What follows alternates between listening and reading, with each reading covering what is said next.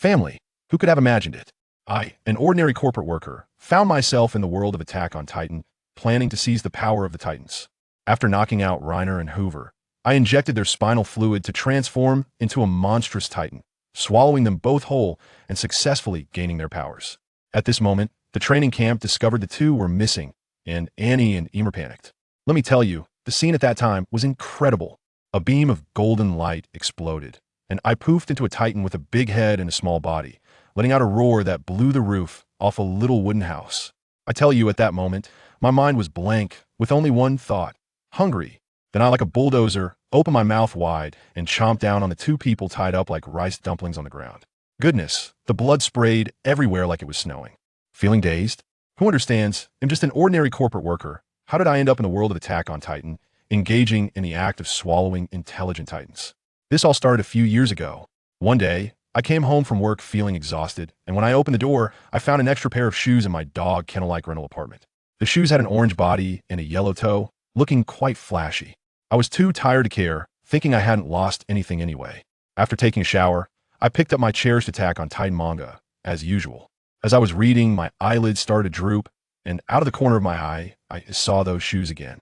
I tell you, it was strange. A voice in my head said, "Try them on. What if they fit?" I don't know what got into me, but I stood up and slipped my feet into them. Guess what? They fit perfectly. Just as I was about to take a few steps, I slipped and accidentally stepped on the manga that was lying on the floor. In the next second, I felt like I had crashed, unable to move, and that manga book acted like a black hole. Whoosh. It sucked me in. When I opened my eyes again, I was stunned. In front of me was a large river, surrounded by medieval-style houses, and in the distance, there were ridiculously tall, colossal walls. My goodness, isn't this the Shiganshina district from Attack on Titan? I, an ordinary person with no strength, had crossed over to this terrifying place where I could be a snack for Titans. At first, I was indeed bewildered, but as a corporate worker, my psychological resilience is strong. After a few days, I figured out a couple of things. First, the thing that brought me here was those shoes, the shoes that let you enter manga. But now they were stuck to my feet like a special effect. I couldn't take them off or even touch them, and others couldn't see them, nor could I go back for now.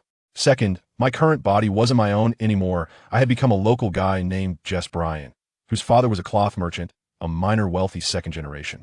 I looked somewhat like my old self, but was much more robust, as he ate well. Third, and most importantly, I didn't want to be a timid, unremarkable person like in my past life. In this world, it's either eat people or be eaten. Since heaven gave me this opportunity, even if I only had 13 years of life, I wanted to make a big move. My plan was simple: seize the power of the Titans.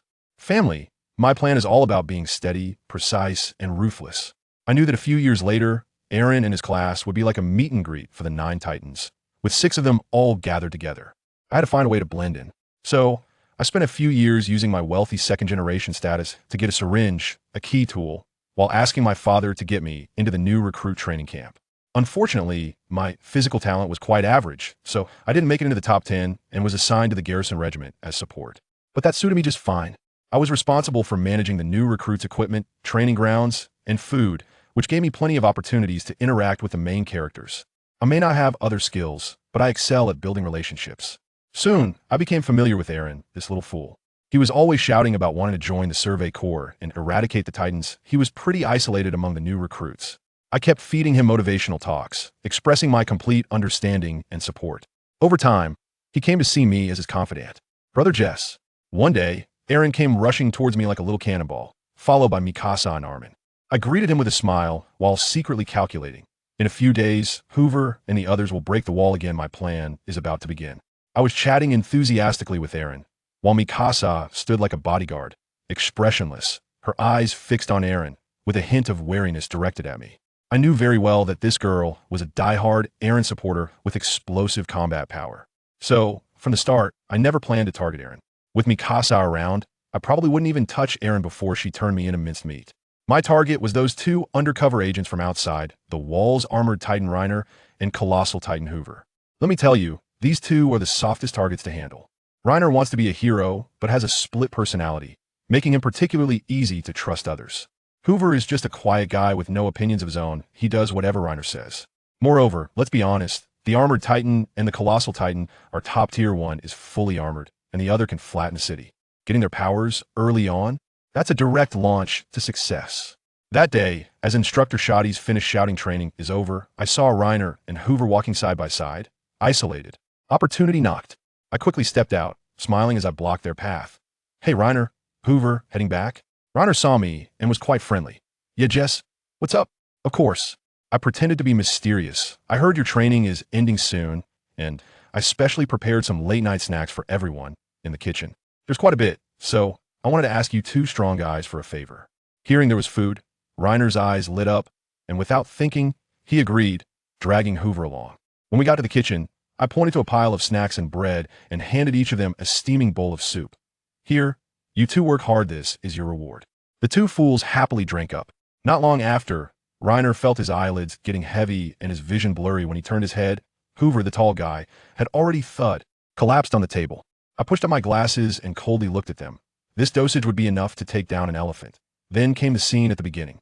In the little wooden house, I had them both tied up tightly. To be honest, I was a bit nervous before taking action. After all, in my previous life, I had never killed a chicken, and now I was going to eat people. The psychological hurdle was tough to overcome. Memories of my previous miserable days flashed through my mind. My parents' arguments, my loneliness in school, the humility of working life. I slapped myself hard. Yuan, you're no longer the person you used to be. Once you take this path, there's no turning back. It's either move forward or die. I hardened my gaze, pulled out the syringe I had prepared long ago, and tremblingly drew a vial of spinal fluid from the unconscious Reiner's neck. This was a gamble. I didn't know if his spinal fluid would turn me into a pure titan, but at this point, I could only move forward. I aimed the needle at my arm, took a deep breath, and plunged it in with force. I'm already on this path, and I have no regrets even if I die. A flash of golden light. I succeeded.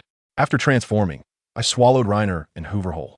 A surge of memories and power instantly flooded into my body.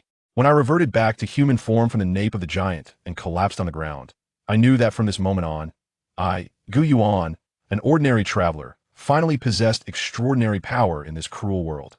As dawn broke, I woke up. Looking at the flattened wooden houses and the blood on the ground, I couldn't help but laugh out loud. Stage 1. Capturing the armored titan and the colossal titan, completed. Next is Stage 2. To seize the powers of all titans and lift Ymir's curse. I don't want to live only 13 more years. I quickly donned the vertical maneuvering equipment I had prepared in advance and disappeared into the vast forest while it was still dim. Meanwhile, the new recruit training camp was in chaos. When Eren woke up, he found Reiner and Hoover's beds empty. During the assembly, Instructor Shoddy's noticed two people were missing and his face turned as dark as the bottom of a pot. Everyone, immediately find these two lazy soldiers. The soldiers searched the entire camp but couldn't find them. It wasn't until noon that the search team discovered the destroyed cabin deep in the forest. This looks like it was bombed.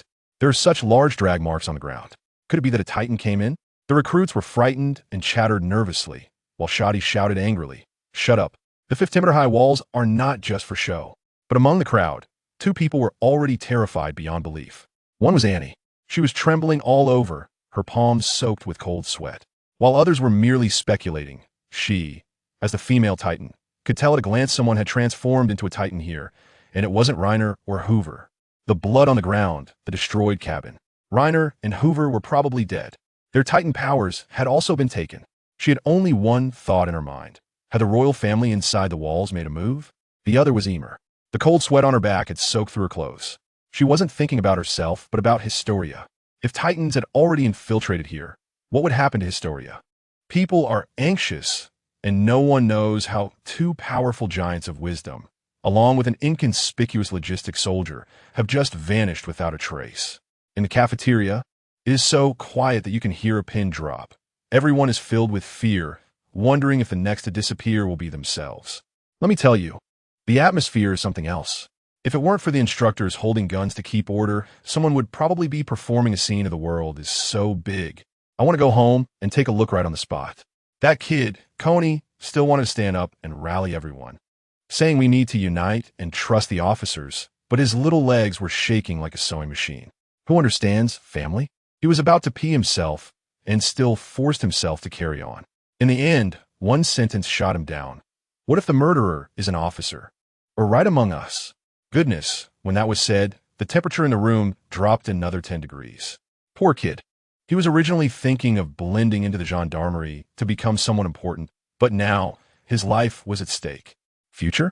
What future? Can it be eaten? Of course. None of this has anything to do with me anymore. Me? I had already slipped away, while they were still playing werewolf.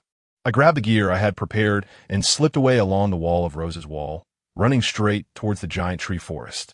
No horse. No problem. I have the three-dimensional maneuvering equipment. You know what I mean? After 5 years, those abandoned outposts inside Maria's wall must still have usable supplies. I need to find a place quickly and activate this giant power. The journey went relatively smoothly.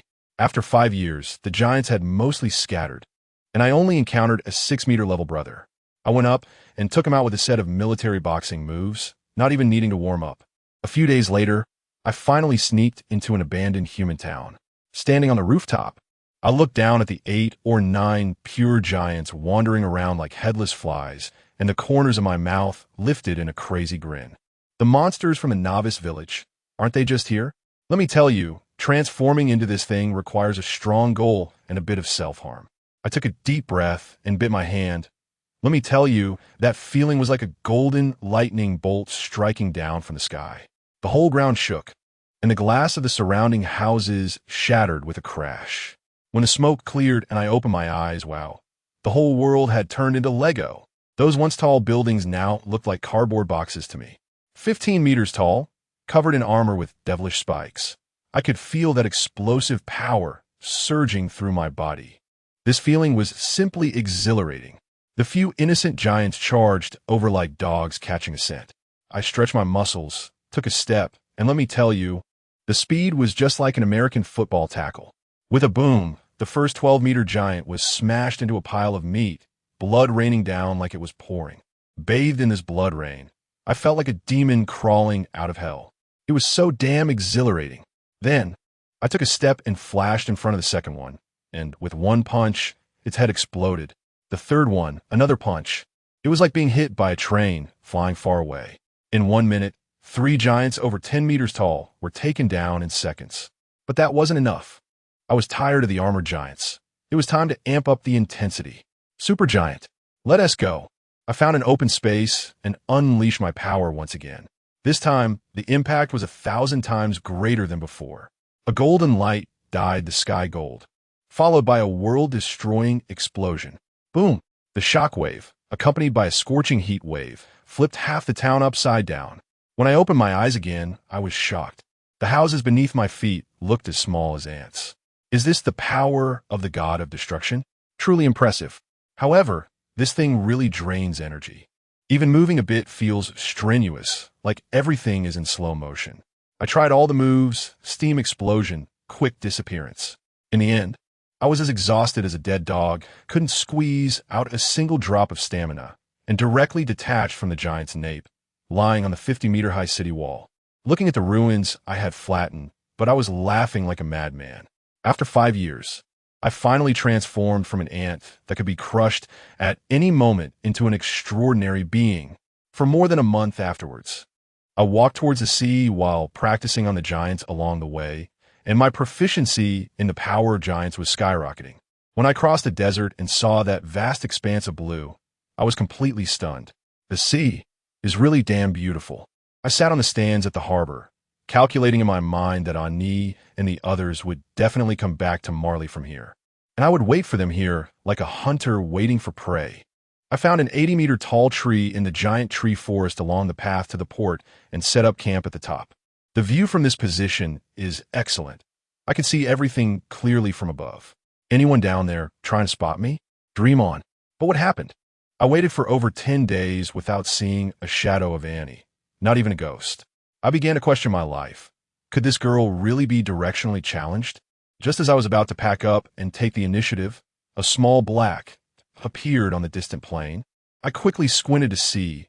It had golden hair and streamlined muscle lines. It's her, the female giant. Speak of the devil, and she shall appear. Annie must have just escaped from the restricted training camp and was rushing home. Without hesitation, I transformed and charged towards her. With a thunderous roar, my demon-shaped armored giant barreled towards her like an out-of-control locomotive.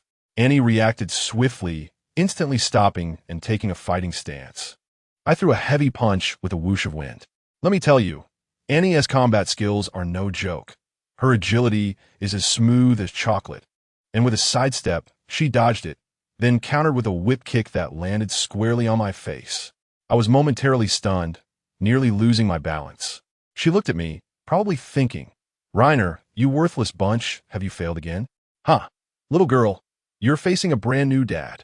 I faked a move to get her to sidestep, then delivered a solid straight punch that hit her blocking arm. With a dull thud, I sent her flying. She wasn't holding back either. She got up and lunged at me, her fists covered in a layer of crystal, raining down punches like raindrops. My armor was getting battered like it was made of paper, flying everywhere, and I felt like I was on a roller coaster inside the giant's body, spinning around. Just as I was about to be beaten into a sieve, fine, I'm done playing. Time to show my cards. I braced myself against her punches, and suddenly, a massive amount of steam erupted from my body. A flash of golden light passed by, and I transformed into a super giant right inside the armored giant. A 30-meter-tall, muscular arm burst forth, and with one punch, I hammered her and the titan straight into the ground. I walked over slowly, tearing open the flesh on the back of the female giant's neck. Inside, Annie had already fainted. I pulled her out and found a place to start a fire. By the time she woke up, I had already severed her hands and feet, and she was slowly recovering. She looked at me with cold eyes. "It's you? The logistics soldier." I laughed. "That's right, it's me." I didn't waste time talking to her and went straight for the kill. "Annie, your dad is still waiting for you to come home, Marley, right?" One sentence, and it left her speechless, her face turning pale. "You think I can't handle you? Help me with something, and I'll let you go home." The scene shifts to the Trost district. The Survey Corps is about to set out on another expedition, and the city gate is packed with people. That kid Eren still looks all fired up. Annie and I, two people in black cloaks, blended into the shadows of the crowd. Our target is among those new recruits, a black-haired girl with freckles, Ymir. I exchange a glance with Annie, ready to take action. In the next second, with a loud bang, I, the armored titan, debuted center stage under the watchful eyes of the crowd. My crimson eyes locked onto Ymir, and I charged at her like a train. The crowd instantly erupted, scattering in all directions. Ymir reacted quickly, pushing his Storia aside, pulling out a dagger to slice her palm. And with a flash of golden light, she transformed into that big-headed doll-like titan. That speed was astonishing. She came at me and scratched me several times. But who am I now? I'm not the same as before. I predicted her movements and landed a solid uppercut, knocking her back like a home run, crashing into a distant building with a thud. That hot-blooded idiot Eren saw me, and his eyes turned red, shouting, "It's been 5 years, you bastard titan. You think you could just charge at me?" Luckily, Armin was quick-witted and grabbed him, saying, "Wait. Look, they're fighting among themselves." That's right. Captain Levi and the others were all on the rooftops watching the show, especially Hang, who was so excited it was like a monkey. If someone hadn't held her back, she would have probably rushed over to conduct some slicing research on me. Seeing that she couldn't win, Ymir turned and ran, using the buildings for cover. I just stood there, watching her flee, and I laughed. Did she think she could escape? How naive, just as she was leaping off the roofs. Feeling like she was about to break free, suddenly, darkness fell over her head. Annie, with a leg dropped from the sky. The female titan's long legs came down like a battle axe bang. She stomped Ymir's titan head straight into the ground, causing her to short-circuit. This left Ymir speechless. I tell you, Annie was ready to feast, her mouth open wide, aiming for the flesh at the back of Ymir's neck. I was right there in my armored titan form, directly reaching out to block her. Hey, don't rush, let me handle this." I took a bite of that limp, hissing giant of the orc, and my heart was as calm as still water. I chomped down hard. Wow, it was a bloody mess, but let me tell you, there was no taste at all. It felt like a sudden jolt in my brain, as if I had suddenly gained a skill set, and instantly I understood all the uses of the orc giant, as if I had known them all along. I'm downloading new abilities here, when suddenly I hear someone on the city wall shouting loudly, "Fire!" In the next second, who understands? The shells came raining down like they were free. Annie's female giant had one of her arms blown off on the spot, and in pain, she quickly crawled under me. I was stunned by the explosion and could only curl up into a metal ball, shielding Annie beneath me. I thought to myself, what kind of junk is this wall made of? but it just kept coming in overwhelming amounts. If this kept up, my armor wouldn't hold out. There was no other choice. I could only shout to Annie underneath me, "Sister, can you hear me? It's an emergency. Quickly get into my mouth." I could feel that Annie was completely speechless at that moment, probably thinking to herself how absurd this request was. If I happened to swallow her and then went back on my word to digest her, who would she go to for an explanation? But with the bombardment outside, she had no choice. In the end, gritting her teeth, she crawled out from her giant female body and climbed into my armored giant mouth using her hands and feet. As soon as she entered, I immediately closed my mouth and stood up under the artillery fire. Seeing this mobile fortress start to move, Levi on the city wall looked grim, coldly cursing, "Damn thing, my sword won't work on him." Elvin also had a furrowed brow, probably close to overheating. I had just rushed out of the bombing zone under the barrage of shells when that old man Elvin gave the order, "Tada, give your heart." In an instant, the members of the Survey Corps swarmed around me like a bunch of rampaging mosquitoes, using their vertical maneuvering equipment to surround me and started hacking away at me relentlessly. I couldn't help but laugh at the time, scratching my head. My buddy's reinforced armor is all about physical immunity. I couldn't be bothered with them, so I just went into train mode and created my way through. That kid Alan was so mad, yelling behind me and rushing up to stab me in the back of the neck. With a clang, the knife broke. It was hilarious. It didn't even break my defense. I was originally looking at Alan, feeling a bit emotional about how this kid's fate was so unfortunate, but the next second I thought, what the hell? I can't even protect myself. So I suddenly turned around and counterattacked. That huge palm was like a shadow covering the sky, grabbing Alan like he was a little figurine. And then, just as I grabbed Alan, my vision went dark, and when I opened my eyes again, the scene had completely changed.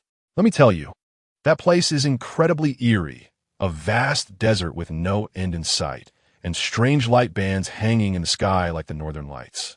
In the middle, there's a giant, glowing tree that reaches to the heavens. When I looked down, there was a blonde little girl standing in front of me, her eyes vacant and hollow. I suddenly realized with a buzz in my head, isn't this the legendary road? Isn't this little girl the progenitor Ymir? Wow, this is triggering a hidden plot. The opportunity has come. I quickly cleared my throat and started to output, like Chairman AI. Progenitor Ymir, the 2,000 years of waiting is over. You are not a god, not a slave. You are free. I babbled on, and what happened? The little girl didn't even pay attention to me, just like a wooden stake, making the situation quite awkward. It seems I didn't activate my verbal escape skills. Just when I was worried, everything flashed before my eyes, and I was back again. As soon as I returned to reality, I saw Mikasa going wild, using her ODM gear, slashing at the seams of the armor on Eren's arm. I have to say, the Ackerman family is really fierce. It hurt me. I was getting annoyed. With my other hand, I crushed the roof beside me, imitating Monkey King style, and hurled a bunch of stone debris at the pursuing soldiers behind us. That guy Erwin is also tough. Seeing me counterattack, he actually shouted for his men to keep advancing. The rebel took down a bunch of them, but the next second, a flash of silver light flew close to the ground so fast I could barely see it. With two swift cuts, the tendons in my armor giant's leg were severed. It was Captain Levi, humanity's strongest, standing at just 6 meters. I crashed down with a bang, my whole body smashed into the ground. With that fall, the Annie in my mouth probably rolled out and started pounding on the inside of my cheeks with her tiny fists, demanding that I let her out. Fine. As soon as I opened my mouth, Annie shot out like a cannonball, and in mid-air, a bolt of golden lightning struck down. Enter the female giant in all her glory. She was fierce, grabbing the ropes of several Survey Corps soldiers and swinging them around like a yo-yo, kicking one after another and turning them into tomato sauce on the spot. Just as Annie was rampaging, Erwin and the others pushed the cannon up. Fire! I watched the shells flying over, and my smile almost split my lips. Just now, I had to protect Annie, so I couldn't use my full strength. But now, no more pretending, time to reveal my cards. Let me show you what the power of the god of destruction truly is.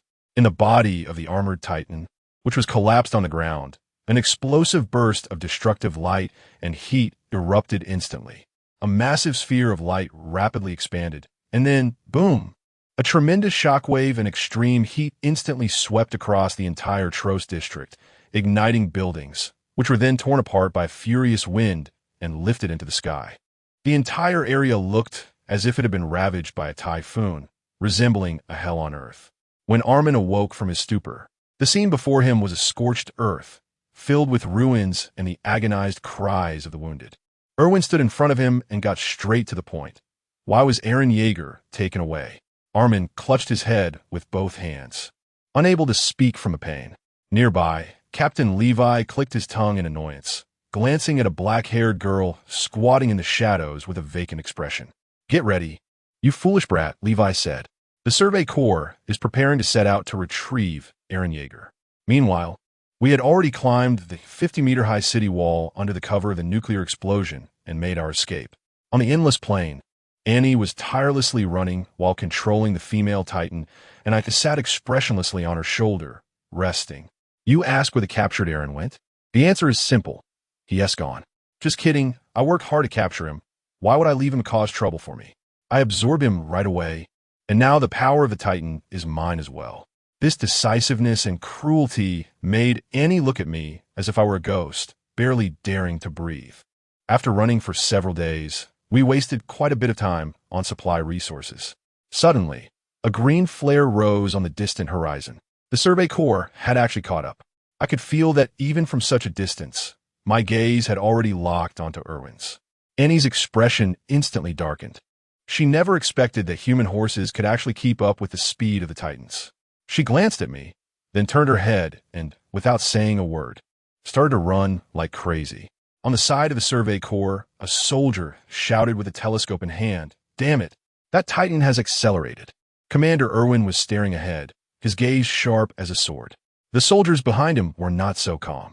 Anyone who had witnessed me transform into the colossal Titan in Tros District was now trembling. In the squad, Mikasa's eyes were resolute, thinking Eren, hold on. Armin, on the other hand, was filled with worry. He was thinking more than anyone else and just hoped that Eren was still alive. With this bit of hope, this group of injured soldiers chased after us, encountering several pure Titans along the way, which resulted in further casualties. But this chase was practically a joke. Let me tell you, Annie's female Titan form, with those long legs swinging like windmills, was pure racing mode, while the Survey Corps riders were on their horses, which were practically foaming at the mouth. They could only eat our exhaust fumes from behind. After chasing for most of the day, not to mention the people, even the horses were about to collapse from exhaustion. Erwin knew that continuing the chase would be pointless, and in the end, he could only darken his face, let out a long sigh, and give the order, "Everyone retreat." I could feel the anger in Levi's eyes, as if he was about to breathe fire, probably imagining chopping off Annie's legs 1,000 times in his mind. Mikasa and Armin were even more anxious, but there was nothing they could do. Reality was that cruel. Who understands family? At the moment they retreated, I could even feel the voices of those people, that sense of unwillingness and despair, fading from my mind. That's right. Once I fused the powers of the 5 Titans, I awakened a new ability, the full map voice pack. As long as they were Eldians, I could vaguely sense their emotional fluctuations. With no pursuers, Annie and I both sighed in relief and plunged into the nearest giant tree forest to rest. That night, as we lit a campfire, Annie hugged her legs and suddenly asked me what my plans were once we got to Marley. What else can I plan? Of course, I want to stir things up, but I definitely can't say that out loud, so I'll just play it cool and say it's not something you need to know. Then this little girl, wow, she hit me with a bombshell, saying, "Is it for the power of the giants? I can help you capture the remaining giants." At that time, I saw an old man on the subway staring at his phone, looking completely confused. What did that girl mean? Was she trying to get herself killed? When she saw I didn't react, she spoke in a voice as faint as a mosquito, saying she promised her dad that she would definitely come back alive. Looking at her curled-up figure, I suddenly found it a bit funny. After all, she was just a teenager. Fine, since you said that, I won't hold back. Relying on Annie to lead the way, we easily snuck onto the boat to Marley. 5 years. I had been living a medieval life, and now returning to the industrial era, seeing those European-style buildings and streets felt like I had time travel back to my hometown, hitting that nostalgia hard. As soon as we arrived in Marley, Annie was taken away by military personnel, probably to report on her work. I thought to myself that the higher-ups in Marley must be in an uproar. They sent out 4 giants, and only one returned, losing the power of 3 giants in the process. Any company would fire someone on the spot for such performance. Sure enough, Annie later told me that the military officers were banging on the table, cursing her as a pig. If it weren't for the beast giant and the vehicle giant being there to keep the peace, she would have transformed right then and there to stomp those people into meat paste. I have started my reconnaissance plan. Looking for the Daiba family? It's almost too easy. This family in Marley is like top celebrities, making headlines every day. It would be hard not to find them. I hit on a high slope with binoculars, and within a few days, I figured out their background. The future Warhammer giant, Logia-type, is still just a little maid following her brother Willie around and looks quite innocent. But I don't have time to wait for her to grow up. Watching the carriage take away the Willie siblings, all I could think was, sorry, you two are in my way. The response from Marley is quite slow. They probably still think I'm far away on Parody Island and never considered that I've already parachuted into their hometown. Just when the higher-ups in Marley finished their meeting and Willie Daiba stepped out to reflect on the troubles of life against the sunset, I delivered him a surprise gift. A golden lightning bolt tore through the sky with a thunderous roar. I, the 70-meter-tall, ultimate stitched monster giant, made my grand entrance. The appearance shocked even me. With an enormous frame covered in armored plating and razor-sharp claws, I looked absolutely stunning.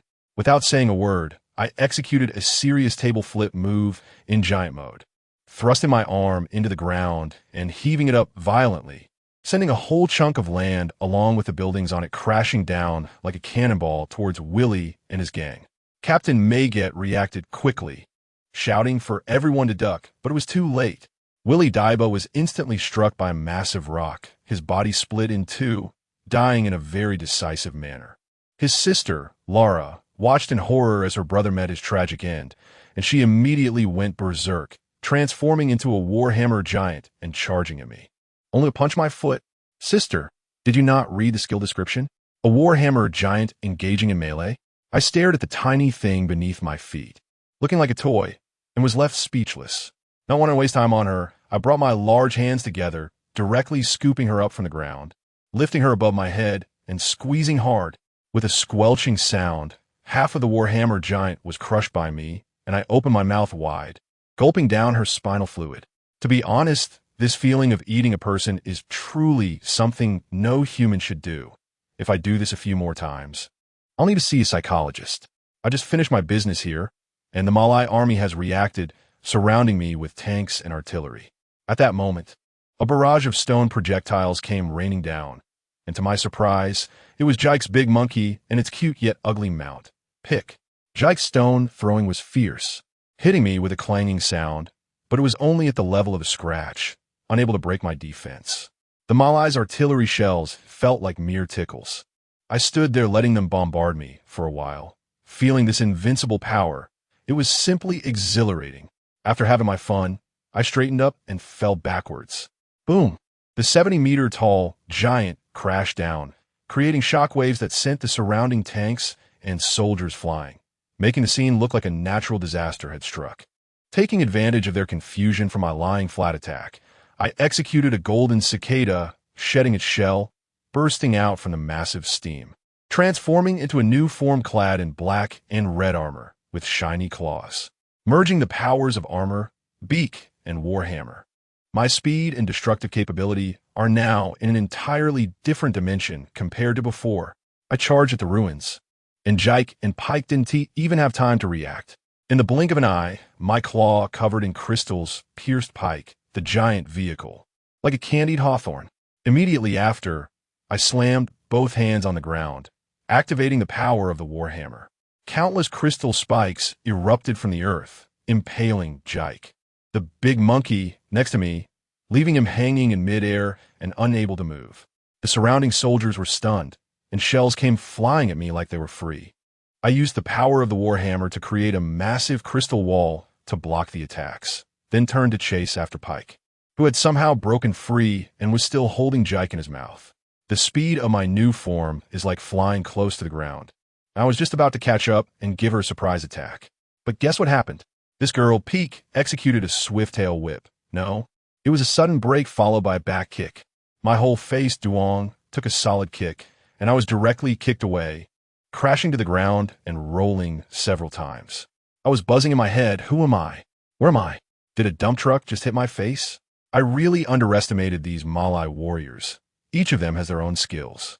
Just as I was about to get up, a loud noise suddenly came from behind me, and my heart skipped a beat. My whole body felt a chill. That feeling was like a natural enemy had arrived. I instinctively wanted to hide, but it was already too late.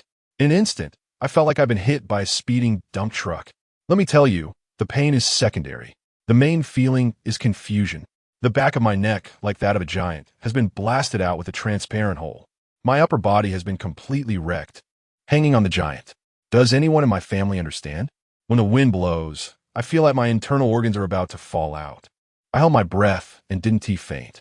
When I looked back, I was shocked to see a giant anti-giant cannon smoking right at me.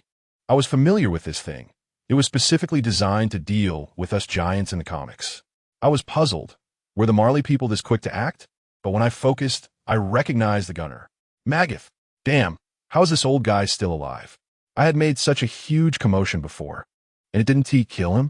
I saw him preparing to load again, and if I took another hit, I would really be on my way to meet Ymir. I quickly used the remaining half of my body, desperately trying to maneuver the giant to dive into the pile of houses nearby, looking for cover. Just as I moved, a golden lightning bolt struck from the sky. A blonde girl-esque figure descended, and before I could react, it was Annie. She transformed into the female titan, and with a swift and precise kick, she landed a solid blow right on my colossal waist. I was kicked into a V shape on the spot, crashing through several buildings in succession before finally stopping, covered in bricks, cement, and blood. I was spitting out blood in big, gulping motions, and my vision was starting to fade. It's over. I'm done for. That guy, Ani, stood there in a fighting stance, walking towards me step by step, his gaze unwavering. I knew what he wanted. He wanted to survive, to spend more time with his dad, and the only way to do that was to use me as a sacrifice, to eat me. I tell you, at that moment, the whole world slowed down in my eyes. In front of me was the relentless Ani, and in the distance was the watchful Magath. This time, I really messed up. Confronting the power of a nation head-on, I was still too young. But is that it? No way. I still have one last move. I exerted all my strength and bit down fiercely on the back of my teeth. In an instant, I tell you, I just exploded. It's not a metaphor, I really exploded. Golden light burst forth from my body, and the entire world seemed to be muted, turning into a bleak whiteness. A massive mushroom cloud shot up into the sky. When the smoke and dust cleared a bit, a 70-meter-tall, completely red giant, looking like a demon, stood atop the ruins. That's right, it was me. This transformation ignited everything around me. Just moments ago, the imposing Ani turned into a piece of human-shaped charcoal, with no complete shape left. In the distance, the fleeing giant was also knocked unconscious by the shockwave of the explosion. Finally, it wasn't in vain. I dragged my utterly exhausted body and squeezed out the last bit of strength, grabbing the still-smoking giant and biting down hard on the back of its neck. A surge of new power flowed in, exhilarating. Stop it, you demon. I turned my eyes and saw the half-bodied Jik wriggling on the ground like a maggot, filled with impotent rage towards me. I scoffed inwardly. A demon? Come on, who isn't a demon these days? It's just a matter of different positions. You're next. Unfortunately, the airships in the sky were already swarming in. I knew I was out of time. The plan to collect the 9 giants had gone down the drain. My body had reached its limit, and my head was pounding as if it would split open. I controlled the colossal giant, and steam erupted from its nape as I emerged from within, looking at the soldiers pouring in like a tide and the airships above. I slowly squatted down and touched my feet. Let me tell you, a miraculous scene occurred. The worn-out military boots on my feet suddenly transformed into a pair of flashy orange shoes. A rush of information flooded into my brain. I felt light as a feather. I tried to gently push off with my toes. Good grief, I flew straight up. The group of Mali soldiers below and the commanders on the airships were all dumbfounded, their eyes wide open like copper bells, probably wondering if this was some new dance move from the third subject. The higher I fly, the more the scenery in front of me begins to distort, as if I have passed through a layer of water. I close my eyes and then open them again. I am back. I am lying on the bed of that familiar rental apartment. I suddenly sit up, rush to the bathroom, and look at myself in the mirror. Is it still the scrawny corporate worker? It's a complete muscle man, with a strong physique and a fierce look in his eyes. This body is the result of 5 years of training in the world of giants. I can feel that the surge of giant power in my spine is still there. I brought the strength back. Moreover, when I checked my phone, not even a second had passed in the real world. This feeling is so wonderful. I casually found a small restaurant outside and ordered a big plate of chicken rice. The owner didn't react at all to my face, which had aged 5 years. Suddenly, I realized that I can't go back to that salty fish life I used to live. Life is short, and now that I have the chance to witness a more exciting world, who would want to be an ordinary person? However, although the giant power is fierce, it comes with a 13-year curse of lifespan, making it as fragile as a crispy Gundam. My original body is still too weak. I need to find a more powerful world. I went home and flipped through my manga collection. Naruto? No way, it's too much about bloodlines. As an ordinary person, I'd just be cannon fodder. Dragon Ball? Even worse, planets explode left and right. With my small frame, I wouldn't even survive one of their blasts. One Piece.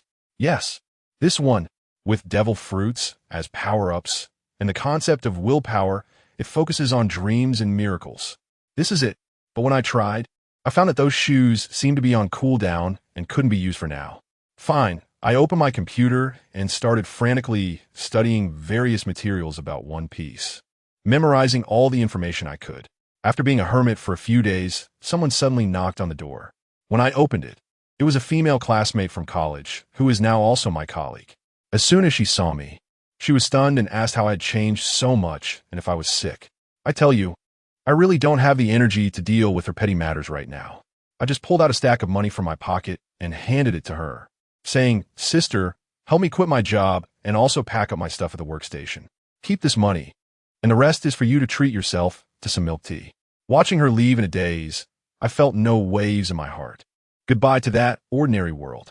As soon as the cooling of the shoes was over, I immediately spread out the first volume of One Piece on the ground, put on those orange shoes, and stepped right onto it. Here we go. Another dizzying spin.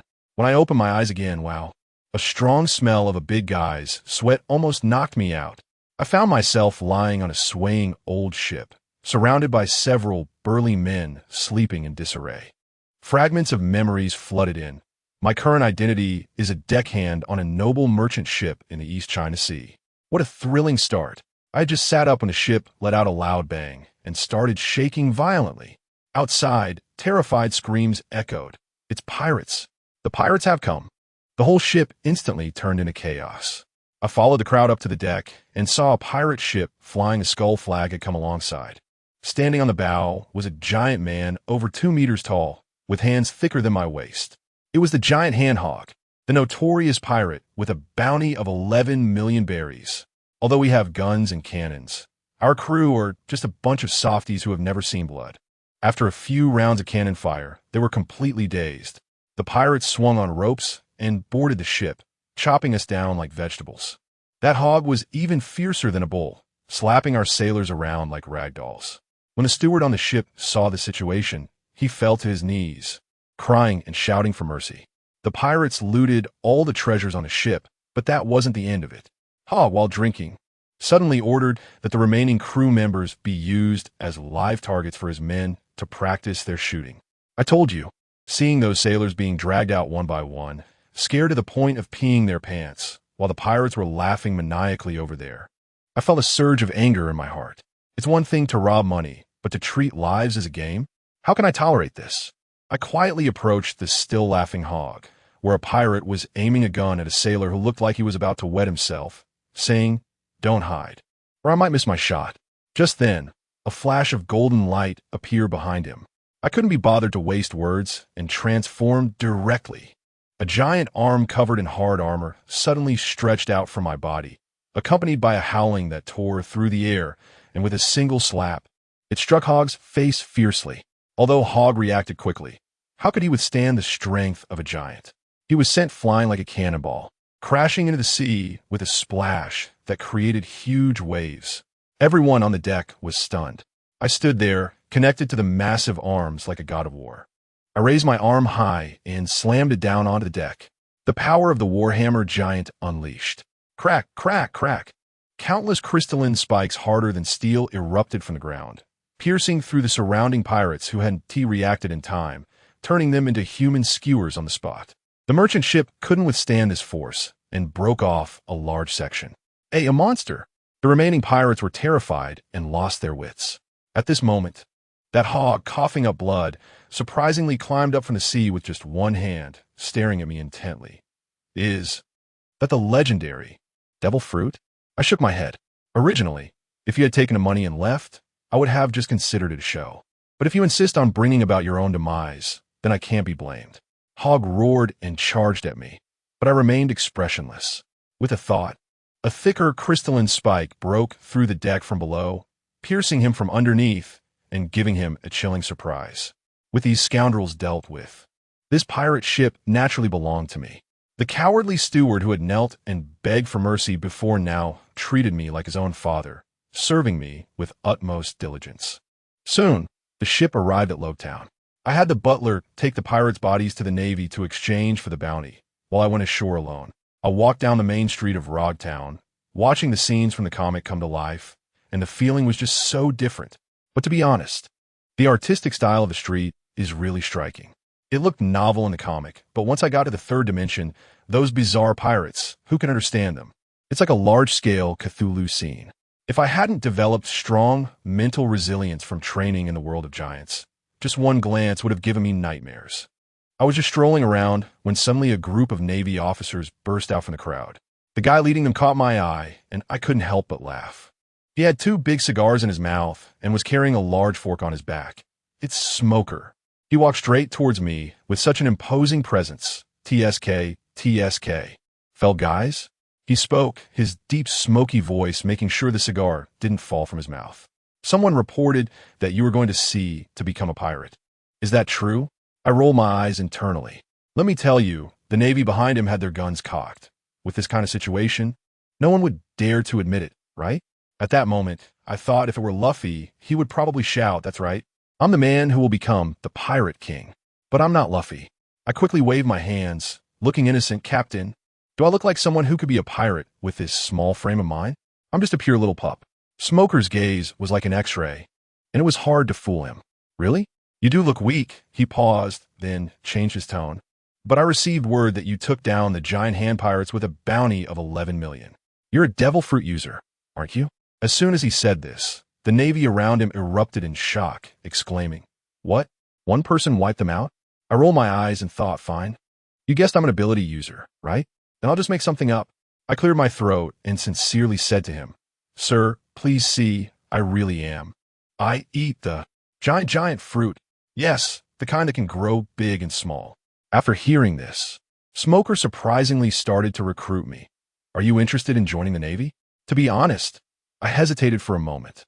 For someone like me, with no background or lineage, joining the Navy would definitely be a good path. I might even get prioritized for training at the headquarters and quickly become stronger. But as soon as he asked, a word suddenly flashed in my mind. Class vibe. No way, I definitely can't join that class. I sighed and directly refused. Thank you for the invitation, but I have my own things to do. Smoker stared at me for a long time and finally threw down a harsh remark. You better not let me see you flying a skull flag, or I'll personally throw you in jail. I was almost laughing out loud. Buddy, you look down on me now, but you'll regret it later. I currently have the power of the 8 great giants in my hands, and with full force, it's no problem to arm wrestle with the 7 warlords.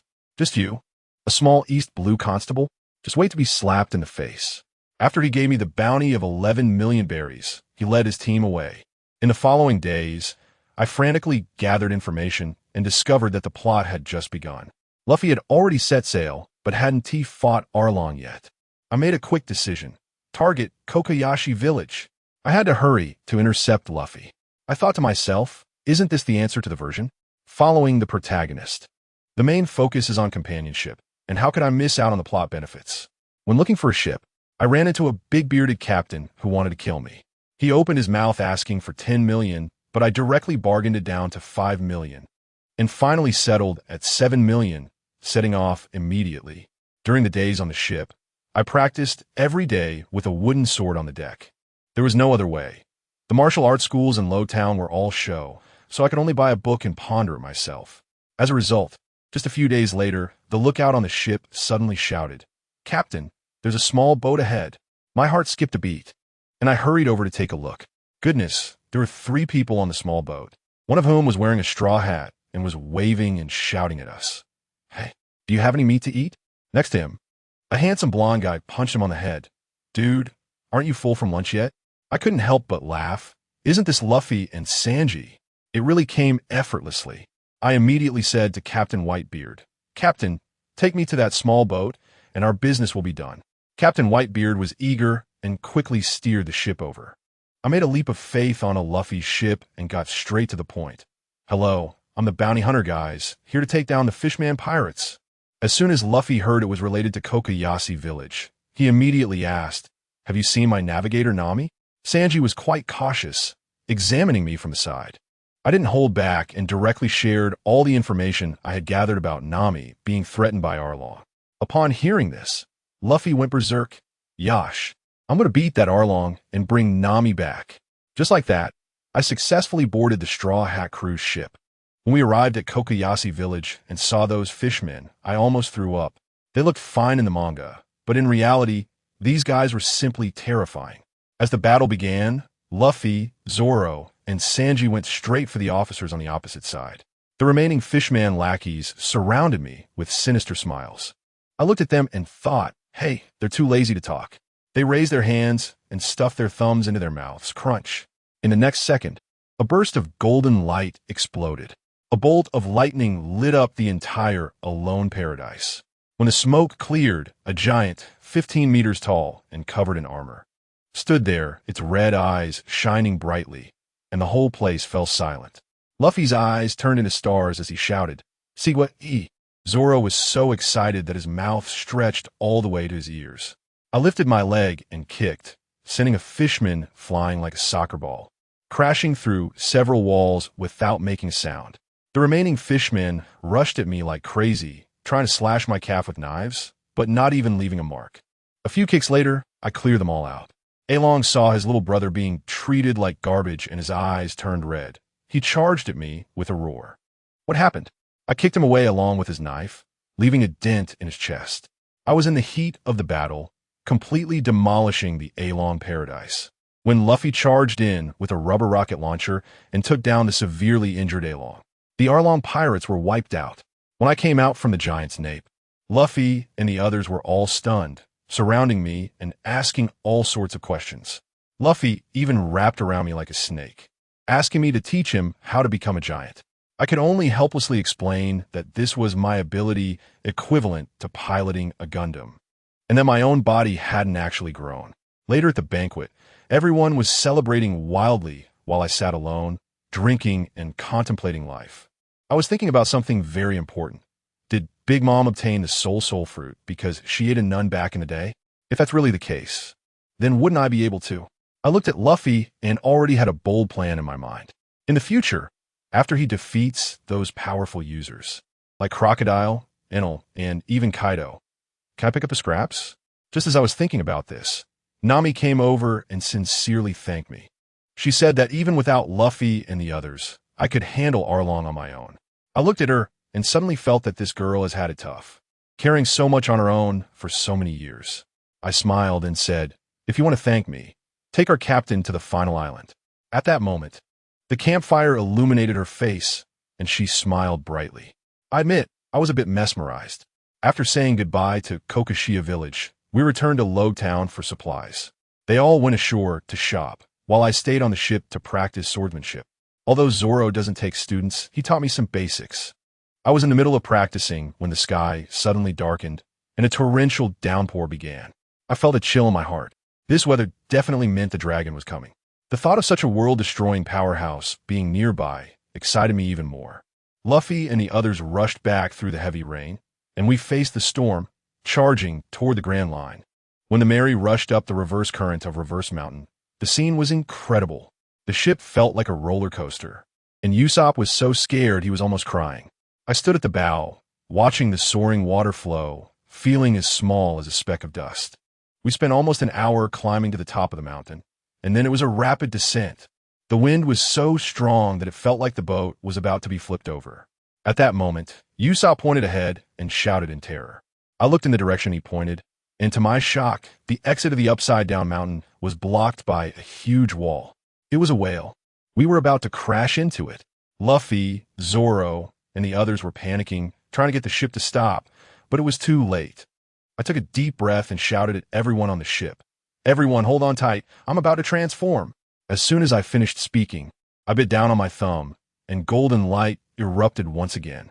A 15-meter-tall armored giant appeared directly on the deck of the Mary. The moment this giant emerged, let me tell you, the scene was truly shocking. This 15-meter-tall giant's feet seemed to be rooted to the deck, slamming down and causing the Mary to sink a bit. Then I rubbed my hands together, and lo and behold, a blue crystal spear, longer than the ship itself, formed in an instant. I swung it around and struck the cliffs on both sides. You should have heard that sound. It was like nails scratching a blackboard, sparks flying everywhere. And I managed to stop the ship with sheer friction. At that moment, I shouted to Luffy and Nami, "Hold steady, everyone, it's your turn now." The following voyage felt like it was on double speed, with encounters of giant whales and Luffy making a promise with them, all like a movie scene. But my eyes never left that old man named Crocodile. Let me tell you, he's the ship's doctor of Pirate King Roger. Once they finished chatting, I took a step forward and said, "Senior, I've heard of something called hockey. Could you share a few pointers?" As soon as I said this, Luffy and Zoro's ears perked up like radar. Old man Crocodile was also taken aback, probably wondering where this kid got his information. But he didn't hold back and simply gave us a brief explanation. In short, hockey is a weapon of willpower divided into observation hockey, armament hockey, and most powerful, conqueror's hockey. Who understands this, folks? ISNT, this just the tangible version of the aura or killing intent we often talk about. Acquiring theoretical knowledge is one thing, but I knew very well that with my small frame and without a top-notch personal trainer like Rayleigh to guide me, dreaming of cultivating hockey was just that, dreaming.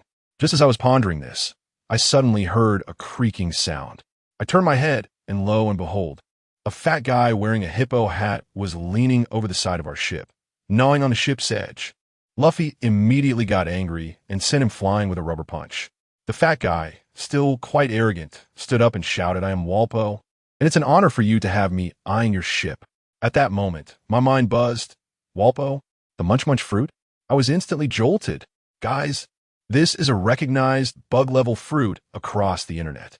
Its potential is comparable to the op fruit, but it ended up with a useless master. What a pure waste of resources. If I don't seize this opportunity, I feel like my life will lack flavor. I immediately shouted to Luffy, "Luffy, let me handle this. If you dare touch the Going Merry, you must see what I can do." In the next second, I transformed. A giant 15 meters tall appeared, and with a big hand, I grabbed him.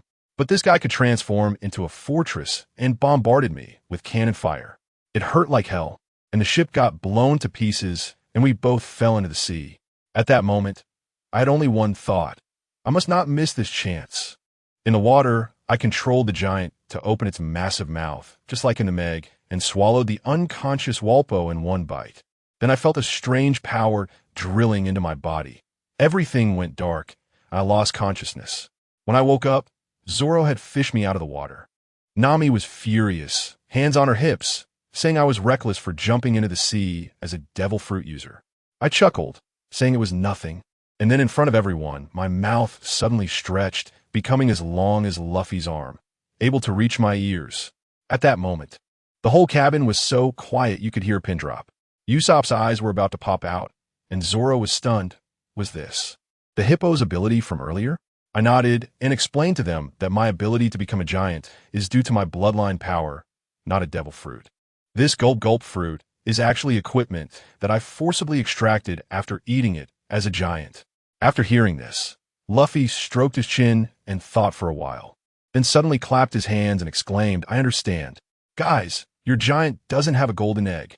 The whole place went silent, and Nami punched him, burying his head into the deck. This guy always focuses on such strange things. After coming clean with my partners, I felt more at ease. I realized that the biggest advantage of hanging out with the main character group is that they never pry into your secrets, as long as you treat them as partners. Moreover, with Luffy's constitution, it's like a magnet for both fortune and disaster. I don't even have to seek trouble, it just comes to me.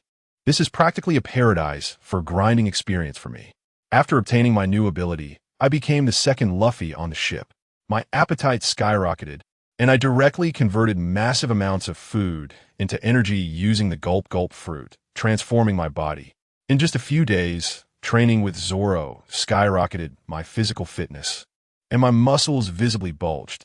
Soon, we arrived at the first stop of the Grand Line, Whiskey Peak. Let me tell you, the people on that island were as enthusiastic as a den of scammers, offering fine wines and delicacies. Luffy and the others, being simple-minded, fell for it immediately, while only Zoro, Nami, and I were clear-headed. At the banquet, Luffy and I went into a binge-eating mode. They had put sleeping pills in the food, but I used the gulp-gulp fruit's ability to directly break it down into protein in my stomach, while also strengthening my organs. Pure technology and ruthless efficiency. When night fell, the bounty hunters indeed made their move. Zoro single-handedly cleared out that group of weaklings as if he were chopping vegetables. Then, the main targets arrived, a guy with an explosive hairstyle and a girl with an umbrella, high-ranking agents from Baroque Works.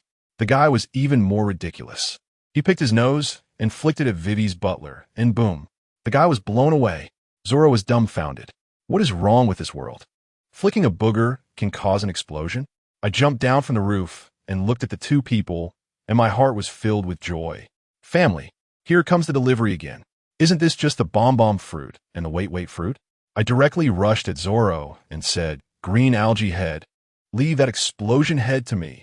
I dashed forward in one swift move, not giving him a chance to chatter, and with my fist covered in blue crystal, I slammed him into the wall so hard he couldn't get out. These early-stage mini-bosses overly rely on their fruit abilities. Their bodies are as fragile as paper. I walked up to him, took a deep breath, and in front of everyone's shocked gazes, opened my mouth wide and swallowed him whole.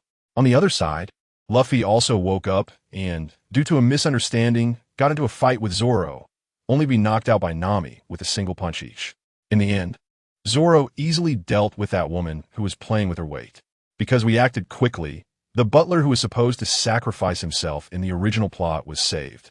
Princess Vivi looked at us monsters, probably having her worldview reshaped, and hurriedly came to ask us for help. At that moment, Yuan also walked over, still excited. I saw him sneak a glance at Princess Vivi, who was crying to Luffy over there, and then, guess what? He lowered his head and, with a gulp, swallowed the corpse of Miss Valentine's Day lying on the ground. I was stunned at that moment. What was going on? Was he stealing offerings? Meanwhile, Princess Vivi was there earnestly explaining how dire the situation was back in Alabasta, saying that the mastermind was one of the 7 warlords of the sea, Crocodile, and hoped that Luffy and the others could help. Let me tell you, the atmosphere on the ship became a bit subtle at that moment. Nami and Usopp, those two cowards, turned pale at the mention of the warlords, frantically hinting that we shouldn't get involved in this mess. But Zoro and Sanji were different. Being 2 battle maniacs, they thought that since we were already in conflict with Baroque Works, it was too late to back out now. In the end, everyone discussed it and decided to act as drivers for the princess, safely escorting her back first. Just as the ship left Whiskey Peak, I still hadn't relaxed my heart when a cold, icy voice suddenly echoed on the ship. The Straw Hat Kid with a bounty of 30 million, right? Good heavens. The hairs on everyone's bodies stood on end. Turning around, a mature woman wearing a cowboy hat stood there, looking as if she had materialized out of thin air, like an NPC. Sanji and Usopp yelled and rushed forward, but before they even got close, they were bounced back by an invisible force. This immediately stunned everyone. No one dared to move. I felt a jolt in my heart. Isn't that Nico Robin? Future crew member. But for now, she's still on the enemy's side. I could only pretend to be nervous in the back, while my eyes were wide open like searchlights, observing frantically. Robin didn't waste much time either. She pulled out a pointer and said it showed the safe route to Alabasta. But then that rebellious kid, Luffy, grabbed it and crushed it with a snap, arrogantly saying, "Our course doesn't need your input." Well, great, now the safe route is gone, and we can only follow the original record pointer. Our next stop is a place that sounds hardcore just by its name, Little Garden. During those days on the ship, Yuan was going crazy lifting weights. Those dumbbells were bigger than me, and he was sweating like it was raining. I knew what he was planning. Little Garden was practically a treasure island, filled with prehistoric giant beasts and Mr. 3 from the Baroque works. That guy's candle fruit is a good thing. Speaking of which, I have a secret to tell you. Yuan has already borrowed the previous 2 powers, Mr. 5's Bomb Fruit and Miss Valentine's Heavy Fruit. Yes, you heard it right, borrowed. His gluttony fruit is practically a bug. When he swallows someone, it's like they've been put in a time-stopped locker, their consciousness frozen. Then Yuan can splice the abilities of the swallowed person onto himself, temporarily gaining their powers. The downside is that he has to keep the power user inside him as a power bank, and if he spits them out, he loses the ability. Before long, we arrived at Little Garden. Who understands, the trees on that island were as tall as skyscrapers, and the air was filled with a primitive, wild scent. Just a few steps off the ship, Yuan bumped into a saber-toothed tiger the size of a small truck. His eyes lit up, he licked his lips, and the expression on his face almost said, "You look delicious." The big cat sensed danger, circling around him and growling low, but ultimately couldn't hold back and pounced. However, Yuan didn't dodge or evade. He punched it right back. With a dull thud, I watched as the saber-toothed tiger's forehead caved in. But this thing was really tough. It didn't die and instead became even more ferocious, its eyes blood red. Yuan was momentarily stunned, muttering about how ridiculous the species in the Pirate King world were. In the next second, he conjured a sky-blue crystal spear out of thin air and threw it swiftly, piercing the tiger's body with a thud. Immediately, the half of the spear exploded. Goodness, half of the tiger was blown apart into a rain of blood. Yuan shook his hand, looking satisfied, saying that the bomb fruit was really useful, much cooler than Mr. 5 using boogers as bombs. However, seeing the mess on the ground, he lost his appetite and turned to search for other buffet options in the forest. During that time, the entire forest seemed to have been invaded by bandits, with birds and beasts fleeing in all directions, all becoming Yuan's meals. Meanwhile, Mr. 3 from Baroque Works, that weirdo with a hairstyle shaped like a 3, was impatiently waiting for Mr. 5 and the others to meet up. After waiting for a long time with no one showing up, he figured he could wipe us out on his own, thinking all the credit would be his. Lost in thought, he started laughing out loud, and with his little art assistant, Golden Week, he set off. Back on the ship, Nami and Usopp, the stay-at-home kids, were discovered by a giant named Broggy, who was quite friendly and invited them to his home, although they were terrified and trembling, having seen Yuan turn into a giant. They managed not to die on the spot. At that moment, Yuan was already standing on a patch of scorched earth. In just a short while, relying on the extreme mobility of the heavy fruit, he had hunted down a dozen ancient beasts, and his energy meter was almost full. He clenched his fist, feeling like he could turn into a giant and throw 10 nuclear bombs without even breaking a sweat. Just then, with a rumble, a volcano erupted in the distance. Of course, I know after reading the script, this is the signal for the 2 giants on the island to duel. That bastard Mr. 3 is definitely going to make trouble. Yuan's eyes sharpened, and he immediately rushed towards the volcano. By the time we arrived, the scene was already a chaotic mess. Zoro, Nami, and Vivi were all stuck to a giant candle cake stand, unable to move. Luffy was about to go rescue them, but that little girl named Golden Week painted a symbol on him with paint, and he just stood there leisurely drinking tea, making Usopp jump up and down in panic. Mr. 3 watched this scene, hands on his hips, laughing wildly. The Straw Hat crew is so weak. Just when he was being the most arrogant, Yuan burst out from the forest. Without saying a word, he conjured a crystal spear in his hand and hurled it straight at Mr. 3's face. Mr. 3 reacted quickly, pouring wax liquid from his hands, which instantly solidified into a wall. But just as he was about to mock, the spear exploded with a bang, covering him in soot. Now, Mr. 3 dared not underestimate him, waving his hands as a large amount of wax surged like a flood. Yuan immediately took a pitching stance, and several crystal balls appeared in his hands, which he threw out like a shotgun. Bang, bang, bang. The candle fortress was instantly blown to pieces. Mr. 3, seeing this familiar explosion scene, became increasingly uneasy and pointed at Yuan, shouting, "Why? Why can you use Mr. 5's ability?" As soon as he said that, everyone was stunned, all looking at Yuan. Yuan smirked, his smile incredibly arrogant. "You have no idea about many things." After saying that, he donned crystal gauntlets and charged forward like a cannonball. Mr. 3 panicked as well, using wax to create a huge suit of armor for himself. The two fists collided fiercely. Boom, another loud noise, and Mr. 3's wax armor shattered on the spot, causing him to spit out blood and fly backward. Yuan wasn't feeling great either. The bomb fruit's ability is to hurt the enemy while injuring oneself, and the explosion really hurt. Nami shouted anxiously from the side, "Guys, help!"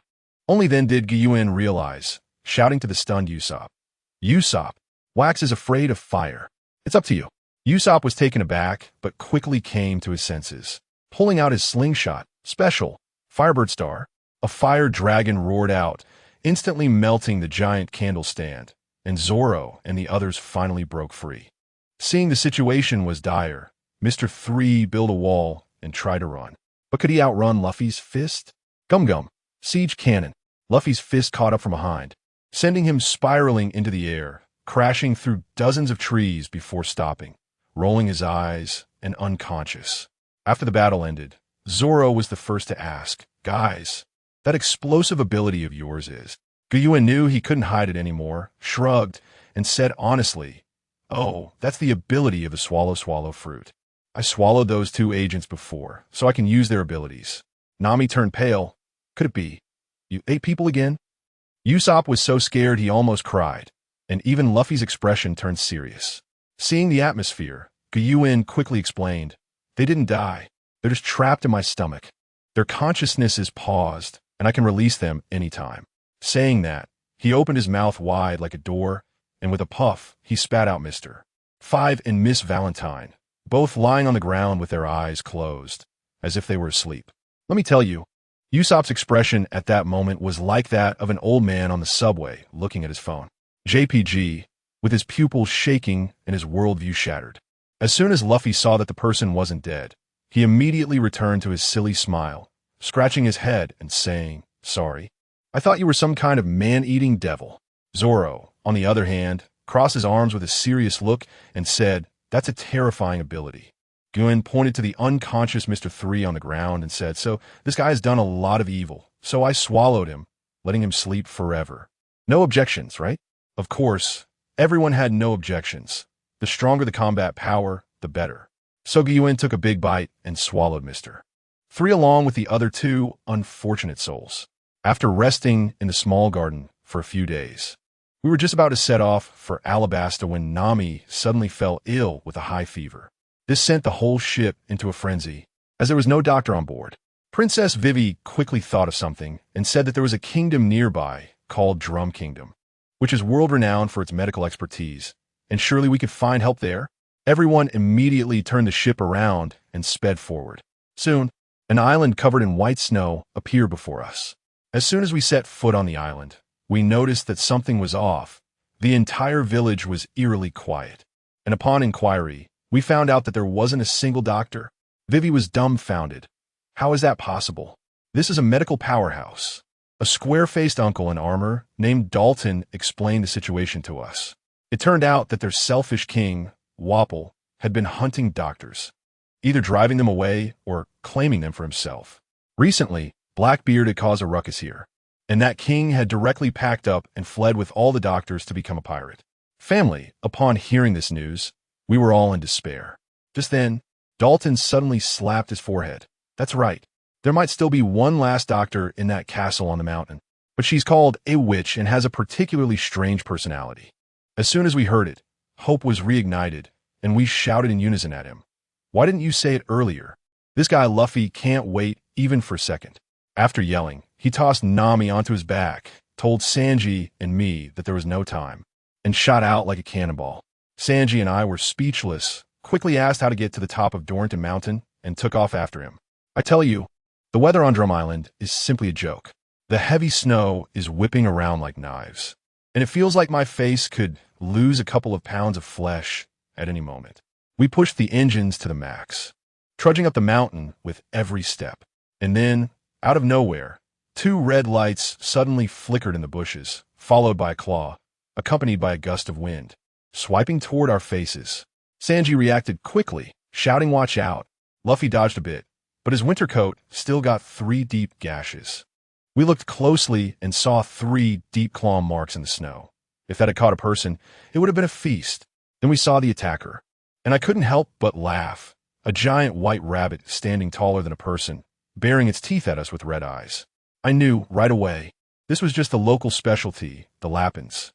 Before we could react, a whole bunch of white rabbits popped out behind it, each one bigger than the last. Sanji turned pale. After kicking 2 away, he realized it was useless. There were just too many rabbits. He yelled, "Run! Luffy, run!" Now we were in trouble, being chased up the mountain by a mob of rabbits. To make matters worse, the noise from the fight triggered an avalanche. I looked up, and there it was, the snow from the entire mountain pouring down like a waterfall. Sanji's eyes nearly popped out in fear as he screamed, "Avalanche!" We had no choice but to turn back. With an avalanche behind us and a bunch of rabbits using tree trunks as ski boards on top of the avalanche. What a scene! I thought to myself that we can't keep acting. If we continue, the 3 of us will end up having a feast here.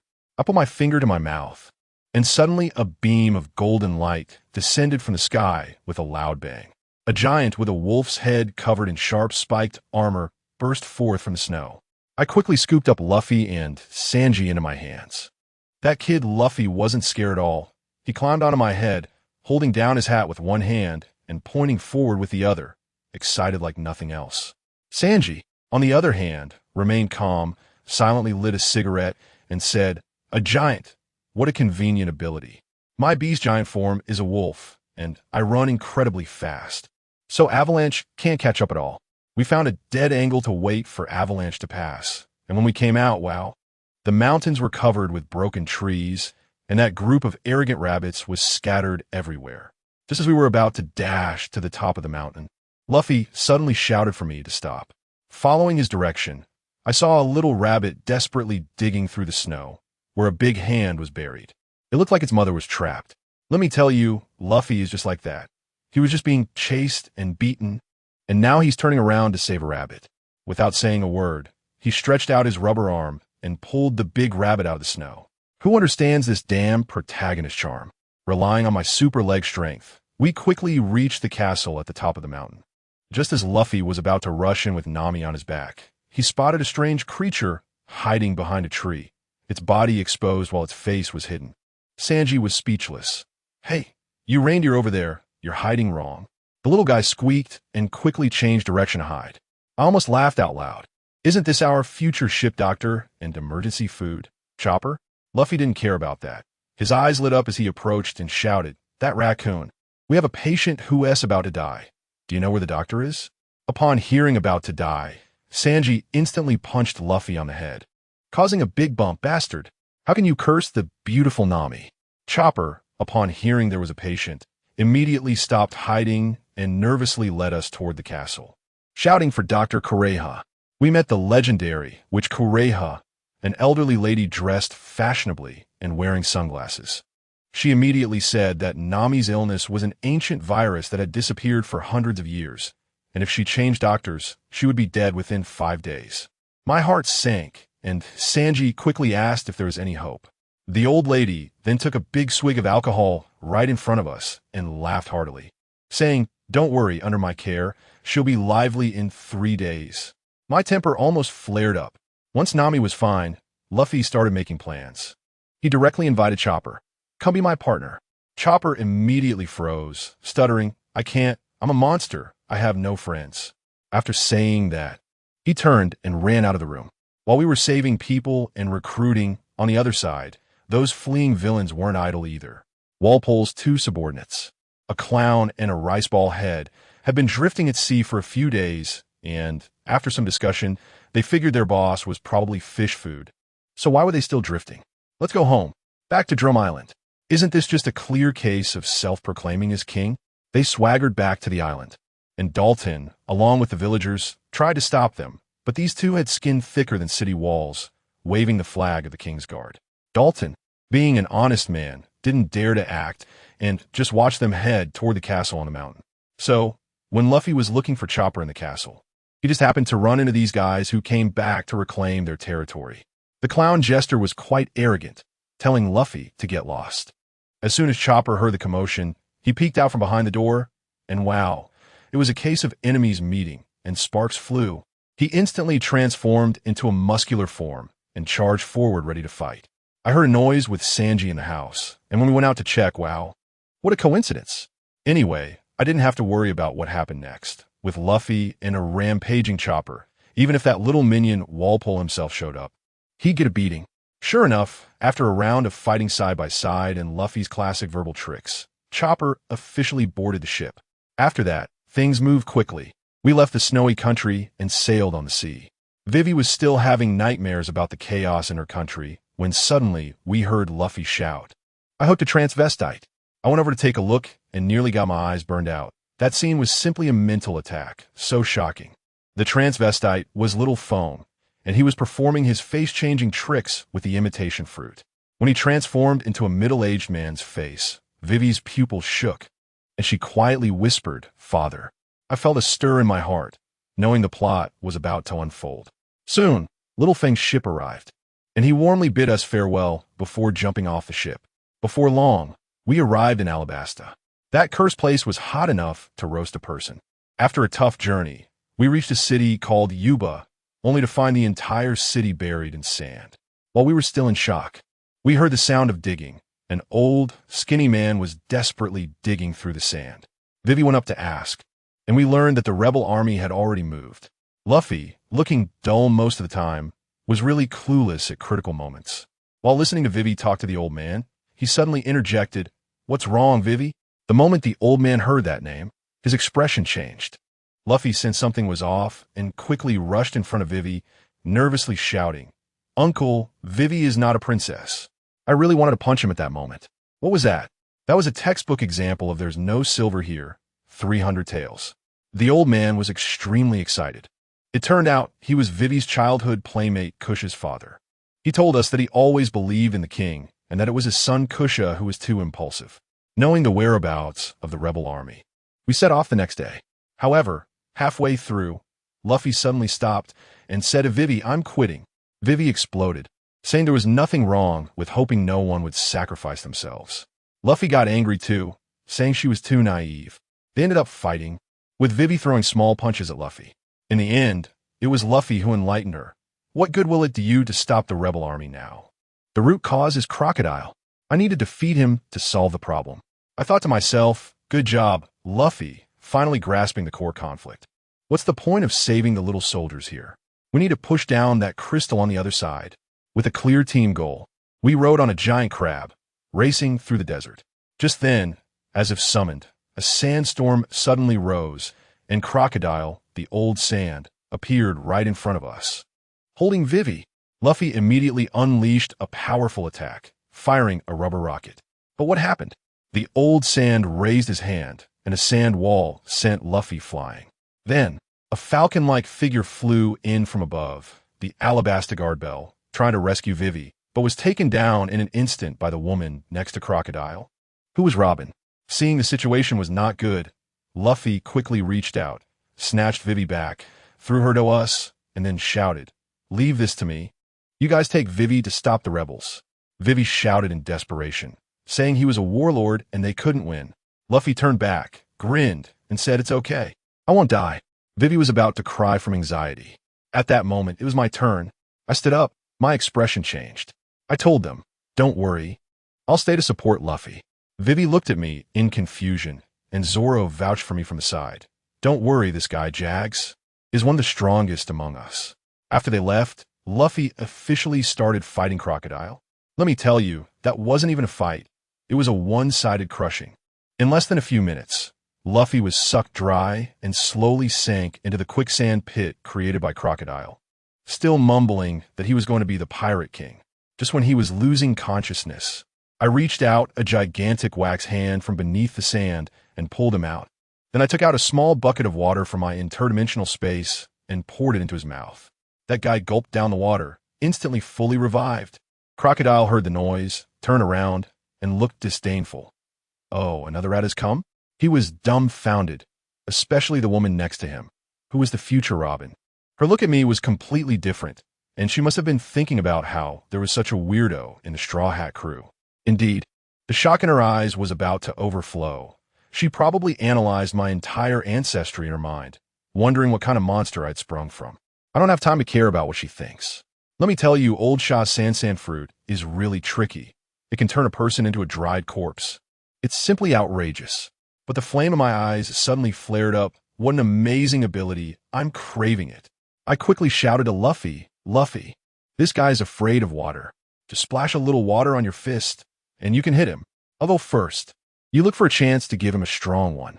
Luffy, that single-celled organism, understood right away. Oh. Got it. When our fists collided, the fighting spirit was soaring. I shot out like an arrow, and with a flick of my right fist, the candle instantly solidified, forming a huge candle drill that I thrust right at Crocodile's golden hook. With a loud bang, we started to clash fiercely, the sounds ringing like metal striking metal. After exchanging a dozen blows, I felt something was off. My combat skills were still too rough, purely a wild style. Old Sand is a seasoned veteran. He seized the opening and closed in, swinging his golden hook like a whirlwind, creating a small tornado in his hand. Sandstorm. A crescent wave made of sand sent me flying. Damn, I flew more than 10 meters away. I quickly used a candle to create a big hand on the ground to stop myself. I thought to myself, this is impressive. No wonder he's one of the 7 warlords. His combat power is far ahead, and I really can't just mess with him. But can I back down? No way. I slammed my hands on the ground and yelled, "Wax, come out." A wax dragon head, over 4 meters tall, shot up from the ground, opening its big mouth and spraying wax bullets like a Gatling gun. Lao Sha looked at me with disdain and said, "Tisish, what power can a small candle have?" He waved his hand casually, and sand gathered into a big sword called the Desert Treasure Sword, intending to cut down all my bullets. But guess what happened? As soon as my wax bullets touched his sword, boom, they exploded. Let me tell you, that scene was like every candle bullet was a little bomb, exploding on contact. My Tommy gun never stopped, with explosions raining down, primarily focusing on firepower suppression, directly turning Crocodile into a pile of sand. The shock wave even blew Robin, who was watching from the side, away. It felt like it lasted less than a minute, but it felt like a century had passed. When the explosions stopped, the sand on the ground slowly gathered back, reshaping into Crocodile. This is the disgusting part of the Logia-type elementalization. It's practically invincible in the early stages. Old Sand was sweating on his forehead, probably terrified inside, thinking that if my explosions had some liquid in them, he would have been done for. And just look at where he was standing earlier. The sand was gone, leaving a big pit that exposed the dark soil underneath. Robin, who had been blown away, propped herself up and had a ghostly expression on her face. Who is she? She's a top student, and she immediately recognized the explosion just now was Mr. 5's ability, and combined with Mr. 3's candles. Her gaze towards me completely changed. She probably already considered me some ultimate patchwork monster in her mind. Old Sand, being someone who cares about face, was suffering but still pretended to be tough, saying, "Just this much. My power is beyond your imagination." As he spoke, he spread his hands, veins bulging, and began to unleash a big move.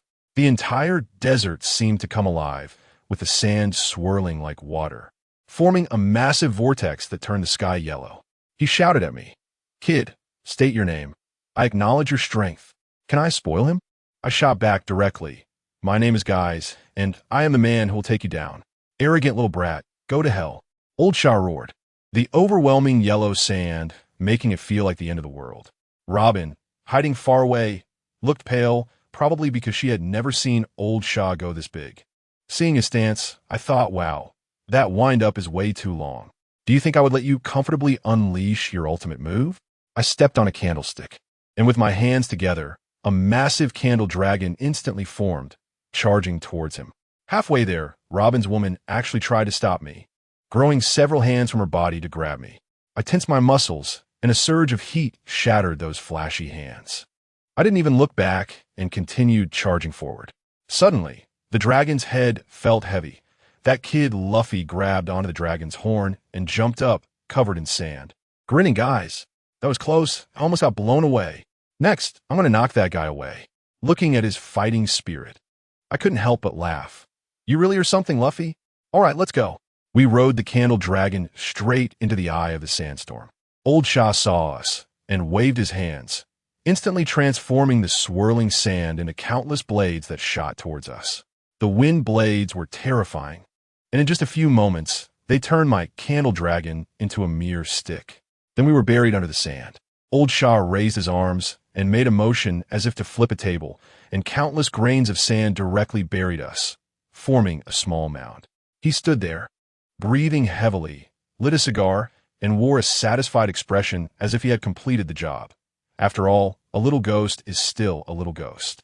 Just as he was about to turn and leave, the sand dune behind him suddenly began to glow, turning bright red, as if a sun was hidden within. Old Shah's expression changed. Not good. Too late. Boom. A massive mushroom cloud shot into the sky. Crocodile was swept away like a rag by the shockwave, spitting blood mid-air. He managed to transform into sand and land, barely steadying himself, still unclear about the situation, when suddenly a fist shot out from the sand in front of me and landed squarely on his face. It was Luffy. This punch directly deformed Old Shah's face, sending him flying dozens of meters away, crashing into the sand dune and creating a large pit. We walked up to him, one after the other, and this guy was already looking like a battered sack, his slick back hair a mess like a bird's nest, coughing up blood. I cleared my throat and began the process. Crocodile, the sand crocodile, you have overthrown the country for your selfish desires, a grave sin. Today I will suppress you. Luffy chimed in from the side. That's right, old sand. You've caused Vivi's country to be engulfed in war. That's too much. Then, in front of Luffy, I said, Luffy, I'm going to eat him. Without a second thought, Luffy nodded. Oh, okay. That's just how he is. Once he recognizes someone as a partner, he trusts them unconditionally. In the next moment, my mouth became as large as rubber, and I swallowed the dazed crocodile in one bite. In my snakeman space, he experienced what it meant to be torn apart, leaving only a still-beating heart surrounded by swirling yellow sand.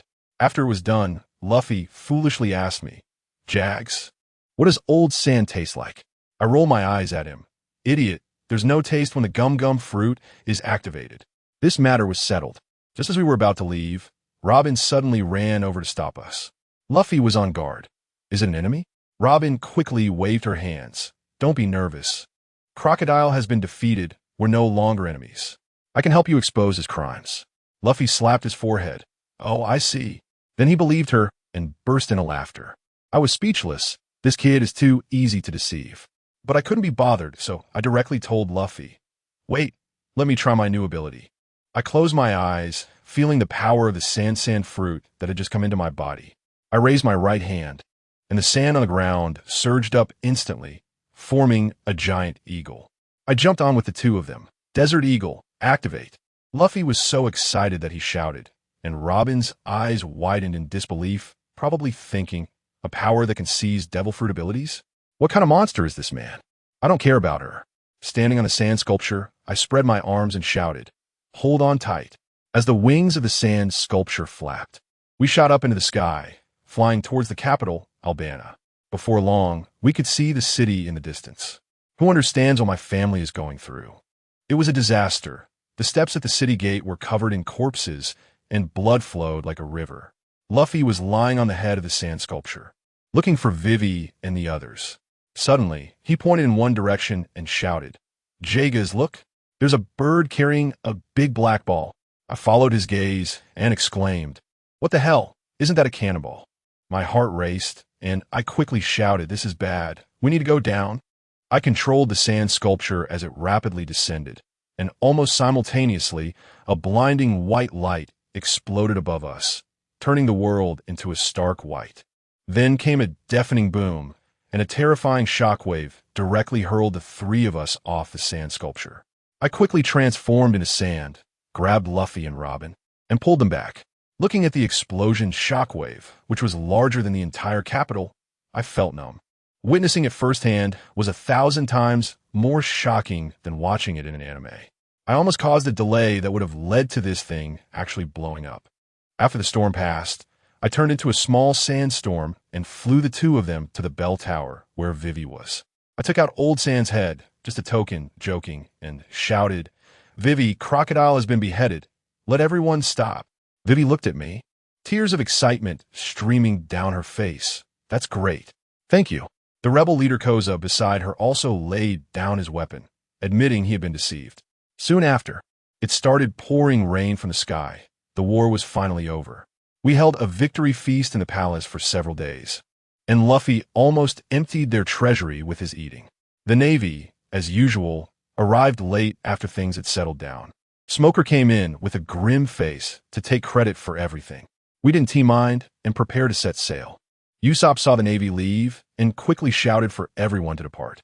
The ship slowly left the harbor, and Luffy was at the stern, crying like a fountain.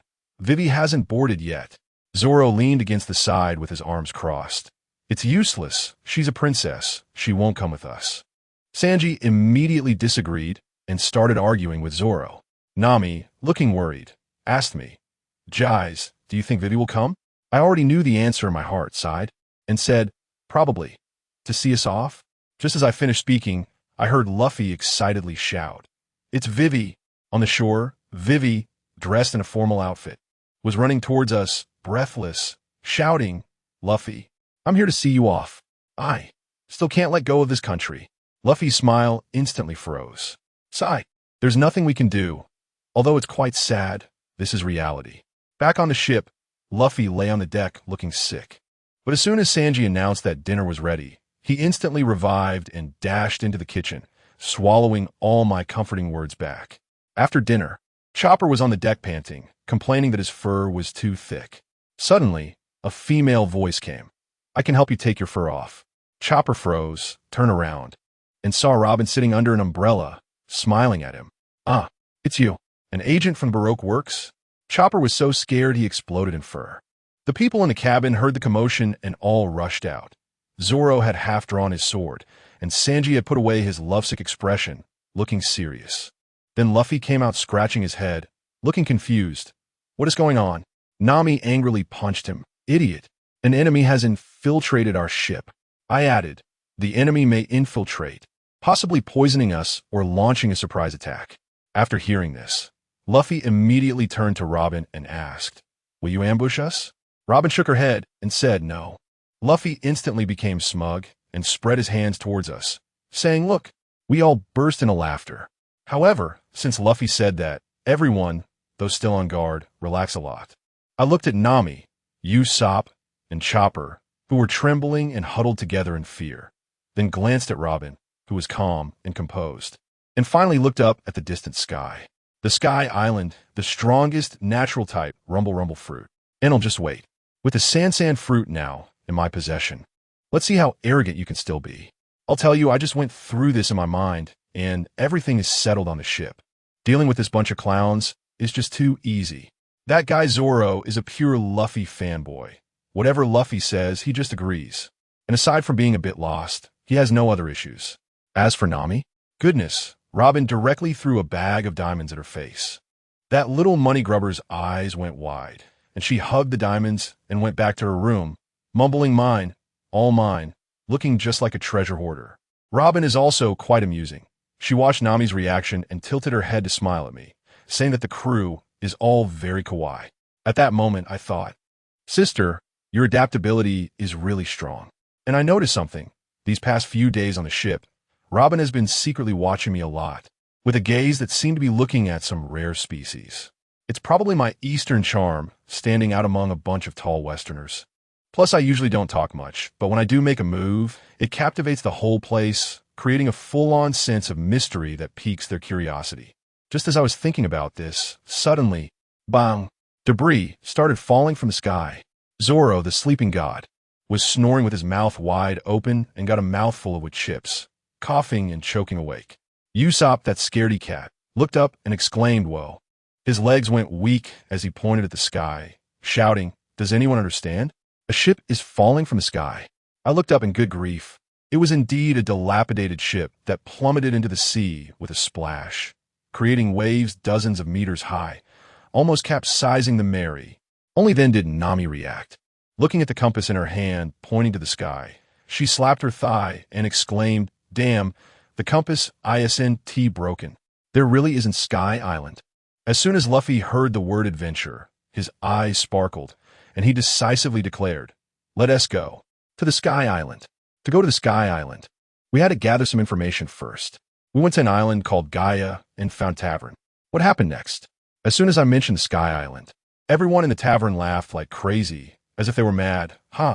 Who still believes in that these days? A guy named Bellamy, who looked like a punk. Didn't he say a word and just punched Luffy away?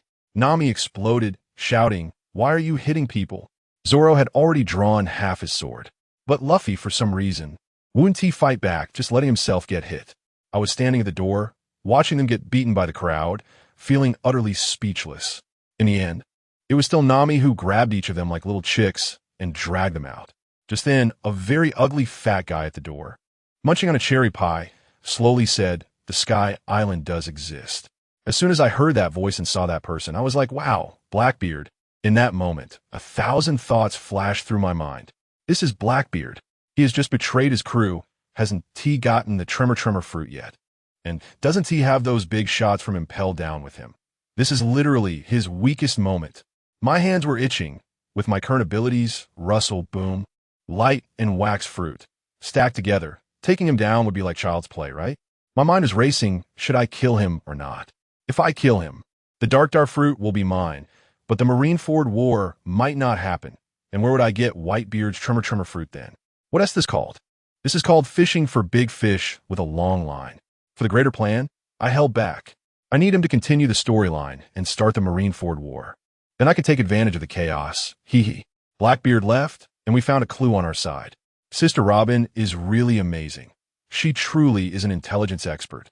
She quickly found a guy named Kulik, a descendant of the legendary big talker Rolando. The uncle told us that to get to Sky Island, we need something called a knock-up stream. In simple terms, it's a super water column that can shoot a ship up to 10,000 meters in the air. Usopp and Chopper were so scared they nearly wet themselves, shouting that they had come down with a disease that prevented them from going to Sky Island. But Luffy, that guy, was super excited and waved his hand. Let us go. Destination, the land of gold. I tell you, that scene was unbelievable. The sea beneath our ship suddenly swelled up like a balloon, and then with a boom, a giant column of water shot us up into the sky. The impact felt like the Mary was about to fall apart at any moment. Could I let this happen? Absolutely not. I slammed my hand on the deck and activated the Wax Fruit's power. In an instant, countless ice blue crystals covered the entire ship, transforming the Mary into the Crystal Mary. I even conjured a few large claws to hold Nami and the others steady. Luffy and Usopp's eyes turned into stars as they shouted, "So cool." Honestly, being able to protect the Mary with my own hands fulfilled a regret I had from watching anime. After flying for a long time, we finally broke through the clouds and arrived at a place filled with a sea of clouds. There were even fish swimming in the clouds. And Luffy and Chopper were drooling. Just as we were about to take action, a bunch of bizarre, giant beasts suddenly charged out of the clouds, knocking our ship all over the place. Right after that, a guy wearing a mask came skating towards us, ready to attack. Zoro was about to draw his sword, but the ship was rocking so much that he couldn't stand steady. At that critical moment, I had to step in. I quickly threw a sand blade at him. Just then, an old man riding a Pegasus flew over and chased the masked man away. This old man was Gonfal, the former god of Skypiea. Following his guidance, we finally reached the gate of heaven. An old lady at the entrance said, "Entry fee, 10 billion per person." I tell you, Nami turned green at that moment. 10 billion. Even selling Luffy wouldn't be enough. I quickly went up and asked, "Old lady, that's the currency of Skypiea, right? How much is that in berries?"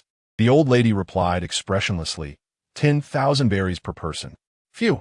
Everyone on the ship breathed a sigh of relief. Nami patted my shoulder and said, "It's all thanks to you." After paying, a giant shrimp dragged our ship inside. I glanced back at the old lady, thinking, in the original story, Yuan explained clearly and ended up causing trouble for Luffy and the others, making them illegal intruders. If I weren't in a good mood today, I would definitely give you a piece of my mind.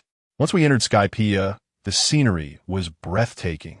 As we were wandering around like country bumpkins, a blonde, blue-eyed angel girl came over shyly and asked if we were from the Blue Sea.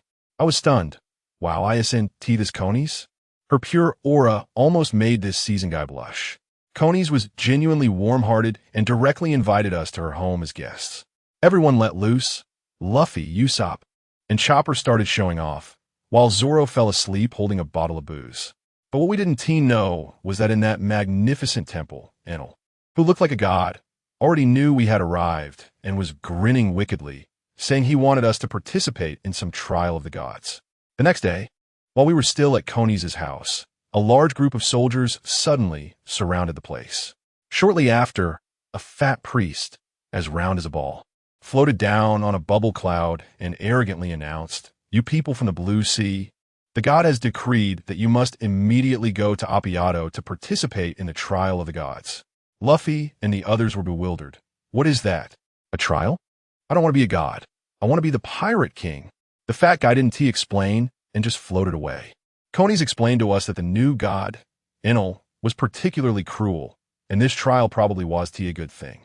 There was no choice. To avoid dragging Conies' family into this, we had to tough it out and head to the Mary. However, this girl Conies insisted on coming with us. She really had a sense of loyalty. Soon, we arrived at a dilapidated altar covered in moss. I looked around and saw no one, and I thought to myself, this plot seems off. In the original story, Nami and the others were captured as hostages, waiting for Luffy to rescue them. Why are we all here together now? Could it be because of me? But it didn't matter. After all, facing Enel was just a matter of time. Meanwhile, in the temple, Enel and his 4 priests had sensed another group of people approaching through the mantra, the Shandians, who were gearing up with weapons and skating over here to attack. Wow, a 3-way brawl was about to break out, and this was going to be exciting. The Shandians were furious, and the leader, a guy named Wiper, had muscles like iron lumps. He was skating and shouting that they would settle the score for 400 years today and must reclaim their homeland to fulfill their ancestors' wishes. Wow, what momentum. It was incredible. But on our side, the Straw Hat crew, the atmosphere was a bit awkward. Luffy was already lying on the altar, sighing and mumbling about how boring it was and when someone would come fight him. Does anyone understand this brain circuit? Everyone was getting restless, and Robin couldn't take it anymore. She closed her book and said she was going to take a walk nearby to find out the truth about the island and casually asked me, "Mr. Guys, would you like to come?" Of course, I had to go, exploring with a beautiful archaeologist who would pass up that luck. So, the 2 of us said goodbye to Luffy and the others, and the rest of the crew couldn't sit still either, saying they wanted to go treasure hunting, and everyone scattered. I followed Robin to a ruined area, which was in a terrible state. As soon as Robin arrived, she immediately entered scholar mode, intently examining the strange symbols on the stone tablets. Just then, something happened on the ship. Chopper and Sanji were guarding the Going Merry when, out of nowhere, with clear skies above, a thunderbolt thicker than a barrel suddenly struck down from the heavens. It hit Sanji directly. The lightning poured down like a waterfall, and when the light faded, a huge hole was blasted through the hull of the Going Merry, while Sanji was left charred black, with only his underwear remaining intact. There was even a smell of, well, barbecued meat in the air. He staggered a bit, and the wooden plank beneath him cracked, and he fell into the water with a splash. Chopper was so scared he was dumbfounded, and when he snapped back to reality, he transformed and tried to jump into the sea to save him. "Bro, you're a devil fruit user." Sure enough, as soon as he hit the water, his limbs went limp and he began to sink. In this critical moment, a figure flew down from the sky and scooped both Chopper and Sanji up. Chopper looked closely and realized, hey, ISNT that the sky night gone fall from before. But before they could catch up, a casual voice rang out. A man with droopy ears, looking like 2 weights, was half lying on the roof of the Going Merry's cabin, looking at them with a face that begged for a beating. Gonfal's expression changed immediately, as if facing a great enemy. Chopper bravely shouted at the guy, saying they were here to travel, had paid the entry fee, and asked why they were being attacked for no reason. As a result, when the big-eared guy heard this, the veins on his face bulged. looking at them as if mere mortals dared to talk back to a god. He raised his hand, and a bolt of lightning shot directly at them. Let me tell you, that thing is called light. Who can dodge it? With a bang, gone fall his Mount Pierre, and Chopper instantly fell from the sky as 3 charred figures. Sanji was already black, and now he was even more so, shining black. Poor Chopper. Relying on his animal-type resilience, hadn't he lost consciousness yet and struggled to spit out a few words. Thunder, lightning. It's you. The big-eared guy, who is Enel, snorted disdainfully and disappeared in a flash of lightning. When Luffy, Nami, and the others finally broke free from the chaos on the other side and rushed back to the Going Merry, everyone was stunned. The ship had a huge hole in it, barely propped against the roots of a tree, with several charred humanoid figures lying on the deck. Usopp collapsed on the spot, holding his head and shouting, "Going Merry!" Luffy was even more furious. His eyes turned red as he rushed onto the ship and picked up Chopper, only to find Sanji was also motionless. At that moment, let me tell you, Luffy's aura changed completely. He pulled his hat down, said nothing, and the next second he shot out like a cannonball, the killing intent palpable even from a distance. Meanwhile, Robin and I had also run into the main character. Enel appeared before us, as if nothing was wrong, grinning and saying we had broken the rules by leaving the altar and deserved to die. After saying that, he raised his hand and another bolt of lightning came crashing down. Boom! The lightning shot into the sky, and Enel was laughing heartily, probably enjoying bullying weaklings. But when the lightning dispersed, his laughter stopped abruptly, like a duck with its neck squeezed. Why? Because we were still standing there fine, with a wall of sand in front of me, glowing red from the high temperature, but it hadn't broken. Enel's expression changed from arrogance to surprise, then to excitement, saying that I had the same power as him, spouting some middle school level nonsense. I couldn't help but retort, with your skinny monkey appearance, you still dare to call yourself a god? If this was heard by the monsters of the New World, they would beat you out of your electronic shell in no time. He was immediately triggered by the words skinny monkey howling as he charged at me. I wasn't ambiguous either. I pressed my hand to the ground and activated my ability, launching countless sand blades at him. He struck the large drum on his back, and a thunderbird came flying in. The sand collided with the lightning, and the scene was incredible. The surrounding sand was all swept into the sky. Robin had cleverly hidden behind a large rock, peeking out to observe. To be honest, the rumble fruit is indeed powerful. My sand, when it came into contact with his high-temperature lightning, instantly melted into glass shards, and the impact was enormous, making it impossible to gather. We were stuck in a stalemate, unable to do anything to each other. While we were fighting, this guy dared to get distracted. His ears twitched, probably sensing through his observation hockey that his 4 priests had been wiped out by Luffy and Zoro, and his expression darkened instantly. I saw this as a great opportunity. I clapped my hands together, and a huge sandball wrapped around him, but getting distracted in battle was truly underestimating me. The next second, with a loud bang, the sandball exploded, and Enel emerged unscathed, taunting that this little bit of sand wanted to trap him. Just then, Zoro and Usopp arrived. Robin quickly explained to them that this guy was a Logia user and physical attacks were ineffective. Zoro heard this and became excited. Last time he didn't get a chance to hit Crocodile, but now he had finally found a tough opponent. His hand holding the sword was trembling with excitement. Without saying a word, he unleashed his 3-sword style and slashed at Enel. What happened? He looked cool, but he passed right through Enel without doing a thing. Enel laughed maniacally, saying this was the power of a god, and even tried to recruit us.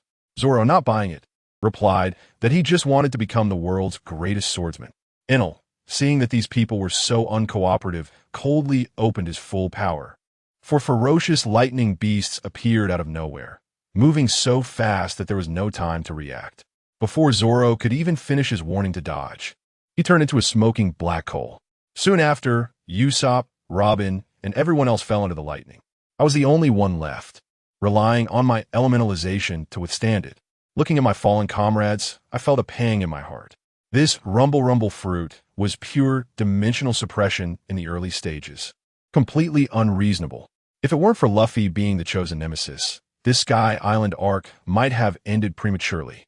Just when I was worried about how to wear down this Bee King, footsteps echoed through the forest. Luffy arrived. He was covered in injuries, his face filled with anger. Upon seeing his fallen friends and the arrogant Enel, without saying a word, he kicked off the ground and flew into the sky. Gum Gum Rocket. I quickly shouted to remind him, Luffy, that guy's a Logia user. You can't hit him. But at this moment, Luffy was already fired up. With only one word in his mind, fight. He didn't listen at all and charged forward with his fists full of anger. Enel still stood there with a disdainful expression, ready to watch the joke of Luffy passing through his body. As a result, there was a loud bang. He hit him solidly. Enel's eyes nearly popped out. His whole body bent into a C shape, and he spat out a mouthful of old blood, flying backward like a cannonball, crashing through several big trees before finally stopping, embedded in a tree trunk, unable to be pulled off. The whole place fell silent. Luffy landed, striking a pose, still fuming. After waiting for a while, and noticing there was no movement from over there, he was stunned himself. Huh? Did he faint already? I was shocked at the time. I thought it would take at least another 300 rounds, but I didn't expect this so-called god to be so fragile. Later, I realized that after fighting with me for half a day, he had consumed a lot of energy and was probably already barely holding on. Luffy's furious punch was just the last straw that broke the camel's back. I hurriedly rolled Zoro and the others into the sand. As soon as Luffy saw this, he rushed over and shook Zoro vigorously. You wouldn't believe it, but this shaking method actually worked. Before long, Zoro, Usopp, and Robin were all awake. Looking at them with their frizzy hair and smelling the meat aroma on them, I could only think one thing. No wonder they're the main characters. Each of them has a monstrous physique. I casually used my candle ability to create a seawater cage and submerged Enel, leaving only his head above water. Now that he's awake, he can't turn the tide. At this moment, the warrior Weepa from Skypiea stumbled over. He had also been heavily shocked, but was still standing. Upon seeing Enel, who he had captured alive, his eyes widened, and he immediately said that this was their enemy from Sky Island and that he wanted to handle it. Just as Luffy was about to agree, Robin quickly grew a hand from his face to cover his mouth. Let me tell you, it's still Robin who's quick-witted. She stepped forward and said, according to the rules, the spoils belong to the victors. Zoro silently pressed down on his sword, and the atmosphere suddenly became tense. Seeing the situation, Luffy also realized what was going on, clapped his hands, and said seriously, that's right, not giving him to you. Just then, Old Gonfall arrived. When he saw the situation, he quickly came out to mediate. In the end, everyone agreed that we would take Enel away, ensuring he would never return to the Sky Island. That matter was finally settled. That night, in his cellar, I had my last encounter with the awakened Enel. This guy was still cursing loudly. I squatted in the corner, too lazy to argue with him, and directly said, I originally thought you were a king, but it turns out you're just a silver spear candle head, all show and no substance. After saying that, I opened my mouth and activated my Munch Munch fruit ability, swallowing both him and the seawater cage in one gulp. With Enel dealt with, we held a small party at Coney's house. Gonfall and the elder from Skypiea also came, and due to a common enemy being defeated, the centuries-old grievances finally showed signs of reconciliation. They said that their biggest wish now was to find the legendary golden bell and ring it. I listened to their conversation and chuckled to myself. I had just swallowed Enel and, by the way, inherited his mantra, which is the observation hockey.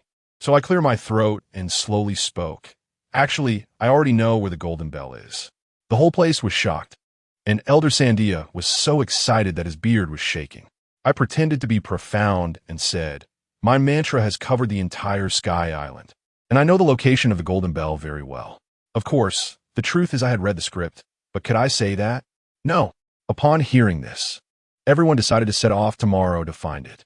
Late at night, everyone was asleep. Usopp, in a daze, seemed to hear a tapping sound like tap, tap, tap. Rubbing his eyes, he walked out of his room and saw on the beach that our Mary, which had a big hole in it, was emitting a blue light.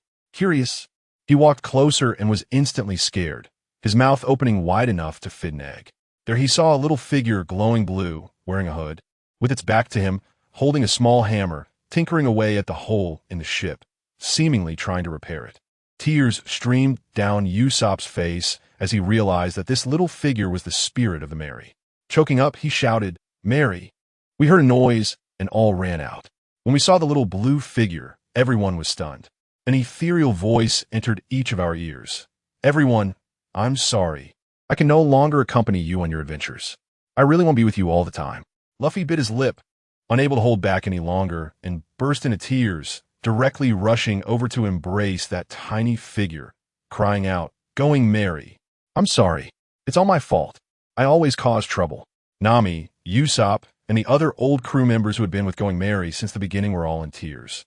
I stood silently by, watching, with no expression on my face, but my heart had long been broken. To be honest, throughout the entire One Piece series, I didn't feel this way when Ace and Whitebeard left during the Marineford War.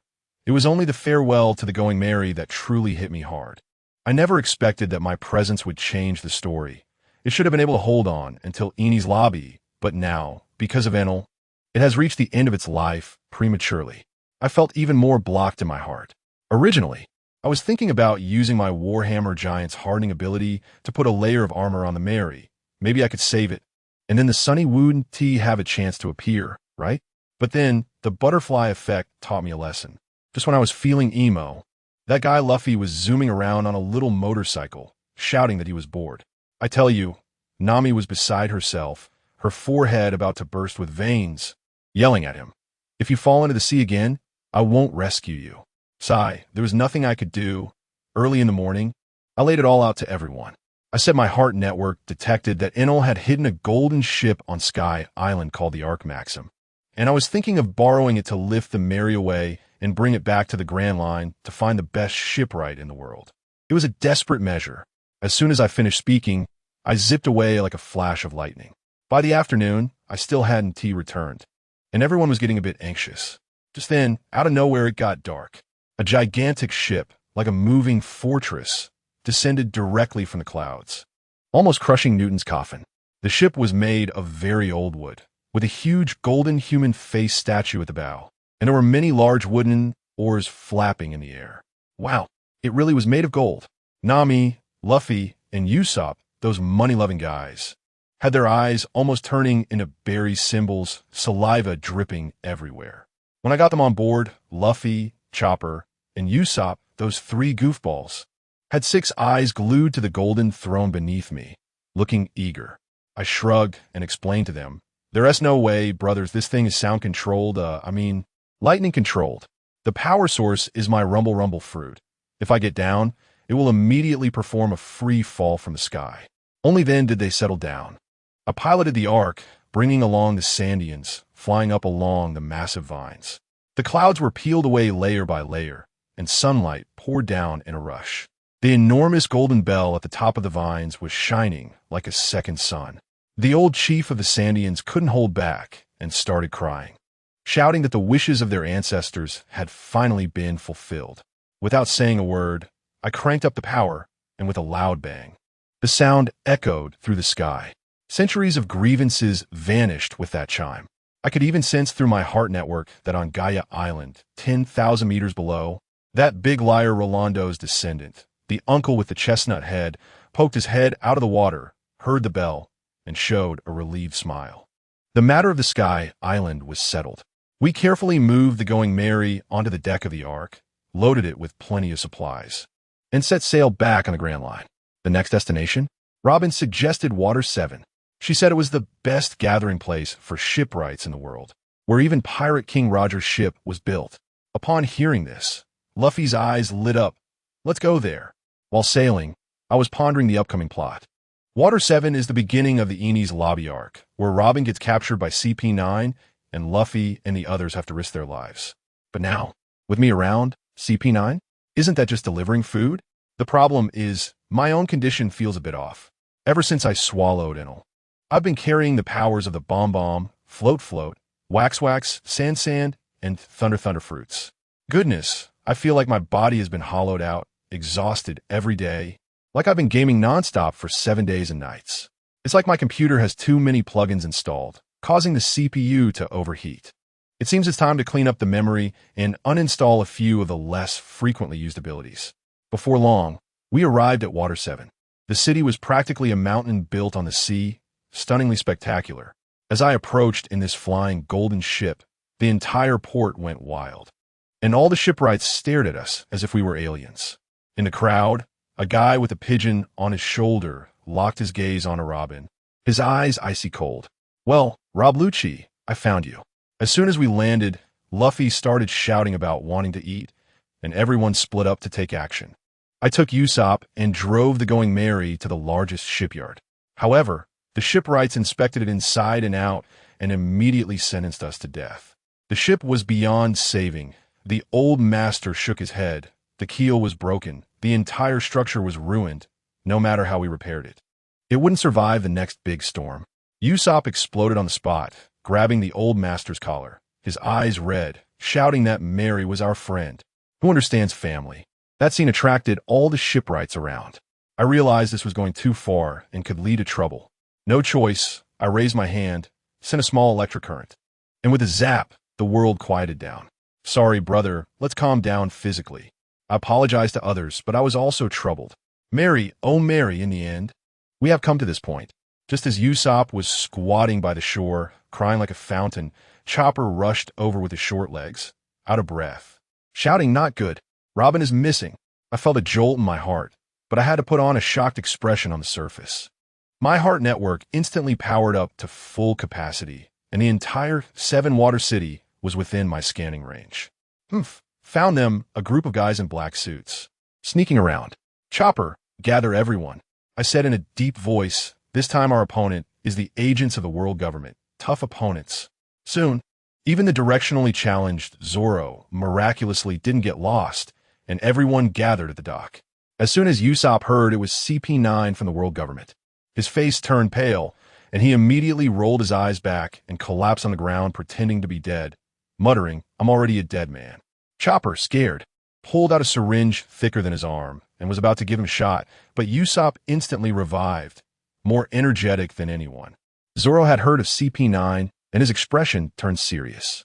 But Luffy, as expected of you, with nothing on his mind but food and fighting, lowered his straw hat and said firmly, "I don't understand, but no matter who it is, if they dare to touch my friends, I'll knock them all away."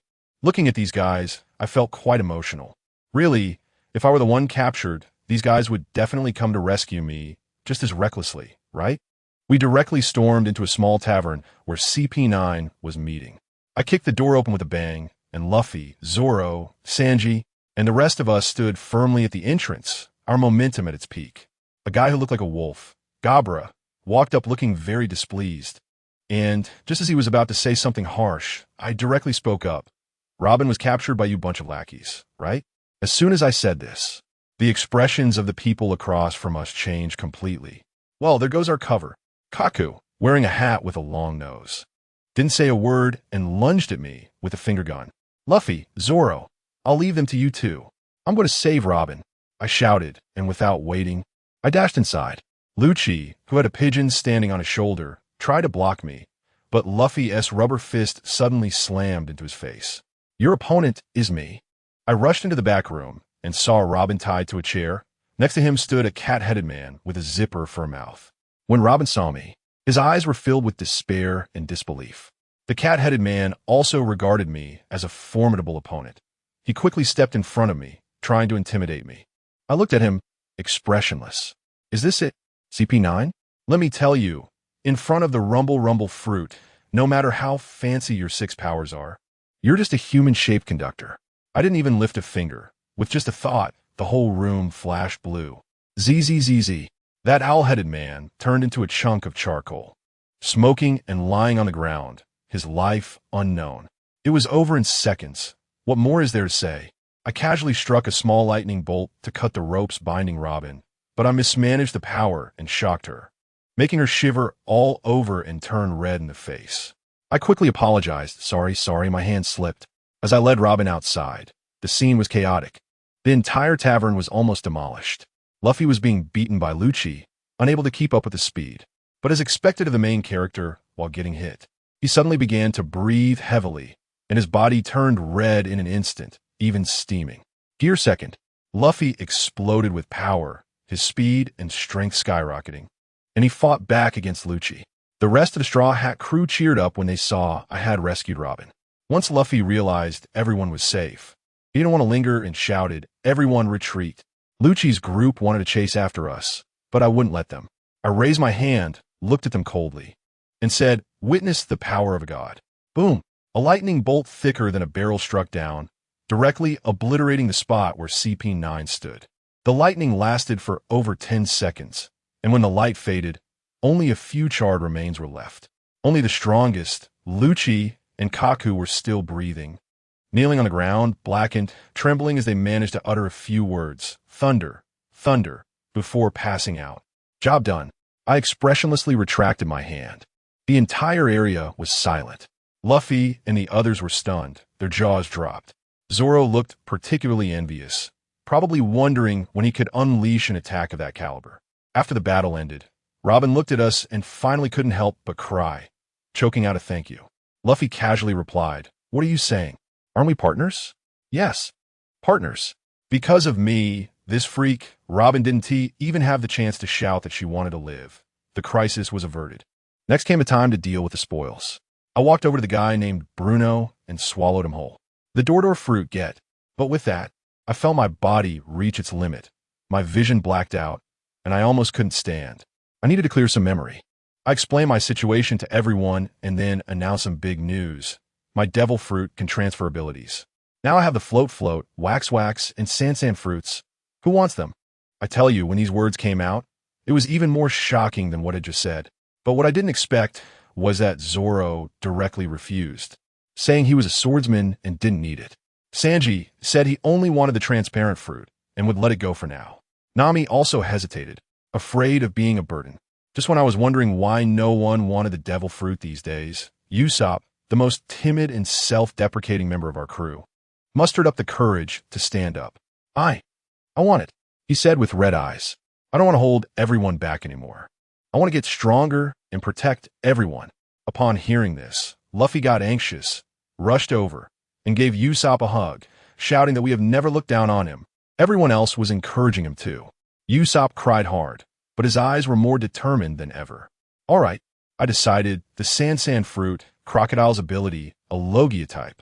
Usopp, from now on, you will be our crew's moving desert." I swallowed Usopp whole and operated in the Goma space for a bit, casually commenting, "Hey, so small." Cough, cough. Soon, the transfer was complete, and I spat him out. When Usopp opened his eyes, his entire aura changed. His legs turned into quicksand, and he was enveloped in a small sandstorm, his gaze filled with confidence. This feeling was amazing. I had dealt with CP9 and strengthened Usopp, but new problems arose. We returned to the ship and looked at the battered Going Merry, all of us silent. The shipwrights of Water 7 said it was beyond saving, and the shipwright Frankie, who was supposed to appear in the original story, was nowhere to be seen because we didn't go to Eni's lobby. We can't really just switch shipwrights, can we? What about the Thousand Sunny and the ancient weapon blueprints? I have a terrible headache. Sanji suggested that everyone split up and search the city, as there might be some hidden expert. While we were gathering information separately, Usopp and Chopper were going around asking for help with a photo of the Mary. But the responses were all the same: give up and get a new ship. Just when they were about to lose hope, an old master, seeing their attachment to the ship, took pity on them and said slowly, "You should try looking for a guy named Frankie. He might have a solution." The two of them took the address and found an abandoned factory area outside the city. It was eerie there, and Chopper was trembling in fear. "Usopp, is that person really here?" As soon as he finished speaking, a strange voice came from behind them. Are you looking for me?" Usopp and Chopper were so scared that their souls almost flew away, and they screamed and hugged each other. When I turned around, lo and behold, there stood a muscular man wearing only a pair of shorts, over 2 meters tall, like a steel tower. Usopp's dead fish eyes popped out. What the hell, a freak? But the guy was not ashamed. Instead, he proudly struck a pose and shouted, "This is called a tear. Pa!" Wow, Usopp and Chopper, those two clowns. One moment they were scared to death, and the next their eyes turned into stars, instantly becoming fans. This weird guy, named Frankie, along with his 2 little buddies, jumped onto our loot, that golden ship. As soon as he got on, his eyes went wide, circling the ship, touching and looking at everything, making all sorts of amazed sounds, clearly someone who knows his stuff. Then he saw our real old buddy on the deck, the shabby Mary go. His expression changed instantly. From excitement to seriousness, he started knocking and tapping on it, his face getting darker. Just then, it seemed like he saw something, and he froze. He said he saw a little blue figure sitting by the ship, wearing a hood, emanating a vibe of sadness. I tell you, that is Mary's ship spirit. Even Frankie, an old shipwright, was shocked and said he had only heard of ship spirits in legends. At this moment, Yuan walked over and laid it all out. You see, that is Mary's soul. Frankie went crazy at that moment, saying that although the ship's keel was broken and basically beyond saving, it would be too regrettable to give up now. Yuan directly gave him a boost. I have an idea. Let's merge it with this golden arc. You take the lead. Wow. As soon as these words came out, Frankie lit up like he was electrified. Genius. Why didn't I think of that? Leave it to me. His mind was filled with brilliant ideas, and he didn't have time to doubt life at all. When Luffy and the others heard that Mary was saved, they all ran back, surrounding Frankie with shining eyes. Just as we were excitedly preparing to upgrade Mary, on the other side, at Judicial Island, CP9's chief, Spandam, was cursing into the transponder snail. He was berating Lucci and his team as useless for messing up the capture of Robin. But he wasn't stupid. With the information in hand, he immediately started dreaming of promotion and wealth. At the same time, 2 Navy warships, like they were on nitrous oxide, sped straight towards Water 7. On board were 2 rear admirals, Kamachi and Dalmesia, who were clearly not to be trifled with. As a result, bad news came rushing in. Uncle Iceberg, the mayor, had been kidnapped by a group of agents. Frankie exploded on the spot, his eyes bloodshot, shouting that he was going to rescue him. I tell you, his master was killed by the world government back in the day. This was simply a PTSD relapse. We definitely can't let him go alone to deliver it. Luffy pressed his hat down and said, "We're friends. Let's go together." Who understands this, family? Just this one sentence broke Frankie down completely, tears streaming down. Just as we were about to head out, good grief, the Navy surrounded us completely, with those 2 rear admirals standing in the center. That guy Zoro was still stubborn. Thought he was an admiral. Brother, you really don't know the true weight of an admiral right now.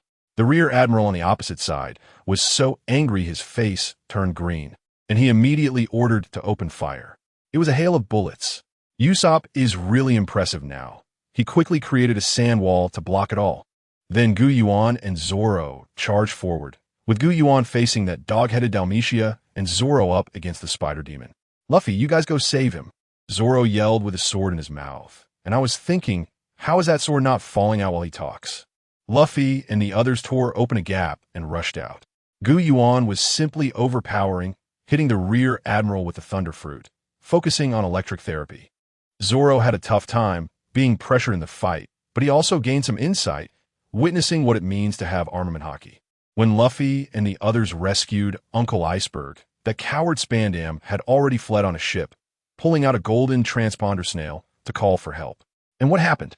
Our half-finished new ship quietly flew over from the sky, with Yuan standing on top, expressionless, and then he unleashed a thunderbolt thicker than a waterfall, directly evaporating Spandam along with the ship. Clean and neat, not even a last word. Now, Frankie was completely convinced, looking at us with a different gaze, probably already calculating whether to sail with us. With everything settled, Admiral Sengoku of the Navy received the report, and upon hearing that the Thunder Fruit had reappeared in the hands of a pirate, he was completely thrown off. Of course, we celebrated with a party in the city of 7 Waters. Uncle Iceberg was generous enough to call on all the shipwrights in the city to help us build a ship. While we were eating and drinking, Luffy's grandfather, Garp, that naval hero, burst in like he was breaking down a wall. He immediately gave Luffy a loving iron fist, and then the grandfather and grandson started fighting, and both fell asleep. Can you believe it? Then, our new ship, the Super Invincible Enhanced Thousand Sunny, made its official debut. Frankie naturally joined us and became our shipwright. When we set sail, Garp was still napping on the shore, and his 2 apprentices, Kobe and Helmeppo, secretly let us go. I finally understood that Luffy's family is all about doing whatever they want. The new ship can fly, and it's incredibly fun. We flew low over the sea, fishing and playing with the small airship Frankie built. As a result, Nami got too excited, took the small airship by herself, and crashed straight into a thick fog where she could no longer be seen. We hurriedly set sail to chase after it. Let me tell you, that place is called the Devil's Triangle, and it's a graveyard full of wrecked ships, eerie beyond belief. Luckily, our ship can fly. Otherwise, we would have crashed and sunk long ago. Then in this cursed place, we heard the sound of a violin on a dilapidated pirate ship. A skeleton with an afro was playing the violin. That guy Luffy jumped over in a flash. When the skeleton saw our flying ship, it literally dropped its jaw in shock. Luffy immediately asked, "What are you, a moving skeleton?" Just as the skeleton was about to introduce itself, it said, "Yo-ho-ho, I." Luffy interrupted directly. "Can you poop?" "Goodness, I can't believe it. This skeleton is named Brook. He died decades ago and came back to life thanks to the revive fruit." At this moment, Sanji got anxious and shouted, "Hey, we're here to find Nami." Upon hearing this, Brook's expression, though he has no face, changed, and he said, "Your companion is missing? That's bad. There's a warlord here named Gecko Moria, who has the powers of the shadow fruit and steals people's shadows. My shadow was taken by him, and now I can't even see the sun. Your companion has probably been captured and had her shadow taken. What? Is Nami in danger? We need to save her." Luffy was still troubled. "So if your shadow is stolen, you can't see the sun? I still wanted to invite you to be my musician." A group of us yelled at him, "Are you still thinking about this?" Brook looked at our flying giant ship and us, and he had some thoughts in his mind. Originally, he didn't want to involve the friends he had just met. But when he saw our set up a flying ship, and everyone on board was no ordinary person, he immediately started calculating. Rather than going alone to rescue, why not bring along our group of warriors? Let me tell you, this guy understands human relationships. He immediately made a decision. "Brothers, first let's help you save someone. Then we'll go after Moria together to get back my shadow." It was a perfect match. We sailed the ship, following Brook, the living map, directly flying to Moria's lair. Can you believe that guy's ship? It's basically a moving island. The surrounding currents are controlled by him, so a normal ship would just end up in a large water bumper car situation. No way to return. But we are different. We can fly. We don't take the usual path. Soon, a spooky ghost island appeared before us. Wow, the atmosphere was electrifying, with dark clouds and thunder. Just like a horror movie from 2025, focusing on an immersive experience. At that moment, my heart's radar went off. It was Nami's cry for help. Help! Just those 3 words made my blood boil. I didn't even have to think. It had to be that perverted guy with the transparent fruit. I directly said to Luffy, "Let's split up. I'll go rescue Nami, and you guys go deal with the final boss and get the shadows back." Luffy, being the simple-minded guy he is, immediately agreed. "Okay." As soon as the words left my mouth, I transformed into a flash of lightning, tearing through the sky, and disappeared. By the time I arrived, the scene was utter chaos. Nami was tied up, and next to her was a lion-headed transgender person holding a wedding dress, arguing fiercely with a pink zombie hippo over the matter of who gets to marry her. Seriously, who understands this? These 2 patchwork creatures are here fighting over jealousy?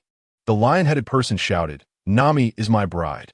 The hippo roared, "You little third party, she can only be killed by me." I couldn't help but laugh at that moment. Who gave you the courage? I descended from the sky, surrounded by electric light, and just asked, "Did you just say marriage?" When those 2 monsters turned to look at me, their aura scared them so much they couldn't move. As soon as Nami saw me, tears were almost streaming down her face. "Guys, save me." That lion-headed one was still stubborn, saying, "She is my wife. No one could take her away." I was grinning from ear to ear. If it were the old me, I would have probably had nightmares seeing such bizarre creatures, but now, a pillar of lightning struck down like a targeted cleanup, instantly turning those 2 ugly things and all the zombie minions around them into charcoal. The world became quiet. My commotion was so loud that Moria, far away in his castle, was startled by the thunder. He took out the bounty notice for our group, and his eyes turned green. Luffy had a bounty of 400 million. I had 350 million, and Zoro had 230 million.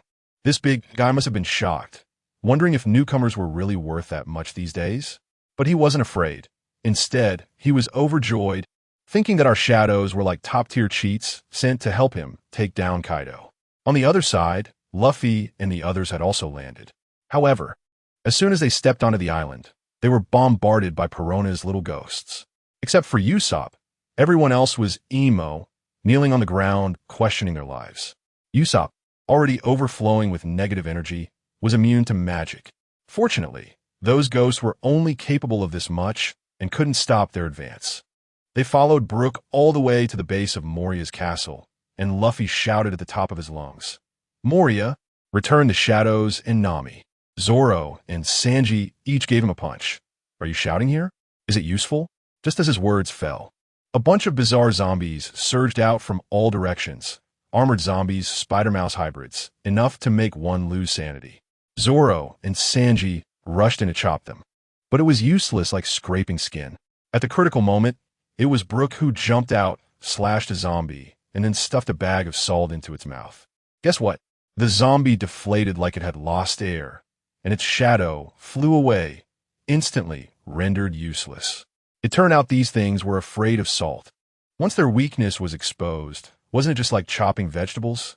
Luffy and the others, armed with salt, pushed through effortlessly, taking down all kinds of zombies, wall-painting zombies, teacup zombies, all of them. Just as they were halfway through, a samurai zombie in a kimono stepped forward. Dragon Slayer Samurai Ryuma. This guy was carrying Brook's shadow. As soon as Zoro saw him, his eyes changed, filled with fighting spirit. He exchanged glances with Brook and directly told Luffy, "Leave this to us." Luffy had complete trust in Zoro, nodded, and continued to charge inside with the others. When Luffy and the others found Moria, the big guy was standing under a giant demon corpse several dozen meters tall, admiring his masterpiece. Luffy charged in, but Moria's shadow clones were completely unmovable, immune to physical attacks like ghosts. In a flash, Luffy, Robin, and Chopper were captured. Moria pulled out a pair of giant scissors, grinning, ready to cut shadows on the spot. Just as Sanji finished off the minor enemies outside and rushed in, he saw this thrilling scene.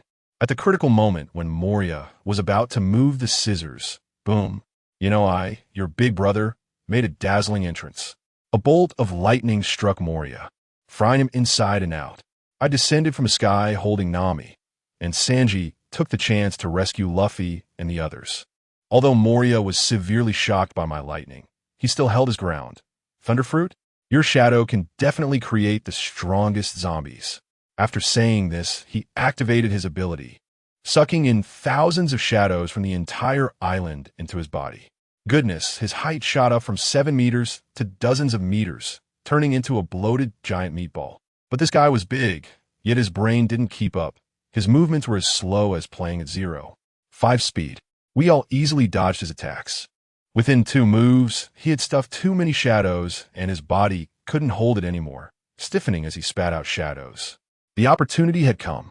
Luffy delivered a rubber axe kick, and I unleashed a thunderous Kirin. The combo sent him flying, and all the shadows were instantly freed, returning to their respective owners. On the other side, Zoro also successfully defeated Ryuma, helped Brook reclaim his shadow, and casually took a famous sword, Chioshui. Just when we thought we had won a great victory and were ready to pop champagne, a mountain-like figure appeared out of thin air in front of Zoro and the others. After I finished dealing with Moria, I encountered an even bigger headache. How was I supposed to deal with this 7-meter-tall giant? My Goma Goma no Mi hadn't developed to the point of being able to transform. I had a sudden idea and looked at Luffy, who was shouting he was hungry. "Luffy, come here, I have a bold idea. I need to borrow your body." I explained to him, and although he didn't quite understand, he agreed. I swallowed him whole, and then with the ridiculous elasticity of a Nico fruit, my mouth opened like a black hole, and with a gulp, I packaged the unconscious Moria as well. Instantly, a huge energy exploded within me, my physique skyrocketed, and I conveniently obtained the Shadow fruit. Now, I had the abilities of 7 fruits on me, feeling like I could even take on a Marine Admiral. I spat out Luffy, who was drooling in his sleep, and before I could catch my breath, Robin and the others rushed over, saying that Zoro, Sanji, and Usopp had all been taken down. Looking up, I saw one of the 7 warlords, Bartholomew Kuma, slowly walking toward us. Luffy, seeing his companions down, was furious and was about to charge in, but I stopped him. With lightning crackling all over me and my fighting spirit boiling. I decided to test my current strength against this bug-level guy. Kuma's target was clear. It was me. He flickered and instantly appeared in front of me, striking with a palm imbued with hockey. I reacted faster, elementalized to dodge, and shot back with a Thunder Dragon. Guess what happened? He raised a hand, and an invisible wall appeared, rebounding. The Thunder Dragon turned and blasted Luffy, who was watching from the side, flying away. Then, he unleashed a pressure cannon, a massive bear paw air blast that slammed me into the ground, creating a huge pit. Luffy and the others were stunned, thinking I'd been taken down. Hey, did you think that was my real body? That was my shadow, created by the shadow fruit. My real body had already circled behind him, and while he was feeling smug, a thunder spear pierced through his waist. Sparks flew, and I realized his body was actually mechanical. Kuma was also surprised, staring at me, unharmed, and asked what my purpose was. Looking at his expressionless face, I replied calmly, "Purpose? To assist our captain in becoming the Pirate King. Does that count?"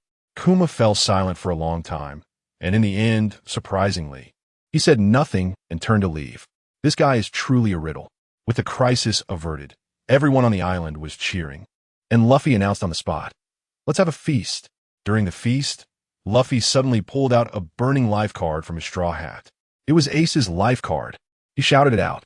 We all tensed up, as this indicated Ace was in a severely injured state. Everyone said they wanted to go save him. Sanji lit a cigarette, and Zoro also agreed to follow the captain. But Luffy pressed down his hat and shook his head. "No need. Ace has his own adventures. I believe in him. We just finished a party here, and the whole world exploded." Over Marineford Naval Headquarters, dark clouds gathered as dozens of warships fell like dumplings. A wild figure floated in the air. It was Gold Lion Shiki. This old monster from the Roger era, who disappeared for 20 years, has come out to cause trouble again, declaring he wants to destroy the East Sea. When this news broke, the entire world was shaken. Shanks, Kaido, Big Mom. All the sea overlords were alarmed. And us? We had just come out of that hellhole with Moria and hadn't even caught our breath when a newsbird dropped a newspaper like an airdrop. And it was even free. I immediately felt something was off. Nami opened it and turned pale. The front page headline was that Gold Lion was going to destroy the East Sea. I told you I haven't digested this matter yet, and when I looked up, wow, a ship bigger than the island came straight over. An old man with swords stuck in his feet descended from the sky, floating in front of us. Luffy's eyes were wide open, almost popping out, and he was drooling. "Uncle, how are you flying?" This old guy, looking like a golden-haired lion, is Shiki.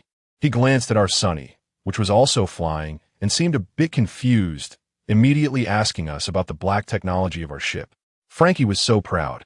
He started boasting on the spot, saying this was Sky Island technology. It can fly with charging, just like our electric cars in 2025. Shiki got straight to the point, introducing himself and saying he could make islands fly, noticing our ship looked good and asking if we wanted to join him.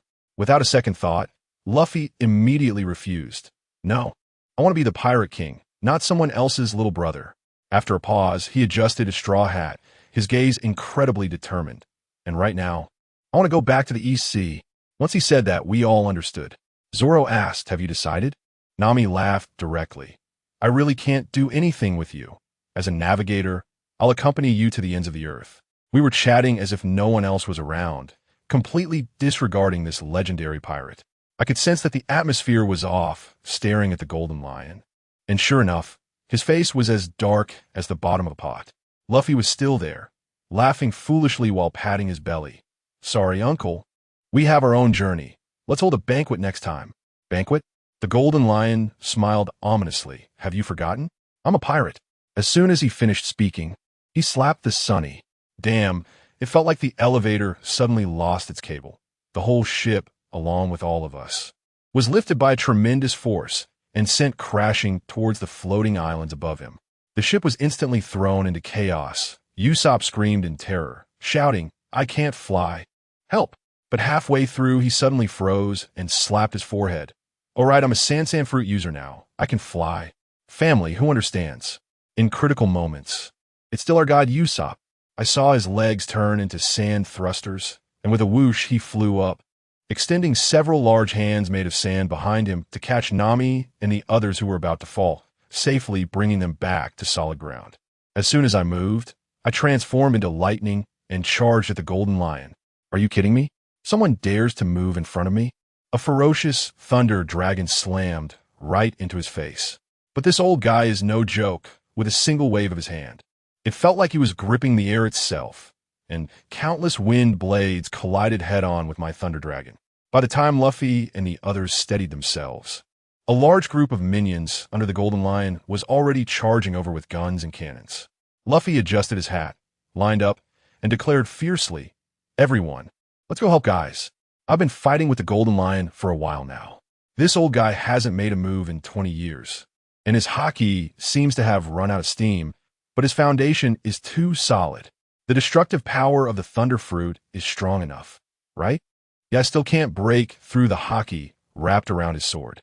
That black haki looks like smoke, and I can tell right away that this is the flowing cherry blossom that became common later on. It's specifically for internal destruction. After nearly 10 minutes of fighting, he was clearly a bit out of breath, so he started playing mind games. Kid, you don't have haki yet, do you? Hand over the secret of your devil fruit, and I'll teach you how to use haki. I felt heavy in my heart. This old monster's strength far surpassed that silly one from the movie.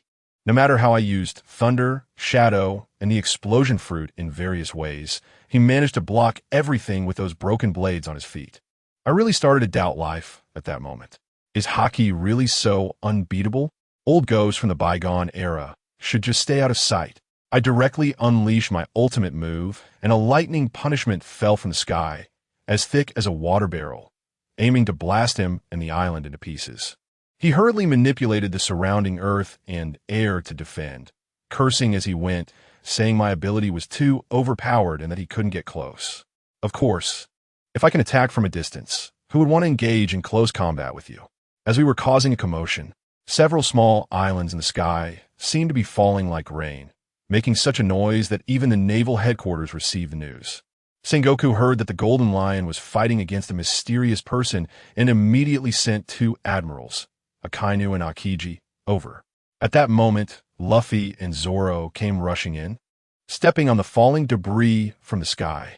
The Golden Lion saw them and instead laughed, seeming to get even more excited, saying that his body was almost rusting. To be honest, this old man is really strong. He uses the float fruit like it's the universal pull, with high mobility and fierce swordsmanship. If it weren't for his haki running out, I estimate he would have been finished long ago. You have one last chance, submit to me. The Golden Lion is still shouting while enduring my lightning, feeling that he has a significant advantage.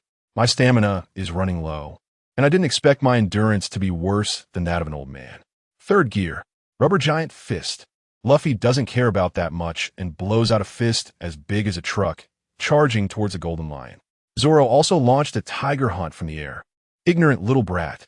The Golden Lion laughed heartily, clapping his hands together, and countless giant rocks surged in from all directions, directly wrapping Luffy and Zoro up like dumplings.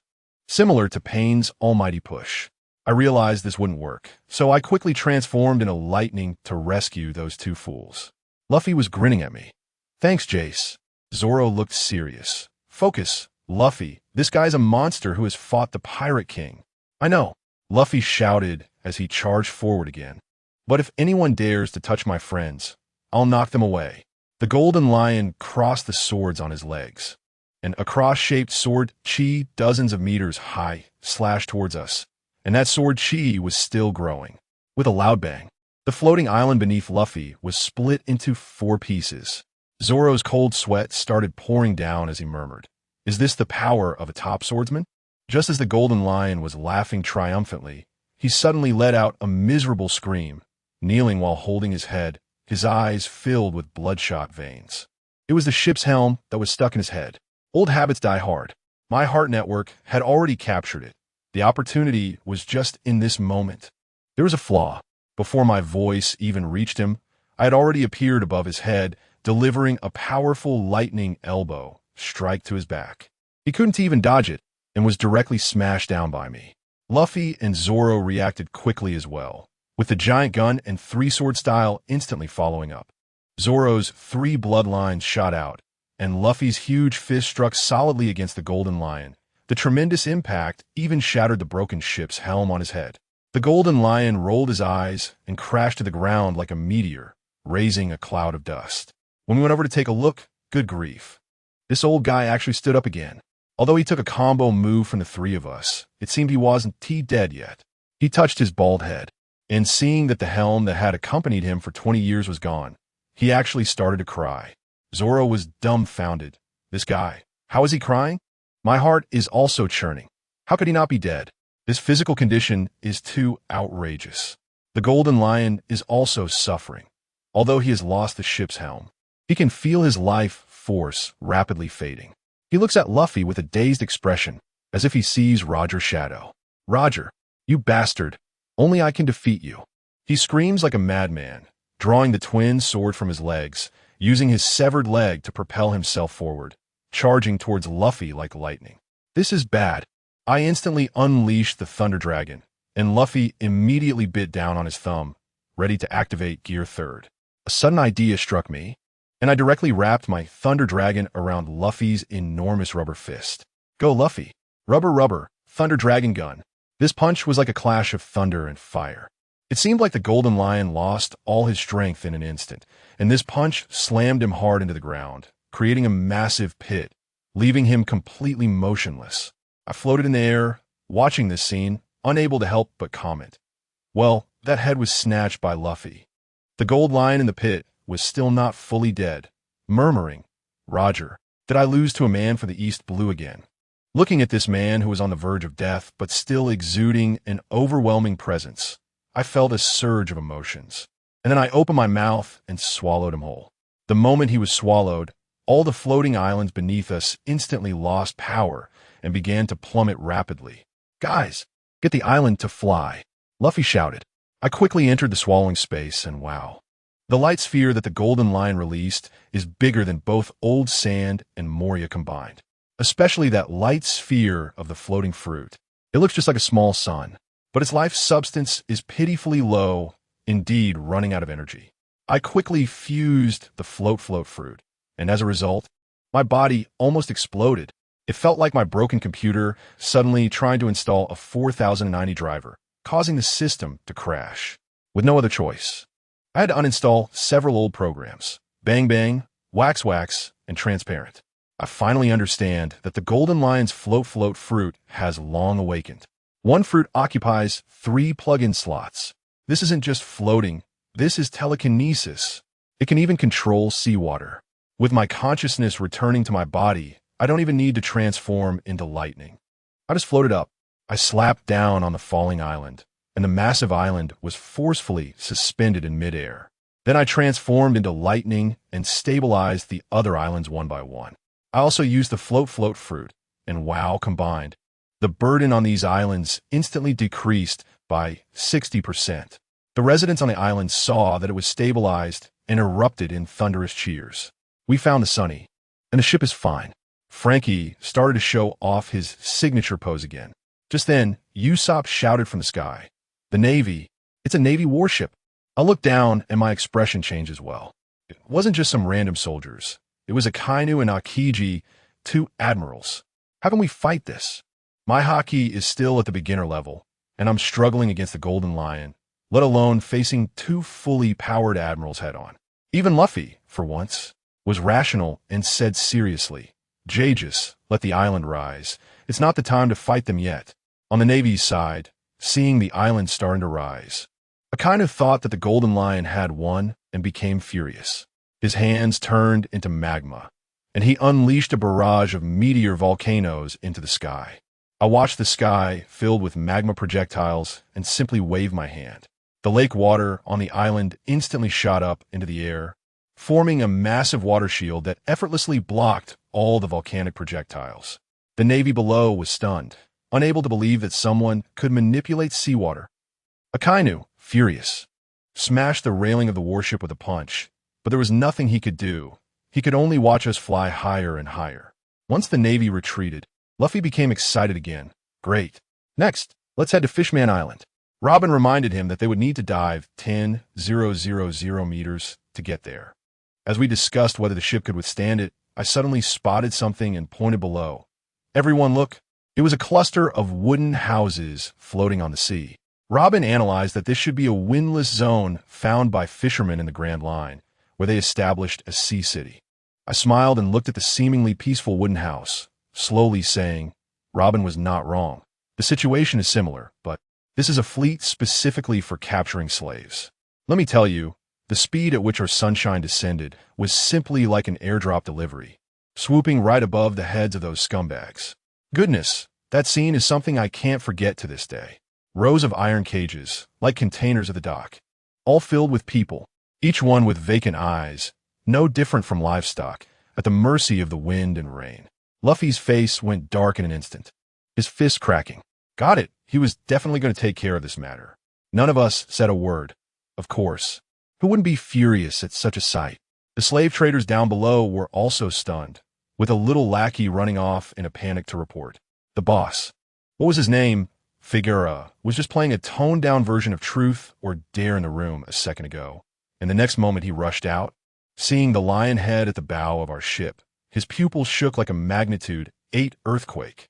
I tell you, his expression was even more spectacular than on the day of the AI stock crash in 2025. He stuttered and started listing off the names Straw Hat Pirates, the one with the highest bounty. Without saying a word, Luffy jumped down. The boss still wanted to play the big shot, shouting, Straw Hat Gentlemen, I'm a subordinate of the warlord Don Quixote da Flamingo. Want to buy slaves? Did Luffy pay him any mind? Not even a glance, just kept walking forward step by step.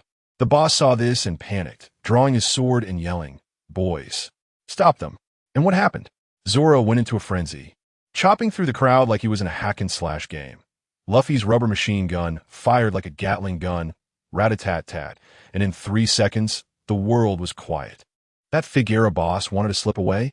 I raised my hand and delivered a lightning King Yang Yongshin combo, frying him to a crisp, and he fell into the sea with a splash, feeding the fish. Nami and the others hurried to unlock the cages to rescue the people, and Chopper suddenly shouted, Everyone, come quick, it's a mermaid. Does anyone understand? In a beautifully crafted cage, there was a young green-haired mermaid, and next to her was a talking starfish. This girl, named Cammy, was way too carefree.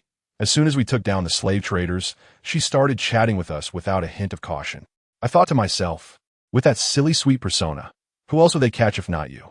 Later, Cammy pointed us to a corner and settled down the pile of wreckage from the Golden Lion. As soon as the island hit the water, I felt all the debuffs finally lift and my strength surged back. Then we arrived at the Sabeti archipelago. I tell you, that place is amazing, like a fairy tale world with bubbles everywhere. Cammy said she dreams of going to a human amusement park, but she doesn't dare because this place is the territory of the celestial dragons, where catching mermaids is as easy as catching dolls. Luffy, that guy, pounded his chest and said, What are you afraid of? With us around, we VE got your back. Great, now the amusement park trip is set. But just after we got on the island, we ran into the main character while looking for a coding master. A fat guy in a white spacesuit came swaggering by on a giant slave. Everyone around immediately knelt down while we stood there like telephone poles. That fat guy was none other than the celestial dragon St. Charlos, and he blew up, pointing at us and cursing. Usopp was the fastest to react, muttering that this guy looked like a fat pig. Goodness, we poked the hornet's nest. That pig head pulled out a golden pistol and started shooting at Usopp. Luckily, Usopp is now a Sasa fruit user, immune to physical attacks. Otherwise, he would have been done for. Robin turned pale and hurriedly educated us, saying these people are world nobles, and if you hit them, you'd have to face the Navy Admiral. That pig head was still arrogant, seeing Usopp unharmed. He actually said, You're quite the Logia user, come be my slave. Luffy took 2 steps forward, and the air in the room froze. I tell you, several supernovas upstairs were watching, Kid, Law, and the others probably thinking this guy is really daring. Huh? The next second, Luffy's fist landed solidly on that pig head's face, and with a bang, the glass dome on his head shattered like a QR code. The place erupted. The celestial dragon was hit. Run. The Navy Admiral is coming. Everyone ran faster than rabbits. Over at the Navy headquarters, Fleet Admiral Sengoku's phone bug was nearly blown up from all the shouting. The old fox Kizaru eagerly volunteered, saying Kawai and I, Let me go take care of this. Just as we were about to run, we were blocked by the Navy and a humanoid weapon that looked just like a giant bear. This guy could shoot lasers from his mouth, really fierce. Then, the main character made his entrance. A lewd voice came from the sky, Kawaii, and the Navy Admiral Kizuru made a dazzling appearance. I thought about using the door fruit to open a random door and escape, but then that old man, Kizuru, while exchanging blows with me, distractedly kicked my door and shattered it. I was stunned at that moment. What happened to the acting Kizuru? Why wasn't he going easy this time? Things were even worse on Luffy's side, as a real Bartholomew Kuma suddenly appeared out of nowhere, taking them out one by one. If I wanted to travel, where would I want to go? In a flash, Zoro was gone. In a flash, Sanji was gone. Watching my companions disappear one by one, Luffy completely broke down and shouted in despair. Kizuru, seeing Luffy's breakdown, wanted to go in for the kill. I realized this couldn't go on. If I didn't take action, the main crew would really be wiped out. I flew into the air, clenched my hands, and activated the full power of the float fruit. Guess what? The roots of the entire Sabiti archipelago came alive with a rumble. Countless wooden lion heads emerged from the ground, surrounding Kizuru. The scene was so shocking that Kizuru was dumbfounded, his lewd expression gone, replaced by cold sweat. He probably couldn't figure out how one person could be both a thunder and a float user. He finally realized that I wasn't some newcomer. I was a true bug-level existence. Kizuru got serious and unleashed his ultimate move, the Yada no Kagami. Lasers filled the sky like rain. I didn't hold back either. Using lightning, lion heads, everything I could, and we fought fiercely, shaking the Sabeti archipelago like it had experienced a magnitude 10 earthquake. In the distance, Kid Law and the other supernovas probably had their jaws on the ground, thinking, is this really a human battle? On the Navy headquarters side, Sengoku panicked, realizing that Kizuru couldn't handle me alone and immediately sent Akiji over. Good heavens, they were giving me double insurance. Just as he finished speaking, there was a crack. And let me tell you, a towering ice wall enclosed me and Kizuru. Akiji sauntered out from a sea of icy coldness. Kizuru's lewd face instantly relaxed, looking as if he had just clocked out successfully. He knew full well that it would be tough for him to take me down alone. Now it was 2 against 1, which was a guaranteed win. But I couldn't laugh. My heart sank. This was really troublesome. I tried several times to use the door fruit to open a door and slip away, but I hadn't developed this fruit very well. Every time I opened a door, it took more than 10 seconds to read. That old man Kizuru was like a ghost, not giving me any chance at all. Kizuru leaned over to Akiji and began listing my abilities. This guy is a multi-fruit user, thunder, float, door, shadow, at least 4 types, and maybe even has self-healing. Akiji was stunned, probably thinking Kizuru had been hit so hard he was hallucinating and babbling nonsense. But the next second, he regained his composure. It didn't matter if it was true or not. With 2 admirals here today, could I still fly away? I quickly opened my heart net to the maximum and desperately searched for a way out. Suddenly, hey, I seem to see something interesting. On the other side, that group of celestial dragon idiots hadn't left yet, sitting on the boat watching. Charles, whom I had beaten up, still had bandages on his face, and his eyes were as red as a rabbit's, yelling, "No, I must see the admiral catch him. I want to turn him into my slave." His father was fanning the flames next to him, saying that the Navy is just obedient good dogs.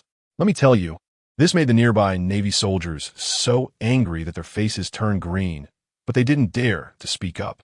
Just when these fools were getting carried away, the opportunity came.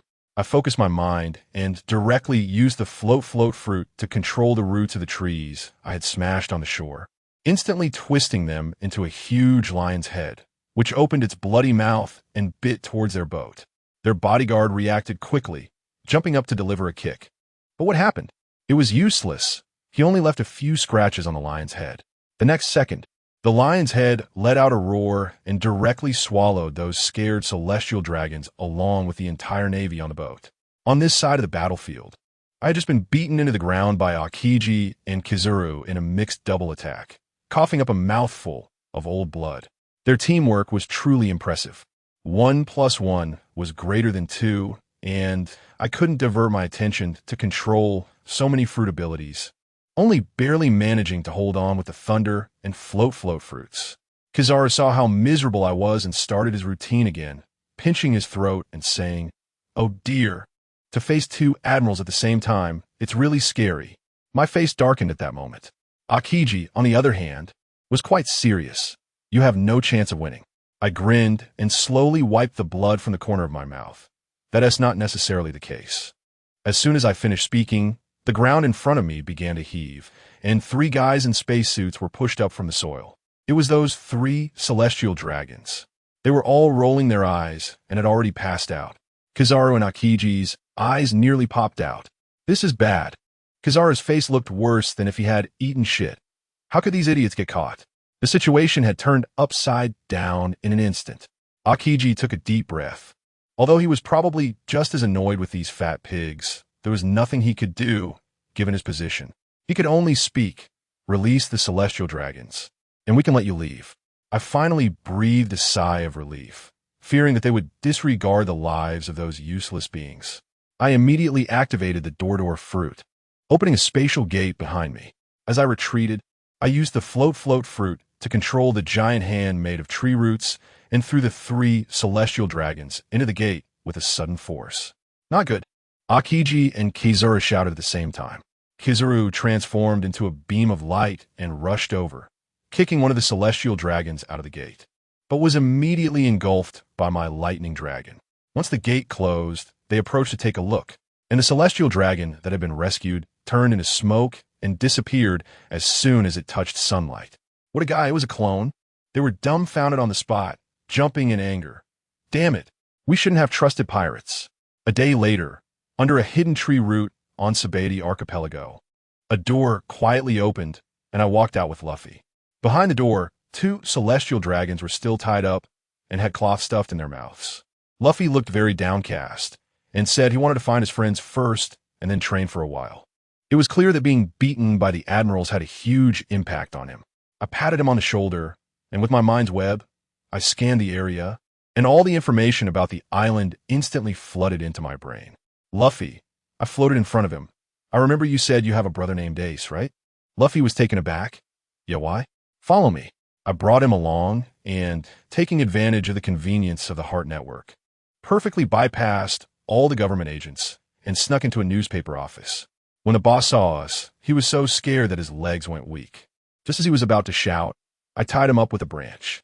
I picked up a newspaper, and Luffy leaned in to take a look. A photo on the front page made Luffy's pupils instantly shrink to the size of a pinprick. "Ace, Ace." The newspaper clearly stated, "Whitebeard Pirates 2nd Division Commander, Fire Fist Ace, will be publicly executed at Navy headquarters in 3 days." This news was like a bolt from the blue for Luffy. He couldn't believe it. How could someone as strong as Ace be captured? I casually flipped through and also saw our new bounty notice. Wow, I along with Jace had a bounty of 5 billion berries, labeled as the enemy of all devil fruit users. My multiple devil fruit abilities put me far ahead. Luffy's bounty also shot up to 1 billion. But Luffy had no mind to look at these. He clenched the newspaper, trembling all over, and finally shouted with all his might, "Ace is my brother. I have to save him."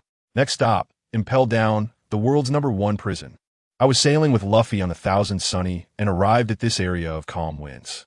The ocean floor was filled with the shadows of giant sea kings, which was quite terrifying.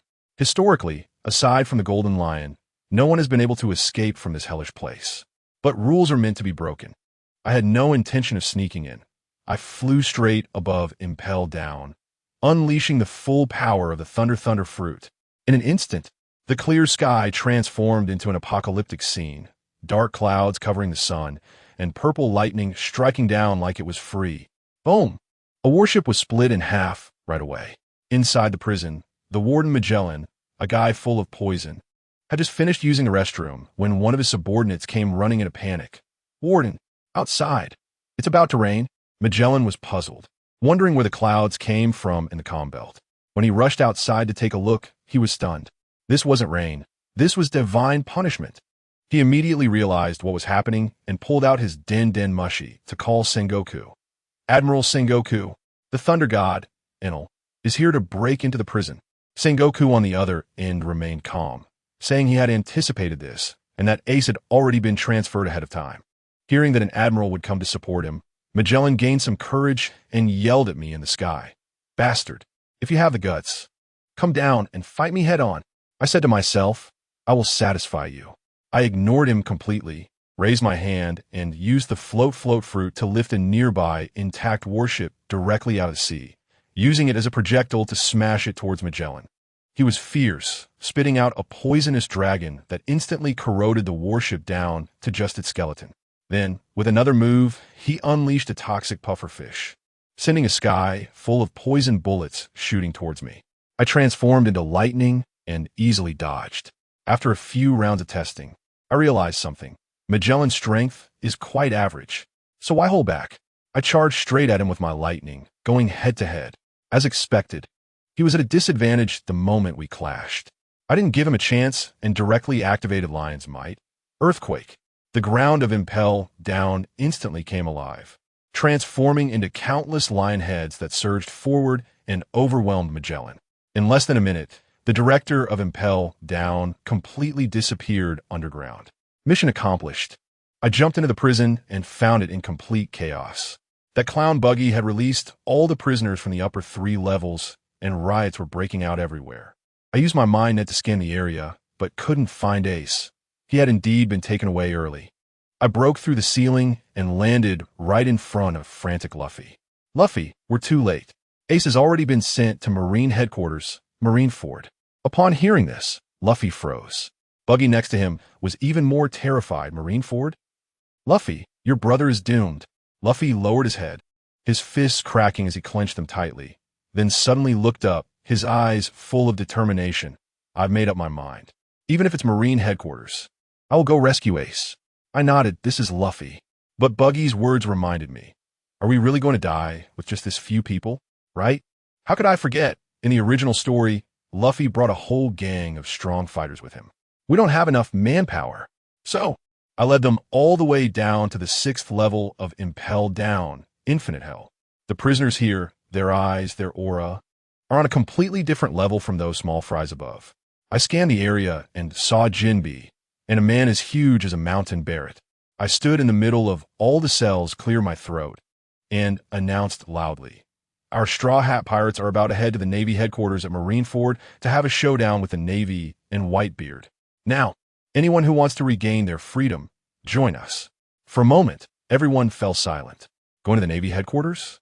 Isn't that asking for death? Just then, a voice broke the silence.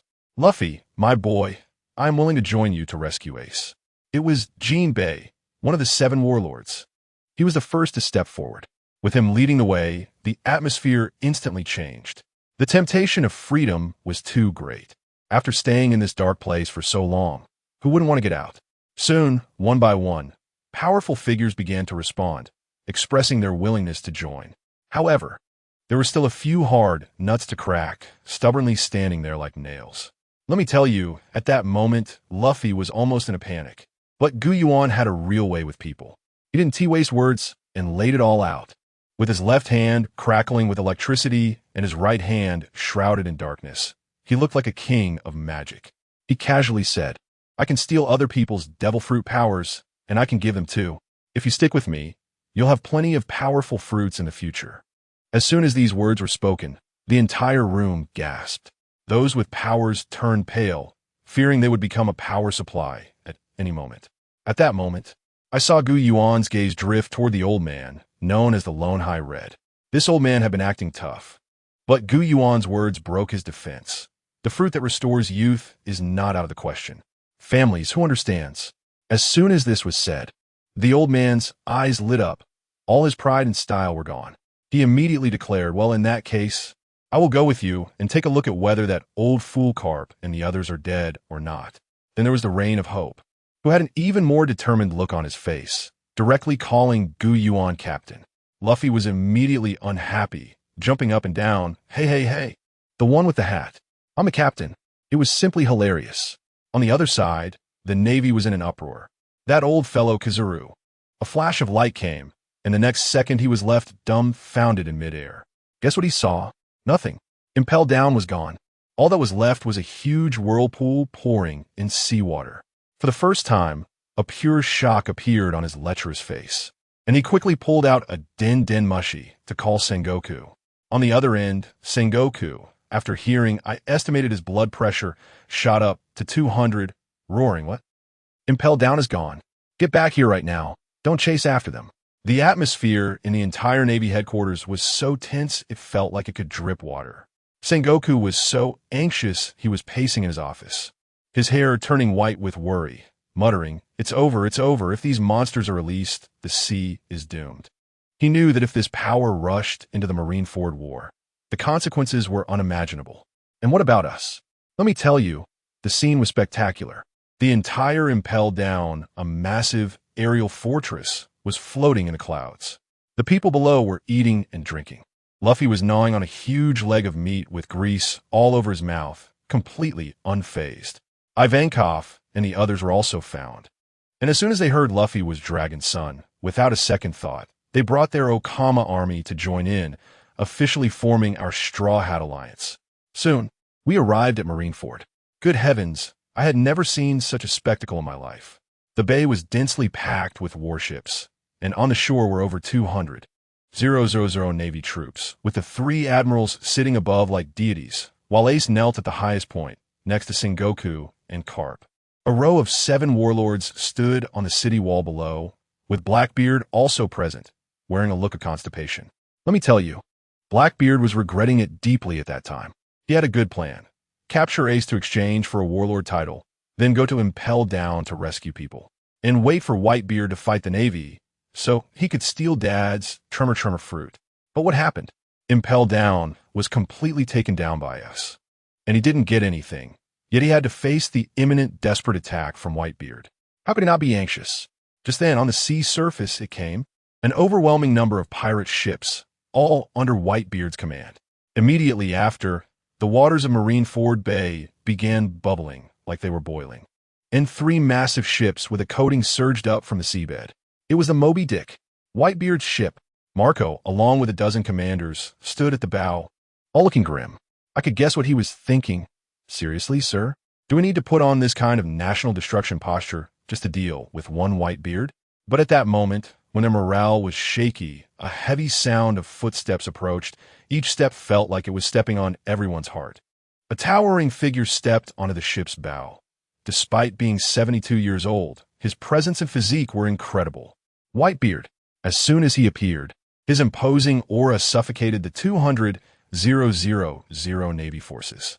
Sengoku gritted his teeth above and said, "This old guy is going all out right from the start."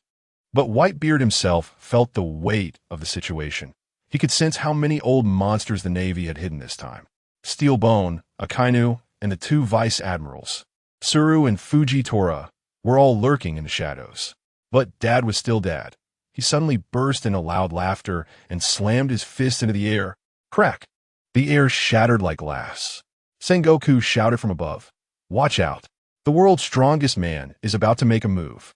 In the next second, the sea on both sides of Marineford surged upward without warning, forming 2 towering waves hundreds of meters high that were about to engulf the entire island. Ice Age. Akiji made his move.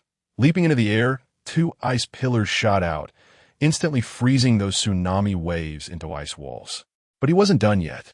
He charged straight at Whitebeard, only to be hit by a punch from Whitebeard, sending shockwaves that turned him into countless ice shards. Although they quickly reformed, blood was already visible at the corner of his mouth. With this one move, the entire Navy was stunned.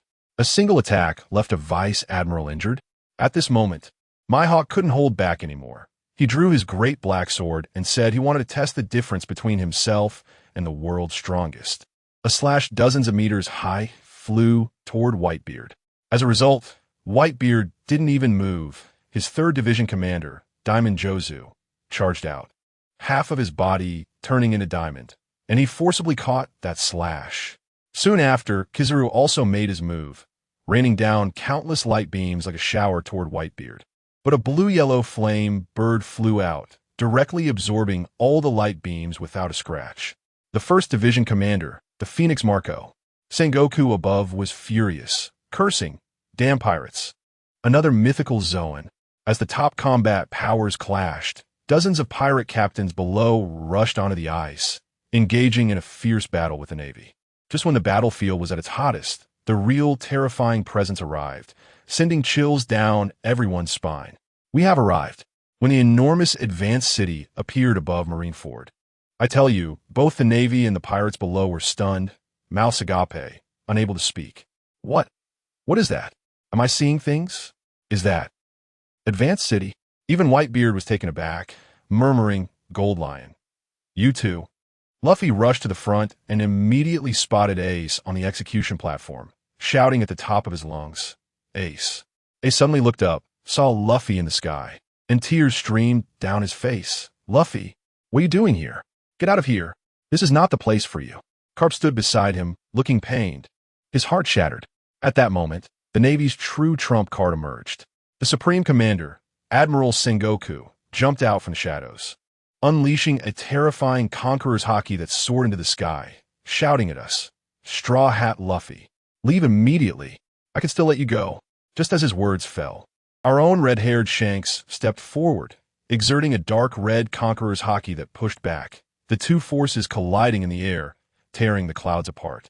Barrett watched from the side, his eyes shining with excitement. This old man's conqueror's haki is impressive. It must feel great to tear him apart. Family, who understands? These legendary monsters have gathered, and their combat power has inflated as if they were using a cheat code.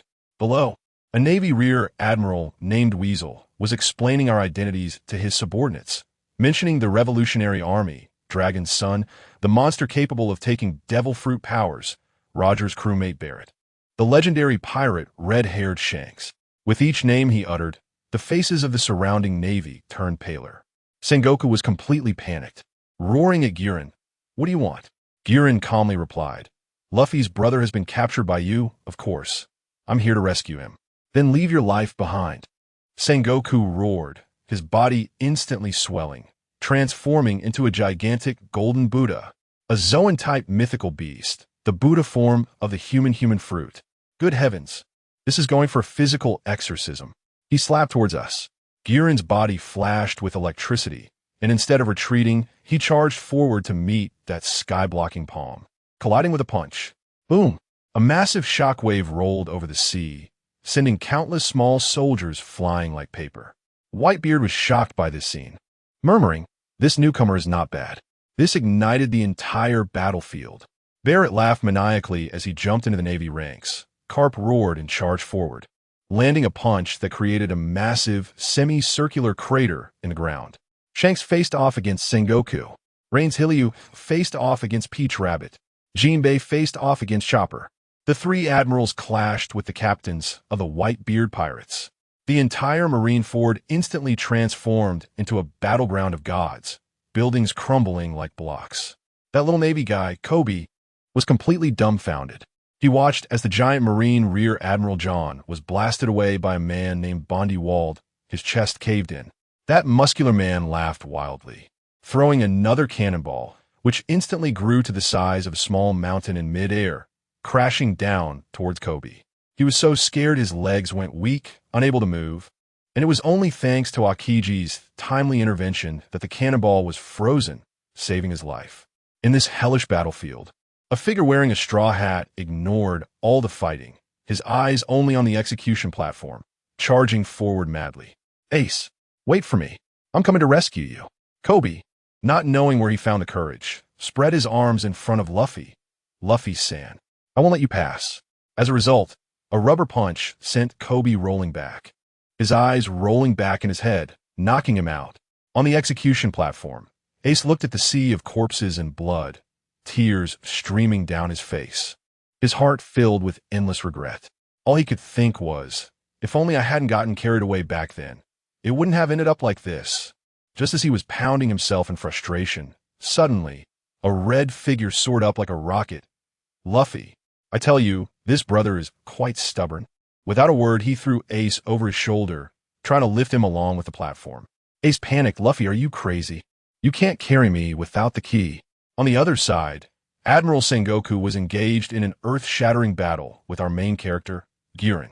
I tell you, Sengoku is really fierce, Conqueror's haki swirling like it was free, each punch causing internal damage. forcing Eren to rely on the float fruit and the thunder fruit to play extreme tug-of-war. While they were fighting fiercely, Sengoku caught a glimpse from the corner of his eye. Huh? Why is the execution platform empty? Where's he? He shouted, "Where's Ace?" Good heavens. The entire venue felt like it had hit pause. All eyes suddenly locked on, and there was Luffy, desperately running with Ace on his back. Akainu's eyes turned red. Family. Who understands? The cooked duck has flown away. He let out a roar, transforming into a magma cannonball and shooting forward, launching a hellhound from the sky, aiming to take them both away in one go. In this critical moment, Ace, not knowing where he found the strength, suddenly broke free and threw Luffy away like a sandbag, standing tall to meet that magma fist. With a thunderous boom, the ground turned into a magma hell. Luffy was dumbfounded, his eyes wide as saucers. Just when everyone thought Ace was done for, Sengoku picked up a Din Mushi and began broadcasting to all channels. Listen up. Fire Fist Ace is not only a member of Whitebeard's crew, but he's also the biological son of Pirate King Roger. This revelation silenced the entire venue. Even Mihawk was stunned. Sengoku was feeling proud, this cursed bloodline, today, finally. Before he could finish with a bang, a pillar of fire erupted from the magma hell, sending Akainu flying. As the flames subsided, Ace was still standing. But, oh my, both of his hands, from the wrist down, were completely gone. In order to break free from the Sea Prism Stone, he had actually melted his own hands off using Akainu's magma. What a ruthless person. Luffy cried like a 200-pound child, and Ace smiled at him, saying it was okay. Then, taking advantage of everyone's stunned expressions, he scooped up Luffy and prepared to run. Did Akainu want to chase? Too late. Whitebeard appeared behind him like a ghost, delivering a punch that sent Akainu's head directly into the ground. Kizaru tried to come over to help and unleash his abilities, but Whitebeard didn't even look back, punching the sky and shaking both Kizaru and his skills away. At that moment, the entire place fell silent. Then Whitebeard spoke. "You little ones, get out of here. This is left to this old man." I tell you, the scene at that time was chaotic. The Whitebeard pirates were crying and shouting, unwilling to leave. And those ruthless characters released from Impel Down were even more aggressive, asking, "Who are you, old man, to tell us what to do?" Whitebeard had no choice but to place his last hope on Gura. And guess what? Gura just stood there quietly, not saying a word. The meaning was clear.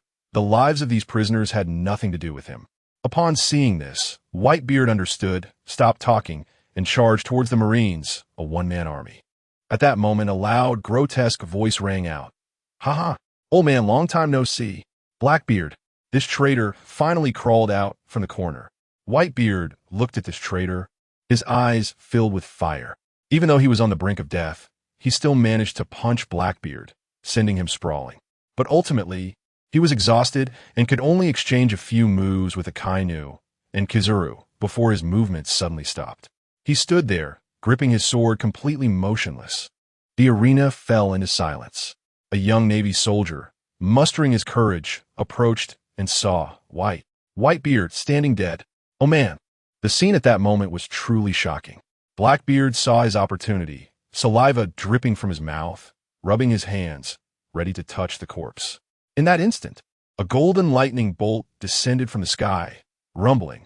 A super giant, 120 meters tall, surrounded by electric light and steam, appeared directly in the center of the battlefield. Sengoku was dumbfounded. What kind of monster is this? Then, under the astonished gazes of everyone, the giant opened its mouth wide and with a crunch, swallowed Whitebeard, along with his sword whole. I tell you, as soon as Gyuin took that bite, his entire aura changed instantly, in a place invisible to others. The energy within him surged wildly like a flood that had broken through a dam. The monstrous level, physique, and life energy of the white-bearded man were all absorbed by him. His height shot up from 2 meters to 3 meters in an instant, his muscles bulging, resembling a small giant.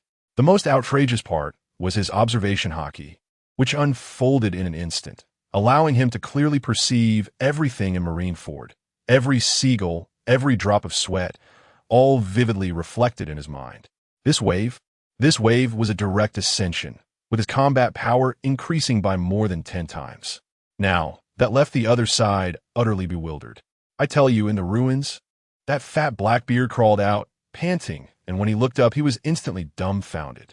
He originally came for Whitebeard's Tremor fruit, but he watched helplessly as old Dad's corpse disappeared, and in his place stood a 3-meter-tall giant steaming with vapor. Who can understand his family? His ugly face twisted in an instant like a bitter melon, mumbling no way, feeling as if he had set his sights on a girl he was ready to marry, only to find out she had already run off with someone else. On the other side, Sengoku also reacted. He pushed away the huge rock pressing down on him with a slap, and cold sweat broke out on his forehead. Goodness, he suddenly remembered that he had demonstrated his giant transformation ability back when he was in the East Blue. This is bad. He clearly understood in his heart that Whitebeard's ability was definitely taken by him. The old man panicked on the spot, his whole body shining with golden light, transforming into a giant Buddha form, charging towards me like a golden cannonball, shouting, "Hurry! Stop him!" That silly Luffy crawled out of the ruins and saw my giant form, excitedly waving his hands. Great! It's guys! He could bring Uncle Whitebeard's body back. Ace beside him also breathed a sigh of relief, but there was always a strange, inscrutable look in his eyes when he looked at me, probably wondering why I, so impressive, was hanging out with this fool Luffy. Just when everyone's attention was focused on me, I moved. I gently, tentatively threw a punch at the air. Crack, crackle. As soon as that sound echoed, the entire battlefield, every single one, had its DNA shaken. That sound was too familiar. It was the same sound Whitebeard made when he shattered space like glass while clearing the field. Blackbeard, that fat guy, heard it and first looked stunned. Then his face instantly turned the color of liver, and he was so furious he almost smoked, pointing at me and cursing. Bastard, I'm going to kill you. Too late, buddy. With this punch, the entire Marineford instantly broke apart like a wafer cookie being crushed, splintering into pieces. The ground rolled like ocean waves, and countless Marines and pirates couldn't stand their ground and were knocked out cold. Sengoku watched as his home, which he had protected for decades, turned into ruins, and his eyes turned red. A massive golden shockwave came rushing toward my face. Nearby, Akainu and Kizaru also reacted, bombarding me with meteor volcanoes and the 8-span jewel like it was free. Goodness, with 3 admirals and 1 fleet admiral, who wouldn't be dazed by this treatment. But now, it was different. I floated in midair, watching the joint attack of 3 top-tier powerhouses below. To be honest, I felt no waves in my heart at all. In my current observation hockey, their movements looked like slow motion. I just slightly tensed my muscles and threw another punch into the air. Boom! A white crack over 10 meters wide appeared out of nowhere. That invisible force swept away their big moves, as if they were nothing, dissipating like a fart. At this moment, the entire venue fell silent. Even Barrett and the ruthless guys from Impel Down were left dumbfounded. Sengoku's old face looked as ugly as if he had eaten a fly. He only had one thought in his mind. Today, no matter what, he had to kill me here. He turned to the unmoving Carp beside him and shouted, "Carp, let's go together. Family, who understands? The highest combat power of the Navy. 5 against 1. Sengoku, Carp, Akainu, Kizaru, Akiji, with this lineup would definitely trend on social media in 2025, right? What would be called? Marineford Justice Be Down? Rear Admiral Tsuru, watching from a distance, couldn't help but sigh, saying the last time someone had this treatment was that Rox who wanted to bring down the Celestial Dragons. Just as the 5 of them positioned themselves, ready to gang up on me, I suddenly felt as if something was about to burst out from my body. With a whoosh, a blue-green energy storm erupted centered around me, instantly sweeping across the entire Marineford. How to describe that feeling? It was like cough. It was like letting out a huge, satisfying burp, feeling completely refreshed. Goodness, so this is Conqueror's hockey. This overwhelming hockey finally belonged to me. The battle erupted instantly. Let me tell you, it was like a special effects exhibition in the sky. On my side were blue lightning, white spatial cracks, and lion heads made of rock. On the other side were Carp's iron fists, Sengoku's shockwaves, Akainu's magma, Kizaru's lasers, and Akiji's ice blocks, colorful attacks raining down on me. But they were fighting in utter frustration. My main strategy was to be untouchable. Carp threw a punch, and I simply switched places with my shadow using the shadow fruit. Akainu unleashed magma, and I opened a door with the door fruit and slipped away. Occasionally, I would use the float fruit to lift some debris from nearby buildings and drop it down to disturb them. The 5 of them were like playing whack-a-mole, sweating profusely, yet they couldn't even touch a hair on me. Carp was so angry he spat on the ground and cursed my tactics as too sneaky. Of course, I wasn't stupid enough to engage in close combat with 5 of them. However, using multiple devil fruit abilities at such high intensity was indeed exhausting, and I gradually started to feel a bit tired. But I had a good sense of security. I still had 2 trump cards in hand. Just then, a large ship suddenly approached on the sea. Wow, it was Shanks the red-haired.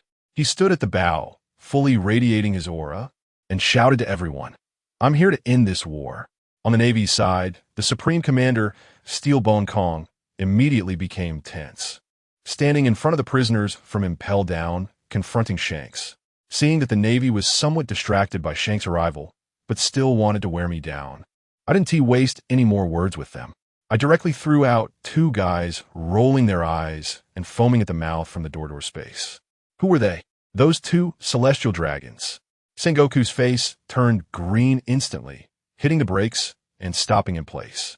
This was what he feared the most. Just as he hesitated, his miniature transponder snail rang. With my observation hockey, I heard, "Oh no," it was the Gorosei calling, and their tone was so urgent they seemed about to jump out of the phone, almost saying directly, "Those 2 useless ones are more important than your entire Navy headquarters. Hurry up and save them." Sengoku hung up the phone and asked me with a dark face, "Gajisu, what do you want?" He still wanted to bargain with me, saying that the sinner's son, Ace, must be left behind. I couldn't be bothered to pay attention to him. With a wave of my hand, a blade of wind appeared, and, with a whoosh, I directly severed one of the arms of the celestial dragon named Roseward on the ground. "Stop!" Sengoku shouted, his voice hoarse. I tell you, the entire place fell into silence again. Even a madman like Don Quixote da Flamingo was nearly shocked speechless. In front of the whole world, cutting down a celestial dragon? Even Kaido wouldn't dare to do that. Now, the Navy was completely out of temper. Shanks also stepped forward at the right moment, activating his face fruit. "Give me some face, Admiral Sengoku. Let us end this battle." Sengoku looked at me, then at the 2 celestial dragons on the ground who were nearly peeing themselves, and finally let out a long sigh, as if he aged 10 years in an instant. Gritting his teeth, he squeezed out a few words. "The war is over. Done." I felt relieved in my heart. The biggest gain from this Marineford war was that Whitebeard's power directly made me take off. After that, it was time to clean up the battlefield. Sengoku went emo, sitting down on a big rock, his hair visibly turning white, probably thinking about retirement. On our side, we boarded Shanks' ship and left Marineford safely without any danger. The atmosphere on the ship was a bit heavy. That kid Ace, although he was saved, lost his father and his arm, and he was completely withdrawn, always saying if only he could die in place of his father. Luffy, on the other hand, was more open-minded. He clearly saw the gap between himself and the top-tier powerhouses and decided on the spot that the Straw Hat crew would take a 2-year vacation, each finding a place to level up. I also took the opportunity to say goodbye to him, saying that I had to take care of some personal matters, and we would meet again in 2 years. Although Luffy is a bit silly, it seems he sensed something and asked me seriously, "We'll still be partners, right?" I smiled and said, "Of course." But to be honest, by the time I finish my business, the Straw Hat crew's little pond will probably not be able to hold me anymore. A year has passed in the blink of an eye. What about me? I haven't been idle. I thought to myself, now that my abilities have been upgraded to version 5.0, I should find a tough opponent to test my skills, right? My next target, Kaido of the Beasts. Finally, I got the chance to catch him stumbling out after a drink, and I went straight in with a quality combo. Now, fighting him is a piece of cake for me. By the time Luffy and the others read the news of Kaido's defeat in the newspapers, I had already happily accepted Kaido's fish fruit, mythical Zoan Azure Dragon form. Now, I'm transforming into a giant blue dragon several hundred meters long, soaring above the clouds. Feeling the power of controlling wind and thunder, capable of destroying everything. It's incredible. No descendant of Yin and Huang can resist the temptation of becoming a dragon. My next destination, The land of Wano. That place is full of treasures. As soon as I landed, I found the entire Wano country in chaos. Goodness, Kaido's subordinates just blew up. That guy named Jean, with his mask, had his eyes wide open like copper bells, mumbling something about how Kaido is Joy Boy and can't possibly be dead. He looked like he was about to believe in light. That silly guy named Jack ripped the newspaper to shreds, howling to set sail and find a boss. On the other hand, that chubby guy Queen, who usually loves to sing and dance, surprisingly had some sense this time, knowing that once Kaido fell, Wano would change drastically, and he needed to stabilize the situation quickly.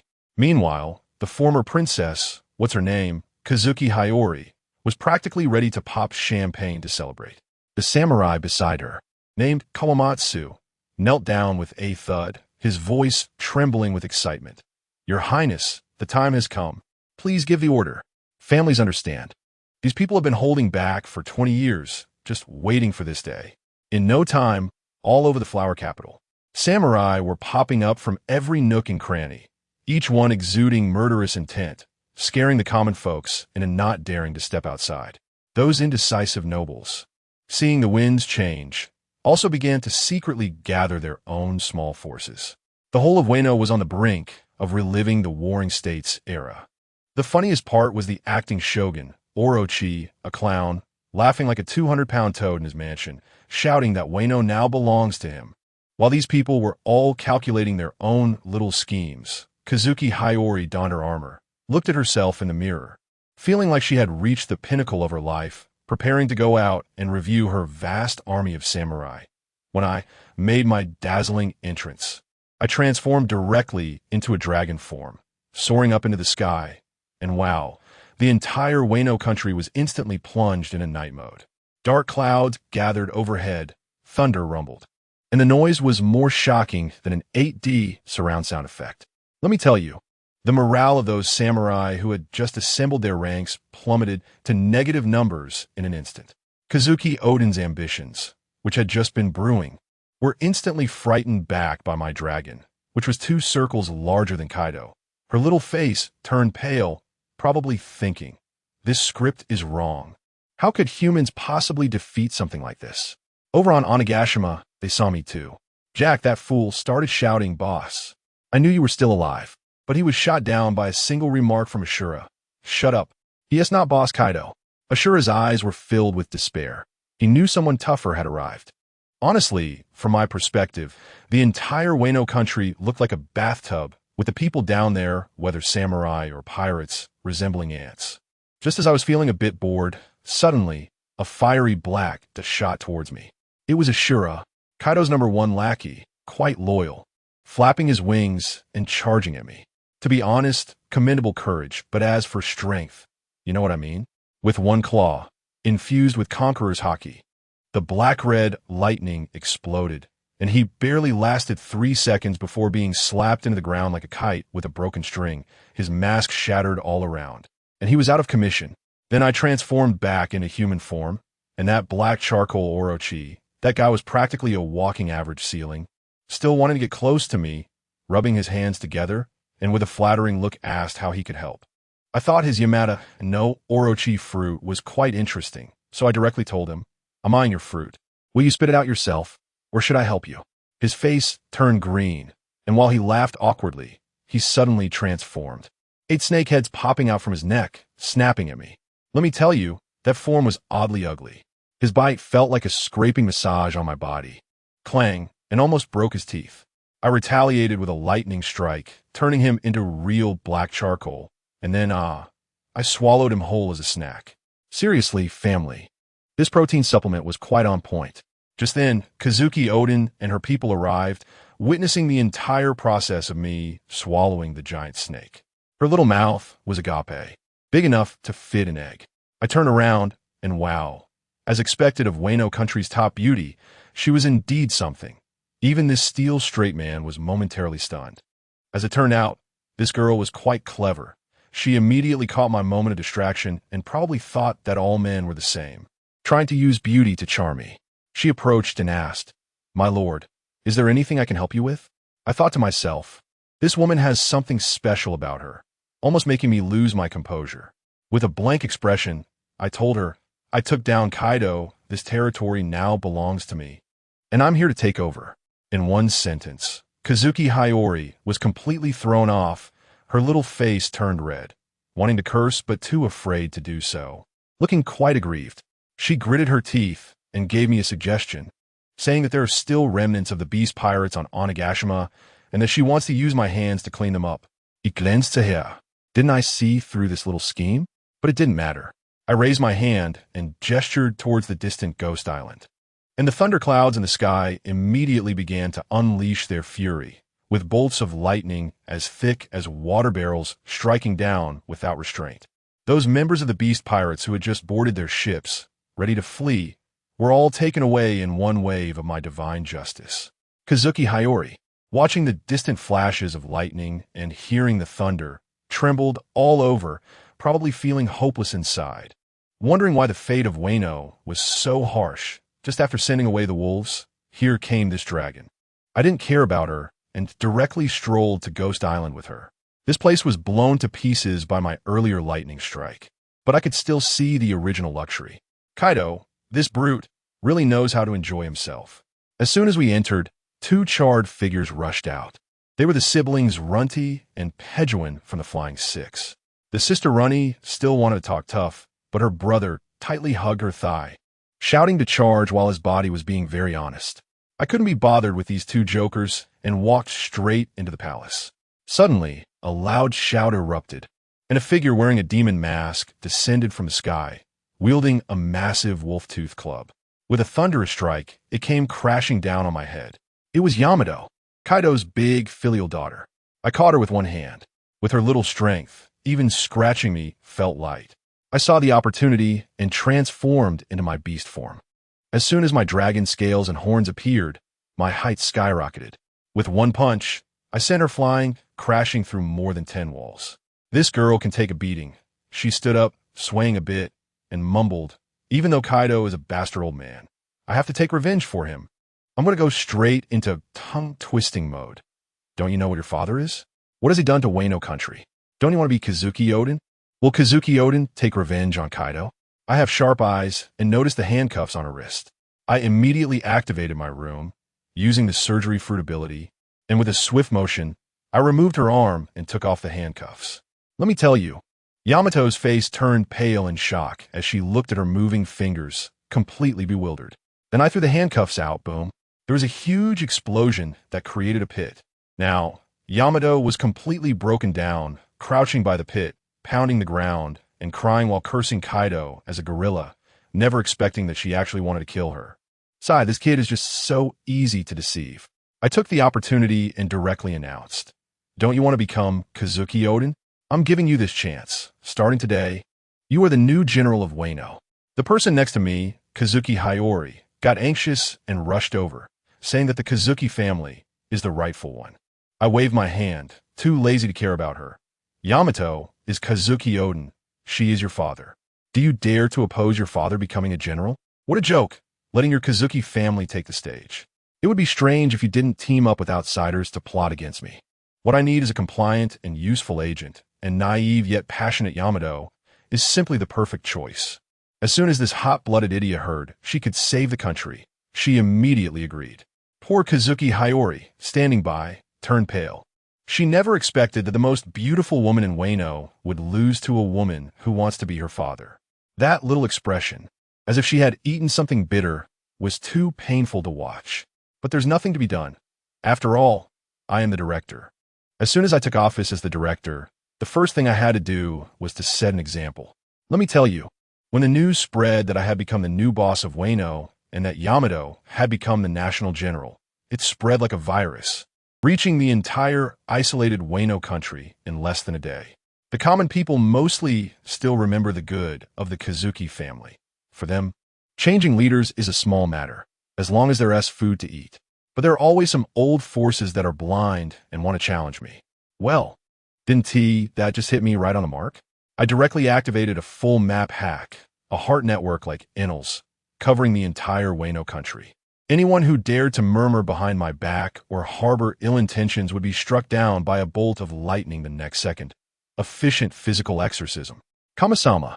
The people of Wano were so shocked that they were dumbfounded, watching the thunder strike everywhere, thinking it was the wrath of the gods, kneeling on the ground and banging their heads. In half an hour, I had cleared out hundreds of troublemakers. This really made Yamato angry. She exploded, charging up to me like a little firecracker, her face flushed with anger, and immediately bombarded me with 3 deadly questions. Jakes, what do you really want? Didn't you say you would govern Wano well? Why are you killing innocents? Looking at her overflowing sense of justice, I almost burst out laughing. Who understands, family? Facing someone as innocent as Yamato, I was like the bad guy holding ink, painting however I wanted. With my hands behind my back, I began my Oscar-worthy performance, pouring her a generous helping of soul-nourishing wisdom. General Yamato, listen to me, I said with a serious expression. These people are not innocent civilians. They're the tumors of the old era. Their rebellion is not for the people, but for their own status and wealth. Keeping them alive will only destroy the hard-won peace we have and provoke war. They are no different in essence from those capitalists like Kaido who pollute the environment. My bluff left Yamato stunned, and the little spark of anger in her eyes seemed to extinguish. Of course, she wasn't completely naive. She tossed out a comment about verifying what I said and stormed off with her beautiful high ponytail swaying. A few days later, the effects of the lightning therapy were significant, and most of the opposing voices had disappeared. But a new problem arose. Yamato became emo, sitting across from me, pulling at her hair and venting. It's too hard. This damn place has no talent. The literate ones, the ones who understand management, are all those old nobles. If you let them take office, they'll start shady dealings the next day. It's driving me crazy. Watching her in such a frenzy made me internally delighted. See, being a leader isn't that easy after all. I'm clever for passing this tough job on to her. I just need to enjoy myself and provide muscle support. I thought about it and pointed her to a clear path. Kazuki Hayori and her group should still be useful. The remaining members of the Akazuya 9 who are still alive are quite clever. After I showed off my muscles, they all hid and pretended to be dead. Much smarter than those reckless samurai. When Yamato heard this, her eyes lit up. She wasn't particularly averse to the Kazuki family, so she immediately agreed. On the other side, when Kazuki Hayori received the news, she was stunned, covering her mouth with a look of disbelief. She probably thought I looked down on the remnants of the Kazuki family, but didn't expect such happiness to come so suddenly. She immediately agreed to let her subordinates help govern. Kawamatsu, also known as Tsurunuki, was nearby asking her about her plans. And Hayori's eyes were sparkling, clearly having some bold ideas. Just as we were finishing the arrangements, a subordinate rushed in to report. Not good, General. The world government's ships have arrived. Wow, the world government? What are they here for? I thought back to how I had already driven the Navy back several times. This group didn't look like they were here to fight. When our people landed, I realized it was if you can't beat them, join them. No, it was if you can't beat them, recruit me. A white-haired, curly-haired captain of the Special Forces babbled for a long time. And the core message was simple. Let's form an alliance. As long as we ally, the world government will recognize your legitimate status, acknowledge Wano as your private territory, and provide a large supply of resources. Damn, is there really such a good deal? Giving money and supplies, and even granting me a legal identity? There's nothing more to say, deal. I agreed on the spot, since I can always back out with just a word later. As for the name of the country, I thought it would be called the Han Kingdom, focusing on cultural confidence. Once the fleet of the world government left, Yamato was so happy that he couldn't close his mouth. With that batch of supplies, the food problem of the people of Wano was finally solved. That night, I was lying on the tatami mat, enjoying myself, when suddenly I felt a stir in my heart. Huh, what's she here for? I saw Kazuki Hayori alone, walking into my palace in an exquisite kimono, gracefully. I'm familiar with this plot development. Her little thoughts were as clear to me as if I were watching a live stream. She just wanted to build a good relationship with me, surpass Yamato, and restore the Kazuki clan in another form. But upon seeing me in person, she was so nervous, like a startled quail, that she forgot everything she had prepared and stuttered about wanting to discuss new reforms with me. Watching her flustered and clumsy in front of me almost made me laugh. This acting was too interesting. The next day when I woke up, It was already bright outside. I stood outside the door, feeling a bit emotional. To be honest, Hiyori's petite frame is indeed a bit fragile. My enhanced physique is practically a perpetual motion machine. If I weren't afraid of breaking her, I could fight for several days straight. What surprised me the most was that after being a courtesan for so long, she was still. I can only say that Oda really likes to play with contrasts. After a while, Hiyori came out, holding onto the wall, her legs trembling, looking at me with her little face flushed, calling me master. I frowned and directly used my ability to wrap her in a blanket and send her back to her room to rest. I'm having a headache. Day has come again, saying that the ship from the world government has arrived with supplies. She saw Natsu behind me, and her eyes were full of confusion. This time, the world government ship is even larger, piled high with supplies. The leader is a tough character, wearing a mask with muscles like cannonballs. I could tell at a glance that this guy is no weaker than a general. It's like he's showing off his muscles to me, implying that we are negotiating with you out of respect. We could send anyone with the strength of a general. I chuckled to myself, ignoring his little schemes. The news of the establishment of the Han Kingdom had already spread across the world. I had become the king of a recognized member state of the world government, and that was enough for me. However, the unfathomable depth of the world government did make me a bit wary. Days passed by, and I was also inquiring about Momonosuke's whereabouts. I heard that Empress Hancock seemed to be looking for me. To be honest, after staying in Wano country for so long, I was getting tired of it. Although Nico was nice, her physical abilities couldn't keep up with my pace. Moreover, I discovered a serious problem. My physical strength was increasing, but my mental strength was struggling to keep up. The most primitive instincts of hunger and reproduction were starting to surface uncontrollably. If this continued, I was afraid I would truly become a beast that only knew how to eat and cough, cough. I needed to find a way to enhance my mental strength. I glanced at the pair of orange shoes on my feet, which were faintly glowing. The energy was already full. Going to another manga world to solve my mental strength issue shouldn't be too difficult. Although I didn't know how the timeline of the One Piece world would be affected when I returned, I couldn't worry about that too much anymore. If I stayed here any longer, something bad would happen. I glanced at the sleeping Rihu, who was snuggled up in the blanket, put on my shoes, and with a gentle push of my feet, I floated up into the air, directly flying towards the sky.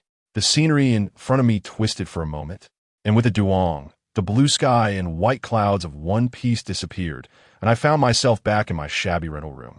I'm a tall guy, at 3 meters, nearly hitting the ceiling. I had no choice but to use the ability of the gum-gum fruit to compress my body down to 1 meter 93. If I pressed down any further, my strength would be compromised, which I couldn't accept. To my surprise, the abilities I brought back from One Piece could actually be used. Once I opened my heart network, wow, the entire city's gossip was directly delivered to my ears, with all kinds of noisy sounds. Suddenly, a strange voice caught my attention. Yin Shui, you can't use your technique anymore, right? Interesting. In the direction of my abandoned factory, a group of men in black was surrounding a girl.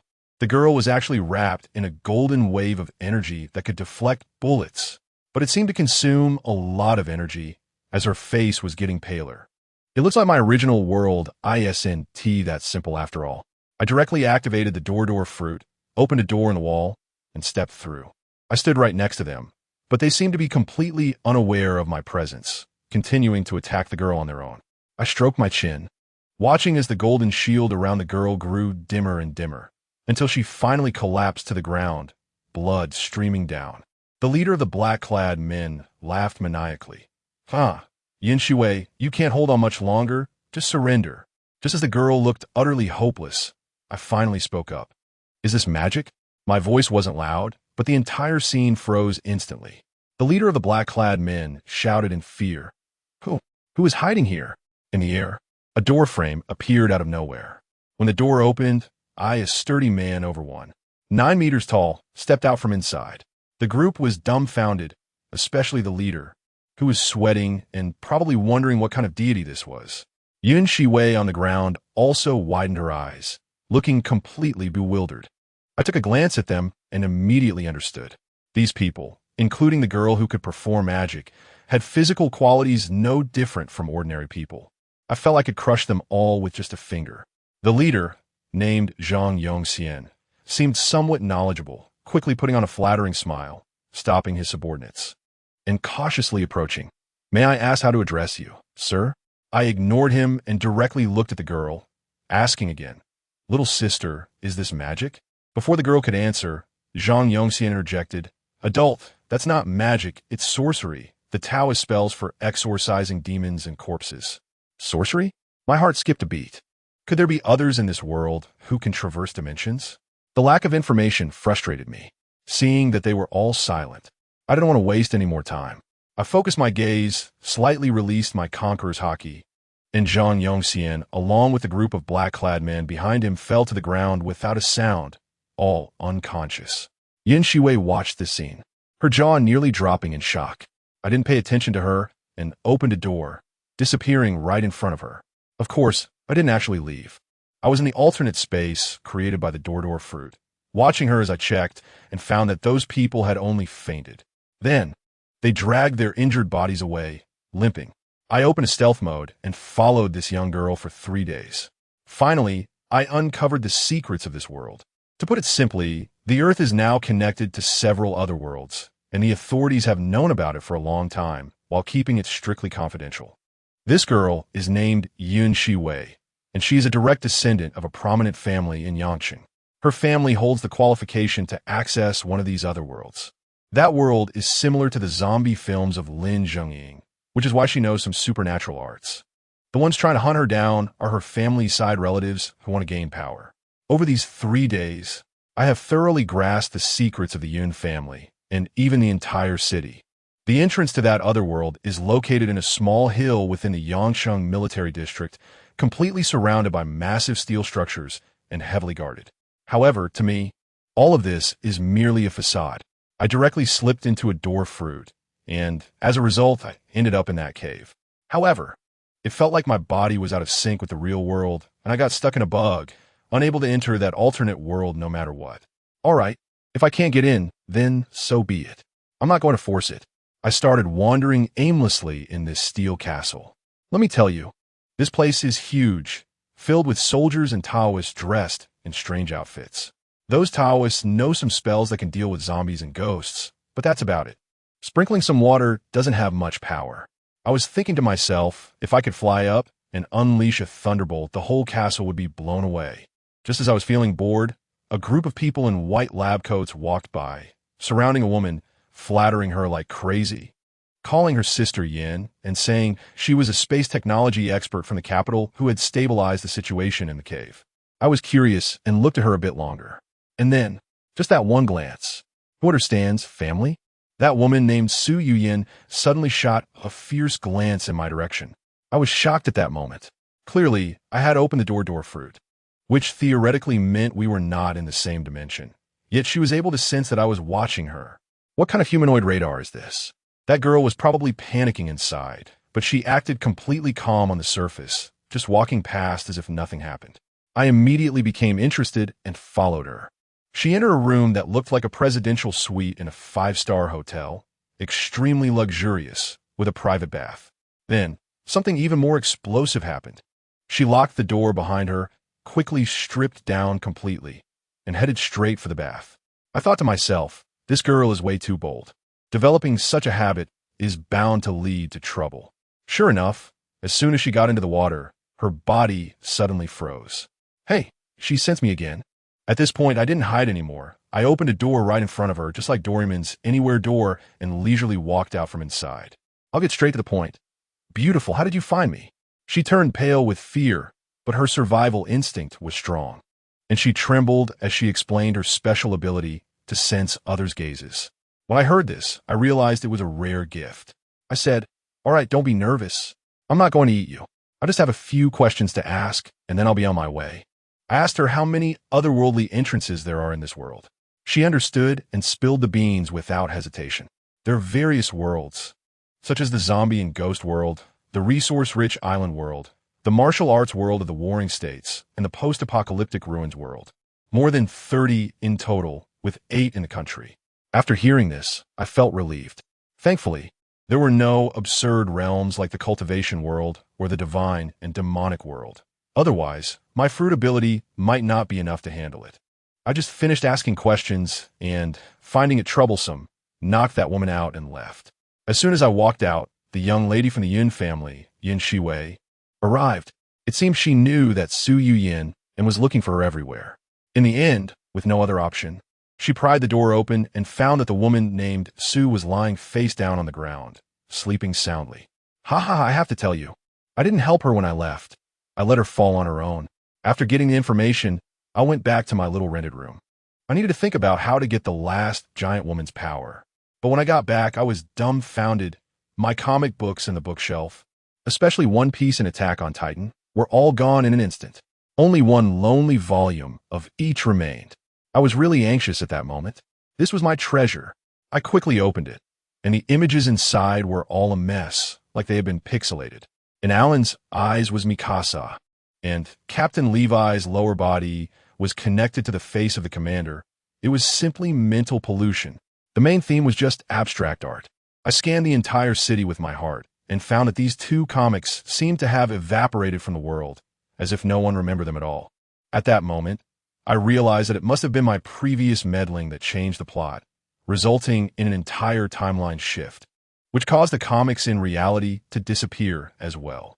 The only ones left were these two copies in my hands, which I had traversed, making them rare editions. Thinking of this, I became even more curious about what the world of giants was like now.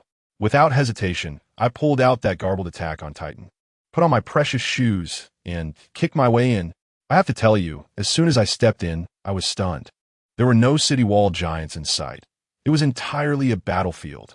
The deafening sound of artillery, tanks, and armored vehicles crushing everything, yellow sand swirling everywhere, and ruins all around. When I saw the military uniforms, I realized, wow, it's Marley being pressed to the ground and rubbed by the multinational coalition. From the looks of it, this war must have been going on for several years. The city has been flattened. When I flew up to the sky and took a look, I instantly understood. Isn't this just the good deed I did? I took away all the giant power from Marley. Without their nuclear-level deterrence, wouldn't the surrounding countries rush in to share the cake? But I have no regrets at all. These guys relied on their giants before, complacent and unambitious. Their technology tree was all messed up. Now that they're being attacked, they totally deserve it. The truth is, if you're behind, you get beaten up. I'm not some saint. The rules of this world are survival of the fittest. I just accelerated this process. I flew deep into Marley, and with a sweep of my heart, it was like hell on earth. The order in the city had collapsed, and starving people were like demons. As for me, although I am ruthless, I still have some bottom line. Adults reap what they sow, but children are innocent. I casually saved a few starving children who were nothing but skin and bones and gave them some food. Just right, I've been lacking manpower, and these children, with proper training, could become my first batch of subordinates. The training system has started. Meanwhile, over in Marley, that Marshal Magath was pulling his hair out in frustration. They discovered that the corpse of the female giant Annie had been burned to a crisp, and the power of the giants was randomly passed on to an Eldian baby. Now they're searching the world for that baby, hoping to recover the last female giant. But folks, how is this any different from searching for a needle in a haystack? Besides, even if they find it, what good is one female giant? This is an era of relentless artillery fire. Adults, times have changed. Switching the scene, let's take a look at Parody Island. Goodness, the atmosphere is completely different. Commander Erwin is leading the Survey Corps, wandering outside the walls every day, and they found that wild giants are becoming increasingly rare. Levi still has a deadpan expression, complaining about whether the giants have fallen into a ditch. As for Mikasa, she has gone insane in her search for Eren, becoming the new generation of war god for the Survey Corps, nicknamed the Valkyrie. But to be honest, without Eren as their anchor, finding their way to the seaside is not an easy task at all. Because of the commotion I caused back then, the Survey Corps has now gained a higher status.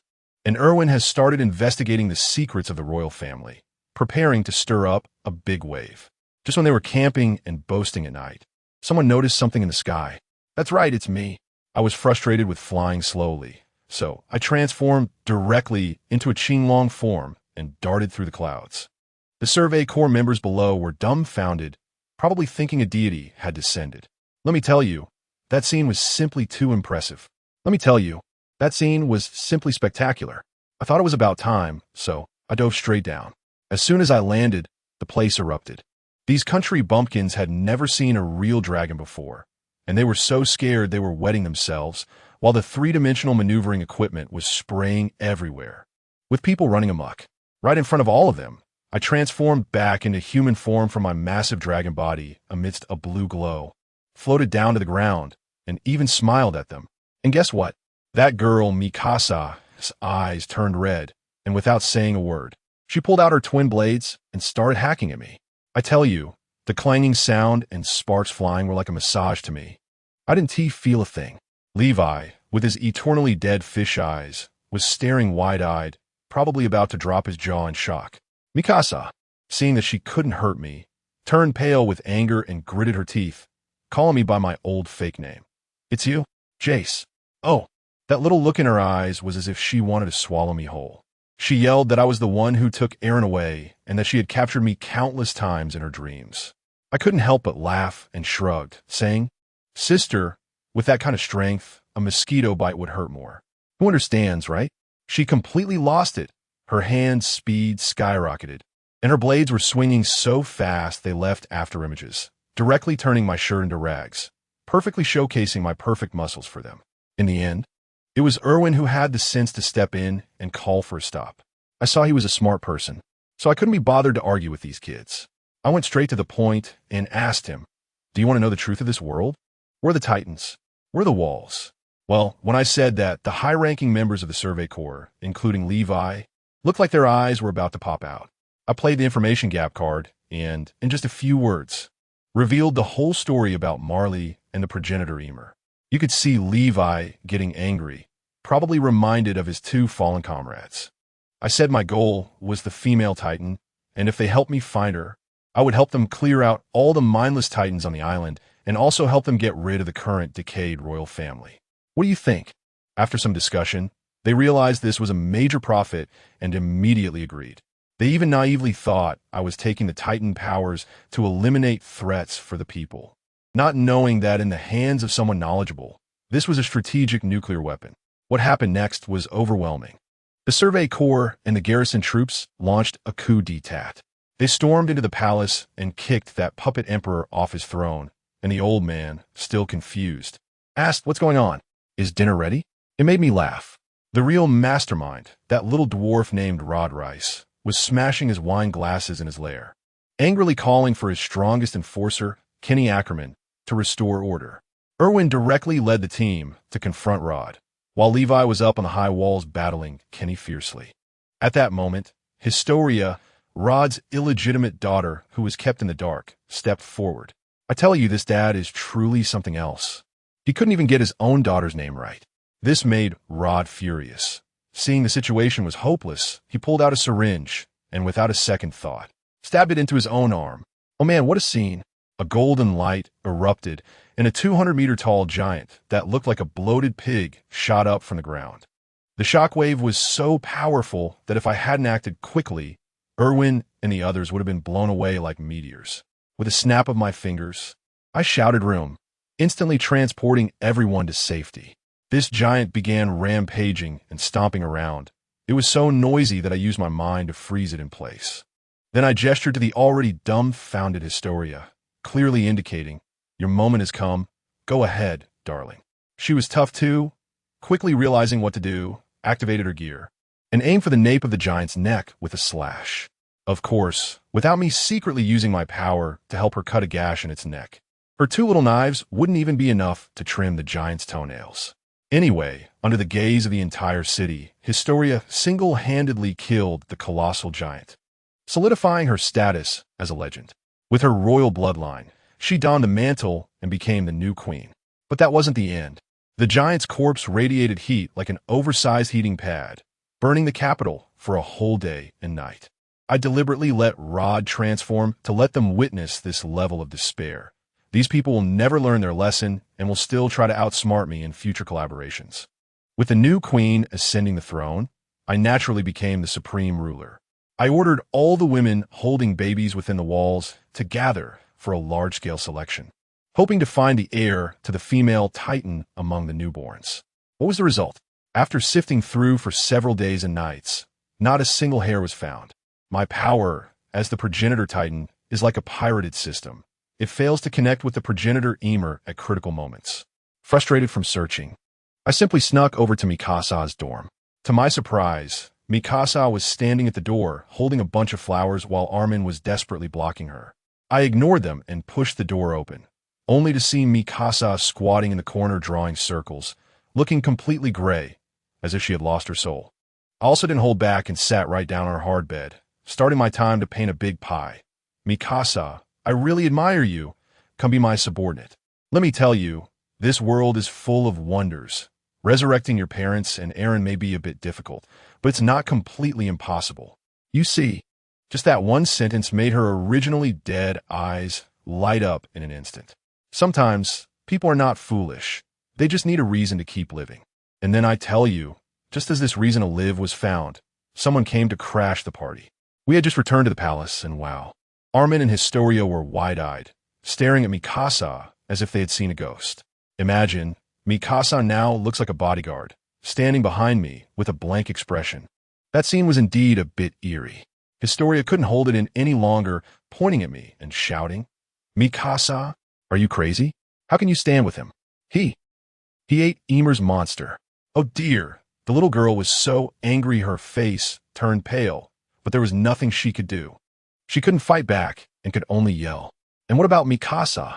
Let me tell you, she has truly become the real Mikasa Ackerman now, not even raising her eyelids. Coldly replying, "Armin, I know what I'm doing." Just that one sentence instantly stifled the 10,000-word essay Armin had prepared to dissuade her, leaving him with nothing but a long sigh. Wow, isn't this just the typical script of a guy who is head over heels in love? Telling you not to persuade him? I was watching a play when suddenly a spark of inspiration hit me. I thought to myself, when I first encountered Alan, he hadn't yet obtained the power of the Progenitor, and I was still able to enter that bizarre space called the road. Does that mean it's not necessarily royal blood that can act as the key? With this thought, I didn't waste any time. I dashed in front of Historia and grabbed her by the arm. And then I just short-circuited, completely crashing. I tell you, in the next second, my soul was directly pulled to a bizarre place. The ground was covered with sand that glowed with a bluish-green light, stretching endlessly. There was no sun or moon in the sky, and in the middle stood an enormous, glowing tree, its branches resembling fiber optic cables, extending into the invisible distance. Under the tree stood a little girl with golden hair, wearing tattered burlap clothes, her eyes vacant, holding a small baby in her arms. I know exactly what's going on. This is none other than the ancestor of giants, the Progenitor Ymir. But the next second I was stunned. The baby in her arms had eyes that seemed to hold a universe, deep enough to draw a person in. The Ymir, who had been nothing more than an NPC in the manga, now stood vividly before me, almost indistinguishable from a real person, except for that divine gaze in her eyes. She blinked, and in an instant, she appeared right in front of me, offering the baby towards me. Her big eyes filled with hope and a plea to accept it. I was suspicious at the time. This free gear must be a scam, right, folks? What if it's some kind of possession trick? And just look at her lively demeanor now, completely different from her previous brooding image. When things seem off, there must be something fishy. After I hesitated for a long time, that little girl got anxious and just placed the baby down on the sand. In the next second, she started doing something wild. One hand began to draw circles frantically, and she was making all these sounds, looking just like Luffy's gum pistol. Then, out of nowhere, she pulled out 3 knives, one of which she held in her mouth, cosplaying Zoro's 3-sword style. At that moment, I realized, wow, this girl can see my memories.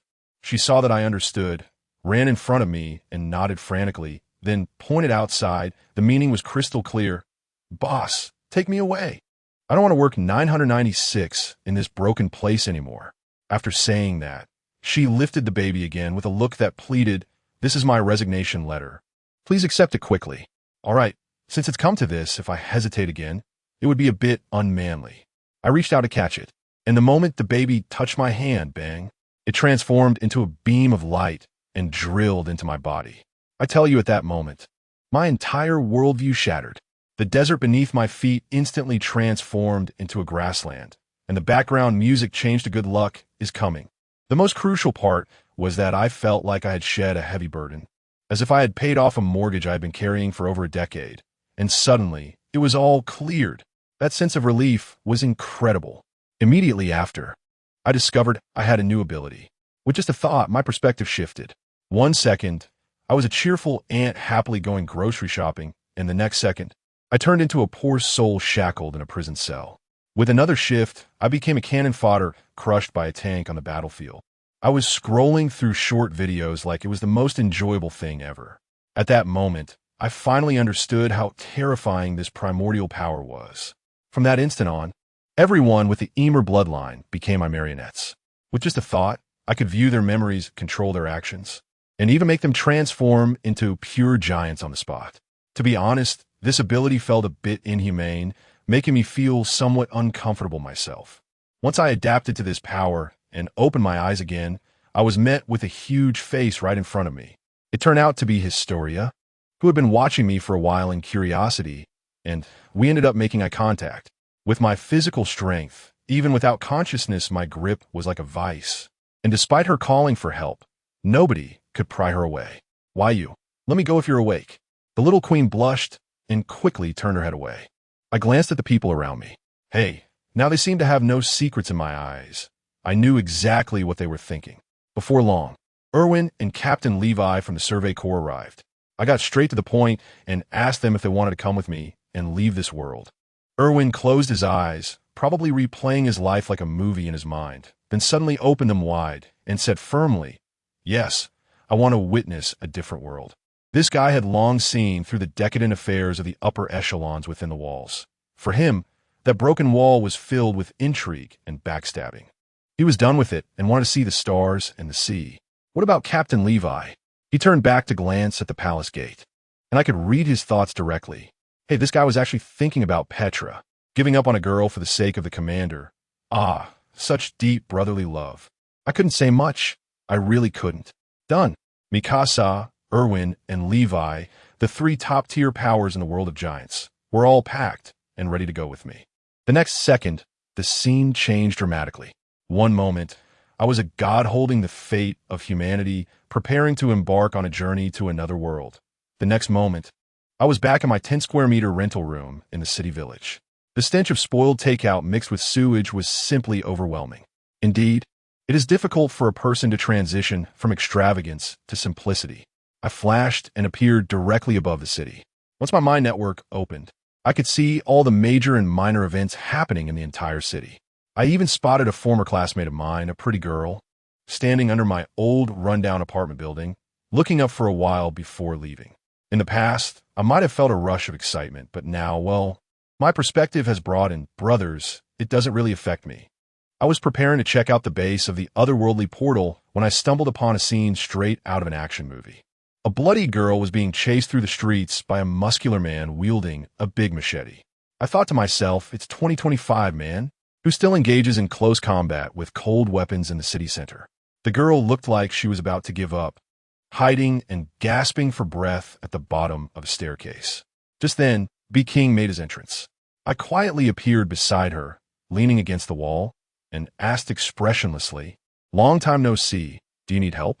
The girl was startled, looked up at me, and, clutching at what seemed like a lifeline, said, Save me. I can promise you anything you want." I laughed. "Anything goes?" Looking at her face twisted in pain. I didn't tease her much and directly pulled out a flashy fruit from my pocket and tossed it to her, telling her that eating it would make her feel better. She probably thought it was some kind of healing miracle drug, so she took a big bite. The next second, she gagged and tears sprang out. The taste, they say, is on par with 10-year-old stinky socks. Just as she was starting to doubt if I was messing with her, her body suddenly started making all sorts of noises. And with a whoosh, fluffy cat ears popped out, and a tail sprouted from behind her. She exclaimed, "Meow. Who understands family?" 1 second, she was a damaged little flower, and the next she transformed into a muscular Barbie cat girl. She was stunned, with white fur growing on her fair hands, and her nails turning long and sharp. I briefly explained to her that this is the cat fruit, which allows her to turn into a cat, but the cost is that she is afraid of seawater. She felt the surging power within her and became excited. So this is what it feels like to be stronger. She wanted to ask something else, but I'd already slipped away. Boom! With a loud crash, the big guy with the knife cleaved open a steel door and arrogantly shouted, "Little mouse, I can smell you." This guy is named Yang, and he's tough too. As he chased after me, he muttered to himself, "After this job, 30 million in hand. Ha ha ha, this money is so easy to make." Su Yin, the cat girl, was furious when she heard that her old butler had been taken down by this guy. Coming from a prominent family and knowing some martial arts, now, with the power boost from the zone-type fruit, she was like upgrading from a shotgun to a cannon. Yang was still acting smug, but then a pair of cat claws ripped through the wall and slammed into his chest. Ah, damn it. The next scene was a one-sided beatdown. Su Yin moved like a white shadow, and the big guy couldn't even touch her, ending up scratched all over like a bloodied mess. However, this big guy was not without skills. When pushed to the edge, he swung his big knife, and 3 waves of blade energy shot out, leaving a deep wound on Su Yin's chest that could be seen down to the bone. I was wondering when this chicken fight would come to an end. So, I raised my hand and summoned a bolt of justice. A lightning strike fell from the sky, instantly turning Yang, who was standing in the hallway, into a human-shaped charred remains. Su Yin clutched her chest, completely stunned, her worldview probably shattered into pieces. I suddenly appeared behind her and said with a smile, "I've saved you again. How are you going to repay me?" She looked at me as if she were looking at a deity and asked, trembling, "Was that thunder just now caused by you?" When I nodded, she gasped. "And then?" "Then she directly repaid me with cash. She gifted me a Chinese-style villa situated in a scenic area. With a red door and wooden beams, it was ancient and elegant, truly impressive. I was wandering around the villa, contemplating the next world to visit. Who wouldn't want immortality? I flipped through the comics I'd saved, and my gaze finally landed on a book called Demon Slayer, Kimetsu no Yaiba. The power ceiling of this world feels like a beginner village plus version to me. That final boss, the pathetic Musen Kabutsuji, I estimate that if I transformed into a dragon and unleashed a breath attack, he would ascend to the heavens on the spot, not even leaving behind ashes. Low difficulty, high reward. This is the one. I took out the shoes that could traverse worlds, and the energy was already full. With a flash of light, I arrived. As I opened my eyes, I heard a child wailing and running wildly through the forest, holding onto another little boy, shouting, "Help! There's a monster!" I focused my gaze and saw that the boy in his arms had a large hole in his stomach, with intestines spilling out. The youth holding him was running while crying. Why do this to me? Just as he was about to run out of the woods, a cold voice suddenly rang out. "Hey, kid, the boy in your hands is already dead, right?" I tell you, as soon as those words came out, my buddy Tian Ben, next to me, was instantly petrified, cold sweat pouring down. His neck turned like it was rusty, slowly looking over to see something stepping out of the shadows. Goodness, that thing was so abstract. It had a short, squat body, a face full of wrinkles, and skin that was a dull gray, with drool dripping from its mouth. Tian Ben was so scared his legs went weak, trembling as he asked, "Why you? Who are you?" The monster cackled, and let me tell you, that laugh was worse than nails on a chalkboard. It said, "Me? I'm a cat, and you're a mouse." After saying that, its little short legs sprang up like they had springs, and it lunged straight for Tian Ben's forehead. It was also shouting, "Ha little bun, watch me tear you apart." Fortunately, Tian Ben had years of hunting experience and decent physical fitness, managing to dodge it at the last moment with a tightrope act. Seeing it miss, the little monster got even more excited, howling that it would make him its meal. Just at that critical moment, I tell you, it was unbelievable. A sudden rush of footsteps echoed through the forest, and then an orange-red figure came barreling in like a little train. As he drew his sword, sparks flew from the blade, and in a flash of red light, the monster's head went flying, its neck sizzling as if it had been burned with a hot iron. Even after its head fell to the ground, it was still cursing, saying something about how ghost hunters wouldn't have a good death. The guy who rushed out was wearing an orange-red Haori, looking incredibly sharp.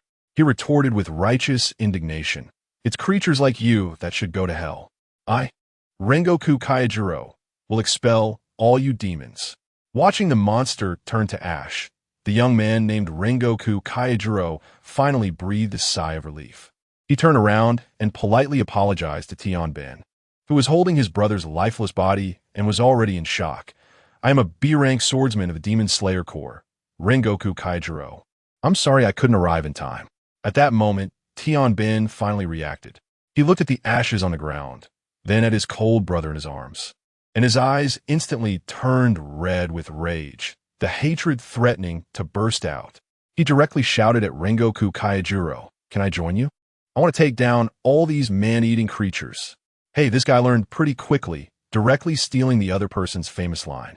Rengoku Kaijiro was momentarily stunned, then seriously warned him that fighting demons was incredibly dangerous, and one might not even leave a scrap behind.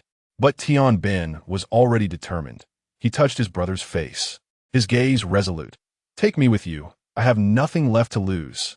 I tell you, in that moment, Purgatory Mu Ichiro looked at him, his eyes lost in thought, probably recalling his past self. And all of this, my boss Yuan, along with Mikasa, Erwin, and Captain Levi, were floating on a chunk of earth in mid-air, observing everything from a god's perspective. My boss asked us, "How does it feel? Do these ghosts feel a bit like giants?" Mikasa didn't hear it all. She was just fixated on the one below, named Purgatory Mu Ichiro, mumbling, "Eren, I will definitely find a way to resurrect you." As for Captain Erwin, he was already used to it, frowning and analyzing the combat power system and power distribution of this world. As for Captain Levi, his expression was one of disdain. Just one word, "Pa." He clearly thought that the little guy just now wasn't worth his effort. Erwin reminded him, "Levi, don't underestimate them. These ghosts have brains, unlike the mindless giants, and the strong ones might be difficult to deal with." Captain Levi impatiently clicked his tongue, indicating that he understood. My boss, Yuan, led us quietly as we followed Rengoku Kaijiro, making our way into the headquarters of the Demon Slayer Corps.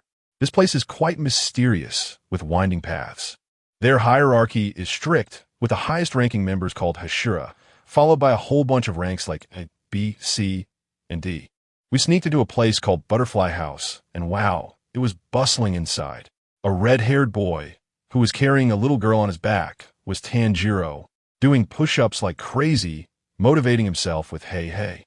There were also two shirtless guys, one with yellow hair and the other with a pig's head, sweating it out beside him. While practicing, Tanjiro blamed himself, saying it was all his fault for being too weak, which caused everyone to get hurt in Spider Mountain. Suddenly, his nose twitched like a little dog, and he stopped. What was that smell? Let me tell you, the protagonist's halo is truly something different. The few of us were invisibly floating, and even the butterfly ninja, who is a pillar of the demon, didn't notice us. But this little guy sniffed us out. He immediately became alert and went to the door, looking around. A little girl named Aoi Kanzaki even asked him what was wrong, and he said he smelled a stranger's scent. This kid is quick-witted. He immediately recalled having encountered demons that could burrow underground, and his expression turned serious as he thought, could it be that someone has infiltrated? We were watching him from above with his serious and nervous little expression, almost unable to hold back our laughter. The leader brought us down directly into the yard. The yard instantly erupted. That kid with the yellow hair, named Zenitsu, had tears streaming down his face like a fountain, and he was so scared that he shrank into a corner. Everyone else was standing there with their mouths agape, looking completely bewildered. The captain rarely complimented anyone, but he said, "Kid, you're quite good." Even Erwin gave him a second glance. My boss, Yuan, couldn't help but be playful at this moment. Grinning as he said, "Is Levi seeing so many people around his height here, and getting happy?" The captain immediately had a huge hashtag appear on his forehead. Does anyone understand this? It's practically public execution. In the world of Demon Slayer, apart from a few adult Hashira, most characters are under 7 meters tall. The captain coming here is like returning to his happy hometown. Tanjiro has already picked up a wooden sword for training, looking at us with a vigilant expression. Just then, a particularly gentle yet slightly sinister voice rang out. "Moshi Moshi, I didn't expect guests to come in through the back door directly." As soon as the words fell, Shinobu Kocho floated down from the roof like a butterfly. The captain glanced at her, nodded silently, probably thinking, the girls in this world are just my type. Shinobu smiled like a flower, but inside, she must have been extremely nervous. She was sizing us up, likely calculating madly. How did these people get in? Even high-ranking demons couldn't sneak in so unnoticed. Suddenly, she flickered and appeared right in front of my boss, her Nicaran blade thrusting forward in an instant. Who reacted the fastest? It was the captain. He charged forward in a swift step, drawing his short sword, and with a clang, he blocked Shinobu's attack. His dead fish eyes were fixed on her, and he scolded, "You've got some guts, little girl. Do you know who you just stabbed? That's a monster that can turn into a giant dragon in a second." The captain immediately noticed something was off with Shinobu's blade, definitely poisoned. So he was particularly cautious in blocking. Shinobu was also taken aback. She realized that the captain showed no signs of using breathing techniques, yet his speed was absurdly fast. She couldn't help but retort, "I can feel it. You don't use breathing techniques at all. How are you keeping up with my speed? Dead fish-eyed, sir?" As soon as dead fish-eyed came out, the captain's face darkened, and with a sudden burst of strength, he pushed Shinobu away. After the test, Shinobu didn't dare to strike again, knowing we were tough opponents. She sheathed her sword, and Tanjiro and his friends immediately stood behind her, ready to fight at any moment.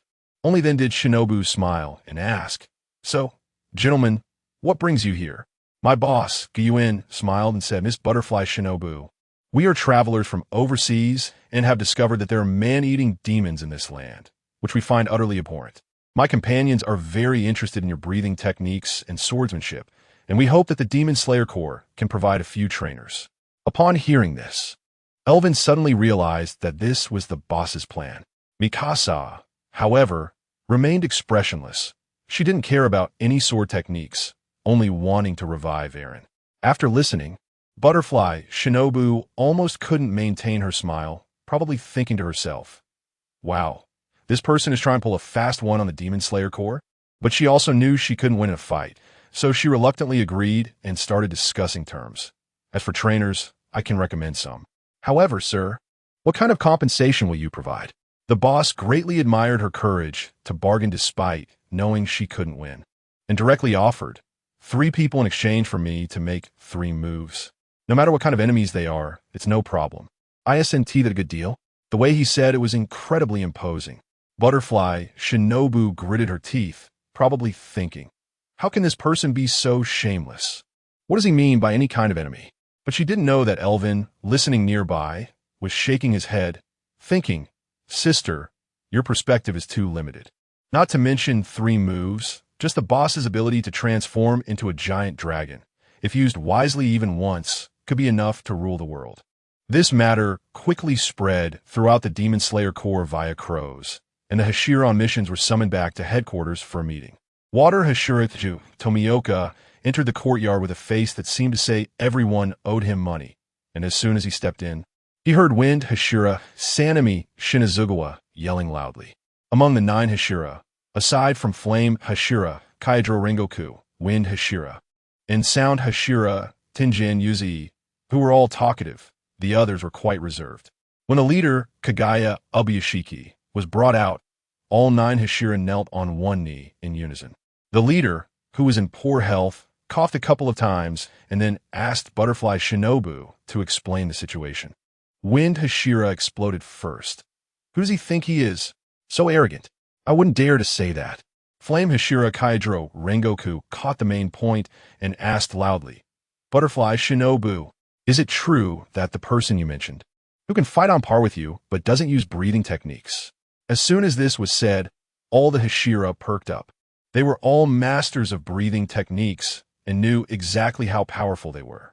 Now, suddenly, a person who could fight with the Hashira purely based on physical prowess appeared, and everyone became interested. Wind Hashira rolled up his sleeves. "Let me see what he's made of. Want to learn breathing techniques? That's the foundation of our Demon Slayer Corps. Why shouldn't he riffraff learn it?" Flame Hashira directly blocked him, saying loudly, "If such a person truly exists, then he must be a warrior who has honed his body to the extreme and deserves respect. I won't allow you to act recklessly." Butterfly Shinobu quickly added, "He's just not very tall. He's not a kid, Kaijuro. If Captain Levi were here and heard them casually mocking height, he would probably explode on the spot." On the other side, in the Butterfly Mansion, Butterfly Shinobu returned to find my boss, Gun. lying on a chair he had somehow acquired, while Aoi Kanzaki was carefully feeding him snacks like a submissive little wife. The symbol on Butterfly Shinobu's head was almost materializing as she hurried over and said, "The headquarters agreed. What breathing techniques do your 3 companions want to learn?" Only then did the boss open his eyes.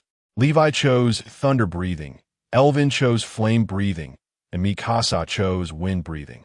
This matter was settled. A few days later, the Crows brought a new mission, Southwest. Southwest, Infinity Train.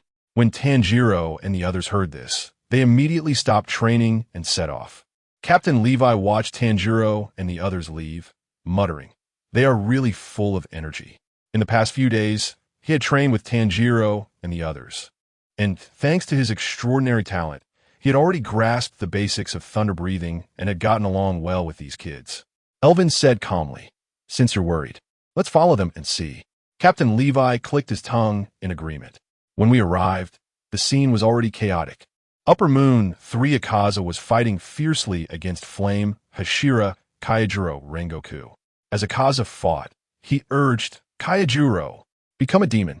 Only then can you pursue the ultimate realm." Flame Hashira was engulfed in flames, striking deadly blows, but it was clear he was starting to tire. Tanjiro and the others, in such a high-level battle, had no qualifications to intervene and could only watch anxiously from the sidelines. A few of us floated in the sky, and Alan exclaimed, "The breathing technique can actually achieve this level. This flame pillar is indeed powerful." The captain's eyes were filled with acknowledgement as well. My boss Yuan didn't react much. To him, this battle was just so-so. A mere aftershock from the Marineford War could kill these ghosts. However, he did appreciate Rengoku's spirit of refusing to yield and rejecting immortality.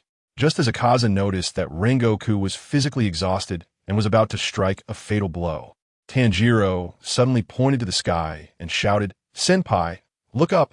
There was a figure in the sky, spinning down like a tornado, surrounded by crackling lightning. And the scene looked just like a real lightning strike. It was Captain Levi. Tanjiro exclaimed excitedly. No matter how strong Akaza's perception was, he couldn't dodge this descending attack. "Oh no, sword technique." The blade in Captain Levi's hand, glowing with lightning, slashed from Akaza's shoulder down to his thigh, cutting him diagonally in half. Akaza let out a painful howl. As soon as the captain landed, he didn't give the opponent a chance to catch their breath. His storm-like sword techniques followed right after. Rengoku was momentarily stunned, but quickly reacted, a smile on his face, and flames ignited on his body as he charged forward like an arrow. The two of them, one breathing fire and the other unleashing electricity, worked together seamlessly, forcing Akaza to retreat continuously. I'm telling you, once the tide of battle turns, the verbal sparring follows suit. Just a moment ago, it was Akaza trying to persuade surrender, and now it's these two. The power of demons can never overcome humanity. Trash is just trash. Akaza was beaten to the point of confusion, probably thinking, where did this new short guy come from? Ever since the captain learned the thunder-breathing technique, he's completely fallen in love with the first form, thunderclap and flash. Combined with his elusive movement, it's simply a perfect match. He was darting around Akaza at high speed, each contact slicing off a huge chunk of flesh from him. Kaijuro watched the captain, utterly shocked. He heard that this person grasped the breathing technique's essence on the first day. This talent is simply more outrageous than the team's genius. Machiro Takedo. As the sun was about to rise, Akaza began to contemplate retreat. The captain's gaze sharpened, intensifying his assault. Kaijuro also noticed and shouted at the captain. He's trying to escape. Let's block him together. Before his words fell, the flames on him surged to their peak. Ninth form, Purgatory. Let me tell you, when that move was unleashed, wow, Kaijuro Rengoku looked like a little sun, dragging a long flaming tail, and slammed straight towards that guy named Akaza. Levi Ackerman next to him was the same.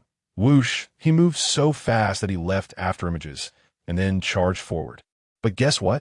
That Akaza didn't even look at the two of them. I'm telling you, he was fixated on the faint light on the horizon, anxious like an ant on a hot pan. He had only one thought in his mind, clock out. Clock out. The sun is about to rise. If he doesn't leave now, he'll be roasted. What kind of ultimate move from a Hashira could be more important than clocking out? So, this guy directly executed a slide kick and a backflip, and wow, it was so easy and carefree that he dodged both of their ultimate moves. Kayajuro was stunned on the spot. After holding back my ultimate secret technique for so long, you just dodged it? Who understands this feeling? It's worse than fighting a boss in a party, only for the boss to become invincible and eat all the skills. Kayajuro was so mad that he wanted to chase, but Levi grabbed him. Don't chase, it's a wild area ahead, too dangerous. Levi was terrifyingly calm. Kayajuro wasn't a fool either. Seeing Levi's expression, he knew this situation was serious and sheathed his sword. But when he turned around, oh my god, he was dumbfounded. Their reckless charge had carved a highway through the forest, shattering all the trees on both sides. The scene was so tragic that even lumberjacks would shed tears. On the other side, Akaza was running faster than a rabbit, with his boss Muzan Kibutsuji's online insults echoing in his head. Useless. Upper Moon 3. Can't even defeat 2 Hashira? Do you still want your performance bonus this month? Akaza felt wronged, but when the boss scolded, who would dare to retort? He dashed into a narrow alley, and a Japanese sliding door popped up from the ground, and he plunged right in. Just as the door was about to close, let me tell you, something outrageous happened. A thunderbolt struck from the sky, directly ignoring all physical rules, penetrating the roof and accurately following him into that door. Wow, this directly silenced Infinity Castle. The Biwa playing Muzan's subordinate, the female demon, turned pale and abruptly looked up at her boss, to find that her boss Muzan Kibutsuji was also staring intently in one direction, his eyes filled with terror. The man who had just walked out of the lightning was Kokoshibo. Let me tell you, Muzan Kibutsuji was furious at that moment. Every cell in his body was screaming, and the cold sweat on his back instantly soaked through his kimono. He was frantically thinking, what is going on? Who is this person? This feeling. It's even more terrifying than when he first encountered Yurichi Tsujikuni. Don't be fooled by Muzan being a petty boss. His biological radar is top-notch, way ahead of the curve. He could sense that this person in front of him could completely erase him in a biological sense.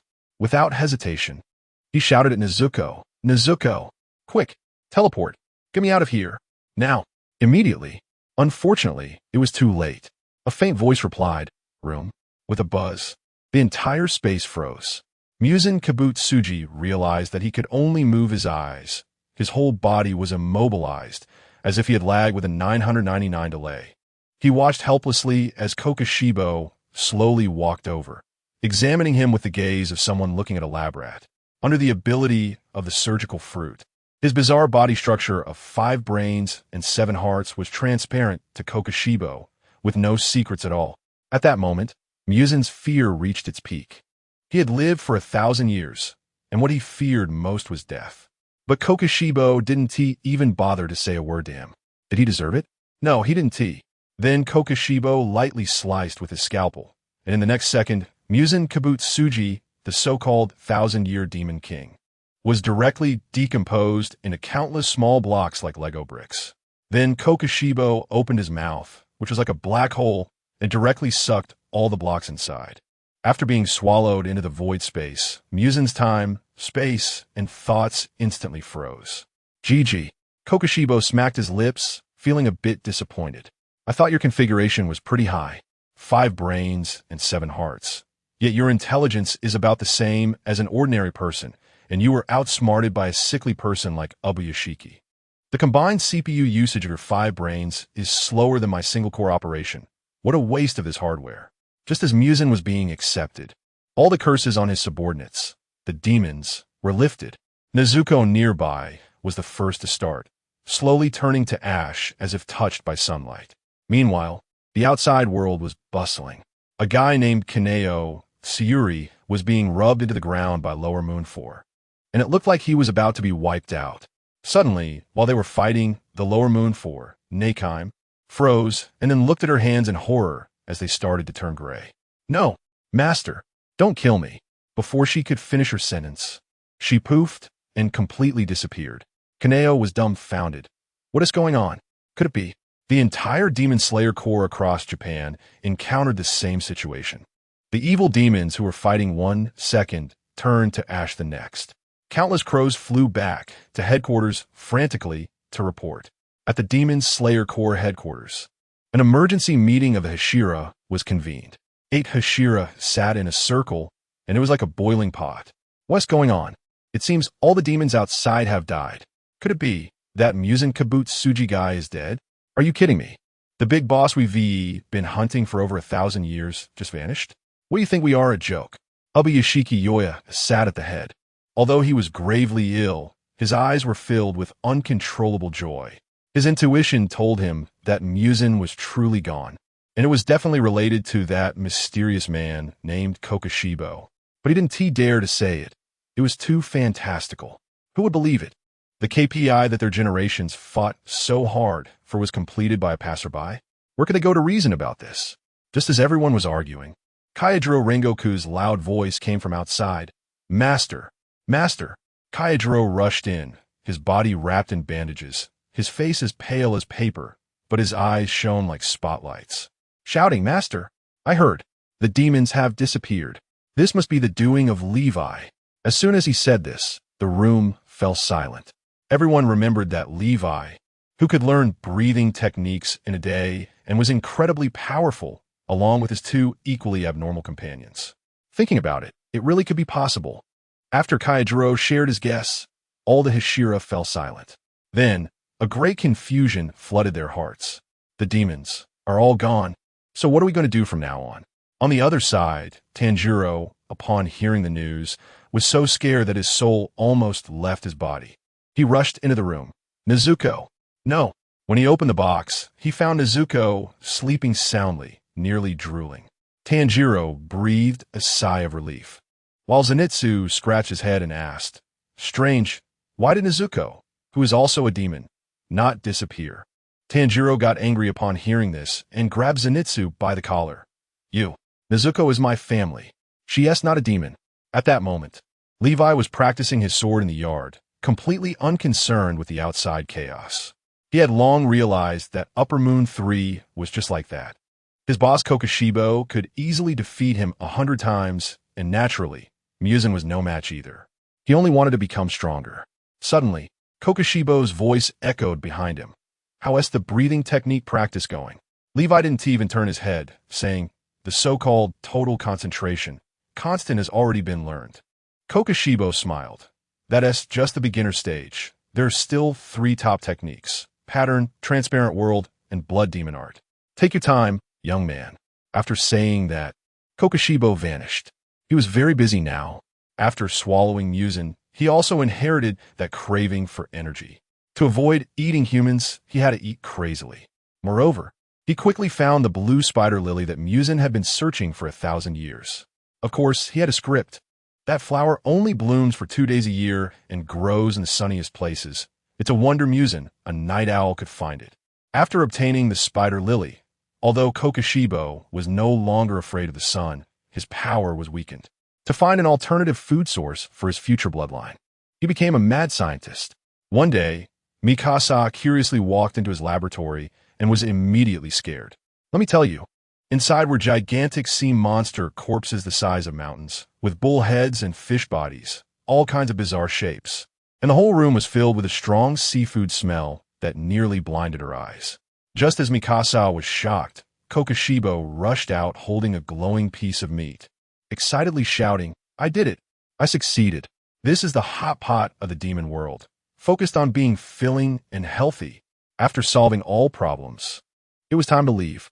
As he was leaving, Tanjiro, Zenitsu, and Inosuke were crying while holding on to Levi's legs, and it was truly heartbreaking. Kokoshibo watched from the side, feeling a bit sour. Hey, I'm his savior. Why is no one sad to see me go?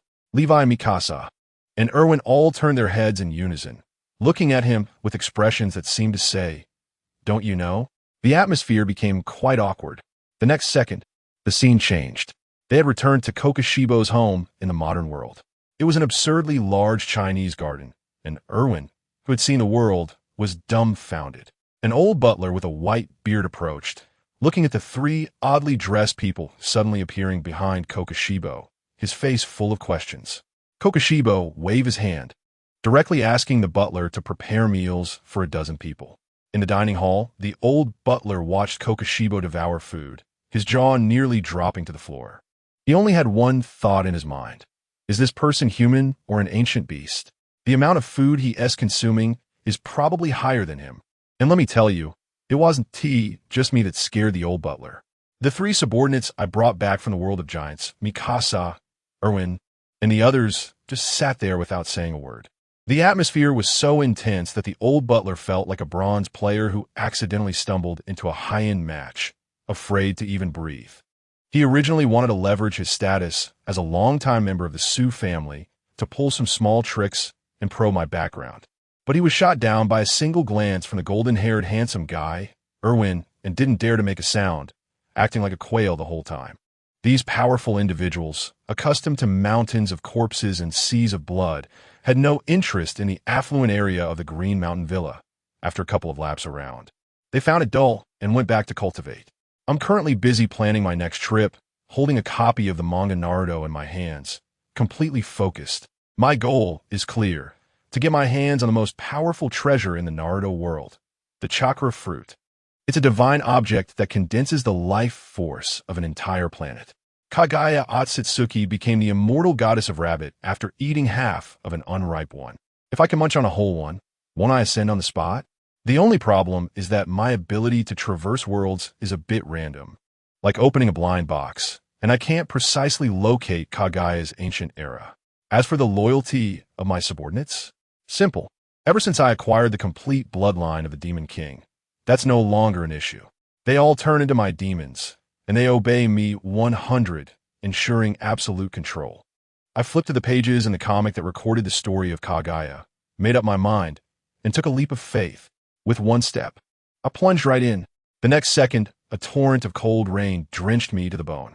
When I opened my eyes, I was stunned. This was not the ancient times of gods fighting. This was a massive slaughterhouse. Corpses were scattered across the mountains and fields. Blood mixed with rainwater flowed down, and the smell of blood in the air was so thick it could choke a person.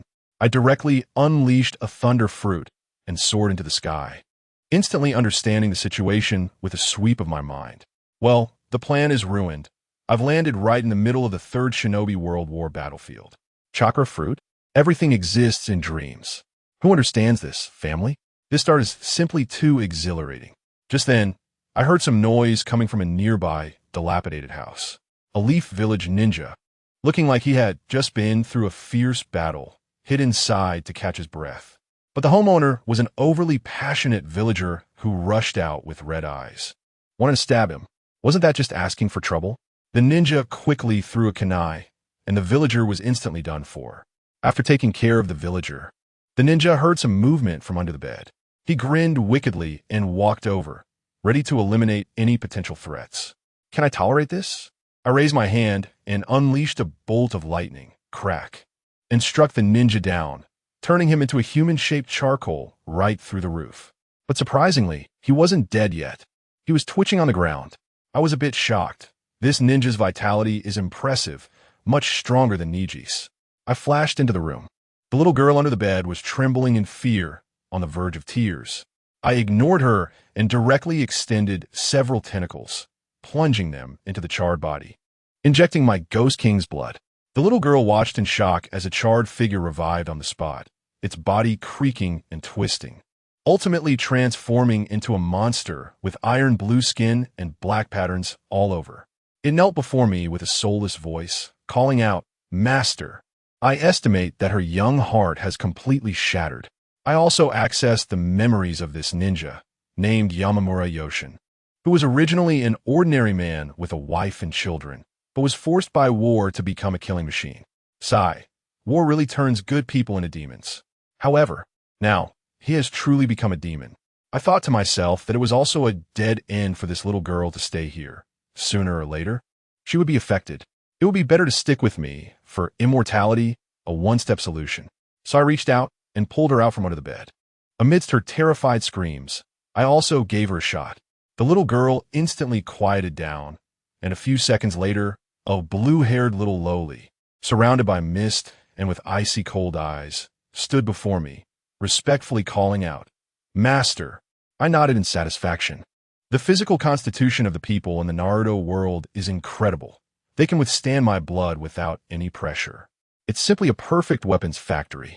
I just took in two little brothers here, while on the other side, the camp at the border of the land of hot water in Konoha was in chaos. Their ace, known as the Yellow Flash, Minato Namikaze, had just arrived at the front line and was handed a hot potato. People from their own camp were disappearing in large numbers near the base, without a trace. Not even a body. Minato was investigating when suddenly a thick fog enveloped the area, reducing visibility to the point where he couldn't even see his own feet. The next moment, a pale little hand quietly reached out from the fog, heading straight for his back. But who is Minato? He is the future fourth Hokage. As he activated the Flying Thunder God technique, he instantly vanished, countering with a Rasengan that slammed the ambushing child into the ground. With a loud bang, a huge pit appeared, scattering the fog. To Minato's surprise, lying in the pit was a little girl, and he froze for a moment, thinking, I can't have hit the wrong person, right? The girl in the pit, who was the Miss Girl I just took in, climbed up unscathed. Immediately after, a dozen grotesque monsters wearing Konoha's green vests emerged from the fog. One of them looked like the Hulk, covered in rocky lumps. Minato's face turned green when he saw them. Weren't these all the missing comrades? The battle was fierce. These ninjas, who I had turned into monsters, had enhanced speed and strength, and they were all like cockroaches that couldn't be killed. The Rasengan turned them into mush, but they got up again, steaming. When Konoha's reinforcements arrived and saw their former comrades in such a ghastly state, they were stunned and began to retreat in defeat. Minato was also in a tough spot. He was trading blows with the Mist Girl, but couldn't do anything about her intangible mist. Just as it seemed their side was about to collapse, Minato, being clever, quickly thought of a solution: sealing techniques. He flashed to the rock giant side and slapped down, shouting for symbol seal. Black runes instantly crawled all over the giant's body, and it froze in place as if it had lost power. Everyone, the weakness is sealing techniques. Seal them all, Minato shouted at the top of his lungs. I watched the entire live stream, and my mind was as clear as a mirror. The sealing technique could trap them, but turning them back? Dream on. My blood of the Demon King is not something to be trifled with. As I saw Minato find a way to break the seal and begin to turn the tide, I realized that Miku, after all, was just a child with too little combat experience and was about to be toyed with. I directly commanded her with my thoughts. Come back. Miku, looking aggrieved, glared at Minato and transformed into a thick mist, disappearing. Minato breathed a sigh of relief, looking at the monsters controlled by his subordinates with sealing techniques, finally showing a smile. With these samples, the village would surely be able to research a method to deal with such enemies. After the battle, the heavy rain stopped and the sun came out, as if celebrating their victory. But at that moment, Minato's expression changed drastically. A sense of deadly crisis surged in his heart. He barely had time to shout with all his might, "Get out of here!" Then he vanished from the spot using the Flying Thunder God technique. The remaining ninjas were still in a daze. The next moment, a thunderous boom echoed. A massive bolt of lightning, thicker than a barrel, suddenly struck down from the clear sky, precisely landing among the sealed demons. After the lightning flashed, all that remained was a charred pit emitting terrifying heat, with edges that were even slightly glassified. As for those demons, not even ashes were left. In the distance, in the woods, Minato watched this scene, cold sweat streaming down his cheeks. He knew this was definitely not a natural phenomenon. Minato found a few survivors nearby. Most of the ninjas had turned to ashes under the thunder. Inside the Konoha headquarters, how could this happen? The commander looked at the several ninjas lying in bed, unable to believe it. That was dozens of ninjas. Usually, Konoha Village executed missions in teams of 4, with 1 captain and 3 members. Even 4 people could deal with dozens or hundreds of ordinary people without any problem. But now almost all the dozens of ninjas were gone. How could he not be shocked? "I'm sorry, I'm too weak. I couldn't." Seeing Minato feeling guilty, the commander hurriedly stopped him. "How could this be, Lord Minato? Such things would be difficult for even the Hokage to handle." Minato's reputation was immense, not only due to his record of multiple S-rank missions, but also because of his fame gained during the Third Great Ninja War on other battlefields. Speaking of which, His rank as a commander was actually lower than Minato's. How could he dare to blame him? Not good. The troops from the Cloud Village have mobilized. And this time, they're led by the AB brothers from the Cloud Village. Still immersed in guilt, Minato's face changed upon hearing this bad news. The commander next to him was sweating profusely. Damn it, at this time, we just lost dozens of combatants. There is no time to call for reinforcements. Minato's eyes were firm. Commander, leave the Cloud Village ninjas to me. This is Namikaze's Minato. Even with his great strength, he would not look down on the weak. The commander quickly advised against it. Senior Minato, there are too many of them. This probably won't work. Although Minato felt immense pressure, his conviction would not allow him to back down. The attacking ninjas from the Cloud Village soon fell into the ambush set by Namikaze's Minato. With excellent combat awareness, he toyed with the future 4th Raikage, A, and the 8 Tails Jinchuriki, Killer B, in a 1-on-2 scenario. He uttered that classic line, "Although you are the enemy, you are still quite good." Meanwhile, Yuan had already been watching the battlefield situation nearby. Seeing the youthful form of Minato casually teasing Killer B and the young Raikage, he couldn't help but smile. No wonder he is the father of the protagonist.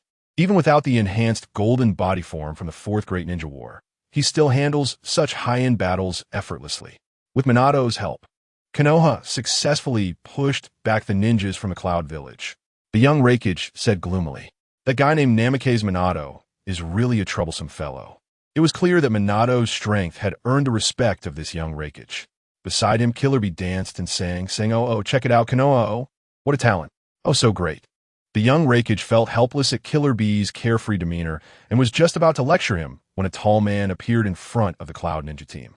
"Who are you to dare block the way of the ninjas from the Cloud Village?" The young Raikage, who had just been taught a lesson by Namikaze Minato, was clearly much more cautious now. Having been beaten by society, he realized that there are always people stronger than oneself. The young Raikage carefully observed the opponent. Although he had a tall build, his fair skin did not resemble that of a man from the Cloud Village at all. Yuan smiled at Killer Bee, while the young Raikage frowned tightly, feeling a bit impatient. Just as he was about to act, Killer Bee's hand blocked in front of him. The young Raikage looked at Killer Bee in confusion, and upon seeing Killer Bee's expression, his eyes widened. Killer Bee was sweating profusely, his hands trembling slightly. "Big brother, prepare to run away. Nibby told me he is extremely powerful." Hearing Killer Bee's words, the young Raikage looked incredulously at the smiling man ahead. Inside Killer Bee, Nibby was flipping and tossing violently. "Run. The opponent is one of the strongest people I have ever seen. Even the 3rd Raikage would definitely not be a match for this guy in front of us. We will die. We will all die." Killer Bee fully trusted Nibby. The two of them were the best pair in terms of the bond between tailed beasts and Jinchuriki, second only to the protagonist Naruto and the 9 Tails. Killer Bee had never heard Nibby give anyone such an evaluation. Even the 3rd Raikage did not receive such an assessment. Who on earth is this man? Hearing Killer Bee's words, the young Raikage's expression also darkened. Killer Bee usually joked around and was never serious, but at critical moments, he was very reliable, and wouldn't casually say such things on a battlefield. Did Nibby say that? But even so, there is no way out, is there? A's body began to emit strands of lightning, lowering his body like a spring that was gathering power. Even knowing that the opponent's strength was unfathomable, A still couldn't he easily give up and escape in a panic. Having been toyed with by Namikaze Minato just now, he had been holding back a fire in his heart. Nibby inside Killer B could see the situation in the outside world, and seeing that his brother, the young A, still wanted to fight such a person, couldn't he help but want to facepalm in frustration. However, he was poked by the horns on his head, causing him to yelp in pain. I hope my perception is wrong. Nibby's round eyes, resembling a fool, revealed concern.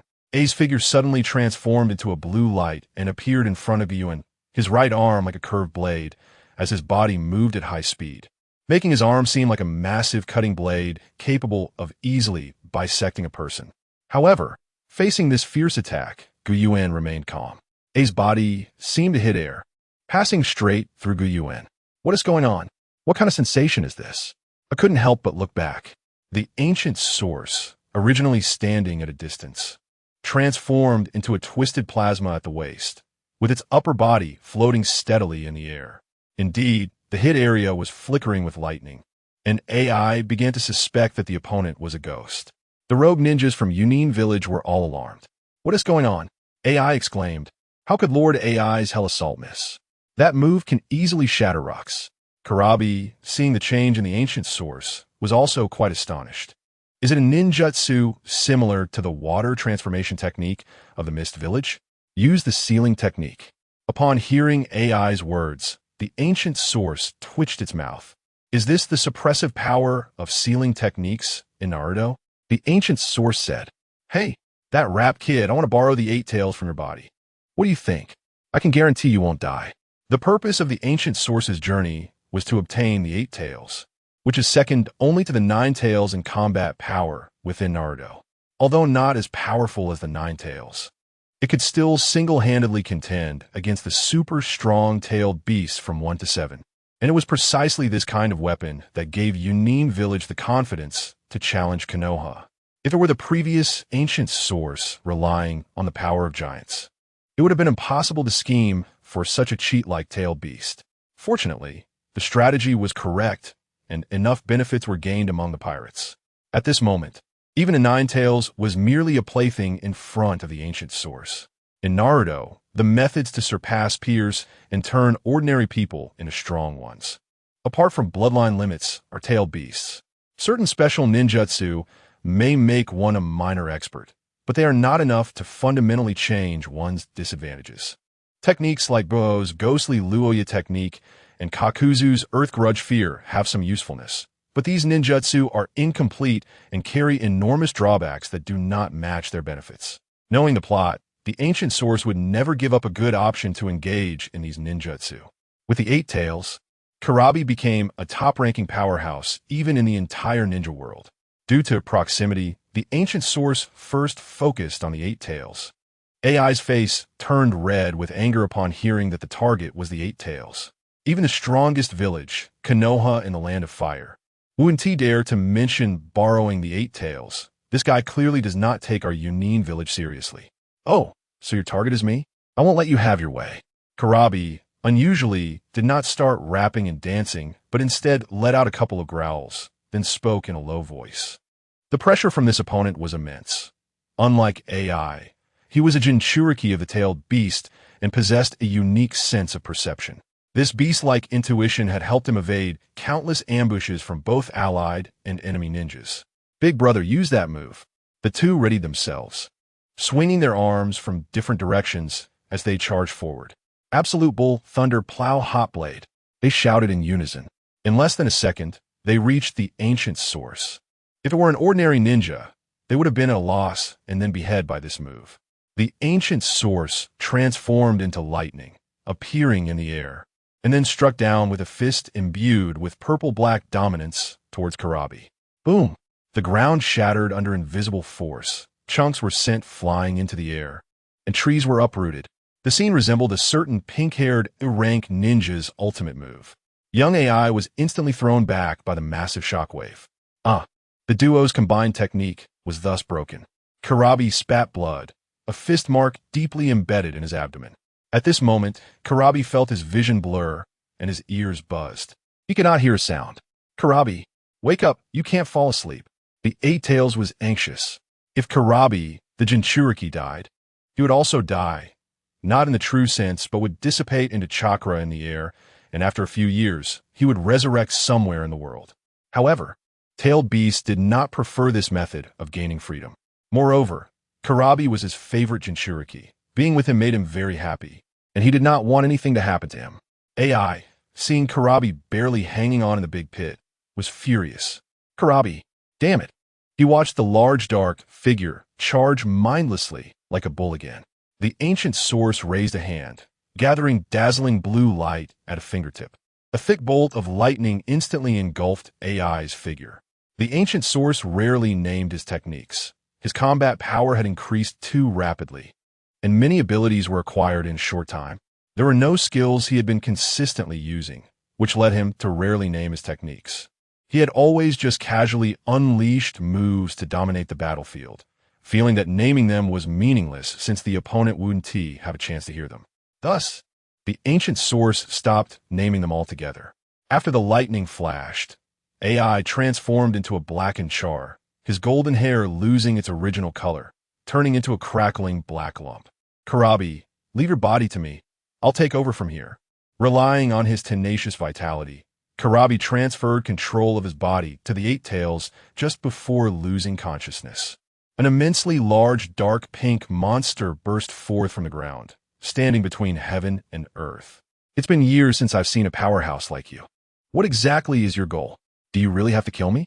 The Eight Tails narrowed its swirling eyes. My goal, for now, is to become the Jinchuriki of the Ten Tails.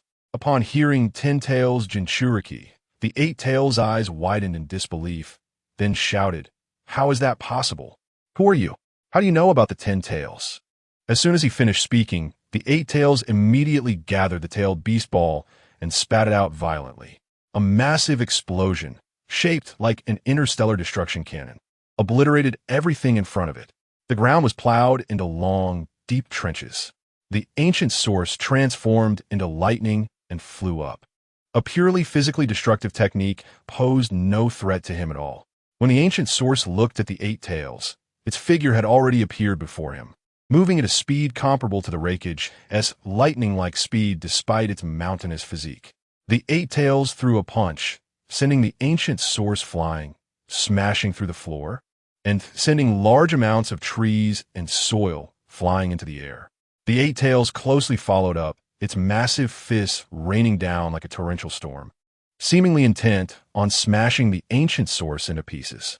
However, after all this effort, when the Eight Tails looked into the massive pit it had created, its expression changed dramatically.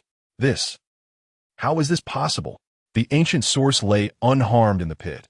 Aside from his clothes being torn and covered in dust, he was completely unscathed. The Eight Tails was utterly despaired. It seems you have realized the gap between us. The Eight Tails sighed, then transformed back into Karabi's human form, his deep voice tinged with gloom. You just said you could spare Karabi's life. If you can truly do that, I am willing to give myself to you. Hearing the Eight Tails' words, the ancient source felt awkward. This statement could easily be misunderstood. You don't seem to understand your situation. Even if I wanted to force something on you, you wouldn't be able to resist, would you? However, you can rest assured that I still value the potential of these two ninjas. They won't die. After saying that, Yuan opened a door out of thin air and pulled out a piece of black charcoal, which was the charred youth looking at the already resigned Eight Tails. Yuan swallowed Karabi along with the Eight Tails that had been shrunk into Karabi's body. An immensely vast chakra filled his entire being. Yuan had previously gained chakra power from the Konoha ninjas, without the power of the Gomu no Mi. This outsider might not have been able to obtain the chakra inherited from the Sage of Six Paths. However, the chakra obtained from those weak Konoha ninjas was minuscule compared to that of the Eight Tails. It was like comparing a drop of water to an ocean. Yuan's Gomu no Mi could easily acquire the body information of ninjas. The bodies of ninjas were indeed different from those of people from the original world. They possessed the bloodline of the White Zetsu, and the chakra passed down by the Sage of Six Paths. After generations of evolution, their body structure had adapted to accommodate chakra, and even some ordinary people, if they learned a bit of chakra, could leap to great heights. Compared to people from the original world, they were like a different branch of beings. After obtaining this body structure information, Yuan quickly began to modify his body. However, just these lower ninjas' bodies were not enough to grant him extraordinary ninja talent. These guys were likely inferior products of nature's evolution. The gap between them and Karabi was too large. Karabi could easily possess a vast amount of chakra, and even without the tailed beast, he could still become an excellent ninja. In the Naruto world, chakra is extracted from body cells, but the amount that can be extracted still depends on talent. Without the help of genetic research, those with latent talents would never have a chance to shine in their lifetime. Even if Yuan obtained the body structure information of those Konoha lower ninjas, he would still be someone with a slow chakra extraction speed. However, after acquiring Karabi, he felt a difference. It was like the distinction between 5 elemental roots and heavenly roots in cultivation. The speed of chakra extraction was vastly different.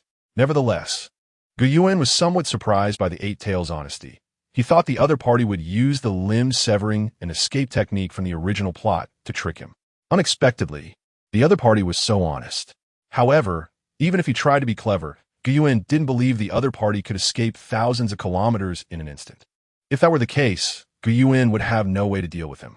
Looking at the barely alive Karabi and the youth A in his hands, Yuan's fingers transformed into a bone spike and fiercely pierced into both of their bodies. Blood gushed in. Karabi began to tremble violently. His life-threatening injuries started to smoke and heal, his bones cracking, horns sprouting from his head, and 8 octopus-like appendages growing from his back. A's body also underwent earth-shattering changes. The originally charred, A instantly burst forth with lightning, becoming a glowing mass, his veins turning into blue liquid, his skin becoming a ghostly blue, and his once golden hair exploding into a blue hedgehog-like hairstyle. Once they transformed into demons, both immediately knelt before Yuan and spoke in unison, "My lord." Yuan looked at them with satisfaction. He had fully grasped their memories. These two were the strongest demons Yuan had created so far, both mastering blood demon techniques based on their own ninja skills. As the demon king, Yuan was well aware of his subordinates' techniques. "Karabi, although you have become a demon, you still possess the former 8 tails ability to enlarge. I shall call you my Rumaru. A. You not only mastered the power of nature's lightning, but also have the ability to transform into a lightning giant. I shall call you Thor." Knowing the abilities of the two demons, Yuan gave them new names based on their characteristics. Although both retained their original memories, their appearances had changed drastically, making it impossible for anyone who wasn't very familiar with them to recognize them. Therefore, their original names could no longer be used. The new names would signify their rebirth. Yuan's bloodline power contained the strength of the Progenitor giant, which could also grant demons the ability to transform into giants. But this power required Yuan to provide more blood. Only a large amount of blood could transfer all the power over. Yuan still hoped for some hierarchy among his subordinates. Otherwise, having so many people all at one level would be quite strange. Moreover, ordinary demons couldn't withstand such a large amount of blood from Yuan. Karabi and A were both top-tier experts in the Naruto world, so it was no surprise that they succeeded. After subduing the 8 tails, Yuan looked into the distance and said, "It's time to go check on Konoha." In the sunny village of Konoha, a gloomy atmosphere completely opposite to the weather spread throughout the village. The outbreak of war had caused too many people to lose their lives. Not only were the lives of ninjas vanishing, but even the village's economy was severely impacted. Most merchant caravans no longer traveled to Konoha. And it wasn't just the ninjas who were living in fear of losing their lives. The common people in the village were also having a hard time. Have you heard?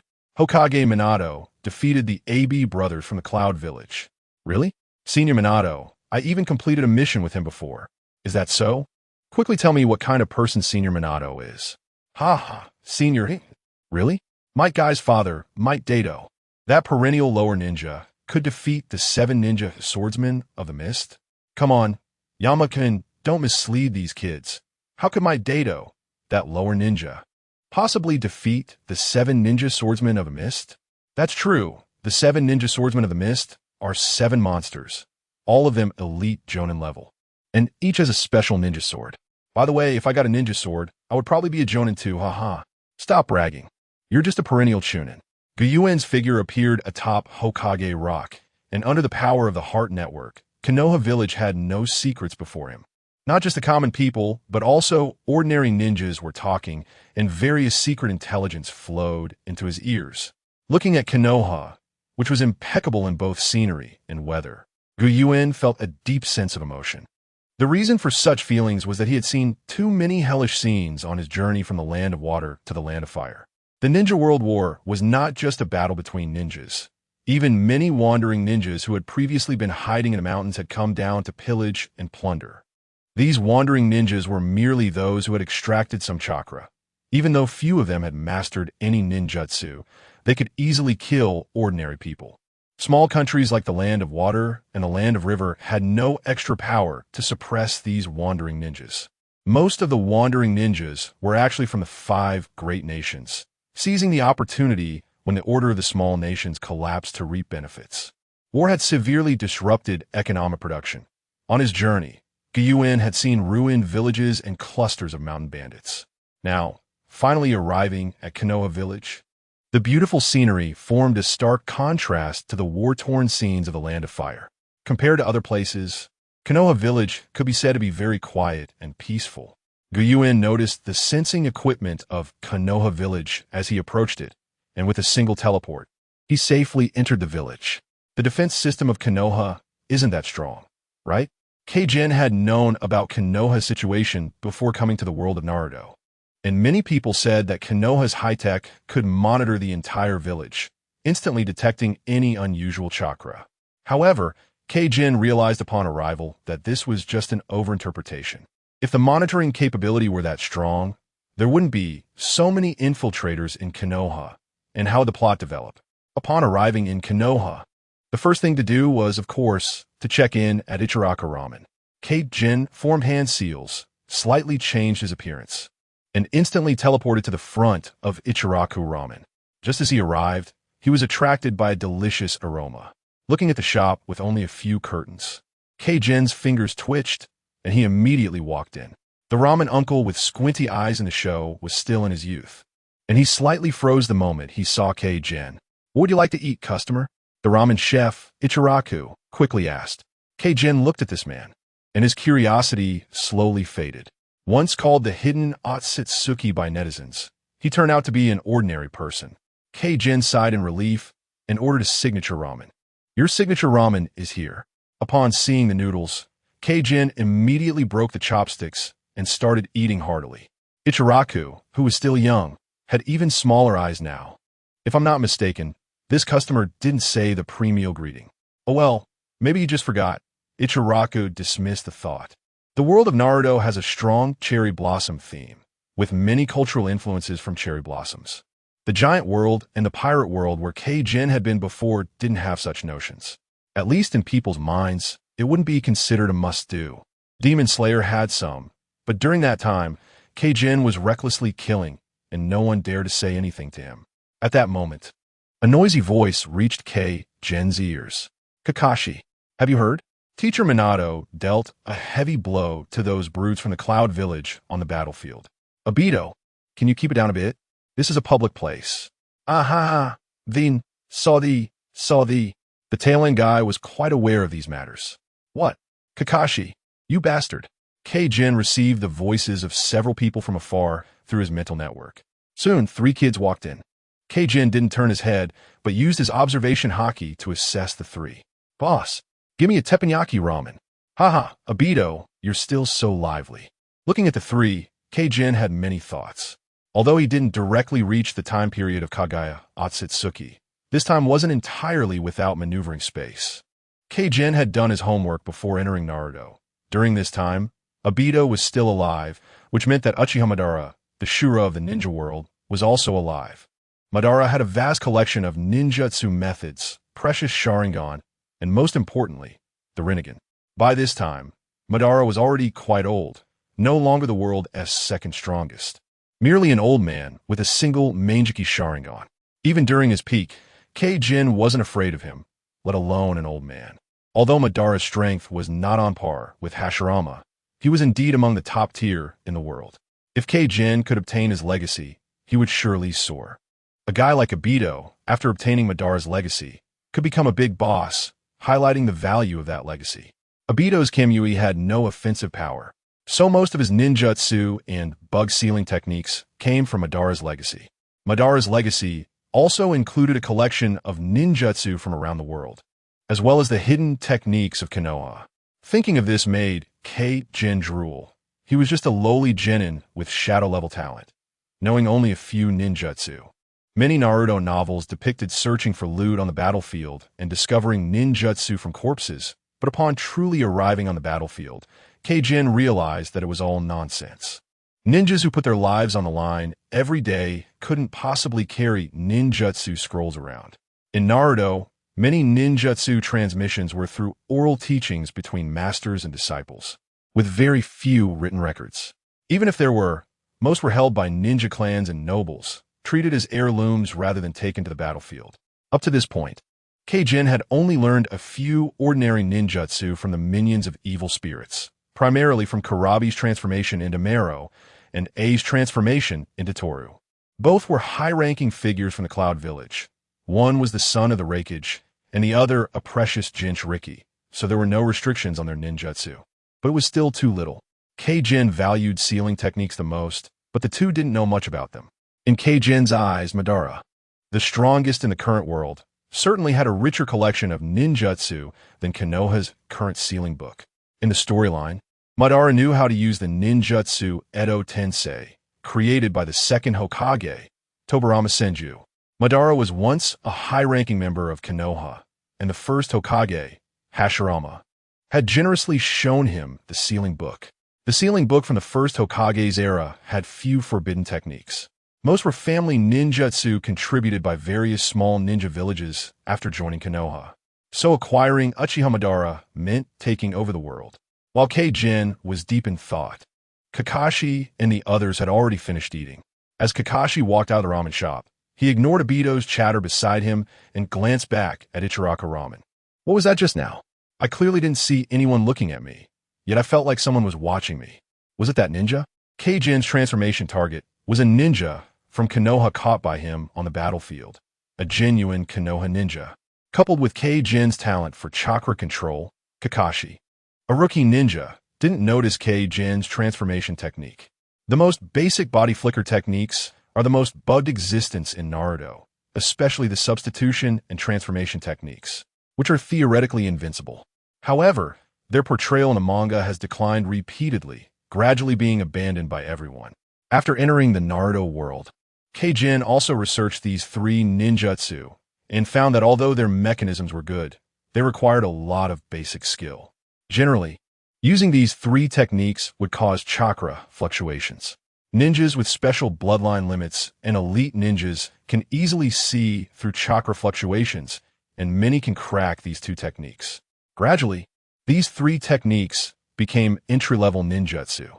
Later, techniques like the shadow clone, substitution, and transformation were replaced by more advanced techniques like lightning clones, water clones, and explosive tag substitutions. Illustrating the weaknesses of the three body techniques, Minato opened the Hokage office, instantly choking on the thick smoke filling the room. Cough, cough, cough. The third Hokage, Hiruzen Sarutobi, stood up and opened the window. Sorry, Minato, for showing you this unsightly scene. Due to the pressure of war, the third Hokage had been unable to sleep peacefully for several days, and only the opium in his hand could slightly relax his mind. No, Lord Hokage. I understand that you're under a lot of pressure, Watergate said, feeling a bit embarrassed. I've heard about your achievements. You've done very well, Watergate. You truly are Jiraiya's top disciple. There are still many things I need to learn from Lord Hokage, Watergate said, putting away his smile and speaking seriously. Upon hearing this, the third Hokage couldn't help but rub his forehead and bitterly smile. Isn't there any more good news? It's clear from your demeanor that this isn't good news. What? Monsters that can manipulate clouds and mist and teleport? Watergate, these monsters also seem to have the ability to transform ordinary people and even ninjas into these monsters, right? At this point, the third Hokage said in shock while taking a drag from a cigarette. Watergate nodded heavily.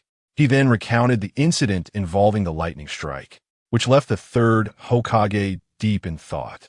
The previous evil spirits were indeed a tough opponent for Konoha, which was currently embroiled in war. After all, the enemy had the ability to turn ninjas into monsters, posing a significant threat. However, no matter how great the threat was, if they dared to provoke Konoha, one of the 5 great nations, they would only meet with destruction. But was that grand lightning strike someone's jutsu? Even he, known as the Doctor of Ninjutsu, the third Hokage, couldn't possibly produce such a large-scale ninjutsu attack. Perhaps if he used all his strength and combined 5 elemental natures, he might have a chance. But the enemy only had a single lightning bolt. At this moment, the door to the Hokage's office opened, and a man with a black, spiky hairstyle walked in, wearing a black and white kimono. His expressionless face always made people feel uncomfortable, almost like a venomous snake. Seeing Danzo enter, the third Hokage was somewhat surprised. Danzo, what's wrong? I've investigated the issue regarding the giant blood clan, Danzo said. They're a group of individuals who call themselves the Giant Blood Clan, claiming to possess the power of immortality. After transforming from ordinary people to members of the Giant Blood Clan, they not only retain their original abilities, but also enhance their physical qualities and recovery abilities. Even if their limbs are severed, they can reattach them instantly. The name Giant Blood Clan was proposed by Mizuki, based on the characteristics of the ancient bloodline, and the ancient source didn't care about it, allowing the name to spread among the bloodline descendants. Upon hearing Danzo's words, both the third Hokage and Watergate were stunned. Danzo, where did you get this information? The third Hokage asked in surprise. The root is the foundation of Konoha. Where there is light, there must be darkness. The intelligence gathering of the root is indispensable for Konoha, and you haven't gathered any useful information this time? Hearing his old friend take this opportunity to undermine his authority, the third Hokage felt a bit displeased. Elder Danzo, Watergate said, bowing slightly. At the same time, Watergate was also filled with shock. As someone who had fought against the Giant Blood Clan, he found it unbelievable that he had not gathered as much intelligence as the root, indicating the depth of the root's capabilities. What had Elder Danzo been doing all these years? Did the Giant Blood Clan really possess the power of immortality? The third Hokage asked skeptically, a hint of excitement in his eyes. After all, immortality was something that could tempt anyone. Despite his daily talks about dedication at the ninja school, he was still human, and how could a human not have desires? It was just that the form of expression and the objects of greed were different. As an old comrade of the third Hokage, Danzo certainly understood his nature. This is still to be observed. However, Watergate, you have fought against these Giant Blood Clan members. Did you really not bring back a single corpse? I am sorry, Elder Danzo. There were circumstances, and I couldn't bring them back, Watergate replied. Did Elder Danzo obtain such detailed information about the Giant Blood Clan from a corpse? He wondered aloud. Hearing Watergate's doubt, Danzo felt a bit embarrassed. After hesitating for a moment, he said, as of now, not yet. But Hizashi, leave the Giant Blood Clan matter to me. This is where the root's role comes into play. The third Hokage nodded. There was nothing he could do in this matter. Most of his elite ninjas and the Umbu had been dispatched. The Ninja World War was not as simple as a few battles. It was a prolonged confrontation lasting several years, during which both manpower and resources would be rapidly consumed. Even the third Hokage, Sarutobi Hiruzen, couldn't spare many resources to deal with the heretical Giant Blood Clan. As for Namikaze Minato, he had just returned from the battlefield, achieved great merit, and was injured, so the third Hokage felt it inappropriate to send him on another mission. Watergate walked out of the Hokage office building. Looking at the warm sunlight, he let out a long sigh of relief. Finally, it was over. There were too many powerful enemies on the battlefield. A casual attack from the AB brothers could have devastating consequences if it hit him. The eerie Giant Blood Clan, their immortal bodies, the formless ninjutsu that controlled rain, clouds, and mist, along with the world-destroying lightning that followed. All of this was too dangerous. Was this the cruelty of the battlefield? Even someone like me, a jonin, felt like walking on thin ice. What about those young ninjas sent to the battlefield? Watergate shook his head as he walked. He had always been confident in his strength. Among those of similar age, very few from the Uchiha or Hyuga clans were his match. In terms of pure strength, with his flying thunder god technique and Rasengan, along with a decent mastery of sealing techniques, he was already one of the top jonin in the village. Even if they were to choose a new Hokage at this moment, he would have a chance to compete. Lost in thought, Watergate arrived at his home. It was a large house, although it hadn't reached the level of a villa. In the quaint architectural style of Konoha, Watergate's house was a symbol of status and identity. Click! Watergate! A red-haired girl opened the door and rushed up to him. Ha ha! Kushina, your perception is still so strong. Watergate, you have no idea how worried I was about you. As a Jinchuriki, I can't leave the village freely, so I've been thinking about you every day. Hearing Kushina's words, Watergate's smile never left his face. But I believe in you, Watergate. With your strength, you won't fall on the battlefield. Just as Kushina and Watergate were being affectionate at the door, a shadowy figure on the rooftop was watching them. Yuan assessed Kushina. No wonder she's the protagonist's mother. Although she was nicknamed Tomato as a child because of her round face, she doesn't look too bad now. In the past, Yuan always thought Kushina was unattractive when he read comics. Perhaps because deep down, he hoped for someone quiet like Uchiha Mikoto. However, after gaining great strength, the changes brought about were not just physical, but also in his thinking, as his mind had undergone a complete transformation. Aside from the memories in his head, every part of his body had been reinforced, making his past thoughts hard to empathize with now. Kushina, as a Jinchuriki and a member of the Uzumaki clan known for their longevity, always has an abundance of chakra, and her skin is in excellent condition. Any flaws that can be seen on ordinary people are completely absent from her. Yuan nodded in understanding. No wonder the talented Hokage Minato was so enchanted by her. Yuan came here also to take advantage of the nine tails inside Kushina, intending to extract it, confident that he had many means to ensure Kushina wouldn't die, so he felt no worries. Every Jinchuriki capable of hosting a tailed beast is inherently a competent ninja, and it would be a pity if they simply died, so he must turn them all into his own ghosts, that is, into members of the giant blood clan. At the dinner table of the Namikaze family, Minato was receiving Kushina's meticulous care. For instance, Kushina was currently feeding him. "Come on, Minato." Minato looked at the gentle Kushina and felt warmth in his heart. Although Kushina was easily angered, generally speaking, the two shared a loving relationship. "Bong bong bong. Minato-sensei. We heard you were back, so we came to visit." Obito's loud voice could already be heard from outside the yard. Upon hearing Obito's voice, Kushina's eyes lit up. "All right, it's Obito and the others. I'll go open the door." Watching Kushina immediately drop the spoon and dash to the door, Minato felt helpless. Kushina was still the same as ever. Just as she reached the door and opened it, Kushina froze. Obito and the others exchanged glances. "Sensei, what's wrong?" Kakashi and the others hurriedly stepped forward to support her, while Minato, sensing something was off, instantly appeared to catch Kushina. "What's wrong, Kushina?" At that moment, Kushina was outside a massive water prison. In the dim environment, only a faint orange glow could be seen, reflected by walls that seemed to be made of steel. Kushina had just recovered from being suddenly pulled into a consciousness space and shouted at the towering iron cage in front of her. "Little Nine, why did you suddenly pull me in? I still need to welcome Obito and the others." A huge figure emerged from the iron cage, with orange fur and nine tails that swayed like soft clouds but were as solid as steel when still, exuding pressure. A pair of blood-red slit pupils appeared before Kushina. "Little girl, I told you not to call me Little Nine. That's not a name for you to use. But Granny Mito calls you that. Why can't I?" The Nine Tails was furious but felt helpless, then got straight to the point, not wanting to waste another word with this wild woman. "Listen well, little girl, right now. It doesn't matter who Obito or Minato are. I sense a powerful energy fluctuation nearby. This feeling is very strange. I can't see anyone, but there's a persistent malice nearby. You need to find a way to uncover it. Someone might have infiltrated." Hearing the Nine Tails' words, Kushina was startled.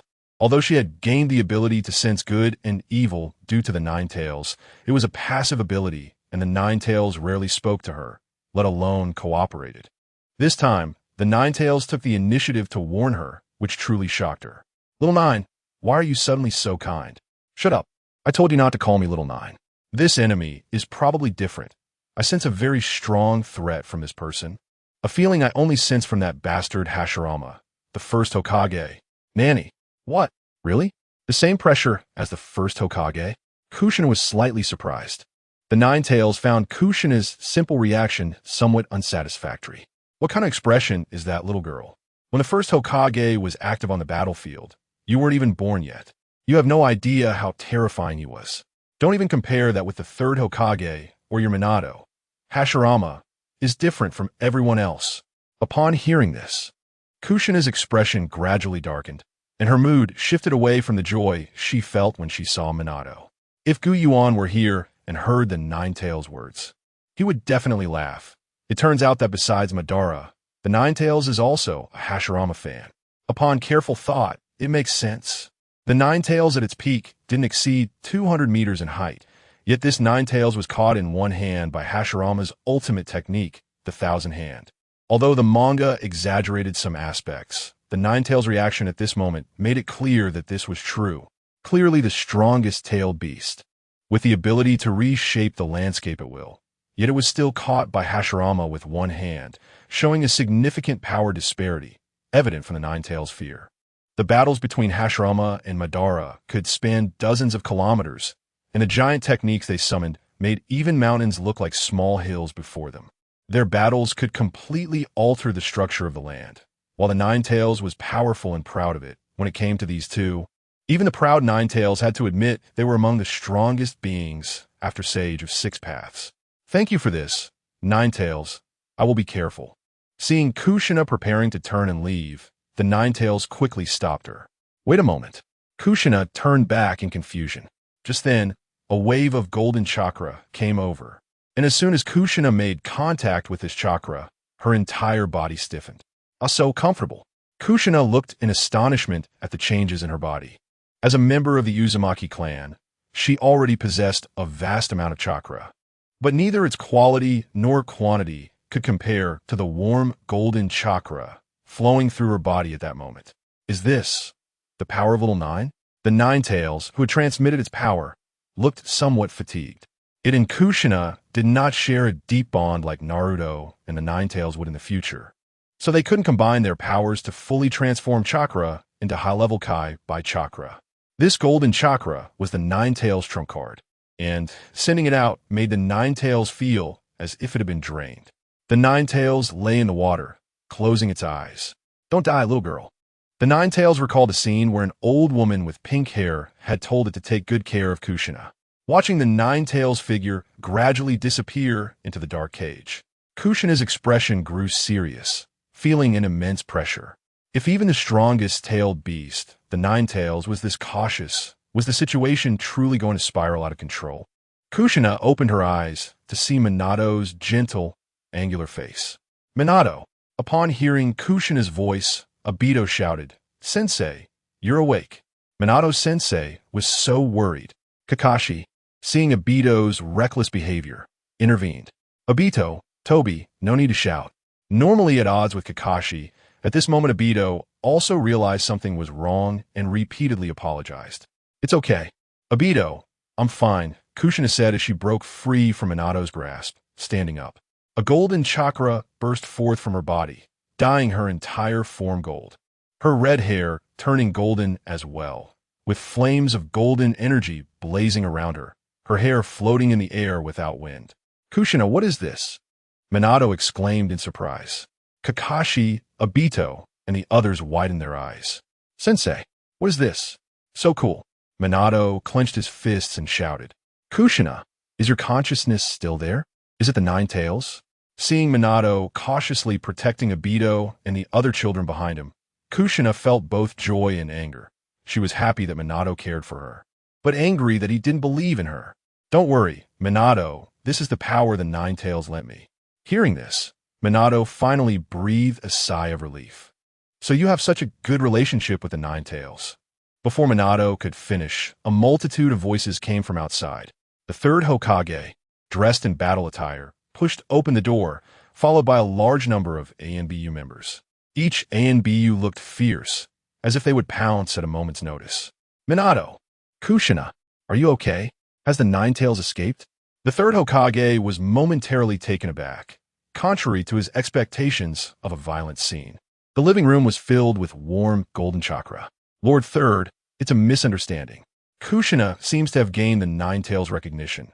This chakra is given to her by the Ninetales."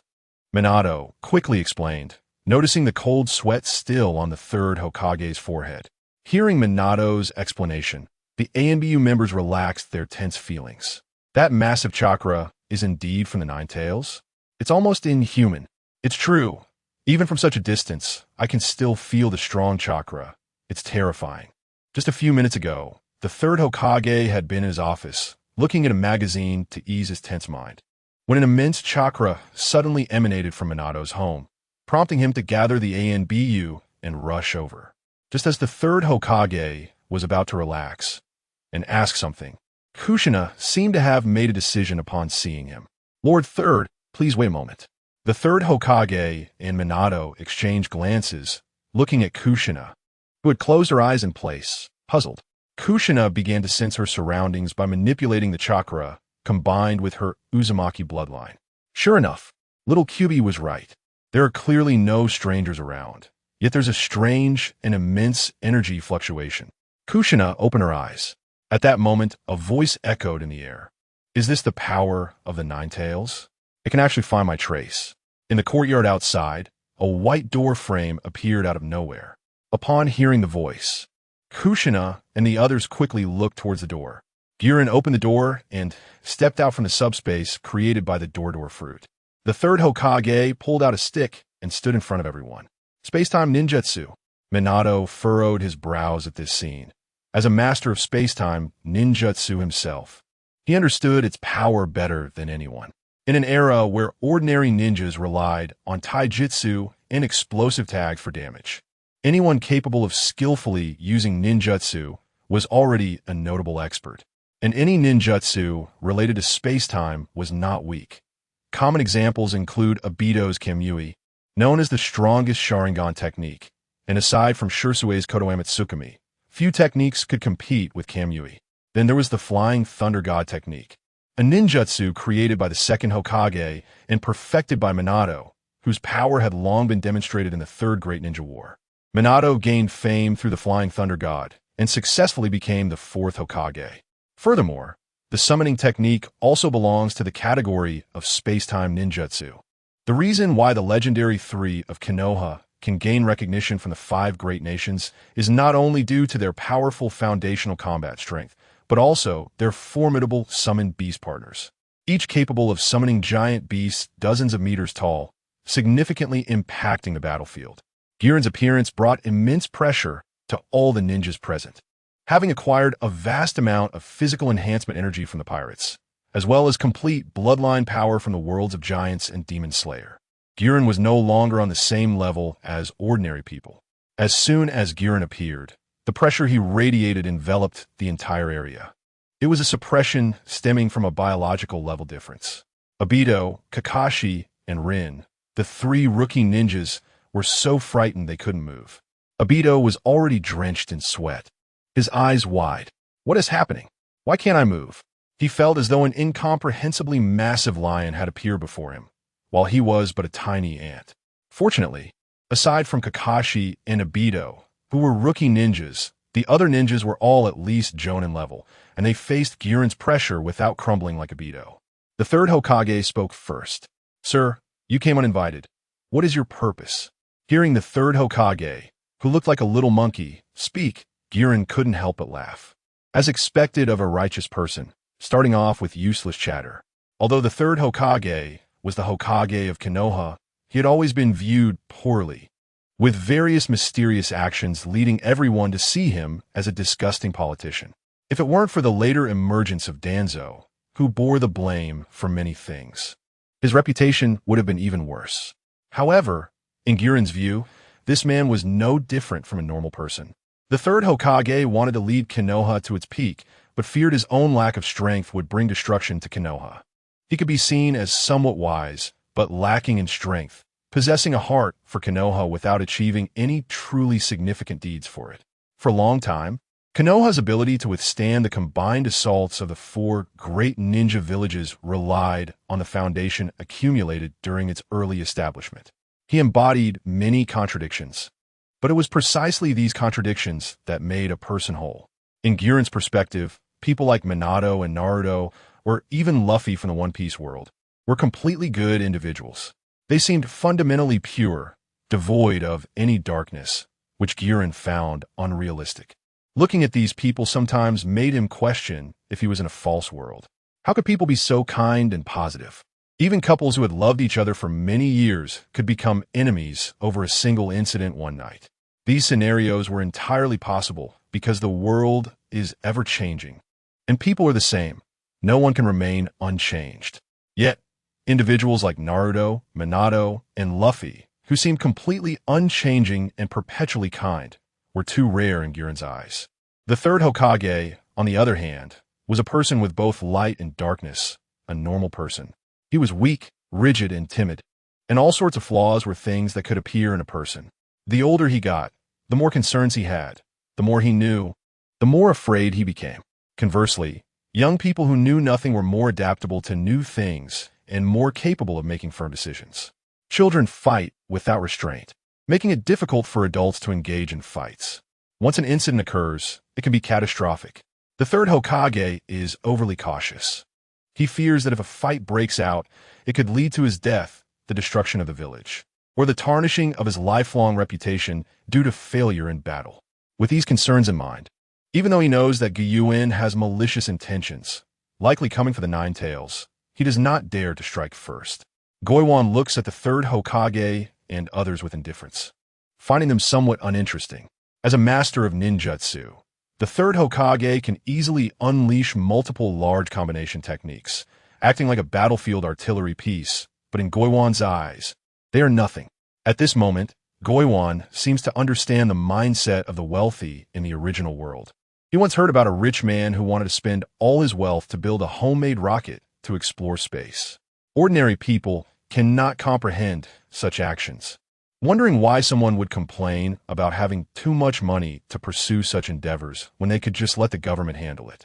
Yuan's heart network can instantly capture many conversations, allowing him to gather a wealth of information and interesting tidbits, while also receiving news of humanity's ugliness. Perhaps that rich man wanting to build a rocket is like him, tired of the mundane and wanting to pursue something different, something not recognized by others. I am very interested in the strongest of the tailed beasts, the Nine Tails. May I ask if you could let me take a look? The third Hokage's expression darkens. It is indeed for the Nine Tails. Are we really going to reach an irretrievable point? If a fight breaks out here, the third Hokage looks around the residential area. His wife and young Asuma live nearby, and everyone here are the families of the village's upper ninjas. If this place is destroyed, it would be very troublesome. Just as the third Hokage is thinking of easing the atmosphere and persuading Yuan to give up, Minato steps forward. I'm very sorry. While I can understand your curiosity about the Nine Tails, it has already been sealed within my wife. If it is released, my wife will be in danger, and I will not allow her to be harmed. Minato raises a special kunai, pointing it at Yuan. The third Hokage curses in his heart. Minato, it's better not to be reckless at this moment. The man before us may indeed possess formidable power that cannot be ignored. Behind them, Kushina is already in tears. Minato turns to Kushina and says, Kushina, quickly take Kakashi and the others away. Minato, I now have the enhancement of Golden Chakra. I can also stay and help. At this moment, an Umbu member approaches Kushina, whom she recognizes as someone who often protects her. Kushina, you are currently the target of the enemy. Being here makes you the primary target. The enemy possesses space-time ninjutsu, and it is very likely that, before the Umbu can finish, Yuan interrupts. No need to run away. I have a way to ensure the Jinchuriki survives after the Nine Tails is separated. Upon hearing Yuan's words, Minato is taken aback. Really? Sir, in fact, there are quite a few methods in the ninja world to keep the Jinchuriki alive. It's just that people lacking information find it hard to discover them. Techniques that can save lives are cherished by everyone. Minato, who is knowledgeable yet has a strong capacity to accept, believes a large part of what Yuan says. However, the third Hokage cannot accept this. The Nine Tails has been part of Konoha since the first Hokage. How could they allow someone to borrow it, to take a look? The more the third Hokage thinks, the more he cannot accept it, and in an instant, he quickly forms hand seals. Umbu, set up a barrier. Immediately, several Umbu ninjas rush to the corners, raising a purple light curtain to enclose Minato's family. The third Hokage grits his teeth. Who knows if the other party is just bluffing? Perhaps they do not possess great power and are merely trying to intimidate them. Before he sees Yuan make a move with his own eyes, the third Hokage clearly does not believe the disparity between them could be so vast. After all, the pressure emanating from Yuan is rare in the entire ninja world, in the third Hokage's memory. Only the vaguely remembered anger of the first Hokage had such a soul-shaking presence. Yuan's eyes are turning. Is this the Four Purple Flames formation? It looks quite impressive. Sealing techniques always attract Yuan's attention, and the Four Purple Flames formation is considered a good barrier technique. The third Hokage jumps up his chest swelling like a frog, gathering chakra in his throat. Fire release. Fire dragon bullet. A massive fire dragon head with a tail flame rushes toward Yuan. Seeing the extremely high-temperature fireball, the Umbu present are somewhat surprised. As expected of the third Hokage, if I were to release a fire dragon bullet, it would probably not even reach half the scale of the third Hokage's. Yuan slightly raises a finger. A bolt of lightning falls from the sky, directly striking the third Hokage, who is suspended in the air. Yuan then transforms into lightning and disappears from his original location, appearing behind Kushina, Kakashi, and the others in the blink of an eye. Damn it! Kushina, quickly dodge. At this moment, Kushina feels her hair standing on end, and instinctively, a surge of golden chakra transforms into a massive energy tide that violently pushes outward. Obito and the others are immediately blown away by the energy. In Kushina's consciousness, a voice shouts, "Girl, what are you dawdling for? Wake up! Oh, little nine, thank you. If you keep this up, you could die without even realizing it." A number of golden hands extend from behind Kushina, charging straight at Yuan. Yuan is somewhat surprised by this scene. Even Naruto needs to train for a while to master the golden body state, but Kushina, who seems so foolish, appears to be even more talented than Naruto. At the same time, a special kunai glowing with golden light arrives next to Yuan, and with a flash of golden light, Minato forms a deep blue Rasengan in his hand and slams it toward Yuan. Go, Minato! The combination of Kushina's golden hand and Minato's Rasengan shows that the couple's synergy has reached its peak. Yuan feels as if he is igniting, but the one burning is himself. This feels quite unpleasant. Yuan shakes his head. Even with the Nine-Tails golden body mode, Yuan is not afraid. Suddenly, large patches of green scales grow on Yuan's body. His eyes turn into blue slit pupils. His body swells several times, and he punches toward the couple's attack. As this punch strikes the air, it seems as if time and space have frozen, with Minato and Kushina's golden hand suspended in the air. Wave crackle. The sound of ice shattering reaches everyone's ears, and everyone is puzzled. What is this? A strong sense of crisis surged in my heart, and Watergate's body instantly transformed into a flash of light. Boom! It felt as if the atmosphere had shattered, and an invisible shockwave emanated from the punch of Yuan, crushing everything in its path. Wherever it went, whether buildings or the ground, everything was overturned. The purple barrier shattered into pieces upon being struck by the white shockwave, and several Umbu ninjas who had set up the barrier spat out blood before being consumed by the shockwave. The shockwave continued to crush everything in its path. Several streets were smashed like paper, and the air was filled with debris of various objects. The ground undulated irregularly, with some areas rapidly sinking and others quickly rising. On the other side of Konoha, Orochimaru, one of the legendary Sannin, stared in disbelief at the village rising like a mountain in the distance. Uchiha Fugaku was shaken to the point of being unable to stand normally, clutching a building to stabilize himself. At the same time, other areas outside the center of Yuan's attack were experiencing varying degrees of tremors. A flash of golden light appeared, and Watergate arrived beneath a broken golden fox head, where Obito, Kakashi, and Rin had already passed out. Water, Gate my chakra is depleted. Kushina half-knelt on the ground. On the other side, the third Hokage, covered in blood, slowly crawled out from the shattered dirt fortress. Everyone watched as Yuan stood atop the ruins. What was that just now? Looking at the land that resembled an earthquake disaster, the third Hokage wiped the blood from his face and said. Yuan replied slowly, "That was the power of an earthquake, the power of a natural disaster." A special kunai flew in, and Watergate rushed to the third Hokage's side. The third Hokage looked at Watergate, who was unscathed, with a complex expression. "Your speed is indeed fast. Lord Third, this isn't the time for small talk. Is there any way to deal with him?" Watergate was extremely anxious. The stronger the opponent, the more dangerous his wife became. Even though she had not been injured yet, it provided him no sense of security. Watergate was very anxious. Yuan's overwhelming strength made him feel insecure. If he had a way to charge in and perish together with the opponent, he would definitely sacrifice his life to protect his wife. At that moment, Watergate was not the fourth Hokage from the Night of the Nine Tails. He was just a newly famous ninja on the battlefield. Even though he had decent sealing techniques, he had not yet had the opportunity to learn the Dead Demon Consuming Seal. The Dead Demon Consuming Seal came from the Uzumaki clan's sealing techniques, possessing the ability to seal the opponent's soul by trading one's life with the Shinigami. Because it was a forbidden technique that involved mutual destruction, Konoha classified it as one of the forbidden arts. Even though Watergate's wife was from the Uzumaki clan, he had no authorization to learn the Dead Demon Consuming Seal before becoming Hokage.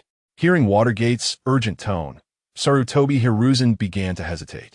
Looking at the ruins that had been plowed through by Yuan, the third Hokage's eyes flashed with struggle. He was not yet at the age of true retirement. Perhaps later, due to the war, they would choose another Hokage. However, he was supposed to start enjoying life now.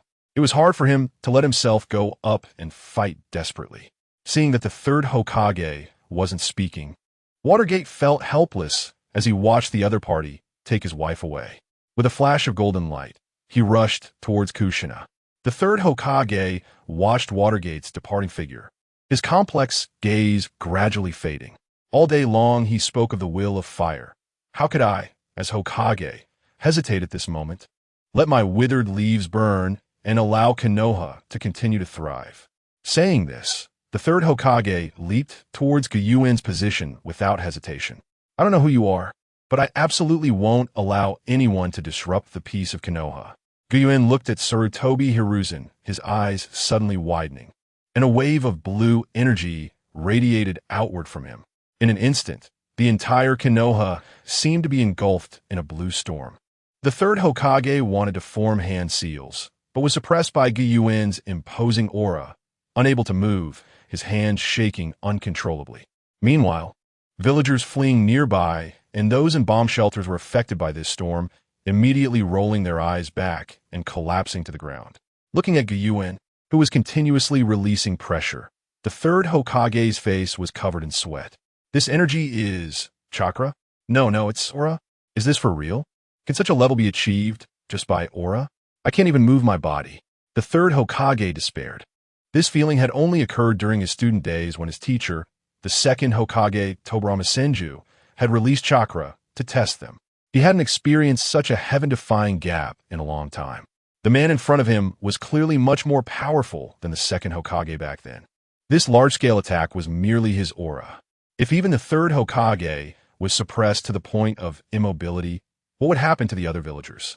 The third Hokage could hardly bear to think about it. In the consciousness space, Kurama sat upright, his gaze dull, and then filled with intense anger, a mix of emotions crossing his face. Damn it! Who is this person? Even the powerful Senju Hashirama and Uchihamadara back then had their strength traceable, as they were descendants of the sage of six paths. But this person in front of me is clearly not a descendant of the sage of six paths. How did these natives of the ninja world reach this point without the sage's power? The Nine Tails had existed in the world for over 1,000 years. Although most of the time was spent eating, drinking, and relieving himself, he still had some understanding of the ninja world. Other than the clans with the sage of six paths bloodline, most families were basically weak and insignificant humans, hardly worth mentioning. Little Nine. Kushina weakly knelt in the consciousness space, looking at Kurama in the cage, continuously calling out, "What are you doing, little girl? Little Nine, do you have any way to fight back?" The Nine Tails focused intently on the situation outside, not wanting to respond to Kushina's words. "Don't think about it. I've already given you my special chakra. If you can't win against the opponent, just wait to die. Is there really no way? I can't let Watergate fight alone out there." Kushina's eyes were heavy with despair. Gyuen ignored the restrained Watergate and third Hokage and walked straight toward Kushina, grabbing her and throwing her into the door created by the door fruit. Watergate's eyes widened at this scene, but his body was still immobilized by Gyuen's overwhelming presence.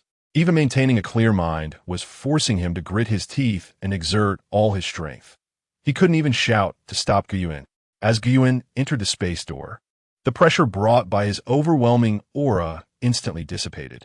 Watergate broke free from his restraints in an instant, staggering a few steps forward. He watched as the space door slowly disappeared and immediately rushed forward, but he couldn't catch up to the speed at which the door vanished. The third Hokage collapsed onto the ground, filled with fear. Whoosh, whoosh, whoosh. A dozen ninjas rushed over at high speed, and everyone was shocked to see the bloodied third Hokage. The ninjas here are either the head of the ninjutsu clan or the leader of the Umbu, and they're all shocked by the apocalyptic scene before them. Lord Third, what on earth happened here? The medical ninjas rushed over to treat the third Hokage. After his injuries eased a bit, he struggled to sit up. Looking at the skilled members of the Hyuga, Uchiha, Tsurutobi, and Inuzuka clans around him, the third's expression darkened. He never expected that the invincible image he had maintained for so long would be shattered today. A mysterious, powerful being invaded Konoha, and the Nine-Tails Jinchuriki, Kushina, was taken away by them, and even Minato and I were unable to stop them. Hearing this news, the experts were all taken aback. They actually invaded this place? Who on earth are they? My wife is here too. Lord Manta, please accept my condolences. Lord Third, the enemy.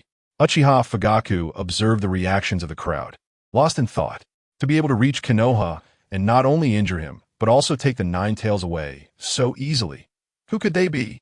At this moment, Fugaku had only recently assumed the position of Uchiha clan leader and had originally planned to cultivate feelings with his betrothed, Mikoto, today.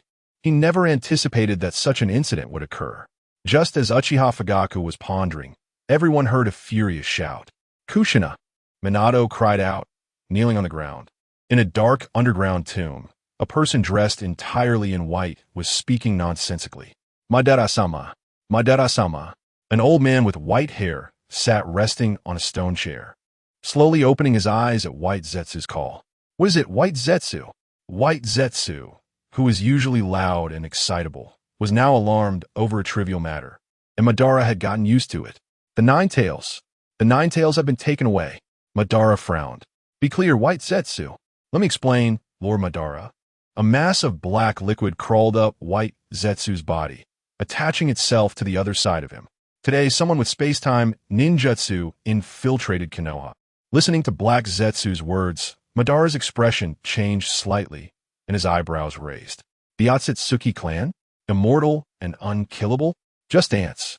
They might have some power that can cause earthquakes, but they're still just ants. An attack that can cover the entire Konoha? That's interesting. When Uchiha Madara founded Konoha, he decided to leave because he saw no hope for the Uchiha clan and disagreed with Hashirama's ideology. After traveling the world for several years, he sought various means to defeat Senju Hashirama. Summoning technique, Sage technique, cults of evil gods, remnants of the Six Paths. He explored many things, but most were either nonsense or exaggerated by others, or he simply couldn't learn them and found them useless. In the end, he chose the strongest of the tailed beasts, the Nine-Tails, and only after obtaining its power did he go on to face Hashirama in their final battle. In Hashirama's eyes, the so-called sages among the three holy lands, despite their long lifespans, lacked sufficient strength and were insignificant before him. Thus, the so-called immortality of the Otsutsuki clan was not worth considering. Can we trace where the enemy took the Nine-Tails? Lord Madara, the enemy possesses space-time ninjutsu. We have no way to track their location. After some contemplation, Madara replied, with the power of the Nine-Tails, they cannot remain silent forever. When they appear, you must notify me. Perhaps it could excite me a little. Lord Madara, are you going to take action? Haha, I just want to take a look at these interesting juniors. Black Zetsu's eyes flickered. Madara's time was running out, although he had already found a suitable vessel to nurture for his Rinnegan. Continuing with the plan required someone to inherit it. Thinking of this, Black Zetsu continued, Lord Madara, that fool named Obito is still alive. Should we provoke him? Madara waved his hand. You go arrange it and see what his talents are like. After saying this, Madara closed his eyes. As he aged, he became increasingly drowsy, and his body deteriorated day by day. To preserve more of his power before he died, he had to reduce his daily consumption. Kushina slowly opened her eyes, startled by a large face in front of her. A misty girl was sniffing around Kushina. Seeing this little girl floating with clouds and mist, Kushina's terrified heart began to relax a bit. Who are you? The mist girl murmured in confusion. Strange. I have a very appetizing feeling, yet it feels like something is stopping me from wanting to eat. How odd. Then a big man with sunglasses and skin as thick as a tree trunk started singing and dancing beside her. You idiot jerk, you have a familiar scent. Although Madarumi had lost the power of the Eight Tails, his demon transformation retained some abilities left by the Eight Tails, allowing him to have some memory of the Nine Tails. Kushina looked at these strange, grotesque creatures and twitched her mouth. Where are all of you? Then she began to recall what had happened before she fainted.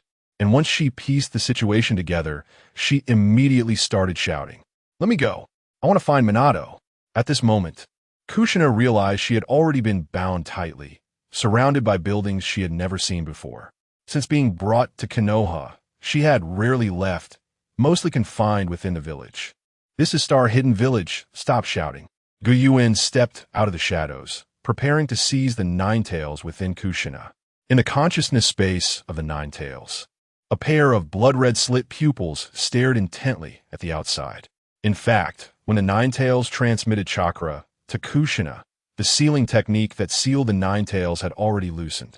At that time, Kushina had been distracted by the information about the mysterious enemy, so she didn't notice the change in the seal. During Kushina's unconsciousness, the Nine Tails had already broken free from the seal. In Konoha, with experts everywhere, once the Nine Tails began to exhibit chakra disturbances, people would immediately come to reinforce the seal. Now, with no one outside to reinforce the seal and Kushina bound, if the Nine Tails found the right opportunity, it might be able to break free from the cursed seal and regain its freedom. When it saw Yuan, the fox's fur stood on end. Damn it. Why'd he come at this time? It could only wait and see what this guy intended to do. The Nine Tails understood Yuan's thoughts. After all, he also wanted to seize its power, just like those greedy humans.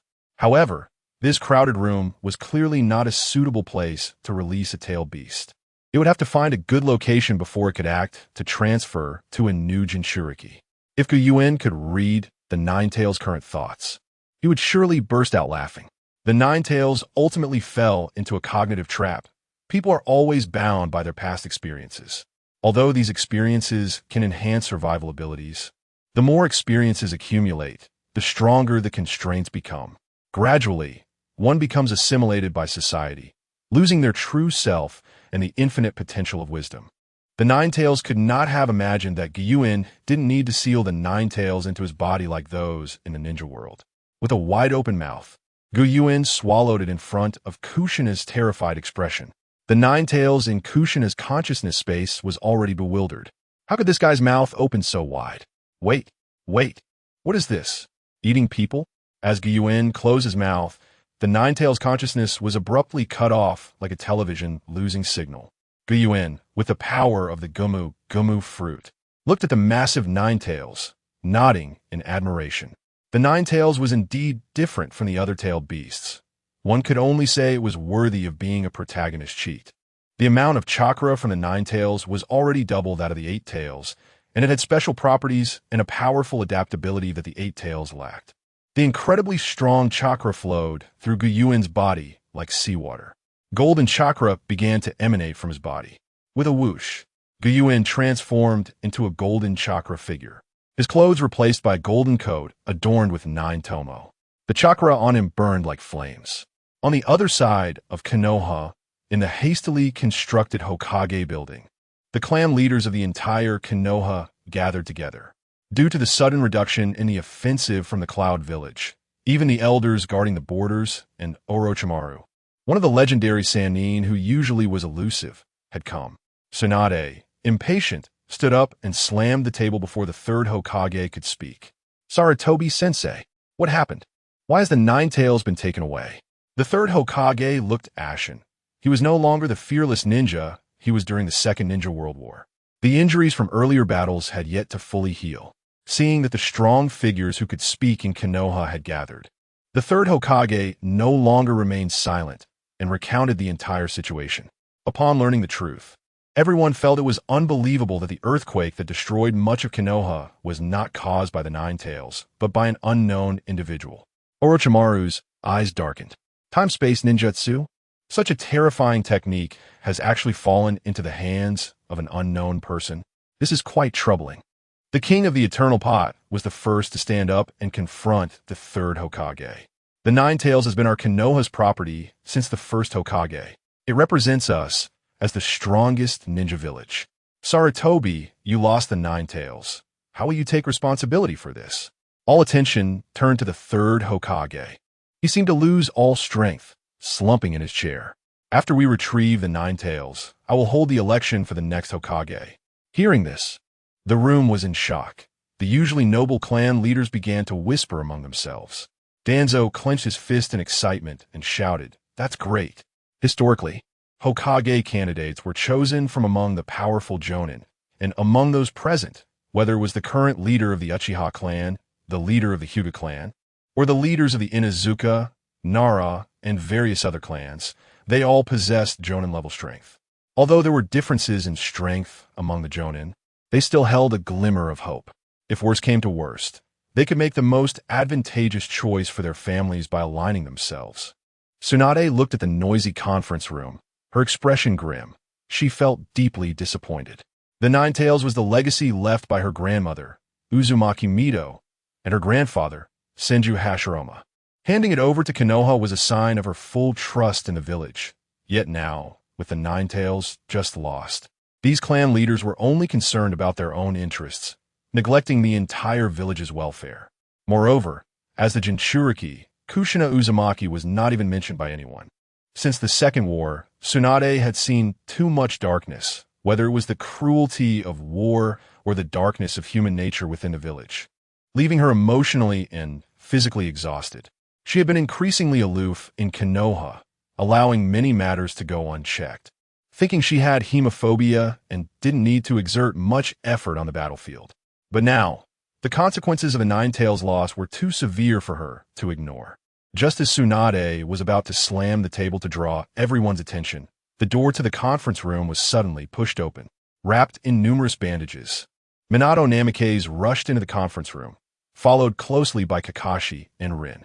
"Minato-sensei, your injuries haven't healed." Minato couldn't care less. He was eager to know what decisions the Konoha leadership would make next.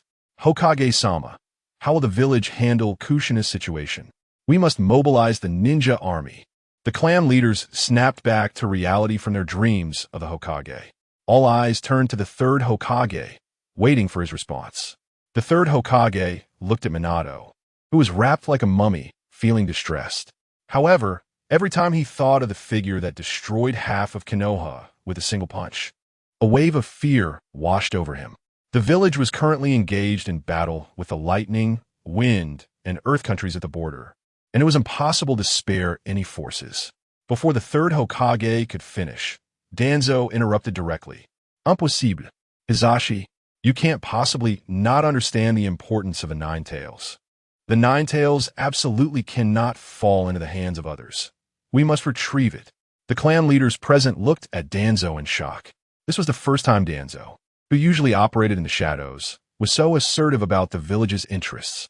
Even Minato cast a grateful glance at Danzo.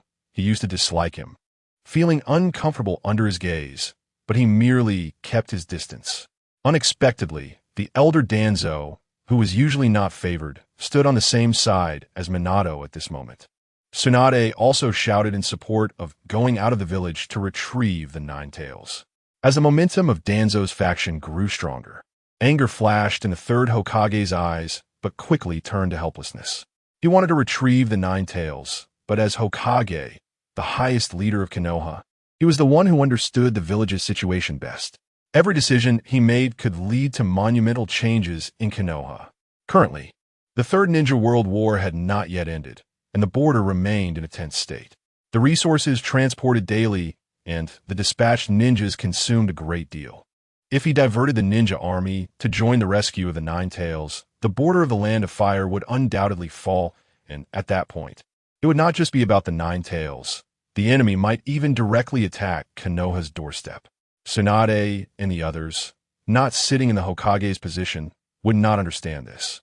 Indeed, the third Hokage had gained many benefits while in office, but he also bore immense responsibility and pressure. Moreover, even if the ninja army was sent to rescue the Nine Tails, could they withstand a single punch from the enemy? The third Hokage was in a dilemma. with even more of his black hair turning white. The door to the conference room was once again slammed open. What now? Everyone looked over to see an Umbu member rushing to the third Hokage's ear to say something. The third Hokage's eyes brightened, and his mood lifted considerably. Minato, everyone, the Cloud Village has come to negotiate. Yuan village quickly arrived at the meeting room of Konoha. Looking at all the clan leaders of the ninja clans gathered together, the Yuan emissaries felt quite tense. When the Nine Tails were taken away from Konoha, half of the village was swept away by an earthquake, no matter how much they tried to keep the news under wraps. The other four great nations received the news immediately. Among them, Yuan was particularly ecstatic upon hearing the news. Their village's third-generation Raikage had recently been surrounded and killed by thousands of IWA ninjas, and later, the son of the third Raikage was mysteriously attacked and went missing, along with the Eight Tails, Gyuki, who also vanished without a trace. It could be said that Yuan's strength had plummeted to an all-time low. The newly appointed Two Tails Jinchuriki was weak and too young to be of much use, and among the new generation, only A and Killer B were qualified to become Hokage. Right now, Yuan couldn't even select a new Raikage. Naturally, they had no plans to continue battling Konoha. Upon learning that the Eight Tails from Yuan was also missing, Minato exclaimed and approached the emissary to try to find more clues. With the peace talks from Yuan, the third Hokage also relaxed considerably. Recently, IWA had paid a significant price for the assassination of the third Raikage, and their strength would undoubtedly be weakened. It was a good opportunity to halt the war. The third Hokage immediately sent people to negotiate with the Sand Village in the Land of Wind, the Mist Village in the Land of Water, and the IWA Village in the Land of Earth. Soon, Konoha and Yuan formed an alliance for the retrieval of the tailed beasts, and numerous members of the Umbu route immediately left the village to search for clues about the ancient source's location. In Minato's new home, after his original residence was destroyed, he was quickly assigned to a new mansion thanks to his former wealth and achievements, but these meant nothing to him. Minato sealed each special kunai into scrolls, arranged various ninja tools and explosive tags, preparing like a general ready for battle. With a creak, the door of the mansion opened, and blinding light flooded in. Minato suddenly lifted his head. Outside stood a tall figure that made Minato's eyes misty. Jiraiya-sensei. Jiraiya sat on the sofa with Minato, looking at the equipment on Minato's body. I knew you were preparing to set out alone. Minato couldn't smile. Jiraiya-sensei, I didn't expect you to return at this time. My disciple's wife has been taken away. I can't just stand by and do nothing. Minato was never one to strictly follow rules. He was a smart person. In his youth, when Kushina was captured and taken away, he went alone to rescue her. At that time, he wasn't afraid of so-called ninjas because he had great confidence in his own strength, believing he wouldn't lose to them. However, even Minato had to acknowledge the strength of the ancient source. It was not something an ordinary ninja could touch. He had no confidence in defeating the ancient source alone and had to rely on the power of the village.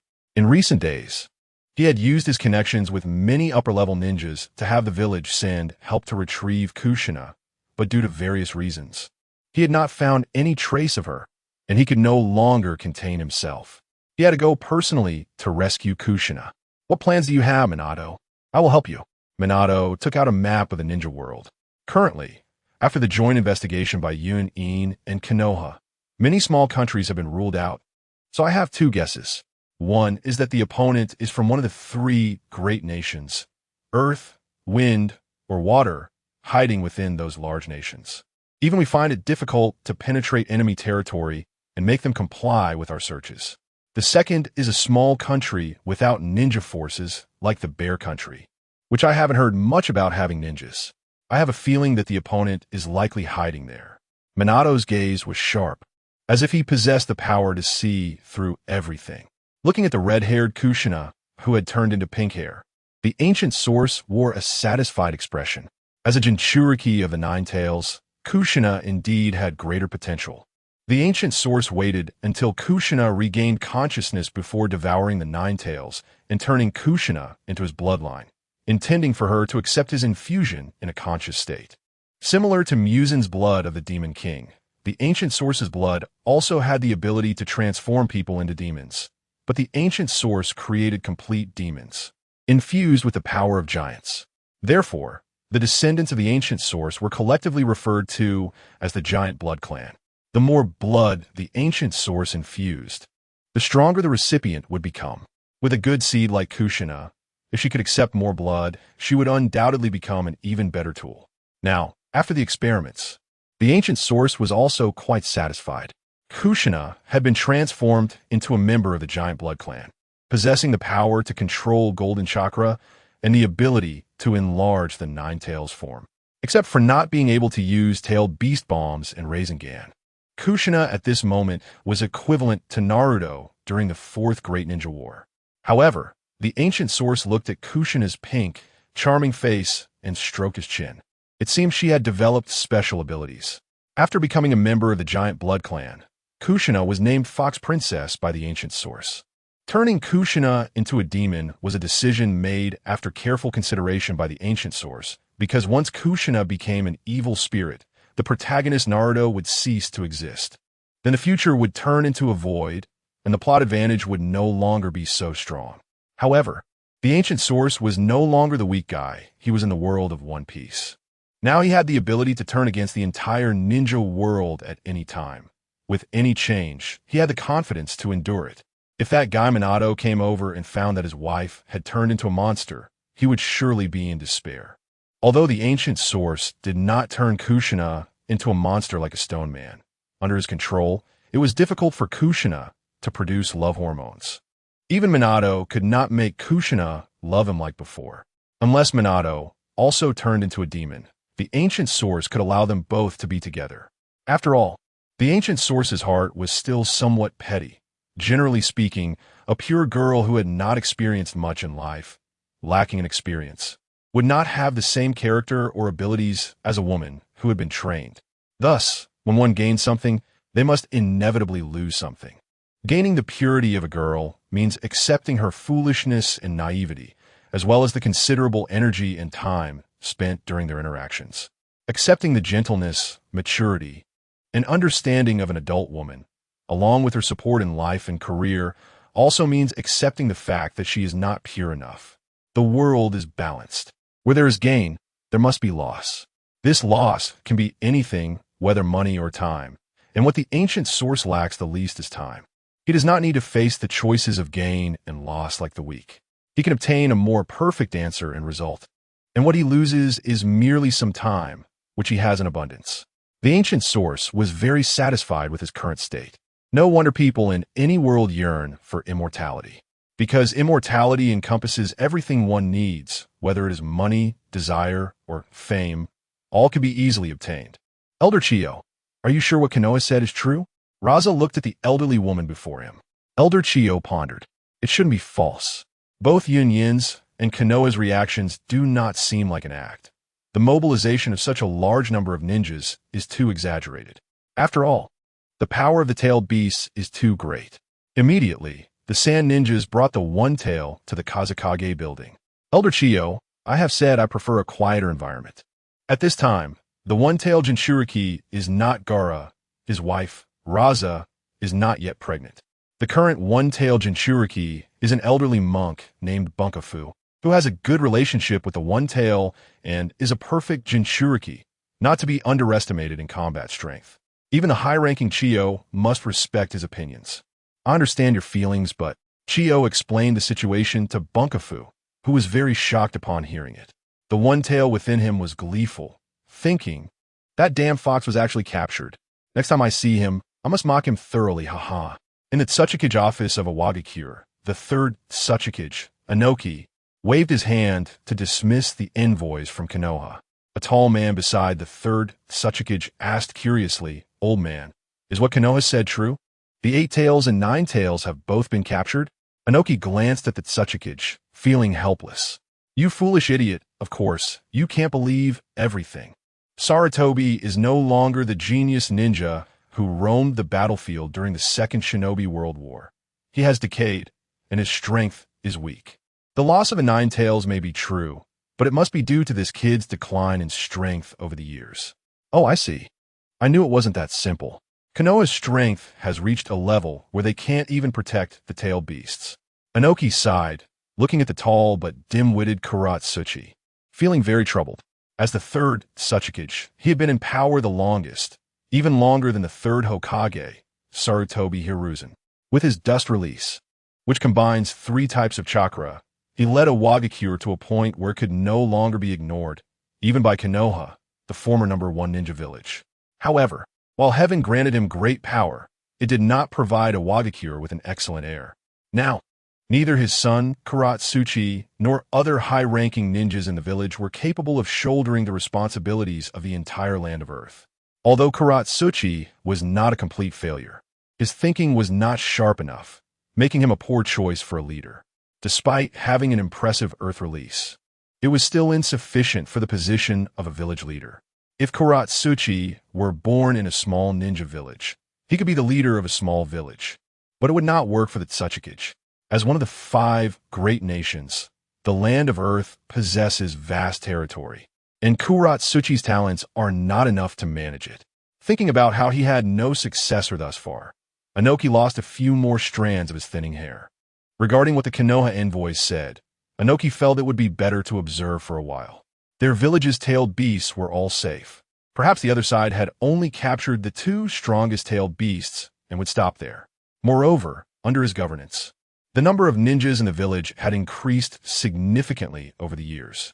If he didn't seize the opportunity to profit while Konoha was weak, the land of Earth might fall silent again by the time he passed away. In the Hokage building of Konoha, the third Hokage and several elders looked at the information returned by the envoys, all feeling extremely troubled. Aside from Sunagakure, the other villages had rejected them. One of the elders in the Konoha Elder Council, Narashikaku, looked grim. Having been in politics for many years in Konoha, she could see through the schemes of a Wagakure and Kirigakure at a glance. However, even so, she felt powerless. They were also one of the 5 great nations and were not afraid of Konoha. They'll behave once their tail beasts are taken away. Let's see if they can remain this calm then. The longtime schemer Danzo said coldly. That's not something to say, Danzo. The other side has already taken the 8 tails and 9 tails. If we let them take the remaining tailed beasts, who knows what terrible things will happen. Anoterelder, Misutomen adjusted his glasses with concern. Hearing Mizutome-un's words, the third Hokage nodded slightly. He also had this premonition. The mysterious person was already so powerful without obtaining the tailed beasts. If they were to obtain all the tailed beasts, it was possible that the 5 great nations could be easily destroyed. No one wanted their lives to be in the hands of others. Hee hee, poop, poop. What does poop feel like? Countless white zetsus moved beneath the ground. Influenced by the special white zetsu, Abito, these newly created white zetsus were also intensely curious about poop. The black zetsu, also using the Kajiro technique, watched these white zetsus making a racket and felt quite annoyed. Over the years, he had been in control of many events in the ninja world, even manipulating the god of shinobi, Senju Hashirama, and the Azura of the ninja world, Uchiha Madara. But this newly emerged mysterious person had suddenly taken away the 8 tails and 9 tails, causing him to feel a strong sense of crisis. This was the first time he felt things were slipping out of control. Shut up. If you disrupt Madara's plan, you will all be punished. Black Zetsu said. Punishment? No way. Wait, what is punishment? I don't know. Looking at the foolish white Zetsus, Black Zetsu felt extremely exhausted. Under Black Zetsu's instructions, Madara created more white Zetsus for intelligence gathering, trying to find the ancient source hiding in the dark. In Hashigakure, looking at the giant blood clan flying in the sky, Kyubi, also known as Kushina, was astonished. They really are no different from ordinary people. The bear country in the world of Naruto is a small country with a sparse population and even fewer ninjas. Due to a meteorite that fell from the sky, the people here can use the special chakra brought by the meteorite and develop unique ninjutsu, the peacock mystical art, which can activate chakra, allowing chakra to manifest into beast forms for attack and can transform into chakra wings to fly into the sky. Because of the meteorite, the people of this village call themselves Hashigakure. And the new leader of the village hopes to use this palm-sized meteorite to become the 6th great nation outside of the 5 great nations. Due to the meteorite, Hashigakure is surrounded by perilous terrain, much like the Wano country in the world of One Piece, and outsiders rarely know about this village. The ancient source immediately set his sights on this village. As soon as he landed here, he turned everyone into the giant blood clan, all becoming his subordinates. Originally, the ninjas here were quite weak. Only a few could truly grow stronger using the peacock mystical art. However, after turning into demons, everyone experienced varying degrees of chakra enhancement, and suddenly all gained the ability to fly. The ancient source felt a bit regretful. If it weren't for the small population of Hashigakure, he could have immediately formed a flying army. In the world of One Piece, everyone is strong enough to fly. But in the world of Naruto, most ninjas still fight on land. Being able to fly inherently defeated many ninjas in the Naruto world. Looking at the curious QB, the ancient source had a wicked thought, wondering how Minato would react if he saw his wife transformed into a giant blood clan. Casting aside his expectations, the ancient source suddenly froze, and a white vortex appeared in his hand. Room. 2 white humanoid beings appeared out of thin air.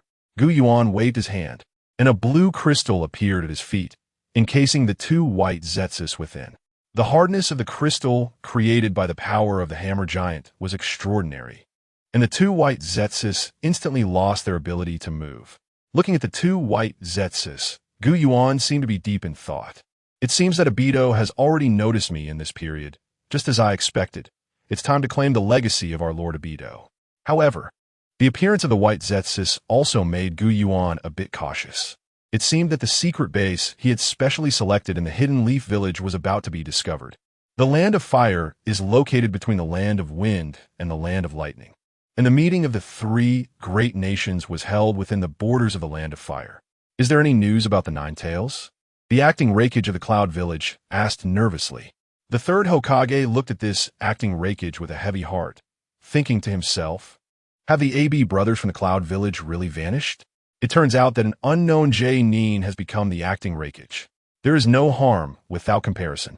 The acting Raikage is an elite J-Nin from the Cloud Village, skilled in lightning release and taijutsu, with strength comparable to that of the Iwagakure Zenoki. But in comparison to the shining AB brothers, he falls short. After all, ninjas with extraordinary talent in ninjutsu are quite rare, and among the Konoha 12, besides Team 7, not many can match this acting Raikage. The 3rd Kazekage of Sunagakure also went missing before the 3rd Great Ninja War, which became the fuse for the subsequent outbreak of war. Now sitting here is the 4th Kazekage, Raza, who successfully defeated his rival, Yakura. Beneath Raza's youthful face lies a heavy heart. The strength of those present is not significantly different. The elderly yet severely injured 3rd Hokage and the acting Raikage and 4th Kazekage are of similar strength. Raza is contemplating what his chances would be if he were to make a move at this moment. Now that the 8 Tails and 9 Tails have both gone missing, what are your thoughts, 3rd Hokage? Raza broke the silence among the 3 Kages. Alliance, we must gather everyone's strength. The opponent is very powerful. And you all saw the situation in the village when you arrived? Raza continued. Both Raza and the acting Raikage nodded. More than half of Konoha had been severely damaged by the strong earthquake. Even though repairs were underway, the uneven terrain made construction much more difficult, requiring many ninjas using earth release to keep the project going. Is such power really created by humans? Raza wondered aloud. The 3rd Hokage nodded heavily. Their generation had not witnessed the Warring States period of the ninja world, nor had they seen the clash of top-tier combat power. So they had little concept of what true strength meant.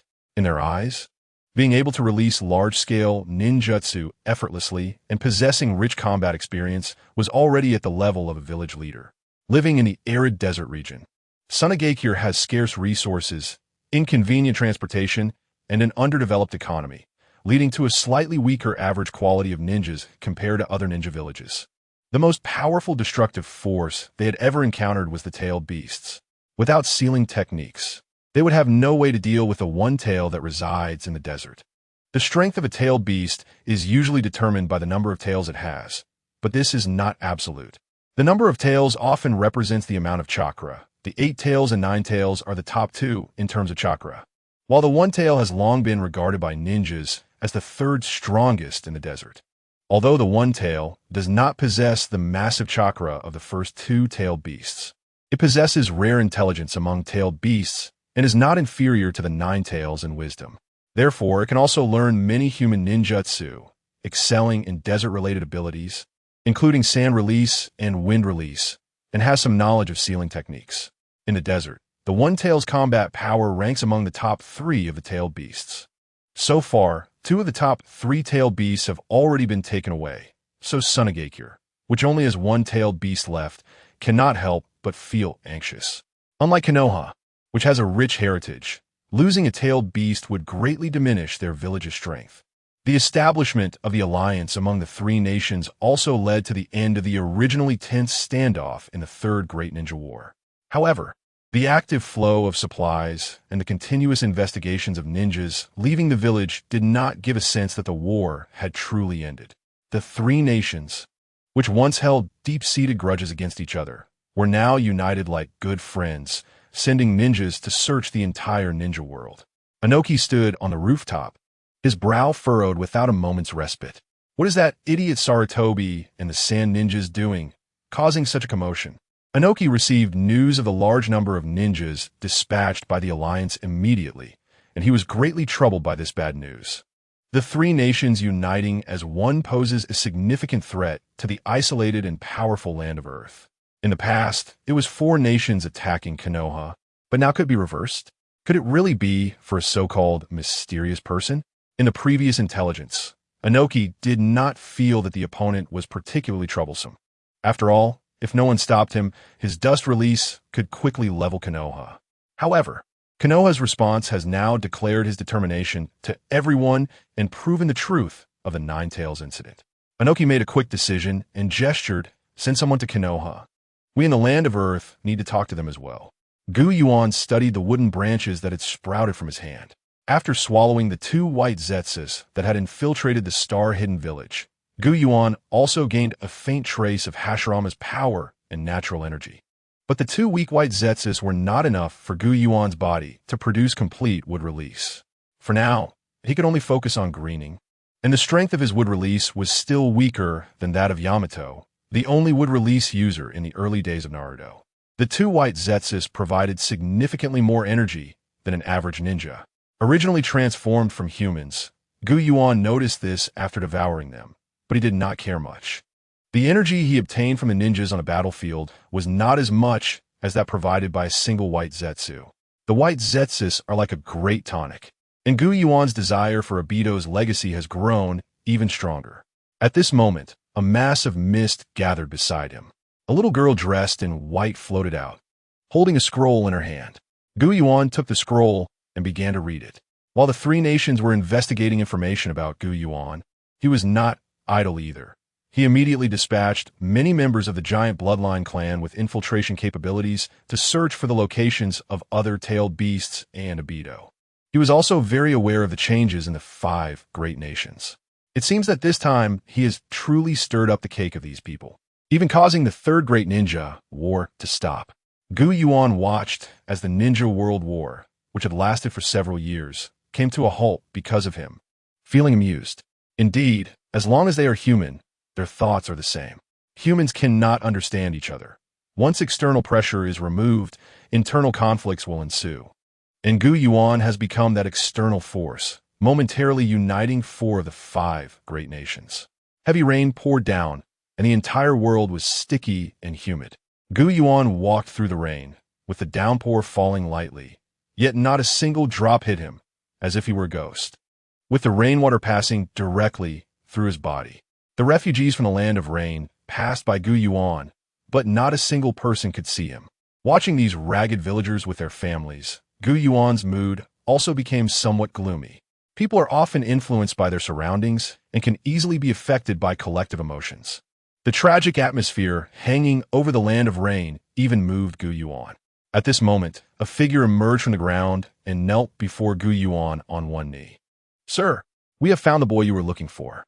Yuan nodded and placed his hand on the head of this giant blood clan member. A series of memories flooded into Yuan's mind. Found him. Nagato. Nagato is the reason Yuan came to the Land of Rain. As a descendant of the powerful Uzumaki clan in the ninja world, Nagato was chosen by Uchiha Madara and had Madara's Rinnegan implanted during his childhood. The Rinnegan is the ultimate eye technique in the Naruto world, possessing the power to control life and death, fundamentally grasping the authority of the world. It is a true great treasure. If Yuan could obtain the power of the Rinnegan, then his journey to the Naruto world would not be in vain. At this time, Nagato and his companions were about the same age as Naruto and the others when they just graduated from the academy. Under the guidance of one of the legendary Sannin, Jiraiya, they mastered several ninjutsu and completely transformed from homeless children into noble ninjas. However, at this point, Nagato, Yahiko, and Konan were still 3 innocent kids full of hope for peace. After Jiraiya returned to Konoha, the 3 relied on their ninjutsu powers to help the weak everywhere. The giant blood clan members sent out by Yuan quickly found the 3 of them. In a cave, Yahiko, dressed in a ninja robe and wearing the Rain Village headband, supported a young man as they entered the cave. Nagato and Konan hurriedly came out to greet them. Yahiko, who is he? Yahiko grinned and said, he's a ninja I saved on the way. At that time, seeing the kind-hearted Yahiko, Konan also smiled slightly. Yahiko is still the same. I believe he can change this world. Nagato, with his purple Rinnegan hidden under his long bangs, looked at Konan, who was focused entirely on Yahiko, and then glanced at Yahiko, who was treating the injured, determined to protect his 2 companions. Soon, under Yahiko's skilled care, the unfamiliar young ninja quickly regained consciousness. Who are you? Oh, so it was you who saved me. Thank you so much. In the following days, this young man, named Yuichi, resonated deeply with Yahiko's ideals during their interactions. In a ninja world, the profession of a ninja is not a mysterious existence. Many ordinary people have engaged in task exchanges with ninjas. Young people exposed to such extraordinary powers are bound to have fantasies. Where there is demand, there will be trade. Chakra refinement techniques and basic ninjutsu have trading channels among civilians. Although many powerful ninjutsu are not circulated, those who can refine chakra are already stronger than ordinary people. This young man is one such case. Without Yahiko's help, he would have likely died in the muddy ground of the rain due to his injuries. Great! With Yuichi's addition, our team will grow larger and larger. We will definitely realize our dreams. Everyone looked at the excited Yahiko, also lost in their aspirations for the future. However, the leader, isn't our base a bit shabby? Yuichi said somewhat embarrassedly. Hearing the members' words, Yahiko also felt a bit shy, since they lost their families due to war. The trio had gathered together and lived in a cave base far from the city, so these kids wouldn't be caught by adults. Although they had experienced the warmth of a home again due to their teacher Jiraiya, after Jiraiya's departure, they left their original place, and up to now, they haven't had the money to change to a larger base because they have been focusing on healing and helping the people of the Land of Rain. Konan quickly stepped forward to explain, because we spent all our funds helping others, so... Yuichi suddenly realized, oh, I see, that makes sense. After spending time with Nagato and the others, he understood that the 3 of them were masters of several ninjutsu. Unlike him, a half-baked ninja. How could powerful ninjas like Nagato and Yahiko end up living in a cave? Yuichi was also a passionate young man, and didn't he find anything wrong with Yahiko and the others using their money to help others? Just then, countless shadows moved through the rain outside the cave. With the power of the Rinnegan, Nagato, after mastering chakra, inherently had a heightened perception far beyond ordinary people, and he immediately sensed something unusual. Minato, listen carefully. Several strong chakra signatures quickly approached. Suddenly, the already small cave began to fill with mist. What is going on? Mist? Is it a water jutsu? Yahiko formed hand seals, vigilantly looking around, while Nagato and Konan backed against Yahiko. They could sense many people outside, but not a single one was visible. Drip! A drop of sweat fell to the ground. Yuichi widened his eyes as a small hand emerged from a mist and grabbed him into the void. Yuichi, by the time Yahiko and the others reacted, it was too late, and then Konan was also grabbed and dragged into the mist. Konan, damn it! Nagato quickly formed hand seals and continuously fired wind style, vacuum sphere in all directions. However, the wind jutsu seemed ineffective against the mist. No matter how it was blown away, the mist quickly gathered again. Nagato, calm down. We need to stay focused and stick together. Hearing Yahiko's words, Nagato calmed down slightly, taking a deep breath and retreating behind Yahiko. Yahiko, what now? We can't see where the enemy is. Yuan watched the situation in the cave from outside. Hasn't Nagato mastered the power of the Rinnegan yet? He can't even sense where the Mist Princess is, or is the Mist Princess too strong? Yuan stroked his chin, having no doubt about the power of the Rinnegan. As the sage's eye, the Rinnegan's miraculous uses are reflected in many aspects, but Nagato's performance left Yuan somewhat disappointed. Although Nagato's character is usually compliant and lacks his own opinions, he is inherently irritable and impulsive due to the influence of the Rinnegan's aura. His potential to bear the Rinnegan is still too strained. Yuan waved his hand, and the mist in the cave quickly dissipated. With Conan and Yuichi pinned to the ground by the giant Blood Clan thugs, unable to move. When Yahiko and Nagato saw the mist clear, they were initially surprised.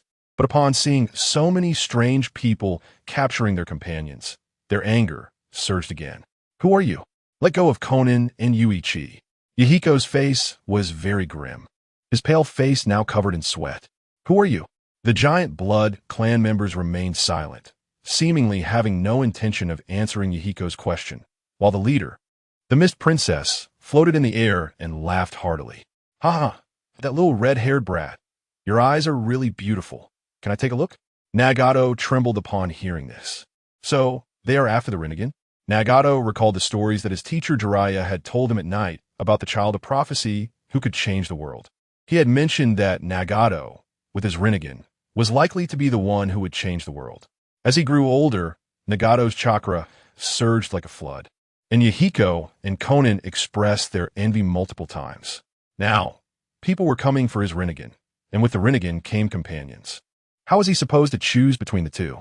Yahiko shouted and stood in front of Nagato. Your eyes are ugly. I don't want to. Hearing Muki's words made Yahiko's temples throb with anger.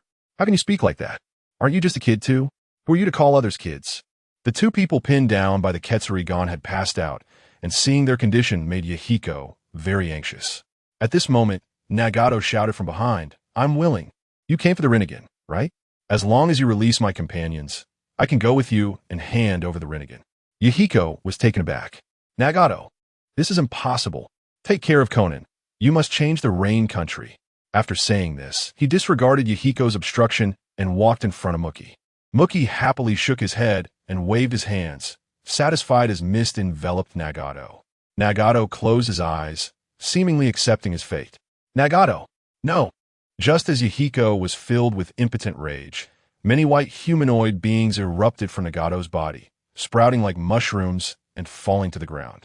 Quick, relocate Nagato! The leading white Zetsu plunged his hands into the ground, and countless enormous roots burst through the soil, violently pushing away the surrounding Ketsurigan users. Nagato opened his eyes but found he couldn't move. He was covered in a white substance without knowing when, and his body was sinking into the ground. Several white Zetsu charged forward like a suicide squad. Charge! At that moment, the white Zetsu escorting Nagato suddenly found themselves unable to move. A voice, not loud, but clear enough to reach everyone's ears, echoed room. A cyclone appeared in Genshin's hand, which then expanded rapidly, forming a massive, invisible circular domain centered on him. Following a gesture from Genshin, Nagato and the white Zetsu on him were instantaneously transported to Genshin's front. Nanny, the white Zetsu were still a bit confused, and Nagato was equally bewildered. With only his head exposed, he was unclear about the situation. Just moments ago, they were in a cave, and suddenly, they heard someone shout something, and the scenery changed dramatically to outside the cave. Genshin looked at Nagato, who had the same hairstyle as King, and chuckled inwardly. Without waiting any longer, he opened his mouth like rubber and swallowed Nagato. Shortly after, Nagato was regurgitated by Genshin. If someone were to pry open Nagato's eyelids at that moment, they would see that his Rinnegan had turned back into normal eyes. Meanwhile, Genshin stood in place. eyes closed and brows furrowed, as if digesting something difficult to process. When Genshin opened his eyes, the original black pupils had disappeared, leaving only a black dot in the center of the eyeball. The dot then began to sprout a circle of black ripples, and the white part of the eye vanished, transforming into a mysterious deep purple. A silent aura suddenly expanded, and Genshin's gaze resembled that of a divine being, devoid of any emotional color. Genshin turned to look around this world. So powerful. Originally, Genshin had sensory abilities, and after combining the powers of the Thunder Fruit, his perception range had greatly increased, allowing him to receive more information. However, the effects of this ability were different from what one normally saw with their eyes. As a former human, Genshin was still more accustomed to using his eyes to gain information about the outside world. The Renegade's powerful insight gave him a sense of controlling the world. Genshin quickly formed hand seals. Summoning technique. Outer path. Grieving statue. A massive black technique unfolded on the ground, and a giant wooden-colored hand broke through the rocks and soil. Grabbing the ground, an ugly, gigantic humanoid monster appeared. Genshin felt the strange power within the outer path. Grieving statue, and nodded in satisfaction. As expected, it's worthy of being the vessel of the Ten Tails. It feels very different from the tailed beasts. In a certain underground base, a white Zetsu rushed out. Madara. Not good. Madara slowly opened his eyes, staring at the white Zetsu in front of him. The white Zetsu gulped, feeling that if he didn't state the matter at hand, he would be killed. Madara. Nagato. Nagato and the others were attacked. Even the white Zetsu hidden on Nagato was triggered. Upon hearing this news, Madara's expression became serious, a surge of anger igniting in his chest. Who dares to touch something belonging to Uchiha Madara? Kuro Zetsu stood behind Madara, his expression equally grim. If it weren't for his naturally dark face, his feelings would have been fully visible. Who is it? Konoha? Danzo? Or that Hans? I really can't think of anyone who would target someone as insignificant as Nagato at this time. Kuro Zetsu prepared Madara's armor. I'll personally set out. I want to see who it is. What? Madara, are you going out yourself? Madara didn't respond, but looked at him as if he were an idiot. Isn't the Rinnegan worth me going out myself? The underground base, though not large, contained many secret compartments filled with scrolls and various strange cans left by Madara. Kuro Zetsu was very familiar with these places and quickly dressed Madara in white Zetsu Obito's body, along with a suit of samurai armor. Madara was too old. He could no longer act recklessly like he did in his youth. If he were to fight, it would be better to wear the body of white Zetsu for chakra and physical protection. I hope that Brat doesn't T-activate the Rinnegan too quickly. Madara sighed. Kuro Zetsu said, Madara's eyes are not something ordinary people can handle. Even if he activates it, he won't be able to use its abilities. True. He-s just scum from the ninja world. How could he possibly compare to Uchiha Madara? Madara smiled, but suddenly his smile froze as he noticed that the outer path, grieving statue, which had been standing in the underground base, was gone. Madara's face turned as dark as a pot bottom. Who is it? How could they master the power of the Rinnegan in such a short time? Watching Madara on the edge of an explosion, Kuro Zetsu was plotting the next new plan. As the third son of Kaguya Tsutsuki, he was the most filial child. For thousands of years, he had been working hard to resurrect his mother, Kaguya. To achieve this, he didn't hesitate to instigate multiple wars among the ninja clans to fulfill his plans. Among them, Uchiha Madara of the Uchiha clan was the most promising descendant of Indra he had seen so far who could unlock the Rinnegan. Once the Rinnegan was activated and the 9-tailed beasts were collected, he could absorb them through the outer path, grieving statue, restoring the true form of the god tree. The 10 tails. At that time, he would use his secret technique to extract his mother's soul from her corpse, completing the resurrection plan. When Madara activated the Rinnegan, he was already quite old, and coupled with the lingering injuries from his battle with Hashirama, he had no ability to simultaneously confront the 5 great nations and retrieve the tailed beasts. Now, the most crucial part of the plan, the Rinnegan, had been taken by a mysterious person, resulting in the loss of the key to summoning the 10 tails. Even Kaguya, who had been around for over 1,000 years, was starting to feel frustrated. Now, all he could do was wait to see who the new Rinnegan owner was. Perhaps he could discard the piece that was Uchiha Madara. After organizing his equipment, Madara waved his hand, and a large number of white Zetsu excitedly burrowed underground. With the help of Akatsuki's outfit, Madara slowly sank into the ground, looking at the unconscious Nagato on the ground. Genshin was contemplating how to deal with him. The power of the Rinnegan was incredibly strong, aside from the person who activated it. Others who possessed the Rinnegan could not fully harness its power and were at risk of being controlled by it. Whether it was Nagato or Obito, who later implanted a Rinnegan, despite their extraordinary talents and immense strength, they were somewhat affected by the Rinnegan's power, which they could not fully withstand. However, even so, it could not be said that Nagato was useless. He was personally chosen by Uchiha Madara as a vessel and possessed exceptional talent. If he were turned into a ghost, he might just produce another pair of Rinnegan. Among Genshin's giant blood clan, besides Mizuki, the senior executives were basically former Jinchuriki of the tailed beasts. After transforming into the giant blood clan, they instantly developed unique abilities, such as Mei's ability to enlarge her ox demon, octopus tentacles, AI's lightning body, and Kushina's golden energy cloak. Perhaps these abilities would manifest according to the characteristics of the original host. Boom, boom, boom. The heavy vibrations sounded as if a giant creature was moving. Yahiko slowly opened his eyes, startled by the sight before him. A giant. Giant! He was being held in the hand of a giant, with only his head exposed. The giant was not wearing any clothes and had some incomprehensible black runes on its body, with no reproductive organs below. He turned his head and saw that not only he, but also Nagato, Conan, and Yahiko were being held by several giants. In the distance, other giants were also holding people, but he couldn't see who they were due to the distance. These giants were roughly 10 meters tall, each wearing a strange smile, and they seemed to lack any spirit. However, each giant step could easily bypass the trees. What on earth was happening?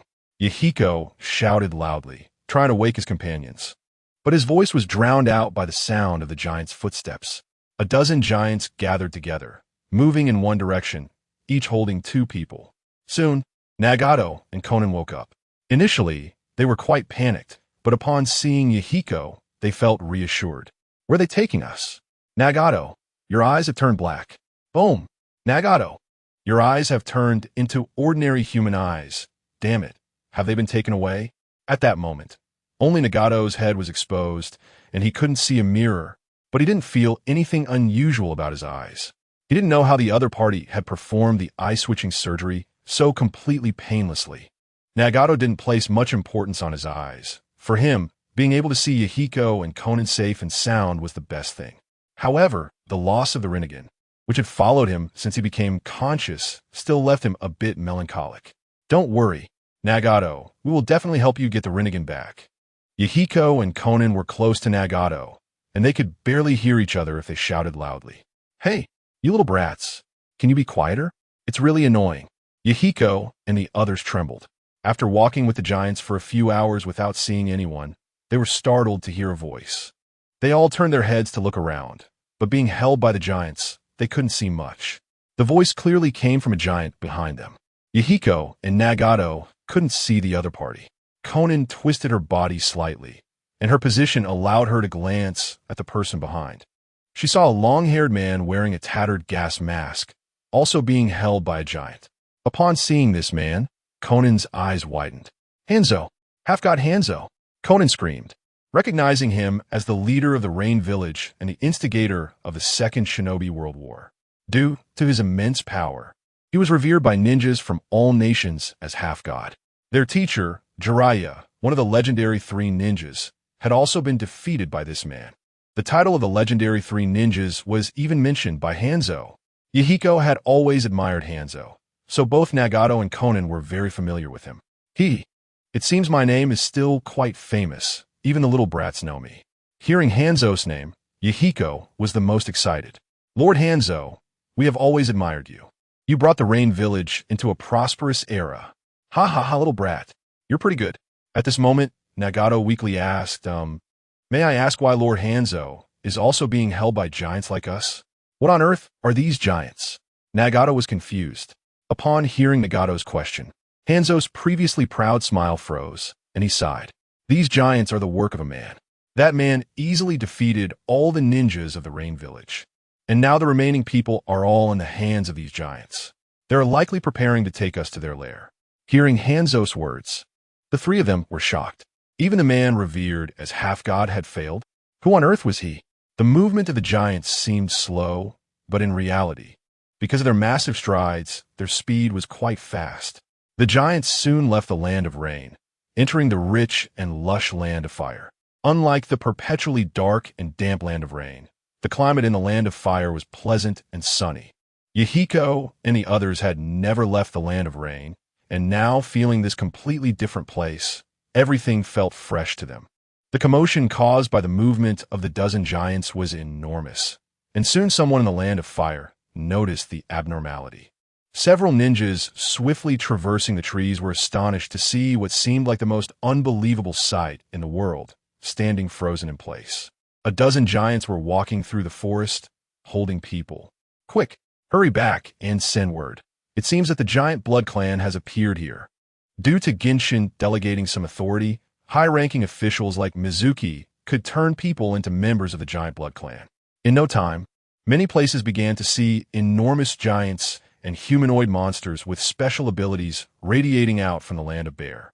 The Hanzo held by the giant suddenly opened his eyes. As a powerful village leader, even after being severely injured, he could still sense something unusual nearby. Someone was approaching. A look of joy flashed in Hanzo's eyes. His strength was sealed by a woman with golden chakra chains, but his perception remained. A man with golden hair and a man with white hair moved through the jungle side by side. Behind them followed a large group of green-vested ninjas. Minato, our defense in the village will surely decline as we head to the land of bears, and we don't have much time. Jiraiya-sensei, I have a feeling that Kushina is in the land of bears, as they were also heading to the land of bears. The giant army unexpectedly collided with this ninja team. Is that the three legendary ninjas? Jiraiya-sama, a horse-faced ninja, blocked Minato's team. Jiraiya asked in confusion, Who are you? I am from Konoha, assigned to patrol the border of the land of fire. We encountered a dozen giants up ahead. Nanny? Giants? Minato suddenly remembered something and rushed forward. Jiraiya-sensei, if I'm not mistaken, these giants might be related to the Blood Giant clan. The Blood Giant clan? Let's go check it out. Dozens of enormous figures walked through the forest, each giant holding a person. The giants wore no clothes, covered in black runes, with a strange, unchanging smile on their faces. What huge giants! Can these giants talk? Jiraiya looked at the lower half of the giants, a bit disappointed. He had hoped to witness something massive, but these giants lacked that feature. Forget about that for now, Jiraiya. Let's go save the people. Minato was the first to notice the people in the giants' hands and immediately charged towards them. Several special kunai were thrown. Minato instantly appeared on top of one giant's head. Looking at the giant, who showed no reaction to the attack, puzzled. They really have no awareness? Previously encountered blood giants had no giant forms and were all humanoid. Had he made a mistake? Just as Minato was about to put those thoughts aside and rescue the people, a familiar voice echoed in his ear. Minato instantly transformed into golden light and vanished from his spot. A little girl, lifted by a misty ribbon, appeared on top of the giant. It's you, the one who calls herself Mizuki. Waha, Minato, I remember you. You got away last time. I really like you. Come join the Blood Giant clan with me. Minato, with kunai in hand, said coldly, I'm not interested in the Blood Giant clan. With that, several kunai shot out. On the other side, Jiraiya's large team was blocked by a golden figure. Old pervert Jiraiya, long time no see. Jiraiya looked incredulously at the pink-haired woman before him. Although her hair had turned pink and her breasts and hips had grown, her face remained the same. Kushina, how did you end up like this? You're still alive. What about the Nine Tails? Upon hearing Jiraiya's immediate concern for the Nine Tails, a number sign appeared above Kushina's head, and golden chakra erupted from her body, shooting a giant golden energy fox head towards Jiraiya. Jiraiya's pupils constricted, and he shouted, Everyone, get back! The fox head crashed to the ground, creating a massive energy storm like Naruto's Raisin Shuriken. Kushina, stop! I have Minato coming to save you. What do you mean, save me? I'm doing just fine. Kushina waved her hands like a band conductor, several huge golden chains extending from behind her, continuously attacking Jiraiya. A group of Konoha's middle ninjas was sent flying by Kushina's attacks. Jiraiya's expression turned serious as he looked at the fallen ninjas. He bit his finger and pressed it to the ground. Summoning Jutsu, an enormous toad appeared in the forest, its massive body towering over the trees. Minato, fighting Mizuki in the distance, noticed the situation. What's going on? Did Jiraiya-sensei encounter a powerful enemy too? Suddenly, a familiar feeling washed over him, and Minato's eyes widened. It's Kushina's chakra. Minato used a Rasengan to push Mizuki back. Sorry, we'll settle this later. With that, he vanished from the spot. Mizuki angrily stomped on the giant's head. That damn guy, running around like a rat. Didn't he just say he was going to save people? And now he's gone? Yahiko and the others experienced a roller coaster of emotions. First seeing Minato's figure calling for help, then watching him leave. Now, they saw something familiar. Jiraiya-sensei's toad. Konan Nagato. Look, it's Jiraiya-sensei's toad, Fukasaku. Jiraiya-sensei. The loud cries from the few of them reached Jiraiya, who was already sweating profusely and couldn't hear their voices. After becoming a member of the Blood Giant clan, although Kushina didn't possess the world-destroying power of a full Nine-Tails Jinchuriki, the various innate abilities born from the combination of the Nine-Tails and the Uzumaki bloodline still tormented Jiraiya to the point of running for cover. Jiraiya's eyes darted around. Fighting among the trees made him reluctant to use large-scale fire jutsu, as there were many innocent people and weaker middle ninjas around. He could only use hair techniques and Rasengan, which diminished his power. Fortunately, Fukasaku could handle Kushina's pseudo-Nine-Tails giant form. Jiraiya-sensei. A kunai flew to Jiraiya's side. Kushina, that's great. You're still alive. The moment Minato saw Kushina, the gloom of the past few days lifted, and his radiant smile, along with his golden hair, made him shine like the sun. Minato didn't pay attention to Kushina's physical changes. In his eyes, she was still Kushina, unchanged. Seeing Minato, Kushina was equally delighted. Raising her slender, fair arms high, her water pouch swaying with her movements as she greeted him. Minato, come here. Let's become members of the Blood Giant clan together. Upon hearing Kushina's words, Minato's smile froze. Kushina, you really have become a member of the Blood Giant clan. But even so, I can't bring myself to hurt you. Minato lowered his head, gripping the special kunai tightly, his body slightly trembling. Jiraiya, watching his usually calm and composed disciple turn into this, silently sighed. Minato, what do you plan to do? Minato raised his head, looking at the giants moving in the distance, and said to Kushina, Kushina, do you still retain your memories from before? I want to talk to you. Although Kushina had undergone significant changes in personality due to the transformation from the Blood Giant clan, her memories were preserved. The ancient source possessed absolute control over the Blood clan, not worried about betrayal from subordinates. Moreover, retaining original memories allowed for the preservation of combat skills, making her even stronger. The ancient source was relatively lenient towards the high-level powers of the Blood Giant clan. Kushina revealed a seductive smile. Of course, Minato felt a deep sadness in his heart at the sight of Kushina. Had the Kushina he once knew truly disappeared? Seeing Minato completely unguarded, Jiraiya quickly stopped him. Minato, what are you doing? Kushina is no longer the Kushina she used to be. She is now a Giant Blood Clan member. Once she becomes a Giant Blood Clan member, she'll be one for life. Hearing Jiraiya's words, Minato became agitated. Kushina is different. How is she different? At least you are human. She is a Giant Blood Clan member. Jiraiya couldn't directly say that Kushina was an indestructible monster, but he still held Minato back firmly. Jiraiya's caution was something Minato understood.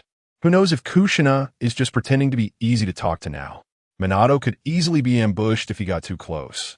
But in this world, there aren't that many fools. Many people have been deceived, not because they are unaware of the dangers, but because they are willing to believe. Minato was no different. He knew that Kushina might have become an enemy, yet he still wanted to believe in her. Minato pushed Jiraiya aside and said firmly, Jiraiya-sensei, I want to believe in Kushina. Please believe in us too. It was just an ordinary statement, but looking into Minato's eyes, Jiraiya found himself at a loss for words. His mouth opened slightly, wanted to say something, but he ultimately gave up. Minato leaped up, and rushed to Kushina's side.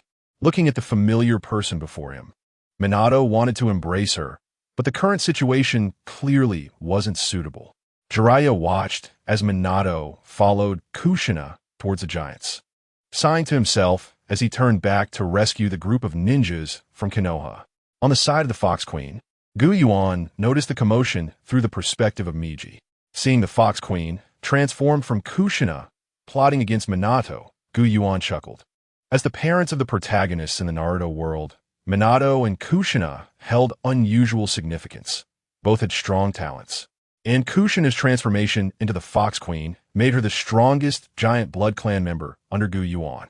Besides the experienced Mei Ruoang, also known as Killer Bee, who could fight her to a standstill, other giant blood clan members simply couldn't match up to Kushina. As the father of the main character Naruto, if Minato were to become a giant blood clan member under Yuan, he would undoubtedly be incredibly powerful. As for Kushina, since Yuan retained her memories, he had no intention of turning her into a pawn. Strictly speaking, Yuan was no longer a normal human. His desires were different from those of humans. After being transformed by the bloodline of the Demon King in the Demon Slayer world, Yuan no longer possessed the biological urge to reproduce. If reproduction were necessary, Yuan could control it himself. Most men and women in the original world actually do not have a need to find a mate, but many are influenced by their strong hormones during their vigorous youth. And coupled with the social environment where having a mate provides various forms of assistance and stabilizes social frameworks, they seek partners. However, if you strip away the stimulation of these physical hormones, even the most stringent societal rules would not create such strong desires in people. Yuan possessed immense power, and beauty was effortlessly within his reach. Both mentally and physically, he had no desire to act as a pawn. Therefore, when Kushina sought to pull Minato down with her, Yuan was pleased. Rather than acting as a pawn before Minato, he preferred to have a compliant worker. Is that so? Kushina, Minato, hearing Kushina's words, lowered his head. The matter of becoming a giant blood clan member was significant, and even he, who deeply loved Kushina, had to consider it carefully. Minato was a person with a strong sense of justice and responsibility. When facing the Nine Tails, he felt it was his duty to be at the forefront, even at the cost of his life. As long as he was Hokage, he was the one who should stand at the front. The same choice applied to his wife. Even disregarding their newly born son, he did not want to leave Kushina alone in the underworld. At this moment, he was caught between Konoha and his wife, the village that had nurtured him and the woman who had accompanied him for many years. Minato's mind felt like a storm, making it impossible for him to think calmly. Minato, we will be together, right? Minato stared blankly at Kushina beside him, and after a moment, he smiled. Of course. As night fell, the firelight flickered. Jiraiya waited in the forest. Minato. After waiting so long without seeing Minato return, Jiraiya's heart sank. He knew his disciple too well. Minato shone like the sun, and he had once believed he was the prophesied child mentioned by the Toad Sage. If Minato wanted to leave, no one in this world could stop him. The fact that he hadn't returned could only mean one thing. Minato had defected. Jiraiya suddenly stood up, his eyes glimmering with light. The ninjas resting on the ground around him were startled by his movement, thinking there was an enemy attack. Minato, we have to go. Time waits for no one. We must quickly relay the news back. Minato, following Kushina, escorted the people from the Land of Rain to Star Hidden Village. At this time, the terrain around Star Hidden Village had undergone tremendous changes. The once treacherous landscape appeared as if it had been scraped away by some giant shovel, leaving behind a flat plain with towering walls. Dozens of giants approached, and the giant blood clan members on the walls immediately noticed. Minato looked at the towering walls in astonishment. Even Konoha, known as the first ninja village, didn't have walls this high. What kind of mysterious person was behind this? The giants passed through the massive gates and entered. Inside the walls was an expansive land filled with newly constructed houses of various architectural styles, which caused Minato to glance around frequently. Minato, along with the shackled Hanzo and Yahiko and other ninjas, followed the Fox Queen into the largest building within the walls. Many of the high-ranking giant blood clan members were inside this building, and Hanzo and his subordinates were completely overawed by the terrifying atmosphere. unable to lift their heads. As Minato made his way through, he noticed various giant blood clan members in different outfits. Understanding that these individuals were once elite jonin from various ninja villages who had been captured and assimilated into the giant blood clan. A few particularly left a deep impression on him. A black-haired swordsman with 2 long knives at his waist, who, despite his short stature, had eyes like an eagle and exuded an aura that made others instinctively keep their distance. A lightning person glowing with electric light, whose original form was unrecognizable. But Minato felt a sense of familiarity, knowing he must have been quite a large person before becoming a giant blood clan member. And a self-absorbed fellow who sang and danced, his body resembling wood. But Minato was certain he was the killer bee from Kimogakure, who he had faced a few times before. It seemed he had not died, and that it was likely here as well. These few people left the strongest sense of crisis in Minato, as they were the only ones in the Grand Hall who made him feel an intense sense of danger. Soon, they arrived before Yuan. Yuan usually did not participate in the organization's construction because he did not understand it and had always left it to the trio from the giant world to handle. Now, the Star-Hidden Village base had been transformed into a structure resembling the 3 walls of the giant world. Guyu usually spends his time familiarizing himself with his own strength. For someone like him, who knows the future in advance, gaining power is incredibly easy. By consuming the swallowing fruit, he can seize what others long for. His rapid increase in power has led to encounters with enemies being mostly one-sided, lacking any real technique.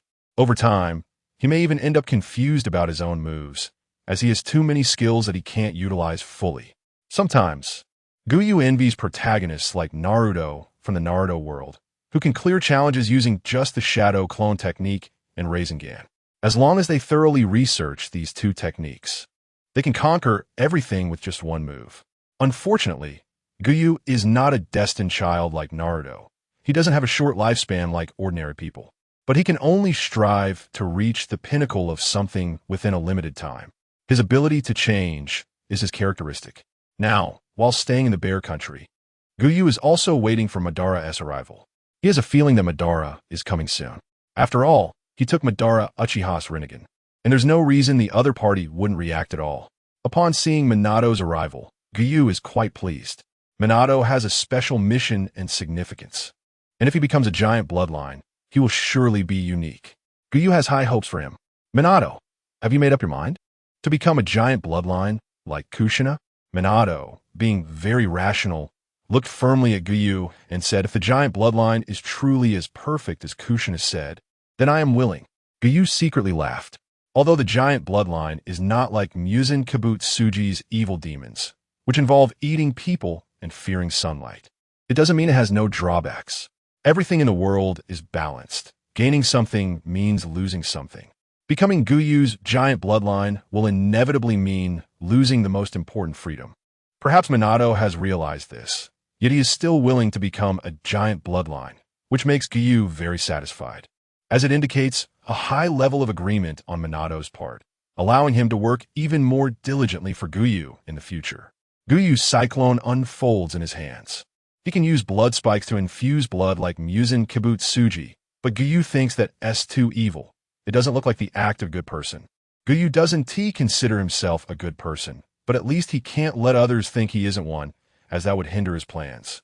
As the blood flows in, Minato's DNA seems to be undergoing intense changes, constantly being destroyed and restructured. Minato crouches down in pain, his body bulging out like a bomb about to explode. Golden light seeps from Minato's skin, and the blue chakra gradually transforms into golden flames burning around him. At this moment, it seems Minato has prematurely attained the golden body state of dead water. But these golden flames are somewhat different from that state, with rings of runes floating around him. Kushina covers her mouth and says, Minato, your current appearance resembles my Kurama's chakra mode. Power, speed, so strong. I want to call this power the Flash Gold Spiral 9 section, flying Dance Minato style. Minato looks at the golden light in his hands, shocked. After looking up at Kushina, a feeling of kinship enters his mind, and a sense of closeness arises. Seeing Minato complete the transformation into the giant bloodline, Kushina happily rushes over and hugs him. her previous allure and sensuality from when she transformed into the Fox Princess completely disappearing, as if she has turned back into a human. That's great, Minato. Now we can be together again. Originally, Kushina had undergone character modification by Guyu. Being very familiar with human anatomy, Guyu could easily alter the giant bloodline's physical structure, making it very simple to prevent Kushina from producing love hormones. Before Minato transformed into a giant bloodline, Kushina was in a state where she had beautiful memories but could not feel romantic emotions. The moment Minato became a giant bloodline, the feelings from her time as a human returned to Kushina. Minato gently holds Kushina and says, "Kushina, I made you suffer." Minato is the inheritor of the will of fire, a true Azure-type character. It is very difficult to make Minato betray his village, considering his dream is to become Hokage. Forcing Minato to leave the village is akin to giving up his dream of becoming Hokage for a woman. Without a doubt, the person closest to Minato is Kushina. Before becoming Hokage, she was the most important person to him, and only after becoming Hokage, bearing the responsibilities of the entire village, did other important matters arise. At this moment, Minato is not yet Hokage. He is just an ordinary elite jonin who has recently accomplished great deeds in the village. And the village cannot compare to Kushina. Guyu looks at the two embracing and feels very happy. Another powerful ally has joined. Now it's your turn. Guyu looks at Yahiko behind Minato. Yahiko, who was originally staring blankly at his senior brother Minato, turning into a little golden person, trembles upon hearing Guyu's voice. Sir, I don't want to— Bastard. Idiot. A petite figure rushes up and pins Yahiko down, her small hands gripping Yahiko's neck like a vice. You have no choice. Why? That golden-haired guy clearly agreed first before turning like that. Why can't I? Hearing Yahiko's naive words, even Hanzo behind them covers his face. Guyu looks at Yahiko expressionlessly. This Yahiko can be considered talented, but in the end, he is just a 12 or 13-year-old child. No matter how clever, there are limitations, and his perspective is insufficient. Under Guyu's powerful observation, even the slightest changes in Yahiko's expressions cannot escape him. This kid is still trying to buy time. Does he have some leverage? Forget it, it doesn't matter. Guyu flips his hand, activating the surgery fruit's ability. Yahiko screams in pain on the ground, while Nagato and Konan are trapped by Muki's mist and cannot move, only feeling anxious. A different power emerges in the entire hall. What is this? Gravity? Yahiko's once optimistic and sunny face is now covered with deep blue bone spikes. His hair turned pale and with blood-red eyes. He has a cold expression. A memory within Guyu is triggered. In a sad little tune, a white-haired boy says to an injured girl, "Tuka, I won't go back. I want to join the bronze tree." He really wants to ask, will you be 1,007? Looking at Yahiko floating in midair, Guyu's thoughts are pulled back to reality. Guyu nods in satisfaction. Yahiko's ninja talent is evidently not as good as Konan and Nagato, though he is also excellent, but Guyu did not have high hopes. Unexpectedly, he awakened the ability to control gravitational attraction. He has directly transformed into the god of the six paths, Super Brother. That will definitely be interesting. Mastering the powers of the Rinnegan's god of the six paths without even having the Rinnegan, Guyu is very much looking forward to Yahiko's future performance. After becoming a giant bloodline, Yahiko becomes cold and taciturn, completely ignoring Konan and Nagato's calls. In the Hokage Tower of Konoha, Jiraiya opens the door to the third Hokage's office. The third Hokage is very surprised to see Jiraiya. How's the Bear Country? Jiraiya explains everything that happened in detail to the third Hokage. Is that so? Minato has betrayed the village. Hearing this news, the third Hokage fell silent. He had been quietly observing Minato for a long time, noting the bond he had as the host of the Nine Tails and his strong ninja talent. However, what was most crucial was that Minato was one of the few inheritors of the will of fire. The third had originally planned to pass on the Hokage position to one of the legendary Sannin after his retirement, but after seeing Minato defeat the AB brothers, he changed his mind. He even believed that Minato could inherit the Hokage title. However, upon hearing of Minato's defection, even the third Hokage felt a pang of pain. Minato was not only a candidate for Hokage, but also one of the elite Jonin with significant combat power in the village. Old man, I will stay in the village for a while and protect it. I don't want to get involved in anything else, Jiraiya said, feeling disheartened. He had originally thought Minato might be the child of prophecy, but reality had struck him down. He had to continue searching for the child of prophecy. If it weren't for the village being in crisis, he wouldn't want to return to Konoha at all. The third Hokage sighed as he watched Jiraiya's back. He knew Jiraiya couldn't truly abandon everything, but this situation was not a solution. He had already confirmed that the mysterious person who took the 9 tails and 8 tails was in the land of bears, and it was time to gather the alliance of the 3 nations. At that moment, the office door opened. Lord Third, the envoy from Awagakure, has arrived. The Third was somewhat surprised. Wasn't Awagakure planning to stay out of it? After the envoy explained their intentions, the Third's expression brightened considerably, as a shadow cast by Minato's defection was lifted. That's great. Although the Third knew that Inoki was likely to be half-hearted about it, having superficial support was still excellent. In an instant, the military readiness of various ninja villages was at its peak. Madara, the ninja alliance is gathering. They should be attacking the land of bears soon, said a white-haired man expressionlessly. After being the leader of the Uchiha clan for many years, Madara still possessed a strong sense of the situation. The loss of the tailed beasts and the might of the Kyuubi clan was enough to unite these ninja villages. Madara and Black Zetsu emerged from the ground, gazing at the massive city walls in the distance. Madara, we have arrived. Ahead is the stronghold of the Kyuubi clan, where the entire population of the land of bears is concentrated now. Madara grinned widely. Mysterious mouse, let's see if you can excite me. Madara formed a hand seal, and his aged face began to youthful, his white hair turning back to black. He moved his body, his eyes opened wide, and the pupils spun wildly into the Sharingan. A chilling chakra emanated from him. The blue Susanoo suddenly appeared on the plain. Madara stood with his arms crossed atop the gem on Susanoo's head. The towering giant, hundreds of meters high, instantly drew the attention of everyone inside the walls. Levi climbed onto the city wall, looking at Susanoo, unable to help but break into a cold sweat. Is there such a giant? What kind of ninjutsu is this? How can such exaggerated ninjutsu exist? Levi had dealt with many ninjas in the ninja world and believed that perhaps even the Kage of those villages might not be his match. The ninjas he had seen along the way were simply not on the same level as this blue giant. After regaining his strength, Madara felt invigorated. The towering Susanoo drew its sword and unleashed a sky-high sword chi toward the city wall. A golden light appeared in the sky above the wall, and a voice filled with pure power echoed across the battlefield. Although I'm not very familiar with this city, I cannot let you destroy it. A golden flame erupted from Minato, transforming him into a golden figure. With his hands clasped together, a massive black jutsu unfurled in the air. Madara's blue sword chi collided with the jutsu as if hitting cotton, silently sinking into it. Flying Thunder God technique. Transfer. Then a pink-haired girl with an explosive figure rushed up to grab Minato, and the golden light surrounding them swelled wildly. A gigantic golden fox appeared between heaven and earth. Although the energy entity, the golden fox, was immensely large, it was only 2/3 the height of Susanoo. Damn it, is our chakra only capable of this much?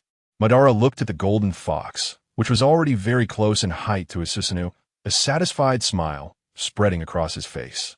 Come on, come to light me.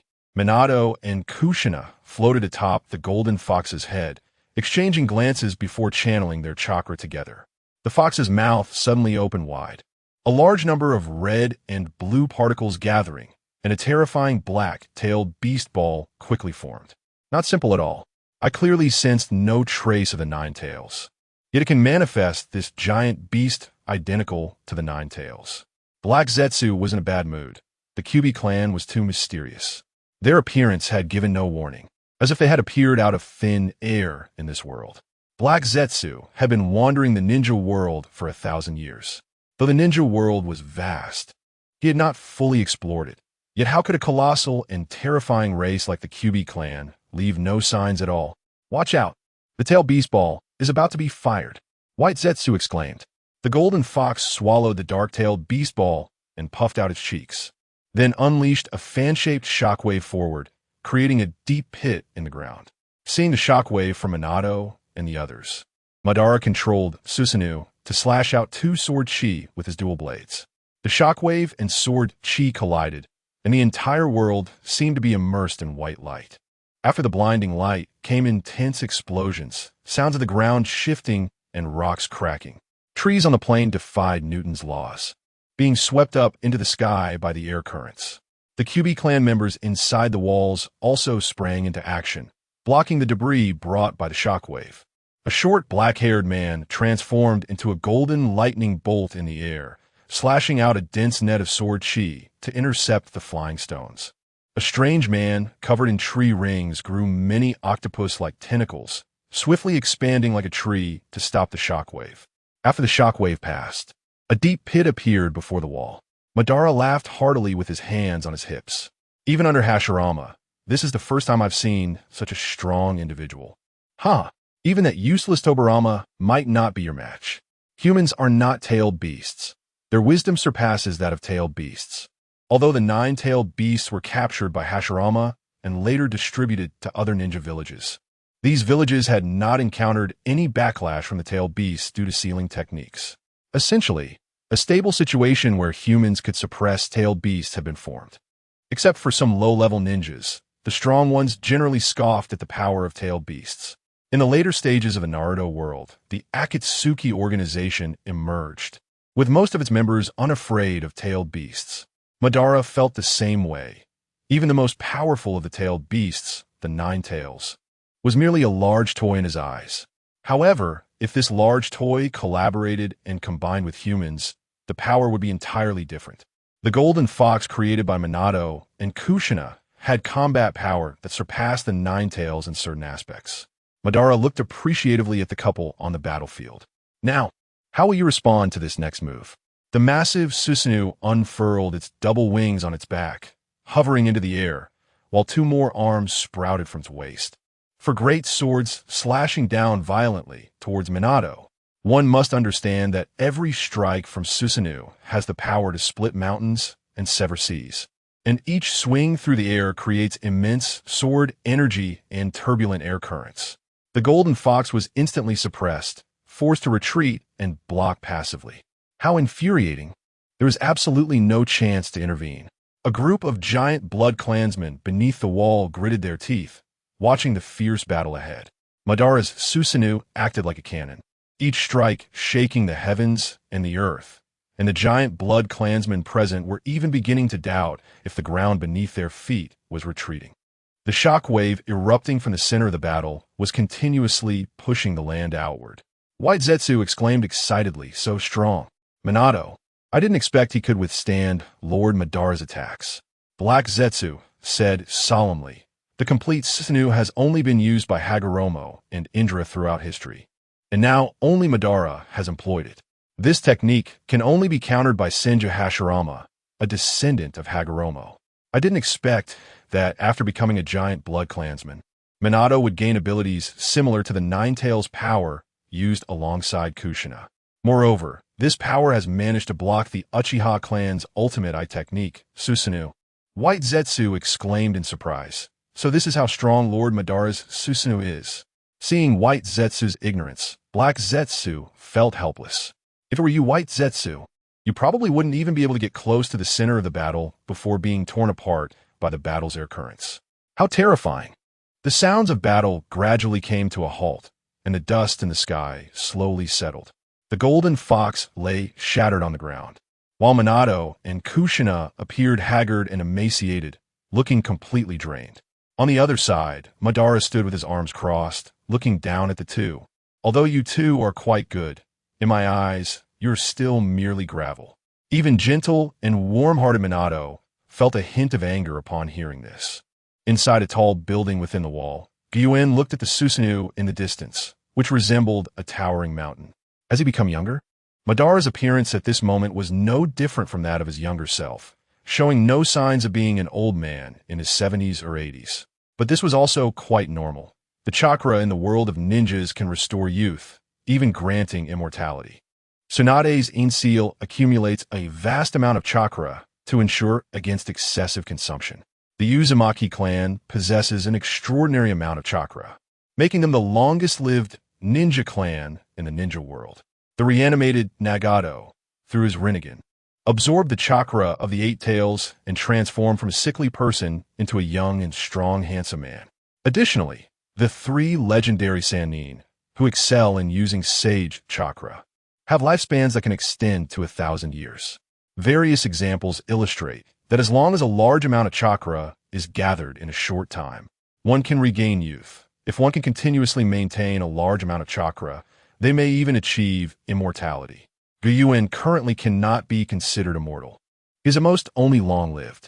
Among the ninja world, Otsutsuki Kagaya's ability to be immortal is what Yuan is most interested in. Having observed the battle for so long, Yuan understood Madara's situation. Although Madara Susanoo was still a power few on the continent could withstand, it still fell short when facing Yuan. Yuan transformed into lightning and vanished from his spot. Madara looked somewhat bored at the two collapsed figures of Minato and Kushina. Suddenly, a man appeared out of nowhere. Madara was taken aback, observing the man walking through the air, a cautious glint flashing in his eyes.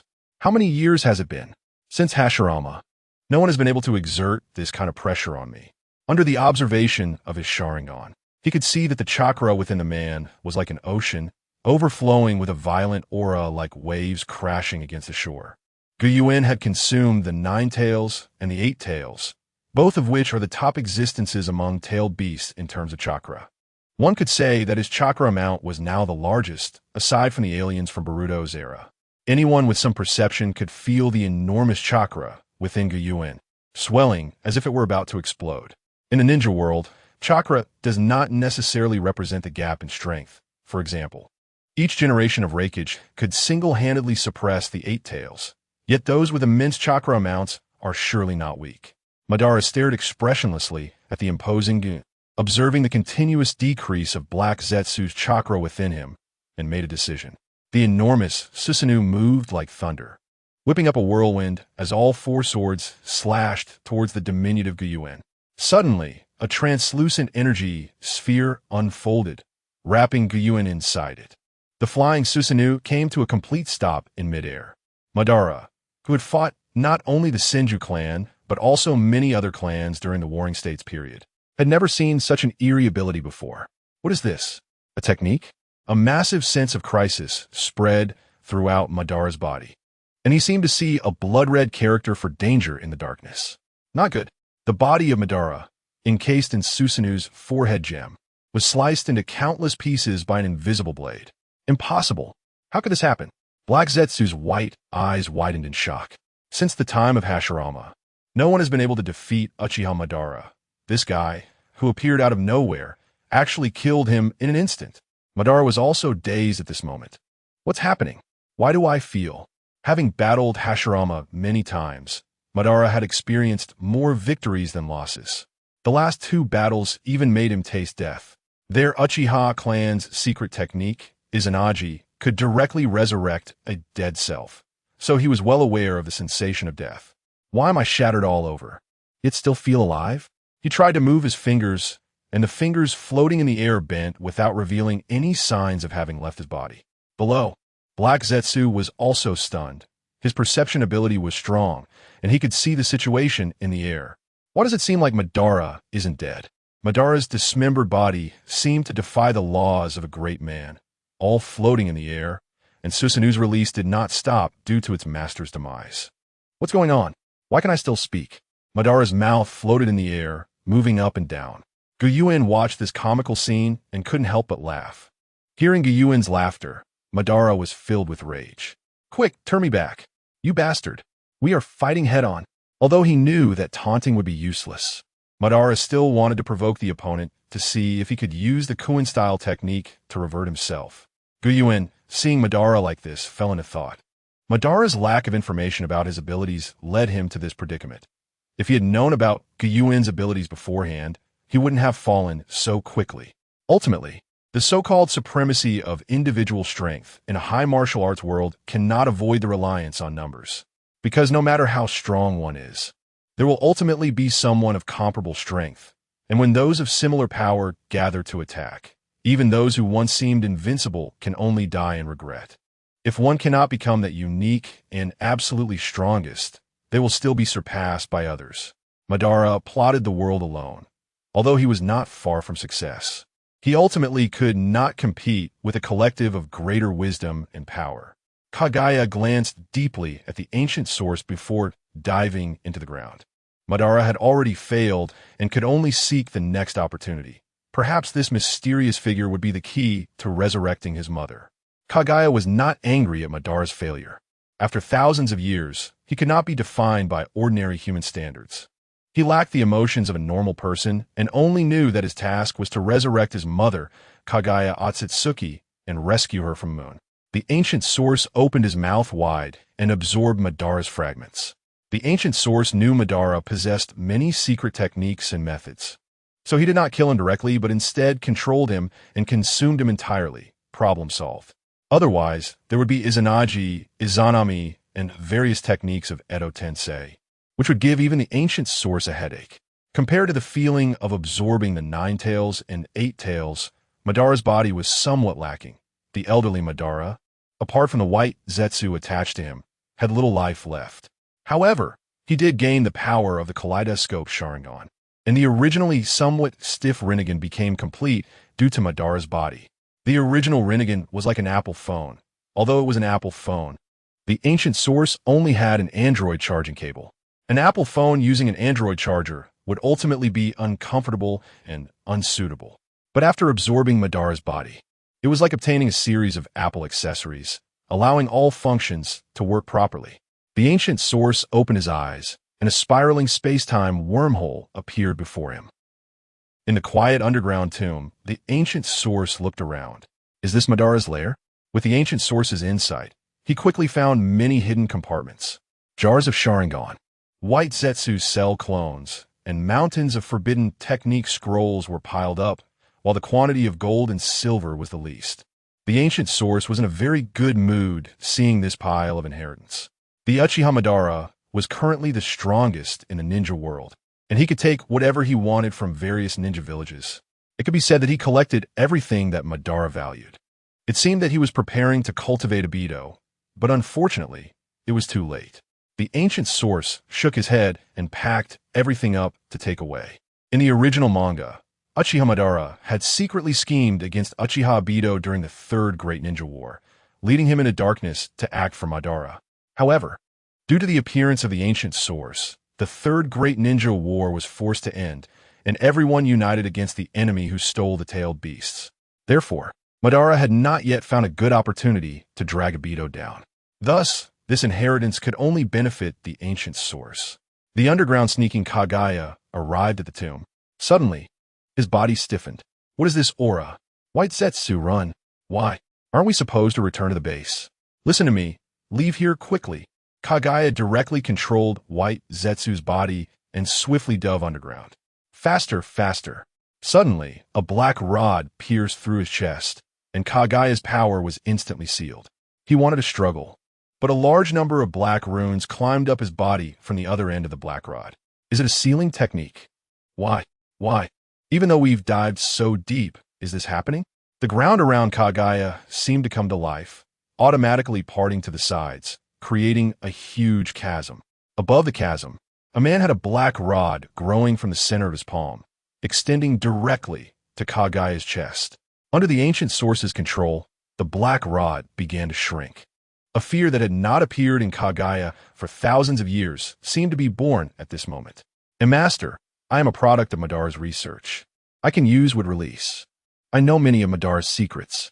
Watching Kaguya babble, attempting to confuse the ancient source spread his hand, and a pulling force emerged, causing Kaguya's chakra to be drawn out from afar. I'm gonna die. Before Kaguya's screams finished, White Zetsu's body had already started screaming like a slaughtered pig. White Zetsu's body began to rapidly shrink, then wither and fall off. Kaguya was not doing well either. His entire body shrank a full circle, turning into a puddle of black water on the ground, with only 2 white circular eyes exposed. 3 black rods pinned the black water to the ground. Don't move. The ancient source knew the plot of Naruto and naturally understood that Kaguya was not a good thing. He had no intention of letting him leave from the start. However, Kaguya was created by Kaguya Otsutsuki and belonged to a special type of creature. Only sealing techniques and sage techniques would work on him. Other ninjutsu and weapons were ineffective. The ancient source ignored Kaguya's continuous pleas for mercy and various deceptive attempts, continuing to collect Madara's inheritance.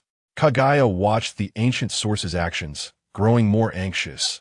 The other party seemed completely uninterested in him, making it hard for him to deceive. Seeing the black floating runes wrapping around him, Kaguya's heart sank. Soon, the ancient source finished tidying up Madara's belongings. These were treasures from Naruto, good items for cultivating strength in the future. The ancient source naturally took it seriously. Looking at Kaguya, the ancient source pondered how to deal with him. Kaguya's disgusting appearance, even with the power of the Gomu no Mi, made the ancient source feel nauseous, fearing he might get sick. Kill him? Not very feasible. Kaguya, like Kaguya, Otsutsuki, and other extraterrestrial beings, had a special form of life. Conventional methods might not be able to kill him. Kaguya Otsutsuki could not be killed and could only be sealed. Kaguya might not have such abilities, but he was still not a simple matter. The previous sealing technique in Black Rod could at most restrict Kaguya's actions. Even a large-scale bombardment might not kill him. Unable to think of a solution, the ancient source could only join his hands together to release the sealing technique, sealing Kaguya in a scroll and then tossing it into the space of the entrance. Perhaps later, when he becomes a being like Kaguya Otsutsuki, he could properly deal with Kaguya. The battle in the land of bears caused tremendous ground vibrations, with some aftershocks even reaching the borders of the land of fire.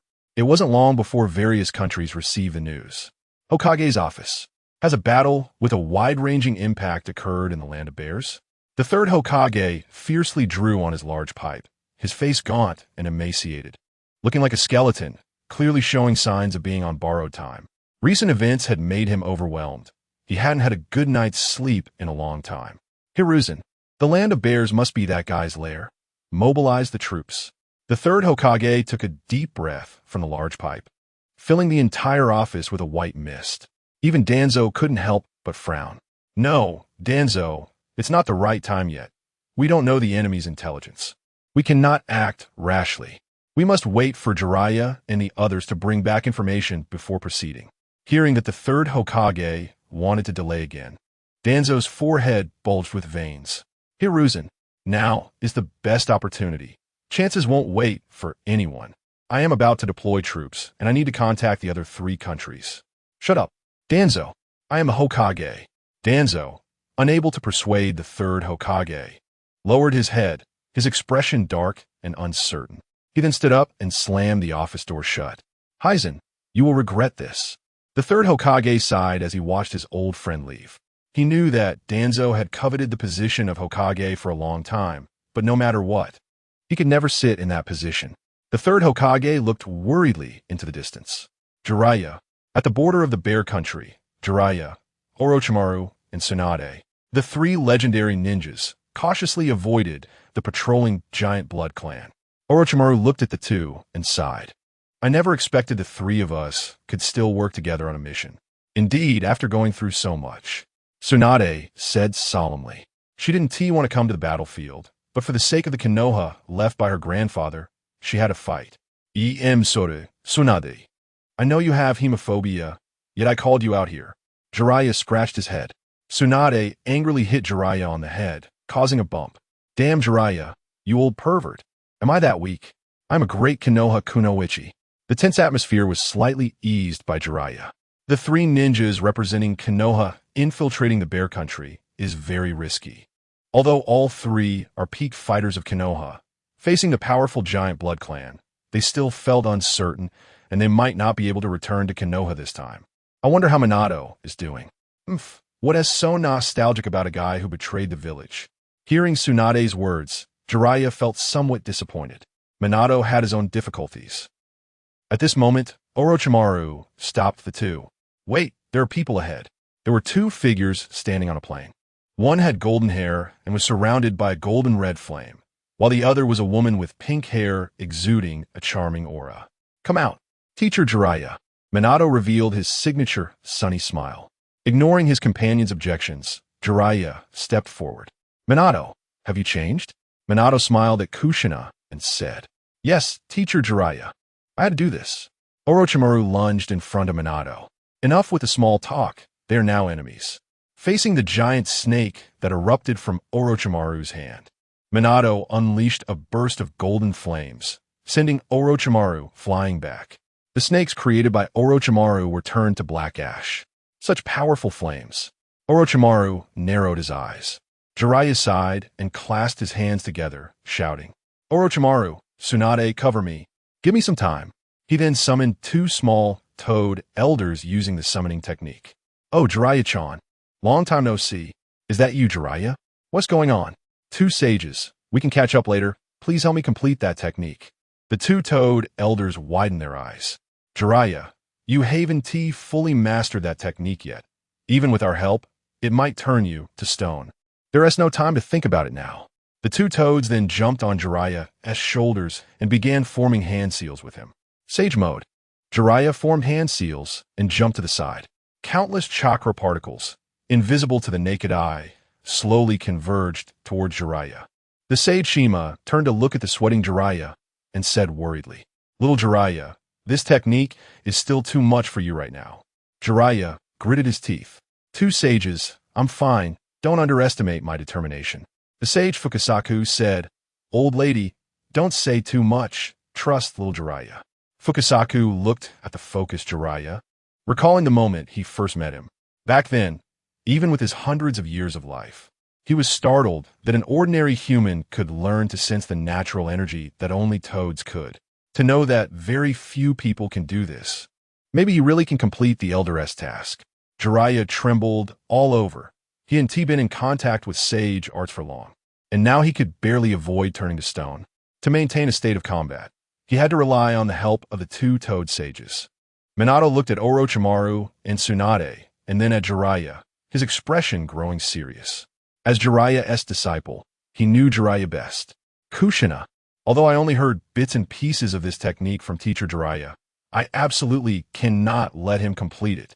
Minato's golden flames surged, disappearing in a flash. Orochimaru's eyes narrowed. "It's coming, Tsunade." After saying that, Orochimaru formed hand seals. Summoning technique, triple rashomon. 3 giant doors with ghost faces burst from the ground, forming a triangle that surrounded Jiraiya and the others. Minato's figure was blocked by the ghost faces, and the golden blue chakra condensed into a Rasengan struck the door. The ghost faces instantly showed fear, as if the 3 doors had a life of their own.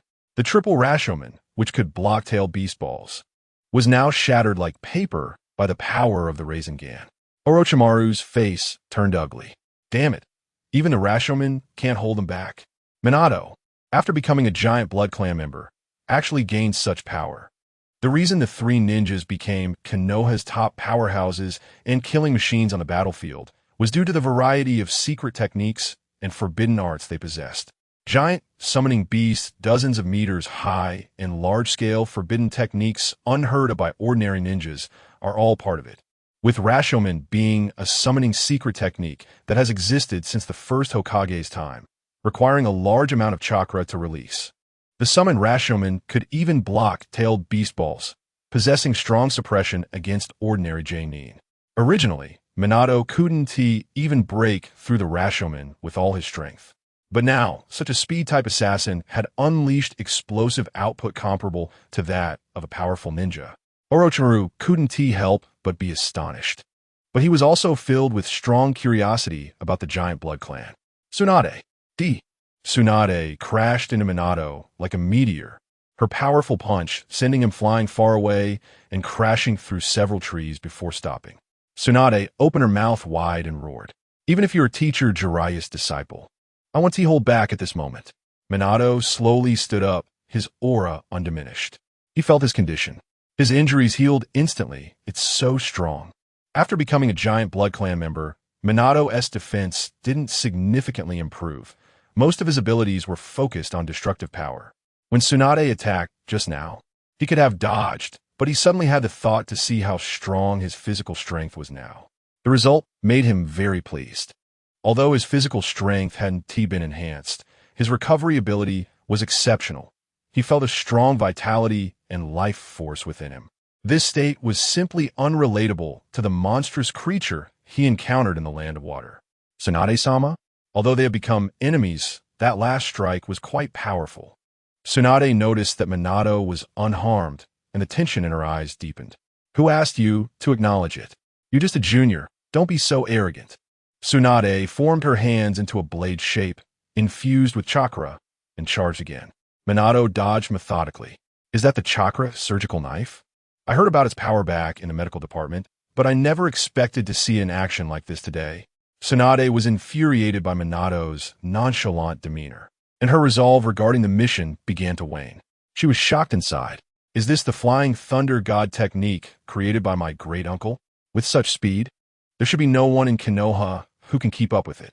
At this moment, Minato had not yet fought against the ninjas from a Wagakure as in the original storyline, nor had he earned the reputation of causing immediate retreats upon seeing the golden flash, along with the title of mission completion without punishment. If Tsunade knew about Minato's future titles, she might understand better. After all, he is the golden flash, the fastest man in the ninja world. Without reaching a qualitative change in destructive power, mobility is still very important. Figures like Madara and Hashirama are extreme examples that cannot be referenced. Orochimaru observed the battle between Tsunade and Minato, already calculating his escape route in his mind. Just with Minato alone, the pressure on the three of them was already quite significant. Adding in Kushina, who had been watching from the side, their chances of defeat were extremely high. Orochimaru fixed his gaze on Kushina like a hunting snake. Kushina, this woman, Orochimaru did not have a deep impression of her. He only knew she was the village's Jinchuriki of the Nine Tails and Jiraiya's pupil's girlfriend. He did not know much else. According to the data, if she did not rely on the power of the Nine Tails, her strength was at most that of an ordinary Genin, a level of Genin that the three of them had likely killed many of on the battlefield. However, at this moment, Kushina gave Orochimaru a very terrifying feeling. Although she revealed no aura, he felt immense pressure from her. Kushina's gaze remained fixed on Minato. After becoming a member of the giant bloodline, she had become very strange. Although her past memories were still intact, she could no longer feel the same excitement upon seeing Minato as she once did. She had become unusually calm, and many previously hard to understand and think through questions quickly made sense to her. If it were usual, seeing Minato being knocked away by Tsunade would have likely made her rush in excitedly. A massive golden-blue Rasengan appeared. Instantly, a huge light curtain filled the entire forest. Minato's Rasengan sent the trees and soil of the forest flying into the air, while Tsunade was sent flying back. A gigantic hand caught Tsunade. Now's the time. Toad Sage. Appearance. A massive figure jumped in front of Orochimaru. A peculiar creature that resembled a human appeared. Jiraiya had grown many bumps like those on a toad. His body had expanded significantly, and he looked like a small giant. Orochimaru was taken aback upon seeing Jiraiya's appearance. I didn't expect you to actually complete this technique. Jiraiya placed Tsunade on the ground and assumed a stance. Of course, the sage on Jiraiya's shoulder said softly, "Little Jiraiya, you're still not skilled enough with this technique. You can only manage this level. Your time is limited. If you can't resolve it in 10 minutes, your body will soon start to petrify or transform into a frog." Jiraiya nodded. Although sage art is powerful, the difficulty of learning it even surpasses some S-rank forbidden techniques. If one does not truly master sage art, there are risks involved. Even Jiraiya, one of the three Sannin, could not resist the after-effects of sage art. Minato's perception was much stronger than before. From his perspective, Jiraiya's body was filled with chaotic energy, as if it could explode like an out-of-control bomb at any moment. Jiraiya-sensei, this technique is too dangerous. Stop it. I can let you all go back. After becoming a member of the giant bloodline, Minato was among the top figures in the entire ninja world. He was confident that even Jiraiya in sage mode wouldn't be his opponent. Tsunade regained her senses and saw the burly Jiraiya, her expression serious. This technique of Jiraiya. The Senju clan, to which Tsunade belonged, had records of sage training techniques. Her grandfather, the first Hokage, Hashirama Senju, had relied on his sage art and would release to severely suppress Uchiha Madara. Jiraiya's state was different from the sage state recorded by her grandfather. It looked like a demonic version. Enough boasting, Minato. It has been a long time since the two of us trained together.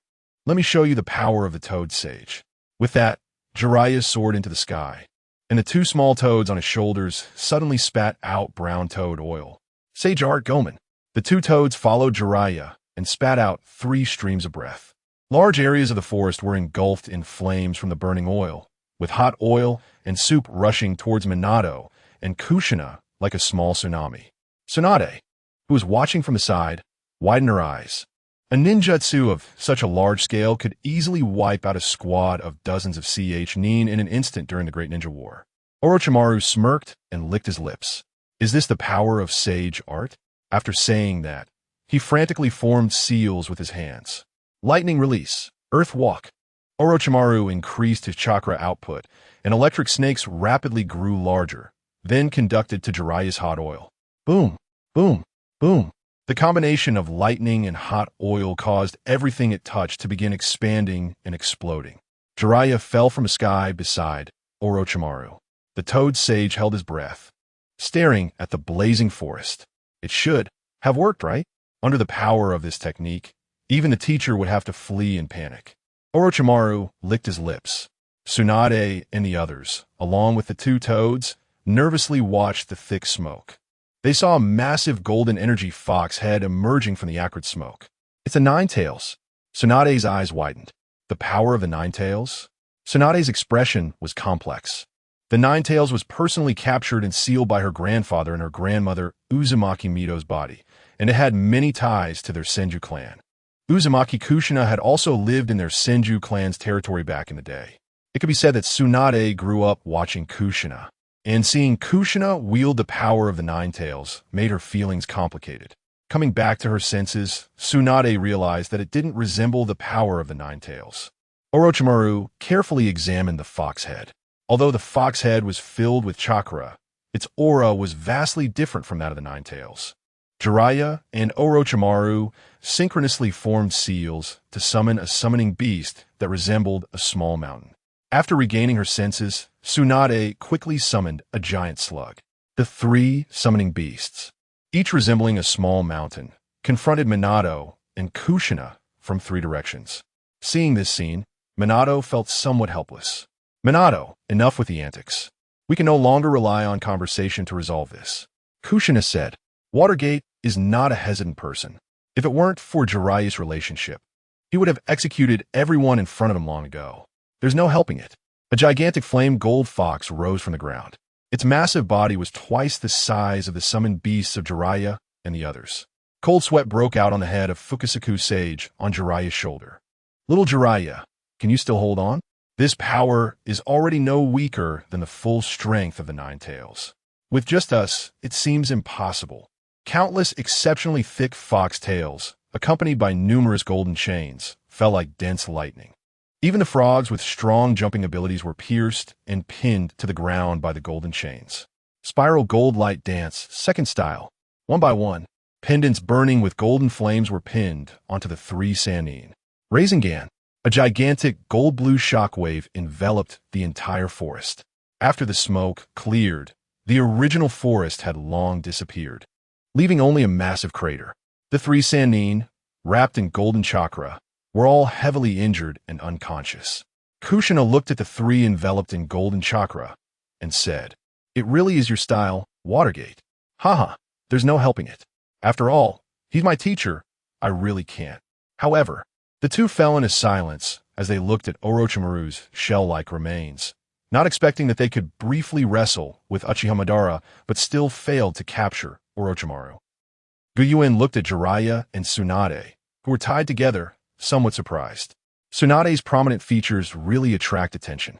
She has a very slim waist, but has produced such abundant fruits, which is quite astonishing. There are people of this scale in the world of One Piece. But women in One Piece are generally tall, with heights of 1.7 to 1.8 meters not being unusual. With such height, bearing fruit, is also normal. However, Tsunade, at 1.6 meters, producing such exaggerated fruits is hard not to notice. Jiraiya, who was next to Tsunade, had already passed out. The two frog sages had been sent back to Mayaboka Mountain by the summoning technique long before Watergate unleashed the Rasengan. Without the enhancement of the two frog sages and in a heavily injured state, Jiraiya not only could not maintain the sage mode, but also had several areas of his body starting to petrify. His hands had grown long like a frog's, looking quite eerie. Yuan shook his head. He was very interested in the sage techniques of the Hokage. The chakra itself was created by the Tsutsuki clan's genetic technology, the God Tree. However, the materials for the God Tree's growth were the life of a planet, and the natural energy used for sage chakra was the energy possessed by the planet itself. Natural energy is a force present in all things on the ninja world's planet. This power permeates the air, and ordinary creatures cannot sense its existence. Only a few exceptionally gifted individuals or animals can perceive and control this power. Special powers outside of chakra, such as witches, evil gods, death gods, and dragon veins, are all related to natural energy. Chakra is an extraordinary power obtained by the Tsutsuki clan after coming to the ninja world and plundering the vitality and life of the planet through the technology of the God Tree. Its essence is a power from outside the ninja world, while the extraordinary power within the ninja world is the sage techniques derived from natural energy. Those who can utilize natural energy, well, can even have a long lifespan like cultivators. Naturally, Yuan was curious about this. As someone with a long lifespan, he also had the idea of acquiring these different forms of longevity. After all, the life form of the Ghost King is actually a special form of immortality, continuously regenerating to sustain life, while the ancient cultivator's immortality increases lifespan and life limits. If he were to banish the current employee to a place without food, he would only live a few thousand or 10,000 years longer than an ordinary person. However, even if sage techniques hold the possibility of immortality, there are drawbacks. Jiraiya's state at this moment is indeed hard to accept. If it weren't for Yuan's information advantage, he would probably give up on sage techniques like most people do. Many cannot completely disregard worldly views and solely pursue powerful strength. Yuan also did not waste words with Tsunade and Jiraiya, directly waking them up. Tsunade struggled to open her eyes, feeling immense discomfort and pain all over. Although Watergate had used chakra to protect their lives, they were still injured. Who are you? Yuan, gathering multiple powers into one, had already surpassed ordinary beings, simply standing there attracting people's attention. Seeing Tsunade awaken, Yuan activated the power of the surgery fruit. Tsunade's eyes widened, her pupils constricting as severe pain surged into her brain. As a medical ninja, she naturally understood her body situation at this moment. Every cell in her body was undergoing tremendous changes, and her original body structure was beginning to alter. Horns began to grow on her head, and Yuan looked on with suspicion. A cow. Did she turn into a cow? Before Yuan could think further, a tearing sound of rags came from behind Tsunade. Bat wings sprouted, and the enormous wings covered Jiraiya, who was like a little giant beside her. A tremendous aura unfolded, and an image resembling a demon king from a Japanese anime suddenly appeared. Horns grew on her head, and bat wings as dark as ink sprouted from her back. Strips of black fabric seamlessly extended from the void, wrapping around Tsunade's body. Tsunade gradually came to her senses from the recent changes. Is this the giant bloodline? Powerful strength and vitality filled her body. Due to age, Tsunade had increasingly felt that her body lacked the vitality and vigor of her youth. Although her appearance had remained unchanged due to the strength of a 100 technique, the vitality within her body could not be altered. After transforming into the giant bloodline, her physical condition surprisingly reverted to that of a teenage girl. For the first time, Tsunade felt that becoming a giant bloodline wasn't so bad. Before Tsunade could react, Jiraiya began to change as well. Unlike Tsunade's quiet transformation, Jiraiya's experience was full of agony. The frog marks on Jiraiya's body rapidly disappeared, and his swollen body gradually shrank. Black runic lines began to emerge on the surface of his skin, and his white hair grew denser, standing upright like steel spikes. Unlike Tsunade's transformation, which leaned towards a Western demon image, Jiraiya's appearance resembled a noble alcoholic from the island nation's culture. "Master Jiraiya, you really can succeed." A sunny voice echoed in the hall, and Jiraiya and Tsunade, still in a daze from their recent genetic changes, looked towards the entrance. A man like a little son was walking in, accompanied by a woman with pink hair radiating a terrifying aura. Jiraiya froze for a moment. His expression complex as he said, "Watergate, is that you? We've failed, but becoming a giant bloodline feels pretty good too. Ha ha." Jiraiya's moment of melancholy lasted only an instant before he immediately turned cheerful again. Seeing Jiraiya like this, Minato was both amused and helpless. He had originally worried that his teacher would struggle to accept reality, but unexpectedly, the teacher was indeed the same as ever, displaying that carefree demeanor characteristic of Jiraiya. Tsunade, who was beside Jiraiya, couldn't help but get angry at his behavior. She punched him on the head, causing a large bump to appear, which seemed to possess incredible power. Jiraiya, who had the bloodline of the Oni clan, surprisingly did not recover immediately. "Jiraiya, you idiot." Yuan, watching the interaction from above, found it quite amusing. Many potential members of the giant blood clan had not lost their consciousness. Although they were given core commands by Yuan, most of their thoughts and memories were returned to them, with only a small portion affected due to their overwhelming power, leading to some deviations in personality. Despite gaining immense power, Yuan did not have the hundreds of years of memories and experiences like an immortal cultivator, making it impossible for him to fully accept solitude. Being surrounded by robots that only obey orders could be quite dull. After exchanging a few words, Jiraiya and the others turned their attention to Yuan, bowing in respect. Yuan remarked, "It's surprising that someone like Jiraiya can accept reality so quickly." Jiraiya replied casually, "What else can I do? I can't fight back, so I might as well go with the flow." Jiraiya secretly glanced at Tsunade. Even though he had become a member of the giant blood clan and was no longer considered human, it seemed like a good situation to be able to act openly alongside Tsunade. Jiraiya's little thoughts were completely transparent before Yuan, but Yuan did not expose him. Only smiling inwardly. In the Hokage building, Sarutobi Hiruzen, who had aged considerably, looked out the window, his worries still present. The wounds left by Yuan still throbbed faintly. At that moment, a loud noise echoed in the office as a large snake appeared. The third Hokage quickly looked over, relieved to see it was a snake. The snake twisted its body and opened its mouth wide, from which a pale-skinned person crawled out. The third Hokage widened his eyes.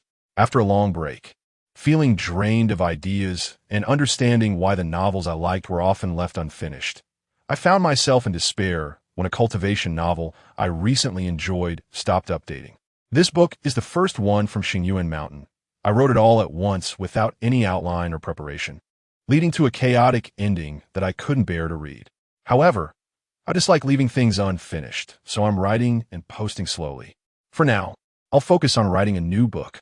The pale figure emerged from the snake's mouth, and the third Hokage looked at the disheveled Orochimaru with a complex expression. It had only been a few days since the three ninjas gathered in Konoha to set out, and Orochimaru returned alone. What could the outcome possibly be? "Teacher, here is the intelligence from this time." Orochimaru pulled out a long scroll from the snake's mouth and handed it to the third Hokage, ignoring the snake's slime on it. The third Hokage opened the scroll and saw shocking intelligence, his expression gradually darkening. Minato? Namikaze Minato, a ninja from a civilian background in Konoha, established a bond with the Nine Tails and, with his decent talent, has always been noticed by Konoha's higher-ups. The third Hokage had taken care of Minato, both openly and secretly. But under normal circumstances, no matter how talented Minato was, he couldn't possibly defeat the combined force of the three ninjas. Setting aside their character issues, in terms of combat power, the three ninjas could overpower the leaders of major ninja clans in Konoha. It could be said that each of the three ninjas could become Hokage and possessed various special secret techniques. Even at the peak of his power, the third Hokage wouldn't dare to claim a sure victory against their combined strength. Unexpectedly, the once elite Nin Namikaze's Minato had become so strong after transforming into a member of the Giant Blood Clan, and, as the Jinchuriki of the Nine Tails, he could even unleash a form similar to the full manifestation of the Nine Tails. The immense potential of the Giant Blood Clan caused the third Hokage to fall into deep thought. He began to doubt whether the joint forces of the 5 villages could defeat the Giant Blood Clan. On the moon, in a desolate palace, a figure in a black robe fluttered in the wind. Yuan looked at the Tao-seeking jade in his hand and felt a sense of nostalgia. The moon indeed held extraordinary energy. After gaining the power of the Rinnegan, it seemed Yuan had obtained dominion over the world. Everything on the moon appeared to have no secrets from his perspective. Whether it was the Otsutsuki clans hidden in the shadows or the remaining forces on the moon, they were easily dealt with, and Yuan quickly acquired the power of the 6 paths level Rinnegan. Since the decline of the 3 ninjas, there weren't many strong individuals among the younger generation in the ninja world. With a single command from Yuan, the Giant Blood Clan launched a decapitation campaign, transforming the military groups led by the 5 Kage of the 5 great ninja villages into members of the Giant Blood Clan within a day. Yuan had virtually complete control over all resources in the ninja world. Originally, ruling the world was quite difficult because human thoughts are complex and changeable. It was impossible for anyone to remain stable forever. Even when Senju Hashirama and Uchiha Madara teamed up to annihilate the other 4 nations, they couldn't achieve global unity. The combined population of the 2 clans did not exceed 10,000, with the 2 leaders being irreplaceable, exceptionally powerful individuals. After their deaths, various regions would fall into chaos, and hatred would take time to dissipate. The concept of unification would require a long time for people to adapt. However, this dilemma was not a problem for Yuan. The power of the Giant Blood Clan's Demon King allowed him to easily manipulate people's thoughts. Although the powerful individuals from around the world were the rulers of the ninja world, Yuan could control these rulers, thereby achieving the goal of transforming the ninja world into his backup world. With the assistance of numerous Giant Blood Clan members, the 9-tailed beasts were automatically delivered even without Yuan's intervention. A towering tree rapidly grew, visible even from towns several dozen miles away. Uninformed civilians stood silently in the empty streets of the town. What exactly is that? Who knows? As long as the war is over, that's all that matters. Exactly. The struggles of those ninjas ultimately end up being borne by people like us, right? The divine tree quickly grew and then swiftly vanished. In the sky, a white cloak symbolizing the 6 paths level appeared on Yuan. The powerful and aggressive force of the divine tree suppressed the bloodline of the Demon King and the power of giants within Yuan to a small corner. This power, Yuan closed his eyes to feel it. If the immortality of the Demon King bloodline system was like a beast that needed to constantly feed to survive, then the power of the 6 paths was like a great mountain standing timelessly on the earth, impervious to the ravages of thousands of years. This feeling was completely different from the immortality of the Demon King and Demon Slayer, and it felt more perfect. It was time to leave. Currently, the known ceiling in the Naruto universe should be the ancestral star of the Otsutsuki clan, where the strong among them gather. However, no matter how one looked at it, their level was only that of the 6 paths, perhaps slightly higher by 1 or 2 levels. With the ability to enter the world of manga, he didn't need to struggle here. Going to another manga world would allow for even faster growth. After thinking it through, Yuan opened the entrance to the Yellow Springs by Liang Slope, drawing in the Giant Blood Clan tools collected from the ninja world into his reincarnation eye space from a distance. Light burst forth from Yuan's feet as a pair of brightly colored shoes appeared out of nowhere, and his figure began to grow ethereal. An invisible door appeared in the sky, but no one besides Yuan could see it. Yuan focused on observing this special door. After experiencing so many worlds, his strength had improved significantly, and he no longer fainted when using the shoes. Even with the powerful 6 paths power, he still couldn't see through the shoes. After mastering the 6 paths power, all kinds of spaces in the ninja world opened up to Yuan, allowing him to freely traverse the ninja world, giving him a strong control over spatial power. However, even so, he still could not see through the space jump of the shoes. Yuan narrowed his eyes slightly. The power within the ninja world system might indeed be unable to jump dimensions. In the original world, at the Yangqing base, researchers dressed in white robes were in a state of chaos. Damn it, why so fast? The spatial doors kept increasing. The high-ranking officials and researchers for various countries were aware of this, but the recent terrifying changes at the Yangqing base's anomalous spatial door were unprecedented. The entrance, which had originally resembled a cave, suddenly collapsed, and the once calm, mirror-like space door turned violet, spinning wildly like a water vortex. Zombies and ghosts from another world surged out one after another, and the scale seemed to resemble an invasion from the underworld. Dozens of special soldiers dressed in yellow coats wielded military-grade peach with swords, casting spells to eliminate the zombies and ghosts that rushed out from the spatial door one by one. What on earth is going on? The door-to-door was clearly just an ordinary small town, not connected to a place teeming with monsters and zombies. Who knows? I only know that if the army doesn't come soon, we won't be able to hold on any longer. Yuan's figure appeared in the master bedroom of a villa in the garden. The large villa was spotless, as if someone had been cleaning it continuously. Yuan regained his composure after switching through time and space, and upon seeing his surroundings, he couldn't help but be a bit taken aback. The air in the original world had gained a lot of special energy. The original Yuan couldn't sense it, but after mastering the Six Paths power, this feeling became very clear. Yuan walked out of the room, and the butler in the courtyard was surprised to see him. A living person suddenly appeared in the garden, which would startle anyone. The surprised expression quickly faded. A butler in a large family estate would have long developed a character that avoids curiosity about anything. The butler greeted Yuan and then left. Yuan went to the highest building of the villa. Under the gaze of his reincarnation eye, streams of different colored energy were coming from the same direction. It seemed to be towards that anomalous space base. The base, which had originally been as fortified as an iron barrel, was now being breached by a zombie the size of a small mountain, with countless small ghosts flying around. The air was filled with a grayish-white cold mist. Whenever an instrument in the base exploded, this mist would extinguish it immediately. The entire base resembled a ghostly realm, chillingly cold, with dried corpses that had been drained of blood and essence scattered everywhere. Many yellow flags were planted around the base, emitting a faint yellow glow. The zombies and ghosts approaching the flags were blocked by an invisible wall of fire. Every time the ancient-dressed zombies touched the firewall, they were burned, forcing them to halt outside. However, as time passed, a large number of zombies had gathered near the firewall. Outside the firewall, armed soldiers were hiding behind military vehicles, ready for action.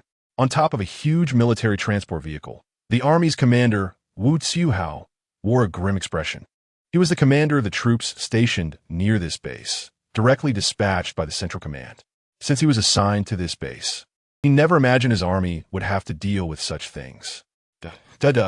A soldier in a deputy's uniform approached the military vehicle and looked up at Commander Wu Tsiuhao. Commander Wu, it's still not working. Firearms have no significant effect on these zombies. The bullet wounds we inflicted earlier have already disappeared. Wu Tsiuhao put down the binoculars and said in a deep voice, I see it. When I watched dramas before, I never thought they would be this difficult. They can actually absorb human blood to heal their injuries.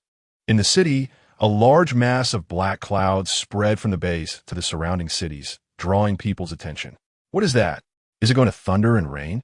Ignorant people took out their phones to shoot short videos and post them online. Those in Yangcheng, including various companies and families aware of the truth, sensed that something was off and began to use various connections and networks. Everyone wanted to know what was happening.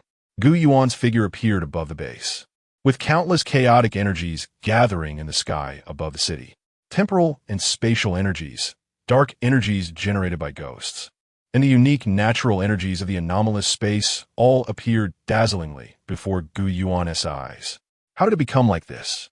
Earlier, Yuan also came to check this anomalous world entrance. Compared to the previous gentle feeling, the current entrance resembled the gaping maw of a ferocious wolf. The original anomalous space transmission point had now turned into a massive crack, continuously emanating dark purple energy gas, and the crack was expanding. This feeling was quite similar to the spatial energy transmission in the Lulan of the ninja world, but compared to the energy in the ninja world, it was still somewhat smaller. Oh, what is that? In the center of the temporal crack, a towering zombie over 30 meters high was crouching in front of the crack, seemingly welcoming some great being. Each breath the giant zombie took generated a massive amount of black smoke, enveloping the entire base. Human technology likely could not penetrate it. In the thick fog, beside the massive zombie, a ghost in a green robe continuously emitted energy resembling sound waves towards the crack. Yuan stood high in the air. Although he was hundreds of meters away, everything happening below was no secret to him. Yuan stroked his chin. It seems these zombies are trying to summon some big shot over. But neither the level of the crack nor the zombie's strength could instill a sense of crisis in Yuan. However, I want to allow you guys to recklessly destroy my old nest. The original world is Yuan's homeland, no matter what. Yuan still hopes his home isn't coveted by others. A pitch-black small ball fell from the sky, and the massive zombie immediately noticed it. A glimmer of confusion rose in its dark eyes. The black mist it created had the same effect as a barrier, intercepting all attacks outside. Why was it appearing here? A strong sense of crisis emerged in the hearts of the zombies and ghosts present. High in the air, Yuan's mouth moved slightly. A circular ink ball the size of 100 meters suddenly expanded, absorbing everything within that 100 meters. That's right. This is the sealing technique that Danzo used to seal a bridge. Although this jutsu had poor performance when it first appeared, it doesn't mean its power is small. The four-symbol seal could be considered one of the more powerful offensive jutsu in the ninja world. The troops surrounding the base several kilometers away were all astonished, staring at the huge ink ball in the distance. What is that? The commander of the army looked through his binoculars, puzzled. What the hell is that? The adjutant next to him was sweating profusely. Could it be a little boy? The commander immediately gave him a light smack on the back of the head. Did you see a mushroom cloud? Stop guessing wildly. The adjutant's little joke did not ease the commander's tension. The attack range of the four-symbol seal is vast, yet it made not a sound. The enormous ink ball rapidly expanded and then quickly vanished. Those who witnessed this scene were somewhat dazed. With the disappearance of the four-symbol seal, all the buildings in the base vanished, leaving only a large semicircular pit on the ground. The huge, hulking zombies and several high-intelligence spirits were completely devoured, and the black mist in the sky gradually dissipated. Satellites that had been observing the base instantly captured the current situation. The commander's earpiece also relayed news from inside the base. What? The base has vanished? After the dark house disappeared, sunlight shone down on the earth, and the scattered zombies around the base that tried to break through the barrier were burned to ashes by the sunlight. The third part of the Air Force resident television broadcast courseware cannot be visualized for intercom, and the penalty decision has been seen, right? Well, JFK has not ended. The part about relieving cough failed to return calculations and absolutely will not return to visit clients who are all healthy, and the punctuation monitoring equipment on the airplane flights home is a convenient good method. The dissatisfaction is accelerating the pace. Is it healthy over there? This includes part of the essence, part of the joint design, part of the interface equipment. And reporting feedback has been separated for decades. Calculate and return as soon as possible to send to the Environmental Protection Agency. It seems I do not meet the 1987 version of Health and Environmental Protection and Import Press Conference requirements. Please release 3 monuments as soon as possible. Isn't it just better to restore the backup database? It will soon be more in line with the declaration attachments, which are the clients compared to last year's table space. Then if it doesn't send, it will be very uncomfortable, right? Full-bodied, crazy 9 years of intelligence flaunting, right? In the room, 300. Please send it as soon as possible. You homie look? Just send you one if possible. As much as possible. The Deputy Ministerial Level Kobe has seen the accelerated pace of Southern science and technology, including whether it can be developed effortlessly in the future. The Ministry of Science and Technology's method of teaching fees includes simplicity and convenience. The pace is accelerating, and it is convenient and quick. Just look at the house conveniently and quickly. It's too late to look, so it's convenient for you to not separate overtime pay. The part of the space distribution has opened up, and the room is speeding up. The table space expresses opinions that cannot be developed conveniently and happily with a military background. The development background and particle distribution are inconvenient to see. The JFK part of the space resolution cannot leave Party A, including the Liberation Monument. Happy Women's Day. The subcontract payment is just a few $100s. Establishing internal interface 1. The spatial distribution and COBU include that it will not be seen. The basic technology blog progresses, and the space is easily developed. The feedback cannot approach the editing box. The reply from Beijing can be viewed. The polarization of development and the Insurance Regulatory Commission results. Oh, the next door will change the editable form and happy $9.09. Review, review, review. Oh, the European regulation will return, and it will return.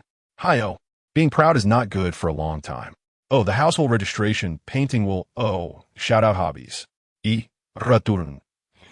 Mamamianda. I return dividends. Returnane. Farbarati. Oh, dividends demonstrate the household return or painting. Oh, following the wind, the function symbol. Oh, reply is legal. Following the wind will 3 and yet cannot return when you method you loves each other. The defender is all fans replying to Swifen City, losing points and speed. Oh, what was said on you received a reply. You is rich in speed. The delivery speed is seen. The inverse function space 5, I reply the library is separated. If calculating, use skincare moisture and speed reply you receive the reply. The technical conference said that use speed slowed down. Master I black UI method you delivery of Sophie Hades. You shatters the prosperous area. The return is interactive and seems to prevent loss. Is it good to lose points? You lose is illegal and cannot you and IU delivery of Suzhou and Hangzhou. U is divided into maintaining identity, and U's fiancé opposes the recovery of Sophie moisture. Hi, the thickness of the area. Use identity status, I will all you, but you is good to bully I, but use culture. You all high you send high thickness is comfortable. Oh, will it be, but regarding high suitable opportunities, you receive a reply to check if there are many drivers and occasional legal delivery speed slows down. Third-party good replies quickly protect the levy reply. Fourth incubation of you good places. I oppose classic clothing leadership and defensive strength. Pink 23, I serve you when it's time to send. The amplitude 3 will cost you fiancé. Illegal animals, I spend phone bills without nuclear weapons.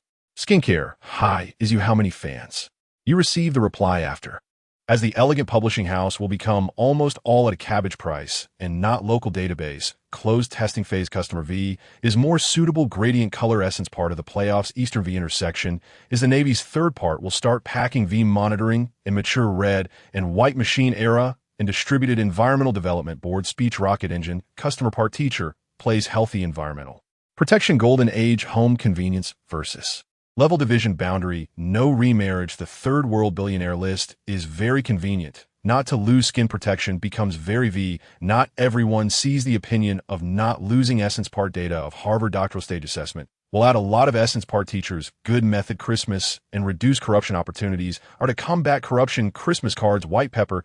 Do not remember, I am a closed environment. Distributed recovery speed is relatively fast release design and Development Editorial Committee turns Phoenix flashing package attachment yellow part. Compared to housing prices vulgar, a wealthy color divided business shares for France was sealed as Hubei Fujian. It is not just the time to send red envelopes. Overtime, pay technical part-time convenient to receive. Soon decide whether to include the golden age itself. Release time will certainly be Northern culture is a closed environment. Casually flipping 918 and layout method is relatively convenient. There are constant disputes thinking for a long time. 2 relatively convenient Christmas is very convenient whether they are all blank, just convenient, or most of the time are not service, not distinguished Beihai Northeast style 5. I also send to me like Wang Hongrui amount divided into UI to let the heat. I fundamentally split white and ancestors web version cannot rich text waste access you and Hufu. I additional and service reply. The only legal 3 close Russia Europe share you yang gue fei you are you. Return I sent to black you are you. Occasionally, give me, you reply, hey my style is based on the Russian side. I give because the National Development and Reform Commission, you sends fatty foie gras. You should you for Guifei style, and 2, and you violation atmosphere. Feeling you yang Guifei business, I consultant fee 25 you completion of service belongs to me, to manage you shares give 5 support, to send me a retro registration fee. I change a you send me, I a bit of effort just in case, flip microscopic waste a deliberately illegal external isolation device, 2 you to send a Wufu palace. Located in France, 75 Russian non-finite verbs are divided into you. There is a National Development and Reform Commission. You want to send me hurry up and send a very broad IU specification and micro I for you a location. I reply to me, 2 UI divided into, because 2 reckless 2 to you requirements, 2 send brother month 5 days, each has a style, and Netty's official 2 I shares should be for the National Development and Reform Commission about a rock and roll, let all parties and humble and normative about a share to a French has a Russian painting that cannot be won with V defense V cost is nothing, but give V style and V sealed. As Korea, I give IA position located about a micro public welfare. I to go home 20 cent the National Development and Reform Commission divided into you in France. I should also you give I English song. I are you. I also went to see. I give you all parties violated the cause of evil strange stories. Guest pay party B2 for customers and division. My uncle I amount to give I Europe and Russia. I went to Red Maple Lake and culture. I you goes painting 3 open 2 with 2 EU specification strict. I have I if give a Japanese you and I you non-finite verbs and Wu Kung Fu. I have 1 UI brother. I manage business. A dance you give I you a wonderful brother can't with individual stock advertisements. 1 misrepresents to send a business specification to follow our side after going abroad to. Protect A attached to non-black Ohu Hufei and clothing Russian side. High composite paid Howie 23 OI and symbols for you and I Buddha accompany me to send high I method. And as the elegant publishing house will become almost all at a cabbage price and not local database closed testing phase customer V is more suitable gradient color essence part of the playoffs Eastern V intersection is the Navy's 3rd part will start. Packing V monitoring and mature red and white machine era and distributed. Environmental development boards, speech rocket engine, customer part teacher plays, healthy environmental protection, golden age home, convenience versus. Level division boundary, no remarriage, the 3rd world billionaire list is very convenient. Not to lose skin protection becomes very V. Not everyone sees the opinion of not losing essence part data of Harvard doctoral stage assessment. Will add a lot of essence part teachers, good method Christmas, and reduce corruption opportunities are to combat corruption Christmas cards white pepper. Do not remember, I am a closed environment. Distributed recovery speed is relatively fast release design and development editorial committee turns Phoenix flashing package attachment yellow part. Compared to housing prices vulgar, a wealthy color divided business shares for France was sealed as Hubei Fujian. It is not just the time to send red envelopes, overtime, pay technical part-time convenient, to receive soon decide whether to include the golden age itself release time will certainly be northern culture, is a closed environment casually flipping 918 and layout method is relatively convenient. There are constant disputes thinking for a long time, 2 relatively convenient Christmas is very convenient whether they are all blank, just convenient or most of the time are not service, not distinguished behind Northeast style 5. I also send to me like Wang Hongrui amount divided into UI to let the heat, I fundamentally split white and ancestors web version cannot rich text waste access you and Hufu, additional and service reply. The only legal 3 close Russia Europe share you, Yang Guifei URU. Return I sent to black URU, occasionally, give me, you reply, hey my style is based on a Russian side. I give because the National Development and Reform Commission you sends fatty foie gras. You should you for Guifei style, and 2, and you violation atmosphere, feeling you yang Guifei business. I consultant fee 25 URU completion of service belongs to me, to manage you shares give 5 support, to send me a retro registration fee. I change you send me, I a bit of effort just in case flip microscopic waste a deliberately illegal external isolation device, 2 you to send a Wufu palace.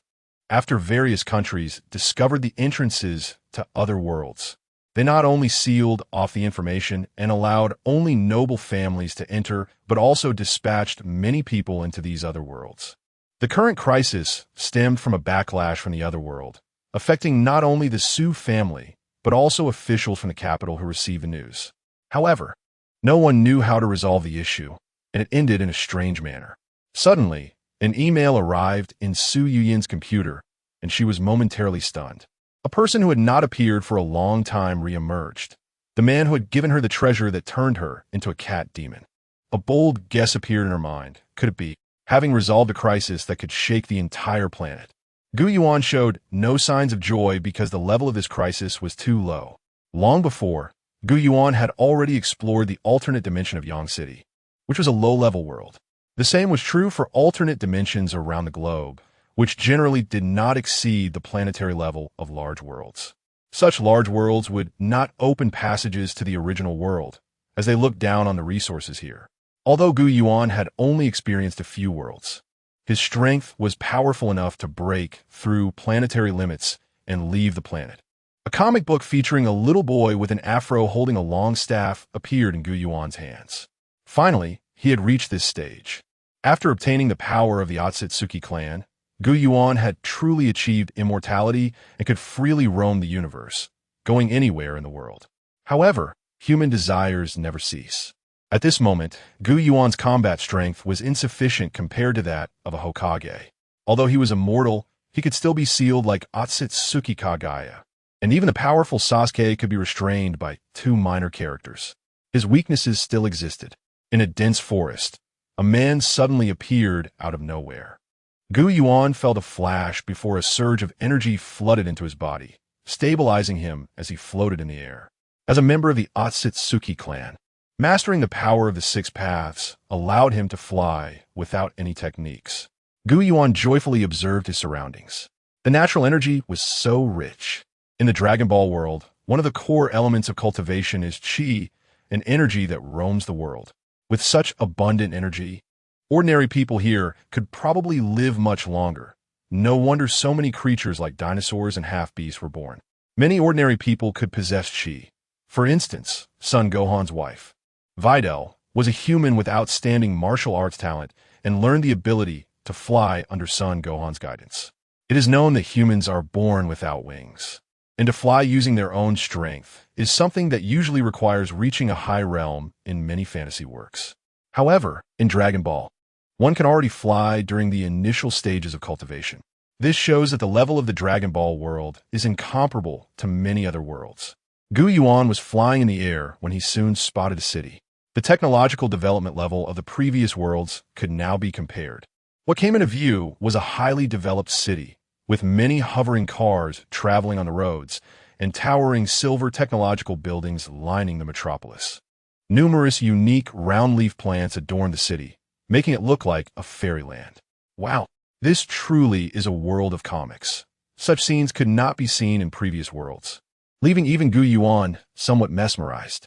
However, he quickly regained his composure. He stopped a passerby to ask, "Do you know?" From the information provided by the passerby, Yuan could roughly deduce that the storyline of the Dragon Ball world had reached the point where Son Goku had defeated the Universe Emperor, Frieza, and it was now the time for future Trunks to arrive. No, perhaps Trunks had already arrived. Entering the comic had its flaws. The timing of the storyline could not be controlled. This was the case in Naruto as well, where he entered during the Third Great Ninja War, a time when the main characters Naruto and Sasuke had not yet been born. The same was true for the Demon Slayer world, where the storyline had already progressed far ahead. This randomness could lead to many missed opportunities. For instance, now the Z-Fighters on Earth had already realized the importance of the Dragon Balls. If they could not persuade the other party, it might only lead to violent conflict with the main characters. The most valuable aspect of Dragon Ball was the Scion bloodline, favored by fate. There were many powerful races in the universe, but few could compare in terms of growth potential with the Scion bloodline. The Scions were favored by the Dragon Ball world, growing rapidly. It was rare in the universe for someone like Son Goku to reach the level of a god of destruction in just a few decades. Son Goku's own abilities and luck were key, but the Scion bloodline had indeed helped him many times in adversity. Yuan's plan was to find the Dragon Balls and directly wish for the power of Scion. The power of the Dragon Balls originated from the Dragon God, a being as unfathomable as the Omni King. So obtaining it from the Dragon Balls would certainly be better than genetic modifications from scientific research. With the power of the six paths, Yuan felt even more at ease in the Dragon Ball world, able to sense anomalies on the planet with a mere blink. Soon, he discovered a location where many large energy bodies were gathered, their presence like flames burning in the darkness, impossible to ignore. Son Goku and the Z fighters on Earth looked at the purple-haired young man in confusion, especially Vegeta, whose eyes were like sharp swords, staring directly at the stranger. Me? Son Goku asked, pointing to himself, as the mysterious man had easily killed Frieza and his father upon arrival. This mysterious person was here for him, yet he had not returned to Earth for quite some time. Mr. Son Goku, please transform into a Super Saiyan. Hearing the request, Son Goku felt puzzled, but since he sensed no killing intent, he complied. A massive energy radiated from him, and his black hair exploded into gold, blown upward by the energy. Surrounding debris began to float into the air, affected by the explosive energy from Son Goku. The Z fighters in the distance grew tense upon witnessing this scene. As Son Goku transformed into a Super Saiyan, the reactions of everyone varied. Vegeta's mouth dropped open, a mix of displeasure and unwillingness surging like waves within him. Kakarot, this low-class warrior can now freely enter this state? Krillin and other Earthlings leaned forward anxiously to see what Son Goku and the mysterious man had discussed to put Goku in this terrifying state. What did that guy say? Damn it. Only Piccolo, with his keen hearing, understood what was happening and quietly observed Son Goku. Trunks calmed himself and suddenly drew his large sword, slashing towards Son Goku. The sword moved with incredible speed, like a lightning strike. This was a sword capable of instantly slicing the universe Emperor Frieza into pieces. However, facing such a terrifying attack, Son Goku stood motionless, his body like a javelin firmly planted on the ground, as if nothing could shake him. Seeing Son Wukong's movements, Trunks' sword suddenly stopped just 1 centimeter above Wukong's head. Why aren't you moving? Wukong grinned. I don't sense any killing intent from you. Trunks, slightly taken aback, couldn't believe that was the reason. Clearly, he had never encountered someone like Son Wukong before. Well, actually seeing Wukong like this, Trunks had to put away his sword. After all, he was there to ask for Wukong's help and couldn't muster any killing intent. Trunks explained his background. It turned out that Trunks was a Super Saiyan from the future, the son of Bulma and Vegeta. In 2 or 3 years from now, an evil organization known as the Red Ribbon Army, which once sought to conquer the world, would revive on Earth. Dr. Gero from the Red Ribbon Army had created terrifying killing machines called Androids 17 and 18. These androids were incredibly powerful, with strength surpassing that of Super Saiyans and a core that provided them with infinite energy, making them seem like monsters that would never tire. The warriors on Earth were almost all killed by the androids, leaving only him and Gohan struggling to hold on. Just recently, even Gohan was defeated by the androids, which is why he used the time machine Bulma built to come back to the past. Upon hearing that Trunks was the son of Vegeta and Bulma, Wukong was taken aback. He thought Bulma and Yamcha were a couple. He didn't expect it to be like this. Seeing Wukong's expression, Trunks hurriedly asked him to keep it a secret. Then Wukong expressed his confusion. If these androids are so strong, then what about me? Did I die in battle? Trunks replied plainly. Mr. Wukong had already passed away from a heart disease when the androids appeared, so he never participated in the battle. Hearing this, Wukong scratched his head, feeling quite regretful. Noticing Wukong's reaction, Trunks quickly took out a medicine bottle and said, "But this heart disease has been solved in my time. This is a special medicine I brought with me." Seeing the medicine bottle, Wukong breathed a sigh of relief. Great, I am saved. In the distance, the keen-eared Piccolo, upon hearing the news, widened his eyes in disbelief. Such a thing actually existed. Seeing the anxious Earth warriors, Piccolo decided to keep Trunks' situation a secret and told Bulma and the others everything else. At this moment, Piccolo's gaze shifted, looking in a certain direction. Is it a passerby? Yuan was flying toward a direction. Since it was his first time in the Dragon Ball world, he couldn't use the power of his reincarnation, Eye, to reach a specific location, so he had to fly there. In Yuan's perception, a large group of beings with distinct auras was gathering in the distant desert plain. The Z fighters on Earth were different from those in the universe who simply revered power. They focused more on controlling their strength and liked to hide their energy. Even a powerhouse like Son Wukong, who could destroy large planets in an instant, appeared to have ordinary strength on the surface. However, not everyone possessed Wukong's cultivation. The auras of those like Yamcha and Piccolo were much stronger than ordinary people, although it wasn't noticeable to the average person. But after arriving in the Dragon Ball world, Yuan's power had increased to a certain extent, making Piccolo and the others' auras stand out significantly across Earth. Yuan was fast and soon used his reincarnation eye to see the group of people on the wasteland. There was Bulma with her light purple hair, the green-skinned Piccolo who looked like a monster, a bald man without a nose, and Yamcha, who had scars on his face but still looked ruggedly handsome. Everyone noticed Yuan. When Yuan was still far away, Piccolo thought it was just a passing aircraft, but it clearly was not the case. What's going on? Is it an enemy? The serious expression on Krillin's face showed he was sweating slightly. Since a few years ago, every opponent they encountered had been unbeatable for them. And except for Wukong and Piccolo, their early companions didn't even have the qualifications to intervene. In this situation, how could he not be nervous? Yamcha looked relaxed. It's just a weak aura. It seems impressive, but to us, it's nothing special. Hearing Yamcha's words, Gohan quickly reminded him, Uncle Yamcha, don't forget that energy can be hidden. Piccolo remained composed, constantly analyzing. According to their Scion standards, this aura's strength was probably around 1,000, and it was erratic with a crude energy hiding technique. So it didn't seem like a significant opponent. But what was its purpose?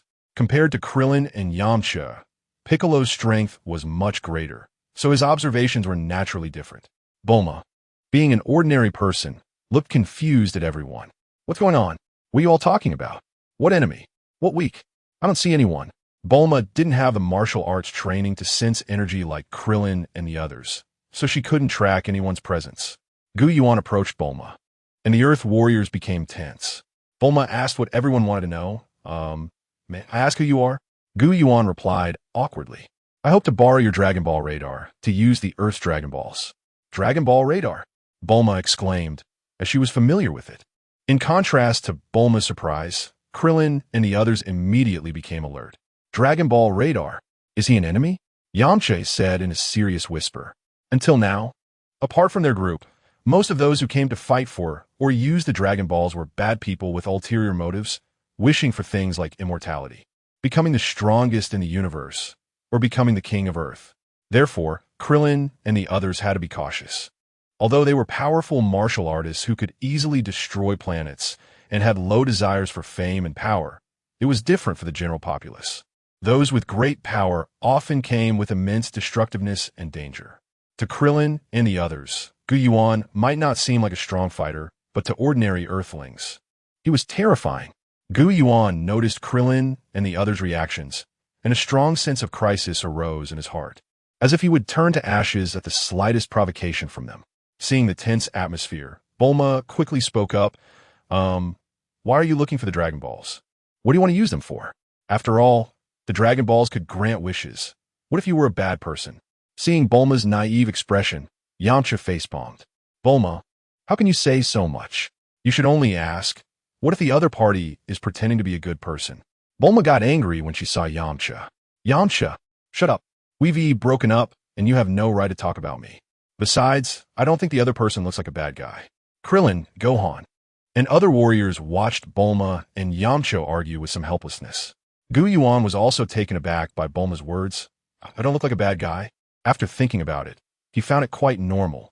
He had obtained the power of Otsutsuki, and his body already had some of Otsutsuki's characteristics. So he did indeed look like a pretty boy. At that moment, Goku and Future Trunks came over, and Bulma quickly told Goku about the situation. Goku carefully circled around Yuan and agreed to his request to use the Dragon Balls. Perhaps it was because Yuan was too weak. Goku didn't even issue a battle invitation. Future Trunks, looking at the unfamiliar Yuan, showed surprise on his face. His mother, Bulma from the future, had never mentioned this person to him. However, after observing for a while, he figured it out.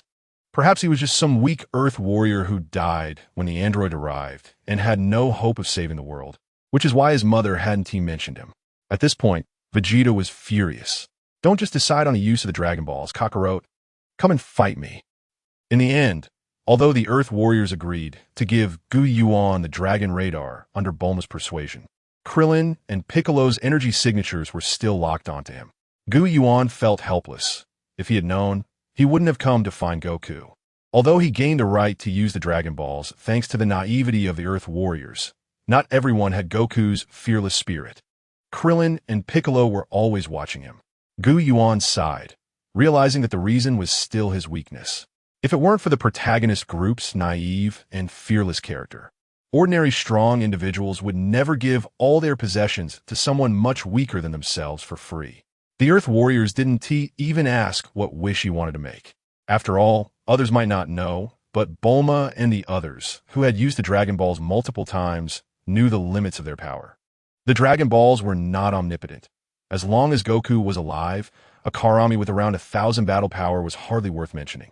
Therefore, they didn't care what wish he wanted to make. Perhaps it was due to their inherent arrogance or their underestimation of Yuan's strength. After Yuan obtained the Dragon Radar, no one followed him as he left. However, Piccolo did glance at him as Yuan departed. Yuan looked at the small round device in his hand and sighed. It's a pity that the Dragon Balls have already been used at some point. Otherwise, I could wish for something soon. The use of the Dragon Balls has a time limit. Generally, it takes a year to use them again, and during this period, even with the Dragon Radar, one cannot detect the fluctuations of the Dragon Balls. In a harsh, uninhabited area of Earth, several orange, baseball-sized Dragon Balls were placed on the grass. After 6 months, the Dragon Balls finally emitted a signal, and Yuan was glued to the Dragon Radar every day. So he naturally discovered it immediately.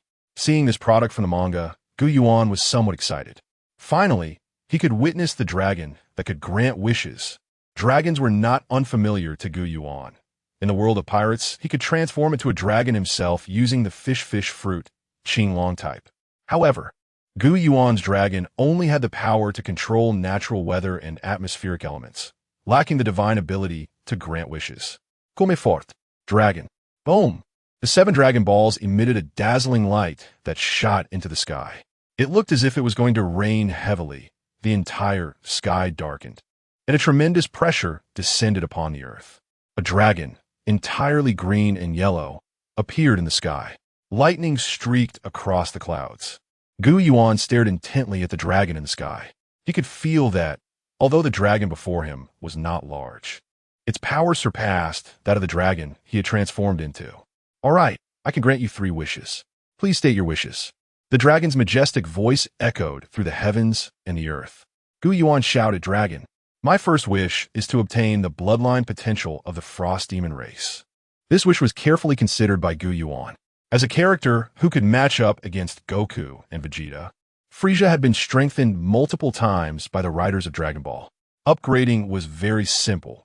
After a few months of training, one could surpass several power levels. The Golden Frieza, Diamond Frieza, and Black Gold Frieza forms were all unlocked by Frieza through brief training, demonstrating the terrifying talent of the Frost Demon race. Upon hearing Yuan's wish, the dragon's red eyes flashed with golden light. The power of King Frieza is above mine. I cannot grant your wish. Hearing this, Yuan frowned. More powerful than the dragon? I don't know if the dragon is referring to the current Frieza or the future Frieza. If it was the future Frieza, this statement would be much more understandable. The future Frieza could indeed fight against beings stronger than gods of destruction, and it closely followed the overpowered Goku and Vegeta for a long time. However, the current Frieza had just been obliterated by a Super Saiyan with a battle power of about 1,000. Although he couldn't understand the reason behind it, Yuan knew that the dragon had a limit to its power. Then forget the Frost Demon bloodline. Change it to the legendary Super Saiyan bloodline. Although Broly's bloodline had the drawback of uncontrollable emotions, Yuan was confident he could use this to make himself stronger. The dragon quickly replied, I cannot grant your wish. Your own bloodline is not weak. Why are you still fixated on the power of others? After hearing this, Yuan was also taken aback. After thinking carefully, he understood. The power of the Otsutsuki clan was indeed very exaggerated. In the later arcs of the Naruto world, there even appeared beings that absorbed countless planets, their power breaking through dimensions, no longer confined to physical bodies. They were undoubtedly a highly potential race in the universe. Yuan was not particularly eager to pursue bloodlines, but he had personally experienced the benefits brought by bloodlines. In the manga worlds he had entered, most were produced by nations that emphasized bloodline status, and thus the fantasy works born from them were centered around bloodlines. Having a bloodline and not having one were always two different things. Possessing a bloodline was almost like having a cheat. Goku could gain insights during battle, enhance his power, and enter a near-death state to eat a senza bean, instantly multiplying his power several times. Krillin, as an Earthling, could never achieve such feats, no matter how many times he died. After the dragon's reminder, Yuan finally realized that he had been focusing too much on the scions and had been misled. His own power already had high potential, not to mention the ability to devour others with the power of the gum-gum fruit. Although he didn't know if the gum-gum fruit could decompose the strong beings in the Dragon Balls. Seeing that the dragon couldn't accomplish anything, Yuan felt a bit disdainful. Yuan briefly analyzed the current situation and then spoke to the dragon. Dragon, I want a pocket that contains unlimited senza beans. The Shenron's eyes flashed with red light, and countless golden lights gathered in the air. Soon, a beautifully patterned bag fell from the sky. Yuan had a strong self-recovery ability, and he wondered if this ability would affect his potential recently. After all, combat power is honed in life-and-death battles. If his injuries were recovering while fighting, could it still be considered a life-and-death battle? With the help of the senza beans, there was an extra layer of protection. Yuan was not worried that Shenron couldn't fulfill this wish. Although senza beans could instantly heal all injuries, they could not eliminate certain bizarre negative effects, such as curses. Moreover, senza beans were specifically beneficial for scion physiology, and their effects were not as significant for other races. Those who couldn't win would still lose, and those destined to die would still die. Therefore, wishing for infinite senza beans was not an outrageous desire. What is your next wish? My second wish is to have the instant transmission ability of the Yardrats. My third wish is to possess all the martial arts knowledge of the martial artists on Earth. With a mere thought, Shenron summoned a vast amount of knowledge from Yuan's mind. Using summon might be inappropriate. These memories seem to have always existed, just suddenly recalled. Yuan felt the changes in his body and nodded in satisfaction. However, he was not satisfied with this wish. After all, many of the wishes he wanted could not be completed, but he could easily fulfill the wishes of an ordinary person himself. The power of Shenron was not that impressive to the strong. No wonder the Z fighters mainly relied on Bulma to use the Dragon Balls in the later stages. After fulfilling Yuan's wishes, Shenron's body emitted golden light and quickly shrank, transforming into 7 meteors that flew in different directions. Yuan lightly tapped his toes and took off into the air, heading towards the city. At that moment, a green-skinned figure emerged from behind a large rock. Piccolo watched Yuan fly away with a serious expression. What was this person's background, and why did he seek the bloodline of Son Goku and the others? The Earth Z fighters all possessed a martial heart and had pride, although they were surpassed by the 2 Scions in the later stages. No one would covet the Scion bloodline. However, they did not want others to taint the Scion bloodline, as many villains sought to dominate the universe and destroy Earth using the Dragon Balls. Piccolo's tracking and spying went completely unnoticed by Yuan.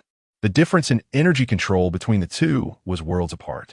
Piccolo was intent on hiding, and as long as Yuan did not see him with his naked eye, he could not detect him at all. Yuan was absorbing the knowledge of instant transmission. In the Dragon Ball universe, there are 2 types of instant transmission. One is the divine instant transmission in the universe, a skill that only gods above the Kaioshin can master, allowing them to sense energy in the universe through powerful divine authority and teleport directly. This is the most powerful form of instant transmission. The other type is the Yardrat's unique instant transmission, which allows one to teleport to the location of another by remembering their energy. However, it has several limitations. It cannot be used in special terrains, and one must remember the other person's energy, meaning places they have never been are largely inaccessible. This ability closely resembles the Flying Thunder God technique of Minato and Obito's Kamui. After mastering the Otsutsuki's abilities, spatial manipulation was not an issue for Yuan. With the combination of the two, Yuan's control over spatial abilities improved even further. At this stage, The Sun family knew about the androids, but chose not to destroy their base in advance. Instead, they opted to train, planning to defeat their opponents with powerful strength in 2 years. Yuan had 2 years to surpass the Sun family. Moreover, he was very eager about the android Cell. Cell's potential had always been extraordinarily strong, and even in the later Dragon Ball series, when he was instantaneously defeated by the Suns, many Dragon Ball fans still remembered him. Cell possessed the cells of Frieza, Piccolo, the Earth-Z fighters, as well as Son Goku and Son Gohan, making him a complete mishmash. However, with the terrifying potential of Cell, combined with Scion and Frost Demon cells, one could see the comparison to the later Black Frieza and White God Goku. In the manga, Son Gohan transforms into Super Saiyan 2 out of anger, temporarily surpassing Son Goku and Son Vegeta, becoming the strongest fighter. However, after a brief setback, Cell also transformed into Super Saiyan 2. This demonstrates his terrifying talent. Unfortunately, at that time, Son Gohan possessed a powerful bond power, which meant he was destined to win, leaving the formidable potential of Cell as a lost opportunity. After Cell arrived in Hell, without a body, the Frost Demon and Scion cells could not help him achieve perfection, and his strength increased very slowly. He could even be defeated by Goku's Kamehameha later on. If Yuan could devour Cell at the moment of his defeat, his strength would undoubtedly increase significantly. The future looked bright, with the ability to absorb planets and grow stronger. Yuan would be a formidable competitor for the God of Destruction, and he could even have a part in the later Battle of the Gods. After acquiring the strength of martial artists, Yuan also had a clear understanding of the training style on Earth in the Dragon Ball universe. In Dragon Ball, Son Goku's success is not solely due to the Scion bloodline. The martial arts knowledge from Earth played a crucial role as well. In terms of energy control, Earth is relatively advanced in the entire 7th universe. Yuan quickly grasped the knowledge imparted by Shenron in just a few days. He soon became familiar with the ambient energy on Earth, and the energy within his body was continuously colliding and enhancing.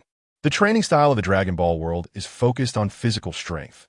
Often, ki blasts are combined with physical attacks. Therefore, physical training is required during the training process, which is quite similar to the concept of chakra in Naruto, where physical and mental strength combine. Yuan began training his physical strength using the shadow clone technique for Naruto. The clones were each using training equipment the size of houses in the open space. In Yuan's eyes, as these clones trained, a lot of energy from the air would gather onto them. Although he did not have Scion blood, it must be said that Yuan still fell into the preconceived notion that Scions were a superior bloodline compared to those from previous worlds. But this was not entirely the case. The Dragon Ball world is very unreasonable when it comes to increasing combat power. Many unusual methods can be used to gain combat power, and this world is more lenient compared to others. It allows people to easily possess tremendous power. However, other worlds are different. They tend to have similar rules and restrictions. This is the conclusion Yuan reached after traversing multiple comic worlds. Having just arrived in the Dragon Ball world with a combat power of 1,000, Yuan had now reached a combat power of 600,000. Although it could not compare to the level of Earth-Z fighters, this was only the result of a few hours of effort for Yuan.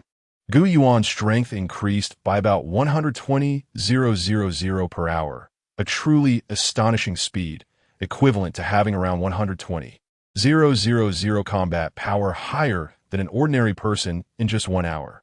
With 2 years' time, approximately an hour of training each day, Yuan utilized the clone technique to train every day, constantly increasing his combat power. After 2 years, he could reach an exaggerated figure of 2 billion.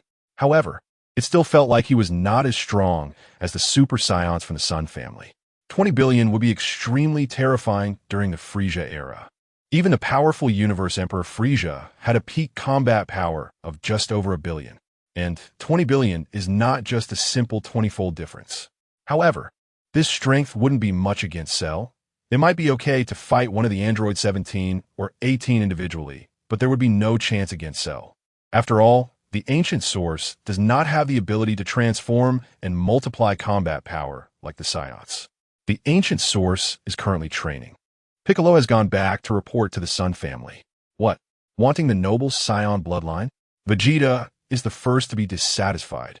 I always thought he wasn't a good person, and Bulma still insists on giving him the Dragon Balls.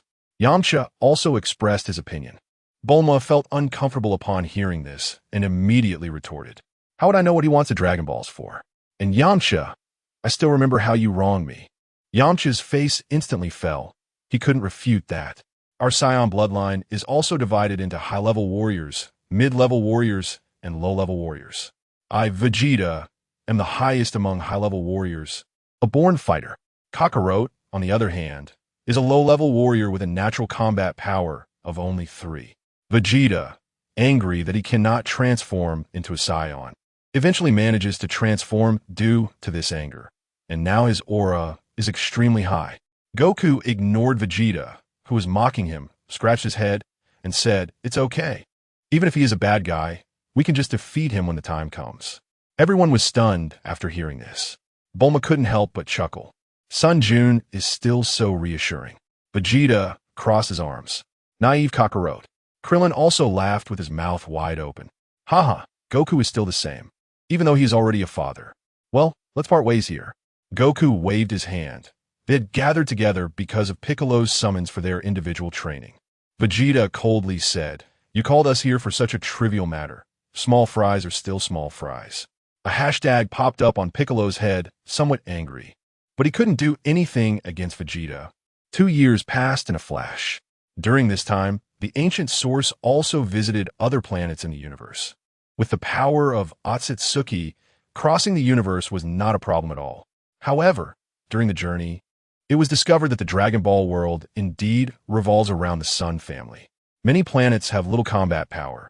It is rare to find planets with combat power reaching thousands. In this situation, it is difficult for the ancient source to find a way to increase combat power. Not long after, he returned to Earth.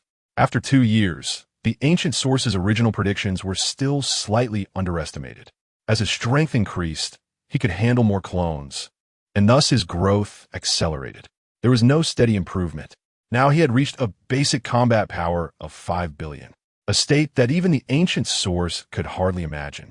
Now, with just a little effort, if he released an energy bomb, Earth and dozens of nearby planets would be crushed, turning into dust in the universe. Indeed, every world has significant differences. The starting point of the Naruto world is just someone else's endpoint. However, the ancient source possesses the experience of Earth martial artists.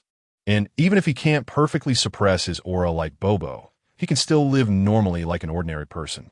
Frisia's self-sealing makes some sense. Such power is too strong. On the other side, Earth's warriors gathered at the lookout. "Yo, Mina-san." Goku enthusiastically greeted everyone. "Everyone's strength has improved a lot. Who will be like you? Not training and helping on the farm?" Vegeta said displeasedly. He didn't want someone like Goku to fall too far behind.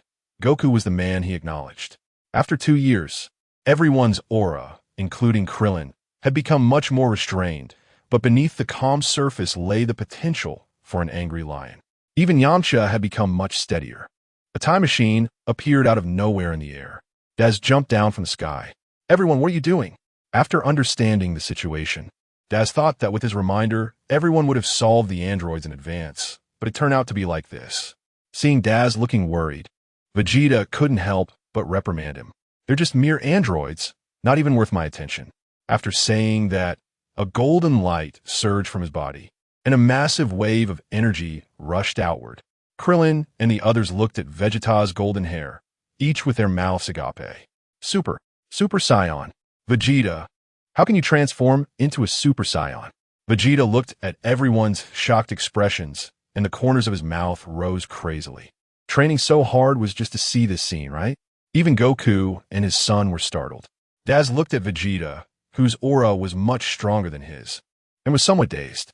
In his timeline, Vegeta had been eliminated by the androids early on and was not as strong as the Vegeta in front of him. Vegeta's immense aura gave Daz a glimmer of hope. If Vegeta and Mr. Goku teamed up along with me, the power of 3 Saiyans against 2 androids would be quite a spectacle. In Daz's timeline, after hard training, he had a chance to defeat 1 android on his own. The strength of Android 17 and 1-8 was actually just slightly stronger than that of Super Saiyan 1. Daz also understood this point, which is why he felt renewed hope now. But we plan to enter the hyperbolic time chamber to train. Trunks, do you want to join? Trunks. Bulma looked at the baby in her hands in surprise. Seeing that the situation was exposed, Daz could only explain to this timeline's mother. After a brief surprise, Daz became curious about the so-called hyperbolic time chamber. What is the hyperbolic time chamber? Goku and the others started the classic carefree segment again. Huh, Trunks, you don't know about the hyperbolic time chamber? Piccolo calmly began analyzing. In Trunks' timeline, we were eliminated early, and the gods in the lookout had no ability to interfere with the lower realm, so the information about the lookout might not have been known in the future. Wow, Piccolo-san, you're so smart. Hearing Goku's praise, a blush appeared on Piccolo's green face. Stop babbling, Goku. In short, the hyperbolic time chamber allows us to have more time for training. Yeah, before Vegeta invaded Earth, we also defeated him through hard training. Krillin said without regard for anyone else. Baldy, stop talking, be careful I kill you. Krillin broke out in a cold sweat. Saw thee. Trunks quickly entered the hyperbolic time chamber to train. Son Goku and the others waited outside, as the time inside the chamber flowed differently. 1 day inside equaled 1 year outside. Waiting for a day outside was no problem for them. Suddenly, Son Goku's expression became serious, and Piccolo's did the same. Did you feel that, Piccolo? Yes. Such a powerful energy. It's like a mountain or a sea. Seeing Piccolo and Son Goku's reactions, Krillin and a few weaker Earth warriors were confused. What's going on? Is someone coming? Before long, they saw a figure rushing across the sky. It's Giran. Is it him? Piccolo immediately took a slight fighting stance, and Son Goku's expression was equally serious. Giran's base combat power had reached 5 billion, a level comparable to Son Goku and the others when they transformed into Super Saiyans. The pressure on everyone was immense. Crack, crack. Krillin's teeth chattered. Yamcha and Gohan were the same. Only Bulma, being an ordinary person, felt nothing unusual. Everyone, long time no see. Giran landed steadily in the empty space of the temple. Bulma was surprised to see Giran, feeling a mix of surprise and regret. 2 years ago, right after their breakup, she thought Giran was handsome and wanted to get to know him better. But she hadn't seen him at all in the past 2 years. During her time with Vegeta, she gradually got to know him and was captivated by his unyielding prince spirit, so she slowly forgot about Giran. It's me, Bulma. Long time no see. Seeing Giran's friendly demeanor, the tension among the group eased slightly. Son Goku was the first to speak. Hi, may I ask why you've become so strong in just 2 years? Although Giran could hide his energy, to someone as sensitive to martial arts as Son Goku, he appeared like a walking lantern, exuding an extraordinary aura. Goku was very excited, eager to challenge Giran. Hey, Goku, don't always be like this. Krillin ran forward to stop Goku. Sorry. Goku scratched his head, revealing his silly side. Bulma and the others could only facepalm at this scene. They had known Goku for so long that they understood him well. Seeing that Giran wasn't here to cause trouble, their attitudes improved significantly. Actually, I had the ability to know about the Dragon Balls and the hyperbolic time chamber long ago. I also wanted to use the hyperbolic time chamber. Goku readily agreed after hearing this. Of course, no problem. Originally, only 2 people could enter the hyperbolic time chamber. But now it can accommodate more than 2, just right for me, Gohan, and you.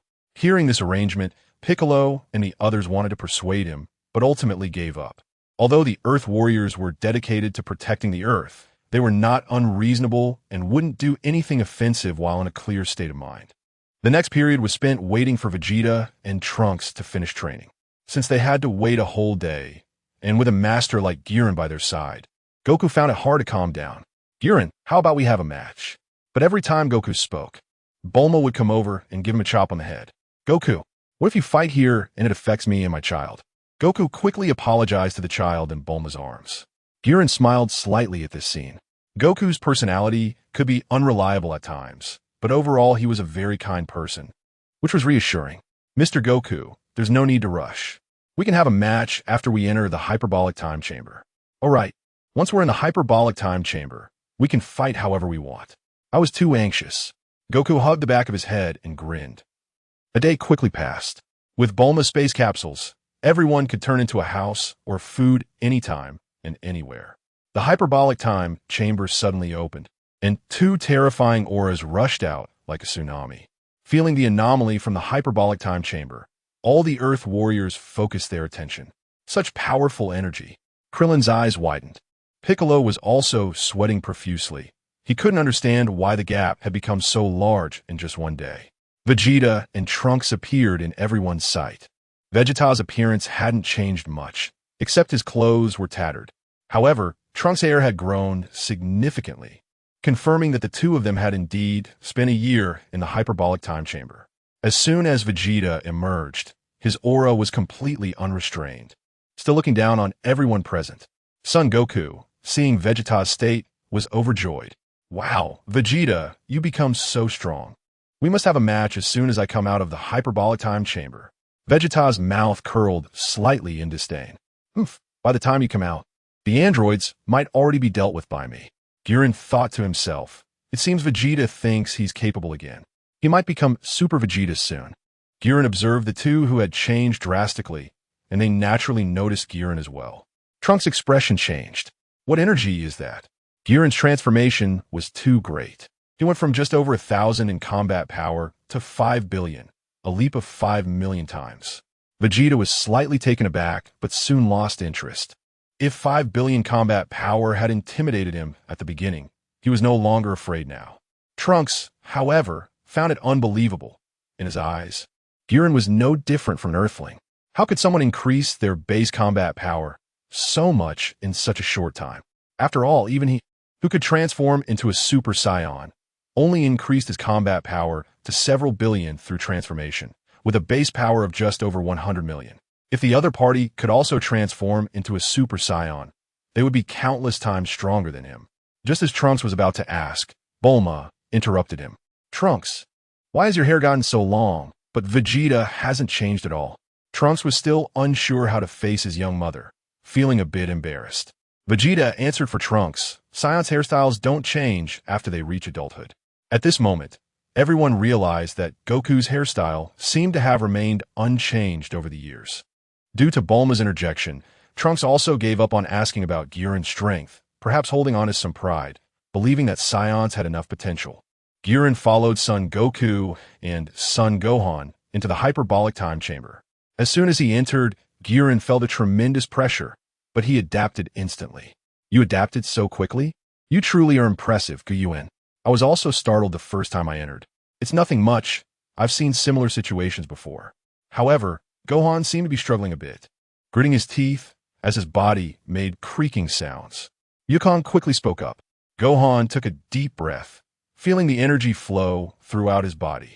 The harsh environment of the hyperbolic time chamber is not just about the 10 times gravity. There's also an abnormal temperature change.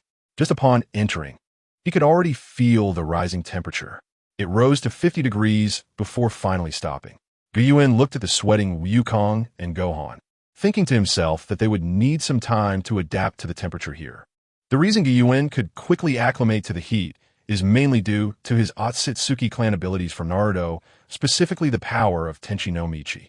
This ability allows him to create a vast, lifeless space where everything is under his control. Among the various spaces he created, there is one with high gravity. High gravity affects the entire body, including the internal organs and even the eyes. Those who have never experienced gravitational pressure cannot adapt immediately. In the later stages of Naruto, Kaguya was once overwhelmed by her own gravity space. Even strong need time to adjust. Gyuan's normal battle power is 5 billion, while Gohan and Wukong are only in the millions or tens of millions.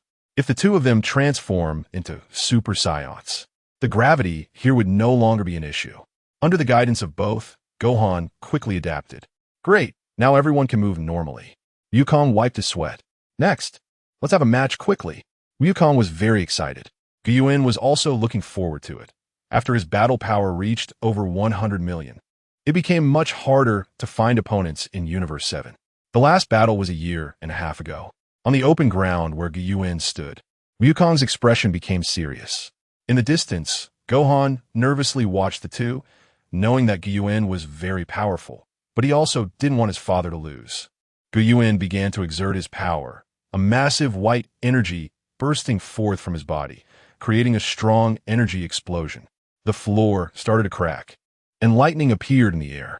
A huge shockwave carrying turbulent winds spread out in all directions. Gohan was even blown away. Wukong looked at the disaster-like scene before him, not surprised. He had already sensed the immense energy within Yuan. Wukong quickly started to power up as well. Golden energy erupted. Wukong's black hair turned golden, and his eyes became emerald green. His muscles bulged, and he looked like a divine being. The figures of Yuan and Wukong simultaneously vanished from their original spots. At the moment their fists collided, the shockwave shattered the surrounding ground, and a booming sound echoed throughout the hyperbolic time chamber. Gohan, watching the battle from a distance, was shocked. The fight between the two exceeded his expectations. Yuan gathered a small black sphere in his hand, which transformed into a massive black sphere with a diameter of several dozen meters the moment it was thrown. Lightning, flames, water, and flying rocks swirled around the black sphere. Seeing this move, Wukong laughed excitedly. It had been a long time since he had fought at full strength after the battle with Frieza. Wukong's hands formed a Kamehameha wave. The blue energy beam clashed against the dark giant sphere, seemingly trying to shatter it. Yuan was prepared. The black sphere immediately exploded, and the immense energy devoured Wukong's Kamehameha wave, blowing him away. Yuan quickly teleported forward and threw a punch. Wukong hit, turned into an afterimage, and vanished from the spot. Behind Yuan, Wukong brought his fist down like a hammer. Yuan was smashed into the floor. Wukong shouted, his hands emitting dazzling light as he condensed several energy blasts, firing them down towards the ground. Boom, boom, boom. The technique, resembling the prince's battle style, completely sunk the ground, leaving numerous giant craters. Wukong, in midair, was panting. Below, Yuan coughed a few times and pushed away the large stones on him. His injuries began to heal automatically. Wukong, up above, naturally noticed this. It's very similar to Piccolo's healing ability. Yuan's injuries healed completely within a few breaths, and then he charged at Wukong again. Wukong laughed heartily and assumed a fighting stance. So the second round begins. Although Wukong's battle power was only over 100 million during the Namek saga, all Saions experience a terrifying increase in power when they transform into Super Saions. At this moment, Wukong's battle power, after transforming into a Super Saiyan, was slightly stronger than Yuan's. The two collided countless times. Yuan's attack power and martial arts experience were still a bit behind Wukong, but every time he was defeated, his injuries would heal rapidly. This super recovery ability was giving Wukong a headache. During the battle, both of their powers gradually increased. Gohan, who was watching from the side, went from being shocked at the beginning to actually starting his own training. As several days passed, Gohan suddenly looked up, wiping the sweat from his face. Has it been several days? Is Dad and Uncle Yuan's battle finally coming to an end? Yuan panted, the fatigue in his body making it difficult for him to even open his eyelids. Wukong, standing not far away, looked even worse. His clothes were almost completely torn, revealing his sculpted muscles, but he was covered in injuries from the impacts, with his face swollen in several places. Seeing the two stop, Gohan rushed over. Dad, your injuries. Gohan glanced at Yuan, who had only minor injuries, and his shock was beyond words. In his eyes, Wukong, who had defeated the Cosmic Emperor Frieza, was the strongest on Earth, but unexpectedly, this man could make Wukong look so battered. If Yuan knew what Gohan was thinking, he would surely be both amused and exasperated. Thanks to the Otsutsuki's automatic healing, he did appear more composed than Wukong, but it was all due to the fact that their battle was merely sparring, and none of the moves caused any lethal damage. They were not irreversible attacks. Wukong's strength was slightly stronger than Yuan's.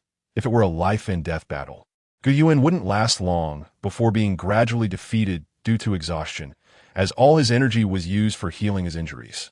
After Wukong ate the senzu bean that Gohan handed him, his injuries and fatigue vanished in an instant, and his energy surged. Witnessing this scene, Yuan found it hard to accept. He finally understood why there was such a large gap between Saions and Earthlings. Saions are combat-oriented, and every battle essentially allows them to steadily improve, while other warriors only gain combat experience, with little increase in battle power. It's as if Scions have a safety net, a mechanism where effort and determination will inevitably yield results. Others cannot achieve this.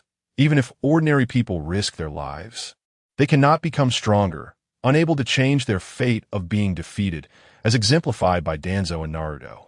Even the great Otsutsuki, who traverse the universe, cannot achieve the ability to become stronger through battle. Yuan was very envious of this ability. In the future, Goku will not let go of Sheru.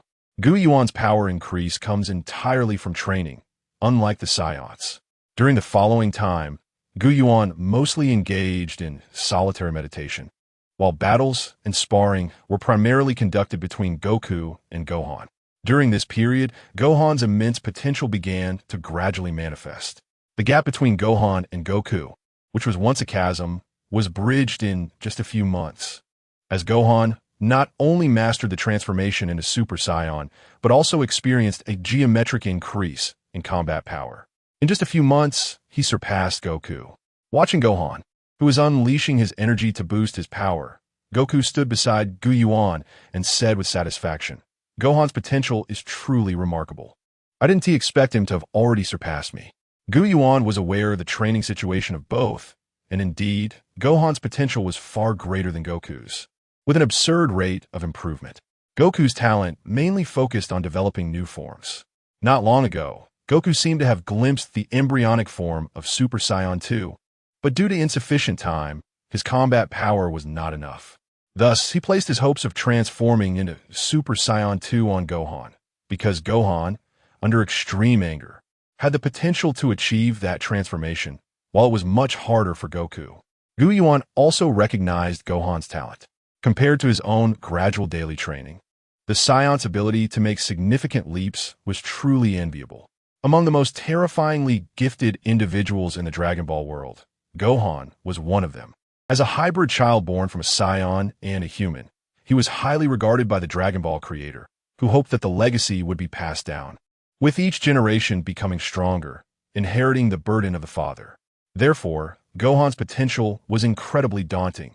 However, due to Goku's immense popularity, the Dragon Ball creator had a compromise, ultimately turning Gohan into a version of a carefree character without a killer instinct or fighting spirit. Goku's wife, Chi-Chi, persistently insisted that Gohan study, which was also a subtle jab at certain stubborn individuals.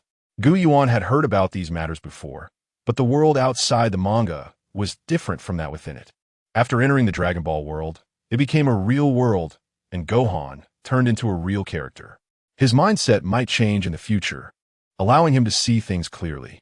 If possible, what Yuan wanted the most was the Scion bloodline that Gohan possessed. Yuan was not a stubborn person who couldn't adapt. Once he discovered that others had qualities he lacked, he would find a way to acquire them. Instead of fixating on one thing, which is what ordinary people do, he no longer considered himself ordinary. If a person spends their whole life striving, they might not reach the pinnacle they envision. If one can stand on the shoulders of giants, why not do so? After a year, Wukong and Gohan's power levels have changed. Wukong has steadily improved, slowly developing and perfecting his Super Saiyan transformation. However, Gohan's power has skyrocketed by tens of thousands, even millions of times, surpassing both Goku and Eren in one go. Eren's strength has steadily increased as well. In 1 year, even with a training partner, his progress has been slow. His base battle power has reached 10 billion. It seems like doubling his strength in a year is not bad. But Eren is always aimed higher, competing against monsters like Frieza and Broly. Suddenly, the crowd waiting outside sensed an unusual energy. Everyone, something's wrong. The androids have appeared. The new deity rushed over to find the Earth Warriors. 2 monsters have already appeared in the city. Vegeta smirked, his tone revealing disdain. "I'll go eliminate them." During this time, Gohan's immense potential began to gradually manifest. The gap between Gohan and Goku was originally astronomical, but within a few months, Gohan not only mastered the transformation into a Super Saiyan, but his fighting power also grew exponentially. In just a short period, he managed to surpass Goku. Watching Gohan, who was powering up with explosive energy, Goku stood beside Eren and said with satisfaction, "Gohan's potential is truly great. I didn't expect him to have already surpassed me." Eren was aware of their training situation and knew that Gohan's potential far exceeded Goku's, with an astonishing speed of improvement. Goku's talent mainly lay in developing new forms. Not long ago, Goku seemed to have caught a glimpse of the early form of Super Saiyan 2, but due to a lack of time, his fighting power was still inadequate. Therefore, he placed his hopes of transforming into Super Saiyan 2 on Gohan. Gohan had enough potential that, in a state of extreme anger, he might be able to transform into Super Saiyan 2, which would be much harder for Goku. Eren also acknowledged Gohan's talent. Compared to someone like him who trained little by little every day, the Saiyant's ability to make significant leaps in improvement was truly enviable. Among the most talented individuals in the Dragon Ball world, Gohan was certainly one of them. As a hybrid born from a Saiyan and a human, he was greatly anticipated by the Dragon Ball creator, who hoped that the legacy would be passed down, with each generation becoming stronger and the father's burden inherited by the offspring. Thus, Gohan's potential was terrifying, but due to Goku's immense popularity, the Dragon Ball creator had to compromise, turning Gohan into a character without a killer instinct or fighting spirit. Goku's wife, Chi-Chi, stubbornly insisted that Gohan focus on his studies, which was also a subtle jab at certain stubborn individuals. Eren had heard about these matters before, but the world outside the manga was different from that within it. After entering the Dragon Ball world, it became a real one, and Gohan turned into a real character. His changing mindset might help him see things more clearly in the future. If possible, what Eren desired most was the Saiyan bloodline possessed by Gohan. Eren was not someone who was stubborn and inflexible. Upon discovering that others had advantages he lacked, he would find a way to seize them. He wasn't one to be fixated on a single thing, as that was something an ordinary person would do. He was no longer an ordinary person. If someone toiled away at something, they might not reach the pinnacle they envisioned in their lifetime. If one can stand on the shoulders of giants, why not do so? Wukong and Gohan's strength experienced a year of growth. Wukong has steadily improved, slowly developing and perfecting his Super Saiyan transformation. However, Gohan's strength skyrocketed by tens of thousands, even millions of times, surpassing both Goku and Wukong in one go. Gokujin's strength has been steadily increasing, even with a training partner. His progress over the year hasn't been rapid. His base combat power has reached 10 billion. This means he has doubled his strength in a year, which seems decent. But Gokujin has always aimed higher. His competitors are monsters like Frieza and Broly. Suddenly, the crowd waiting outside felt an unusual aura. Everyone, it's bad. The androids have appeared. The new gods rushed over to find the Earth Warriors. There are two monsters, and they have already appeared in the city. Vegeta curled his lips in disdain. I'll go eliminate them. During this time, Gohan's immense potential began to gradually manifest. The gap between Gohan and Goku was originally vast, but in just a few months, Gohan not only mastered the transformation into a Super Saiyan, but his combat power also grew exponentially. In just a few months, he achieved a reversal. Watching Gohan, who was explosively increasing his power, Goku stood beside Yuan with a sense of relief and said, "Gohan's potential is truly immense. I didn't expect him to have surpassed me already." Yuan was aware of the training situation between the two. Gohan's potential was indeed much stronger than Goku's, and his rate of improvement was astonishing. Goku's talent mainly lies in developing new forms. Not long ago, Goku seemed to have glimpsed the prototype of Super Saiyan Level 2, but due to a lack of time, his combat power was still inadequate. Therefore, he placed his hopes of transforming into Super Saiyan Level 2 on Gohan, as Gohan had enough potential and could possibly transform under extreme anger, something that was much harder for Goku. Yuan also recognized Gohan's talent. Compared to someone like him who improved little by little every day, the Saiyant's ability to make significant leaps in power was truly enviable. Among the most terrifyingly talented individuals in the Dragon Ball world, Gohan was one of them. As a hybrid of Saiyan and human, he was expected to inherit the legacy of his father, with hopes that each generation would be stronger than the last, passing on the burden to the next. Thus, Gohan's potential was incredibly frightening, but due to Goku's high popularity, the Dragon Ball creators had to compromise, transforming Gohan into a character without a murderous intent or fighting spirit. Goku's wife, Chi-Chi, persistently insisted on Gohan studying, which was also a subtle critique of certain stubborn individuals. Yuan had heard about these matters before, but the world outside the manga was different from that within it. After entering the Dragon Ball world, it became a real world, and Gohan became a real character. His change in mindset might allow him to see things more clearly in the future. If possible, the Scion bloodline that Yuan desired the most was that of Gohan. Yuan was not a stubborn person who couldn't adapt. Once he discovered that others possessed qualities he lacked, he would find ways to acquire them. Instead of obsessively focusing on a single thing, which is what ordinary people do, he no longer considered himself ordinary. If someone toiled away in research, they might not reach the pinnacle they envisioned in their lifetime. Why not stand on the shoulders of giants? After a year, Wukong and Gohan's strength has evolved. Wukong has steadily improved, gradually developing and perfecting his Super Saiyan transformation. However, Gohan has experienced an exponential increase in power, surpassing both Goku and Eren in one go. Eren's strength has been steadily increasing, but even with training partners, his progress over the year has been slow, reaching a base power level of 10 billion. This is equivalent to doubling his strength in a year, which seems decent, but Eren is always aimed higher. His competitors are monsters like Frieza and Broly. Suddenly, everyone waiting outside feels an unusual energy. Something's wrong. The androids have appeared. The new celestial being rushed over to find the Earth Warriors. They are two monsters, and they have already appeared in the city. Vegeta smirked, his tone revealing disdain. I'll go eliminate them. During this time, Gohan's immense potential began to gradually manifest. The gap between Gohan and Goku could originally be described as vast, but within a few months, Gohan not only mastered the transformation into a Super Saiyan, but his battle power also increased exponentially. In just a few months, he surpassed Goku. Watching Gohan, who was currently unleashing his power in a fit of rage. Goku stood beside Yuan, expressing his satisfaction. Gohan's potential is truly remarkable. I didn't expect him to have already surpassed me. Yuan was aware of their training situation and recognized that Gohan's potential was indeed far superior to Goku's, with an astonishing rate of improvement. Goku's talent mainly lay in developing new forms. Not long ago, it seemed Goku had glimpsed the embryonic form of Super Saiyan Level 2, but due to insufficient time, his battle power wasn't enough. Therefore, he pinned his hopes of transforming into Super Saiyan Level 2 on Gohan. Gohan had enough potential that, in a state of extreme anger, he might be able to transform into Super Saiyan Level 2, which would be quite difficult for Goku. Yuan also acknowledged Gohan's talent.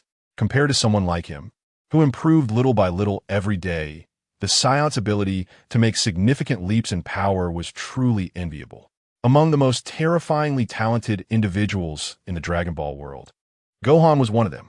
As a child born from the union of a Saiyan and a human, he was expected to carry on the legacy, with the hope that each generation would be stronger than the last, inheriting the burden from their fathers. Thus, Gohan's potential was frighteningly high. However, due to Goku's immense popularity, the Dragon Ball author had to compromise, allowing Gohan to become a carefree character without a killer instinct or fighting spirit. Goku's wife, Chi-Chi, had always stubbornly insisted that Gohan focus on his studies, which was also a subtle jab at certain stubborn individuals. Yuan had heard about these matters before, but the world outside the manga was different from within it. Once Yuan entered the Dragon Ball world, it became a real world, and Gohan transformed into a real character. He believed that changes in mindset might allow him to see things more clearly in the future. If possible, the Scion bloodline that Yuan desired the most was that of Gohan. Yuan was not someone who was stubborn and inflexible. Once he discovered that others possessed advantages he did not, he would find a way to acquire them. He did not aimlessly study a single thing, as that was what ordinary people did. He was no longer an ordinary person. If someone devoted their life to a single pursuit, they might never reach the pinnacle they envisioned. If one could stand on the shoulders of giants, why not do so? After a year, both Goku and Gohan have experienced changes in their strength. Goku has been steadily improving, slowly developing and perfecting his Super Saiyan transformation. However, Gohan has increased his power by tens of thousands, even millions of times, surpassing both Goku and Eren in one go. Giran's strength has been steadily increasing as well. But even with a training partner, his progress over the year has been slow. His base power has reached 10 billion, which means he's doubled his strength in a year. While this speed seems decent, Giran has always aimed higher. His competitors are monsters like Frisia and Broly.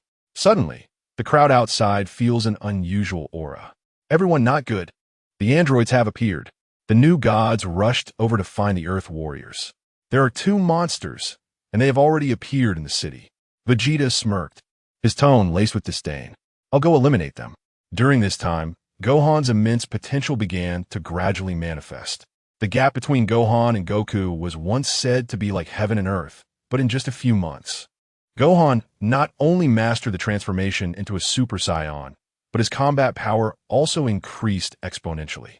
In just a short time, he had surpassed Goku. Watching Gohan power up in a fit of rage, Goku stood beside Giran and said with satisfaction, Gohan's potential is truly remarkable. I didn't expect him to have already surpassed me. Giran was aware of their training situation, and indeed, Gohan's potential was far greater than Goku's, with an absurd rate of improvement. Not long ago, it seemed Goku had caught a glimpse of the early form of Super Saiyan 2, but due to insufficient time, his combat power was still lacking. Therefore, the hope of transforming into a Super Saiyan 2 is placed on Gohan. Gohan possesses enough potential, and in a state of extreme anger, he might be able to transform into a Super Saiyan 2, while it is quite difficult for Goku. Even Yuan acknowledges Gohan's talent. Compared to someone like him who trains little by little every day, the Saiyant's ability to make significant leaps in power is truly enviable. Among the most terrifyingly talented individuals in the Dragon Ball world, Gohan is one of them.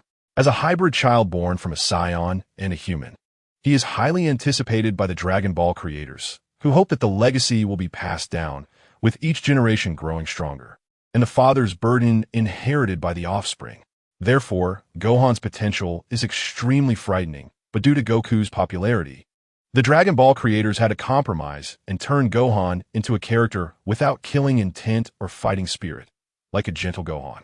Goku's wife Chi-Chi has always insisted that Gohan focus on his studies, which also serves as a subtle critique of certain stubborn individuals. Yuan had heard about these matters before, but the world outside the manga is different from the one within it. Once Yuan entered the Dragon Ball world, it became a real world, and Gohan became a real character. His change in mentality may allow him to see things clearly in the future. If possible, the Saiyan bloodline that Yuan desires the most is the one within Gohan. Yuan is not someone who stubbornly refuses to adapt. Upon discovering that others possess qualities he lacks, he seeks ways to acquire them. Instead of obsessively studying a single thing, which is what ordinary people do, he has already transcended that. If a person dedicates themselves to studying, they may not necessarily reach the pinnacle they envision within their lifetime. If one can stand on the shoulders of giants, why not do so? Wukong and Gohan's strength has undergone a year of development. Wukong has steadily improved, gradually refining and perfecting his Super Saiyan transformation. However, Gohan has experienced an exponential increase in power, surpassing Goku and Guhuan by tens of thousands and even millions of times in one go. Guhuan's strength has been steadily increasing, even with a training partner. His progress over the year has been slow. His basic battle power has reached 10 billion. Doubling his strength in a year seems acceptable, but Guhuan has always aimed higher. His competitors are monsters like Frisia and Broly. Suddenly, everyone waiting outside felt an unusual aura. Everyone, something's wrong. The androids have appeared. The new gods rushed over to find the Earth Warriors. There are 2 monsters, and they have already appeared in the city. Vegeta smirked, his tone dripping with disdain. I'll go eliminate them. During this time, Gohan's immense potential began to gradually manifest. The gap between Gohan and Goku could originally be described as vast. But in just a few months, Gohan not only mastered the transformation into a Super Saiyan, but his combat power also increased exponentially. In just a few short months, he had surpassed Goku. Watching Gohan, who was powering up in a fit of rage, Goku stood beside Giran and said with relief, Gohan's potential is really great. I didn't expect him to have already surpassed me. Giran was aware of their training situation. Gohan's potential was indeed far greater than Goku's, and his rate of improvement was astonishing. Goku's talent mainly lay in developing new forms. Not long ago, Goku seemed to have caught a glimpse of the prototype of Super Saiyan 2, but due to a lack of time, his combat power was still insufficient. Therefore, he placed his hopes of transforming into Super Saiyan 2 on Gohan. Gohan had enough potential, and under extreme anger, he could possibly transform into Super Saiyan 2. But it would be very difficult for Goku. Eren also recognized Gohan's talent. Compared to someone like him who improved little by little each day, the Saiyant's ability to make significant leaps was truly enviable. Among the most terrifyingly talented individuals in the Dragon Ball world, Gohan was one of them. As a child born from the combination of a Saiyan and a human, he was highly anticipated by the Dragon Ball creator, who hoped that the lineage would inherit the legacy, becoming stronger with each generation, with the father's burden passed down to the offspring. Thus, Gohan's potential was incredibly terrifying. But due to Goku's high popularity, the Dragon Ball creator had to compromise, turning Gohan into a character without a killer instinct or fighting spirit. Goku's wife, Chi-Chi, had always insisted that Gohan focus on his studies, which was also a subtle jab at some stubborn individuals. Eren had heard about these matters, but the world outside the manga was different from the one within it. After entering the Dragon Ball world, the Dragon Ball universe became a real world, and Gohan became a real character. He believed that understanding his mindset might help him see things clearly in the future. If possible, Eren's most desired Saiyan bloodline would be the one in Gohan. Eren was not a stubborn person who refused to adapt. Upon discovering that others possessed qualities he lacked, he would find ways to acquire them.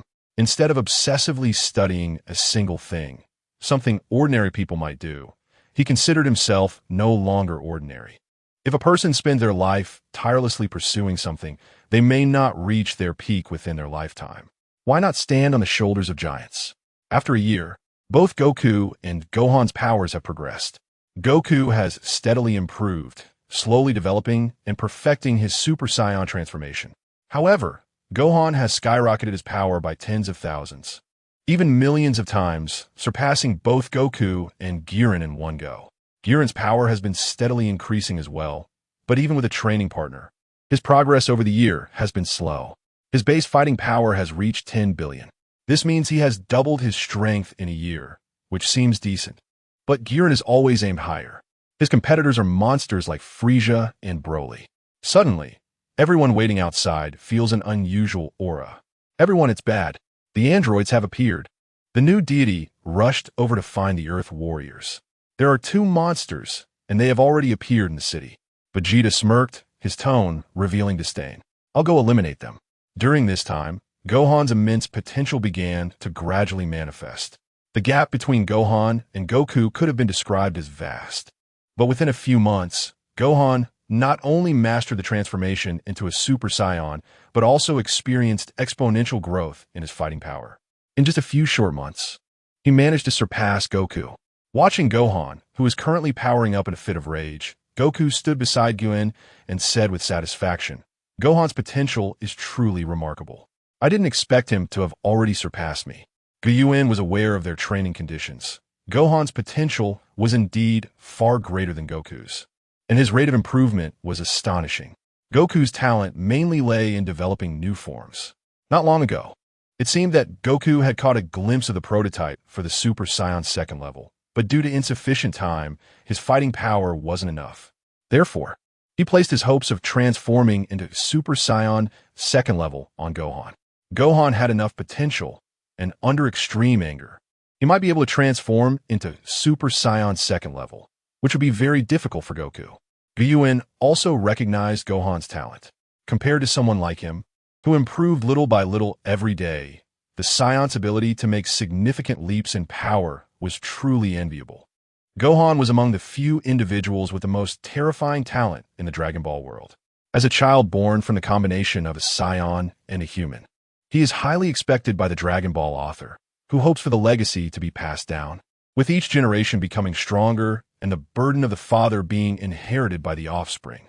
Therefore, Gohan's potential is terrifying, but due to Goku's high popularity, the Dragon Ball author had to compromise, turning Gohan into a version of himself that lacks killing intent and fighting spirit, much like a passive character. Goku's wife Chi-Chi has always stubbornly insisted that Gohan focus on his studies, which indirectly mocks some stubborn individuals. Yuan had heard about these things before, but the world outside the manga is different from that within it. After Yuan entered the Dragon Ball world, it became a real world, and Gohan became a real character. His change in mindset may allow him to see things clearly in the future. If possible, Yuan's most desired scion bloodline is that of Gohan. Yuan is not a stubborn person who doesn't know how to adapt. Upon realizing that others possess qualities he lacks, he will find ways to acquire them, rather than obsessively studying a single thing, which is something ordinary people do. He is no longer an ordinary person. If someone dedicates their life to studying, they may not reach their peak in their lifetime. If one can stand on the shoulders of giants, why not do so? Over the course of a year, Goku and Gohan's strengths have evolved. Goku has steadily improved, slowly developing and perfecting his Super Saiyan transformation. However, Gohan has experienced exponential growth, surpassing both Yuan and Goku in one go. Yuan's strength has been steadily increasing. But even with a training partner, his progress has been slow, reaching a basic combat power of 10 billion. This represents a doubling over the year, which seems acceptable.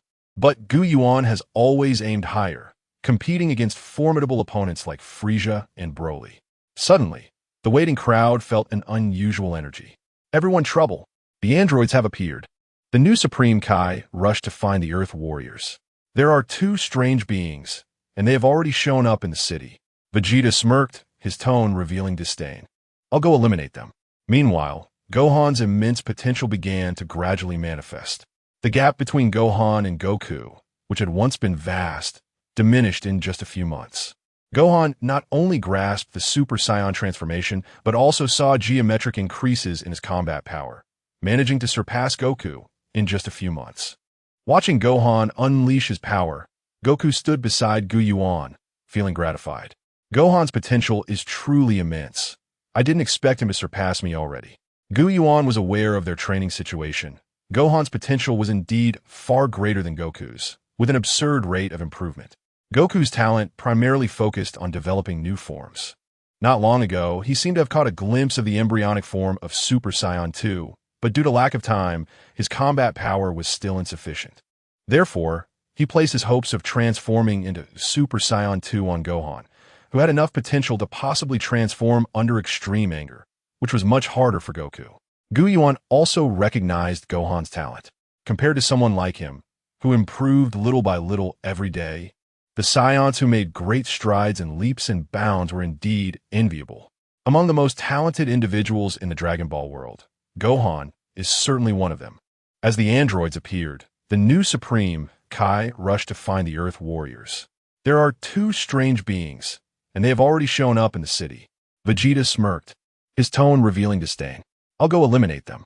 No, wait for Mr. Goku and the others to come out. Trunks quickly intervened to stop him. Vegeta impatiently said, stop talking nonsense. These mere androids are nothing. I can handle them before Kakarot arrives. With that, he took off into the sky. Trunks, feeling extremely troubled, looked at the hyperbolic time chamber and could only follow Vegeta. He couldn't let Vegeta go alone. Krillin, Piccolo, and the others quickly followed suit. Only Bulma remained at the spot, exclaiming, what? They've all left. Vegeta and the others flew at high speed and soon encountered Android 19 and Android 20, who were wreaking havoc in the city. Vegeta dove from the sky, swiftly landing and stomping down on the plump Android 19, burying him in the ground with a thunderous crash. Boom! When the smoke cleared, 19 had a massive hole in his stomach with mechanical parts sparking inside, seemingly ready to explode at any moment. Unlike the original manga, Vegeta immediately attacked the androids after transforming into Super Saiyan 1. Although he initially dominated 19 and 20, he couldn't handle the later appearances of androids 17 and 18. Just when he was feeling arrogant, he quickly found himself overwhelmed. But now Vegeta is different. After transforming into Super Saiyan 1, he didn't rush in a battle, but instead entered the hyperbolic time chamber to train, further enhancing his strength.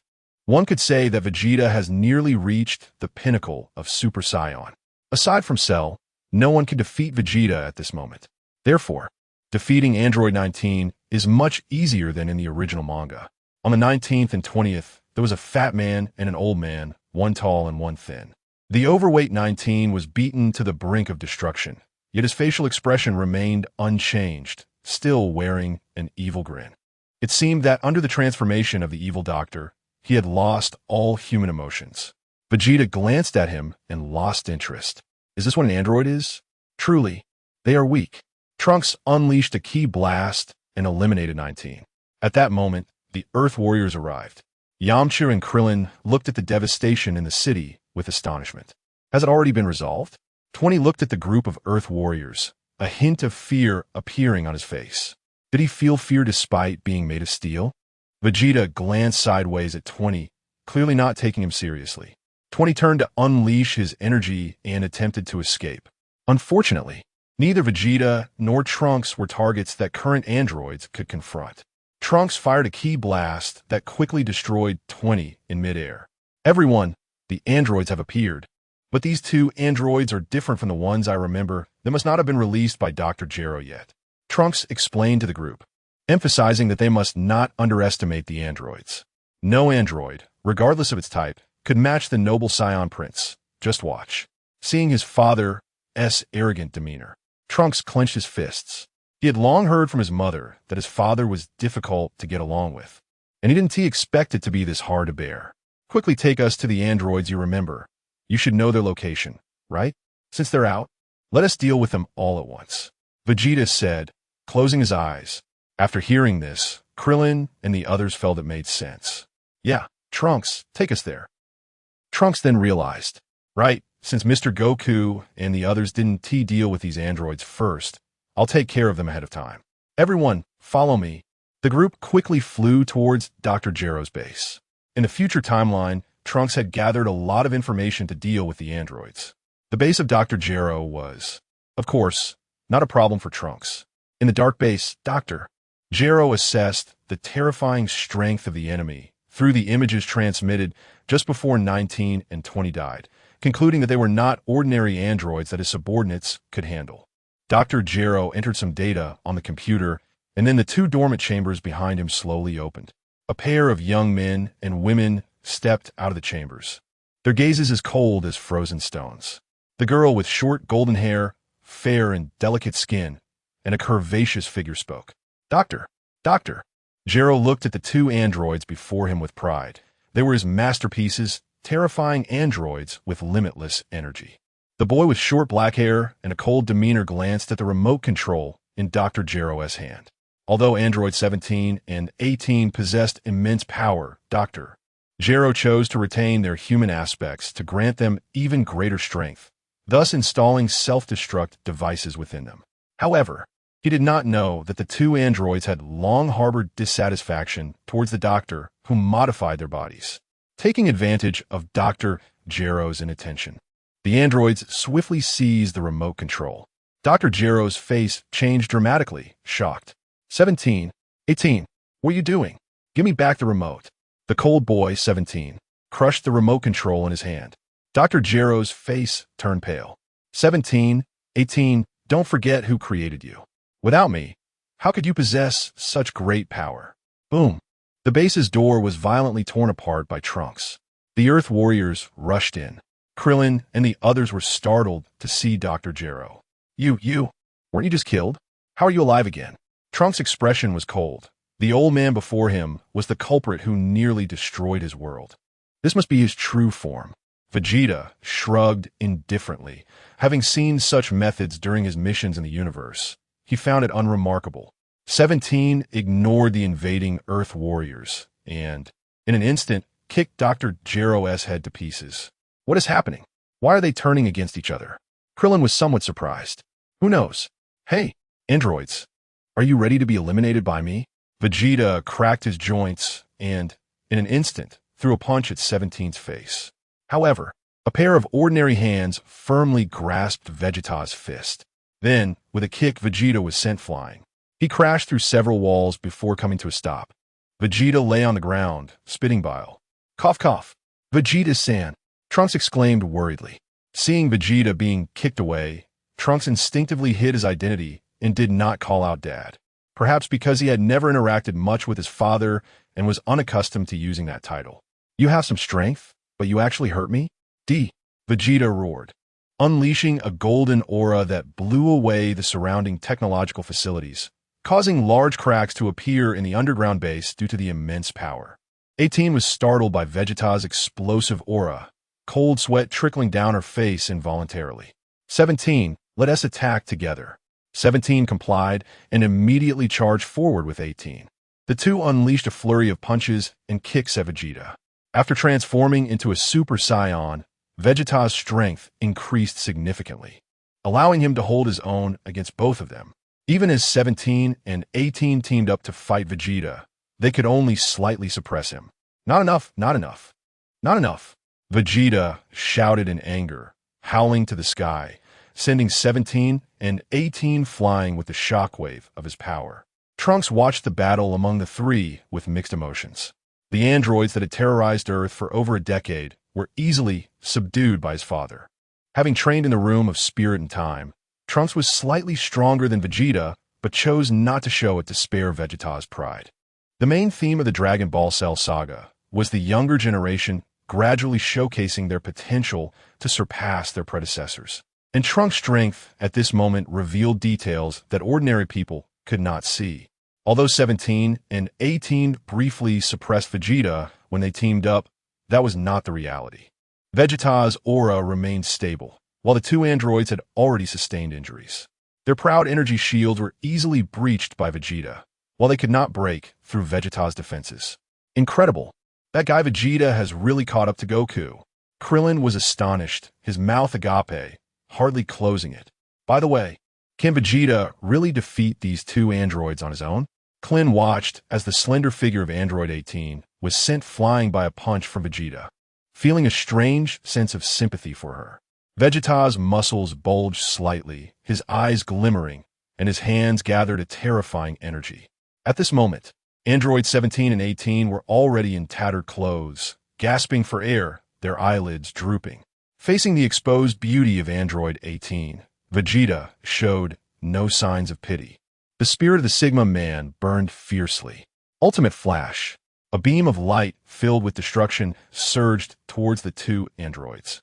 And the entire world seemed to turn into daylight. Boom!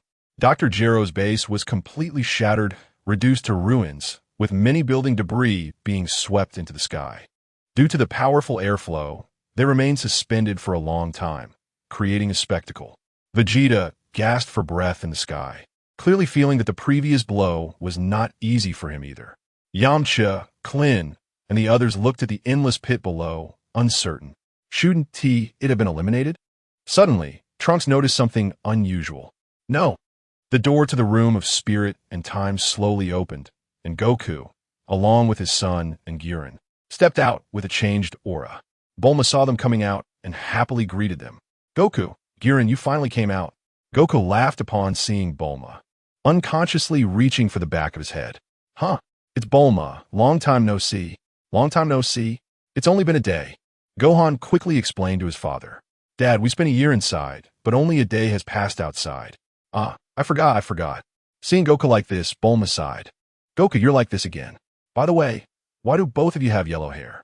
That's because Gohan and I are training to normalize Super Saiyan form. As soon as Gurren came out, he immediately sensed a different aura. His eyes slightly moved, and purple ripples covered his eyes. A purple vortex unfolded before Goku and the others. The vortex spun rapidly. If it were to act on a person, it would likely tear them apart in an instant. This was the result of Gurren combining instant transmission from the Dragon Ball world with the Otsutsuki bloodline ninjutsu. Initially surprised by the vortex, the Sun family soon lost their smiles upon seeing the scene within it. They saw Vegeta lying on the ground with his eyes rolled back, Yamcha with a gaping chest wound, and Piccolo missing. The enemy was a monster with green sausage-like lips and green skin covered in black spots. At that moment, Trunks was being choked by this monster, on the verge of suffocating. Beneath the monster's feet, a bald-headed man was desperately clinging to its thigh, seemingly trying to hold it back. Klin, Goku exclaimed, and his figure instantly vanished from the spot. Goku passed through the vortex and appeared on the other side, prompting Gohan to rush over as well.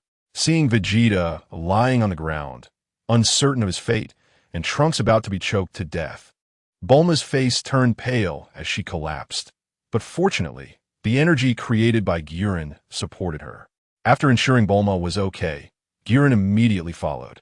Although Goku's timely appearance repelled Cell, the Earth Warriors could no longer save the situation. After Goku and Gohan drove Cell back, they did not pursue him, but instead helped the only conscious Trunks to his feet. Trunks, wake up. What happened? Trunks looked at Goku and Gohan, a glimmer of hope rising in his heart. Quick, chase that monster. With Trunks' information, the Sun family finally understood what had happened. Originally, Vegeta had defeated androids 17 and 18 on his own. But at the crucial moment, a green-skinned demon monster appeared. It called itself Cell, a life form created by the computer program of Dr. Gero, and it was the ultimate android above androids 17 and 18. Having just been born, it absorbed the flesh of hundreds of thousands of people, instantly gaining power to rival Super Saiyans. By provoking Vegeta, Cell successfully absorbed the severely injured and incapacitated android 17. After absorbing 17, Cell's form changed drastically, and his power exceeded that of Vegeta, who was at the pinnacle of Super Saiyan. At this moment, everyone began to regret, realizing that they had to exhaust their strength to hold Cell back, allowing Android 18 to escape successfully, but Klin, Tin, Kayat, Yamcha, and Piccolo had all sacrificed themselves, and even Vegeta's fate was unknown. Looking at Trunks, who was in tears of regret, Goku's expression remained calm, with only Gohan knowing that Goku was like a volcano about to erupt. Dad, let us go defeat Cell. How dare he kill Uncle Piccolo? Perhaps because he hadn't witnessed Piccolo's death firsthand, Gohan's anger wasn't enough. The Sun family quickly powered up and charged toward Cell. Eren followed suit. Unexpectedly, after their time in the Room of Spirit and Time, Cell's appearance had also been advanced, and he had even swallowed one android. Each of Cell's stages was vastly different in strength. In the manga, when he absorbed the first android, he was already able to wrestle with peak Super Saiyan Vegeta. Although he ultimately lost, he successfully evolved to his perfect form through provocation, perfectly merging the Saiyan bloodline, frozen demon cells, Namekian bloodline, and human bloodline. His combat strength was extremely high. Upon seeing Gohan transform into Super Saiyan 2 out of anger, Cell also transformed into Super Saiyan 2 in a very short time. But unfortunately, he was defeated by Gohan's beginner protection period. If Cell truly transformed into Super Saiyan 2, Eren would have no chance of defeating him. The three flew rapidly through the air and quickly spotted Cell ahead. Cell was indiscriminately bombarding the barren island below with energy waves, trying to force out the hidden Android 18. Come out, Android 18. If we fuse, our power will surpass all Saiyans. Don't you want to eliminate Goku? Somewhere on the island below, Android 18 was hiding in a dirt hole beneath a large tree. Blood was continuously flowing from her body, her clothes were tattered, and her perfect figure was fully exposed, giving a sense of fragility due to her injuries. Although she possessed the infinite energy of an android, she could not withstand her severe injuries. After being defeated by Vegeta and then pursued by Cell, her body had long reached its limit. Android 18's face was pale as she looked up at Cell in the sky, snorting disdainfully. I don't want to merge with you, you ugly monster. Cell was about to make a move when the Sun family and Eren rushed in from a distance. Bastard, you actually killed Uncle Piccolo. Upon hearing Piccolo's name, Cell stroked his chin. Oh, that green-skinned guy. He was pitifully weak. He disappeared with just one energy wave from me, haha. There's also that Vegeta, who claims to be a prince. He does have some strength, but he lacks brains. I just provoked him a bit, and he took the bait. Hearing Cell constantly insulting his friends, Goku couldn't hold back. Gohan, I'll go first. Although Gohan was angry, he nodded. He believed in his father. His father was invincible. Yuan wasn't surprised to see Goku charge in a battle alone. That's just how Saiyans are. Gohan was also used as a trump card by the two. Inside the Room of Spirit and Time, a year passed, and Gohan went from the weakest to the strongest among the three. He even vaguely touched upon a new transformation level, with his fighting power reaching the peak of Super Saiyan 1. Even though Yuan's combat power had rapidly increased to 10 billion, he still couldn't match the Saiyan father and son. As soon as they transformed into super scions, they would immediately surpass Yuan in fighting power, which troubled him greatly. His desire to devour Cell grew stronger. Goku quickly engaged in a fierce battle with Cell, causing chaos in the sky, sea, and islands. After Cell absorbed an android, he entered a state with a sausage-shaped mouth, surpassing a typical Super Saiyan, but still falling short compared to Goku, who pushed his transformation to the limit. Vegeta was also at this level, but it was unclear how he lost to Cell. After a brief exchange, Cell was soon suppressed by Goku. Goku shouted as he unleashed a barrage of energy waves. Cell felt immense pressure. Multiple cracks appeared on his body, and he was on the verge of collapsing under Goku's overwhelming power. "Look, Bulma," Cell shouted, pointing to a spot behind Goku. Goku was startled and immediately turned around, but there was nothing in the air. He realized he had been tricked and quickly turned back to look for Cell, who had already vanished. Damn it, he got away. Yuan, who was watching from the side, saw Cell trying to escape and immediately gave chase. Seeing that he couldn't shake off Yuan, Cell landed on the ground, his body merging into the earth like water. Yuan gathered a pitch-black orb in his hand. Wish orb. The black orb quickly expanded after leaving Yuan's palm, falling to the ground like a black sun. Flames engulfed the entire island, and the nearby seawater was pushed away by the massive shockwave for several kilometers. Due to the intense battle, the weather in the surrounding area was disturbed, and heavy rain began to pour down. Yuan's purple Rinnegan fixed its gaze on the abyss created by the wish or below. After waiting for a while, Cell still hadn't emerged. Cell's energy gradually faded until it disappeared. He actually got away. In the second stage, Cell's strength was comparable to Yuan's, both around 10 billion. But Cell was cunning and had no intention of fighting Yuan, making a quick escape. It seemed he had a deep obsession with becoming complete. This area was filled with islands, and after wandering in the sky for a long time, Yuan finally discovered the unconscious Android 18. Luckily, he arrived in time. Otherwise, Cell would have gotten her. Android 18 had already reached her limit. Dr. Gero truly was a genius. Although Androids 17 and 18 were artificial beings, they weren't robots, but rather products of cellular modification, and they seemed to have originally been human children. Yuan could feel this when he picked her up. The Scion father and son soon arrived as well. "Uncle Yuan, did you catch Cell?" Yuan was also very troubled. He had long wanted to devour Cell. "No. Cell is very cunning and didn't fight me at all. He just ran away." Goku said remorsefully, "It's all my fault. As soon as I heard Bulma's name, I lost control." "Dad, it's not your fault. Aunt Bulma is our ally. Anyone else would have been tricked by that cunning guy too." Watching these two naive guys, Yuan couldn't help but twitch his mouth. "You two have such strong, self-comforting abilities. Your hearts are really big." "Uncle Yuan, is this Android 18? The Scion father and son looked at the unconscious Android 18 in Yuan's arms, puzzled. "She looks so weak. She doesn't seem like a villain who would destroy the world." "Gohan, don't judge by appearances." "Sorry, Dad." Yuan opened a time-space portal and stored Android 18 inside. After all, regardless of whether she was good or bad, she was Cell's target. Cell wanted to become complete, and without her, he couldn't achieve that. They just had to keep an eye on her, and Cell would eventually come for her. So comfortable. Android 18 opened her eyes to find herself in a glass tank filled with green nutrient solution. "You're awake. Don't get too excited. This is technology from Vegeta's planet, and I improved it a bit." Bulma stood in front of the glass tank, looking at the meticulously maintained, perfectly proportioned blonde woman inside, feeling a bit envious.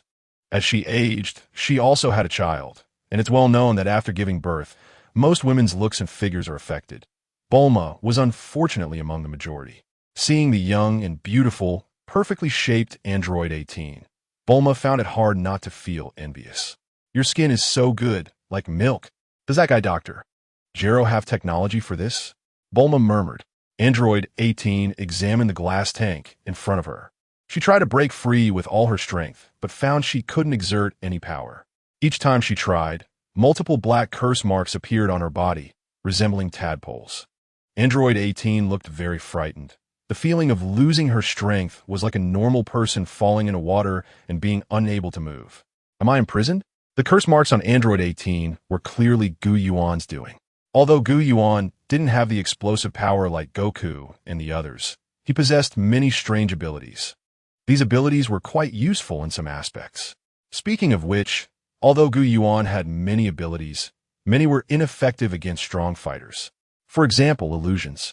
Yuan originally thought that the world focused on physical strength would surely be lacking in mental power. But reality slapped him in the face. He had already practiced this in the room of spirit and time. The Scion father and son completely ignored illusions and various secret techniques due to their extremely high combat power. Yuan's understanding of energy reached a new level. In the Dragon Ball world, it seemed that everyone emphasized combat power, as it was a world of physical training, but it wasn't like that. The martial artists on Earth and the monsters in the universe possessed mental techniques as well.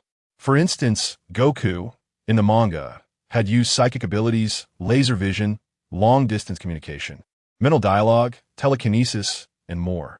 These abilities were all demonstrated, indicating that the process of energy cultivation involved not only enhancing the body, but also a dual improvement of body and spirit. The body cannot be separated from the spirit, and the spirit cannot be separated from the body. The two are closely intertwined. For fighters like Goku, whose combat power exceeds 10 billion.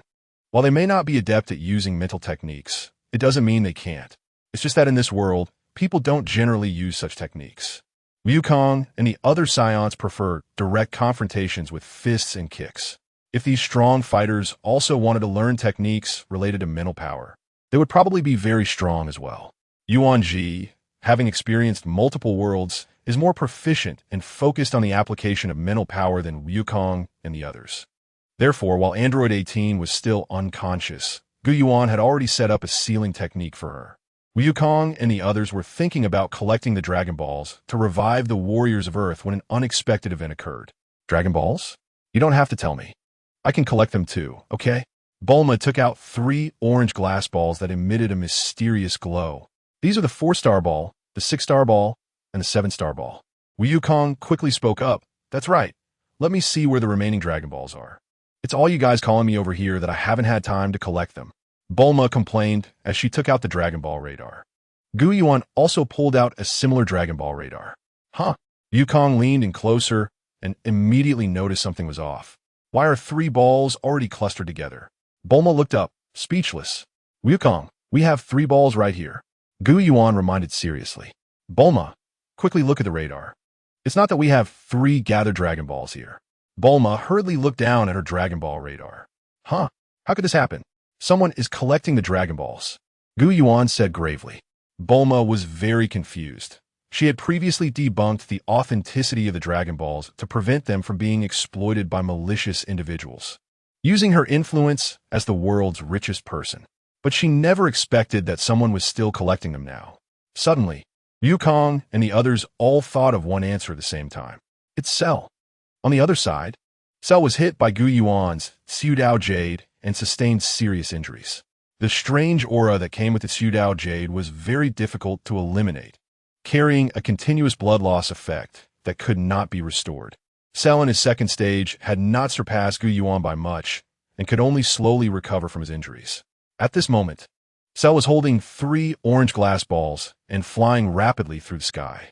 Cell was an automatic product created by Dr. Gero's machines, possessing a lot of information about this world. As someone who had always been watching Goku with the intent of revenge, Dr. Gero naturally knew about the Dragon Balls, and Cell learned about their information through the Dragon Ball sensing device created by Dr. Gero. Damn it, the remaining 3 Dragon Balls are all clustered together. I need to think of a way. Cell's speed was faster than that of Wukong and the others. By the time they reached the location of the 4th Dragon Ball, Cell had already taken it. In the sky, 4 white shooting stars streaked across. When Yuan, Trunks, and the Sun family rushed to the location of the 4th Dragon Ball, they were already too late. The location of the 4th Dragon Ball was a small village. However, the Dragon Ball's energy fluctuations had long since faded, and all the villagers had disappeared, leaving only clothes scattered on the ground. Yuan looked at the clothes on the ground with some regret. We are too late. Cell not only took the Dragon Ball to increase his power, but also absorbed all the villagers here. Wukong and the others were very angry. Damn it, we must defeat this Cell. The group immediately chased after the direction in which Cell had fled. Cell was speeding ahead. Suddenly, he seemed to sense something and turned his eyes back.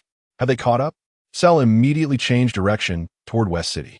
Trunks, seeing Cell change his position, suddenly changed his expression. That's the direction of my mom. You must be going to look for the remaining 3 Dragon Balls. Son Gohan quickly spoke up. Trunks, don't panic. Uncle Yuan and Dad both have instant transmission abilities. If Cell goes there, we can reach her in time. At this point, everyone's eyes lit up. Yes, if Cell keeps running, they might not catch him, but if he goes to Bulma, they can instantly reach her by following her energy. It's like catching a turtle in a jar. Everyone, please help me look for typos. I've been a bit careless writing 2 novels. Sorry, everyone. Cell's speed was extremely fast, and the air was ignited by his high-speed movement, streaking across the sky like a shooting star. The citizens of West City looked up at the shooting star in the daytime. Hey, look, a daytime shooting star, quick. Make a wish. So exciting. Hurry and take a picture. But soon someone noticed something was off. This shooting star was heading towards West City. Cell locked onto Bulma's villa and charged straight towards it. Bulma was still at home, tinkering with her technological devices. Geez, that guy Wukong just dumped Android 18 on me and ran off. Everyone is so unreliable. Just as Bulma was about to check on Android 18, a sudden tremor occurred. She was thrown several centimeters into the air and landed on her backside. That hurts. What is going on? Is there an earthquake? Boom. The wall was shattered by a tremendous force, and a humanoid monster with green and black tones slowly walked in. Bulma, hand over the Dragon Balls. Cell said expressionlessly to Bulma. Bulma, being someone who had seen a lot, was not scared by Cell's appearance. Hey, what do you want the Dragon Balls for? I can't let you have them to do bad things. Cell didn't want to argue with Bulma, so he took out the Dragon Ball sensing device in his hand, sensed the location of the Dragon Balls, and smashed through several walls, heading straight for the direction of the Dragon Balls. Bulma, seeing that he ignored her, breathed a sigh of relief and kept patting her chest to calm down. So terrifying, this monster. Whoosh, whoosh, whoosh. 4 figures appeared beside Bulma. Wukong. Bulma was startled by the sudden appearance of Yuan, Wukong, and the other 4.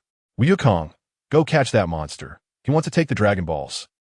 A few minutes earlier, Android 18, in the nutrient tank, was thrown out due to the violent shaking. She weakly twisted on the ground. Damn curse. I can't exert any strength at all. Android 18 slowly removed the oxygen device from her body and leaned against the wall, moving little by little. Sealed by Yuan's power, she was now no different from an ordinary person.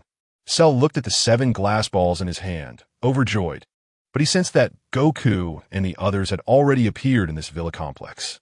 I need to leave quickly. Cell's body began to merge into the ground like water. Boom! A gigantic pitch-black Tsuedao jade came crashing toward him, obliterating everything in its path with its power. Cell could only helplessly raise his hand to shoot a wave of energy to counter Yuan's Tsuedao jade. Yuan, where the hell did you come from? You don't exist in the future world at all. Yuan, hearing Cell's words, did not explain anything. Now's the time. Wukong and Trunks suddenly appeared behind Cell. One threw a punch, and the other kicked, sending Cell flying out. The Dragon Balls fell all over the ground in front of Cell. Damn it, how'd you guys get here? Can you teleport? Goku and Trunks exchanged a smile, surprised that the other had accidentally guessed the correct answer. However, neither of them had any intention of explaining, and they charged in together, throwing punches and kicks. Goku was furious about the sacrifices of Krillin and the others. Normally, he would insist on a one-on-one battle with Cell first, but after the last fight, everyone knew Cell's treacherous nature and naturally wouldn't give him that chance again. Cell was being pushed back relentlessly. A large number of buildings were reduced to rubble. In no time, West City was in chaos. Bulma hurriedly called the mayor to organize the citizens to escape quickly. Every person who could run should run. How could they fight in my home? Bulma wanted to get these people out of her house, but now she couldn't even interject. Goku, you cowards, 2 against 1. Just wait until I transform into my perfect form, and then we can have a real fight. Hearing Cell's words, Goku hesitated slightly. His pure heart told him that it was wrong to overwhelm the weak, but the deaths of Krillin and Vegeta weighed heavily on him. Leaving him unsure of what to do, and he eased up on his punches and kicks. Seeing this had an effect, Cell continued to talk, trying to persuade Goku. Trunks felt something was off. Goku, don't listen to him. He is a despicable and shameless monster. If he transforms into his perfect form, who knows how many innocent people he will absorb. Goku suddenly realized, and with a burst of energy, he sent Cell crashing into the ground, creating countless cracks and causing the entire area to sink significantly. Cell, disappear. Kamehameha. Goku positioned his hands in a lotus shape, and a blue energy wave erupted from the center of his palms. Goku, if you hit him underground, the earth will be destroyed. Giri rushed to dissuade him. We can't let Cell be eliminated. Otherwise, I want to benefit from it. Giri had long wanted to devour Cell, and indeed, if he hadn't stopped Goku just now, the earth might have been pierced through. Cell weakly crawled out of the pit, his body already broken and blood gushing out. His sausage-like mouth began to turn pale. Damn it, I can't die like this. I haven't transformed into my perfect form yet. At that moment, due to the shockwaves from the battle, Android 18, sealed as an ordinary human, was thrown into an open space. 18 and the severely injured Cell locked eyes. Cell was stunned for a moment and then filled with wild joy.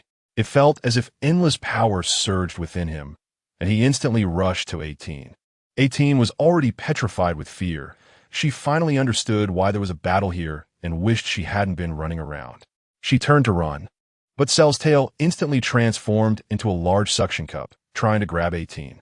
Giri and the others in the sky also noticed the situation. 18 is here. I had completely forgotten about this. Trunks moved quickly, grabbing Cell's waist to attempt a body slam. However, at that moment, Cell's eyes turned bloodshot, as if he had gone mad. Giri also instantly appeared next to 18, grabbing her arm, trying to hold her back. Goku kicked Cell in the face, causing Cell's face to twist, but his body remained unmoved. Goku was shocked. He could suppress Cell just moments ago, so why couldn't he now? Gohan, who had been slacking off, finally made his move. He shaped his hand like a blade and struck at Cell's tail. Cell sensed Gohan's action and felt something was wrong. No, don't. Just a little more. I was so close to transforming. I want to give up. Extreme anger filled Cell's mind, and, at that moment, the Scion bloodline within him began to awaken. Massive golden energy erupted, spreading outwards from Cell. Cell roared to the sky, his eyes aflame.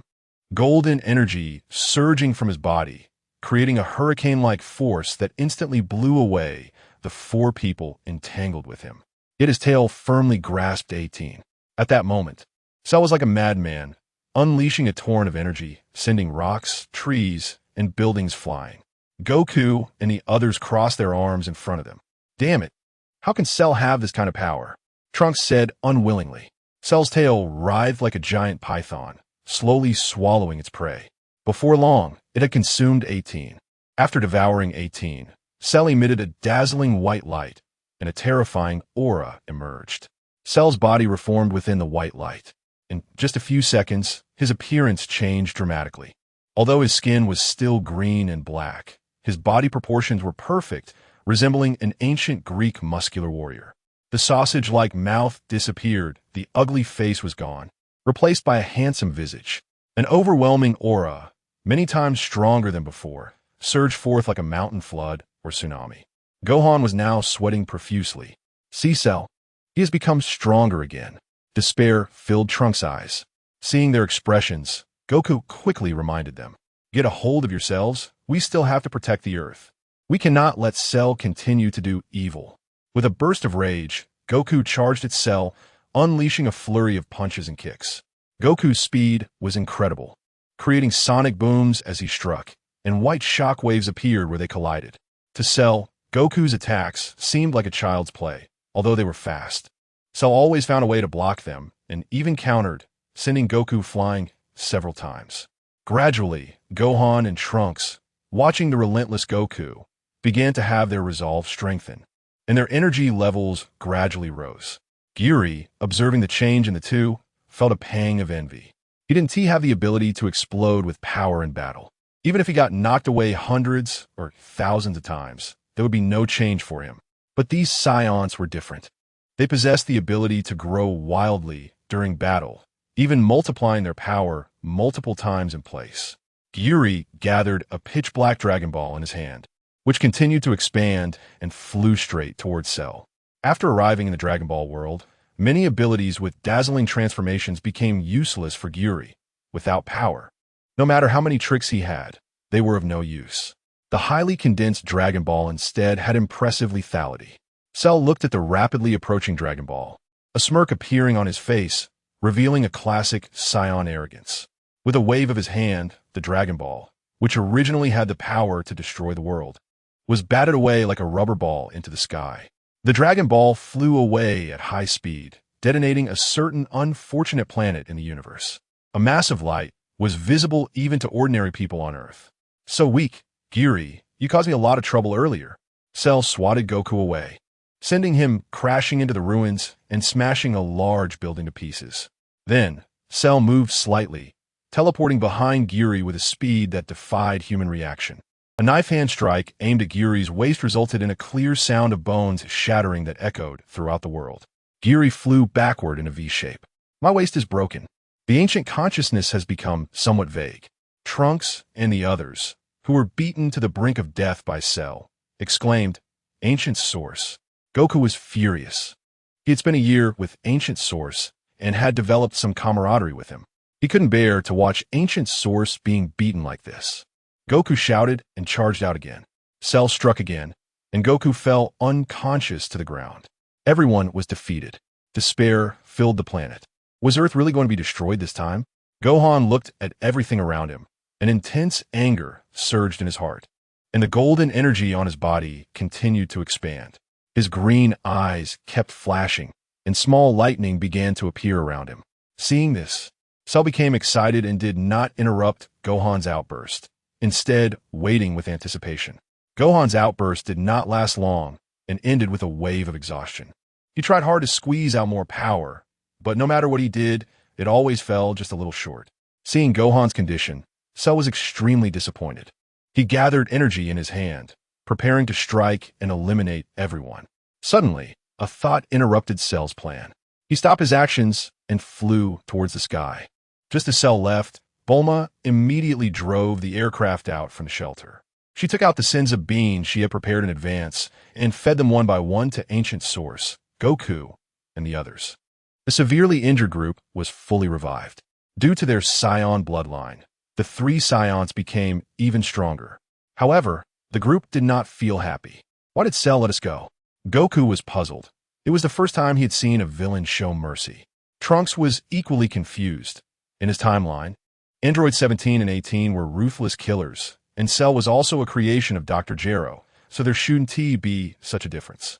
I think I know why. Ancient Source said slowly as he sat cross-legged amidst the ruins. The others immediately perked up their ears. What was the reason? Cell was a monster who had killed tens of thousands without a word and absorbed them. Gohan recalled the eerie scene where thousands disappeared, leaving only their clothes, and felt a chill run down his spine. It was because Cell had Saiyan blood in him. He had the genes of Goku, Frieza, Vegeta, Piccolo, Krillin, Ten, etc.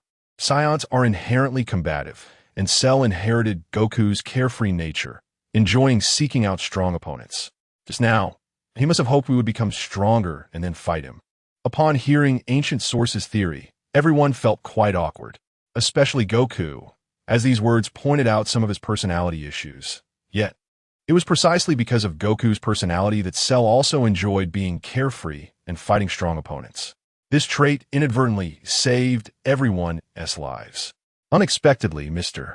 Goku cells could lead to such a situation. Then he definitely didn't have Trunks cells. Otherwise, he would have decisively killed us. Goku said with relief. The others nodded in agreement. However, Ancient Source did not think so. This future Trunks was stable because he had been beaten up, while the Trunks from the Majin Buu arc was quite carefree and, after fusing with Goten, became the most carefree warrior on Earth. But Trunks was still young at this time, and there was no way to verify it. Beep, beep, beep. Bulma's phone vibrated, and she took it out to see a shocking scene on the screen. Everyone, pay attention. Help me catch the bugs.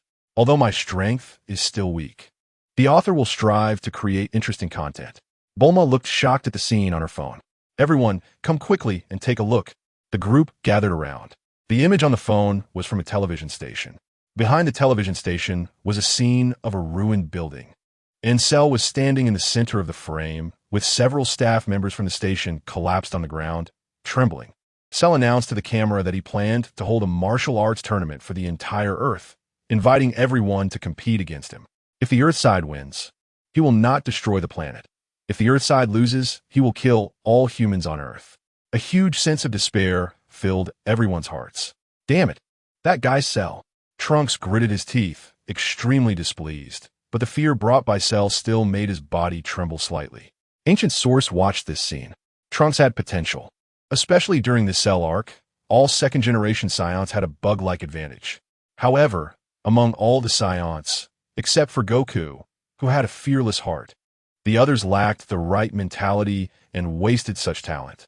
Although Ancient Source knew the reason behind it, he still felt it was a pity. Dad, what should we do next? Gohan was confused. Goku's eyes were determined. We just need to train. Next time, we must defeat that guy Enel.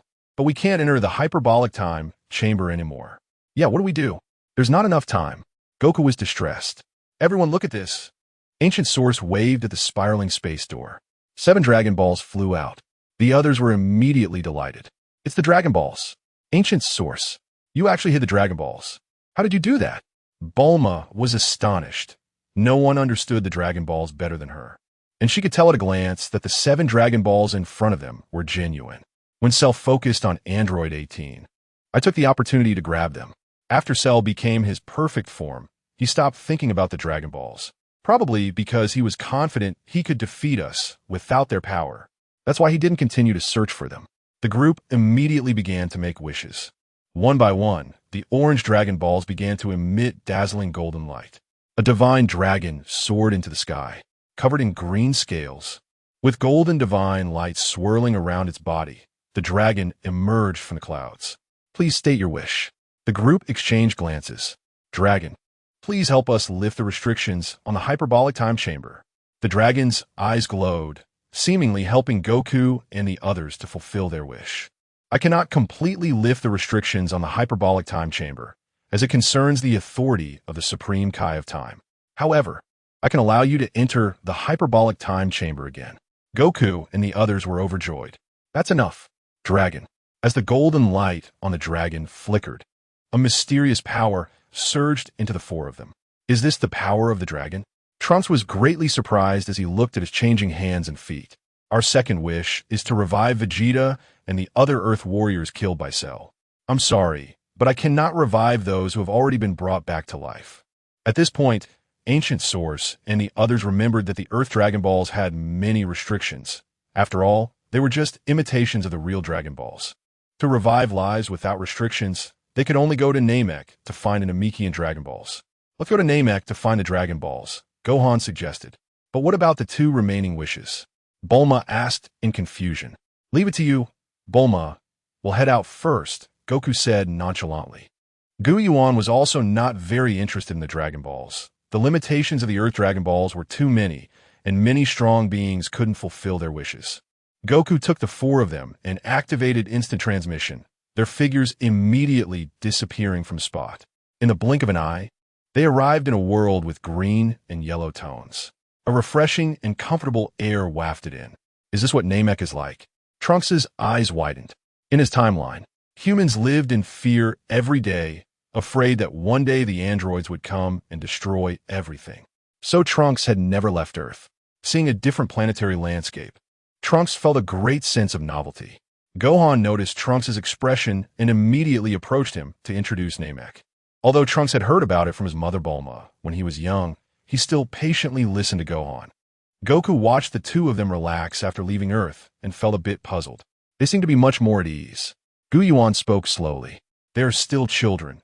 It would be a bit unreasonable to burden them with the safety of Earth. Ah, that's true. We must defeat Enel this time and restore peace to Earth. Goku's determination grew even stronger. The group flew in the air and soon found the current Grand Elder of Namek. The previous Grand Elder, whom everyone was more familiar with, had died during the battle against Frieza. The current Grand Elder was newly appointed. This Grand Elder had considerable power and was already waiting outside the tent from a distance. Hello, Science, I know you. Hello, Grand Elder. We are here to borrow the Dragon Balls. Goku stepped forward to explain Earth's current predicament to the Grand Elder, hoping to gain Namek's assistance. No problem. Earth once helped Namek. We are close allies. Although we cannot use the Dragon Balls frequently, we can make an exception this time. The Grand Elder immediately ordered his subordinates to collect the Dragon Balls. Seeing this scene, Goku and the others were very grateful. We can't refuse. Goku and the others are all monsters with battle powers over tens of millions. Stronger than Frieza before his seal was lifted. What if they refused? The Dragon Balls of Namek have always been distributed across various tribal outposts to prevent those with ulterior motives from being consumed by greed and attempting to use the Dragon Balls for evil. After waiting for a while, several Namekians flew over, holding Dragon Balls the size of basketballs. Great! The Dragon Balls are gathered. The Grand Elder brought the 7 Dragon Balls together and began to recite the special incantation of the Namekian Dragon Balls. The 7 Dragon Balls shone brightly, and in an instant, the sky darkened, and a dragon-like creature with green scales appeared in the sky. Is this the dragon? Trunks was astonished, as the dragon before him was vastly different from the one on Earth. Although there was no change in size, the image of this dragon was like a legendary demon. A wicked dragon, with the lower body of a dragon and the upper body of a green demon. All right, Scion friends, what is your wish? Please, dragon. Revive the Earth warriors who were killed by Cell, Vegeta, Piccolo, Krillin, Tien, and Yamcha. Goku stepped forward and said to the Grand Elder, "The Dragon Balls of Namek are different from those on Earth. The Dragon of Namek can only understand the specific language of Namek." The Grand Elder began to speak a long string of words that were incomprehensible to them. With a flash of golden light from the dragon, the Grand Elder then said, "Your wish has been granted by the dragon. Those who need to be revived are now on Earth." Trunks and Gohan exchanged glances, looking very pleased. The Dragon Balls are truly amazing. Can you remove the limitations of the hyperbolic time chamber on Earth? The Grand Elder translated Yuan's words for the dragon. Sorry. The dragon said that time cannot be easily altered. It can only give you multiple opportunities to enter the hyperbolic time chamber, but it cannot make the chamber completely unlimited. Yuan felt a bit disappointed after hearing this. In the early stages, the Dragon Balls indeed had nearly invincible wish-granting powers. But since the plot began to enter the universe, various limitations began to appear. Simply relying on the Dragon Balls to fix some plot bugs is impossible. Yuan, it's okay. Having a few more opportunities to use the hyperbolic time chamber is already enough. No, even just one opportunity is sufficient. Goku's gaze was firm, and his strong belief inspired everyone around him. Yuan's eyes were a bit dazed. Indeed, he had been too greedy. What is your third wish? The Grand Elder asked. Our third wish is to revive the people on Earth who died because of Cell. The Namekian dragon's eyes shimmered. Your wish is very simple. Then it transformed into 7 stars of light and disappeared. Dad, let's go back to Earth and join everyone. All right. The figures of the group vanished. In the other world, several Earth warriors were already sitting cross-legged here resting. Goku and the others appeared in the open space. Seeing Vegeta sitting silently on the ground, Goku was overjoyed. Vegeta, you all came back to life. Vegeta's expression was complicated. He didn't expect Cell's power to be so terrifying, not inferior to his own at all. More importantly, after absorbing 17, he became extraordinarily powerful, and he had let his guard down, resulting in serious injury and death. Others were even killed without having time to use the Senzu beans. Piccolo, calm-headed, stood up. Goku, what should we do next? The Earth Martial Arts Tournament is not far away. If we don't take action, Earth will be destroyed. Goku patted his chest. It's okay. I've asked the Dragon of Namek for help. The dragon gave us 3 extra chances to enter the hyperbolic time chamber. Vegeta's pupils widened in shock. The hyperbolic time chamber? What about me? Kakarot, do I also get 3 chances? You should still be able to enter the hyperbolic time chamber once, Vegeta. After hearing this, Vegeta calmed down. Vegeta had personally experienced the hyperbolic time chamber. 1 day outside equals 1 year inside. After Goku and the others went in, he would be left far behind. Proud as he was, he would never accept such a thing. Time is of the essence. Let's quickly take turns entering the hyperbolic time chamber. I'll go in first. Kakarot, To avoid letting Goku once again be ahead of him, Vegeta hurriedly spoke up. All right, Dad, I'll go in with you. Trunks had a complicated expression. His father was truly a source of worry, but what could he do? After all, he was his real father. He hoped that spending time with his father could change him a bit. The two entered the hyperbolic time chamber. The others didn't chat and immediately began training. Even a single day needed to be fought for. Goku and Gohan sat facing each other. Gohan, your anger isn't enough. Clearly, your potential is the strongest, yet you always fall short. After hearing this, Gohan lowered his head. I am sorry, Dad-E. I still can't bring myself to enjoy fighting. Goku was a bit unsure what to do. He pouted and scratched the back of his head, then finally slapped his thigh. I can't put all the heavy responsibilities on you. Sorry, Gohan. I've put too much pressure on you lately. Dad, that's not true. Everyone is working hard to protect the Earth. How can I just stand by? It's okay, Gohan. Follow your heart and do what you want. Just watch what your dad does next. Goku also felt a bit relieved. In the hyperbolic time chamber, Vegeta was gravely injured and on the brink of death. Trunks quickly fed him a Senzu bean, and Vegeta's injuries instantly healed, his energy surging significantly. Incredible, Dad. You've improved so much. Trunks was astonished. Vegeta, with his pride, replied, This is the talent of us, Scions. As long as we keep fighting, getting injured, recovering, getting injured again, and then recovering, we can keep getting stronger. Although he sounded proud, Vegeta felt a sense of urgency inside. The previous defeat had left a mark on him. I must defeat you with my own hands, Cell. Vegeta roared in his heart, then turned to Trunks. Trunks, let's continue. Trunks unleashed a wave of energy, sending Vegeta flying. During this period, Vegeta had been enhancing his combat power through the Scion's near-death recovery trait. His current base power was already double what it was before. However, Vegeta still felt it wasn't enough. There was a lingering feeling that it just wasn't enough. Before long, Vegeta emerged from the hyperbolic time chamber. This time, he didn't act arrogantly, but silently stood to the side without speaking. However, the energy he emitted shocked Goku, Krillin, and the others. So strong. It's several times stronger than before. How terrifying. How did this happen? Piccolo's eyes widened. Yet, Vegeta wasn't pleased by everyone's astonishment. Kakarot, it's your turn. Hurry up and go in. Seeing Vegeta's indifferent demeanor, everyone was puzzled. What's wrong with you, Vegeta? Stop the chatter. Get in there. You should know that my strength is still not enough to defeat Cell. After hearing this, Goku and the others finally understood. I see. Wait, with this level of strength, you still can't defeat Cell. Krillin and the other Earthlings were filled with despair. Everyone stay focused. We still have time. We must not give up until the last moment. Trunks, having experienced a world of despair, stepped forward to encourage everyone. Yuan looked at Vegeta and realized something. Didn't Vegeta learn Super Saiyan, second level? Yuan initially thought Vegeta would unlock Super Saiyan 2 in this session of the hyperbolic time chamber, but to his surprise, he didn't. Vegeta truly was Vegeta. After Vegeta came out, it was followed by Yuan and Goku's training. The three entered the hyperbolic time chamber again. We're going to stay here for another year. Yuan looked at the hyperbolic time chamber with some helplessness. Since coming here from the giant world, the only real training he had done was learning hockey from the pirate world by himself. Everything else was achieved through information advantages. Taking too many shortcuts made him lose interest in solid training. Well then, let's prepare for a big fight. Goku rubbed his palms, seemingly eager to train hard in the hyperbolic time chamber. Yuan, let's have a match. Yuan looked at the eager Goku and felt a bit helpless. Are all Scions like this? Thinking about fighting every day? If I swallow Cell, will I also become like this?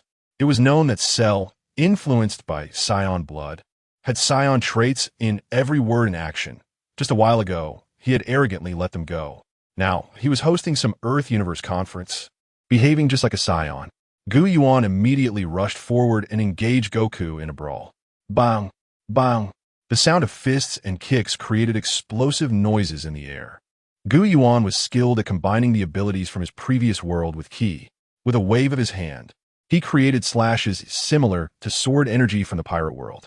The slashes struck the ground of the hyperbolic time chamber, carving out a deep canyon. Whoa, that's dangerous. Yuan, that move is amazing. Goku exclaimed, wiping sweat off his brow. Yuan's base combat power was just slightly weaker than Super Saiyan 1, which is why Goku enjoyed sparring with him.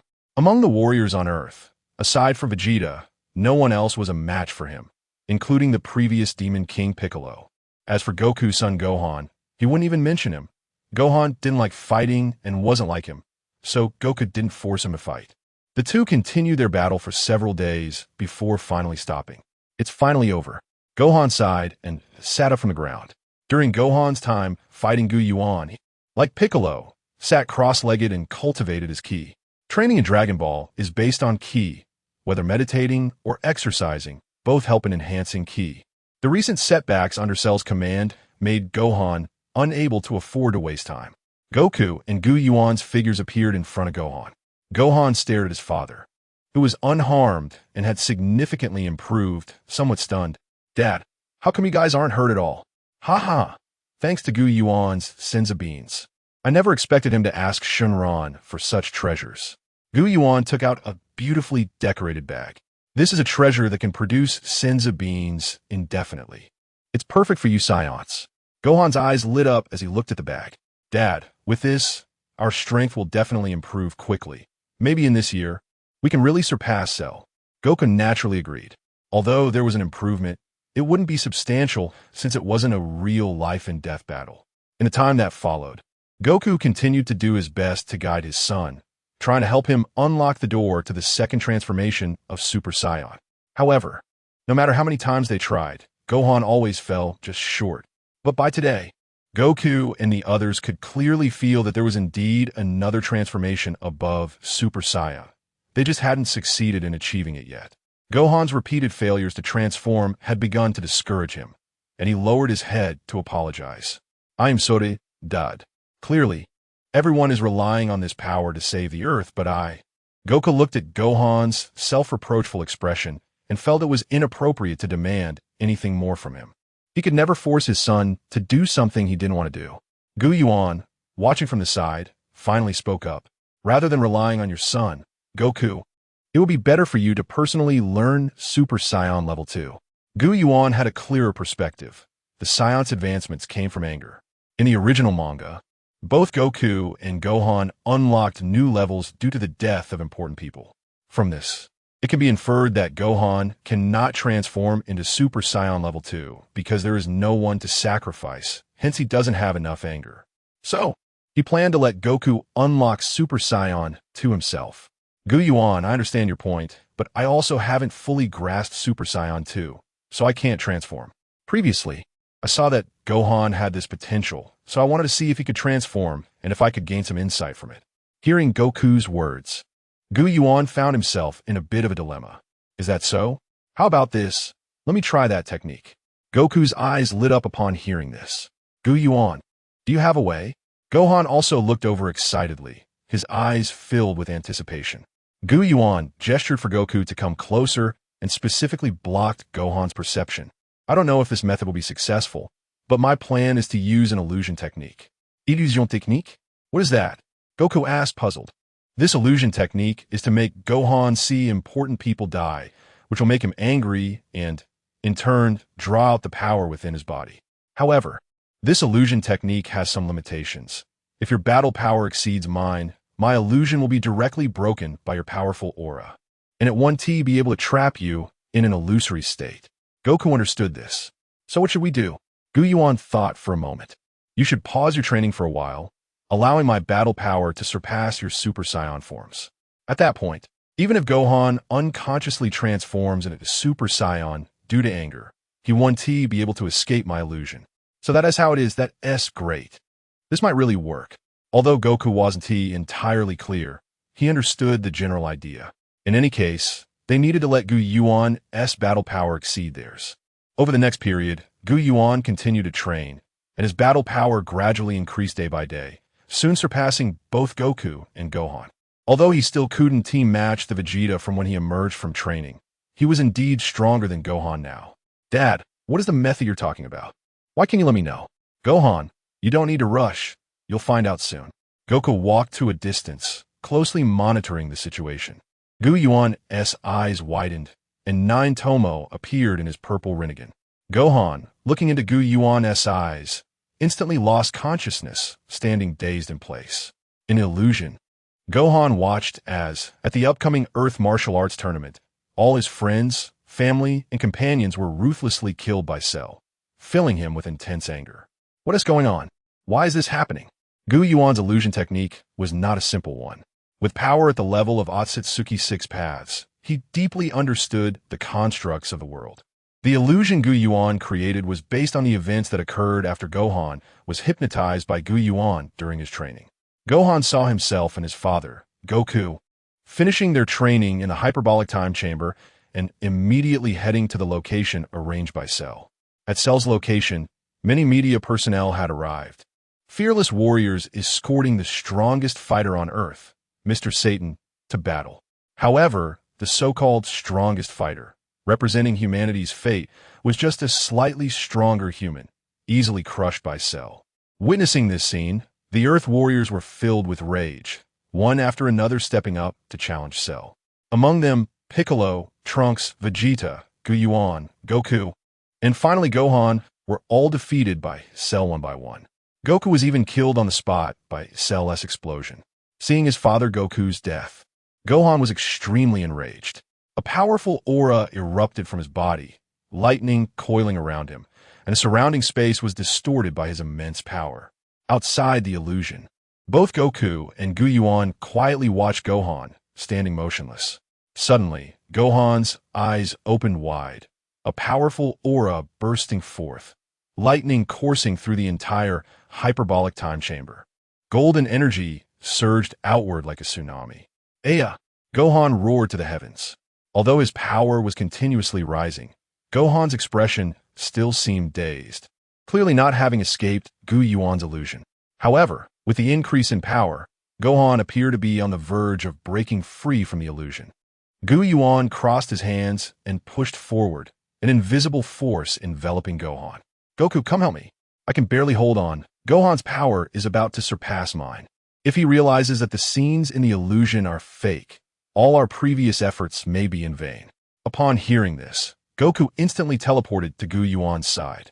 I'm here. Leave it to me. Goku placed one hand on Yuan's back while pointing his other hand like a sword at his own forehead. Yuan immediately felt a massive aura surge into his body. Goku frantically infused his energy into Yuan. Standing not far away, Gohan's aura grew stronger. His eyes became blank, and the golden energy around him thickened to emit a faint green glow. Yuan felt he was gradually losing control. Goku, I can't hold on much longer. Quickly feed me a Senzu bean. Goku immediately took out a Senzu bean, giving one to each of them, then transformed into Super Saiyan, pouring all his power into Yuan. The three of them, Yuan, Goku, and Gohan, shouted in unison. Yuan, Goku, and Gohan were like competitors, continuously increasing their power, trying to suppress each other. Boom! A golden shockwave erupted, sending debris flying throughout the hyperbolic time chamber. In the center of the semicircular pit, a cold-faced, golden-haired warrior, resembling a killing god, broke through the clouds and dust. Yuan, already exhausted, quickly fed himself a Senzu bean. Fortunately, he had previously obtained an item for unlimited Senzu beans, otherwise, it wouldn't have been easy to recover. After eating the Senzu bean, Goku immediately rushed to Gohan's side. Gohan. As the two approached Gohan, they were stunned into silence by the aura radiating from him. Gohan, you finally succeeded. This is Super Saiyan Level 2. Goku was extremely excited. Gohan's success meant that the science limits had not been locked and could continue to advance. Yuan observed the expressionless Gohan and thought to himself, if he becomes completely different from before, like in manga, is it because of the overwhelming power? The growth of the science is indeed exaggerated. Just a while ago, Yuan could suppress Gohan, but now the situation had completely reversed. Every time Yuan looked at Sun Wukong, he felt as if he were standing in the universe, gazing at an ancient god deep within the cosmos. The unfathomable power evoked an inexplicable fear in him. He felt instantly overtaken. The gap between them as vast as that between an ant and an elephant, which was indeed an uncomfortable feeling. After experiencing multiple worlds, Yuan still hadn't given up on his pursuit of power. now witnessing the Scion's immense potential. His appreciation for the Scion bloodline rose to a new level. Sun Wukong stood sideways, with a strand of golden hair falling over his forehead, while the rest spiked up like a hedgehog towards the sky. Although not very tall, the weight of his voice was overwhelming. "Dad, leave it to me to handle Cell." Seeing Wukong's cool demeanor, Goku immediately agreed. This power was on a completely different level compared to the complete form of Cell back then. If the previous Cell encountered Wukong again, he would be slain on the spot. Crack! The Sun family and Gu Yuan slowly walked out of the hyperbolic time chamber. Bulma and the others quickly surrounded them. Krillin curiously asked, "Goku, why do you all seem unchanged?" When Vegeta and the others emerged, there was quite a commotion. Goku scratched the back of his head and casually replied, "Ah, it's fine. We found a way to deal with Cell." Goku never lied, and hearing this, his friends all breathed a sigh of relief. "Great. The Earth is saved." Yamcha cheered. Not far away, Vegeta had his eyes closed. "Kakarot, you didn't regress in there, did you? A way to deal with Cell? You better not be joking, or else, humph." Goku looked at Vegeta with a very confident expression. "No problem at all." The time agreed upon with Cell soon arrived.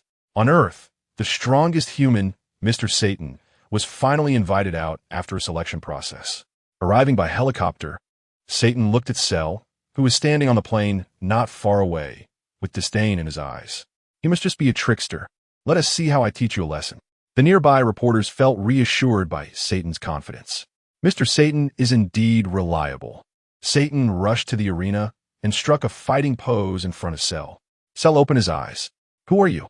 Seeing that his opponent didn't recognize him at all, Satan became furious. "I am Mr. Satan. Now do you know who I am?" Cell glanced at the guy performing tricks not far away, sighed, and his lips moved slightly. "Get lost." Satan immediately froze in place. He felt as if he had encountered an infinite terror. A pair of devilish eyes were watching him, and in an instant, he felt an urge to urinate and defecate. His body twitched. "I must hold it in. I can't pee." Satan's face turned red as he struggled to contain himself. After a while, he finally managed to hold it in. Although his lower half was in excruciating pain, it seemed he could no longer feel it. All he wanted was to escape. The opponent was too terrifying, and just a glance almost made him explode.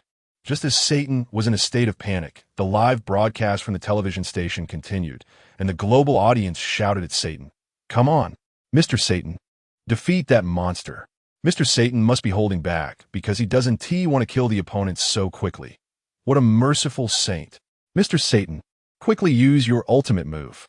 As Satan stood still, the audience thought he was intentionally letting the opponent off, unaware that he was in immense pain from holding in his urine. "Damn monster, you're not even worthy of Mr. Satan stepping up." A muscular blonde man and a giant came crashing down from the sky. They landed heavily on the ground. The host nearby enthusiastically introduced the situation to the audience. The two struck various flamboyant poses in the arena, with the blonde one even doing a forward thrusting pose. Cell looked on coldly, feeling even more disdainful. "Two ants." The host expressed confusion about the two. "Are these two familiar to Mr. Satan?" A fiery-haired beauty casually walked over. "That's right, these two are Mr. Satan's disciples. The fastest man in the world and the strongest man in the world." The host was ecstatic. They're the fastest and the strongest in the world? They're going to fight in place of Mr. Satan. Seeing his two disciples appear, Satan sighed in relief. "Great. I'm glad you two are here to bail me out. I must find a way to escape. Otherwise, I'll definitely be killed." Satan pretended to be strategic, waved his hand at the two, and then left. "Okay, I'll leave it to you." The two disciples eagerly charged at Cell. In less than 3 seconds, both were sent flying by Cell's momentum, landing on the ground dazed. Mr. Satan's disciples were knocked away without even touching Cell. Did he hold back? The fiery-haired beauty wondered, still not considering the possibility that Cell was very strong. The pressure was now back on Satan. What to do now? Damn it. I haven't thought of a plan yet. Damn it. What should I do? Satan finally made up his mind, turned around, and summoned courage from who knows where to charge forward. "Take this." Cell looked at the filthy bug in front of him, a hint of anger rising in his eyes. "I just gave you a chance, and you weren't useful. Don't blame me this time." Cell raised his hand. Just then, a commotion came from the sky. Whoosh, whoosh, whoosh. 7 or 8 people descended from the sky, 2 of whom were the blonde boys. Both Cell and Satan paused. Sun Wukong stepped forward. Cell, let us fight. Interest finally sparked in Cell's eyes, while Satan was completely ignored. Seeing the arrival of several people, Satan inexplicably began to feel like retreating. Aha! Giving the young people a chance is what a senior should do. If I had attacked just now, the enemy would have been defeated, and that wouldn't be good. Satan said matter-of-factly. Krillin and the others were immediately enraged. Although they didn't care about fame, it didn't mean others could exploit them. Is that so? So you're this strong. Thank you for giving us this opportunity. The Sun father and son were completely oblivious to the situation, thinking Satan was indeed strong, and even thanked him. Hey, Goku, what are you doing? Krillin said helplessly as everyone was left speechless by Goku's naivety. Whoever it is, you all quickly decide who will go. I can't hold back anymore. Cell said coldly. Hearing Cell speak, Goku stepped forward, his expression becoming much more serious. I'll be your opponent first. The distant host suddenly recalled some past events upon seeing Goku's face. That face looks so familiar. I feel like I've seen it somewhere before. The audience in front of the television was also very curious. Who are these people? I want to see Lord Satan showcase his power. Don't steal the spotlight. Opinions among people globally are divided. However, Wukong and the others can't hear any of it. Whoosh! Wukong and Cell's figures instantly vanished from their spots. The two began a fierce battle, with the air being violently shaken and producing terrifying explosive sounds. The light waves released casually flew far away, and soon, a yellow sun rose in the distance, followed by a massive shockwave. Satan and his 2 disciples were already dumbfounded at this moment. Are they performing a magic trick? The 3 of them looked incredulous, while a nearby orange-haired beauty was blown against a rock by the shockwave, swirling in the air. What is happening? The host holding the microphone was also stunned, but still focused on adjusting the camera to capture the moment of their fight. However, the speed of the moving camera couldn't keep up with the pace of the battle between Cell and Wukong. Boom! Boom! Wukong was sent flying dozens of meters, creating a deep pit in the ground. Wukong slowly flew out of the pit, chewing on a senza bean. Cell, it's your turn. Do you need to adjust your state? Seeing this scene, Cell also smirked, disdainfully saying, No need, you can all come at me together. Wukong approached the warriors. Piccolo and Krillin were somewhat in disbelief. Wukong had always been creating miracles, but they never expected that this time Wukong would actually concede. It's my turn now. Vegeta stepped forward. He could tell that Son Wukong's strength was slightly weaker than his. Wukong had been spending time training Gohan, so his progress was slow, and he had already been surpassed by Vegeta. As Vegeta passed by Wukong, he said, Kakarot, you've fallen behind. Hearing this, Wukong couldn't help but smile wryly. Go for it. Vegeta shot into the sky. Unlike Wukong, he was not low-key. He unleashed his aura. A terrifying presence capable of destroying the world emerged, blowing Satan, the orange-haired beauty, and his 2 disciples away, who then crashed heavily against the rocks before coming to a stop. Why are these people flying? How can they turn their hair golden? Satan's disciples seemed to suffer a huge shock. Satan continued to persist. What kind of trick is this? How could so many traps be laid in advance? The fight between Vegeta and Cell lasted just a few minutes before ending, with Vegeta being punched away. In the ruins, Vegeta struggled to lift his body. How is this possible? Although Vegeta felt he couldn't defeat Cell, it was still hard to accept the defeat. Gohan slowly walked out. Dad, it's my turn to end all of this. Is that yellow-haired kid coming up next? The host was somewhat taken aback, but quickly regained his composure. He had seen many young, strong fighters during the previous World Martial Arts Tournament. Cell. As soon as Gohan stepped up, he unleashed his full power, causing the ground to shake violently. Everyone on Earth could feel the unusual tremors beneath their feet. It was as if the entire Earth was being shaken by the power within Son Gohan's body. Hey, did you feel that? Is it an earthquake? It couldn't be that kid, could it? What a joke. Could the commotion over there reach here?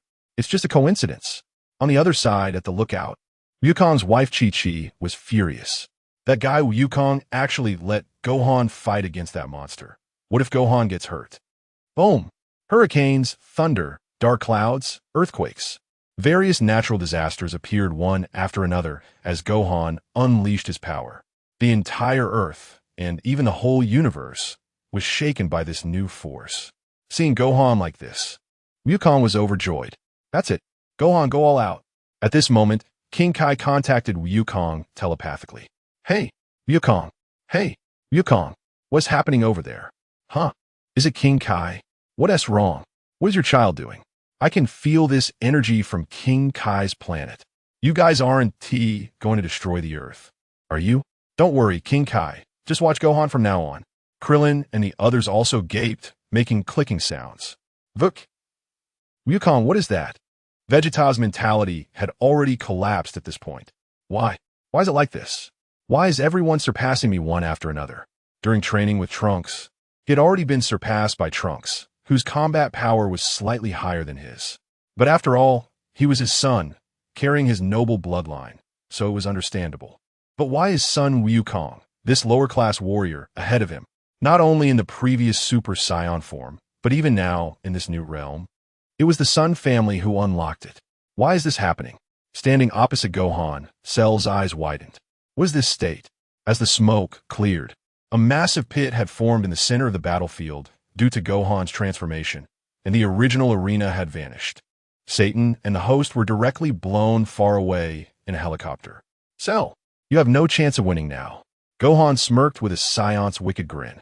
With a sudden movement, Gohan struck Cell, creating a hole in his abdomen. Cell clutched his belly and spat out acid. Cough, cough, cough. What is this? Before Cell could finish his sentence, Gohan punched him, twisting his head. Gohan walked slowly, and a tremendous pressure descended upon Cell. The feeling of helplessness from his initial form surged back. Cell fearfully reached out his hand, waving it wildly. Don't come near. Don't come near. Gohan disappeared again, and Cell was pierced through the abdomen by the heavy force. He stumbled backward, spitting out blood as he retreated. Yuan watched this scene and nodded silently. Under his direct guidance, Gohan's personality after transforming had slightly changed. In the manga, Cell had released many cells to disturb the other Earth fighters, but this time he had no chance to do so. He was heavily injured right from start. Son Gohan, your power is strong, I admit your strength. But seeing Gohan stop to listen to Cell, Yuan felt uneasy. Wukong, Cell is trying to buy time. Upon hearing this, Wukong shouted urgently. Gohan, don't let him stall. Finish him quickly. Gohan reacted quickly, throwing an uppercut. Cell's jaw was shattered. The Earth warriors were all thrilled at this scene. Great. At this rate, defeating Cell won't be a problem at all. Go for it, Gohan, wipe out Cell in one go. On the other side, the host on the plane encountered a problem. What is wrong with the camera? Why can't it play? The filming technician said helplessly. The noise just now was too loud, and the camera was shattered by the flying pieces of corpses. Now the host is in trouble. Can it be fixed? It must be fixed quickly. The battlefield below is about to turn, and it's such a pity that we can't capture this kind of shot. A tremendous force has left Cell on the brink of death.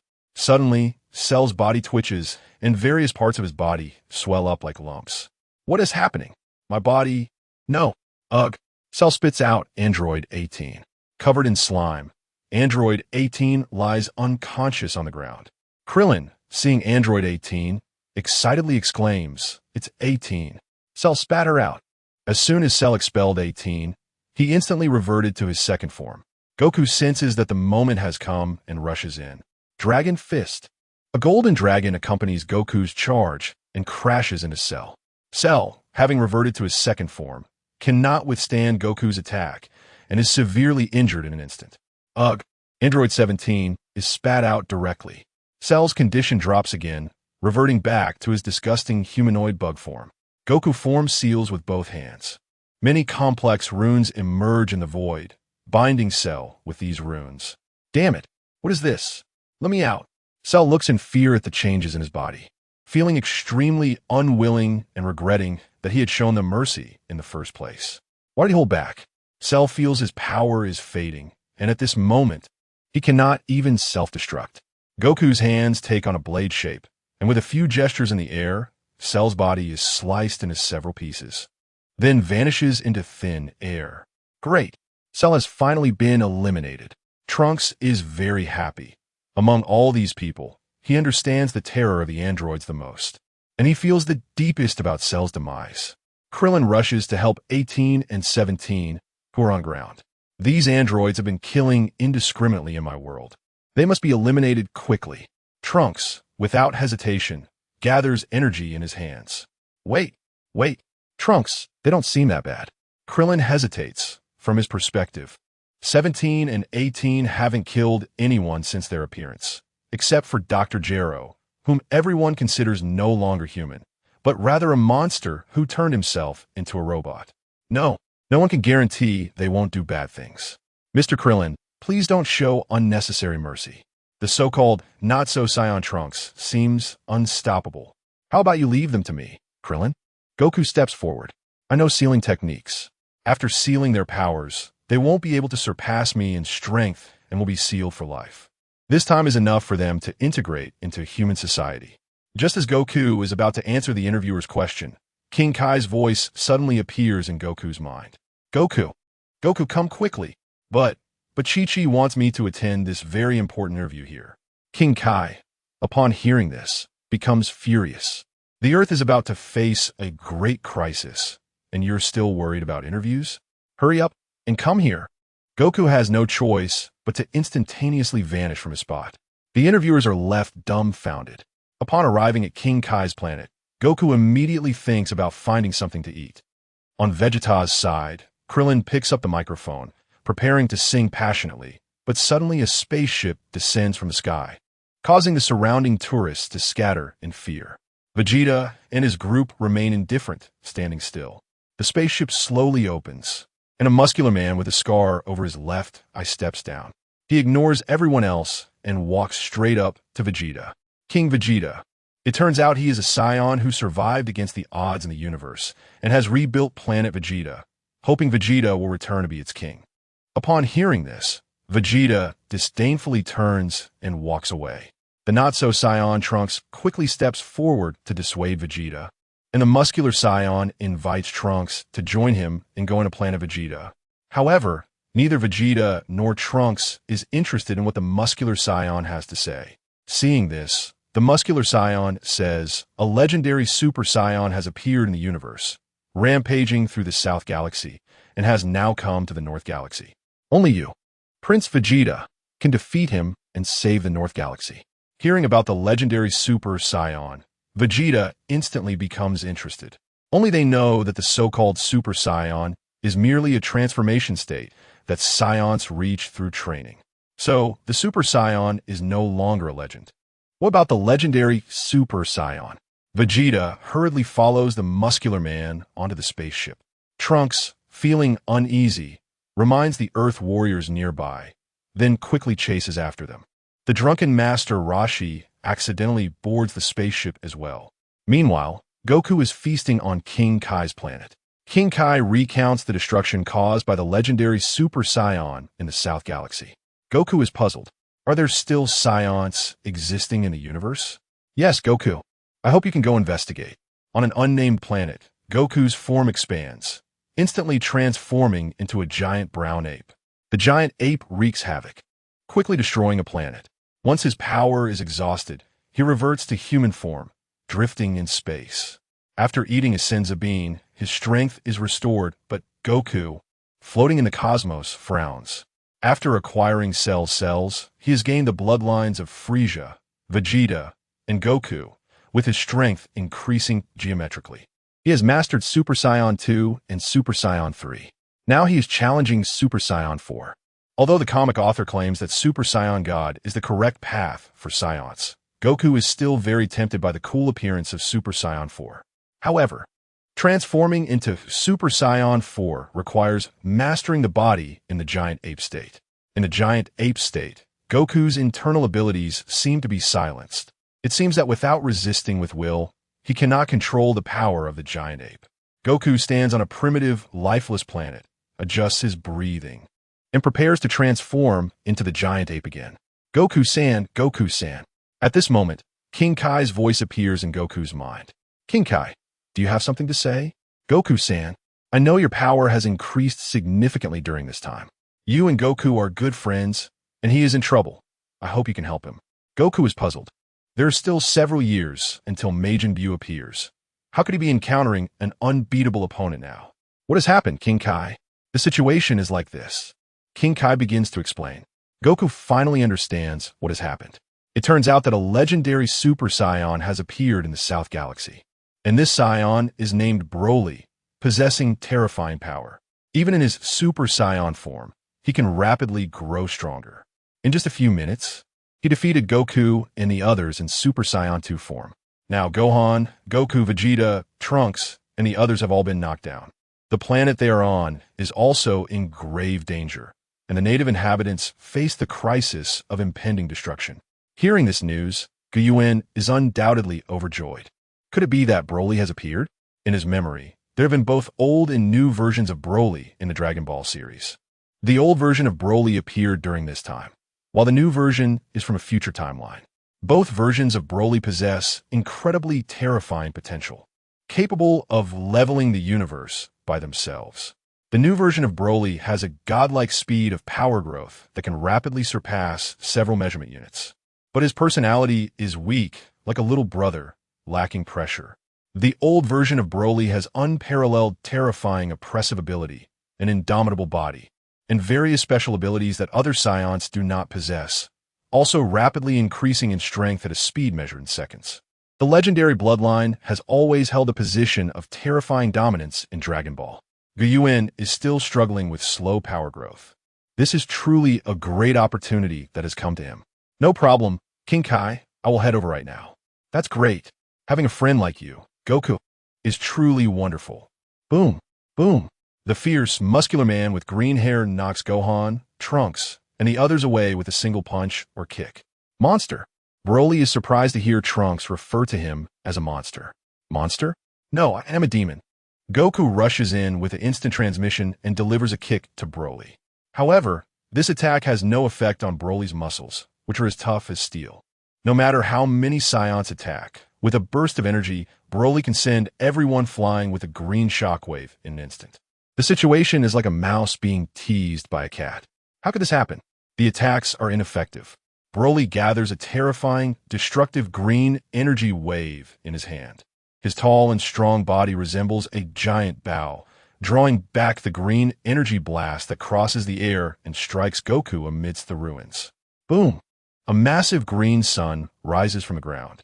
In an instant, lightning, hurricanes, blizzards, earthquakes, and various disasters appear all over the planet, as if the planet itself is wailing. Any strike from the Saiyans could potentially shatter the planet. Goku is being torn apart by the immense energy. He can only scream in pain. "Dad!" Gohan transforms into Super Saiyan 2 and launches a fierce attack on Broly. His punches, powerful enough to pierce the planet, land on Broly but seem as ineffective as an ant trying to shake a tree. Broly doesn't even budge. How could this be? Gohan's eyes reflect despair. Broly grins wickedly, his lips curling up. With one punch, he sends Gohan flying thousands of meters, burying him underground. Broly continues forward, feeling that Goku is not dead. Goku is his rival and nightmare. When they were kids, Goku and Broly were placed together, and Goku's crying and fussing kept Broly from sleeping. With insufficient, innate emotional control, Broly would hear Goku's annoying cries whenever he fell asleep in the following years. The shadow of childhood will be shattered by himself. Broly jumps down into a bottomless pit. His previous energy wave created a massive crater on the planet, which could still be seen clearly even in space, so the fall takes some time. Suddenly, a strange aura appears in Broly's eyes, which lack pupils and are all white, flicker. Yuan instantly appears next to the barely conscious Goku. Goku's energy is weak, and he can barely open one eye. "Yes, Yuan-san." Without saying much, Yuan takes out a senzu bean and stuffs it into Goku's mouth. Goku's body immediately makes cracking sounds. The wounds on his face disappear as if healed by magic, returning to his original clean appearance. "Thank you so much, Yuan-san. I'm glad you arrived in time." Goku cracks his knuckles, looking at Broly, who is descending from above. Then, "Round 2, let us begin." As Broly lands on the ground and sees the revitalized Goku, he erupts in rage again. Kakarot. The green aura surges like a tsunami, sweeping all rubble and buildings into the sky. A wave of destructive light shoots directly at Goku. Goku places his hands on his waist. A brilliant blue light appears. Came. Haim, huh? ZZZE. The massive blue beam collides with the green beam. The two forces clash, and everything around them is blown away by the tremendous backlash. Even the clouds in the sky are scattered by these two forces. Goku's golden energy begins to weaken, and the blue beam starts to be suppressed by Broly. The angrier Broly gets, the faster his power increases. Huh! Broly shouts, and the green light wave shatters Goku's Kamehameha, the force of destruction rushing toward Goku. Goku weakly lowers his hands, lacking even the strength to dodge. One hand reaches out. With a wave of his hand, Yuan sends Broly's light wave soaring into the sky, and the light wave quickly destroys a distant planet. Broly, in a daze, doesn't ask who Yuan is, but charges him with a punch. Yuan calmly receives all of Broly's attacks with both hands. Indeed, terrifying. Only those who have fought against Broly can deeply understand his horror. Just a moment ago, he was able to wrestle with you back and forth, but now his power has risen rapidly, and the feeling of being surpassed in an instant is truly chilling. Yuan's energy surges, and golden energy appears on his surface. His hair turns golden and spikes upward. What is that? Goku's eyes widen, recognizing that familiar yet strange feeling, along with the golden hair. Isn't this a scion? Suddenly, Goku remembers something Yuan said not long ago. After Cell was consumed, he completely disappeared, and Yuan also gained everything from Cell, including the bloodline of the Saiyans. In the distance, Vegeta, who lost his fighting spirit due to Broly's aura, suddenly comes to his senses. He feels a familiar yet unfamiliar aura. It's the aura of a Super Saiyan. Who could it be? It's not Kakarot nor Gohan. What is this power? Just as Vegeta is surprised, Yuan completes his transformation into a Saiyan, and his power instantly surges 50-fold, bringing immense pressure to the entire planet. The native inhabitants on the planet can only feel difficulty in breathing, as if their bodies are being pressed down by a huge stone. Tripping and getting up, Trunks looked at Goiwan in disbelief. One of his hands hung limply while the other pressed against his wound, making him look extremely disheveled. Mr. Goiwan actually succeeded. This is the transformation into a Super Saiyan. Gohan struggled to open his eyes and turned his gaze towards Goiwan. Although he was severely injured, Saiyans are not ordinary beings. He had already learned about what had happened on Goiwan's side. Is Mr. Goiwan here? Broly was instantly awakened by Goiwan's aura, his completely white pupils regaining a glimmer of vitality. But soon he fell back into a rage. Since his birth, Broly's strength had always been the strongest, and during the battles alongside his father in the universe, he had defeated countless powerful foes. How could he be intimidated by an ordinary Saiyan? The more he thought about it, the angrier he became. The green aura suddenly erupted, and his power surged geometrically. Goku and Trunks quickly shielded themselves from the shockwave created by Broly. This is bad. Broly has become stronger again. Goiwan looked at Broly seriously, his fists clenched, and his figure vanished in an instant. In less than a second, Broly, who was still in the midst of powering up, was struck into a C shape and sent flying, spewing bile as he went. Broly crashed through countless buildings and mountains before finally hitting the ground, creating a massive crater from the tremendous impact. The crater was enormous, and even from outside the planet, it was clearly visible. Evidently, every attack from a powerful warrior would cause indelible damage to the planet. Trunks helped the severely injured Gohan walk over slowly. Upon seeing this, Goku immediately took out the Senzu beans from the infinite pouch Goiwan had given him. Trunks, who had recovered, and Gohan were still reeling from shock. They had previously thought that Goiwan would be very strong after transforming into a Saiyan, but they never expected him to be this powerful. Clearly, he was stronger than their Super Saiyan 2, even though he was only a Super Saiyan 1. Goku wiped the sweat from his forehead and suddenly seemed to remember something. Great! Goiwan is so strong. I can finally fight with a powerful warrior again. Gohan and Trunks couldn't help but twitch at the corners of their mouths, but they were relieved. if it weren't for Yuan. They didn't know what the universe would have become. Yuan looked at the massive crater, his expression slightly changing. He never expected the potential of a legendary Super Saiyan to be so terrifying. Below the crater, Broly's stomach imprint was quickly healed by the green aura, and his energy began to surge. Broly slowly opened his eyes, mouth slightly agape, exhaling a breath of foul air, with the clarity in his eyes gradually fading. His yellow-green hair stood upright, and the surrounding soil and rocks seemed to be pushed away by an invisible force, beginning to move away from Broly. Broly transformed into a green shooting star, flying into the sky. The entire planet trembled under Broly's roar, a green pillar of light connecting to the sky. And lightning began to appear on Broly's body, his original yellow-green hair becoming somewhat different. Just as Vegeta arrived next to Goku, he was instantly shocked by Broly's aura. Is that Super Saiyan 2? How is that possible? Not only Vegeta, but even Goku was astonished. Every advancement in the Super Saiyan form was extremely difficult, and this was something that both Goku and Vegeta, the developers of the Saiyan realm, had the most say in. Even Gohan, who had exceptional talent, needed to undergo arduous training to master Super Saiyan 2. It was unheard of for someone like Broly, who had only seen the transformation once, to master it in just a few minutes. Yuan remained silent, but was carefully observing Broly's changes in his heart. He had to admit it was too strong. The legendary Super Saiyan was indeed too powerful, growing stronger when faced with a strong opponent. Yuan even suspected that if he transformed into Super Saiyan 3 right now, Broly might also quickly catch up. However, the more abnormal Broly's bloodline was, the happier Yuan became, as it meant that Yuan's harvest would also be significant. Yuan's aura surged again, transforming into a golden shooting star that collided with Broly, a muffled sound echoing throughout the heavens and earth. The shockwave from their collision created a large crater in the ground.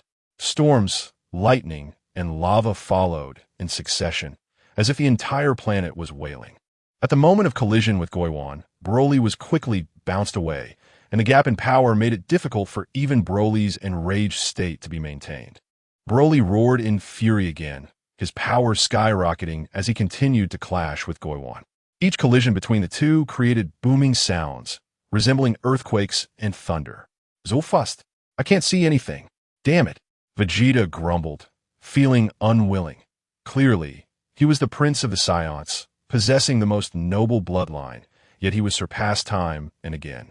Not to mention Goku, who frequently developed new realms. Even Gohan, the hybrid, had the potential to surpass him, and now Broly, who was fighting, was even more abnormal. While fighting, Yuan observed Broly. Broly's transformation into a Super Saiyan was not a complete loss of rationality.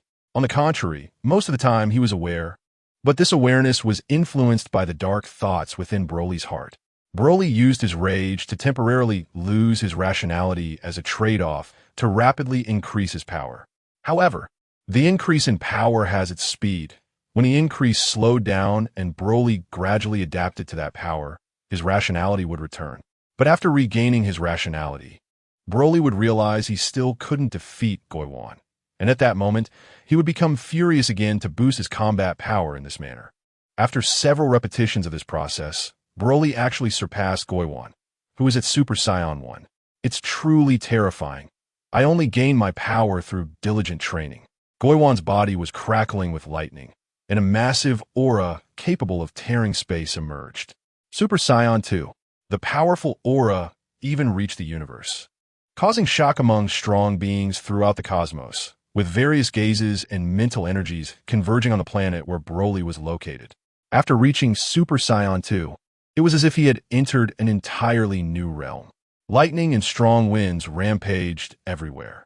Broly stood with his hands in front of him, and although he tried his best to block, he was still pushed away by Yuan's aura.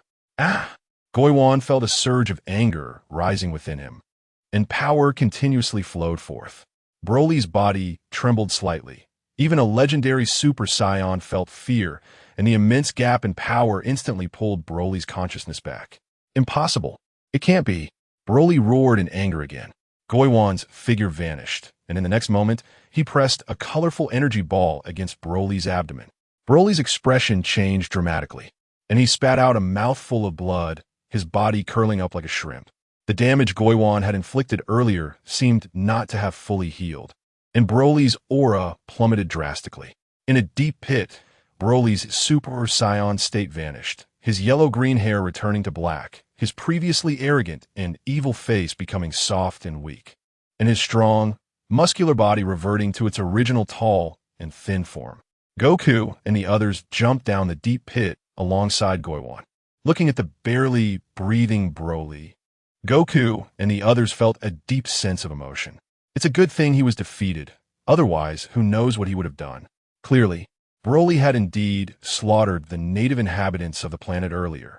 Goku quietly watched Broly and made slight adjustments, preparing to devour him. At that moment, the muscular Saiyan Paragus, who had previously invited Vegeta to New Vegeta, flew in. "Wait a minute," Paragus gasped, quickly speaking after a brief adjustment. "Broly is just a poor child. He has been unable to control his emotions since he was young, which led to his mistakes. I asked for a chance for him." Goku hesitated, but still spoke up. "Well, it was Old Source who defeated Broly, so it's up to him to handle it." Goku had initially wanted to say something in favor of Broly, as he wished to engage with more opponents. But after King Kai learned of the situation here, he immediately contacted Goku and showed him the scene where Paragus had previously planned to use Broly to conquer the universe, along with images of Broly losing control and destroying many planets. After seeing this, Goku quickly retracted what he wanted to say. Vegeta, who was decisive in killing, merely stood to the side with his arms crossed.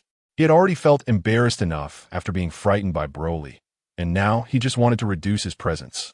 Gohan and Trunks exchanged glances but remained silent. "Old Source, it's up to you to handle this." Old Source nodded, since he was the one who defeated Broly.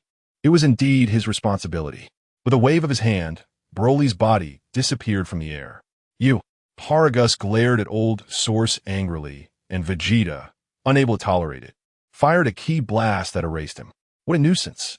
Vegeta, already feeling annoyed by Paragus's earlier scheming, immediately sent him to meet Broly for not knowing his place. "Hey, Vegeta, why did you kill him?" Kakarot complained. "This guy deceived us earlier. Letting him go might cause trouble in the future." Old Source shared the same sentiment as Vegeta. "Goku, you know what King Kai said." Goku scratched the back of his head. "All right, let's leave it at that." Goku advocated for turning enemies into friends. In fact, he had managed to do so, as Piccolo, Vegeta, Frieza, and Android 17 and 18, who were once villains wanting to destroy Earth, had ultimately become guardians of peace and safety for the Earth, and even the universe for various reasons. However, Broly, as Old Source's target, could not be overlooked. After absorbing him into the swallowing space, Old Source did not immediately absorb or decompose him. Now, transforming Broly's bloodline for his own use. He wondered what kind of commotion it would cause. Goku and the others left amidst the gratitude of the native inhabitants of New Vegeta. Ah, instant transmission is really convenient. We don't even need to use a spaceship to go home. After returning to Earth, Goku couldn't wait to go have a big meal, and upon hearing this, Old Source also fell hungry. Soon, several Saiyans emptied the entire restaurant stock in front of the stunned owner. Old Source patted his belly, satisfied. "I didn't expect that after gaining Saiyan power, my appetite would become this massive." Vegeta explained coldly, "Although Old Source is powerful, I still don't think highly of this guy who stole Saiyan power. He is a proud Saiyan prince and not inferior to anyone. Our Saiyan strength is rare throughout the universe, and the characteristic of eating a lot is something other races find hard to achieve." Krillin nodded in agreement. "Yeah, sometimes eating well and sleeping well is the ultimate talent." After parting ways with Goku and the others, Old Source once again went to a deserted planet to train. The Saiyan power was incredibly terrifying, and not being able to unleash it made one feel very uncomfortable. Old Source seemed to have inherited the Saiyan's combative nature, often engaging in sparring with strong beings for various planets during his travels in the universe. The flow of time in the universe is different from that on Earth. Old Source had been traveling for decades, while only a few years had passed on Earth. On a dark, deserted planet deep in the universe, a flash of yellow-green light appeared, followed by a brilliant light bursting in the cosmos. emitting light and heat energy that even surpassed some stars like the sun. Old Source roared, his eyes turning white, as a desire to destroy everything surged forth.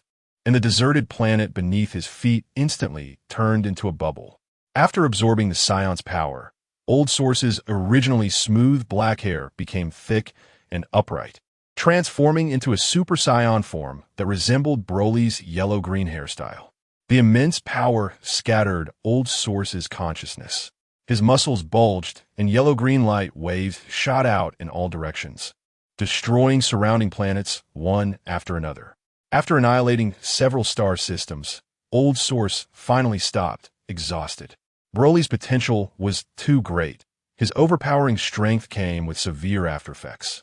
If he unleashed his latent power, he would inevitably be controlled by that power, and even the long-practiced Otsutsuki-I technique could not suppress the Ultra Bloodline. Old Source sighed. However, there was no need to be overly pessimistic. Although Old Source had not fully mastered the Ultra power, even the regular state of the Ultra Bloodline was terrifying like a monster. Previously, as long as Old Source was training, his combat power, or chi, would increase at a rate of tens of thousands or hundreds of thousands per second. But now it was different. This second it might be a 150,000 increase.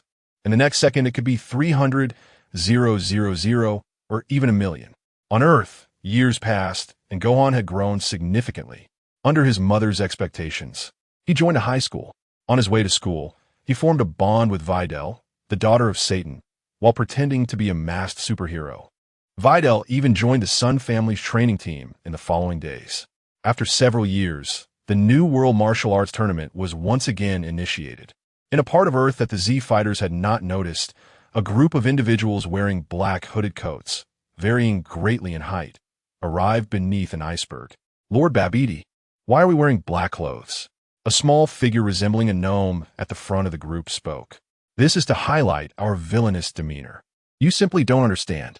Babidi looked at the magical device in his hand, feeling somewhat annoyed.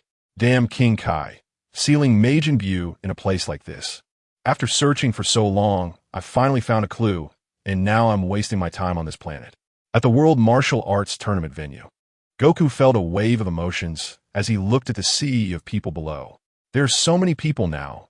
It's much livelier than back in our day. Since the Cell incident, Satan's fame had skyrocketed, and people's enthusiasm for martial arts was stronger than ever. Bulma walked over slowly. Years had passed, and her image had matured. Behind her, Vegeta had a towel draped around his neck, looking like he had just come out of the gravity chamber. If he hadn't learned that Kakarot was also coming, he might have continued training. Little Goten, who was behind Wukong, jumped up happily upon seeing little Trunks. Trunks. Trunks imitated his father Vegeta's cool demeanor, crossing his arms. You're still so childish, Goten. Huh? We're just kids. Watching the interaction between the two children, the adults couldn't help but burst into laughter. What a pity Yuan didn't come, Wukong said regretfully. You should have known by now. Yuan is not a martial artist at all. If I hadn't known Kakarot was coming, I wouldn't have come at all, Vegeta said, looking as if he saw through everything. Yeah. Yuan has always been mysterious. Krillin suddenly thought of a girl with short golden hair and murmured to himself, I wonder how she's doing. Suddenly, Wukong turned his head sharply, as two unusually dressed individuals caught his attention. Both had skin of different colors, which made them stand out from ordinary people, and their outfits had a religious feel to them. The Kaioshin also noticed Wukong and the others.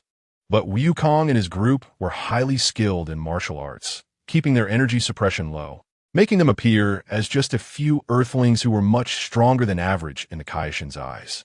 Wukong's expression became serious, and Vegeta, who had been focused on Wukong, naturally also noticed the two. Those two are very strong. Seeing Wukong's solemn expression, Vegeta sneered, but didn't say anything. To an ordinary person, the Kaioshin possessed power beyond that of a Super Saiyan Level 1. Making him an extremely terrifying existence. However, for Vegeta, who could transform into Super Saiyan Level 2, he was still lacking quite a bit. The World Martial Arts Tournament soon began, starting with the youth group. Wukong and Vegeta watched with great interest. Although the earlier fights between the children were rather uninteresting, they became a bit excited when Goten and Trunks took the stage. Vegeta looked at Wukong's back.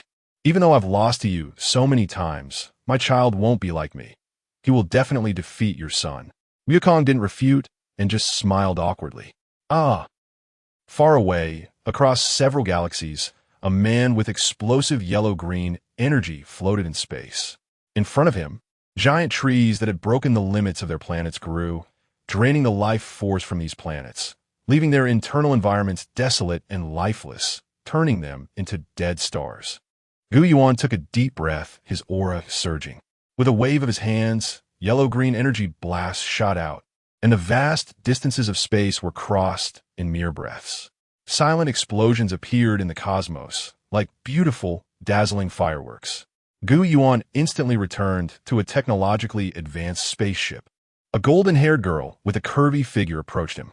Android 18 took the clothes Yuan handed her, and he walked directly into a large glass tank. Android 18 inputted something into a device, and the tank immediately filled with a large amount of light green nutrient liquid. In recent years, Yuan had been continuously trying to master the power of Ultra Instinct. The power of Ultra Instinct was overwhelmingly strong. Transformations from Super Saiyan Level 1 to Level 3 were significantly stronger than those of ordinary Saiyans. The explosive increase in power could easily lead to a loss of control over one's body. Therefore, Yuan sought to enhance his mental state by planting divine trees throughout the universe, similar to the spirit tree from the movie Dragon Ball, Battle of Gods. Fortunately, Yuan had always targeted lifeless planets, so the Kaioshin, who had been secretly observing him, hadn't issued a public warning. Destroying planets was always the job of the gods. If a strong warrior recklessly destroyed planets, they would quickly be labeled as evil. At that point, countless righteous beings in the universe would be sent by the gods to hunt down Yuan, and even the gods themselves might intervene to eliminate him. Despite possessing unmatched combat power, Yuan's respect for the universe had not diminished. The Dragon Ball world was too deep. Android 18, who stayed outside the glass tank, and Android 17, who was on the spaceship, were used by Yuan as his life caretakers due to their considerable strength. Traveling and training in the universe inevitably led to loneliness, so good food and entertainment were essential. Android 17 and 18 were responsible for cooking and piloting the spaceship for Yuan. At that moment, a faint pink, terrifying aura spread throughout the universe. Yuan, who was in the glass tank, opened his eyes. Is this Majin Buu? Android 17 and 18th on the spaceship were also startled, but after spending years with Yuan, they had become more sensitive to strong powers. However, they still felt surprised. Did you feel that, 18? After years of traveling in the universe, Android 17 and 18 had seen a bit of the world. Beings with combat power exceeding billions were already few and far between in the universe.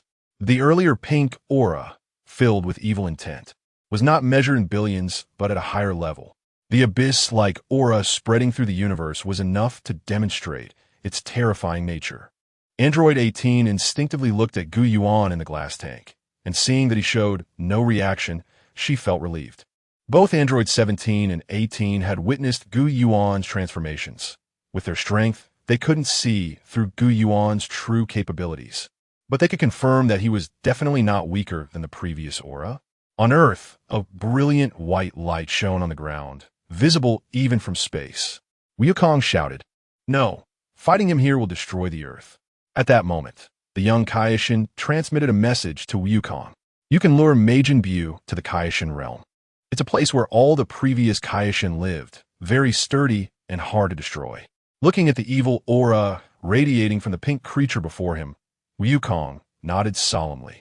Wukong transformed into Super Saiyan Level 3, his golden hair exploding with radiance. He swiftly struck Buu, sending him flying. Buu's chest bore a deep imprint from the powerful blow, and before he could recover, Wukong's Prince technique engulfed him. Although he didn't die like in the original manga and fight with various masters in the afterlife, Wukong had actively sought out Yuan in recent years. The two had fought countless times, and Yuan had also demonstrated Super Saiyan Level 3. At that time, Wukong felt as if he had gained enlightenment and quickly developed his own version of Super Saiyan Level 3 based on his situation. Wukong's developed Super Saiyan Level 3 significantly boosted his power but wasn't sustainable. After a few exchanges with Bu, he returned to his normal state. The battle continued for several days. Majin Buu's abilities were bizarre, and he fully exploited the Scion's tendency to fight, defeating various warriors on Earth one after another. During this time, Bu even absorbed Little Goten and Little Trunks, enhanced by the mysterious Gohan's potential. It's said that Majin Buu's abilities are somewhat similar to Gu Yuan's devouring fruit. But Buu's power is more domineering. With his greatly increased strength, Majin Buu nearly destroyed the entire Earth. Fortunately, Wukong managed to hold on through a guerrilla warfare strategy and by merging with Vegeta. Damn it, Kakarot, let Goiwan take action. The helpless Vegeta, who was being tortured by Majin Buu, spoke up, and Goku agreed. Originally, Goku hoped to have a good fight with Majin Buu and then defeat him, ideally turning an enemy into a friend. However, the current Majin Buu is purely evil and incredibly strong, and their fused form, Vegeto, could only suppress him at the beginning. Majin Buu, who absorbed the mysterious Gohan, was far too powerful. In a vast universe, Goiwan opened the nutrient chamber and let out a gentle breath. The sensation of the nutrient liquid reminded him too much of taking a bath as a child. Although the nutrient chamber was not as helpful to Goiwan as a Senzu bean, he still liked the bath-like feeling. Whoosh! A tattered Goku appeared in front of Goiwan. Goiwan, long time no see, Goiwan exclaimed in surprise. What happened to you, Goku? Why do you look like this? Goku, seeing Goiwan's question, quickly recounted the recent events without bothering to catch up. I didn't expect that I just took a nap, and you guys are almost done fighting. The flow of time here is still quite different. No problem, leave it to me. I haven't fought with a strong opponent in a long time. With Goiwan's agreement, Goku felt relieved and also resolved to strengthen his training, vowing not to trouble others next time. He then instantly vanished, returning to Earth to continue battling Majin Buu. Goiwan looked at the vast universe outside the spaceship and smiled. Earth really is a place of disasters. We've been traveling through the universe for so many years without encountering anyone with power over 1 billion. Yet such terrifying beings capable of destroying the universe have appeared one after another on Earth. Number 18 changed into a tight combat outfit that was scavenged from a technological planet, the snug clothing tightly binding her assets. Number 18 coolly asked number 17 beside her, "Are we going back?" Although she worked under Goiwan, the way the girl spoke was not like her usual self. "Let's go." Goiwan placed his hand on the spaceship, and the ship sailing through the dark universe instantly vanished. Above King Kai's planet, a disc-shaped spaceship quietly appeared. Waves of light burst forth on the green fields of King Kai's planet. The old King Kai looked at the devastated state of King Kai's planet with great pain and scolded the young Kaiashins beside him. "You two little brats. Choosing King Kai's planet as the battlefield has destroyed the legacy left by our ancestors." The young Kaiashin, Shin, replied aggrievedly, "There was no other way. It was a hasty decision at the time. The main issue is that scions can't survive in the universe. Finding a solid planet that won't be easily destroyed by battles is incredibly difficult and takes a lot of time to search for. By then, Earth would have already been destroyed, and the scions would have lost." The old King Kai sighed repeatedly. He knew Shin was right, but was still somewhat angry. The later Kaiashins were too unreliable, and if they were in charge, there would surely have been a better plan. Goku and Vegeta's figures appeared on the ground, both looking battered and bruised. Majin Buu was gathering an incredibly massive pink energy ball in his hands. With an angry roar, the pink energy ball charged towards the two, carrying the power to annihilate everything. "Oh no, I can't move my body." "Vegeta, what about you?" "Same here." The fusion just consumed too much energy. Just as the two were in a state of panic, even considering closing their eyes and waiting for death, a figure appeared. Goiwan erupted with energy, his yellow-green hair standing on end, and the golden-green energy condensed at his fingertips, instantly breaking through Majin Buu's pink energy ball. The unique energy of the scions appeared on the battlefield, and both Goku and Vegeta showed expressions of surprise. "Finally here, Goiwan. You're too slow by now. The enemy will be wiped out by us." Goiwan erupted with energy again, lightning crackling around him, and his hair underwent slight changes. The legendary Super Saiyan 2. Goiwan's transformation was not over. The yellow-green aura filled the heavens and the earth, shining like a sun. Majin Buu was initially surprised. The attack was shattered. They clearly seemed to have no strength left. When Majin Buu saw Yuan, a sense of crisis arose in his heart. How is this possible? This feeling can only come from that yellow-haired form. Who is this guy? After Yuan transformed into the Super Saiyan 2 with the bloodline of the legendary Saiyan, a strong sense of suffocation surged in his heart, as if a python was coiling around it. Majin Buu immediately flew forward, attempting to interrupt Yuan's transformation. Yuan erupted with energy, and the shockwave plowed a bottomless pit into the ground, with Majin Buu struggling to block it, but ultimately being blown away by the power. Goku and Vegeta trembled. Is that Broly? If anyone had the deepest impression of Broly, it would be Vegeta, whose pride as the Prince of the Saiyans was ruthlessly shattered by Broly, and he still remembered Broly's godlike aura. No, it's not Broly, it's Yuan. He has gained Broly's power. Goku had seen Yuan in this form before, so his reaction wasn't as strong. As the light faded, Yuan's form changed dramatically in the air. The light gradually dissipated, revealing golden-green explosive hair and muscles that looked like a demon's armor, which even the wide robe couldn't conceal. The momentum swept in like a tsunami. Majin Buu's expression turned terrified, his body involuntarily retreating. The oppressive aura he had over Goku and Vegeta was long gone. Goku and Vegeta watched closely, clearly seeing Majin Buu's change. This pink bastard knows fear too. Although it's not caused by me, it feels great. Vegeta stood upright like a javelin, the corners of his mouth lifting uncontrollably, as if he were the main character. Amazing. Yuan's current state is the Broly version of Super Saiyan 3. Stronger than my Super Saiyan 3. The old King Kai, watching from a distance, had his eyes nearly bulging out of their sockets, his expression more exaggerated than that of the young Kaioshin Shin, who lacked experience. Is this a Saiyan? This aura is too outrageous. I had heard about Yuan from Goku and the others before, but I didn't expect his power to be so terrifying. Suddenly, with a thud, Kaioshin Shin screamed, clutching his head and crouching down. The old King Kai, filled with disappointment, put away his wooden staff. You knew Kaioshin really have too little experience. What kind of guidance did the previous Kaioshin provide that even the higher-ups don't know? Yuan, this guy is clearly not a pure-blooded Saiyan. Yet he can develop Saiyan power to this extent, which is rare in the history of the universe. The old King Kai's gaze was sharp. He still had some words left unspoken. Majin Buu, being purely evil, turned to flee upon witnessing Yuan's power. But as long as he was still on King Kai's planet, where could he escape to?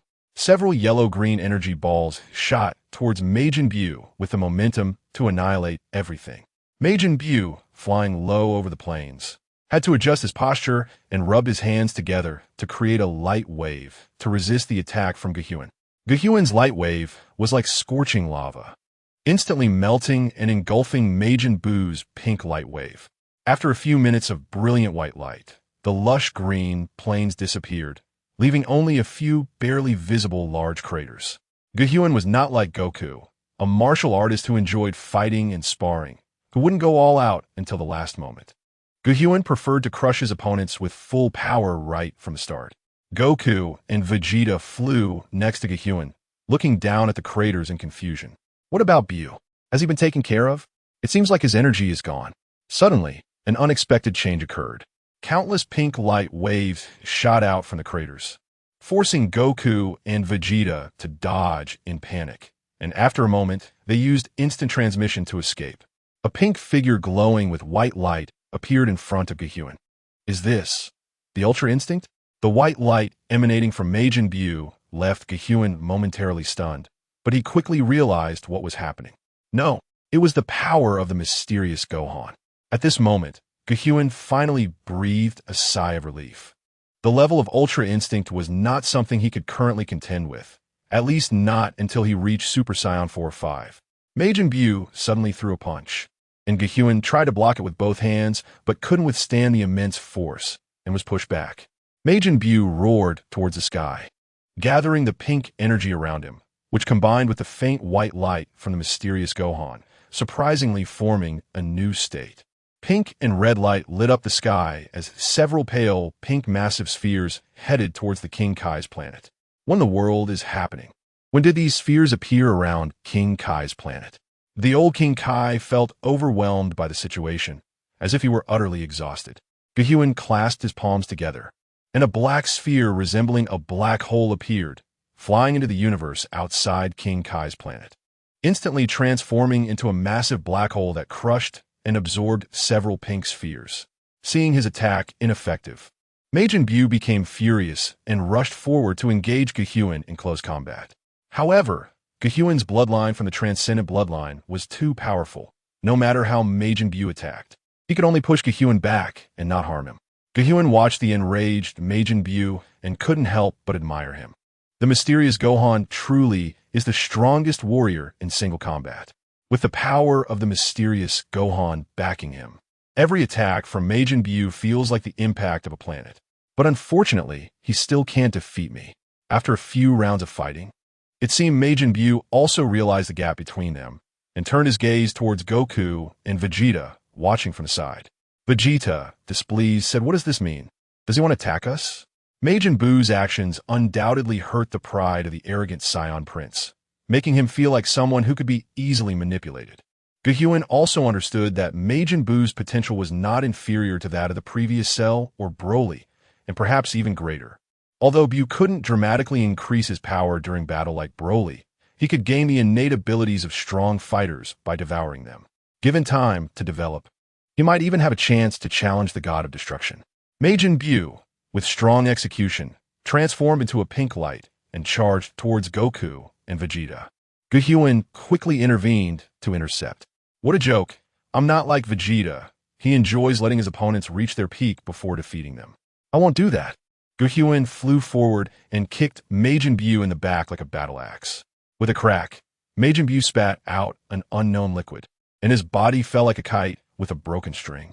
As Majin Buu hit the ground, countless black spikes sprouted from his body, making him look like a pink hedgehog with black spines. Majin Buu's body, like clay or slime, could separate and reassemble at will. Yuan was well aware of this, so each of his attacks was accompanied by a special sealing technique. Majin Buu was still caught off guard by the information gap. The universe had all sorts of special abilities, and even the strongest could fall victim to them if they weren't careful. Just when Yuan let his guard down, a small pink blob shot towards him like a bullet, quickly enlarging just before it reached him. Ha ha ha! The pink blob transformed into an entirely new Majin Buu, who laughed maniacally as the spiked Buu on the ground slowly turned into mud and merged with the ground. Yuan turned in shock as Buu instantly transformed into a large pink net that enveloped him. Like a tentacle monster, the gooey Buu tightly wrapped around Yuan. The Buu attached to Yuan seemed to have the ability to restrain him, and Yuan felt his strength rapidly fading. I really can't underestimate anyone. Yuan didn't expect that this seemingly straightforward Majin Buu had such a cunning side. Has his power increased too quickly? Is he getting a bit overconfident? Yuan reflected as he looked at the Majin Buu on him. Over the years, Yuan had faced few opponents in the universe, and coupled with the influence of Broly's bloodline, his cautious nature had gradually faded. Majin Buu leaned in close to Yuan's ear, opening his mouth wide enough to reach the back of his head. Heh. Feeling the power he was absorbing from Yuan, Majin Buu sensed victory was near and couldn't help but laugh out loud. Goku and Vegeta became anxious. Yuan, damn it. Hurry and help him, Vegeta. Vegeta's expression was grim. Don't order me around, Kakarot. I don't need you to tell me. The two rushed from different directions.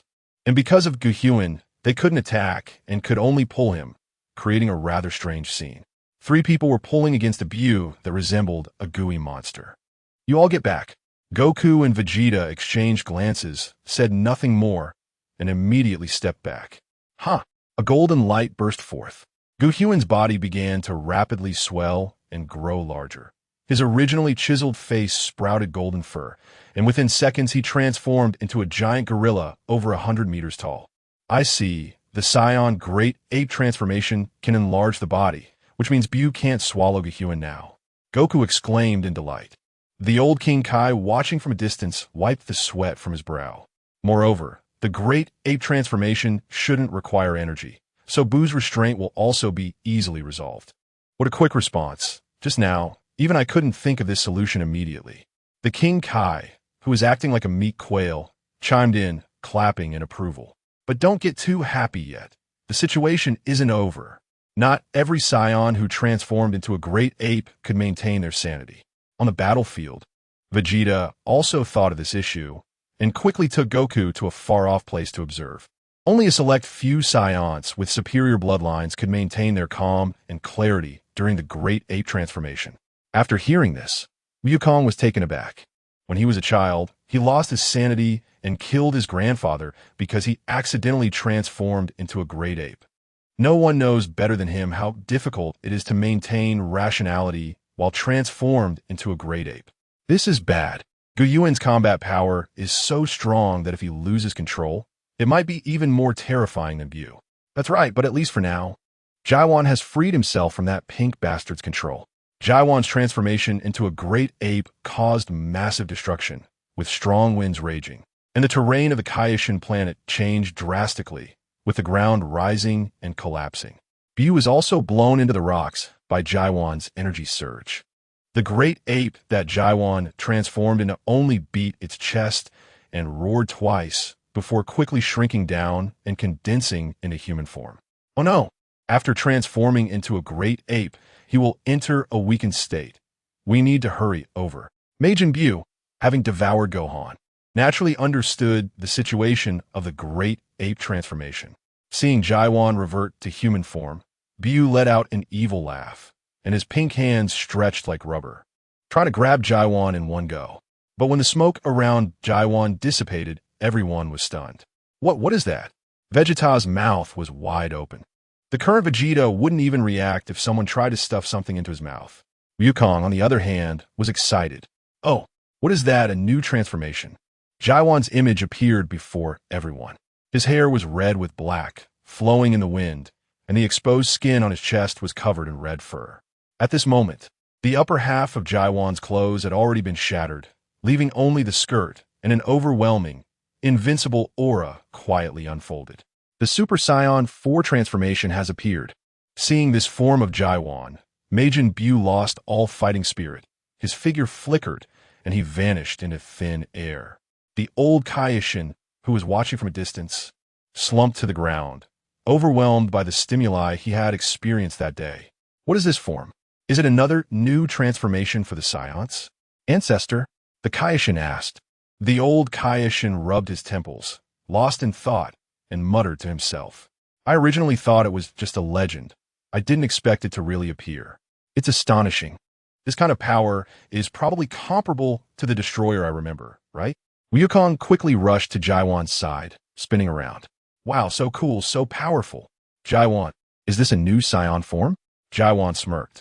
For some reason, after gaining Scion blood, he also started to act a bit like a Scion and enjoyed showing off. That's right.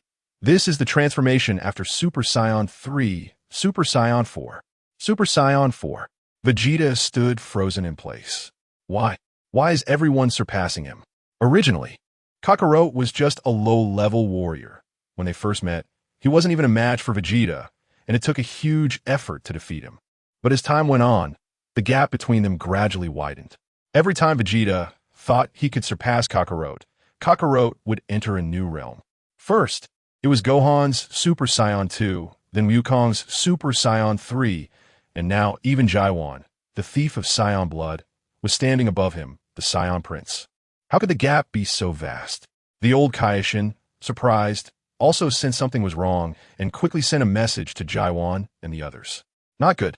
Majin Bu has disappeared. At this moment, Wukong realized that the vast battlefield was already empty. How is that possible? This is the Kaioshin planet. How did Bu escape? The Kaioshin couldn't believe it. What's there to be surprised about? This is just a special layered space. A master like Bu can leave whenever he wants. No space can stop him. It's even possible for him to break through the Kaioshin planet and reach the universe. The old Kaioshin said earnestly. In the universe, Wukong placed his finger on his forehead and instantly sensed Bu's location. As someone who possesses the ability to transform into Super Saiyan 3, Wukong's normal power already surpassed that of others. If it weren't for the short transformation time, he could have dealt with Bu by himself, before Wukong could inform everyone. Yuan pushed both hands upwards, and a terrifying beam of light shot into the sky. The power exceeded the speed of light and instantly broke through the Kaishan planet, moving rapidly through the universe, shattering countless stars along the way. This dazzling beam was beautiful yet filled with danger, and its massive movement could be seen clearly even from planets dozens of star systems away. Far away in another star system, Bu sensed the aura behind him and tried to speed up, but it was too late. The beam passed through Bu's body without any warning. Bu couldn't even make a sound and silently vanished into the universe. Regarding whether to devour Bu, Yuan chose to give up. Bu's vitality was extremely strong. If he wasn't directly eliminated, he could cause problems within himself. A being with Bu's combat power couldn't be understood by common sense. Moreover, Yuan also had the ability to devour, so there was no need to show mercy. Finally, it's over. Yukong stretched, and although the final blow wasn't delivered by him, he had already enjoyed the previous battle. Wait, Bu was eliminated, but what about Trunks? Vegeta was the first to notice the issue. It's okay, Vegeta. Use the Dragon Balls to bring them back. Looking at the carefree Yukong, Vegeta felt a bit speechless. Both of his sons were dead, yet he remained so optimistic. But thankfully, they had the Dragon Balls. Otherwise, he would have to fight Yuan himself. The Kaishin and the old Kaishin came over, relieved that the battle was over. Yuan, Yukong, you are too strong. Thanks to you, Earth wasn't destroyed. It's just a pity about Gohan and the others. Seeing the Kaishin blaming himself for this, Yukong comforted him. It's okay. We have the Dragon Balls. We will bring back those who sacrificed their lives because of Bu. Upon hearing the words Dragon Balls, the old Kaishin, who had seen and experienced a lot, narrowed his eyes. The Dragon Balls cannot be misused. It's a pity that Yukong and Vegeta didn't pay attention, while Yuan glanced at the old Kaishin. Yuan knew some secrets about the Dragon Balls, but he learned them from the manga. It was surprising that the old Kaishin, just a Kaishin, knew these things, but Yuan didn't rebut. This world has both destroyers and angels. It's very deep. The issue of the evil Dragon Balls is not a problem for them at all. Earlier, when Yuan transformed into Super Saiyan 4, he could feel a gaze watching him. It must be the angel who has the ability to monitor everything in the universe. Yuan's transformation into Super Saiyan 4 already possessed the capability to confront the destroyers, making him a beacon in the universe that couldn't be ignored. Since that's the case, it's time to part ways, Yukong. Yuan returned to his normal state and instantly relaxed. Yukong felt reluctant when he saw Yuan about to leave. Really? You're going to travel? I really want to spar with you. Don't you have instant transmission? You can come and find me anytime. Yukong suddenly realized. I almost forgot that I have instant transmission. Haha. Vegeta smirked, eagerly planning to return home to train. I'm going back to train, Kakarot. Don't let me surpass you. In the God of Destruction realm, the angel Whis looked at the glass ball in his hand and exclaimed, I didn't expect that the Scions have come this far in just a few decades. At that moment, the God of Destruction Beerus walked out in his pajamas, rubbing his eyes and shouting, Whis, where's my breakfast? Seeing Beerus awake, Whis replied, It has already been prepared for you, Lord Beerus. Beerus picked up his knife and fork and began to eat heartily, casting a glance at the angel Whis. Whis, speaking of which, I had a strange dream. It turns out that the God of Destruction Beerus has been in office for over 200 million years, during which countless geniuses have emerged in the universe. Yet none have been able to match him in an arm wrestling contest. This has led Beerus to desperately seek an evenly matched opponent. In the 12 universes, there are 12 gods of destruction, and although there is no clear ranking, Beerus vaguely senses that he is the strongest among them. The current situation is that those stronger than him are overwhelmingly so. He stands no chance against beings like angels and the Grand Minister. Those weaker than him, like Frisia and Majin Bu, are far too weak to be his opponents. Gods of destruction have extremely long lifespans, and each sleep lasts for decades. During his most recent slumber, Beerus was awakened by the vision in his dream. He dreamed of battling a warrior whose name seemed to be Super Saiyan God. Whis, quickly use divination to help me find this Super Saiyan God. Seeing Beerus so anxious, Whis raised his staff and began to look into the crystal ball at the top of it. Lord Beerus, currently in the universe, there is only a Super Saiyan, But it seems there is no Super Scion god. Super Scion? What kind of Scion is that? Whis immediately used divine power to conjure a screen. The screen displayed Wukong transforming into a Super Scion and then defeating the universe Emperor Frisia. Frisia was actually defeated? Interesting. Although Frisia is the emperor of the universe, he is still no different from an ant in front of Beerus.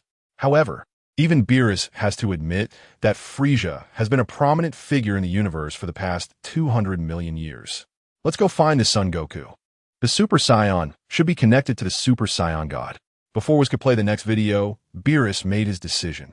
On Earth, Gohan and Videl, who met during the Majin Buu saga, have successfully married. Satan, as the in-law, previously gained fame due to the Cell and Majin Buu incidents. So he specially sent 100 million to Gohan's family. Wukong looked at the large box of money with a look of refusal. That's too much money. I can't accept it. Wukong's youngest son, Goten, saw this and persuaded him. Dad, let's accept it. That way, you won't have to work for money and can focus on training. Mom won't have to worry about money either. Wukong scratched his head and thought for a moment. All right, let's do it that way. When Chi-Chi saw the 100 million, she was overjoyed. Scions have a huge appetite, and with 3 Scions in their family, the living expenses that ordinary people do not have to worry about become very challenging for them. Seeing Chi-Chi happy, Wukong felt relieved. He teleported to King Kai's planet to train. However, unbeknownst to him, God of Destruction Beerus had already arrived. In the vast universe, on a gigantic yellow planet, countless massive beasts were running around as if they had seen something terrifying. Yuan watched the beasts leave the ground and turned to repair the spaceship. While traveling through the universe with Android 17 and 18, the spaceship had some problems, forcing them to land on this planet. This planet has many creatures, all of enormous size and with great offensive capabilities, which is why Yuan chose to drive them away. Android 17 and 18 looked at the spaceship in despair. Although many tech talents were brought along, the situation of the spaceship seemed special, and no one could find the problem. It seems I should go back and ask Bulma. Bulma is a technological genius, a bug in this world, and can even create time machines that traverse parallel universes, which shows her strength. At that moment, Yuan heard Wukong's voice in his head. Yuan-san, are you there? Long time no see. Is that Wukong? What's the matter? I want to ask Yuan-san, do you know about the Super Saiyan God? Hearing about the Super Saiyan God, Yuan was shocked. What happened? He had only been away from Earth for a few months, and the Beerus incident has already come? Upon careful reflection, it indeed seemed so. When Beerus made his appearance, Goten and Trunks were still children, which was very close to the timeline of the Majin Buu saga. I know what happened.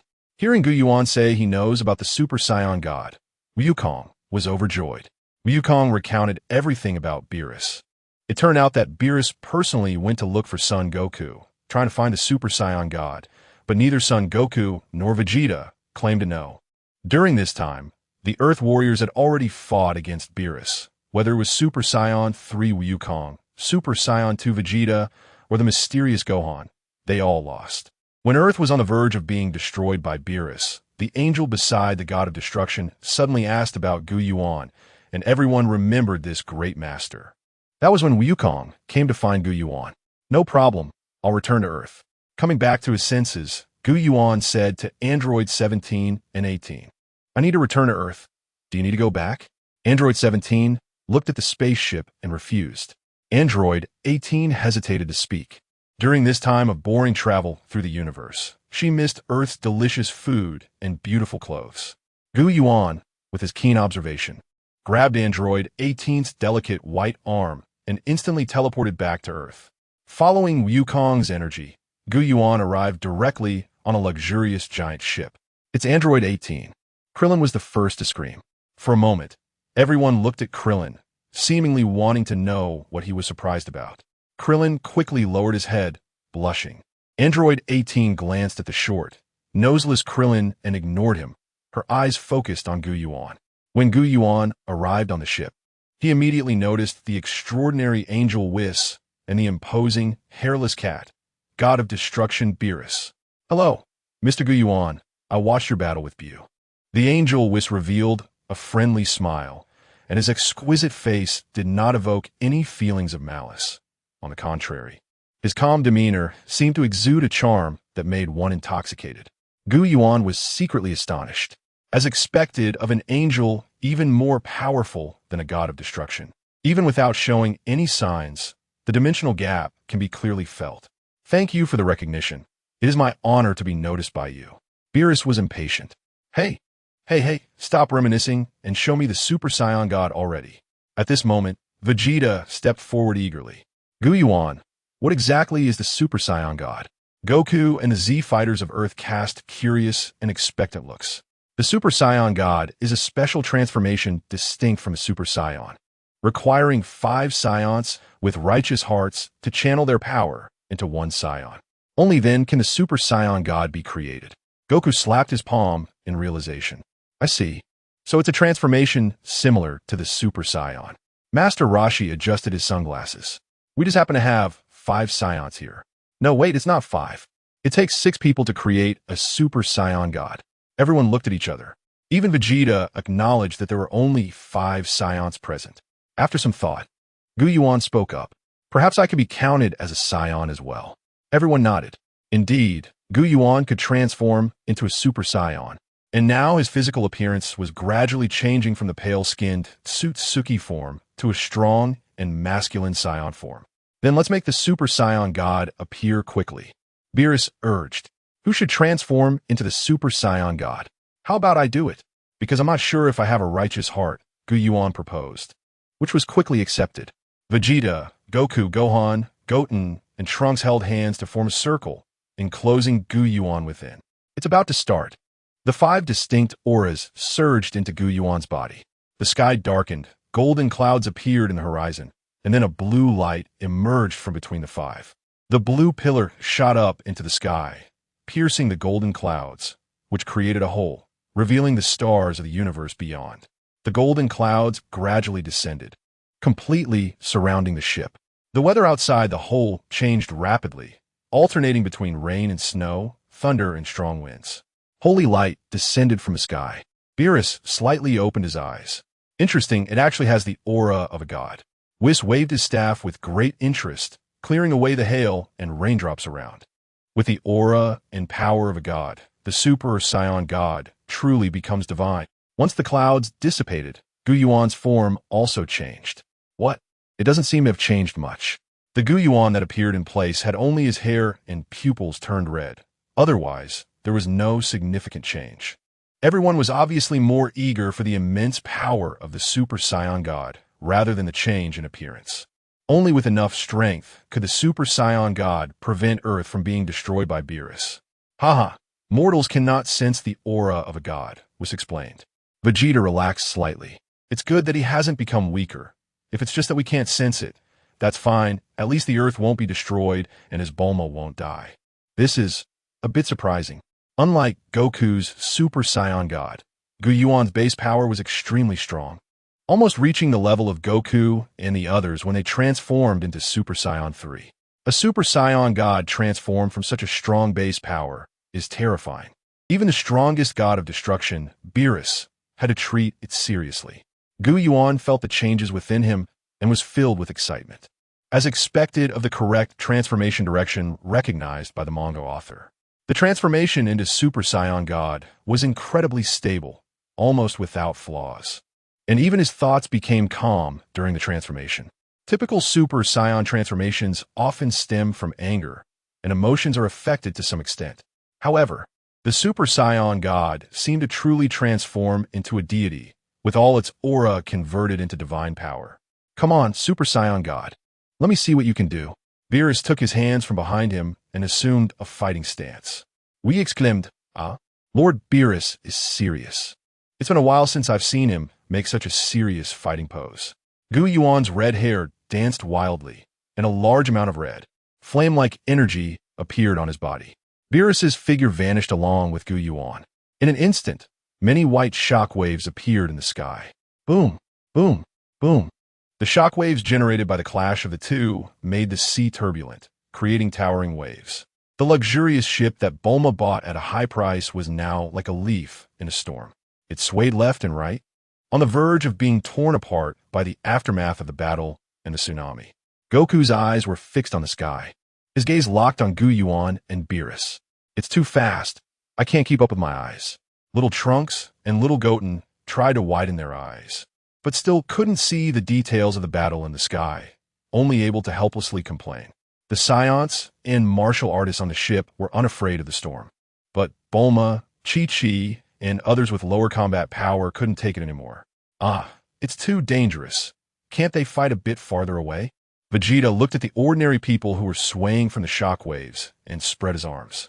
The golden aura exploded, and Vegeta transformed into a Super Saiyan, creating a white energy wall. The energy wall formed a circular shield around the ship. The ship, which was about to be overwhelmed by the winds and waves, instantly stabilized, and the external storm could no longer affect them. Vegeta, you're reliable after all. Hearing Bulma's praise, Vegeta blushed and cursed, did not say so much. Yamcha, Krillin, and other Earthlings were secretly amazed at Vegeta's control. That guy's control has reached this level. It's a world of difference from when he first arrived on Earth. In the sky, Beerus taunted, do you have any more powerful techniques? Use them all. Beerus nonchalantly evaporated the sweat from his body with divine power, showing an unconcerned expression as he called out. Yuan's heart sank when he saw Beerus unscathed. The gap between ordinary people and beings with billions of years of life is still too great. His base power was already almost at the peak of the 7th universe. To think that a Super Saiyan god transformed with this power still couldn't handle a god of destruction. Yuan was very surprised by this. The transformation into a Super Saiyan god was not weaker than Super Saiyan 4. The two are completely different directions, making it hard to distinguish which is stronger. Yuan let out a roar, his body shimmering with golden and red light as the form of an eastern dragon appeared behind him. 20 times KO Ken. Yuan usually didn't like to shout out technique names, but after coming to the Dragon Ball world, he felt his power increasing with each roar, so he unconsciously got used to it. The Crimson Dragon coiled around Yuan, and for a moment, it seemed as if the Earth was facing the apocalypse, as numerous natural disasters began to occur. A fierce wind, torrential rain, thunderstorms, ground collapses, and magma eruptions. Ordinary people on Earth began to hide in their homes. At this moment, the Universal Capsule Company sent an emergency shelter message to the world. Although the Earth could be restored by Shenlong after destruction, it was still better to avoid excessive casualties. Bang, bang, bang. The fierce exchange of blows quickly came to an end. Yuan unleashed a massive amount of Prince's combat techniques. Countless light waves shot towards the god of destruction like raindrops. Although not large in size, each light wave contained immense power, capable of destroying several large planets in a row if it flew into space. This is chaotic.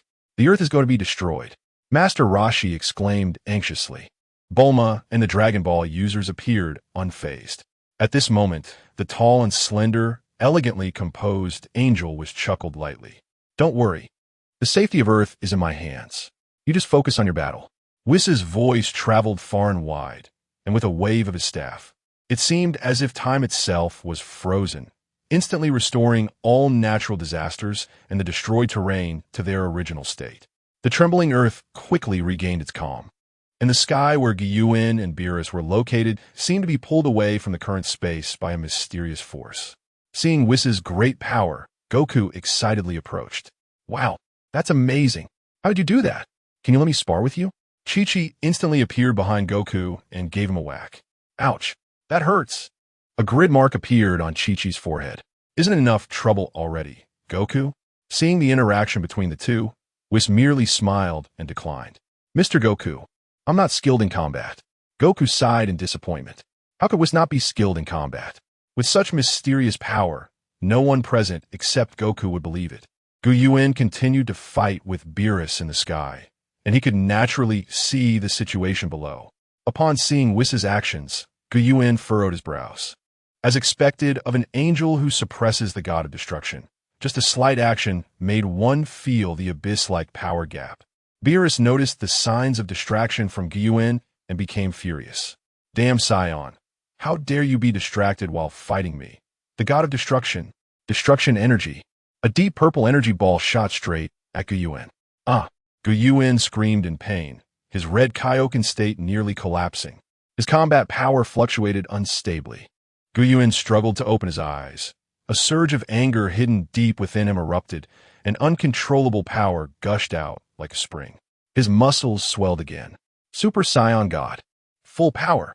Yuan's eyes turned white, his pupils faintly visible, and his combat power rapidly skyrocketed exponentially. The surrounding space began to gradually collapse. A sound resembling shattering glass echoed in the air. Wow, this is incredible. The space is shattered. Whis displayed a slight surprise. Beerus became even more excited upon seeing this scene. Not bad, not bad. This is interesting. Now, this is interesting. Beerus bounced around, his face flushed, as if his previous fight with Yuan was merely a warm-up. Yuan exhibited a speed that was completely inconsistent with his large size. Beerus's pupils contracted slightly, and he quickly crossed his arms in front of his chest. Yuan's fist crossed over Beerus's arms and struck directly at Beerus's abdomen. Beerus instantly curled up like a purple-red shrimp, his body forming a C shape. So fast. Is this still a Scion? After a brief shock, Beerus's expression returned to normal, spinning like a windmill, and then kicked Yuan away. Yuan flew through the air like a meteor, leaving a red tail flame behind him as he split the sea surface in two. Boom! A massive pit appeared on the ground, visible even from space. Beerus gathered a black-purple energy sphere in his hand. Destruction. Behind Beerus, a face with completely white eyes and no pupils appeared. A giant fist pressed against Beerus's back. Beerus's back instantly caved in, while his chest bulged out. His combat power had risen so quickly. Whis' eyes, which were usually half closed, were now fully open. Ordinary people could only improve their combat power through diligent training. If they lacked talent, they either relied on technology or manufactured biochemical weapons. However, trying to enhance their own combat power was exceedingly difficult. Yet Yuan, in just a few minutes, had crossed several stages, and his combat power surged to unimaginable levels. Even after this power boost, there was no sign of decline. Such a permanent surge in combat power shocked even Whis. Beerus crawled out from a pile of rubble, his eyes now bloodshot and bulging with rage. Scion, you've angered me. Accept your fate of destruction. A massive, deep purple energy flowed over his body, and Beerus's image seemed to transform into a demon from hell. As Beerus's power gradually increased, the earth, which had been protected by Whis' power, began to tremble once again. Beerus had the duty to cleanse and destroy in the universe, a being that every living creature or celestial body in the universe genuinely feared. Even those who had never seen Beerus's form would instinctively feel fear upon sensing his aura. Beerus's overwhelming presence brought a moment of clarity to the enraged Yuan. What has happened? Yuan's pupils gradually returned, and his combat power stabilized. I didn't expect that I lost control just now. The Broly bloodline within Yuan was the most powerful of all his abilities, firmly suppressing everything else. With every gain comes a loss. While the Broly bloodline could permanently boost combat power in a short time, the price was the loss of reason and consciousness. Yuan exerted his strength, creating a massive sonic boom as he stepped, and the space behind him showed signs of cracking. Seeing Beerus erupt, Yuan didn't retreat, but instead advanced, throwing a punch. After their collision, the world turned white, and the soil and debris floated slowly into the air, unaffected by gravity. Lightning raged everywhere. Beerus swung his fists wildly. Purple shadowy fists filled the sky. Yuan launched a punch, and a massive red dragon energy entity flew out. At this moment, the explosive white light on the Earth's surface could be clearly seen from planets several star systems away. What on Earth is happening? Why is it so bright outside? Earlier, I felt like I was always dreaming about the Earth being destroyed, and I was killed. Oh God, please don't let the Earth be destroyed. People on Earth panicked and began to pray to the gods. Although Whis had stabilized the foundation of the Earth with divine power, many environmental changes could not be hidden. The power of these two individuals was too terrifying. Are they really living beings like us? Krillin trembled, collapsing to the ground. Originally, he was not a jealous person and did not express any dissatisfaction when Goku and the other Scions surpassed him in strength. However, there was one person he could never forget, Android 18. He always believed that his lack of strength was the reason he could not become the guarantor for androids 17 and 18. In places where no one could see, he trained frantically. Despite little progress, it did not diminish the hope in his heart. The gap between him and Goku was not insurmountable. But now, that hope was completely shattered. Perhaps the gap between people cannot be bridged through effort alone. There are indeed many ways to surpass the original source. But no one on Earth knows, and even if they did, no one would tell Krillin. That's Scion. You must be referring to the original source, right? You're quite impressive. You've managed to make me take this seriously to such an extent. Few have achieved this in billions of years. It's a pity, though, that you will also be destroyed by my move. Beerus raised both hands to the sky, and a gigantic purple energy sphere, invisible to the naked eye, began to condense. The Angel Wisp maintained his expression and spoke softly. Lord Beerus is serious now. What should we do? Will the original source be killed? Bulma and the other women, including Android 18, showed worried expressions, while Vegeta appeared somewhat displeased. The worries of women. The original source had known everyone long before Bulma got married, and they had been acquainted for 10 years, forming bonds with the people of Earth. The original source had already been regarded as one of their own by the Earthlings. Oh no, if the original source is killed, what will we do? Krillin was in despair. Although he was not particularly fond of the original source, he was still young, unmarried, and had a bright future ahead. He did not want to die. Death, perhaps not. After all, the original source is a legendary Super Saiyan, was slowly said. Beerus looked down at the original source, who was gasping for breath and had a serious expression, feeling a sense of satisfaction in his heart. To think that I, Beerus, the strongest god of destruction in the 12 universes, have been repeatedly slapped in the face by the original source's strength. It's a bit hard to maintain my dignity. No matter how stunning you were before, under this move, you cannot survive. Being able to fight me so comfortably, your death is not regrettable. The massive purple energy sphere crashed towards the original source like a planet. Such energy, enlarging the energy sphere to the size of a planet, is something even Goku and Vegeta could manage. However, the destructive power contained within this purple energy sphere is the fundamental force. As a god of destruction, appointed by the High Priest, the strongest of the angel race, it is inherently responsible for combat and destruction, making it one of the most lethal entities in the universe. Beerus's cat-like eyes bulged, and veins popped out on his forehead. Before the purple energy sphere even touched the ground, a large pit formed as many soils and seawater automatically retreated to avoid it, and this pit continued to expand. The original source's figure was instantly submerged within it. Not good. We're doomed. The Earth is going to be destroyed. The new god of Earth, who had been watching from above, had already lost strength and collapsed to the ground, as if his bones had been extracted. Damn it. The gap between us is too great. Vegeta clenched his fists. He didn't care whether Earth would be destroyed, as his family was on that giant ship. However, the gap between him, Goku, and the original source was hard for him to accept. When Beerus attacked earlier, he couldn't protect his family and was easily suppressed. Now it was even worse, and he could only watch helplessly as Earth was destroyed.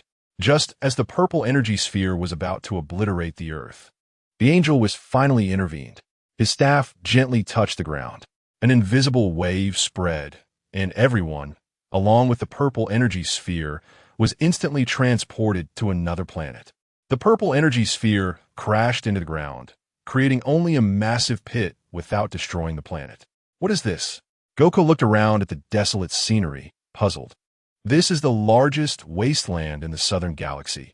Even a god of destruction would take considerable time to destroy it, making it the most suitable place for battle. Don't thank me. Earth's cuisine is quite good. Lord Beerus ordered me to protect Earth. Beerus appeared, gasping for breath as he floated in the air. The energy expenditure from that last move was not a significant issue for him as a god of destruction, but his anticipation for the outcome made him tense, and he even broke out in a cold sweat. What happened? Was it completely destroyed by me? The wasteland was a massive planet, with surrounding stardust fragments larger than the sun, the biggest star in the solar system. Moreover, the soil here had a gravitational pull similar to that of a black hole, thousands of times stronger than Earth. Without the protection of divine power, the Earthlings watching nearby would have been crushed by the gravity. Beerus's destructive energy sphere created a pit that was hard to look at in the wasteland, and the swirling dust contained purple lightning. Even a slight approach would result in annihilation from the derived lightning of this god of destruction's power. Just a glance felt like being pricked by a mysterious force. On the giant ship, Goku and the others widened their eyes, some even taking out telescopes. The fate of the original source determined everyone's destiny. Although Earth was under special protection, the outcome of the battle also decided whether Earth could remain free. After all, no one wanted an unpredictable existence that could destroy Earth at any moment to remain unrestrained. Like Demon King Piccolo, he initially had the power to destroy Earth. But with Goku still alive, everyone had the strength to suppress Piccolo. Naturally, there was no worry about the threat of him going berserk. But if Beerus won, the future Earthlings would likely have to live in shadows. Boom! A golden-green light exploded, turning into a vertical column that reached into the sky. The light attracted everyone's attention. He is still not dead? How interesting. Although Beerus felt nervous inside, he still maintained a hard exterior. Great! It's the original source-S energy. Goku jumped up, shouting like a monkey. There is still a fight. Well done. Vegeta's heart, which had been suspended, finally relaxed.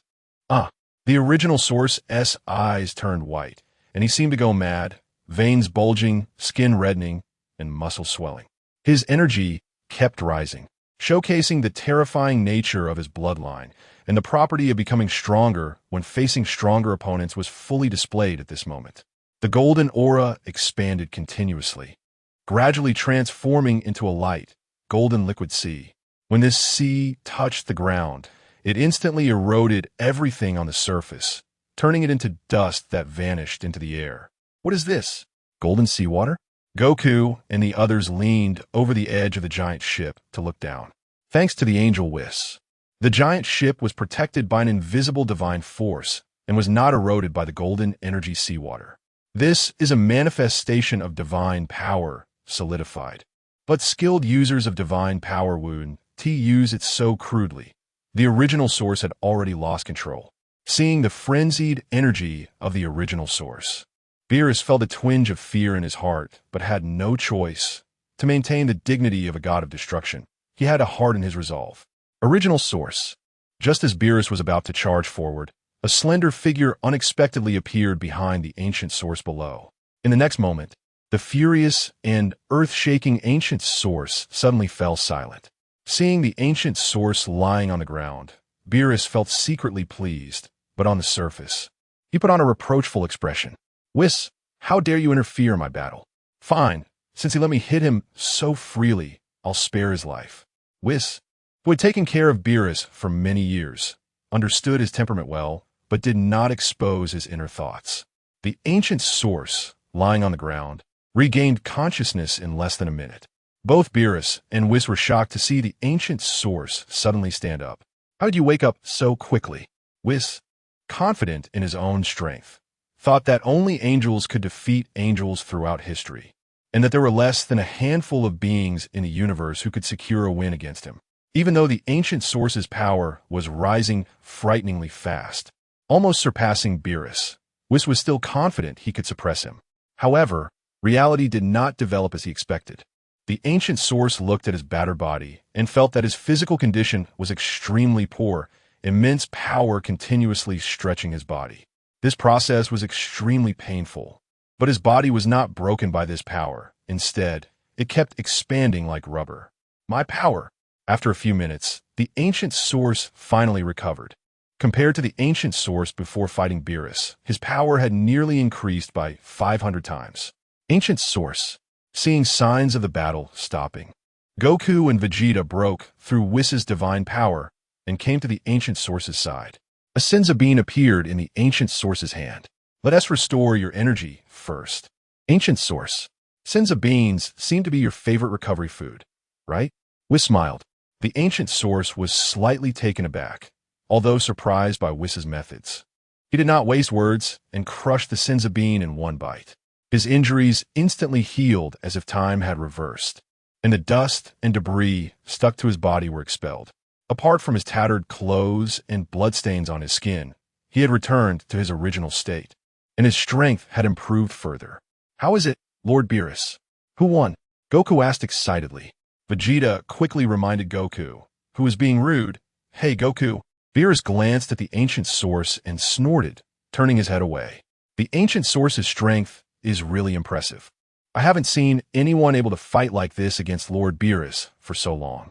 Whis, knowing Beerus's temperament, did not mention the outcome of the battle. Thanks to the legendary Super Scion's power, the ancient source said, relieved. Beerus's power was indeed exaggerated. The ancient source was fighting across multiple dimensions. Fortunately, even though Beerus was powerful, he did not intend to go all out from the beginning. This gave the ancient source multiple chances to increase his fighting power through anger. Of course, there was also the issue of Beerus not being used to high-intensity battles after being lax in fighting, but overall, the legendary Super Scion lived up to its name. The formidable and invincible physical body allowed the ancient source to withstand intense power strikes. Ancient source, your power has increased so much. Goku was astonished to feel the ancient source's aura up close. The ancient source's basic combat power had increased hundreds of times compared to before. Just standing there gave an unfathomable feeling, like an ant facing a majestic mountain. Vegeta clenched his fists. Damn it, the gap has widened again. Although the ancient source's improvement was enormous, it still did not completely shatter Goku and Vegeta's confidence. Both had experienced the transformation from ordinary Scions to Super Scions, knowing the feeling of rapid power escalation. Since someone who had taken Scion blood could become this strong, they could too. Goku was confident about the future of the Scions, and Vegeta also had his own confidence and pride. Since Lord Beerus has already fought the ancient source, why not have a match with me too? Goku asked directly without any sense of fear. Upon hearing Goku's request, Beerus's eyes went blank for a moment. Did the recent battle with the ancient source not scare this kid? This brat Scion can't be another freak like the ancient source, right? After fighting the ancient source, even though he was unwilling, Beerus had already acknowledged the ancient source's strength. If Wasanti intervened just now, things might have spiraled out of control, and Beerus might have actually lost. His stamina was continuously being drained, while the ancient source seemed to recover immediately from each bout of anger, growing stronger with each fight. The impression of the Scions as weak in Beerus's heart was completely shattered. Even Goku, whom he had once easily handled, was now taken seriously. Therefore, when it came to Goku's battle request, he unexpectedly felt a sense of fear. Ancient source, everyone is still waiting for us to go back. Let's talk about fighting next time. Huh? Okay, Goku said dejectedly. Vegeta then slowly said with his arms crossed, Kakarot, I will be the next to transform into a Super Saiyan god. You can come next. Vegeta, who had long been troubled by his insufficient strength, was unwilling to give up the opportunity to be the second to transform into a Super Saiyan god. On Earth, at the mansion of the richest man on Earth, Bulma, a grand food festival was being held. Many famous chefs were invited at great expense. Everyone from Earth was here. Several Scions started to eat like starving ghosts, devouring food frantically.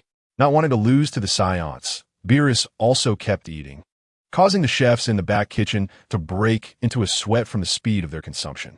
Delicious, delicious, Beerus mumbled, as long as Lord Beerus is satisfied. After witnessing Beerus's immense power, Bulma naturally treated him with utmost respect. Earth's food was quite good, extremely rare in the universe. Miss Bulma, thank you for the hospitality.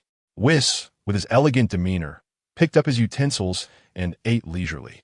By the way, would Mr. Ancient Source be willing to be a candidate for the God of Destruction?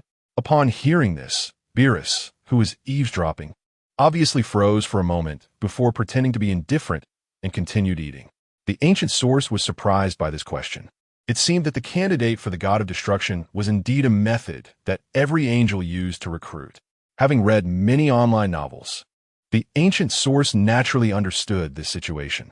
It was actually quite understandable. The current gods of destruction had existed for billions of years as top-tier warriors. Such talent and strength are hard to come by even after billions of years, and once they appear, they must be recruited quickly. Gods of destruction are not completely invincible. Once the current Supreme Kai, who represents creation and order, dies, the gods of destruction will also disappear. A powerful god of destruction like Beerus is one thing. In some universes, the power of the gods of destruction is even surpassed by the warriors underneath them.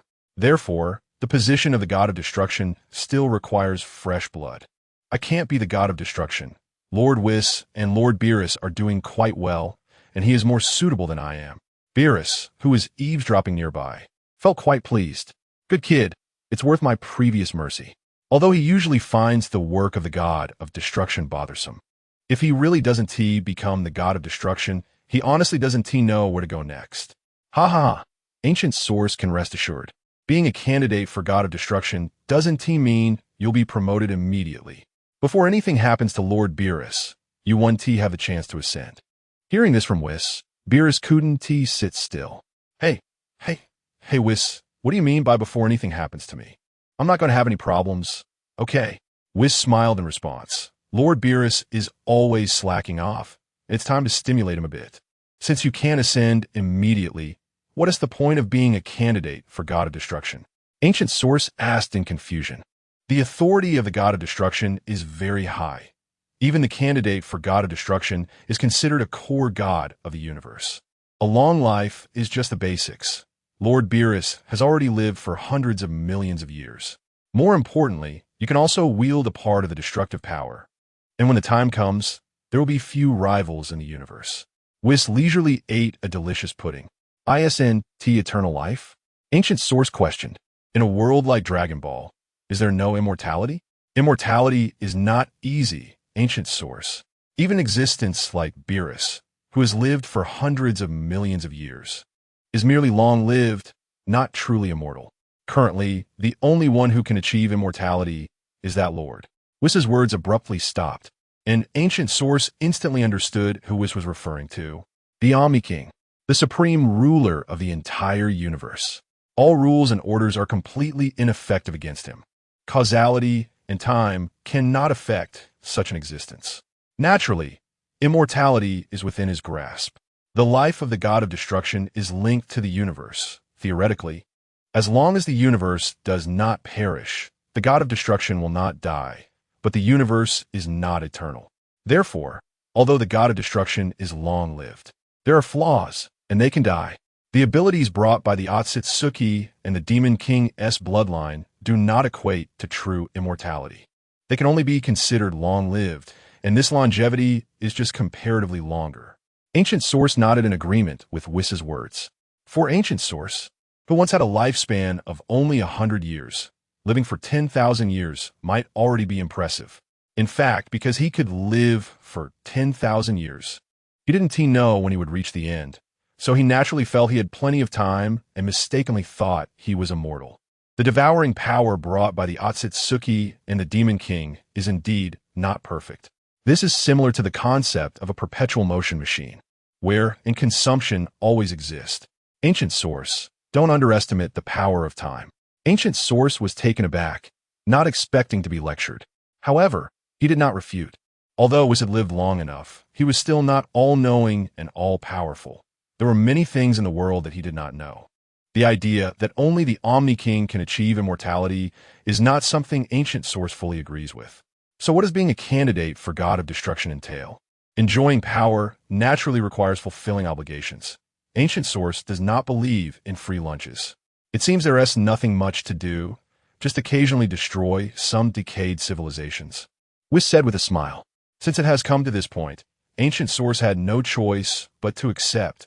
After all, the divine position was essentially a freebie, so he might as well enjoy it. The devouring power of the Otsutsuki and the Demon King may not allow him to live for hundreds of millions of years. However, the position of god of destruction might be able to break through this point. The control over time in the Dragon Ball world is still quite terrifying, and there are legends of a time, Kaioshin. If Ancient Source dared to tamper with time, he would soon be targeted. After witnessing Whis' ability to suppress him in an instant, Ancient Source became much more compliant. His pride, which was originally in his heart, was also suppressed. The feast lasted for a full 3 days, during which Goku and the others ate and slept, fully recovering from the previous battle's exhaustion. Although the sins of beans could heal injuries and had some satiating effects, there were still some things they could not accomplish. Beerus and was also looked quite satisfied. After everyone had filled their stomachs, Goku immediately started causing a stir. I also want to transform into a Super Saiyan God. Everyone come help me. Vegeta was the first to refuse, crossing his arms in denial, his tone firm with no room for negotiation. Seeing Vegeta looking like he would resort to violence if refused, Goku had no choice but to agree. Gohan, Goku, Goten, and Trunks stepped forward and formed a circle. Goku called out to the hesitant Ancient Source beside them. Ancient Source, come on, we just need you. Ancient Source felt very hesitant. To be honest, he wasn't sure if he was a pure-hearted person or if he had a sense of justice. Back in a giant world, he had used schemes to harm Reiner and Hoover, although both had indirectly caused the deaths of many ordinary people. Ancient Source could not escape the fact that he was also a butcher. In the pirate world, during the Marineford War, even if he hadn't intentionally targeted anyone, the aftermath of the battle had also killed quite a few people. In fact, I'm also unsure if I possess a sense of justice. Hearing Ancient Source's explanation, Goku and the others expressed their surprise. They had known Ancient Source for about 10 years. Despite his mysterious arrival, he had never done anything bad to Earth. He had no desire for the Dragon Balls, having only used them once and never again, and he had repeatedly come to help during major crises on Earth. During the Cell Saga, the Majin Buu Saga, and the God of Destruction Beerus incident, Ancient Source had always been present, regardless of his inner feelings. Ancient Source had not committed any wrongdoing in the past decade, and even Krillin, who secretly envied him, could find no fault. It's okay, Ancient Source. I believe in you. Goku extended a hand to express his trust. Exactly. Even a big demon like Piccolo ended up turning over a new leaf, right? Master Roshi didn't know much about Ancient Source, but he trusted Goku, and Goku's judgment was quite reliable. After all, Vegeta, who had destroyed countless planets and battles across the universe, was also a person with a sense of justice, right? Ancient Source should be fine. Vegeta was just about to object, but saw that the one speaking was his wife Bulma, so he could only snort coldly. Seeing everyone's attitude, Ancient Source felt his worries were also being eased. Most people in the Dragon Ball world are not motivated by fame or profit. The goodness in their hearts is quite rare. However, in Ancient Source's view, it is even more incredible for a group of good people to gather together. Perhaps such a beautiful scene only exists in manga. Actually, I have another way. Gohan's wife Videl timidly spoke up. As an ordinary person, Videl had previously witnessed the strength of the Sun family and Ancient Source on the giant ship, with so many powerful figures gathered together. Even though she was the daughter of Satan, she couldn't help but feel nervous, worried that she might inadvertently anger a strong person and cause trouble for Gohan. Oh, what's the way? Gohan wore a pair of glasses and was dressed in a casual suit, resembling a scholarly professor. He curiously leaned closer to Videl. No one understood Videl better than he did. She was just an ordinary person, so how could she solve the problems of the Scions? In fact, I have a Scion here too. Videl touched her belly. The hint was already very obvious, and experienced women like Chi-Chi and Bulma understood immediately. Could it be? Yes, I'm pregnant, Gohan. Upon hearing this news, Gohan felt both happy and at a loss. Goku's gaze also shifted to Videl's belly. Is it Xiaofang? Although they had Xiaofang, everyone still thought it would be good to let Goiwan give it a try. After all, Xiaofang was still a baby, not even born yet, and it was debatable whether she had consciousness. Goiwan approached the group, and the five surrounded Vegeta. Vegeta clenched his fists tightly, visibly unsettled. Great! I'm finally going to surpass Kakarot. Perhaps the gap was too great. Vegeta didn't even consider Goiwan a target and continued to argue with Goku. As a mysterious energy surged into Vegeta's body, the earlier commotion of Goiwan transforming into a Super Saiyan God occurred again. But the various celestial phenomena were much smaller compared to when Goiwan transformed. Before long, a red-haired Vegeta appeared. As expected, it was just like when Goiwan transformed. Not a trace of energy leaked out. Everyone marveled. Beerus, who was focused on eating ice cream, briefly glanced at Vegeta before looking away. He was far too inferior compared to Yuan. Whis narrowed his eyes, a smile on his lips. Lord Beerus, Yuan's base power far exceeds that of Vegeta. So this gap is not surprising. Wow, Vegeta, how do you feel right now? Goku's face was almost pressed against Vegeta's, as if he could see through him. I feel incredibly powerful. Vegeta directed his gaze at Goku, then turned to Beerus, but after a moment, he looked away. If he hadn't seen Yuan fighting Beerus earlier, he would have directly challenged Beerus. There's still a gap between gods, and the strength of divine power can be concealed, so Vegeta couldn't see through Beerus' strength. Kakarot, hurry up and transform into Super Saiyan 3. Let's compete. Goku was taken aback. He had originally planned to transform into Super Saiyan God to fight Vegeta, but he didn't expect Vegeta to want to fight in Super Saiyan 3. After Vegeta's suggestion, Goku became interested too. He wanted to know the difference between Super Saiyan 3 and Super Saiyan God. Boom! The two exploded with energy and shot into the sky, causing thunder and lightning to erupt. Seriously, they can't stay calm for even a moment. Bulma complained. There's no helping it. That's just how Goku is. Kiki sighed. In the past, she would have been very angry, thinking Goku was neglecting the family. But later, she came to terms with it. Goku was powerful, and if he weren't kind-hearted, it would be very easy for him to seek power and wealth. To gain something, one must sacrifice something. If Goku really worked hard to earn money, he wouldn't be the Goku she loved. Her son Gohan had also successfully become a scholar and married the famous Satan's daughter. To repay Goku, Satan even gave them 100 million. Now, she also had Goten to take care of, and life had been very fulfilling. There was nothing more to ask for. Beerus put down his food and looked at the overcast sky, appearing somewhat dissatisfied. Damn it, I can't see anything like this. Lord Beerus, please don't rush. Whis' staff emitted a light screen from the crystal ball at its tip. Although most of the people on this giant ship had the power to easily destroy planets, since most were Earth martial artists, many auxiliary means were lacking. Yuan, however, had no such worries. Having traveled through multiple comic worlds, he possessed a comprehensive set of abilities. Healing, reconnaissance, flying, and strong attacks. All kinds of means were complete. Yuan opened and closed his eyes. In the Azure Starry reincarnation, I replaced his original black pupils. The scene in the sky was laid bare. The battle between Vegeta and Goku was very measured, and the Earth's environment did not experience the natural disasters that occurred during Yuan's battle with Beerus. Bang, bang, bang.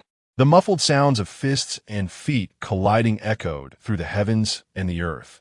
Compared to Yuan, the martial artists on Earth prefer the clash of fists and feet. Vegeta had also been deeply influenced by Earth martial arts since coming here. After several exchanges, Goku could no longer endure and was continuously suppressed by Vegeta. With a whip kick, Goku fell straight into the sea like a cannonball. Super Saiyan 3 is actually not a match for Super Saiyan God. Gohan and the others gasped in astonishment. Compared to the mysterious Super Saiyan God, Super Saiyan 3 exuded a terrifying aura to Earth's people. The impact of Super Saiyan 3 would certainly seem stronger. No more fighting, no more fighting. Goku waved his hand, signaling for a ceasefire, panting. A look of joy spread across Vegeta's face, as if all his previous grievances had vanished. I finally defeated you, Kakarot. Seeing Vegeta's arrogant demeanor, Goku was also unconvinced. Vegeta, don't be so arrogant. I haven't even transformed into Super Saiyan God yet. Transform then, as a fellow Super Saiyan God. My noble Saiyan royal bloodline must be stronger than you, a lowly warrior. Vegeta was clearly caught up in a state of euphoria. Soon, after a short rest, Goku, with the help of the other Saiyans, transformed into Super Saiyan God. Goku bounced a couple of times in place. I feel my body filled with power. Is this the feeling of Super Saiyan God? No wonder Super Saiyan 3 couldn't compete. It turns out it's so wonderful. The Earth warriors nearby were all astonished. Goku has finally transformed into Super Saiyan God. I can't feel Dad's energy. It's really amazing. Gohan pushed up his black-framed glasses. I really envy you Saiyans. You could transform into this and that. Krillin said enviously, but no one paid attention to him. The little bald head took the opportunity to secretly glance at Android 18, who was eating ice cream in the distance. Come on, Kakarot, let's fight again. Thanks to Yuan's infinite Senzu beans, the two could fight without any worries. Goku's power, after transforming into Super Saiyan God, instantly reached the same level as Vegeta. With the foundation of Super Saiyan 3, Goku quickly mastered Super Saiyan God. The previous scenario where Vegeta had been suppressing him disappeared completely. Damn it, that Kakarot is really tough. Clearly, Vegeta's theory of bloodline did not manifest in Super Saiyan God. Yuan's methods were extraordinary. Although he was far away, he could still hear Vegeta's complaints. Vegeta's bloodline is indeed not weak, but it is more prominently reflected in the transformation of Super Saiyan 4. The Super Saiyan God is an exploration of the divine realm, and the role of bloodline in it is not very obvious. Earlier, Goku also demonstrated the transformation into Super Saiyan 4, but due to Beerus's influence, neither Vegeta nor Goku has had the chance to cultivate Super Saiyan 4 before developing Super Saiyan God. This is so boring. I'm almost falling asleep. Hey, you two, hurry up and show some real skills. Beerus used his divine power to project his voice into the air. The two fighters in the sky were startled by this. Looking down at Beerus, who was watching the battle while snacking, Goku and Vegeta's expressions gradually became serious, and they began to focus. Every move they made was with all their strength. The sea surged with gigantic waves, and it seemed that the natural disasters generated during Yuan's earlier battle were about to reappear. Lord Whis, if they keep fighting like this, the Earth will be destroyed. Can we ask you to protect the Earth? Bulma said anxiously. Whis gently placed the pudding dish in his hand down and replied, happy to serve the lady. With a light wave of his staff, the previously turbulent sea calmed down as if it were a child being lulled to sleep. Yuan watched all of this, deep in thought. The power of the angels is indeed terrifying. Earlier, it could instantly make me lose consciousness, and now it shows an omnipotent ability, which feels very similar to the power of the dragon. In the Dragon Ball world, the strong ones appearing apart from those from Earth are basically villains, using their strength to dominate or destroy, and that omnipotent feeling is rarely reflected. Frieza, as the Emperor of the universe, also focuses on destruction except for some superpowers. In other comic worlds, the strong are mostly well-rounded, while Dragon Ball is much more singular. If I could master Whis' abilities, then Super Saiyan God would be more like a god. Whis seemed to sense Yuan's gaze and looked towards him, his eyes filled with elegance and indifference. What's wrong, Yuan-san? I was wondering how to release this power to protect the Earth. Yuan did not hide it, but asked directly. It's quite boring. You have to learn a lot of things. Trust me, Yuan, after you see those things, your head will explode. Destruction is much more comfortable. Beerus reminded when he noticed Yuan's interest in Whis' abilities.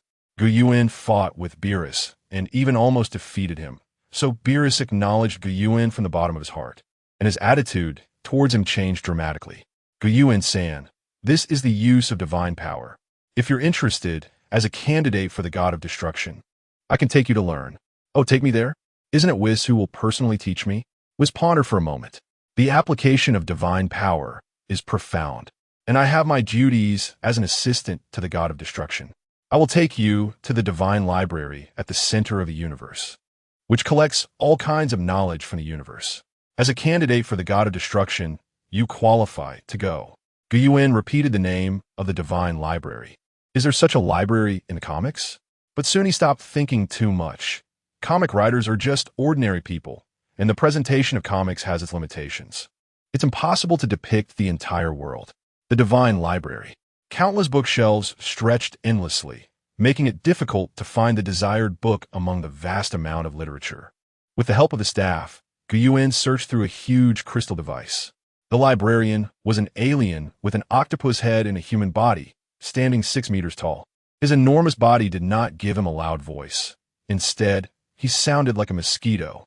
Months later, Yuan rubbed his head. It seems that Beerus wasn't being lazy. The difficulty of these books is indeed very high. Yuan was so used to rapidly improving his combat power through intelligence that it was genuinely challenging for him to sit down and study.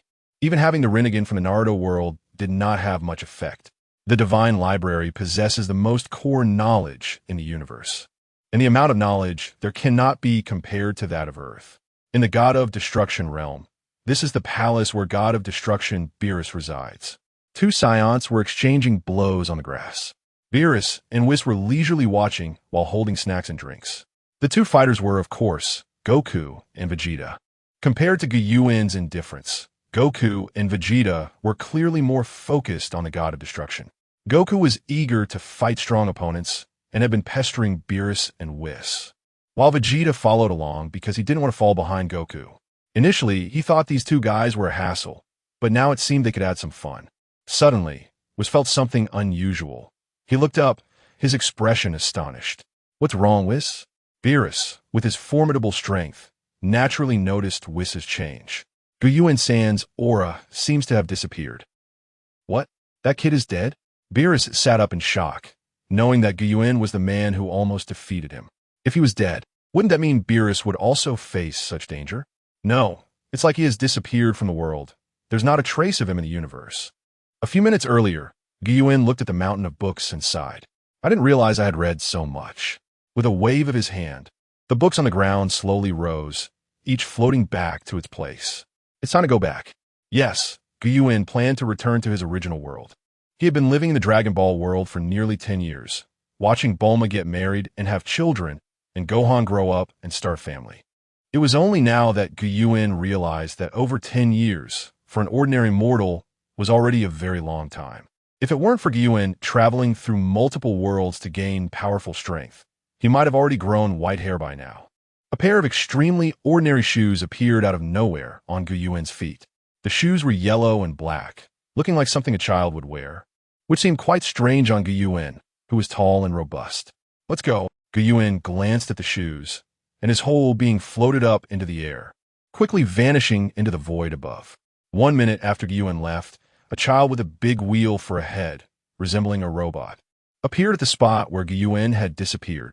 In the original world, flames shot up into the sky, and the sound of gunfire echoed throughout the city. Soldiers in military uniforms were shooting everywhere. Their opponents were a horde of green-haired zombies, which were quite different from those in movies. Their bodies were incredibly tough. Regular handguns couldn't penetrate them, and only high-caliber firearms or weapons with strong armor-piercing effects could break through their defenses. Bang, bang, bang. Bullets hitting these zombies sounded like they were striking steel, producing a sound that made one's teeth ache.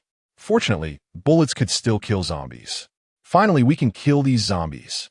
Damn, they're so tough. If only the sun could shine in, these zombies would self-ignite and disappear in sunlight. Stop thinking about it. Weapons were used to clear the thick fog earlier, but it returned to its original state within minutes. The green-haired zombies move slightly faster than a normal person's walking speed, but they have begun to pose a significant threat to the city. Many ordinary people quickly lose their sanity after being drained by the zombies. They either become mad or turn into zombies themselves. However, compared to the green-haired zombies, the zombies transformed from ordinary people are much weaker. On the highway outside the city, a large number of soldiers clad in hard yellow sand armor emerged from the time-space rift, armed with long guns. Helicopters attempting to approach the rift were repelled by a barrage of flying crossbow bolts. The highway was already in chaos, filled with car accidents, explosions, collapses, and various screams echoing into the sky. Due to the collapse of traffic, support from within the city could not arrive in time. The number of yellow sand armored soldiers grew increasingly large, creating a seemingly endless trend. The appearance of these armored soldiers stirred anger in some people. One man boldly charged at them, unafraid of death. His fist struck the yellow sand armor like hitting a rock. The soldiers in yellow sand armor were all tall and mighty, speaking in a strange language, and they quickly grabbed the man, who was as small as a chick. Upon seeing the muscular yellow sand armored soldier, the man suddenly woke up, as if a cold bucket of water had been dumped on him. How could they possess such strength? He clearly remembered his weight. He weighed 180 pounds, yet the yellow sand armored soldier could lift him effortlessly. And the most crucial point was that there were many more such soldiers. At a glance, the yellow of the armor had completely overtaken the original green and gray-black of the highway. In the capital, various heads of state convened an emergency meeting. Among those present were many powerful ability users, including military leaders with real power. Hundreds of people sat in the conference hall, where a large screen was broadcasting live footage of the yellow sand armored soldier's appearance. It was estimated that over 70,000 yellow sand soldiers had gathered on the highway, with people everywhere on the roads, and the main travel routes of Yang City had been cut off. The most critical issue was that problems had also arisen within Yang City itself. The sky was covered with indestructible dark clouds, which allowed the zombies to rampage, causing significant casualties among ordinary people. Nobody expected that after the last anomaly, such a situation would arise again. Deploy the Air Force and blow those yellow sand soldiers to the sky. I refuse to believe that the area around the time-space rift is all lava and they would dare to come over. A radical spoke boldly.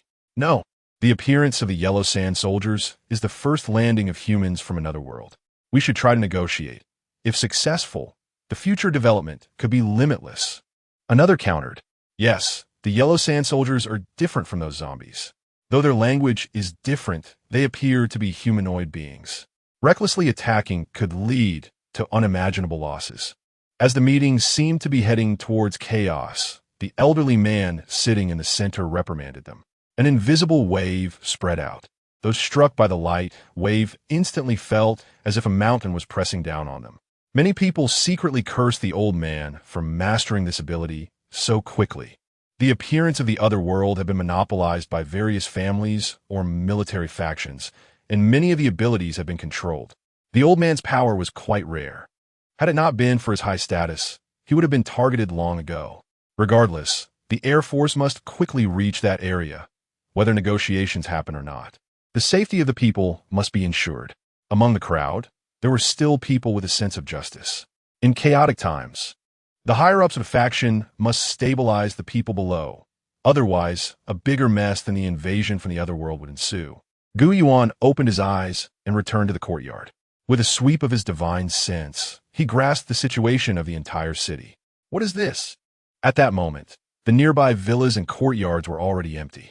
The wealthy had hastily left.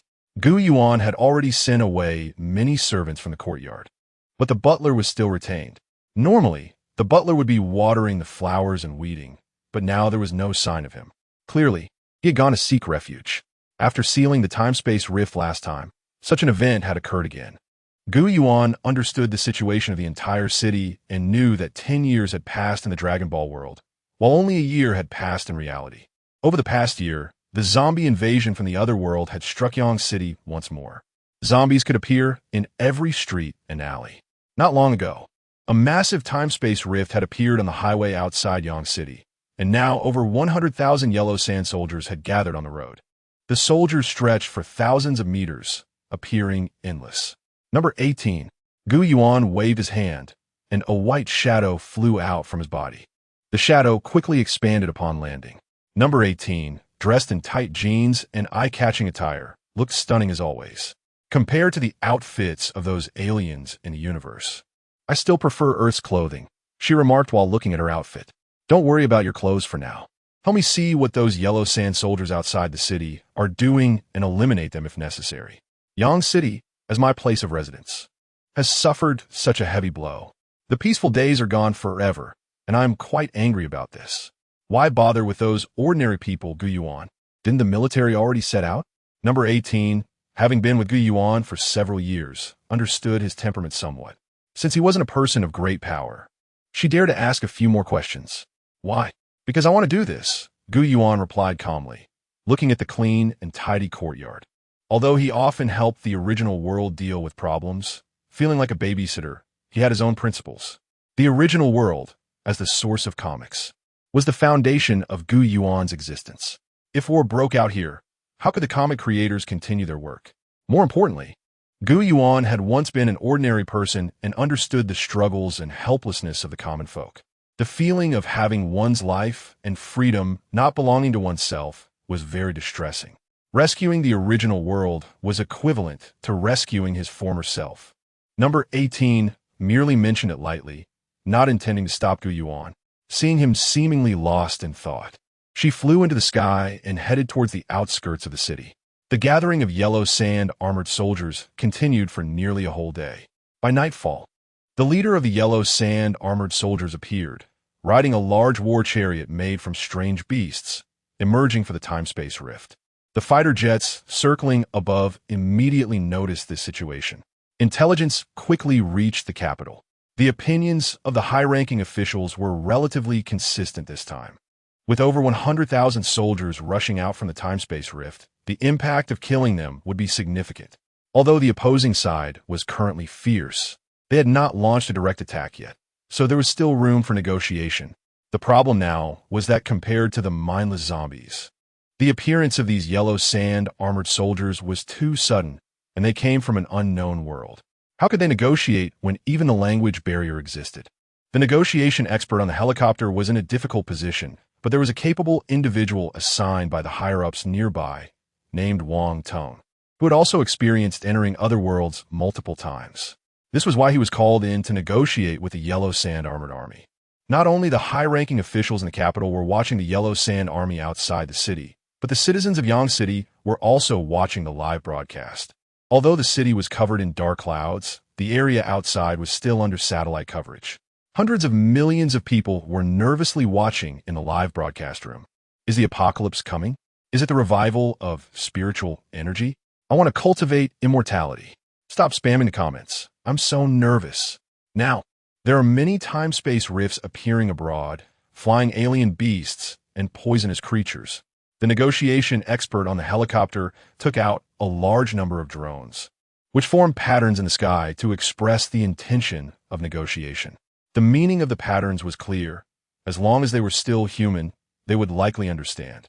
Many soldiers in the Yellow Sand Army below recognized the meaning of the drones. The negotiation expert's drone control was quite good.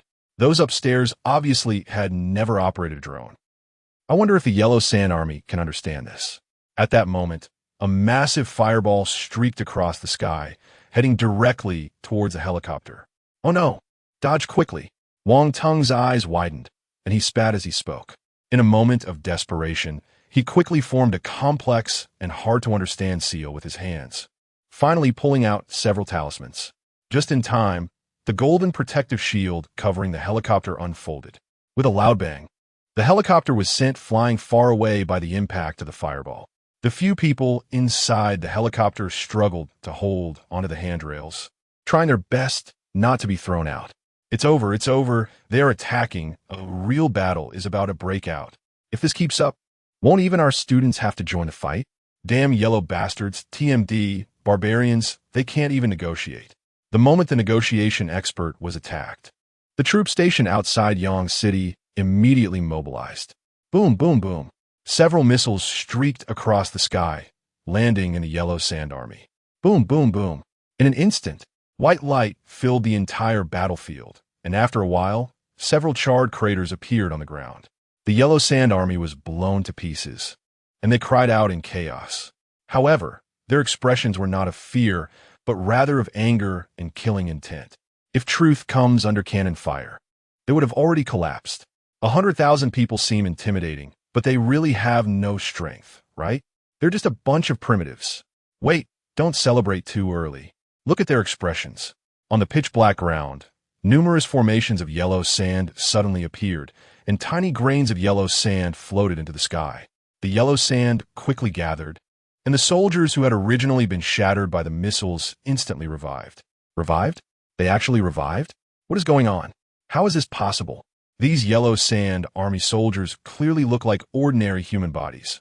How can they revive like the Sandmen in movies? If that's the case, our weapons are completely ineffective. The Yellow Sand Army roared as they stood up from the ground. The murderous aura created by the army could be felt even through the screen. The helicopter the negotiation expert was in swayed precariously, the impact from the fireball nearly causing it to crash. Wang Tung covered his head, his face pale, looking exhausted. Wang Tung, are you all right? Can you hold on? The negotiation expert wiped the sweat from his forehead and asked anxiously.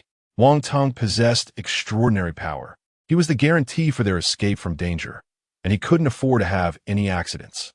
At this moment, the people watching the live stream expressed their confusion. Did you notice that a golden protective shield seemed to appear on the helicopter just now? Did I see that wrong? No, you didn't see it wrong. It seems to be true. Is it new technology from the military? What technology? Zombies are appearing. It must be magic. It's immortal cultivation, the revival of spiritual energy. I can cultivate immortality now. The comments section was abuzz with discussions about the golden protective shield.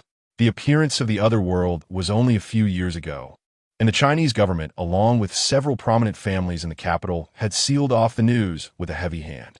Even some of the wealthy elites and high-ranking executives in certain regions were unaware of the matters regarding the other world and extraordinary powers. With the emergence of zombies and the Yellow Sand Army, people's acceptance of extraordinary powers had increased significantly. The Yellow Sand Army seemed to be enraged by the missile attacks, and cavalry in light yellow armor, wielding yellow sand spears, surged forward from behind the yellow sand infantry, pushing aside the infantry in front and charging forward. The Yang City army stationed outside the city reacted quickly. Military vehicles were already prepared. Soldiers held transparent shields in one hand and guns in the other. Open fire. Since negotiations have failed, we can only fight, the commander of the Yang City army ordered through the intercom.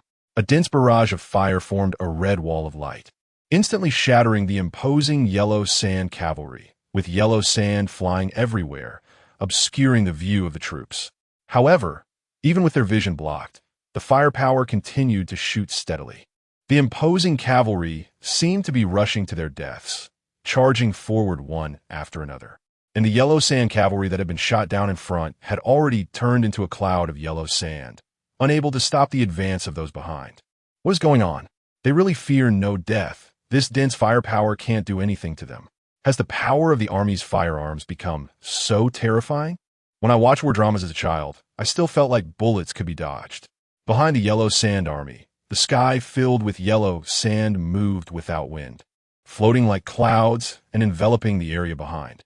Inside a large war vehicle, a man dressed in a pure white cloak bowed to the man on the throne and said, "Your Majesty the Sand King, it seems that the opponent's weapons are not enhanced weapons. It looks like our campaign to conquer this world is imminent." A burly general with a body like a mountain and a face full of ferocity thundered, "Yes, these people still want to negotiate. What are they thinking?" "Haha." The man sitting on the highest throne smiled slightly. The Sand King, clad in golden armor adorned with special runes, emitted a flowing glow after a while.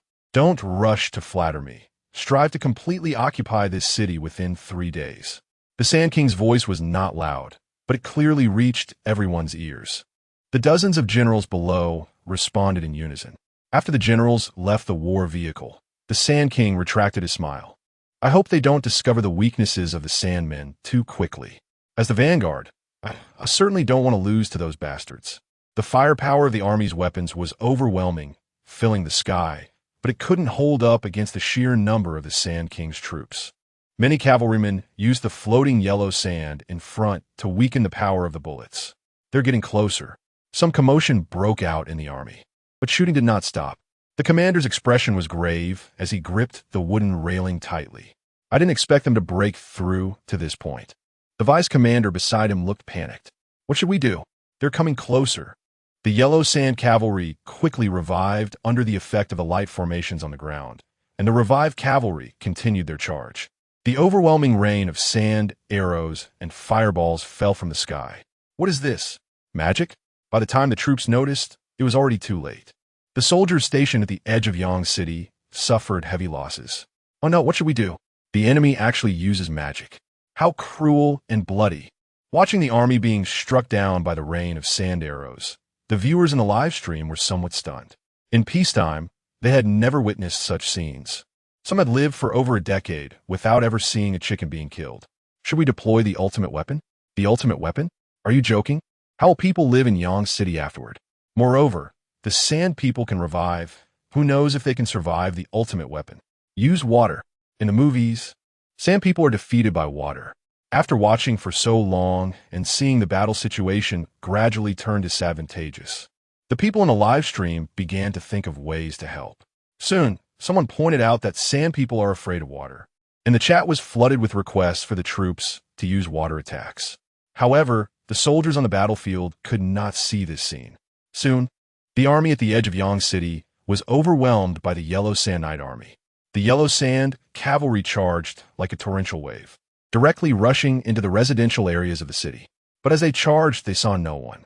Although the Yellow Sand Army had only appeared for a day, it was enough time for most of the people in the city to evacuate. Now, the majority had already left the city, and the Yellow Sand cavalry saw not a single living person. The Sand King was overjoyed at this sight. Ha! It seems that as the vanguard of the invasion, I will be the most outstanding one. The Sand King thought of the generous rewards and felt a rush of excitement, especially thinking about the expressions of a few old friends. However, at this moment, a girl with short golden hair and a graceful figure was floating in the sky. Not far from a large war chariot, a white-robed general, holding a magic array in his hand, was flying 50 meters above the ground without any wind. Fire difficult sand. After the white-robed general shouted a series of obscure incantations, fireballs the size of human heads shot out from his hands, and the number of fireballs quickly turned into thousands. As the fireballs struck the city, they contained crimson sand and stones that ignited buildings upon contact, causing raging fires that illuminated the entire city. Look at that white-robed mage. He can cast magic. The live stream was in an uproar. Magic and cultivation have always been things people yearn for. Seeing the mysterious white-robed figure unleash such a large-scale spell, the viewers in the live stream suddenly had no desire to harm him. No wonder these yellow sand soldiers can revive. They might be magical creatures created by magic. Why not capture their general? We might be able to interrogate him for magic. Can we stop dreaming? These sand people have already invaded the city. Our weapons are ineffective against them. How can we capture them? It wasn't just the viewers in the live stream who were excited. Even the bigwigs in the capital were the same. The power of this magic is immense, instantly destroying so many houses. The usually aloof family heads were gasping with excitement. For them, the destroyed houses were trivial matters, while the mysterious abilities of the white-robed mage were the key. For a long time, the otherworldly realms within Huagua had been small-scale skirmishes, a world of low-level, extraordinary powers. Not just in Huagua, but in countries around the world as well. However, because of the low-level extraordinary powers, those sent there could easily obtain success with a low risk of death. But after several years, the higher-ups had grown dissatisfied with the power of the other worlds. Firstly, the higher-ups were most concerned about longevity. Extraordinary powers provided no enhancement.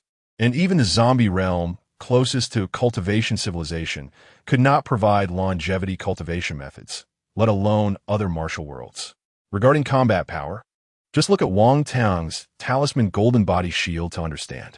The strongest known extraordinary power user could at most destroy a building with one strike.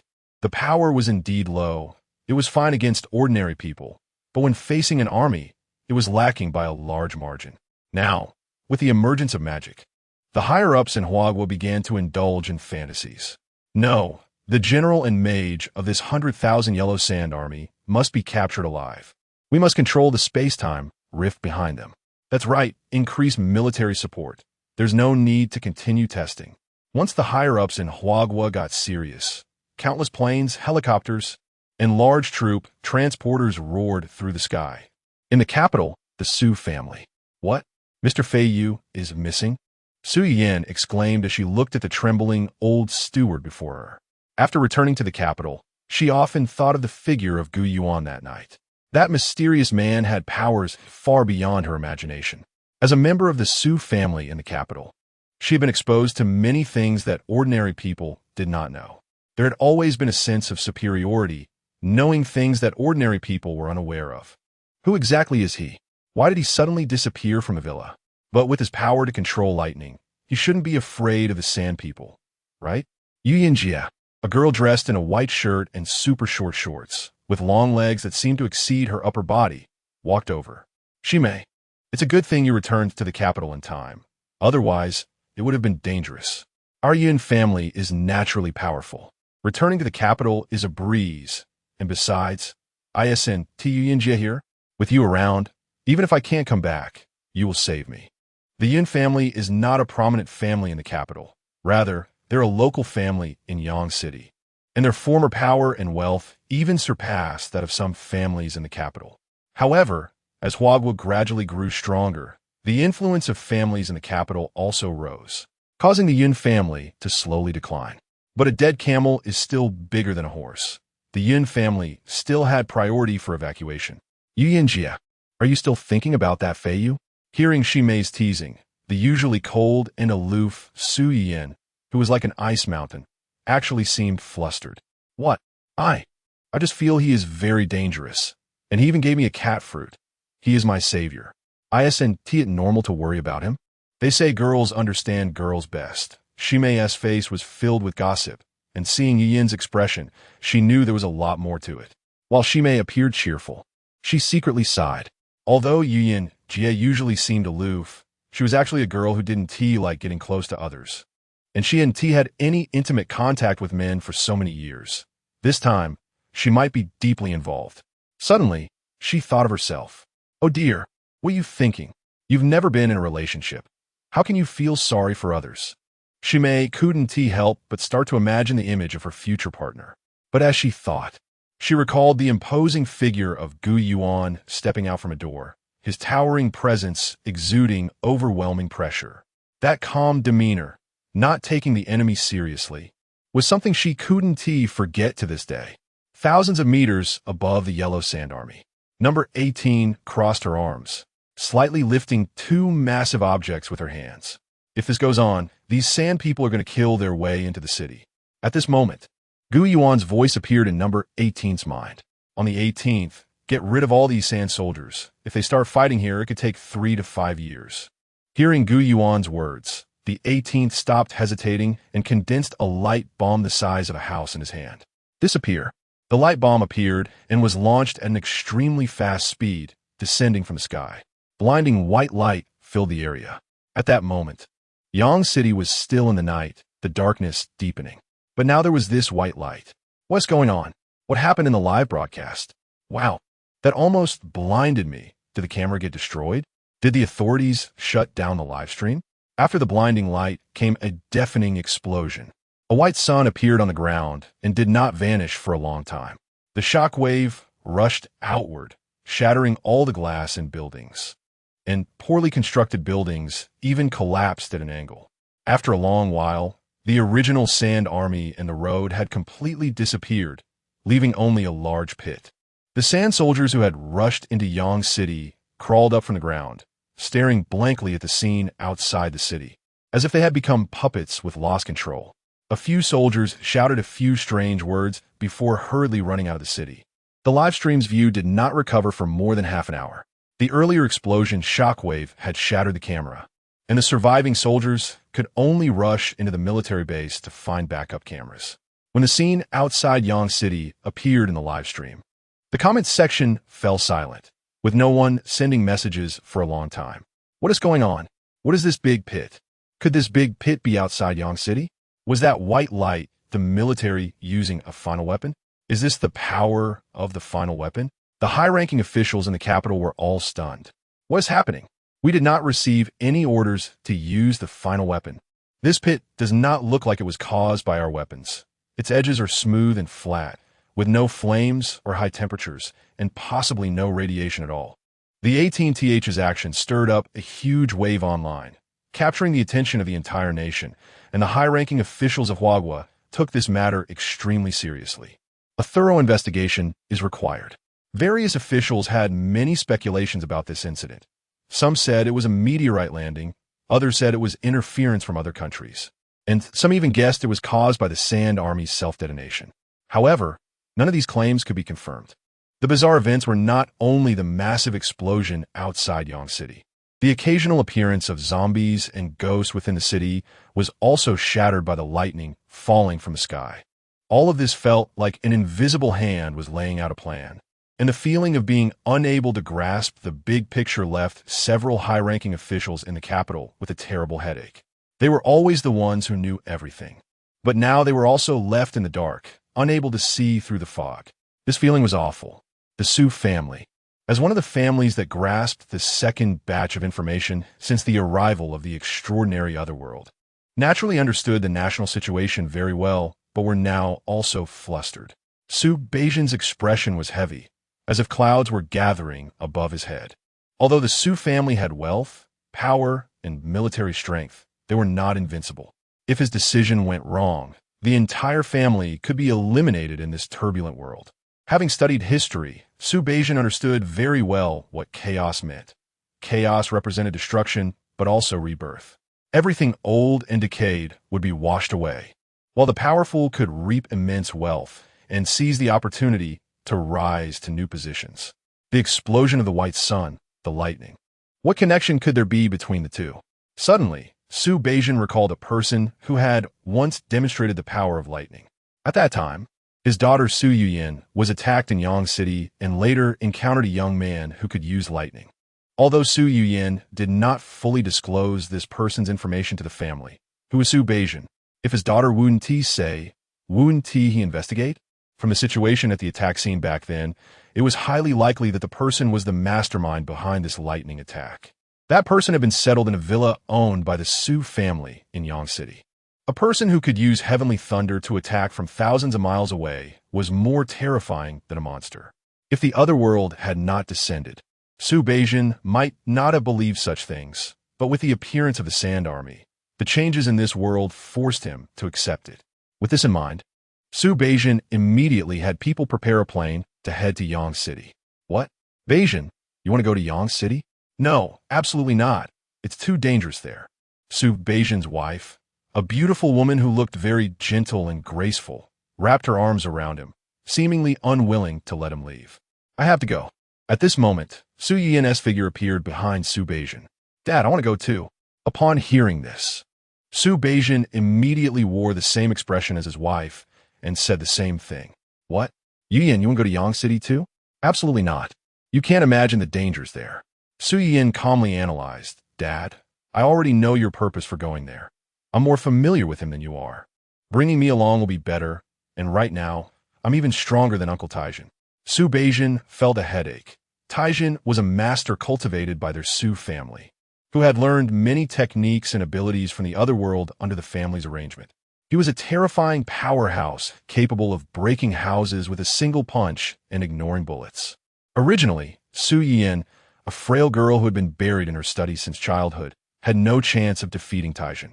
However, after obtaining the treasure known as the cat fruit, her physique had improved overall, allowing her to easily learn various techniques and martial arts from the other world.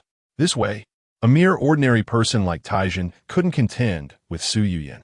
Oh, Yuan being stronger than Taijin doesn't mean much. No matter how strong Taijin is, he is still dependent on our family. There's always someone stronger. With the world changing so rapidly, who knows what will happen in Yang City? Listen to me. You should go back quickly. Su Yuan's expression was resolute, standing still. Even with her mother pushing her hard, she couldn't be moved. Su Beijian looked at her and helplessly said, Fine, but you can't act on your own. Above Yang City, smoke was rising. Although the lightning had eliminated the zombies in the city, many places had already been damaged due to their appearance. When the Sand Army appeared, the entire city was evacuated urgently, causing all transportation routes to be completely blocked. Although the crisis had been resolved, restoring the city to its former glory would likely take a long time. No one knew what to do about the large pit outside the city. However, fortunately, after the explosion of the white sun, the space-time rift disappeared. Strangely, theoretically, even the biggest explosion shouldn't threaten the space-time rift. On the private plane, Su Beijian looked down through the window. A sense of worry filled his mind, and he felt somewhat lacking in confidence about this trip. How terrifying! The pilot looked at the large pit on the distant ground, filled with fear. I heard that this is a man-made attack, but I don't know if it's true. As a pilot of the Su family, he holds multiple positions and has some understanding of certain secrets. He once witnessed the eldest daughter of the Su family transform into a cat person, which left him greatly shocked. What will this world turn into? The private jet quickly landed on the ground. The father and daughter of the Su family arrived at the villa complex where Yuan resides with the help of a military helicopter from Yangqing.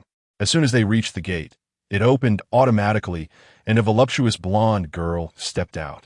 Although the girl had golden hair, her face combined the advantages of both Eastern and Western beauty. The blonde girl's attitude made the Su family feel a jolt in their hearts. A sense of curiosity arose in Su Beijian's mind. How did she know I was coming? Could it be that she can truly summon lightning from afar, knowing everything like a deity? The mystery of Yuan made Su Beijian's emotions even more uneasy.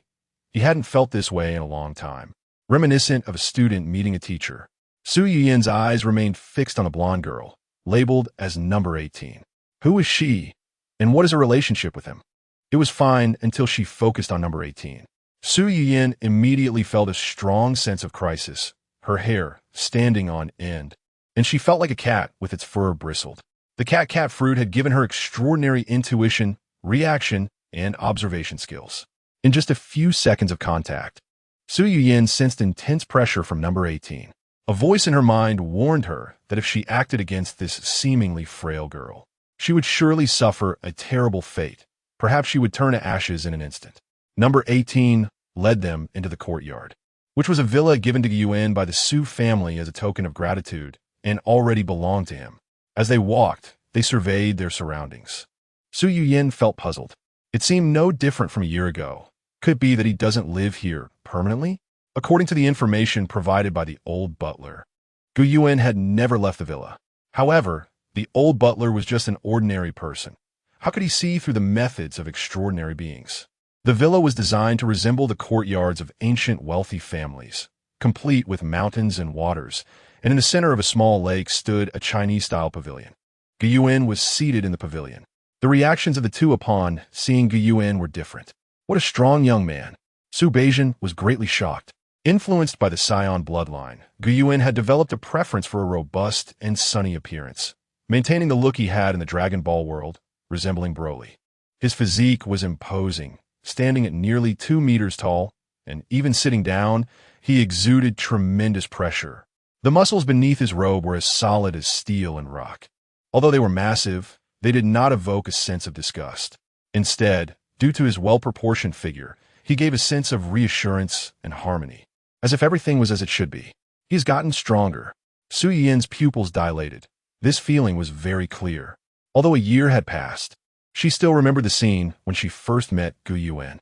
At that time, Gu Yuan, though tall and strong, emitted a sense of strong threat, like a wild leopard that had been provoked, exuding a powerful, offensive aura. But now, Gu Yuan resembled a lion king crouched on a throne, a tiger king overlooking its territory from a mountain peak, and a dragon soaring among the clouds. The feeling was no longer one of intense crisis, but rather a sense of security and relaxation, as if the other party had become a deity. Long time no see, Miss Su Yuyan. Is the cat fruit still working well for you? After Gu Yuan spoke, Su Yuyan came back to her senses and responded repeatedly. Long time no see, Mr. Feiyu. The cat fruit is very powerful. I still haven't fully explored its mysteries. As long as you're satisfied. Gu Yuan smiled and invited the two to sit down. Who is this? Hello, nice to meet you, Mr. Feiyu. I'm the head of the Su family and Yuyan's father. What is the purpose of your visit this time? Looking at the middle-aged man in front of him, who appeared calm on the surface but was actually anxious inside, Gu Yuan smiled and said, We came to ask if you have any treasures like the cat fruit. Our Su family intends to trade and buy them from you. Given Gu Yuan's ambiguous identity, Su Beijian didn't dare to ask deeper questions and had to probe a little. Regarding the cat fruit, Gu Yuan had even been willing to give it to Su Yuyan for free, with the villa being exchanged for a life and a cat fruit. To the Su family, it was akin to a gift, indicating that the fruit seemed not to be a big deal to Gu Yuan. Devil fruit? Gu Yuan stroked his chin in thought. He had some devil fruits, but they were of little potential. Giving them to the Su family wasn't out of the question. However, he didn't value the Su family's assets at all. Gu Yuan had a strong perception ability. If he exerted his full strength, the entire solar system would hold no secrets before him. Therefore, he could see through the Su family's background or assets at a glance. He couldn't help the Su family for no reason. Otherwise, it would be the same as giving away money, and even with plenty of money, it shouldn't be spent this way. We have the inheritance of talisman techniques from the zombie world, the martial arts inheritance from the desert hunter kingdoms and the warring states, as well as the cultivation methods from the Qi energy cultivation realm. We could trade all of these, perhaps due to Gu Yuan's subtle guidance. Su Beijian completely lost his usual demeanor of strategizing and blurted out all the chips he had, leaving even Su Yuyan surprised. Yet, Su Beijian was still completely unaware of his own anomaly, continuously introducing the origins of these things. The talisman techniques from the zombie world were created to deal with zombies. and the Taoist inheritance in the zombie parallel world had declined, with many traditions lost. Even local Taoists had no strong means. They could handle zombies, but it became difficult to deal with humans. Among them, techniques that could influence the real world included the Golden Light Shield, Five Thunder Exorcism, Palm Thunder, and so on. However, these techniques were weakened when they entered the real world. Although the learning cost was low, the benefits were also very minimal. The Desert Hunter Kingdoms and Warring States were both war-torn worlds where martial arts thrived, but the learning cost of martial arts was very high, and the learning cycle was long. It couldn't be achieved overnight. The Chi energy cultivation realm's inheritance was quite interesting, resembling urban cultivation techniques. Once cultivated, it would generate Chi energy within the body, enhancing physical fitness, allowing one to take on 100 foes, but only boosted physical attributes. And the effects were nowhere near as impressive as the name of the world suggested. The three worlds mentioned were the extraordinary powers mastered by the upper echelons of Huagua. After listening, Yuan felt regretful, yet somewhat relieved. The regret was that these parallel worlds were very low level. Extraordinary powers were merely just becoming extraordinary, and many who completed their training remained ordinary people. However, the relief was that precisely because of the weakness of these worlds, the world where Yuan resided had not undergone significant changes. If these worlds were from grand worldviews in novels, he wouldn't know how to handle it. The world would likely become something completely unrecognizable, and his strength might not be able to preserve this realm. Generally speaking, among the various fantasy works created by humanity, the highest martial power is found in novel worlds, followed by comic worlds, and finally anime worlds. The world of novels is the most vast and also the most dangerous. When thinking of the novel world, Yuan's heart trembled as he recalled something. His strength had shown signs of stagnation. For Yuan, stagnation meant that the speed of becoming stronger had slowed down. If Yuan were to honestly rely on his extraordinary bloodline and survive for 1,000 years, he might indeed become a being that rivals the supreme kings. However, with the continuous improvement of his strength, Yuan was no longer satisfied with the status quo. Perhaps the novel world would be a good choice, but whether his shoes could traverse into the novel was still an unknown. His mind was filled with countless thoughts, colliding in an instant in reality. A deal was not out of the question, but I do not need these inheritances. I want the entire Su family. Upon hearing this, Su Beijing was stunned. Su Yuyin was equally so. Perhaps due to the intense emotional fluctuation, Su Beijing actually broke free from the small influence caused unintentionally by Yuan. Sir, don't joke around. Our Su family is not small. If our Su family were to disappear, Huagua would lose 5 to 10% of its strength. Su Beijing was sweating profusely. 10%. Su Yuyin, beside him, looked very surprised. She had grown up under her family's protection and later participated in scientific research work, without engaging in the family's various businesses. Now, hearing Su Beijing mention this data, Su Yuyin, as a member of the Su family, was taken aback. She didn't even know that her family's power was so strong. It's important to know that there are not just one or two families of similar size to the Su family. If the Su family has such strength, what about the other families? Yuan, upon hearing this data, only sneered inwardly. His current strength was extraordinary, let alone a Su family. He could easily handle an entire planet. It was precisely because of his powerful strength that he could know these secrets. Not only Huagua, but many other countries were the same. A few people held the power of the entire nation, and the discourse power of Huagua had always been controlled by a few families.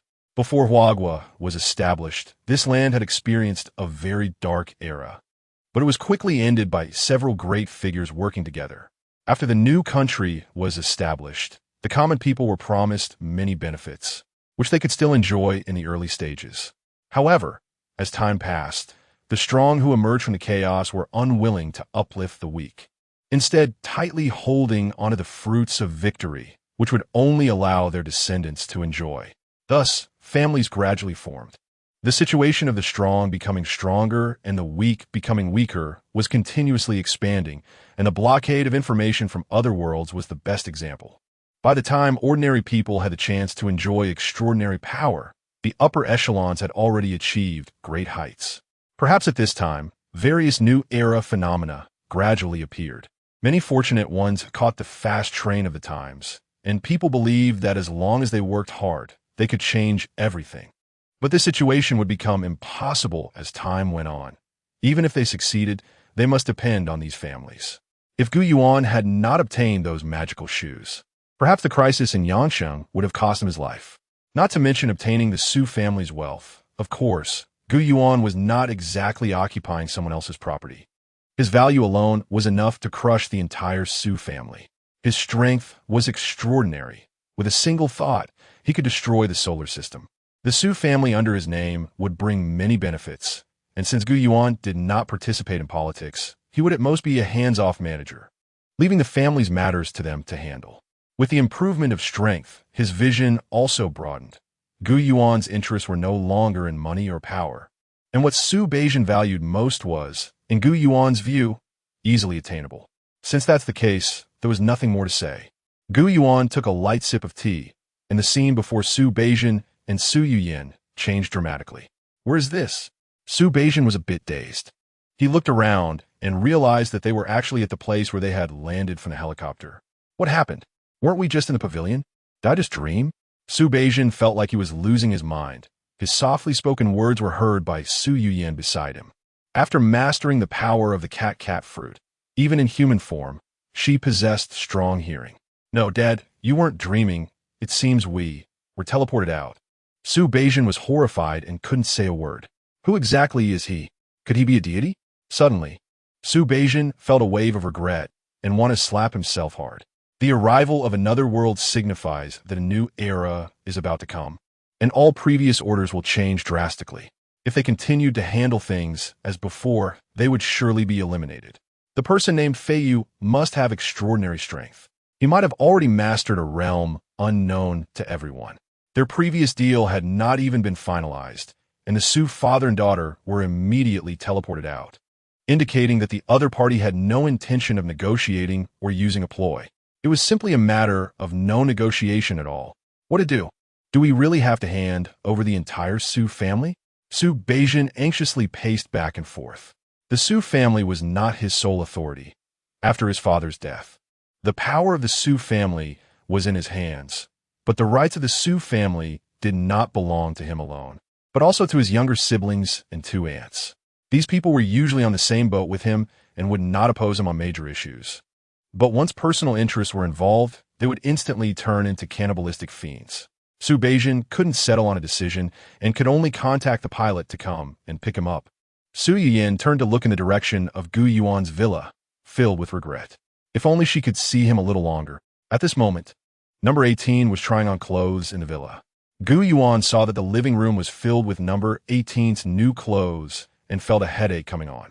Number 18 was usually sharp and capable, but once she started trying on new clothes, she would become quite crazy. As a lifestyle manager, number 17 was much more professional, remaining calm and focused. Suddenly, a special voice rang out behind Yuan. This world is truly interesting. Yuan was startled. Who was it? He was a terrifying being capable of destroying a galaxy in an instant, yet someone could sneak past his perception and come up behind him. Yuan turned around abruptly, only to see a person.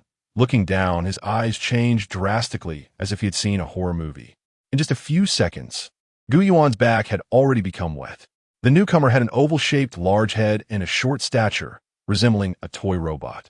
This seemingly silly and harmless little person made Yuan feel an overwhelming sense of being unable to contend with him. Almighty King? Yuan, who had always been calm, completely lost his composure this time. Yuan, are you Yuan? The Almighty King bounced around, looking no different from an ordinary child. But Yuan did not dare to underestimate him. The other party was capable of destroying the universe with a single thought. No one in the Dragon Ball world had been more noble than him. Yuan truly couldn't have imagined that this situation was happening for the first time, that a character from the comic world had followed him into the real world. How did the other party manage to do this? The Almighty King bounced over to sit on the soft sofa in the villa's living room, enjoying it immensely. Almighty King, how did you get here? I came here with you, Yuan. The Almighty King paused and then spoke. Your world is quite strange. Clearly, There are so few powerful beings in the universe, and their strength is so weak, yet the world can connect to other worlds. Yuan asked the question that he was most curious about. Lord Omni-King, does my world have another Omni-King? No, your world doesn't even have a god of destruction. However, there are many life forms that don't look like humans, and they possess a kind of power called true power. Yuan felt relieved. One Omni-King was already enough to give him a headache. However, the true power mentioned by the Omni-King piqued Yuan's interest. He didn't expect that there were indeed life forms in the universe. Has Lord Omni-King already gone to see this universe? Yuan was shocked. He needed a spaceship to cross interstellar distances, and he hadn't even had the chance to explore Blue Star yet, while the Omni-King had already grasped everything happening in the universe. This gap was truly despairing.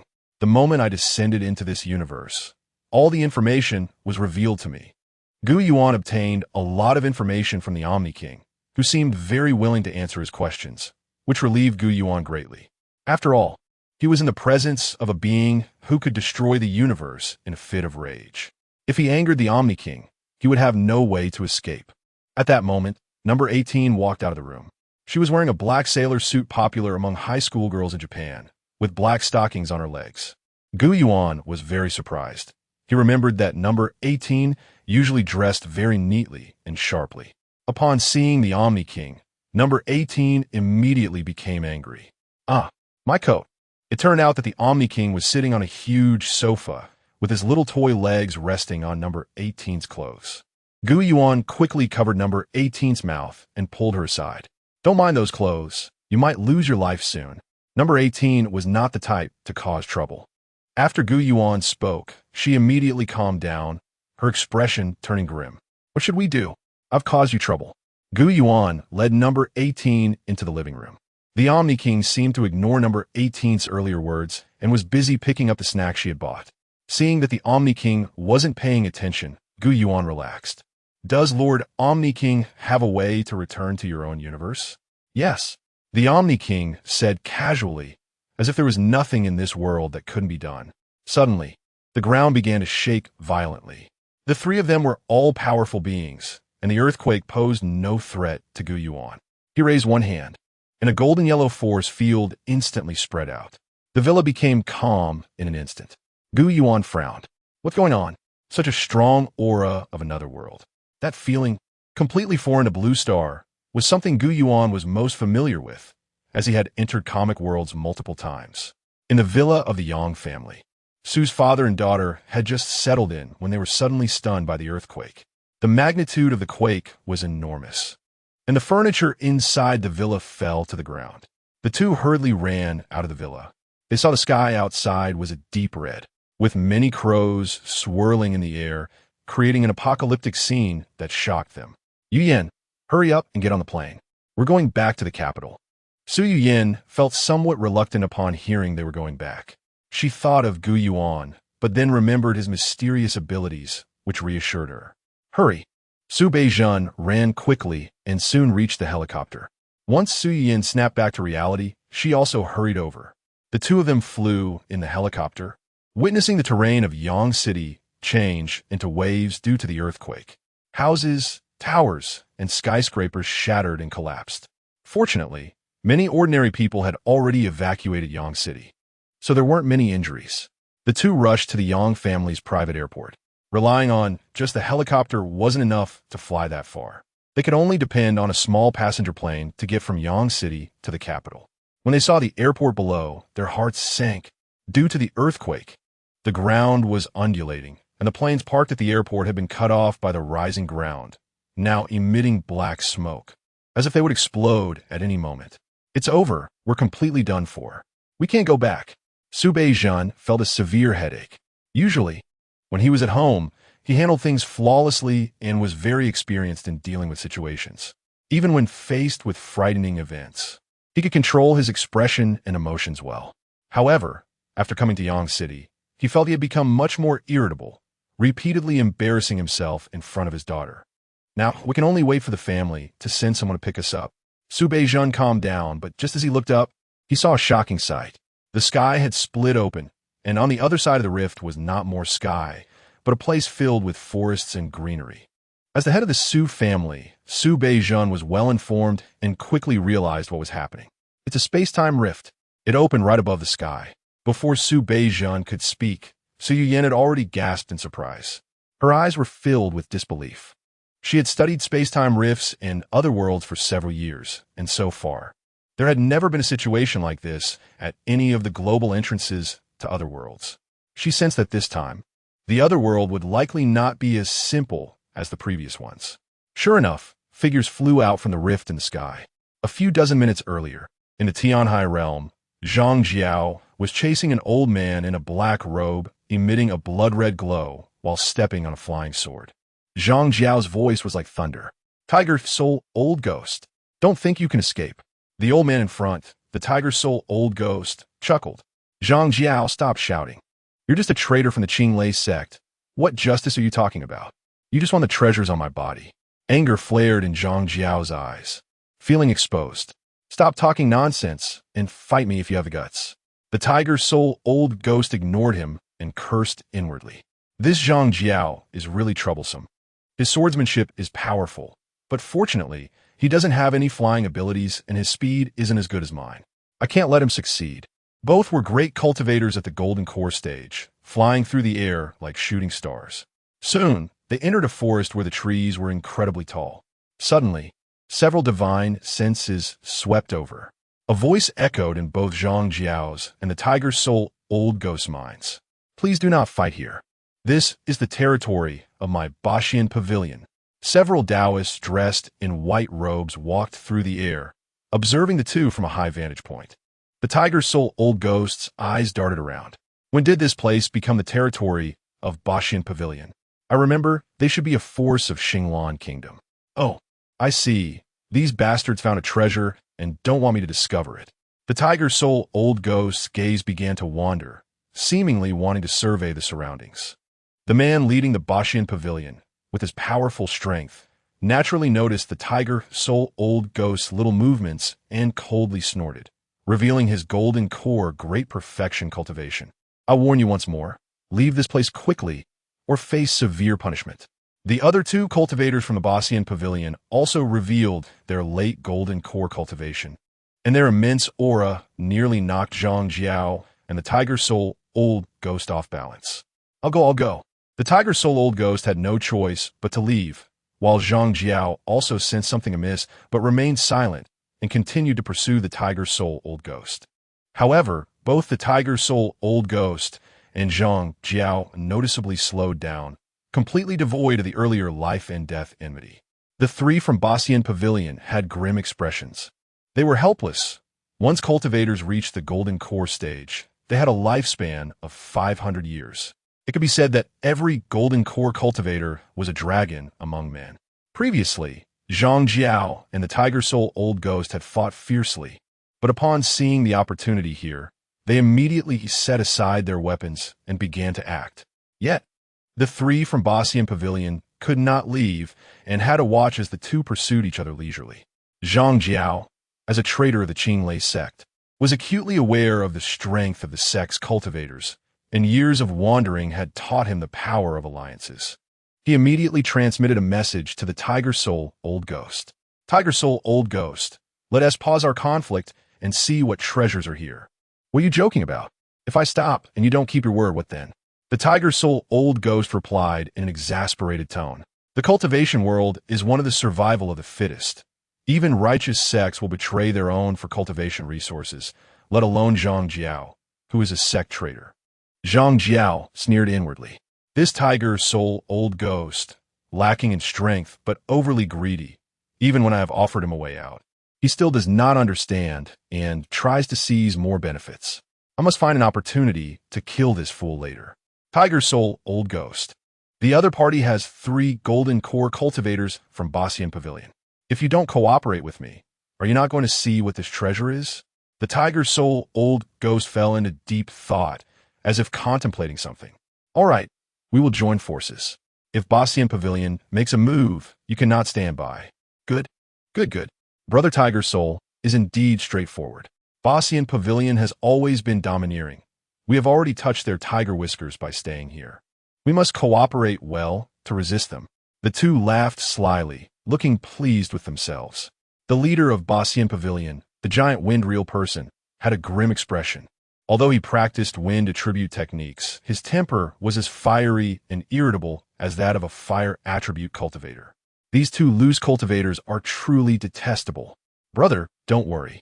One of them is in late golden core and the other in mid golden core. The advantage is clearly on my side. If it weren't for the secret realm about to open, I would have killed these two already.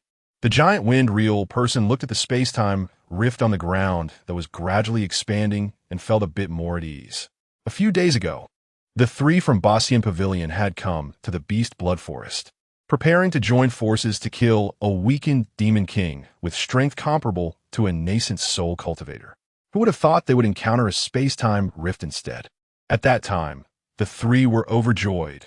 The rift was palm-sized, and the other side emitted an exotic aura. With their vast experience, the three determined that this was a breach to a secret realm. As long as they waited for the opening to enlarge, they could enter. After waiting for several days, despite being cautious, they were still discovered by some damned hyenas. During this time, any refining or foundation establishment cultivators who intruded were violently suppressed by the three from Bastian Pavilion. However, Zhang Jiao and the Tiger Soul Old Ghost, both golden core cultivators, had remarkable flying abilities, making them difficult to chase down. Several days later, the giant wind reel person's face turned ashen. In his divine sense, Zhang Jiao and the Tiger Soul Old Ghost were still playing their game of pursuit in the forest. Just as the giant wind reel person was about to speak up and take action, the space-time rift that had expanded to half a person's size seemed to suffer a heavy blow and instantly collapsed, scattering countless shards of space everywhere. The three from Bastian Pavilion hurriedly dodged. The terrifying power of space was not something golden core cultivators could meddle with. A massive current of spiritual energy appeared around the space-time rift, its momentum overwhelming and stirring up several tornadoes that reached the sky. The enormous fluctuations of spiritual power immediately attracted the attention of powerful beings from nearby nations. In the true Lotus sect, two enchanting female cultivators with soft, flowing forms appeared out of nowhere, making a huge stir among the disciples. It's Ancestor Yuan and Ancestor Fenghua. The two ancestors usually secluded themselves. But why have they both appeared today? Could it be that something big is about to happen in the Baichi kingdom? The fairy Fenghua's gaze swept over the magnificent object in front of Ancestor Yuan, a hint of envy in her eyes, though it was well concealed by her own impressive cultivation. Sister Yuan, it's been a long time. Fairy Fenghua has made a breakthrough. This is indeed a great fortune for our true Lotus sect. Watching the two ancestors silently converse in midair made the cultivators below envious. An elderly man with white hair and skin that could squash a fly looked worried. Both ancestors were nascent soul powerhouses, and their simultaneous appearance was bound to shake the Baichi kingdom. As Ancestor Yuan and Ancestor Fenghua appeared, countless beams of light quickly emerged from the true Lotus sect. Golden core elders of the true Lotus sect flew forward to bow to the two ancestors. We greet Ancestor Yuan and Ancestor Fenghua. Ancestor Yuan looked at the dozens of golden core cultivators below, displaying a satisfied expression, smiling widely. Even the golden core elders who had long seen through the bones, flesh, and red-skinned skeletons couldn't help but swallow hard. Fairy Fenghua observed the reactions of the golden core elders. What powerful charm techniques. Unfortunately, my appearance and physique are still a bit lacking compared to Yuan. Otherwise, I would also switch to this supreme technique. At the Lin Jian sect, an elderly man with white hair and a sharp aura emanated from him despite his age. Countless cultivators below bowed. We welcome Ancestor Zhun Jian out of seclusion. In the Baichi kingdom by the sea, at the 77th Horned Sea God Temple, 6 figures exuding nascent soul auras stood like suns in the sky. Lord Wanshi, what have you deduced?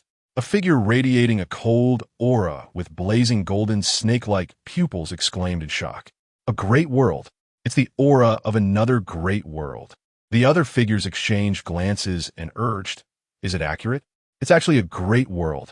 I can't be 100 certain, but it's at least 80 to 90 likely. Zhang Jiao and the Tiger Soul Old Ghost witnessing the astonishing commotion not far away, exclaimed with joy. It's the aura of a secret realm. We're going to make a huge profit this time. We're so close to the entrance, we can seize the opportunity and enter faster than the nearby sect cultivators. The two, surprisingly in sync, maneuvered their magical treasures to fly away. The tiger's soul old ghost, shedding his usual cautious demeanor, charged ahead. Zhang Jiao looked at the bloodlight, transforming tiger soul old ghost, and couldn't help but frown. Damn, that tiger soul old ghost. His flying technique has actually surpassed me. A late golden core cultivator. It's truly infuriating. I was just humiliated by this technique. I must find an opportunity to search his soul and uncover the secrets of this technique. The three from Bassian Pavilion moved even faster, transforming into shadows as they entered the space-time rift. Upon entering the rift, the faces of the three from Bassian Pavilion and the arriving Zhang Jiao changed drastically. This was because the spiritual energy here was too thin, almost non-existent. The five people sensed the thin spiritual energy and suddenly felt something was wrong. They all took out the flying artifacts used by ordinary chi refining cultivators. The thin spiritual energy made it impossible for them to receive the protection of heaven and earth, and the consumption of spiritual energy increased significantly. If they continued to consume spiritual energy at the same rate as when they used their magic tools, they would likely run out of energy in no time and become extremely weak. The tiger soul old ghost's pupils widened, his tone filled with shock. What kind of secret realm is this? The houses and civilization here are so peculiar, I don't recognize it all. The tiger soul old ghost was nearly 400 years old, the oldest among the five, and although he was the weakest in strength, he had experienced the most. If even he didn't recognize it, the others would be even more clueless. A golden core cultivator from the Bassian Pavilion asked Giant Windjinren, brother Giant Wind, "Do you know what kind of secret realm this is?" Giant Windjinren's expression was serious as he shook his head. "I don't know either. When I was young, I looked through the sect's books, but there was no record of this civilization. Could it be a civilization left over from ancient times? After a long period, the spiritual energy has been depleted." Another golden core cultivator spoke up. Hearing this, the three from Bassian Pavilion suddenly changed their expressions. The reason why cultivators are powerful is due to the existence of spiritual energy. Many elixirs and magic tools cannot be refined without it. Once spiritual energy disappears, most spiritual herbs and materials will lose their miraculous effects. The three from Bassian Pavilion, standing upright in the sky, left Su's father and daughter dumbfounded. Flying with swords? Are the artifacts beneath their feet? Although Su Beijian was the head of a family, he knew a bit about fantastical fictional works. Cultivating immortality is something every person in Huagua dreams of. After the arrival of the other world, the various high-ranking officials in Huagua have fantasized about the world of cultivation more than once. For people in their positions, the greatest desire is the long-lasting continuation of their family and a long life to continue enjoying the beauty of the world. In the cultivation world, it is quite simple for families and sects to endure for thousands of years. A mortal dynasty lasting for hundreds of years is already difficult, let alone a 1,000-year-old nation, which is extremely rare. However, in the cultivation world, 1,000 years is just the beginning of a family's history. It really seems to be. Su Yuyan was equally shocked, her small mouth able to hold an egg, her usual aloof demeanor completely lost. In an instant, Su Yuyan recalled the various miraculous methods of Gu Yuan before. Could it be that he is also a cultivator? Su Yuyan thought of this, and Su Beijian thought of it too. Mr. Feiyu is probably also a cultivator. With the ability to move through space, his strength must not be weak. Let's go find him. Maybe it's not too late. The two found 2 motorcycles at the Su family's airfield, avoided the areas affected by the earthquake, and hurried towards Gu Yuan's villa. What is going on? Number 18. Arriving at the empty space in the villa courtyard, looked perplexedly at the sky. Arlong bounced out of the villa's living room, standing in the open space. Yay! How interesting. Another world has connected. Gu Yuan was deep in thought. Why do these other worlds appear in Blue Star? Could it be because of my magical shoes? Gu Yuan's mind was racing. Gu Yuan, let's go take a look, lest this city gets destroyed. Number 18 showed great interest. Her perception abilities were lacking. She could only sense some energy and couldn't clearly see distant things. On the other side of the cultivation world, the beasts around the time-space rift had vanished without a trace. An eerie atmosphere enveloped the forest. In the distant sky, several streams of light appeared. A luxurious, gigantic flying ship, glowing red and towering into the sky, appeared above the forest. On the ship, true source.He stroked his beard leisurely. It seems I'm the first from the Lin Jian sect to arrive. As soon as he finished speaking, a majestic aura like the sea swept in. Several flying sea dragon serpents rode the wind and reached the forest in the blink of an eye. Each sea dragon emitted a pressure comparable to that of Golden Core realm, and dozens of Golden Core cultivators were on the backs of the sea dragons. Upon seeing that the other party was the 77-horned sea god temple, the expression of the Lin Jian sect immediately became serious, even lowering their posture. True Sword Daoist speed remains as ever. Qing Shuai Zhenjuan of the 77-horned sea god temple cupped his hands in salute. The nearby Fairy Haiyan and True Sword Zhenjuan also nodded in acknowledgement. Then, a lotus as large as a mountain descended from the sky. The lotus was entwined with countless colorful runes, tightly connected. A clear yet subtly enchanting voice reached everyone's ears. Your speed remains as ever, fellow Taoists. The true Sword Zhenjuan and the 3 Yuan engines from the 77-horned sea god temple all bowed to the newcomer. We have met Fairy Yulian and Fairy Fenghua. The Golden Core elders from the 77-horned sea god temple were curious as to why their Yuan cultivators were so respectful when there were clearly 3 of them. Elder Mo Xing, what is the background of this Yulian Zhenjuan? Why does she have such a commanding presence? Elder Mo Xing, who was asked, showed a speechless expression. Look at you, hiding in the alchemy room every day, practicing alchemy to the point where you don't even know what's happening in the cultivation world. This Fairy Yulian is a Yuan grand cultivator of the true Lotus sect, with late-stage Yuan cultivation. Although she is not good at fighting, she possesses incredible healing powers. Even Golden Core cultivators have a chance to be resurrected from the dead. Her own strength is not to be underestimated. The key point is that Fairy Yulian's beauty is like that of a celestial maiden. Not even gathering all the Yuan female cultivators around would compare to her. It is said that Fairy Yulian not only has a heavenly water spiritual root, but also possesses a hidden special physique that can help Yuan cultivators advance a realm after yin-yang fusion.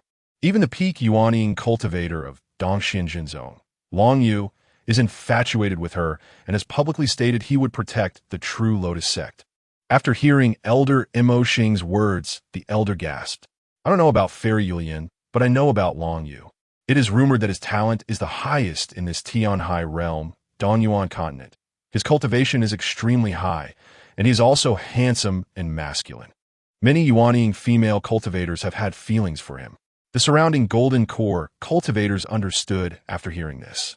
No wonder Fairy Yulian could command such respect from the Yuan cultivators of the 77-horned sea god temple. Blue Star, Su's father and daughter, sitting on motorcycles, looked back with worry. However, the spiritual sense power of Golden Core cultivators was tremendous. It seemed that these 2 humans were the only ones within 100 miles. Let's catch them and search their souls for information. A thunderous sound echoed in the sky. Wait a moment. A gigantic golden bell artifact rapidly enlarged, enveloping Su's father and daughter in an instant. Battle Soul Bell. The golden bell resembled a giant house, and Su's father and daughter's motorcycles instantly lost their ability to move, slowly floating up. It's over. Su Beijing felt despair, for even if he exerted all his strength, he couldn't make the motorcycle move. Su Yin was unwilling to accept this. Fur rapidly grew on her body, her palms transforming into white cat paws, and her body quickly shot up, her already strong physique becoming even more astonishing. The cat's claws quickly struck the golden bell, producing a muffled sound. Yet they completely failed to shake the bell. The attack on the bell was as if a stone had sunk into the ocean, barely causing a splash. The angry master who released the golden bell artifact was slightly surprised. Transforming into a cat person? Strange. I didn't sense any Beast Clan bloodline on her. The Great Wind Master remained expressionless. Perhaps this is related to that group of hybrid abominations. In a vast world of cultivation, the Heavenly Sea realm once saw the emergence of a group of human-beast hybrids.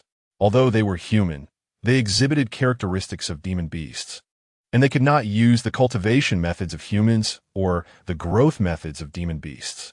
Thus, they were quickly exterminated and disappeared into the annals of history. The angry master formed a seal with his hands, causing the Golden Bell artifact to shrink. And the father and daughter of the Su family were also controlled by spiritual power and brought before the three masters of the Bossian Pavilion. I think you can see that we three are not from this world.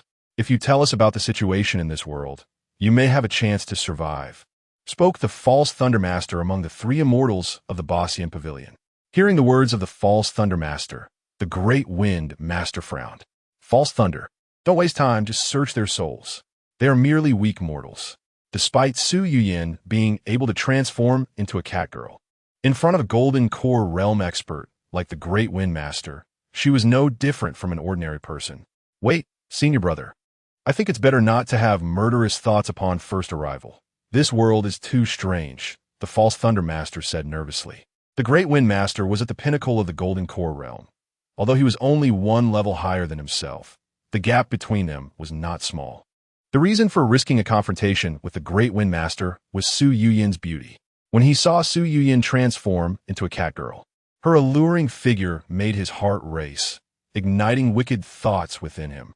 What a stunning beauty! The Great Wind Master, with his keen insight, surprisingly detected the anomaly in the false Thunder Master.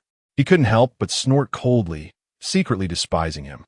Despite already being a few hundred years old as a Golden Core cultivator, he was still indulging in wine and lust. Truly, a rotten wood cannot be carved. No wonder someone with a lightning attribute spiritual root cultivates so slowly. Although he complained inwardly, the Great Wind Master still acquiesced. The reasons fabricated by the false Thunder Master were not without merit. Moreover, it wasn't worth causing a dispute at a time when they needed to unite their strengths. Su Beijing kept pleading for mercy. I'll tell you everything. I hope the three immortals can let my daughter go and give her a chance at life. The false Thunder narrowed his eyes and said, no problem. If the information is true, you can all survive. After speaking, he added in his heart, but you might lose your freedom. Su Beijing revealed everything about the situation on Blue Star. After hearing about Blue Star's situation, the three members of the Bossian Pavilion exchanged glances, their expressions turning grim. Given the current situation, Blue Star held significant value for the Bossian Pavilion, possessing a vast area capable of supporting many humans, along with numerous small worlds connected. But why did the three look grim? Because the spiritual energy on Blue Star was too low. Although the energy was flowing back due to the connection with the cultivation world of Heavenly Sea Realm, spiritual energy was the core key to heavenly materials and earthly treasures. This meant that the three of them could not obtain the heavenly materials and earthly treasures needed by Golden Core cultivators or the inheritance of cultivation on Blue Star. What to do about this? The angry master was somewhat displeased. It was that there were no gains. If they reported the news of this world to their sect, they could still receive a reward. The false Thunder Master waved his hand helplessly. Who are you? Cultivators? The three from the Bossian Pavilion were drenched in cold sweat. When did they arrive? Suddenly, the stunning figure of No. 18 and the powerful aura of Yuan appeared behind the three of them. The Great Wind Master's expression turned serious. What was going on with these two? They approached me without me sensing anything at all. The false Thunder Master, seeing the enchanting number 18, was momentarily dazzled but quickly suppressed his wicked thoughts.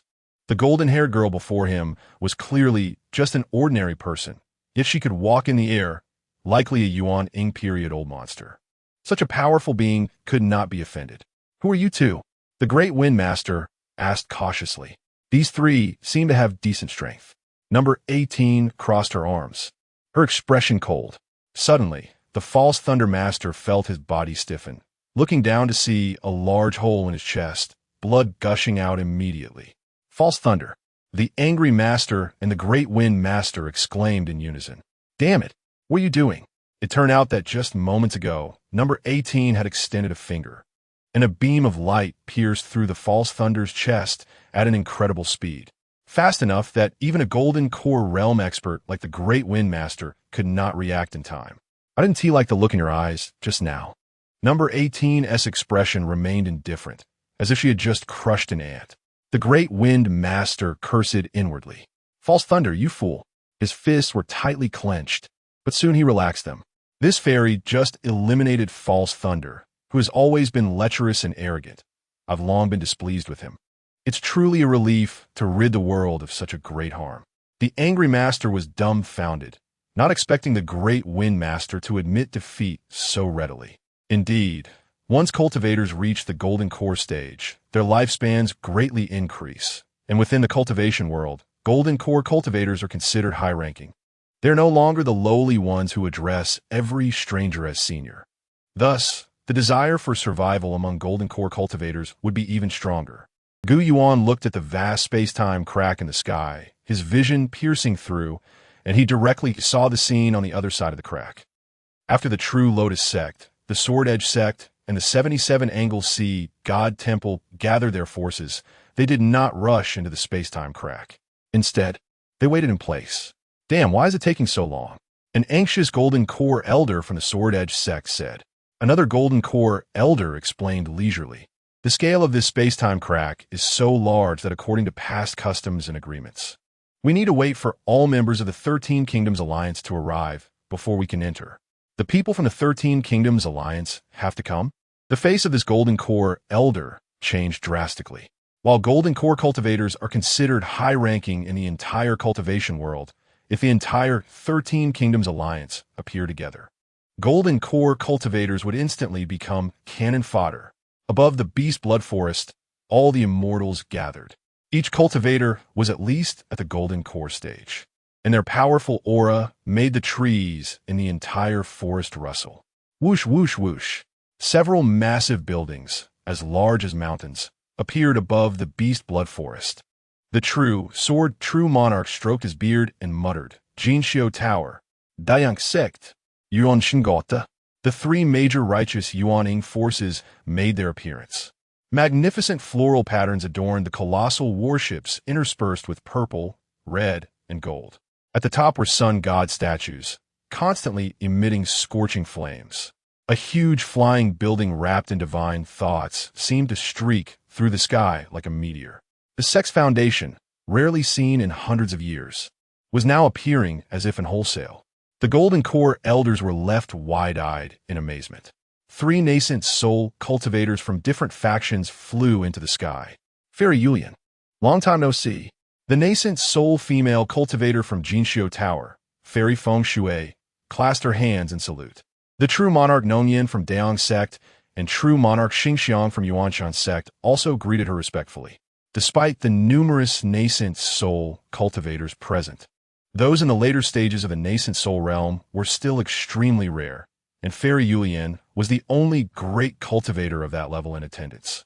In front of great cultivators, the status of other nascent soul cultivators had to be lowered. True monarch Qinglei's expression was grave.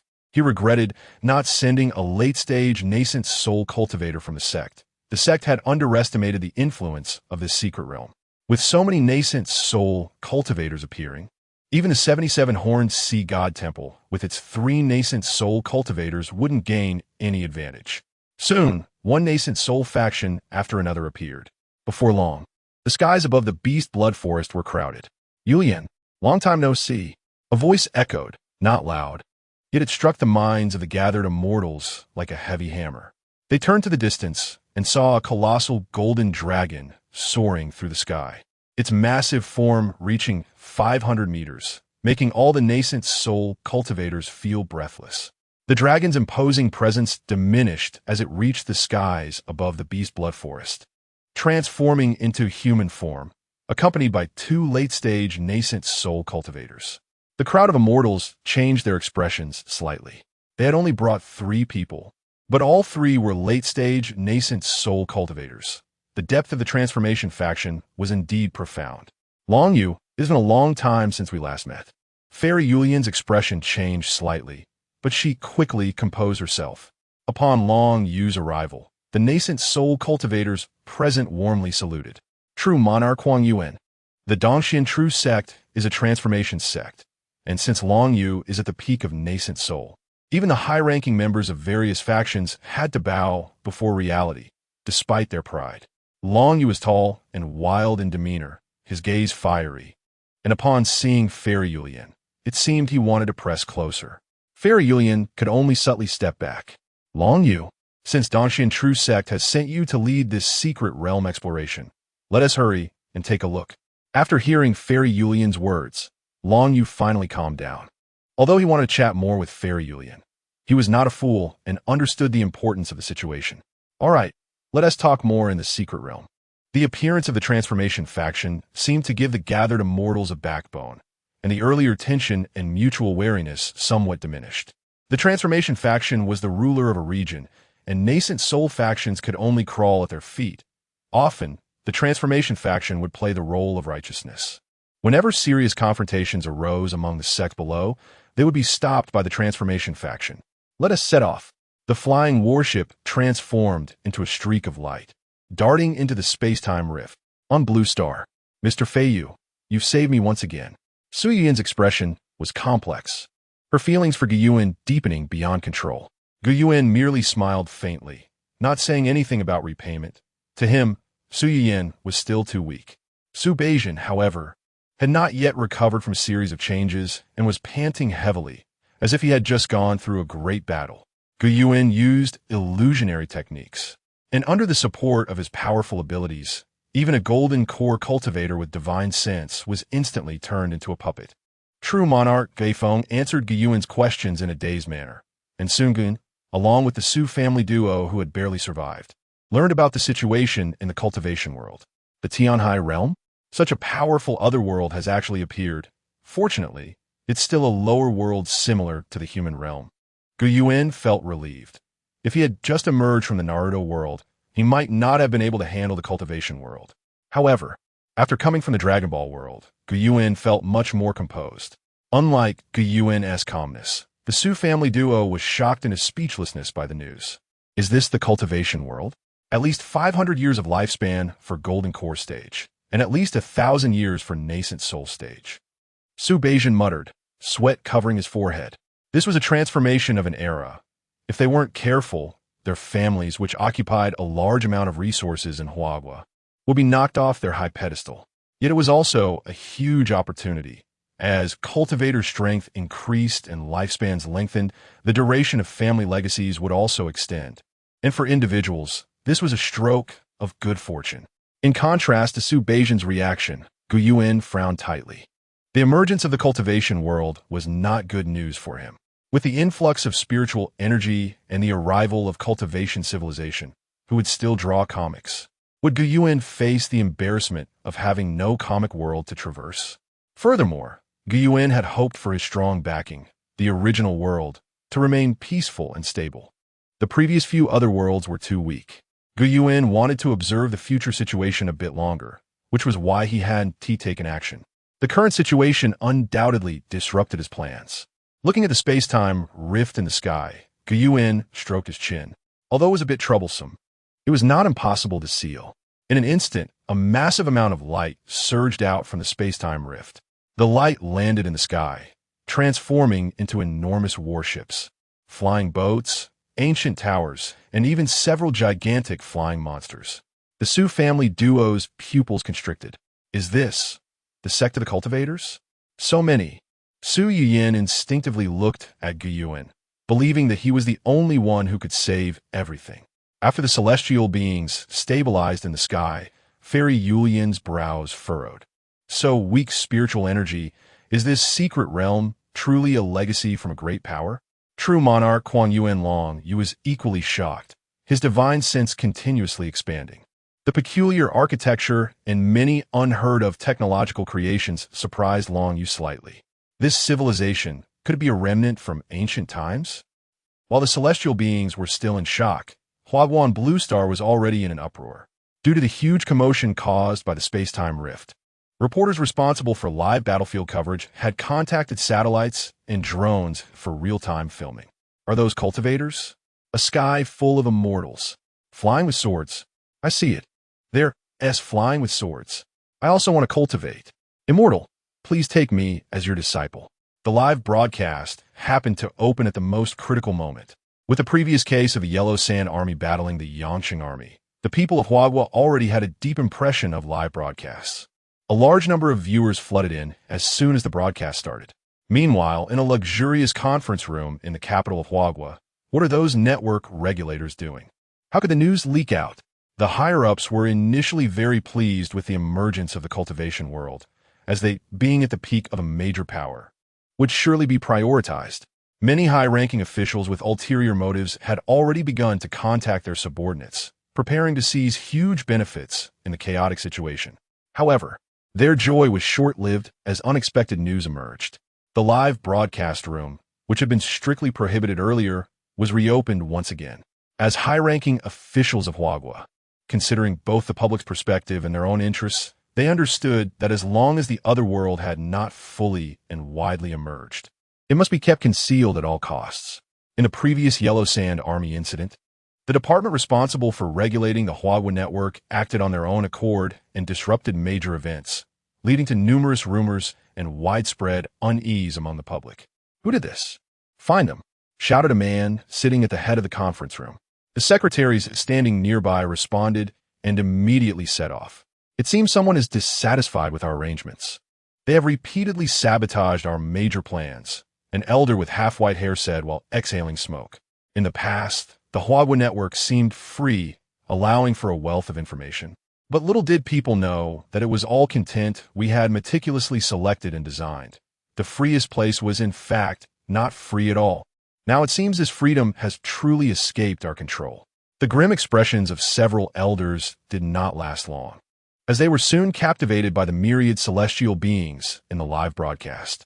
Cultivating immortality, although they were over 50 years old, none of these individuals did not desire longevity. How could they not yearn for what even their ancestors longed for? The true monarch Long Yu, stepped forward, and his figure transformed into a giant dragon hundreds of meters long, its body undulating in the clouds. A massive amount of lightning appeared in the clouds, and with the emergence of the lightning, Long Yu's divine consciousness merged with it, spreading out continuously. Seeing the terrifying power of Long Yu's abilities, all the factions present wore solemn expressions, and some of the lower-tier cultivators appeared shaky. There is a gap even among Yuanian cultivators, although the difference in strength between Long Yu and them is not qualitative. There is still a significant quantitative gap. Just Long Yu alone could contend against all the late-stage Yuanian grandmasters present. This true monarch Yuan is indeed fearsome. The key point is that he not only possesses top-tier talent and skills, but has also grown stronger. The three Yuanian cultivators from the 77-horned Sea Temple communicated with each other via sound transmission. This secret realm is unexpectedly vast. Long Yu's divine consciousness continuously expanded, taking in the situation of several surrounding cities, astonished at the scale.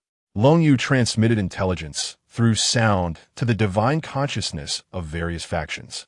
Unexpectedly, this secret realm is so enormous that its area could rival the total territory of the 13 nations combined.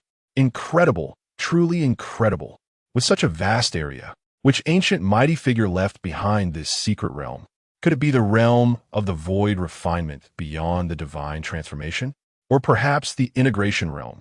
The cultivators in the sky were exchanging various divine consciousnesses and sound transmissions frequently. The cultivators stood above the sky, with distances between them spanning hundreds of meters. Relying solely on voice to exchange information was sometimes slower than using sound transmission. Thus, although the cultivators had exchanged a lot of information from a real-world perspective, the sky remained eerily silent. There seemed to be a few people over there. Let's capture one and inquire about information, Long Yu said to the late-stage Yuanian cultivator. True monarch Changyang. Although he had a strong range of perception, the accuracy of the information was still lacking, so capturing one person for a soul search would be ideal. On the ground, Su Beijing had not yet recovered from the shock when a scarlet light descended from the sky. True monarch Changyang transformed into flames and headed toward the direction where Gyuan and others were located. It's true monarch Changyang making a move. Seeing that the first to act was true monarch Changyang, the Jindan cultivators present were astonished. In the cultivation world, Yuan cultivators are the upper echelon. Each one a legend. True monarch Chanyang is one of the more famous figures, rumored to be able to contend against 3 early-stage Yuan cultivators alone without losing ground. Later, he even single-handedly killed a late-stage Yuan grandmaster with his mid-stage Yuan cultivation. Seeing true monarch Chanyang's violent action, Fairy Yulian suddenly felt an invisible sense of suffocation. Longyu, Chanyang's action feels somewhat inappropriate. Since we have just arrived in this secret realm, it would be better to observe the situation first and not easily cause bloodshed. Longyu was overjoyed to receive Fairy Yulian's transmission. Don't worry, Yulian. If anything happens, I'll be the first to stand firm. You won't be in danger. Longyu's invincible posture left Fairy Yulian speechless, but her ominous feeling grew stronger. Those who could become Yuan cultivators all had some special qualities. Fairy Yulian possessed an innate sense of danger, which was sometimes reliable and sometimes not. Occasionally, minor issues would trigger warnings, so she could not be certain what kind of crisis this would be. She could only pray that it was a minor problem. True monarch Changyang's body descended to about 10 meters above the ground, looking down at Yuan and the others. Suddenly making a move, a massive fiery red hand formed from blazing energy reached out. Without consulting Yuan and the others, he acted directly. Anger flared in the eyes of number 18. During their journey through the cosmos, she had mostly followed Yuan's orders, which had reduced her opportunities for combat. She used to love fighting. She loved to stir up trouble. After glancing at Yuan, number 18 acted decisively. Her figure vanished in an instant. True monarch Chanyang, floating in midair, changed his expression. Not good. Before he could deploy his techniques, he felt a sharp pain in his abdomen as number 18's long legs whipped against his midsection like whips. Crack! The protective spiritual energy surrounding true monarch Chanyang was shattered, and his body, comparable to a Yuan-level body cultivator, seemed to vanish. True monarch Chanyang spat out blood and was sent flying, crashing to the ground like a large shrimp. The tremendous impact caused the ground to crack like a spider's web, sending a large amount of debris flying.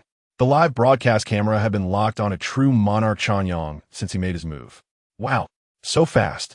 He turned into a fireball. Could this be the legendary Yuan old monster? It really could be. Even the Yuan old monsters have appeared. Our ultimate weapon seems difficult to kill Yuan cultivators, right? Even if we could kill Yuan cultivators, even Jindan cultivators, as long as they are well prepared, might not be killed by the ultimate weapon. The live broadcast room was abuzz, and netizens highly recognized the strength of the cultivators. This flame is headed toward. There are still people. Oh no. Oh no. Could it be that he wants to take on disciples? No, immortal. Take me. I have unparalleled talent. It could also be for killing and soul-searching. How could that be? The other party has a vibrant fire attribute technique, clearly a righteous person. How could they do such a thing? Oh, that blonde woman is so beautiful. The black-haired lady beside her is also stunning. Such a cool beauty, like a high-cold intellectual. In the next moment, as true monarch Chanyang was kicked into the ground by number 18. Both the live broadcast room and the celestial beings in the sky were utterly shocked, each of them left speechless. How is this possible? A Jindan elder's face turned ashen, his expression filled with terror. He understood the power of Yuan cultivators better than anyone, as his father was a Yuan cultivator. The two had often sparred, and for him, as a peak Jindan cultivator, to break through the defenses of a Yuan cultivator was as difficult as ascending to the heavens. Jindan and Yuan are almost two different types of beings. At that moment, he realized the power of a Yuan cultivator when he couldn't defeat his father, who had just entered the Yuan stage. Despite using all his strength, the expression of Fairy Yulian changed drastically. Oh no, this time the foreknowledge was accurate. This is bad. Fairy Yulian quickly contacted the Yuan cultivator, Fairy Fenghua, who was also from the True Lotus sect. Fenghua, we need to wait for the right moment and retreat quickly if something happens.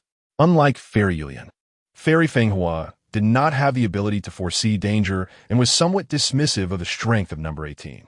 It looked like just a guy specializing in body refinement, without any spiritual energy at all. What danger could there be? Yulian was just too timid, She didn't even know how to reach the late Yuan stage. Although she secretly despised him, she still responded respectfully on the surface. All right. Thank you for the reminder, Fairy Yulian. Fairy Fenghua's thoughts echoed the sentiments of most Yuan cultivators present. Is he an ancient body refinement cultivator? Truly terrifying, Long Yu exclaimed excitedly. He specialized in transformation techniques and enjoyed turning into rare beasts and celestial creatures, having a strong interest in close combat. On the ground, true monarch Changyang struggled to rise, blood continuously pouring from his mouth. My internal organs shattered. How was that possible? True monarch Changyang summoned a green lotus seed and swallowed it, rapidly recovering from his injuries. Number 18 was slightly surprised. Is it something similar to a fairy bean? The 3 Yuan cultivators from the 77-horned sea god hall were astonished. Isn't that the seed of the heavenly reversal green light lotus? That guy Changyang really is generous. That's a legendary top-tier treasure that can even revive Yuan cultivators from death. Another Yuan late-stage cultivator from the Dongxian True sect, True Monarch Modin, snorted coldly. Changyang, you truly are embarrassing the sect. With that, his body transformed into a streak of light, summoning countless black and white ink giant swords dozens of meters long. The sky was soon obscured by the giant swords. Ink sword rain. The water ink giant swords fell to the ground like knives cutting through tofu, easily sinking in. Number 18 sidestepped to dodge, avoiding the sharp attacks one after another. True Monarch Changyang's eyes widened, and he shouted in anger. Modin, I will lend you a hand. A massive fire giant avatar, towering at 300 meters, rose up. The giant waved its hand, altering the heavens. The fire giant continuously launched fire spears toward number 18. Inside the fire giant, True Monarch Changyang was surrounded by various true treasures and magical artifacts, maximizing his defenses. They teamed up with True Monarch Modin to attack number 18 from distance, showing no intention of close combat. At first, number 18 was still dodging, but as the attacks from the 2 Yuan cultivators became increasingly dense, 18 simply stopped dodging. When the water ink giant swords flew in, he waved his hand to deflect them. When the fire spears came, he waved his hand again to send them flying. No matter how extravagant or massive the attacks were, they were all swatted away as soon as they reached number 18. The celestial beings in the sky were stunned, and the audience in the live broadcast room was dumbfounded. Who on earth is she? Is she the guardian of this secret realm? Is she a body refinement master at the transformation stage? The celestial beings were filled with various speculations. Long Yu saw the celestial beings retreating in tensions, and his expression became even uglier. This time, they really embarrassed the Dongxian True sect. If these forces managed to escape, it would be an even bigger problem. The Yuan old monsters in the cultivation world were all at least 300 years old. Such a long lifespan was enough for cultivators to become cunning and treacherous. Even for colossal benefits, one must have the life to enjoy them. Not many cultivators would be willing to risk their hundreds of years of life for a life-and-death struggle. Long Yu's figure instantly enlarged, exerting pressure on the celestial beings. Everyone, let's act together. Once we succeed, I will report to the sect, and the benefits promised by the sect will not be one less. The faces of the celestial beings changed slightly. Long Yu seemed to be uniting them with promises of benefits, but in reality, it was also a form of coercion, using the transformation forces behind him to pressure everyone. Bound by the transformation forces, the celestial beings had no choice but to act. The golden core cultivators summoned their magical artifacts, unleashing beams of spiritual light, while the Yuan cultivators launched massive offensives of dozens to hundreds of meters. Some flying ships and warships also unleashed terrifying energy attacks. The entire world was covered by the spiritual light of the cultivators, making it impossible for ordinary people to see what was happening. Even the Yuan cultivators in the sky were overshadowed by such attacks. Every time they saw this kind of scene, they felt the insignificance of individual power. Even at the Yuan stage, it was difficult to withstand such overwhelming force. They were still not strong enough. After a barrage of attacks, all the buildings on the ground disappeared, and the cement soil was severely eroded. Although the spiritual power could sustain the celestial beings' attacks for a long time, It was ultimately not an assault on a city. There was no need to attack formations, nor were there the same number of cultivators to block. In a desolate open space, number 18 hovered in the air with one hand on her waist, a blue light shield flickering around her. How is that possible? She survived such an attack, and she is completely unharmed. The cultivators were all stunned. Even the peak Yuan Ing, true monarch Huang Yuan, and Long Yu were shocked. Just now, when he flew into the sky, the giant dragon behind him unleashed its full breath. Yet it couldn't shake her. Number 18 stretched lazily. That fireworks display was a bit spectacular. Fairy Yulian's eyes sparkled with purple light. Her once invincible insight-type eye technique at the Yuan Ing level had lost its effectiveness, no matter how she looked at it. The blonde girl below was just an ordinary person with a strong physique, utterly devoid of spiritual energy. Who on earth is she? True monarch Huang Yuan's eyes flickered, and he began to have thoughts of retreating. Just now, the combined power of the 13-nation celestial beings had completely failed to harm her. The situation was extremely critical. Although the cultivators present were not all the forces of the 13 Nations Alliance. Uniting so many Yuan Ing cultivators and Golden Core elders had already surpassed the restrictions of Yuan Ing, faintly touching upon the transformation stage. Under such attacks, even he, a peak Yuan Ing, could only maintain between light and heavy injuries. Yet the opponent had taken it all without a scratch. It was indeed too underestimating of this secret realm. A secret realm as large as the territory of the 13 Nations Alliance could not be simple. Even with low spiritual energy, it could still easily nurture transformation beings. Mentioning transformation, Long Yu's eyes were filled with longing, but also with wariness. He, Long Yu, was exceptionally talented, considered the number 1 person in the Eastern Yuan continent. He had confidence in ascending to the transformation stage, but that was only confidence. Ascending to transformation was not that easy. In the cultivation world, a major realm is a difference of heaven and earth, completely the difference between an elephant and a single ant. However, they could not simply retreat. Otherwise, the reputation of the Dongxian true sect would be ruined in an instant. And that must not happen. True monarch Huang Yuan's eyes were resolute. On the internet in Huagua, the live broadcast room had already erupted. Is this the power of cultivators? It's terrifying. In the end, weapons might really be useless against these people. I must cultivate to become an immortal. What if the world is about to be destroyed? The people in the live broadcast room were stunned into silence by the actions of the Longyang True Monarch and the Modin True Monarch. For quite a while, the comment section of the live stream was devoid of any messages. The hundreds of meters tall, fire giant unleashed attacks that spanned thousands of meters. The water-ink giant sword created by the Modin True Monarch, embodying both elegance and power, had completely devastated the land, which would take a very long time to naturally recover. It could be said that the nascent soul cultivators had become the embodiment of moving mountains and filling seas. What shocked the viewers even more was the joint attack of the celestial beings in the sky. Countless gigantic spells rained down like a shower, colorful and varied in style. For a moment, even the cameras in the live stream couldn't capture the details of the torrent of spell attacks. That blonde girl wouldn't die, would she? No. How could this happen? She was so strong. Wait, why are you all feeling sorry for her? She might not even be from our blue star. It could be an internal conflict among cultivators. I don't know, but she is definitely the prettiest person here. Exactly. The celestial cultivators in the sky have divine power protecting them, making it impossible to see clearly, while she is the only one we can see in detail. I don't know if it's because the disaster hasn't struck yet, but the atmosphere in the live broadcast room is still predominantly joyful. This is mainly influenced by literary works. People from Huagua prefer to believe in the theory that cultivators are righteous. They also have a mysterious confidence in their own cultivation potential, believing that the cultivators would definitely choose them if they saw them. Wait, that blonde girl is not dead. Look, there's a protective shield. What is going on? Is it a technological battle against cultivators?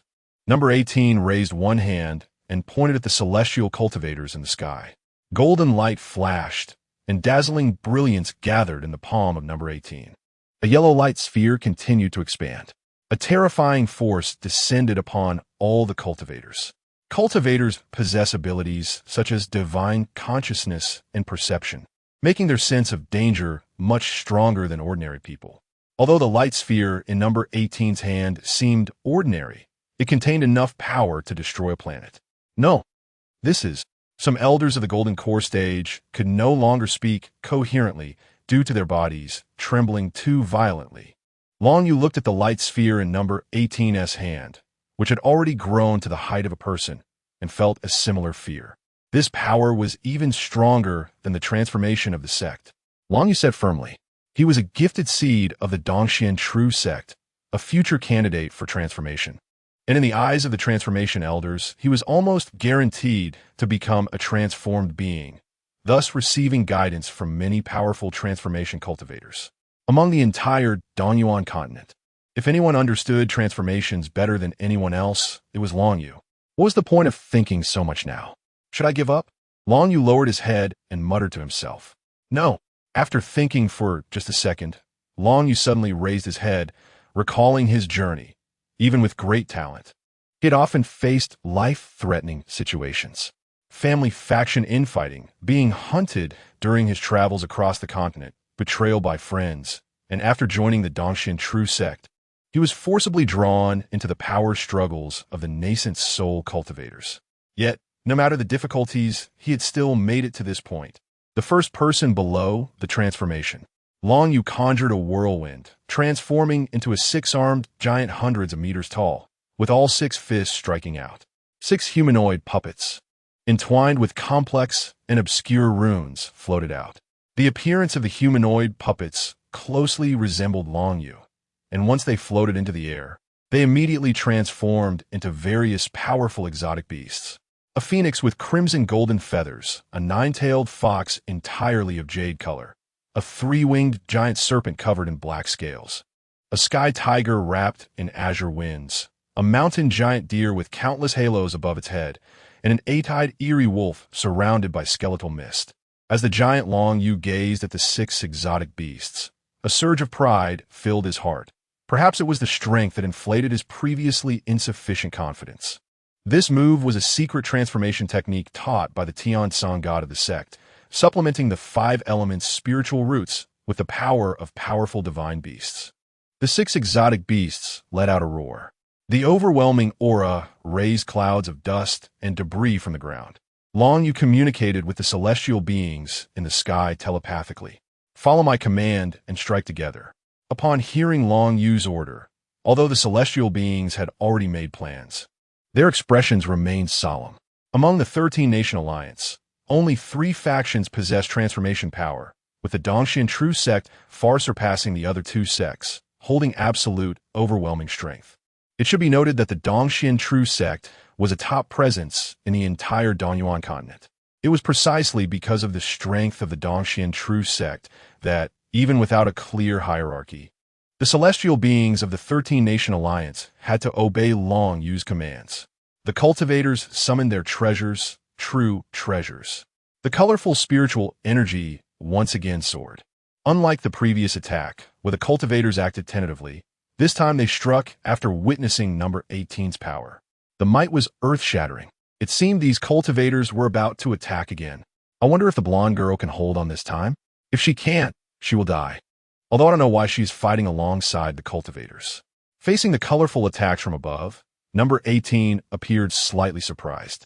The environment on Earth was not as favorable as in the cultivation world, lacking spiritual energy, and many mountains and lands were very fragile. This attack might destroy several cities. Number 18 was unconcerned about this situation, but Gu Yuan was. Gu Yuan, who had been with the Su family in the spatial anomaly, communicated telepathically to remind number 18. Number 18, stop playing around, don't give them a chance. The cities here cannot be destroyed.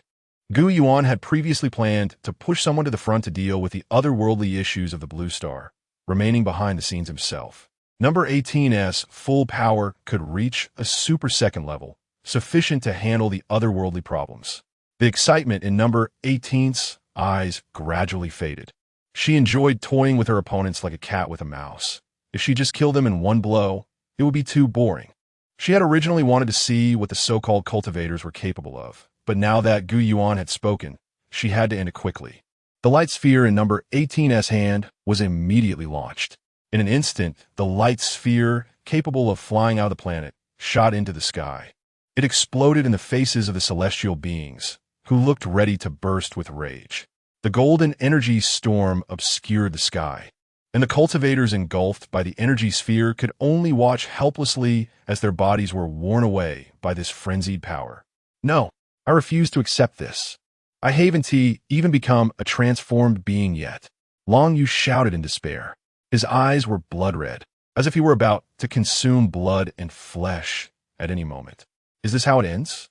I really regret coming here. The consciousness of the Rain Lotus Fairy gradually faded. Even late-stage, nascent soul cultivators had no power to resist, let alone other Golden Core cultivators. The Golden Core cultivators exerted their utmost effort. Some even brought out spatial, shifting talismans of the transformation level from the upper world. However, no matter how they operated these trump cards or treasures, it seemed like a stone sinking into the sea, unable to stop the erosion of the golden light sphere's power. I refuse to accept this.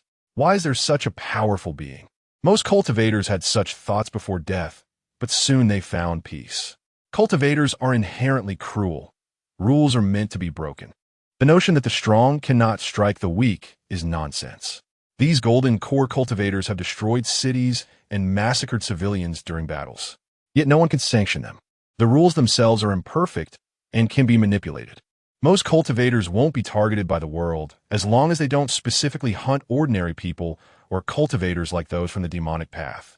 When they fight, even if it affects civilians, they will only use natural disasters and man-made calamities as excuses. Ultimately, they are too weak.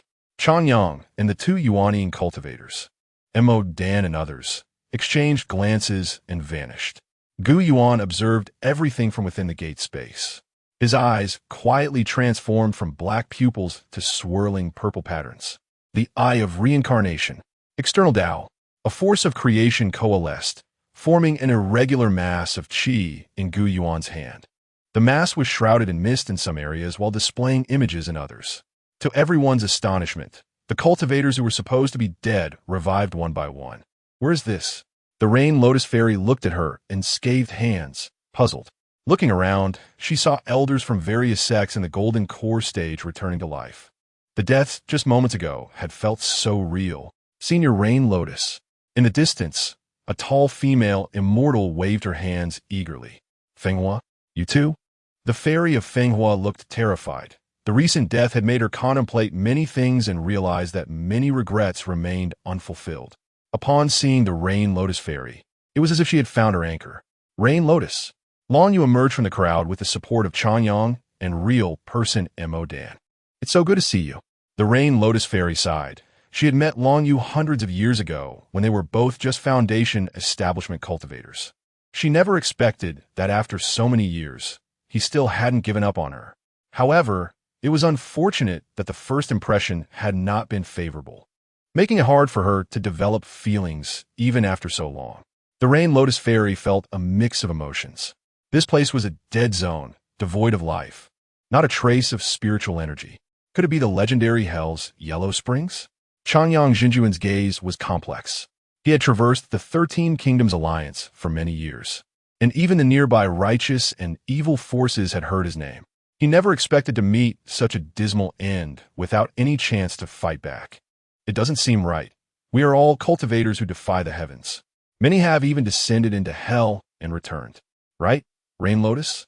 Real person Mo Dan looked at the Rain Lotus Fairy. The Rain Lotus Fairy nodded. She was a healing cultivator and could even resurrect Foundation establishment cultivators who had died less than a day. With enough sacrifice, even Yuanian cultivators could be revived. This miraculous ability stemmed from her innate talent, physique, and the perfect golden core she possessed. Because of this power that defies the laws of the world, her understanding of life and death far surpassed that of ordinary people. This is indeed not Hell's Yellow Springs. Upon hearing the Rain Lotus Fairy's response, several Yuanian cultivators believed her without doubt. Gradually, more and more cultivators gathered around. Many notable figures also revived, including Zhenjian Jinjuan, Qinglei Jinjuan, Fengshui Fairy, and Yingyi Jinjuan, and Xingxiang Jinjuan. The cultivators who had previously been wary of each other set aside their past identities and positions to unite. Do you know this world? Outside, after the shocking strike on the 18th, the sky was void, and the original space-time fissures appeared on the verge of collapse, as if they would shatter at any moment. Yuan acted in secret. Divine power transformed into sealing techniques to block the space-time fissures, instantly severing the connection to the cultivation world. What is happening? Have the cultivators been completely crushed? Not a trace left? Could it really be turned to dust? Who is that blonde girl? That attack looked so effortless. If she went all out, Blue Star might be destroyed. Absolutely impossible. The blonde lady is so beautiful. She couldn't do such a thing. The viewers in the live stream were in a frenzy, while the high-ranking officials of Huagua were solemn. Let's hear your thoughts. It's too exaggerated. Just from the power of that one strike, it may have already surpassed our latest developed ultimate weapon. A high-ranking official wearing glasses and exuding an air of scholarly demeanor stood up, his expression bitter. The emergence of fantastical power had suddenly diminished his status as a traditional scientific researcher, causing him the most stress. Earlier, the situation hadn't been so dire because the ultimate weapon still surpassed those otherworldly beings. This time is different, not to mention that blonde girl, even those cultivators. Just one of them might be too much to handle. A month had passed since the sealing of the space-time fissure. After the disappearance of Long Yu and the 13 Kingdoms Coalition, the Donyuan continent was in shock. Within the 13 Kingdoms Alliance, the transformation forces led by the Dongshin True Sect began organizing personnel for a search. Even transformation experts personally took to the field. There was no choice. The incident was too severe. However, in the end, they received the news that all the coalition's life lamps had been extinguished. The 13 Kingdoms Alliance had suffered a heavy blow, as Long Yu and others took many cultivators while attacking the space-time fissure, all of whom were the backbone of various forces. Each was a remarkable seed, cultivated over hundreds of years. Now, because of the assault on a space-time fissure, an ancient secret realm had completely fallen, which was truly unimaginable.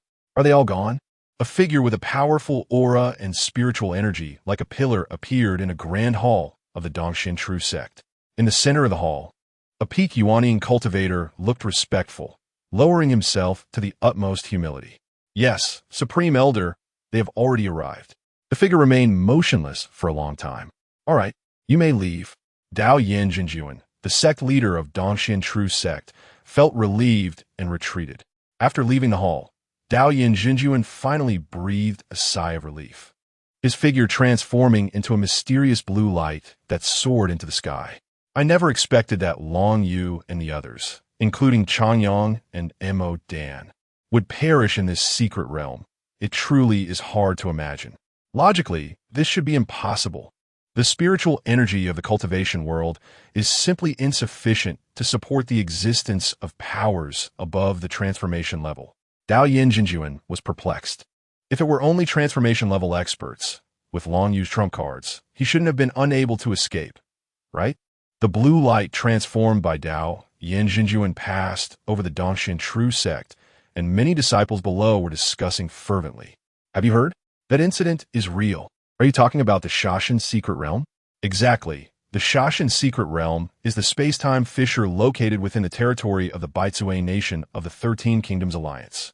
To explore this large secret realm, the 13 Kingdoms Alliance dispatched nearly 30 Yuanian cultivators and hundreds of Golden Core cultivators. Such power could destroy any nation. Yet they all perished inside, and the life lamps of major forces have all gone out. This news is impossible to hide. Is this true? It's too fantastical. The old ancestor Kuang Yuan is the first Yuaniing in the entire Donyuan continent, rumored to be the most gifted individual in the entire Donyuan continent. Even our current sect leader is not his match. The soul lamps have all gone out. What is there to not believe? Even a nascent soul cultivator can die. The conversations of the disciples below were fully heard by Dao Yin Jinjuan, filling his heart with bitterness. This time, the 13 Nations Alliance has suffered heavy losses. Even these small chi refining and foundation establishment cultivators know about it. Wouldn't other countries and forces know as well? Dao Yin Jinjuan speculated that soon there would be another bloody battle within the 13 Nations Alliance. Many sects, Although large nascent soul-level forces only have one nascent soul cultivator, once that cultivator disappears, most of the sect's assets would be lost and ravaged by wolves. The crisis doesn't stop there. The main reason the 13 nations formed an alliance was due to the Yuan Chao Great Plain in the northern part of the eastern Yuan continent. This place is resource poor, and the competition among cultivators is fierce. Their overall strength is much stronger than that of the 13 Nations Alliance. If it weren't for the might of the Dongxian True Sect, they would have attacked long ago. Now that the strength of the 13 Nations Alliance has diminished so much, the other side is likely already restless. Dao Yin Jinjuan's figure descended into a long pavilion. There are mountains and waters around the pavilion, and many green plants that are rare in the mortal world, shrouded in mist, resembling a celestial palace. Several figures were already waiting inside the pavilion. The divination expert Gua Hai Shi, the space-type divine ability wielder Nian Kong Jinjuan, and the owner of the space-type divine treasure Chong Kong Su Shun Su Hukong. The people present were at least peak nascent soul cultivators, and they were conversing harmoniously. Dalian, you are here. Nian Kong Jinjuan cupped his hands in salute, and the others did the same. Thank you for coming from afar. The sect will ensure your promised reward arrive on time. Wherever, we were delighted to receive the invitation from the true sect. It is our honor to assist the transformation god forces. The several nascent soul cultivators present were all experts in tearing open space, indicating that the Dongxian true sect had put in great effort. However, I have always had a question. We came to rescue the mad wave Jinju and Long Yu. But isn't Long Yu already deceased? His soul lamp has gone out, Hukong said with confusion. The others nodded in agreement. Although Hukong's words were somewhat disrespectful, they indeed reflected what they wanted to ask. How could our Dongxian true sect be like an ordinary sect? We can still sense a bit of Long Yu's life and death, Dao Yin Jinjuan said proudly. The others' engines suddenly realized, and their attitudes became more cautious. No wonder it is a powerful sect with a well-known reputation in the eastern Yuan continent. The sect's foundation is truly enviable, they thought. Dao Yin Jinjuan maintained a smiling facade while feeling anxious inside. In fact, whether Long Yu had died in battle was also unknown to the Dongxian true sect. It was just that the god Zong had insisted at great cost to send someone to search for Long Yu, which led to the current scene. On Blue Star, a fierce battle had completely destroyed the coastal city of Yangcheng in the south. After the battle, a large number of soldiers and scavengers appeared on the ruins, beginning to search for something. The performance of cultivators was truly enviable. Many ordinary people even traveled long distances to the ruins of Yangcheng in search of relics left by cultivators, hoping to find something dropped by cultivators to embark on the path of cultivation.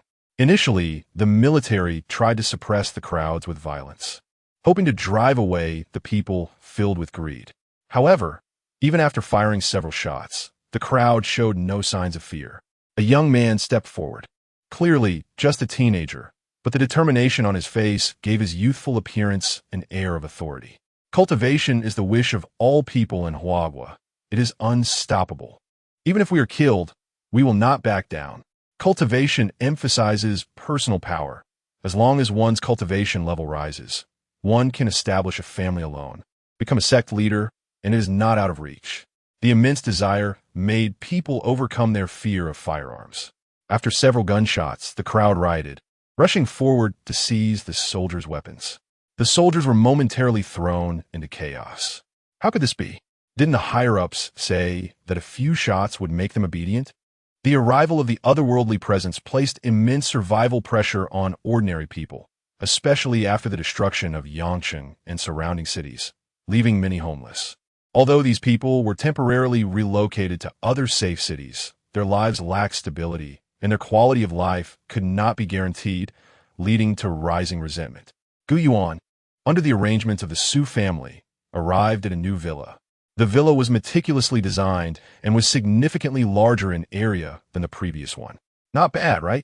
Miss 18, Su Beijing smiled broadly, completely shedding his lofty demeanor from the capital.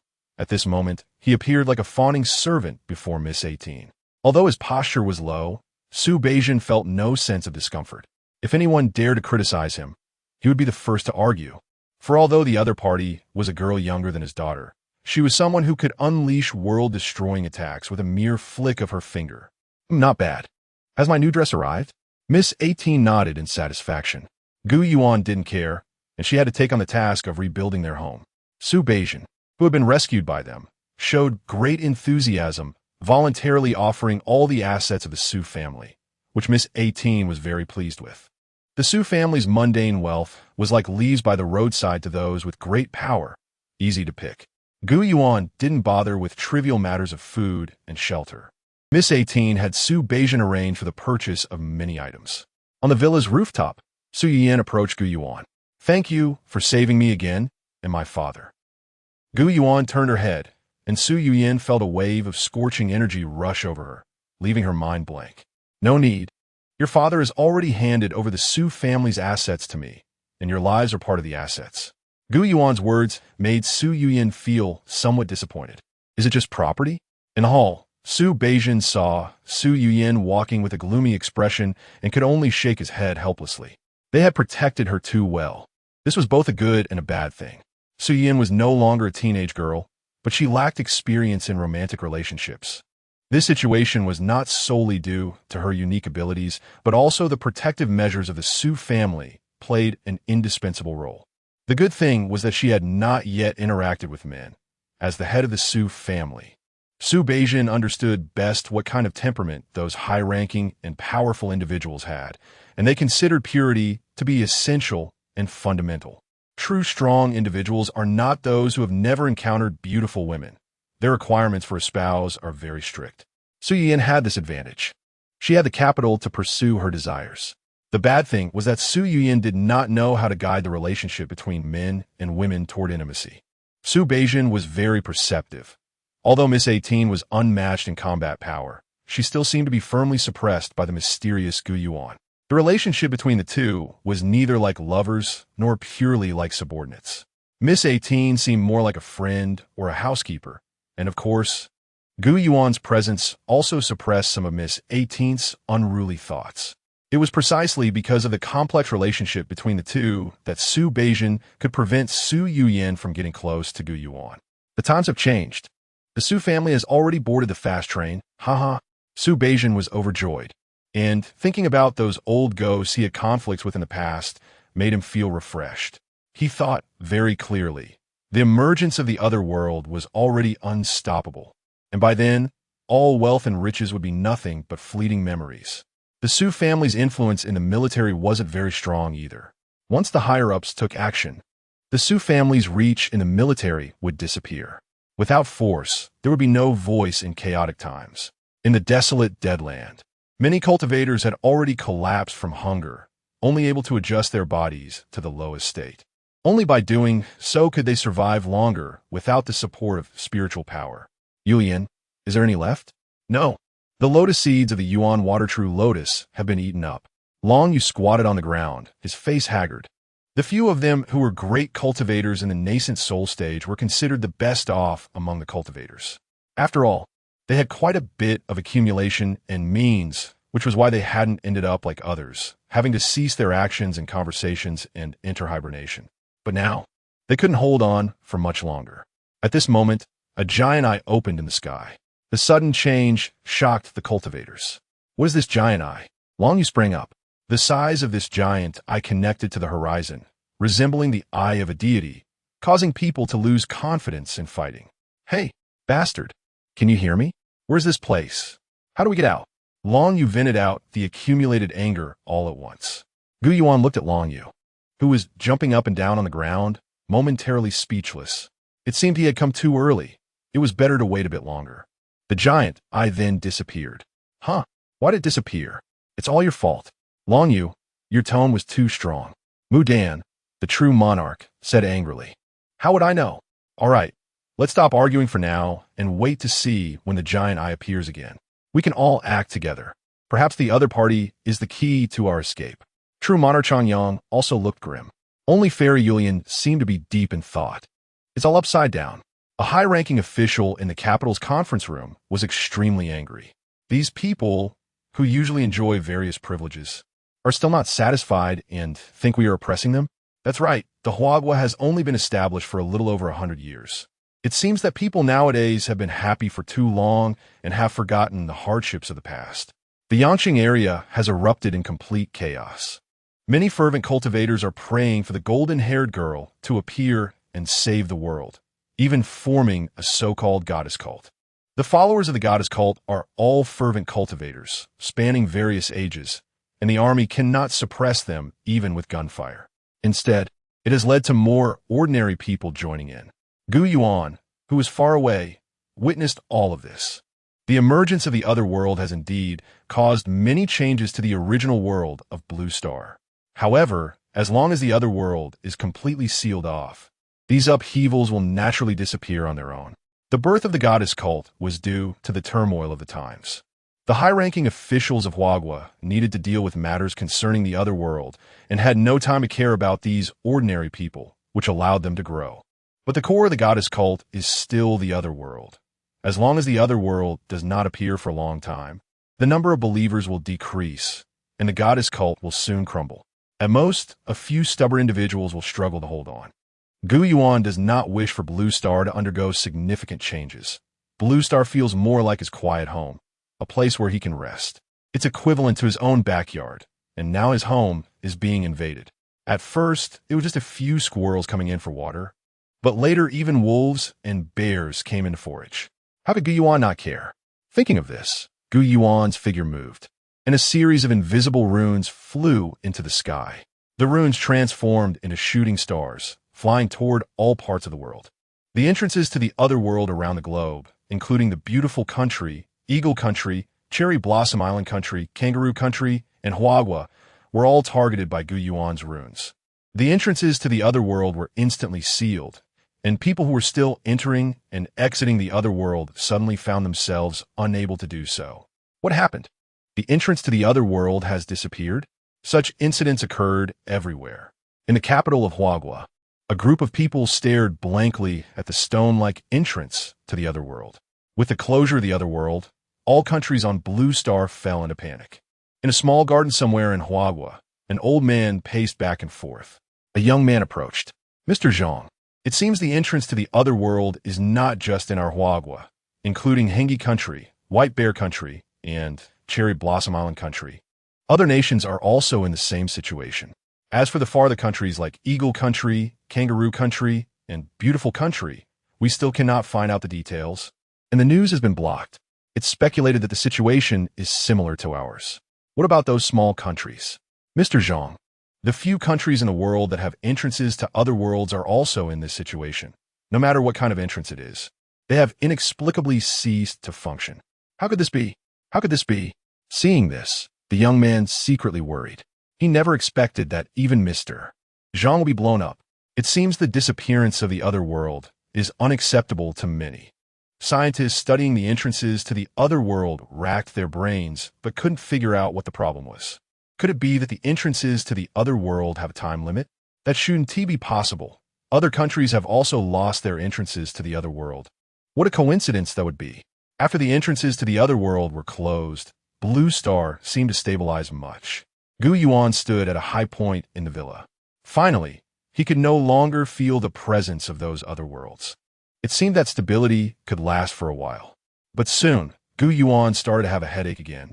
Watching the great king with a big head enjoying various delicacies in the villa, feeling a pang of regret. How did he attract the attention of the great king? Having such a powerful being around is really very unsettling. In the past few days, after the situation on Blue Star stabilized, the great king also learned that the world he was in was a comic world. At that time, Yuan thought the great king would be unable to accept it and fly into a rage. However, the great king's reaction was minimal. He even said he didn't care at all. In response, Yuan could only say, "A being capable of destroying the universe truly has a mind that is beyond what ordinary people can imagine." The great king was very interested in the shoes that allowed Yuan to travel to the comic world, asking Yuan to show him. Yuan had no choice but to comply. If he couldn't beat him, he could only do this. The great king took a look and then returned the shoes to Yuan. It's a clever little thing. How strong the great king truly is. Yuan still does not know, but he became more cautious after realizing that the Great King could see through the shoe's details at a glance. The gap between the two is too large. Yuan still hasn't fully grasped the magical shoes, while the Great King saw through them immediately. Not long after, Yuan, take me to see the comic world. I want to see other worlds. The Great King suddenly expressed a desire to see other comic worlds. Yuan stroked his chin. It's not impossible. Yuan took out a pile of comic books for the Great King to choose from. The Great King looked at the towering pile of comic books, scratched his head, looking no different from a normal child. When he saw the comic book that the Great King drew out, Yuan was slightly surprised. Slay, Crimson Eyes. This comic is one of the few that Yuan read in his early days, and it was also one of his favorites back then. When he first came out of the world of giants, he planned to enter the world of Kill. The Imperial tools inside are quite powerful, and the one that left a deep impression on him is the Devil's Essence, which can master freezing abilities. It's surprising that a world with relatively low combat power has the ability to freeze time.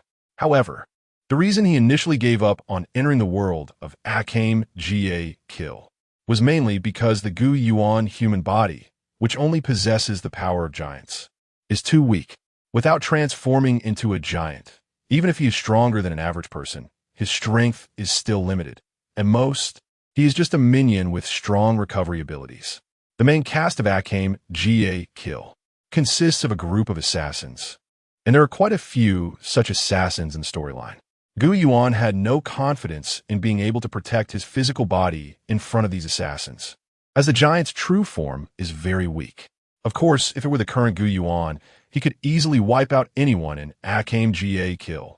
With Yuan's current strength, entering this comic world would provide very little enhancement to his power, almost negligible. However, since the Omni King requested it, he had no choice but to go, considering it a trip, especially since he has plenty of lifespan. Yuan took the comic book from the Omni King's hands and spread it out on the ground.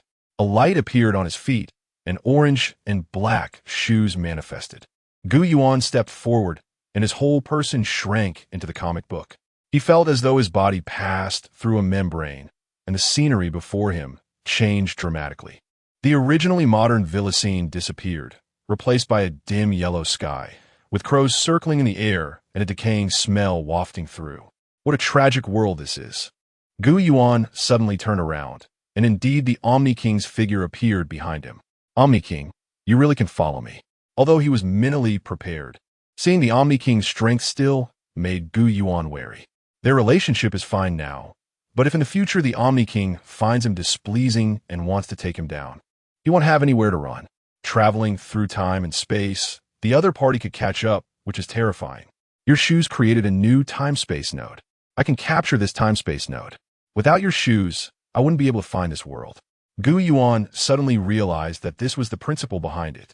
He also understands the power of space well and knows some things about space. Omni King, why did you just say this is a sad world? The sky here has a lot of black mist, which seems to indicate bad luck. Yuan looked up and didn't see any mist, but it was easy to guess that it was probably something similar to fate. Let's go, Omni King. Tasmi, a young man from a small village, has been struggling under the weight of continuous disasters and heavy taxes in his hometown. Thus, Tasmi agreed with two partners to venture into the imperial capital, Imperial City, determined to make a name for themselves and seek benefits for their village. However, upon arriving in Imperial City, they got lost. Fortunately, with the help of the locals, they quickly found a recruitment office, hoping to enlist in the military to make a name for themselves. Unfortunately, because they couldn't offer any bribes, the interviewer mercilessly chased them away. Just when Tasmi was feeling down, a tall, blonde beauty with breasts bigger than her head appeared, making Tasmi blush. Leona blocked Tasmi's head and said she had a way for him to stand out in Imperial City. Tasmi believed her and, under Leona's coaxing, went to a tavern.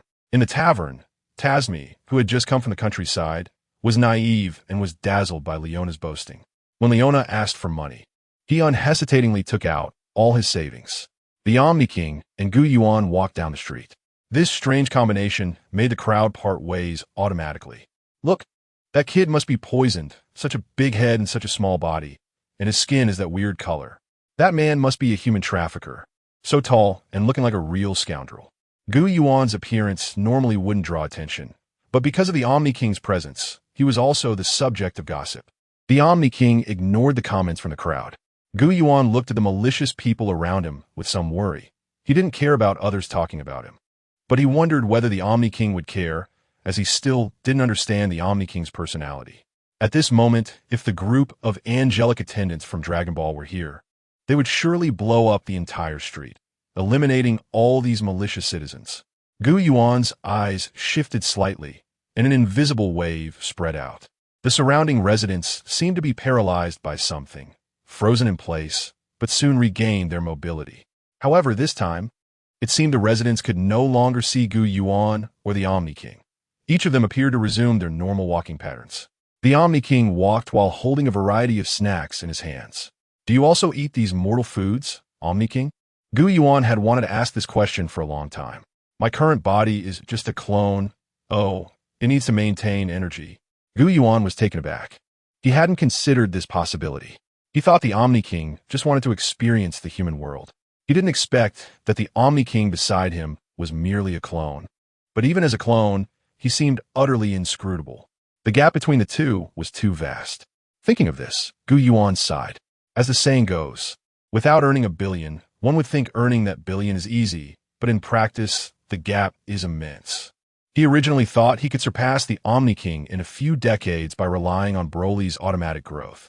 It seems he was naive. As they walked, night fell. The number of people on the street quickly dwindled, as if some monsters or demons would appear at night, creating an eerie atmosphere that contrasted with the daytime bustle. Yuan chuckled. Interesting. Tasmi waited for a long time in the tavern, but still didn't see Leona return, feeling like a dejected shrimp. He shook his empty money pouch, and an ominous feeling rose in his heart. Soon, the tavern staff cleaned up the place. Seeing Tasmi still inside, they were surprised. Young man, why are you still here? Tasmi quickly asked the staff. Do you know a woman with large breasts and blonde hair? The staff looked at Tasmi with a strange, somewhat pitying expression. Young man, you've been scammed.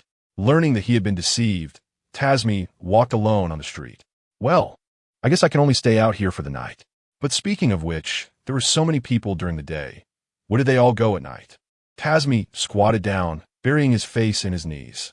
At that moment, a carriage approached, and a golden-haired, noble girl in a delicate princess dress, exuding a faint fragrance, reached out her hand to Tasmi.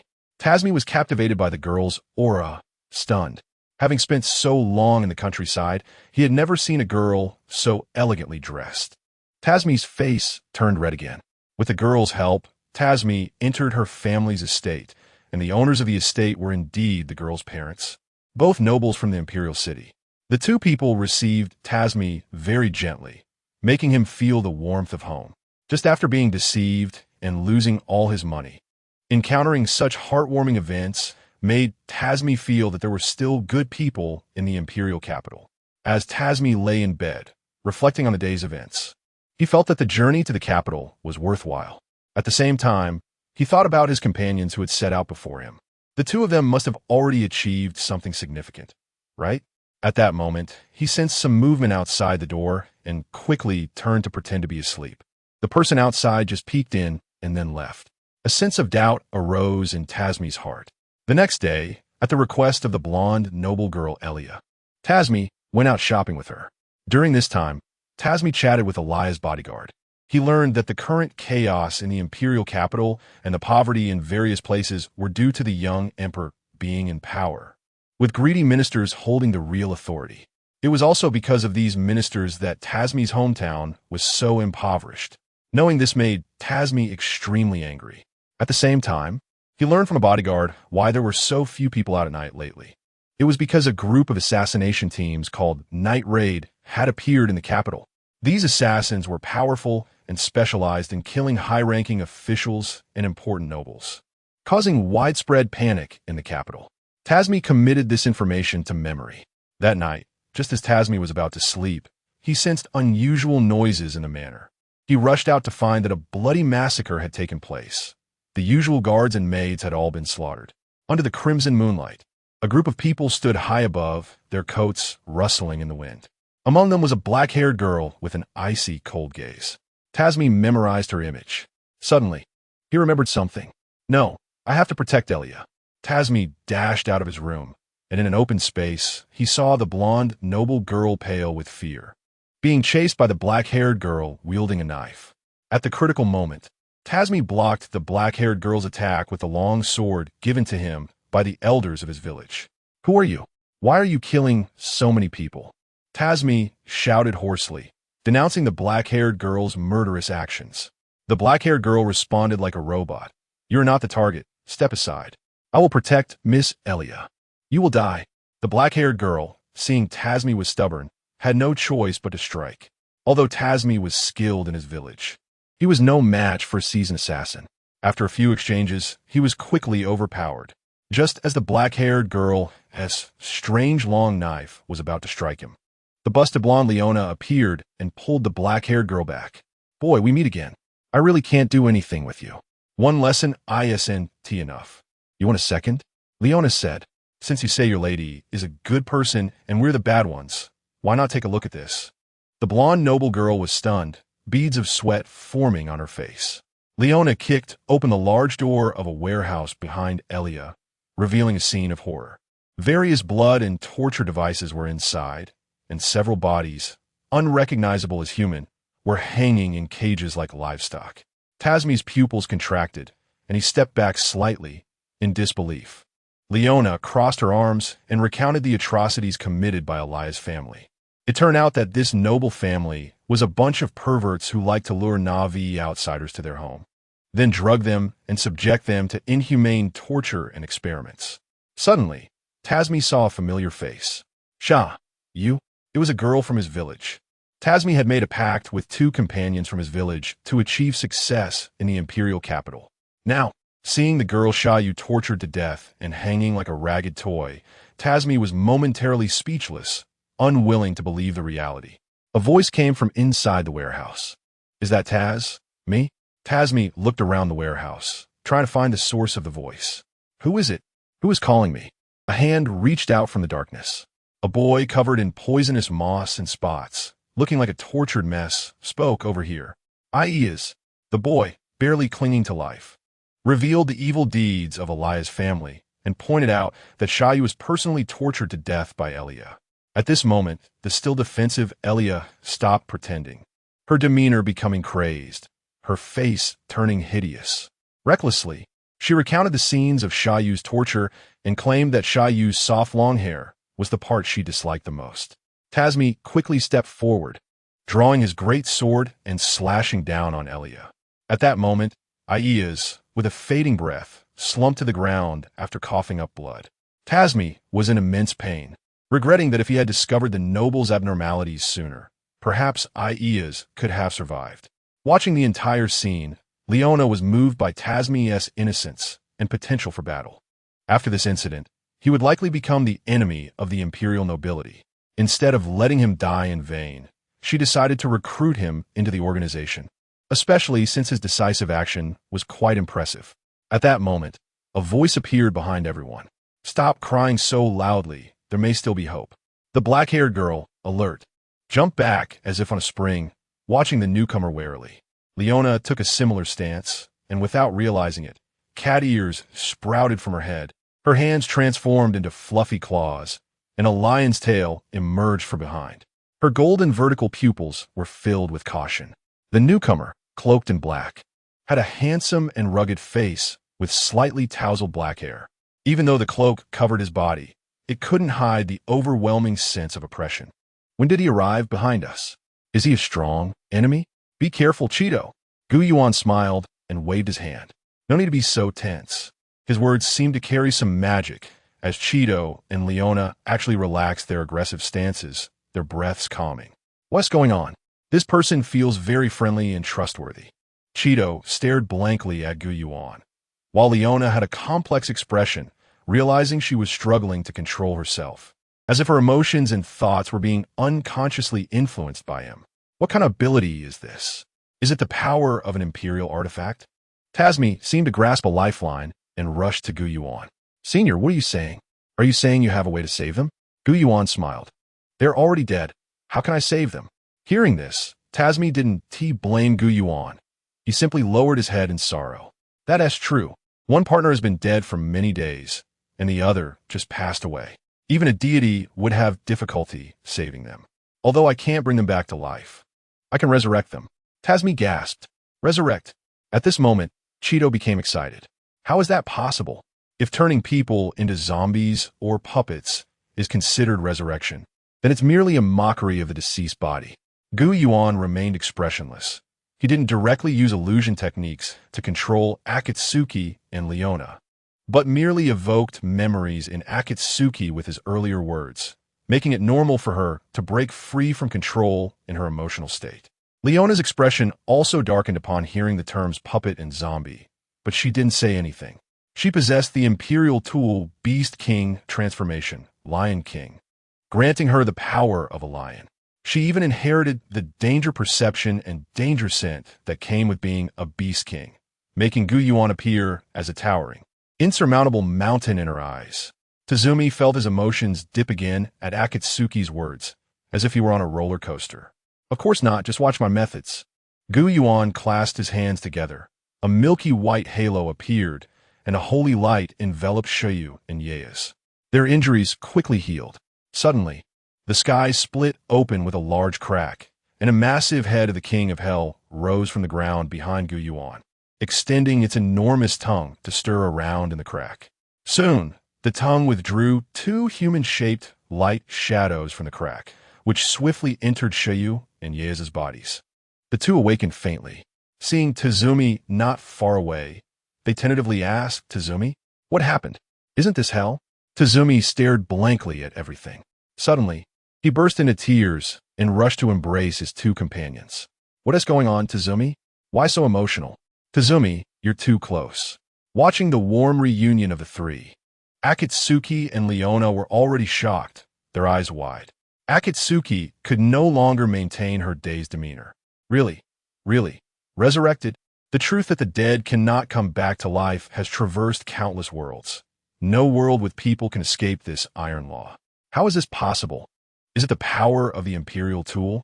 It can't be. The first emperor of the empire would have used such a miraculous ability on himself long ago. Gu Yuan felt quite pleased watching this warm scene. He had always liked the protagonists of this world when reading comics. Unlike Gu Yuan, the people in this world lived in a corrupt environment, always at risk of starving or being killed. In the original world, Huagua had been established for just over 100 years, and everything was still well. The people's troubles were merely the inability to achieve a good life. Here, however, the people's struggles were about survival, a comparison that was impossible.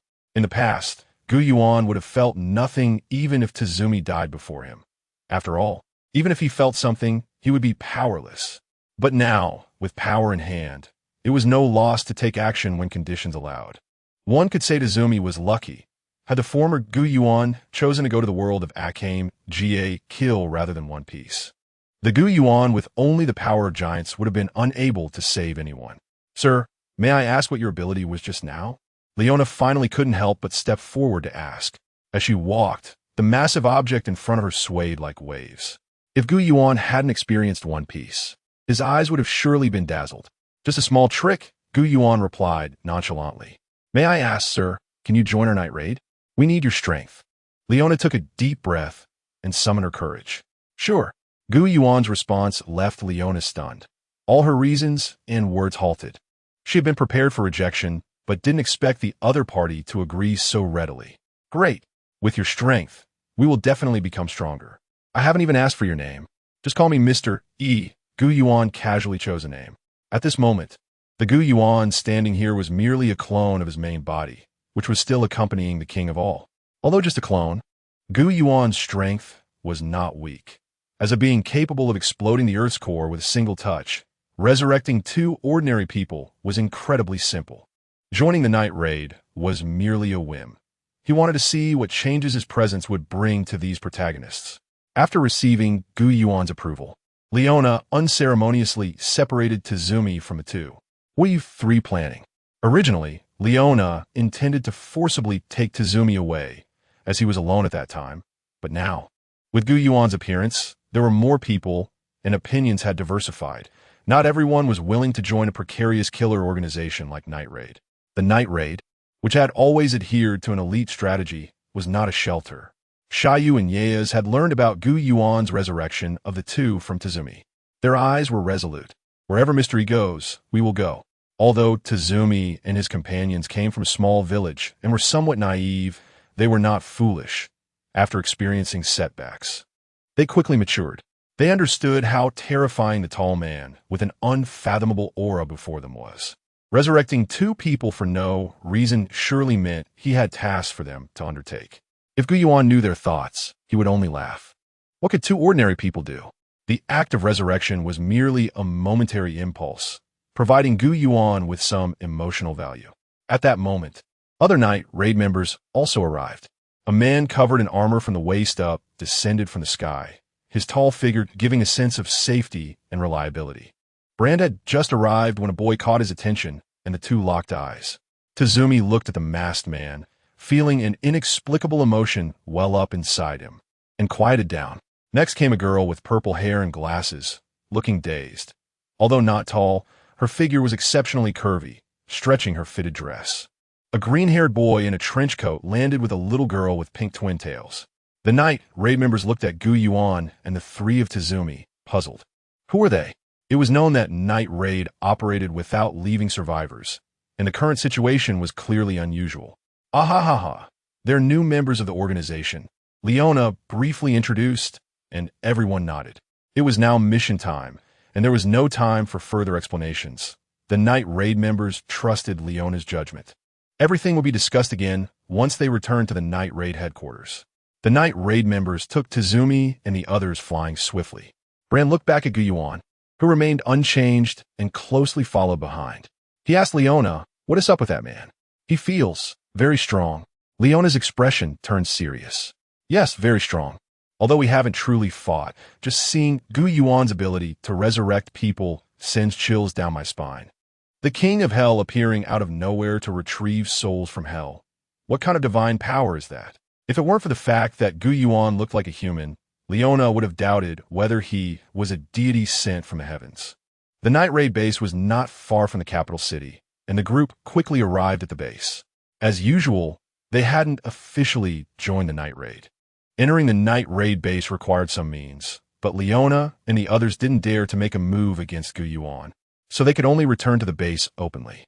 After returning, Leona settled Tazumi and the others and found a room with an excellent environment for Gu Yuan.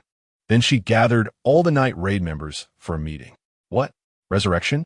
The leader of Night Raid, Nigetta, had short white hair, an eye patch over her left eye, and a mechanical arm for her left arm. Usually calm and clever, Nigetta was now wide-eyed and completely out of sorts. Is it true? Crimson eyes? The other Night Raid members were equally shocked. Resurrection was too sensational. Crimson Eyes nodded and recounted everything that had happened that night in detail. It wasn't that they didn't believe Leona, but this matter was too terrifying. In this world, there are usually one or two people that one is most eager to see again. Everyone present felt this way. It was truly unexpected that among those three boys, two had actually died. They looked completely normal. Bran stroked his chin. "You've done a great job this time, Leona." Nigetta was very pleased. The method of resurrection was astonishing. Even Imperial weapons couldn't compare to it. If handled properly, it might really be able to overthrow the Empire's rule. I didn't expect to succeed. I just wanted to give it a try, and I didn't think it would actually work. Rab, seeing Nigetta's delighted expression, couldn't help but pout. "I'm also very important, you know." However, he didn't say it out loud. He understood Gu Yuan's importance, but the moment Gu Yuan appeared, he captured Nigetta's attention, which made him a bit jealous. The next day, Tazumi and the others appeared outside the room, looking refreshed. "I can't believe we really reunited. It's great to see you all." The three were still a bit shaken. Having experienced life and death terror, they cherished everything even more. "You three, stop dawdling, come on. It's time for the meeting." A pink-haired girl with twin ponytails turned her head haughtily, showing the back of her head to the three. Tazumi's expression darkened. "Are you three planning to join the Night Raid? You should know that the enemies ahead are the Empire, and one careless move could cost you your life." Nigetta exhaled smoke. Tazumi exchanged glances with the others and said firmly, "Yes." Nageta observed Tazumi and his friends for a while and realized they were extraordinary.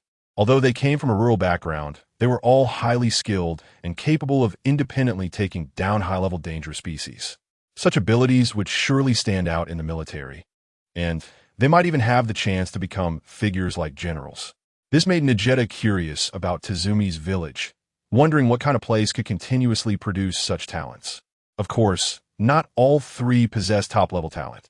While Aias and Shayu were good, they still fell slightly short compared to Tazumi. This small gap would gradually widen in the future. Ordinary people might not notice the difference, but Nageta, a former general of the Empire, had the insight to see it. Thus, she assigned Tazumi's first task to deal with the Oka of the Ghost, a powerful opponent with unmatched swordsmanship. Even in the capital, he couldn't be defeated by many aggressive thugs, marking him as a being beyond the reach of ordinary humans. Is the first mission against such an opponent? Don't die. The pink-haired girl, Main, shook her head and said haughtily. Tazumi thought Main was mocking him and looked down on his strength, which ignited a competitive spirit in him. I'll take this mission. If I can't even handle this, there's no way we can overthrow the Empire. Just wait for me to come back. Tazumi set out alone, and Shayu and Aias, who understood him well, knew that despite his bravado, he deeply needed the recognition of his teammates. Soon, Tazumi went out with his partners. Nageta, seeing the new recruits being dispatched, became serious. The main event was about to begin. Nageta walked to the top of the base, where Yuan stood alone, letting the strong wind blow through his black cloak. Mr. E, how's life here? Yuan smiled, his demeanor elegant, contrasting with his powerful physique, giving off a unique vibe. Despite being in a desolate mountain, the base's living conditions were well managed, completely unlike a killer organization hiding in the shadows. It's good that you can enjoy it. The reason we can have such treatment here is primarily due to the strength of the Revolutionary Army, Nageta stated directly, making her intentions clear, hoping Yuan would join the Revolutionary Army. Night Raid is fine, but the Revolutionary Army, let's forget about that, Yuan casually declined. Nageta felt a bit disappointed. It was indeed not easy to recruit a mysterious master capable of resurrection. However, she wouldn't give up. Yuan watched Nageta leave without showing any particular expression. His joining the Night Raid was purely out of interest. By the moral standards of Blue Star, the people in Night Raid couldn't truly be considered pure-hearted. Although they were eliminating threats, becoming executioners would inevitably lead to wrongful killings one day. However, Yuan didn't care about this. If one were to delve deeply, 999 of people in the world had issues. The members of Night Raid were already very kind, yet pitiful people. But the Revolutionary Army was difficult to deal with. It was no different from an empire, just wrapped in a layer of attractive fabric. This could be understood from some hidden plots that followed. Tazumi, along with Shayu and Aias, acted together, but it was not as smooth as Tazumi acting alone as in the original story. After all, they lacked experience, and their team showed weaknesses. The ghost Oka, relying on his solid experience, circled around the three for a long time. In the end, it was Tazumi's explosive power that allowed him to kill him, narrowly avoiding being dragged down by the ghost Oka before reinforcements arrived. Back at the base, Tazumi had a long face, appearing very smug in front of Mane and Crimson Eyes. Although there were some shortcomings, you three still completed the task excellently. Well done. Nageta didn't hold back on her praise. The next day, the Night Raid organization decided to investigate the streets of the capital. But since most members had already revealed their true identities, they could only let Mane take a few newcomers with her. At this moment, Yuan's expression shifted slightly. Nageta, who had been paying attention to him, immediately asked, Mr. E, are you interested in participating in this mission? Mane noticed that the legendary man who could resurrect the dead was going to carry out a mission with her, and her expression became slightly serious. She understood the gravity of the situation. He couldn't be treated as casually as Tazumi and the other newcomers. Yuan smiled, of course, no problem. The reason for his change in expression was that something had happened on the main body S side. While traveling across the continent with the king of all, the king was targeted by a noble from the Empire, who sought to collect him as a toy and acted ruthlessly. Yuan remained silent and waved his hand, erasing this noble family. However, the matter was not over. This noble was a direct subordinate of a minister from an enemy nation, a key and useful pawn, who had now been killed. The minister was extremely angry and directly dispatched imperial soldiers and an imperial artifact user. Yet, even hundreds of mortals were still unable to deal with Yuan, who wiped them out with a wave of his hand. The batch of imperial soldiers Yuan killed were the minister's direct subordinates, his secret combat force. At this moment, the minister was already furious and demanded the young king to send troops. Soon, a hunting team specifically targeting Yuan and the king of all was dispatched. In an instant, the imperial capital was engulfed in turmoil, resembling a giant powder keg, ready to explode at any moment. It was precisely because of this that Yuan's avatar's expression changed slightly. However, it was actually just a trivial matter. The so-called world of the Crimson-Eyed was merely a small world. Even the strongest could not break through Yuan's defenses, no matter how hard they tried. Ymir, Tasmi, and the others formed a 5-person team with Yuan to search for useful information in the city of the imperial capital. However, Tasmi and the other 2 were just novices, far inferior to Ymir, and could only follow behind her. The short-statured Ymir actually had a more old-fashioned feel than the 3 taller youths and girls. "Hey, Mr. E, do you really have the ability to resurrect the dead?" Yuan smiled faintly. "Do you want to give it a try?" Ymir shook her little head wildly, her twin ponytails flailing. No, I don't want to die. Ymir, you guys, it's fine to deal with me, but you actually don't believe in Mr. E. Tasmi was unhappy. Yuan, who had saved his 2 companions, was deeply trusted by Tasmi. Originally, Ymir and Tasmi had some discord, and now they were arguing in the street. The accompanying Xiaoyu and Ies felt awkward and could only pull the 2 apart. Xiaoyu buried Mayin's little head into her ample bosom to calm her down. After a day's search led by the old organization member Ymir, they achieved some results. Najida immediately decided on the next target. A distant relative of the current minister of the empire, Io. This person liked to kidnap and toy with virtuous women, a complete scoundrel who deserved to be punished by all. The members of Night Raid were all very disgusted with this target. This time, the members dispatched were Ymir and Tasmi, who both complained as they organized. Xiaoyu and Ies watched this scene with some concern. Is it really okay for them like this? It's fine, their relationship is not as bad as you think. A pair of large hands landed on their shoulders, and a burly man with a pompadour hairstyle unknowingly approached Xiaoyu and Ies from behind. Ies exclaimed, "Brother Brand." "Long time no see, Ies." Brand's honest and straightforward character made the newly joined Ies and Tasmi feel very friendly. The 3 often hung out together. Now, in the Night Raid organization, the most solitary one was actually Yuan. He was too mysterious, and his strange power made everyone feel unable to approach him. Although Yuan was usually very calm, it was still the case. On the other side, Yuan's main body. A large number of imperial soldiers rode high horses along the streets of the imperial capital. Their domineering demeanor made many passers-by fearfully avoid them. The leading imperial soldier, General Carlin, held his head high, enjoying the fearful gaze of ordinary people. The adjutant beside him began to flatter. "Lord Carlin is exceptionally heroic. I'm afraid even the current general cannot match you. I really don't know where that lowly commoner who dared to harm an imperial noble got their courage." The expression on Carlin's face under his splendid helmet was smug, clearly enjoying the praise. However, he quickly admonished, "Don't speak ill of the general." Yes, I understand." The imperial cavalry quickly arrived at a tavern. "Inside, my lord, according to the intelligence, they are resting in there." Carlin glanced at the thin, smug informant and revealed an unhappy expression, then thrust a spear forward. The informant who provided the information was instantly pierced through by the spear. Blood gushed from the informant's mouth, and his eyes bulged in disbelief. Carlin casually flicked his wrist, tossing the corpse aside. What a disgusting rat, looking so repulsive. The nearby soldiers remained silent, each pretending not to see, as if they had grown accustomed to such scenes. Carlin shouted, "Criminals inside, come out and die quickly. Don't make it hard for me." Carlin's face was filled with impatience. Being out for so long and smelling the stench on the streets was driving him mad. At this moment, 2 figures emerged from the second-floor railing of the tavern, one tall and one short. Yuan looked down at the encircled cavalry and scoffed. He slightly raised his finger, and a beam of light shot out.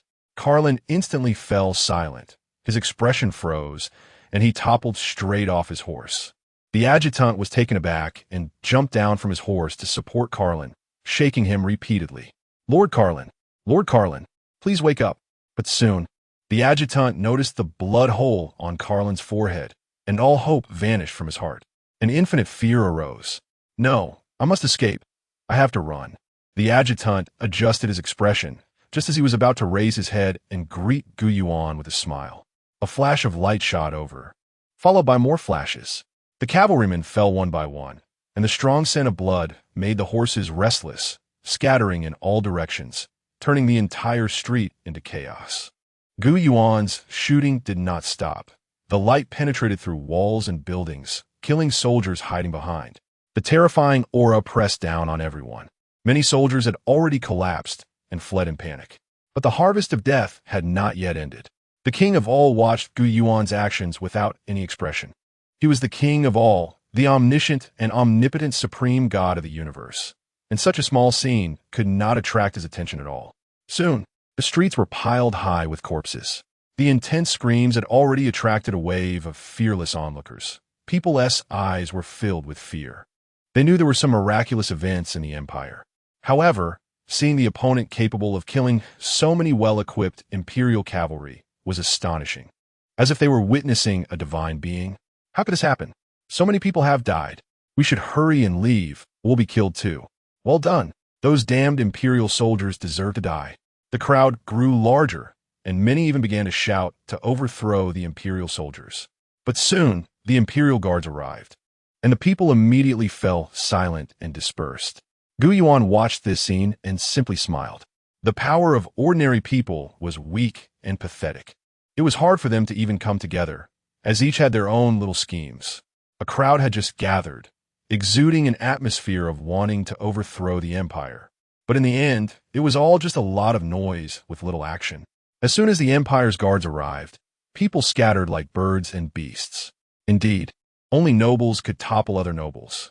The revolutionary army could only watch as another noble, seeing the empire's decay, seized the opportunity to rise. News quickly spread throughout the empire, and a corpulent minister swept all the food on the table to the ground. How dare they? Who is it that openly defies me? They must be eradicated. The minister was not afraid of Yuan, having killed a squad of imperial cavalry. A mere few hundred men could be dealt with by the imperial envoy as well. Some of his subordinates, not even imperial envoys, could do the same. In the minister's view, killing these imperial cavalry was nothing at all. Come here. Inform the Grand General of the protecting nation to deal with this rebel. He has seriously threatened the empire's safety. His subordinate trembled as he left the magnificent palace. However, he quickly returned. "My lord, the Grand General of the protecting nation does not agree. He said he is only responsible for the safety of the palace." The minister's face darkened, but he did not explode in anger, as he understood the Grand General of the protecting nation. This man, although possessing unparalleled combat strength, was inherently rigid. While he would not interfere in politics and could not be influenced, every time the minister tried to command him, he faced repeated obstacles. This made the minister very displeased. Speaking of which, General Binglan should be finishing up soon. I might as well let her stop playing and come back. The minister stroked his chin, thinking of a stunning figure. Night Ray Base. Who on earth could kill so many imperial cavalry? Najida exclaimed in surprise. She had once been an imperial general and understood the excellent equipment of the imperial cavalry. The revolutionary army was different from the empire. Although the empire was in decline, a skinny dead camel is still bigger than a horse. What seemed simple in the eyes of the empire was not the same in the eyes of the revolutionary army. They must absorb such a powerful figure into the organization. The enemy's enemy is a friend. Najida's eyes sparkled with determination. The storm in the imperial capital was not over. First, there was the night raid that rampantly assassinated nobles, followed by a mysterious powerhouse who easily killed the imperial protective cavalry. Now, another executioner appeared, attacking night walkers under the cover of darkness. This executioner was extremely brutal, preferring to directly sever the heads of enemies, making it hard to believe that an ordinary person could have such strength. The once prosperous imperial capital had become turbulent. The nobles were shrinking back and refusing to appear, while the commoners, forced by their daily lives, had to go out to work during the day but locked their doors and windows at night. At night, unlike the darkness outside, the palace was brightly lit. The corpulent minister dressed meticulously, his white beard groomed in an orderly fashion, stuffing his mouth with meat. The young emperor beside him was no stranger to the minister's eating habits and seemed to think nothing was wrong with it. Seeing the minister eat so heartily made my appetite improve considerably. The minister shamelessly, although a subordinate, lived all year round in the palace, not treating himself as an outsider at all. Ha ha, making Your Majesty happy makes me very happy too. Eat up. At that moment, a servant hurried in and, after receiving the minister's approving glance, whispered something into the minister's ear. The emperor, seeing this scene, couldn't help but feel curious. Minister, what happened? Is it about the thieves from some time ago? I heard the palace servants discussing it. The minister felt a slight headache and replied perfunctorily, "It's nothing, Your Majesty. Those thieves will be dealt with soon. I've already called General Isteth back. The battle over there has ended." Hearing Isteth's name, the young emperor was overjoyed and stood up from his chair. "Really? That's great. Isteth is our hero." The minister laughed heartily. "Ha ha, of course." The minister was very satisfied with the emperor's attitude. Isteth was his subordinate, and even the imperial weapon was personally given by him. He had never fully controlled the emperor because of another general in the palace, General Bud. This general was equally terrifyingly powerful, if not for his rigid nature. The minister would not have been able to infiltrate the royal palace to such an extent. The recent servant was the best example. Upon seeing the emperor and the minister, he directly ignored the emperor and reported to the minister, and the message was not to be disclosed to the emperor. Although the minister had already gained significant power in the palace, he was still somewhat unsatisfied. The reason the powerless young emperor could live so comfortably in the palace without being bullied by servants was because of General Bud's protection. Calling Isteth back this time was part of the minister's plan.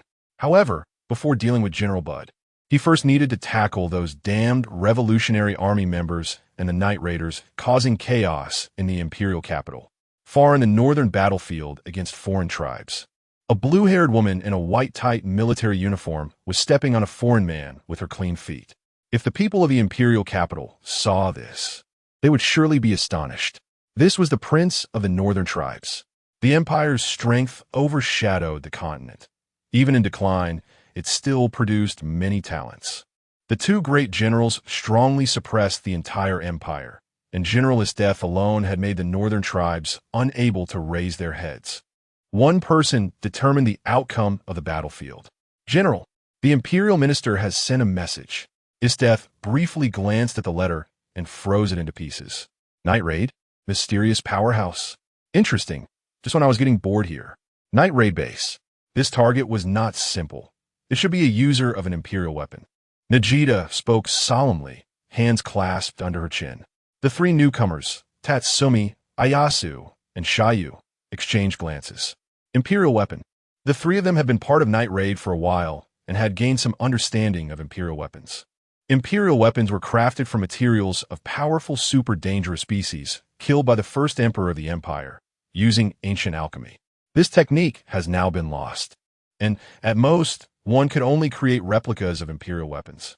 Most imperial weapons were extraordinary, possessing powerful capabilities, which allowed Night Raid members to succeed in assassination missions time and again in the heavily guarded imperial capital, thanks to the enhancement of imperial weapons. A powerful imperial weapon could enable an ordinary person to easily defeat dozens of enemies. The long-haired black girl, Akame, possessed an imperial weapon, one-strike kill, Muramesa, a blade-type imperial weapon that, once struck, would curse and poison the victim's body within a very short time, thus having the power of a one-hit kill. The pink twin-tail girl mine had a gun-type imperial weapon, romantic stage, Pumpkin. This weapon had long-range shooting capabilities and could take various forms such as sniper rifles, cannons, and submachine guns, with its attack power increasing based on the user's psychological crisis level. The purple-haired, bespectacled, cute girl, Shield, wielded a gigantic scissor-type imperial weapon, all things cut, Soul Rend, which had the power to cut through anything. The pompadour-wearing big guy brand had an imperial weapon in the form of a long sword, which could summon a half-body armor, Demon's Embrace, possessing a powerful ability to adapt to the environment, along with the legendary power of evolution. The green-haired trickster boy, Berlo, wields the ever-changing crosstail, a device that launches threads.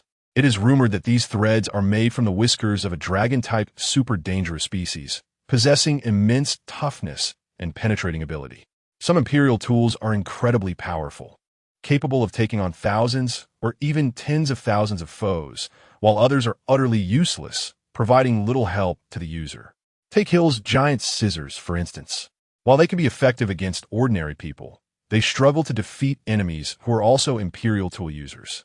During his time in the Night Raid organization, Yuan researched several Imperial tools. After a cursory glance, he lost interest. For ordinary people, these tools are akin to superpowers, but they offer no assistance to Yuan. In his eyes, most Imperial tools are even inferior to the most worthless devil fruit. Because the capabilities of the enemy's Imperial tools are unknown, two members of the Night Raid team go to the Imperial capital in pairs. Accompanying Yuan is Sayu, a girl from the same hometown as Tasmi. Sayu has excellent archery skills, but her close combat abilities are lacking, making her the weakest among Tasmi's trio. Logically, the Pumpkin Imperial tool could also be used by Sayu, but unfortunately, there is only one Imperial tool. Following Yuan, Sayu feels a bit anxious, unsure of how to face her lifesaver. It's fine when there are the boisterous Yeas and Tasmi around, but now that they are absent, her nerves are heightened. Yuan notices Sayu's tension and sends a warm, comforting energy her way. Sayu instantly calms down. How pleasant, what is this aura?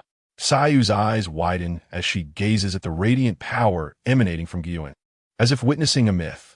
Mr. E, are you a deity? To someone a bit more powerful, Yuan does not reveal the truth. In the Dragon Ball world, as a candidate for God of Destruction, he entered a library accessible only to deities through Whis' recommendation. He is already a true god like the Kaioshin, enjoying a long lifespan. Even if the galaxy perishes, he would not die. However, Yuan personally believes he has not yet reached the god he aspires to be. Due to Yuan's mysterious strength, the Night Raid assumes he possesses the power to contend with Imperial tools, which is why he is paired with Sayu. Observing Sayu's frail appearance, Yuan suddenly thinks that because of his presence, that Bran might not die, and the world's protagonist, Tasmi, might not have an Imperial tool anymore. With this thought, Yuan feels the urge to do something interesting. He extends his hand. Sayu, hold my hand, and I will impart my power to you. When Sayu sees Yuan wanting to hold her hand, her face flushes with embarrassment. Coming from the countryside, she has not encountered matters between men and women, and many things are not discussed much by the elders at home. Much of it is left to her imagination. Mister, do you mean? Just as Sayu starts to think wildly, Yuan's next words pull her back. Power? Sayu is somewhat surprised. Yuan has the divine power to resurrect the dead. Could she also possess such power? Sir, no. You've already saved my life. I can't ask for more. I can't accept this. Such power should be passed down to descendants and disciples. Sayu hastily refuses, waving her hands. Yuan says nothing more, his gaze fixed on Sayu, his hands still extended. Seeing this, Sayu steels herself. If I can truly master this power, I must repay him. No, even if I don't master it, I must repay him. Sayu's small hand touches Yuan's, and a burst of light appears. She feels a surge of warmth entering her body. Every cell in her body ignites. It seems as if she has come to life. Suddenly, a flood of information fills her mind. This is a power called chakra, which allows the release of various ninjutsu through hand signs. The vast amount of ninjutsu information makes Sayu's head throb. Ninjutsu. Sayu looks at her hands, feeling a tremendous change in her body, though she cannot pinpoint what has changed. Encouraged by Yuan, she immediately attempts to unleash her first ninjutsu. Clumsy signs appear on Sayu's hands. Yuan's power inheritance focuses more on information transmission and does not include his experiential knowledge. Sayu must practice from scratch. Fire style, fireball jutsu. Sayu feels a blazing power gather in her chest. Following the information from the inheritance, she channels the energy and exhales. A fireball 3 meters in diameter appears. The high temperature dries and scorches the humid night air. Sayu bends over, gasping for breath, as if her soul has left her body. Yuan observes her reaction. Noting her impressive talent for ninjutsu, she successfully unleashed a technique on her first try, but her chakra talent seems lacking. Unlike Sasuke from the Naruto world in his childhood, Sayu is much older than the Sasuke who just entered the Ninja Academy, and her body has been personally modified by Yuan. Given this, her chakra remains limited, indicating her poor talent. However, while God may have closed one door, he has also opened a window. Perhaps practicing ninjutsu on the streets of the imperial capital has attracted some presences that otherwise would not have appeared. A gust of wind blows. A tall, muscular man adorned with eyeball ornaments appears on the roof of a house. Sayu's pupils constrict upon seeing him. It's him. Yuan's figure gradually fades, leaving behind a voice transmission for Sayu. Sayu, this is a worthy opponent. Use the ninjutsu I taught you and try to defeat him. Yuan is not surprised by Zhang's appearance. His presence has already influenced the world's changes. Zhang is capable of anything. Oh, there's a little mouse here. Zhang reveals a cruel smile, leaping down from the house, his speed like the wind, wielding a beheading knife, aiming to kill Sayu, as usual. Sayu's eyes widen. What incredible speed. Is this the power of an Imperial tool user? But I seem to be able to see his movements clearly. Sayu ducks low, narrowly avoiding Zhang's beheading knife. Zhang turns back in surprise. Huh, she dodged. Zhang cannot comprehend how this frail girl could evade his attack. Sayu's mind quickly calms, and she enters a state of high-speed operation. My speed and reflexes have improved significantly. This is the power of chakra. My chakra is recovering rapidly. Sayu turns and runs. Perhaps because she hails from the countryside and has trained under retired military veterans of the Empire, she does not panic, her eyes filled with determination. Where are you running, little mouse? Zhang is somewhat annoyed. He bursts forward, slashing with his knife. Sayu dodges again, and Zhang finally stops underestimating her, his expression becoming much more serious. Once could be luck, but this time I didn't hold back. This girl is not simple. Try this move. The eye on Zhang's forehead flashed with light. Shayu's eyes instantly lost their brilliance, and she seemed to become a puppet. Die beautifully. In her daze, Shayu heard a familiar voice. Shayu. Not far away, Tasmi and Yeyes were waving at her, both still dressed as they were in the village. Upon seeing them, all of Shayu's vigilance disappeared. What are you doing here? Did you see Zhang? I think he was just chasing me. What's Zhang? Shayu, what are you talking about? Let's hurry back to the village. The words of her two friends reminded Shayu of the happy times spent in the village. Suddenly, Shayu felt something was off. She felt much lighter than usual. Why is that? It's chakra. The chakra she had previously exhausted seemed to be replenished, and the presence of chakra made her aware of the abnormalities around her. Shayu raised her voice significantly, formed hand seals with her hands, and spat out a fireball. The fireball sped through the air, and just as Zhang was about to slash down at Shayu with his blade, it struck him directly. It wasn't that he couldn't dodge, but he never expected that Shayu could break free from the illusion he created, nor did he expect someone to be able to spit fireballs. The fireball completely engulfed Zhang. Zhang screamed in agony, his piercing voice causing the doors and windows of nearby houses to lock even tighter. Watching the human-shaped torch before her, the figure of Yuan gradually emerged. She actually managed to walk out on her own will. I thought I would need to use my ninjutsu to dispel the illusion. Shayu gave a wry smile. That ninjutsu to dispel illusions, I still can't use it yet, sir. In just a few minutes, the fire had turned Zhang into a charred remains. Shayu looked curiously at the large eye artifact in her hand. Night Raid Organization. Seeing the one-eyed headgear artifact in Shayu's hand, Tasmi couldn't help but sneer. I didn't expect you, Shayu, to get your hands on it. Coming from the same village, Tasmi believed he wouldn't lose to Shayu. He could handle it too. Ending before the battle even started made Tasmi feel somewhat uncomfortable. Tasmi, don't underestimate the power of artifact users. Nagetta, being very perceptive, saw Tasmi's emotions couldn't be hidden from his face. Tasmi sighed in response. Nagetta turned her gaze to Yuan, thinking to herself, I know Shayu's strength. Dealing with a few ordinary Imperial soldiers is no problem. But if it's an artifact user, it will be a different story. I guess it must be Mr. E who intervened. Xiaoyu scratched her head shyly. Actually, I owe this achievement to Mr. E. The ninjutsu he taught me is very strong. Without the power of chakra, I might have been dead long ago. Whether to reveal the ninjutsu, Xiaoyu had already asked Yuan. Yuan didn't mind at all, allowing Xiaoyu to decide for herself. A mere ninjutsu, without a tailed beast or the core Otsutsuki bloodline. At most it just makes one a high-ranking ninja. In this world, it might not even defeat the strongest artifact user.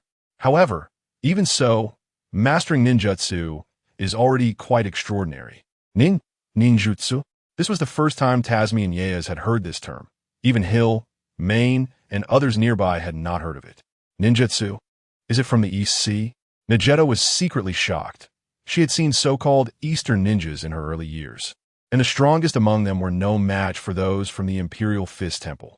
They were all insignificant beings. What kind of thing is ninjutsu? Tasmi was somewhat excited, eager to know. He had long been coveting the artifacts in Night Raid. With such extraordinary power in hand, he far surpassed ordinary people.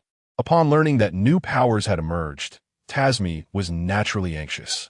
Xiaoyu also wanted to showcase her strength, so she led everyone to the forest outside the base. Nagetta, wanting to understand Yuan's mysterious power, followed as well. Xiaoyu began to form hand seals, much more skilled than when she first performed them. Yuan nodded after observing. Xiaoyu's chest swelled, and she blew out a long stream of flame from her mouth. The flame rapidly expanded after leaving her body, turning into a fireball that was twice the size of the one she released for the first time, with a diameter of 6 meters. The fireball, larger than a small, flat-roofed house, thundered towards the forest.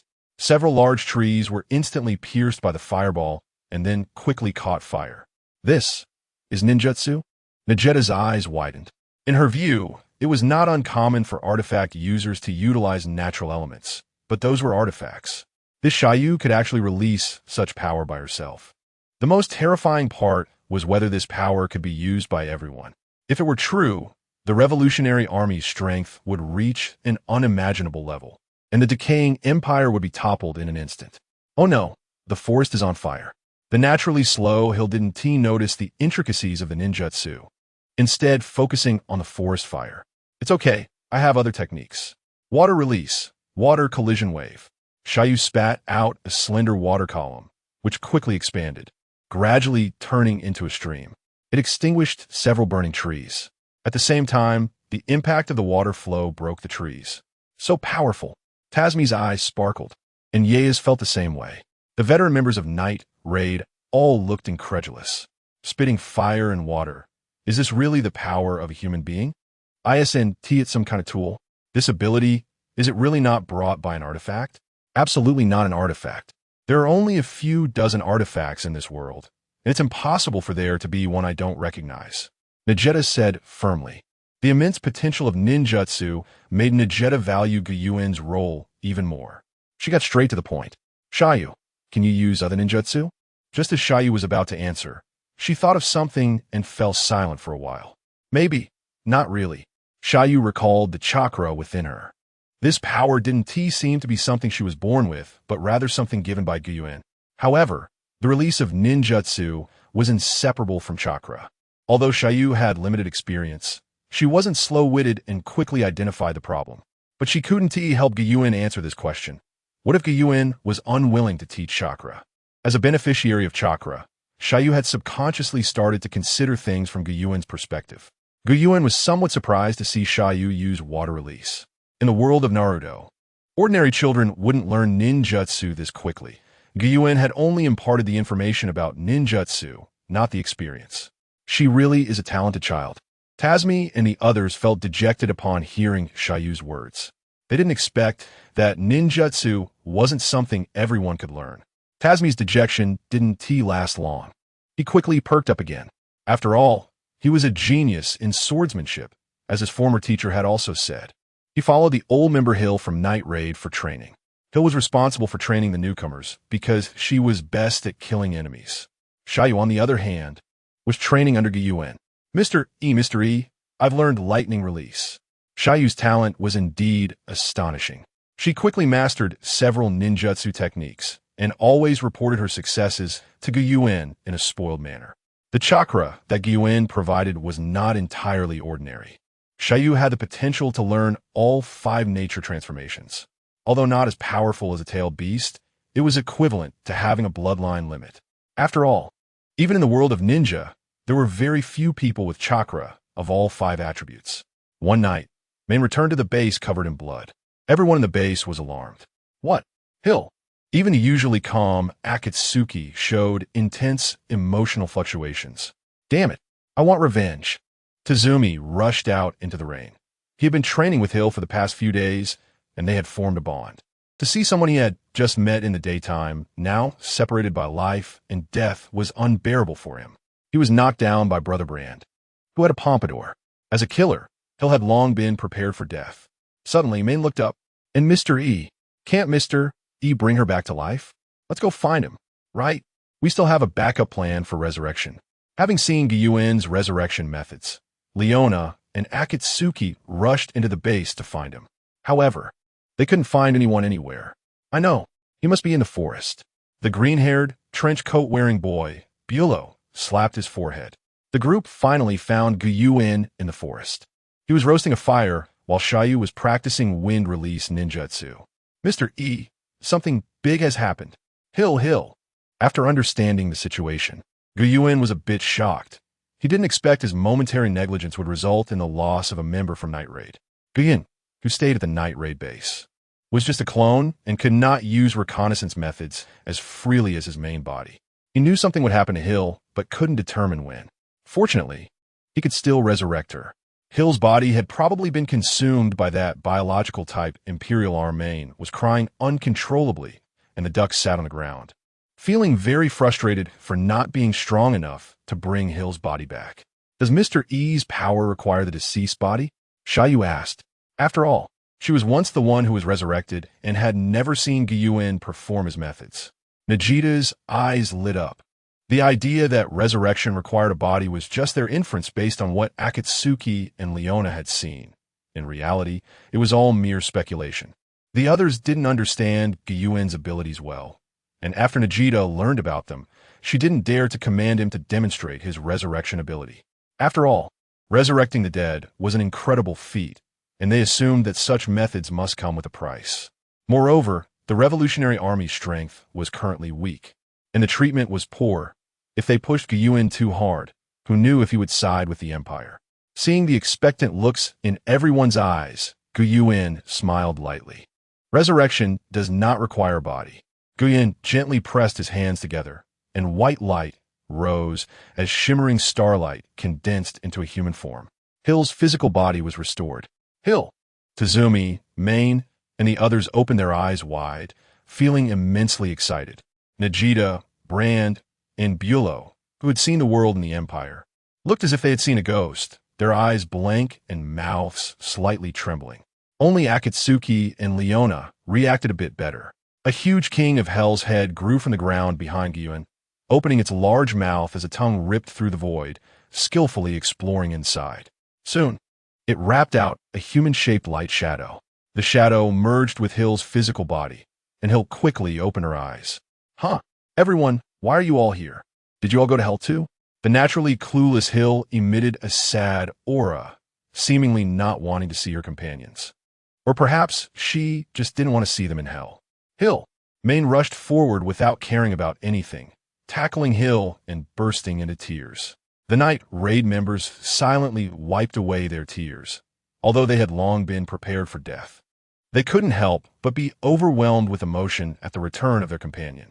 Brother Brand showed a sunny smile, his teeth sparkling, as he hugged both Yaya's and Tazumi. What an exhilarating reunion. Najita walked up to Gyuen and thanked him. Thank you very much, Mr. E.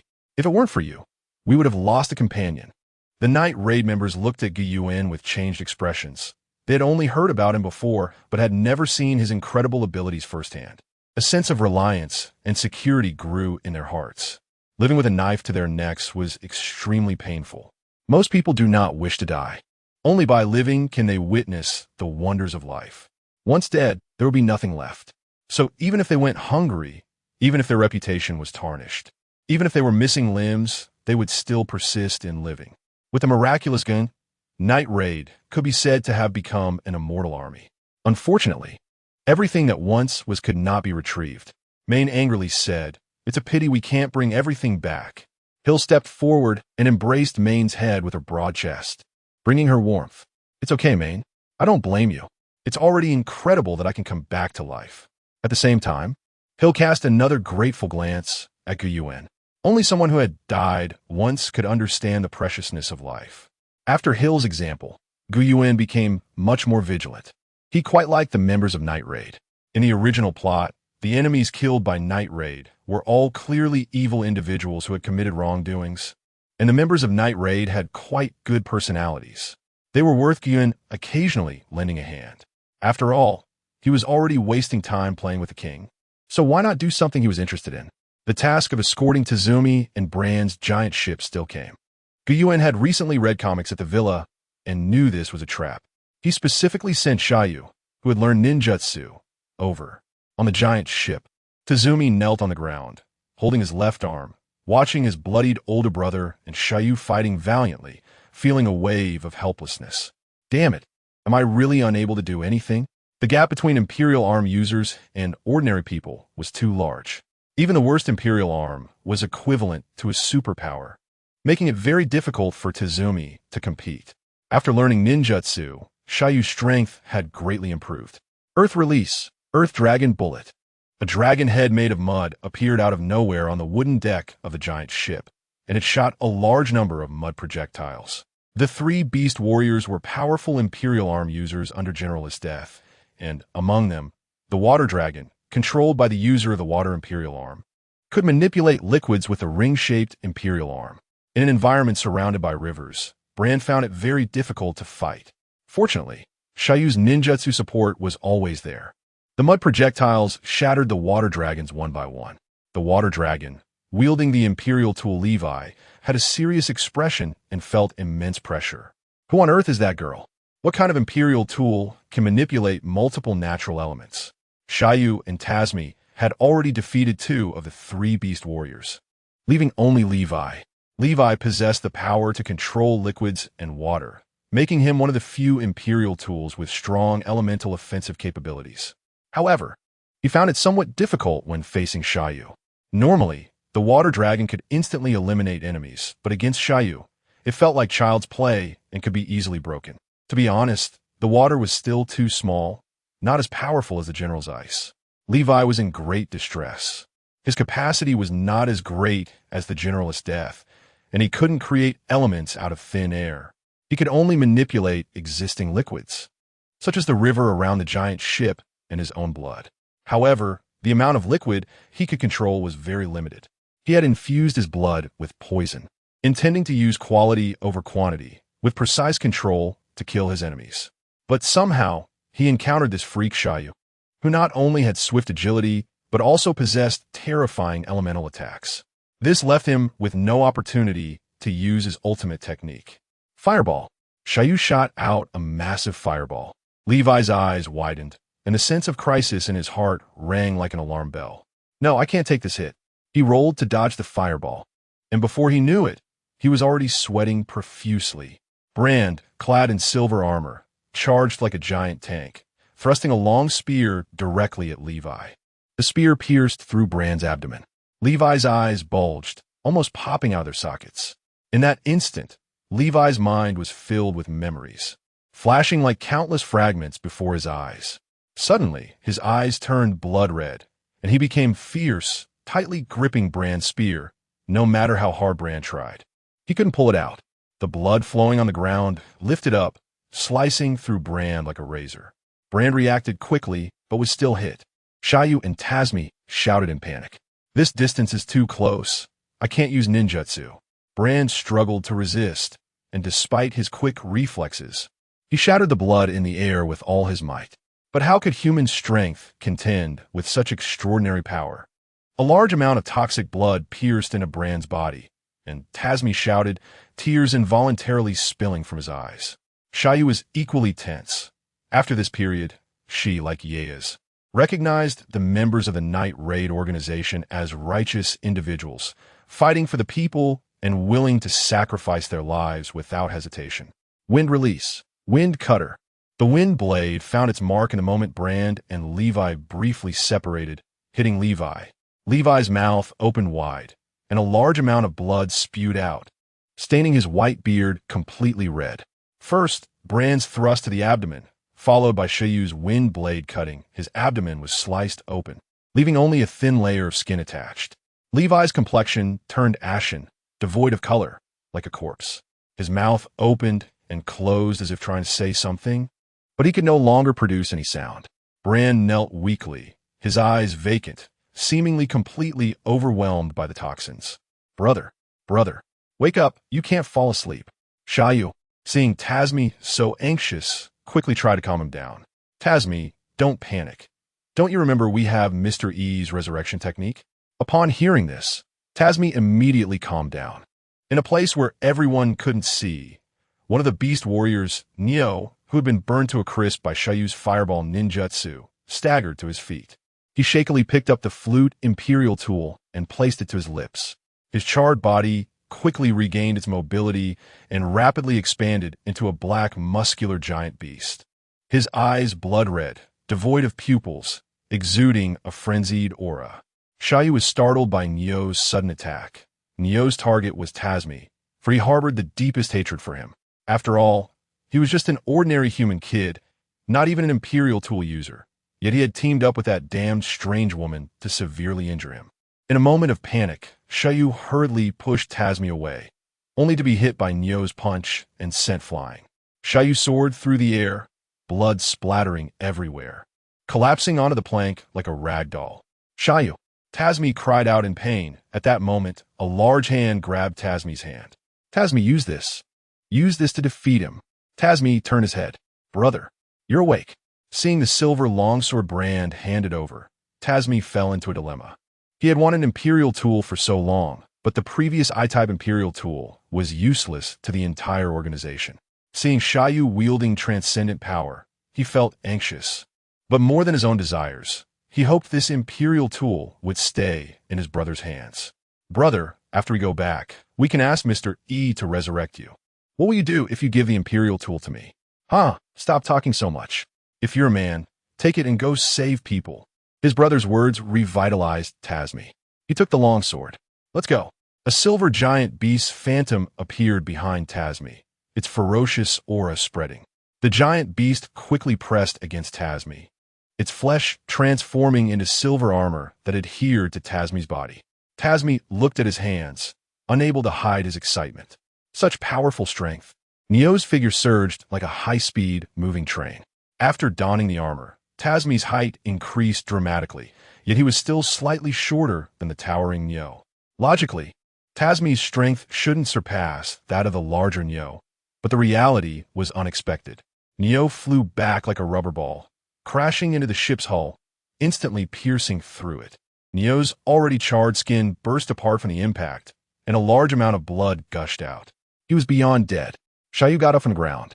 Although Neo's attack was incredibly powerful and initially caused her great harm, she quickly realized her body was gradually recovering. It's chakra. The chakra is repairing my wounds. Shayu, that's great. Are you okay? Tasmi, relieved to see Shayu still standing, felt a weight lift off his heart. To him, Shayu, possessing ninjutsu, shouldn't be so fragile.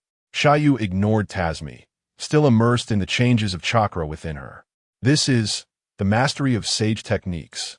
Shayu suddenly found the yang release ninjutsu among the ninjutsu granted by the ancient source. This severe injury inadvertently led Shayu to understand the state of medical ninjutsu when repairing the human body. Perhaps when we return, I can learn the mastery of sage techniques. That's great. Brother, you're awake. Brand slowly regained consciousness, and at that moment, his body was clean, wearing a neat hospital gown. What is happening? Is it all good now? That's right, brother. Mr. E has already healed all your injuries. Brand felt emotional. He never expected Mr. He not only possessed the miraculous power of resurrection, but also had the ability to detoxify and heal wounds. Our Night Raid organization is truly blessed to have such a gentleman. Brother, this is your imperial tool. Tasmi handed over a silver longsword, his eyes filled with reluctance. But his actions were very resolute. He had no intention of withholding the imperial weapon or using it privately. Bran did not take the longsword but smiled slightly, placing a large hand on Tasmi's head and ruffling his hair. The demon of wrath is entrusted to you, Tasmi. Haven't you always wanted your own imperial weapon? Tasmi grew anxious. But big brother, your strength and experience are far greater than mine. Holding such a powerful imperial weapon would be a waste. Bran's expression turned serious. Tasmi, don't underestimate your own potential. I saw how well you adapted to the demon of wrath. It is not being wasted in your hands. You can do it. Believe in yourself. Tasmi's eyes filled with tears of gratitude. Big brother, thank you so much. But what will you do without an imperial weapon? Bran grinned, his white teeth sparkling, almost blinding Tasmi. Don't worry, the organization will make arrangements for me. At the city gate of the imperial capital, a large number of soldiers were entering the city. The soldiers marched with great momentum, the soldiers at the front holding their heads high, pride radiating from them. The source of their pride was the woman at the forefront of the formation. With blue eyes and blue hair, she was tall and curvaceous, her figure seemingly straining against the confines of her clothing. Her fair face exuded an air of cold arrogance. Yet she treated the curious and adoring gazes of the crowd with gentle eyes. Is that Generalist Death? She's so beautiful. Is she the great contributor of the Empire? Leading the Imperial soldiers with her own strength, defeating the foreign tribes of the North with a small force, making them too afraid to advance even a step further. Damn it, what are you doing? Can't you just go home and do that? Do you want to kill us? The surrounding crowd fell silent.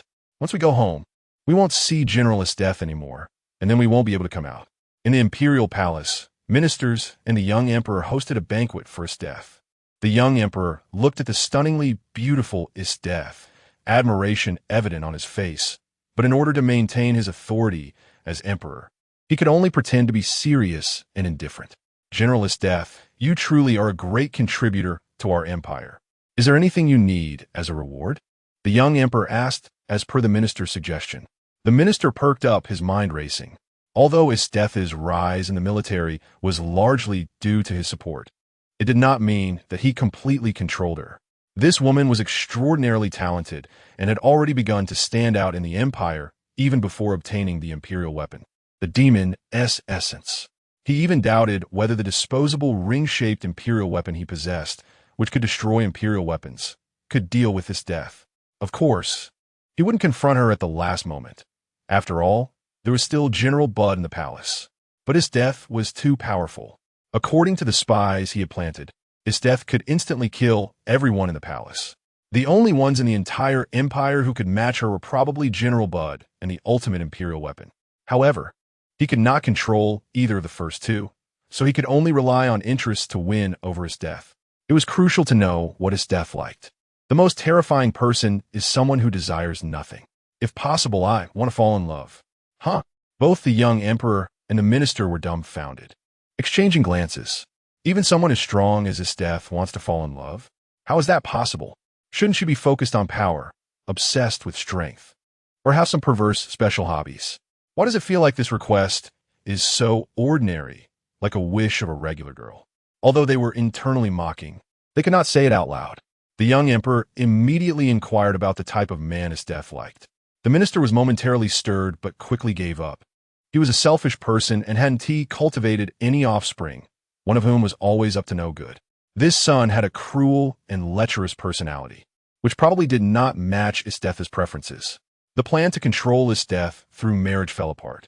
In the end, neither the young emperor nor the minister found a suitable candidate and could only allocate funds to support Isdeth in seeking a suitor in the city.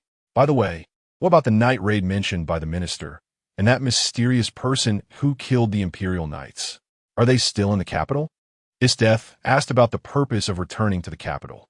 The minister's eyes sharpened, and he felt a surge of joy.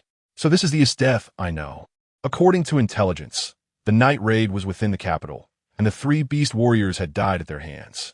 As for the one who killed the Imperial nobles and knights, he had already left the city and was heading towards the Western Kingdom.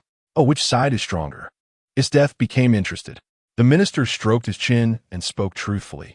In terms of strength, It's likely the one who killed the knights. It would be quite difficult for the knight raid members to defeat hundreds of skilled, well-equipped knights. However, that mysterious individual seems to have exerted little effort. Isteth immediately made a decision. Then it's him. The minister smiled. He actually wanted Isteth to deal with the night raid first. After all, they were in the capital. But since she was going to deal with them anyway, the order didn't matter. That mysterious guy thinks he can escape to the Western Kingdom and be safe? Let him see the depth of our empire. The minister chuckled coldly in his heart. The next day, news spread throughout the empire about recruiting Imperial weapon users, reportedly led by Isteth herself. In no time, many experts from outside or hidden in the shadows responded. The Hunter organization was established. The organization gathered all kinds of peculiar individuals.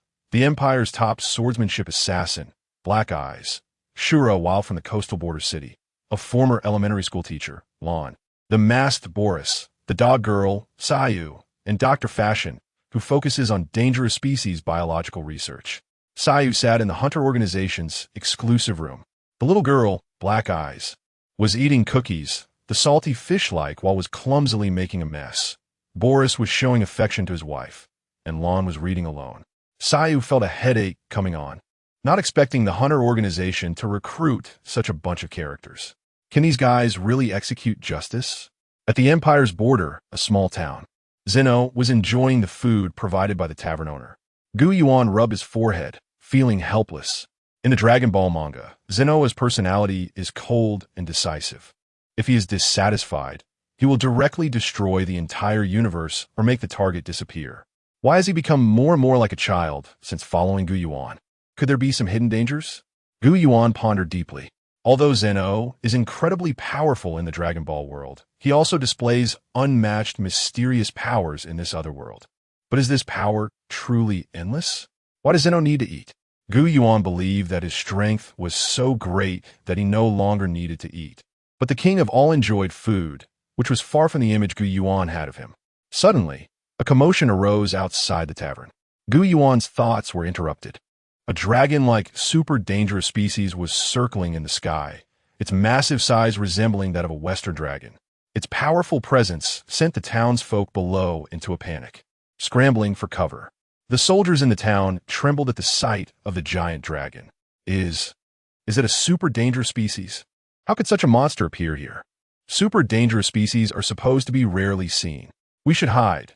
There's no way we can defeat a super dangerous species. Wait. Look at the back of the super dangerous species.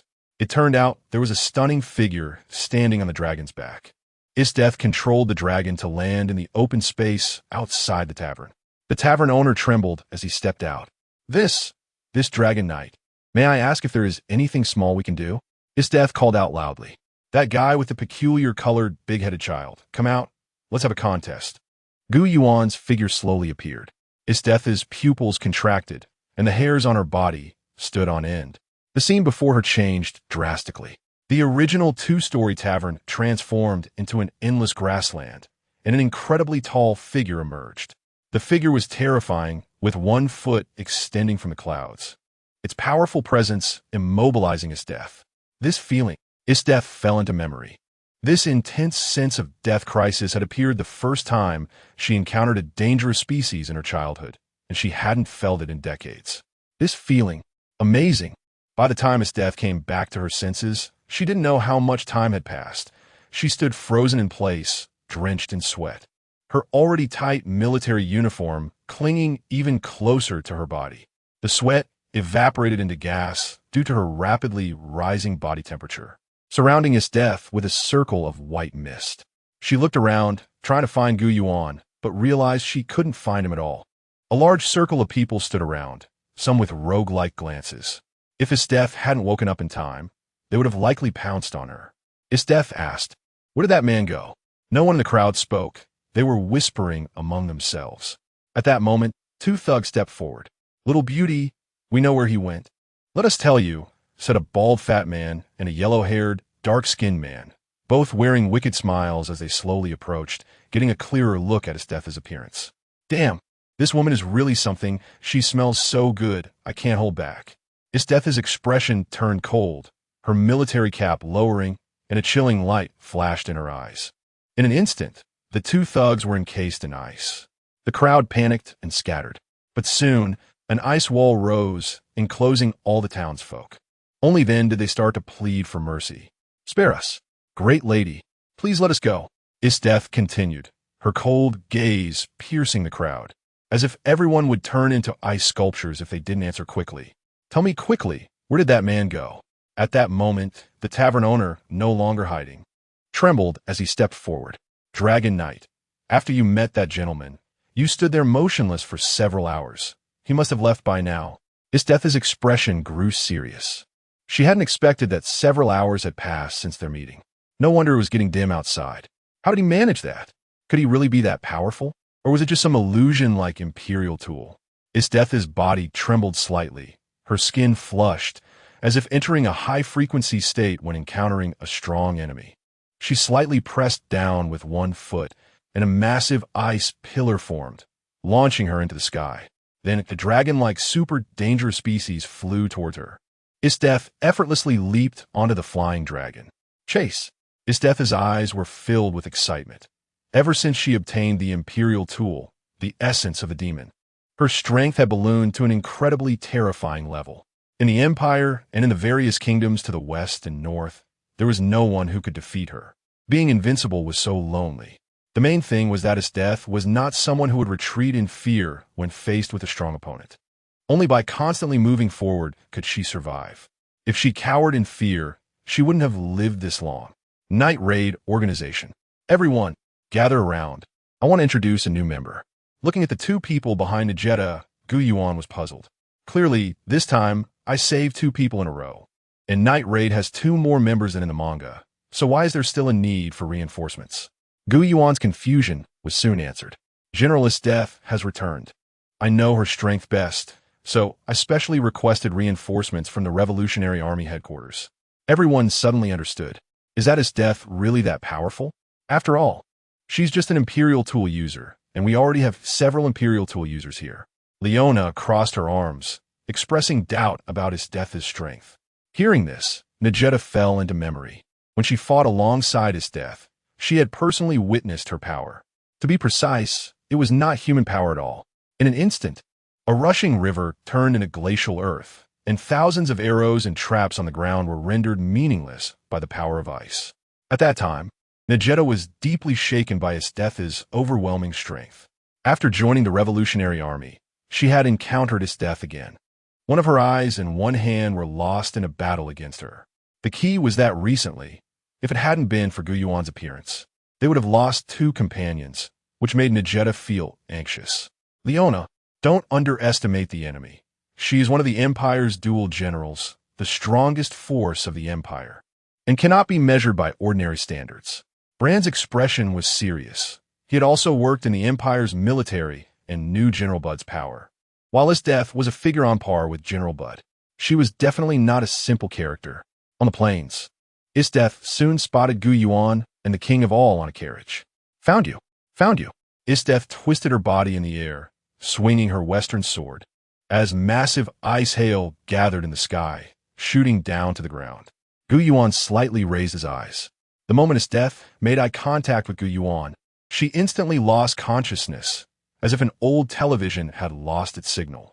When Isdeth woke up, she found herself in a strange space. There was no sky or earth. Only countless floating stone blocks, large and small, drifted in the air. There was no sun, yet light shone from an unknown source. Where's this? Damn it! How infuriating! I've been controlled again. What kind of trick is this? Suddenly, I lost consciousness in an instant. A sense of powerlessness arose in Isdeth's heart. This feeling was something she had never experienced before. Ever since she could independently kill dangerous species, she had been invincible, overwhelming everything with her immense power. Damn it! Where are you? Come out, where's this place? Isdeth shouted, wildly waving the western sword in her hand, with sky blue, sword energy mixed with frost shooting out. The blue light flashed, and the massive floating stone blocks around her were instantly sliced apart before falling into an endless black hole. A chill radiated outward, freezing the surrounding area into a cold ice continent. If you have the guts, let's face off directly. At that moment, a golden cable suddenly bound Isthetha's body, causing the sword in her hand to drop to the ground with a clanging sound. Isthetha struggled desperately, just as she was about to shout. A black ball appeared in her mouth, instantly blocking it. No matter how hard she tried, she couldn't spit it out. At that moment, Isthetha realized that the other party could hear everything she had just said. This world must be some kind of other-dimensional ability, the power of that man. As long as she killed him, everything would be resolved but this. She glared angrily at the cable binding her and the black ball in her mouth, unable to budge the cable even a little. Damn it. The Hunter organization. What's going on? Why hasn't the boss returned yet? Will looked at the clock, feeling anxious. They had all gathered together at the summons of the Empire. If General Isthetha got into trouble, he couldn't imagine what would happen to them. Don't worry. The general's strength should keep her safe. Lon flipped through a book, speaking calmly. He used to be an elementary school teacher, kind-hearted and meticulous. After joining the Hunter organization, he had investigated Isthetha's situation, so he was not worried at all. What? Can't find Isthetha? How is that possible? The minister's eyes widened in disbelief upon hearing his subordinate's report. The minister thought frantically. He knew Isthetha's character and was aware of what she wanted. She would never betray the Empire. So there was only one possibility. She had fallen into a place from which she couldn't escape. As for the idea that Isthetha would die, the minister completely disbelieved it, although Isthetha's power was slightly weaker than the strongest Imperial weapon, the Guardian Divine Machine. It didn't mean that her strength was weak. Sheila, come out now. The minister immediately summoned his son Sheila. From the dark shadows, a man wearing a hood appeared. His skin was dark brown, but there was a cross-shaped mark on his face, and he had a wild white hairstyle that exuded an aura of wickedness. The minister saw Sheila and was not at all affected by the evil aura surrounding him. He tightly embraced Sheila's neck. You little rascal, I have a task for you this time. Sheila casually placed a hand on the back of his head, appearing extremely relaxed. All right, if there's trouble, just come to me. General Isthetha has disappeared. She might be in a trap. Go rescue her. Upon hearing Isthetha's name, Sheila's eyes lit up. He had once been very fond of Isthetha's looks, and had even thought about using his position as the minister's son to possess her. However, Isthetha's rise was too rapid, too fast for Sheila to react, so he had to give up. Later, to make up for this regret, he collected many women similar to Isthetha. Let's see if this mission has an opportunity. The minister was astute, his eyes seeming to see through people's hearts. He guessed most of his son Sheila's thoughts. However, he did not stop him. Instead, he sneered inwardly. Heh, kid, if you dare to touch Isthetha, I'll see how you get taught a lesson. The minister was not worried about Sheila being killed. He had a good relationship with Isthetha and had once heavily supported her, so as long as he spoke, he could easily ensure Sheila's safety. Isthetha was not completely obsessed with martial arts. Her intelligence was not shallow. After Sheila left the palace, he immediately activated the dimensional matrix, a spatial-type gemstone imperial tool. A faint purple light appeared on his body, and a Bagua symbol emerged, transporting him to his secret base. Gather the members of the hunting dogs. Help me find news about Isthetha. Without specific intelligence, Sheila did not rashly leave the city. Instead, he activated the hunting dog organization he had secretly established years ago. The current hunting dog organization was still a small organization, and without the support of the imperial minister, it had not yet expanded. However, it was sufficient for gathering intelligence. Yo, everyone! The pink-haired, stunningly beautiful girl Chelsea was eating a lollipop and greeting the members of Night Raid. Her gaze particularly focused on K-Jin and SHY. She silently repeated a few words in her heart. Resurrection, ninjutsu. Alongside Chelsea appeared a new member, who technically was not human, but a humanoid imperial tool. A tall figure resembling a handsome middle-aged man. His name was Susanoo. It must be said that there was no one in the Night Raid organization with low looks. Upon seeing Susanoo, K-Jin recalled another thing called Susanoo, the ultimate power of the kaleidoscope Sharingan. Susanoo, also known as Susanoo. It was unclear which of the two was stronger. After Susanoo joined the organization, he took care of all the household chores, making things much easier for the three newcomers, who looked at him with gratitude. Seeing Susanoo so popular, the leader of Night Raid, Najinda, displayed a satisfied smile. Susanoo not only had combat abilities, but also had protective capabilities. so his survival skills were high. Many chores in the organization were not a problem for him. In comparison to Susanu's high popularity, Chelsea lagged behind significantly. She had just arrived at the organization and had played pranks on Maine and Tasmi, making several people a bit unhappy. However, Chelsea mainly focused on bothering K-Gen.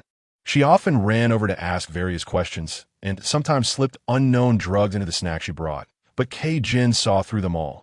On the other hand, the kind-hearted SHY answered all of Chelsea's questions without hesitation, completely indulging her like a well-behaved child.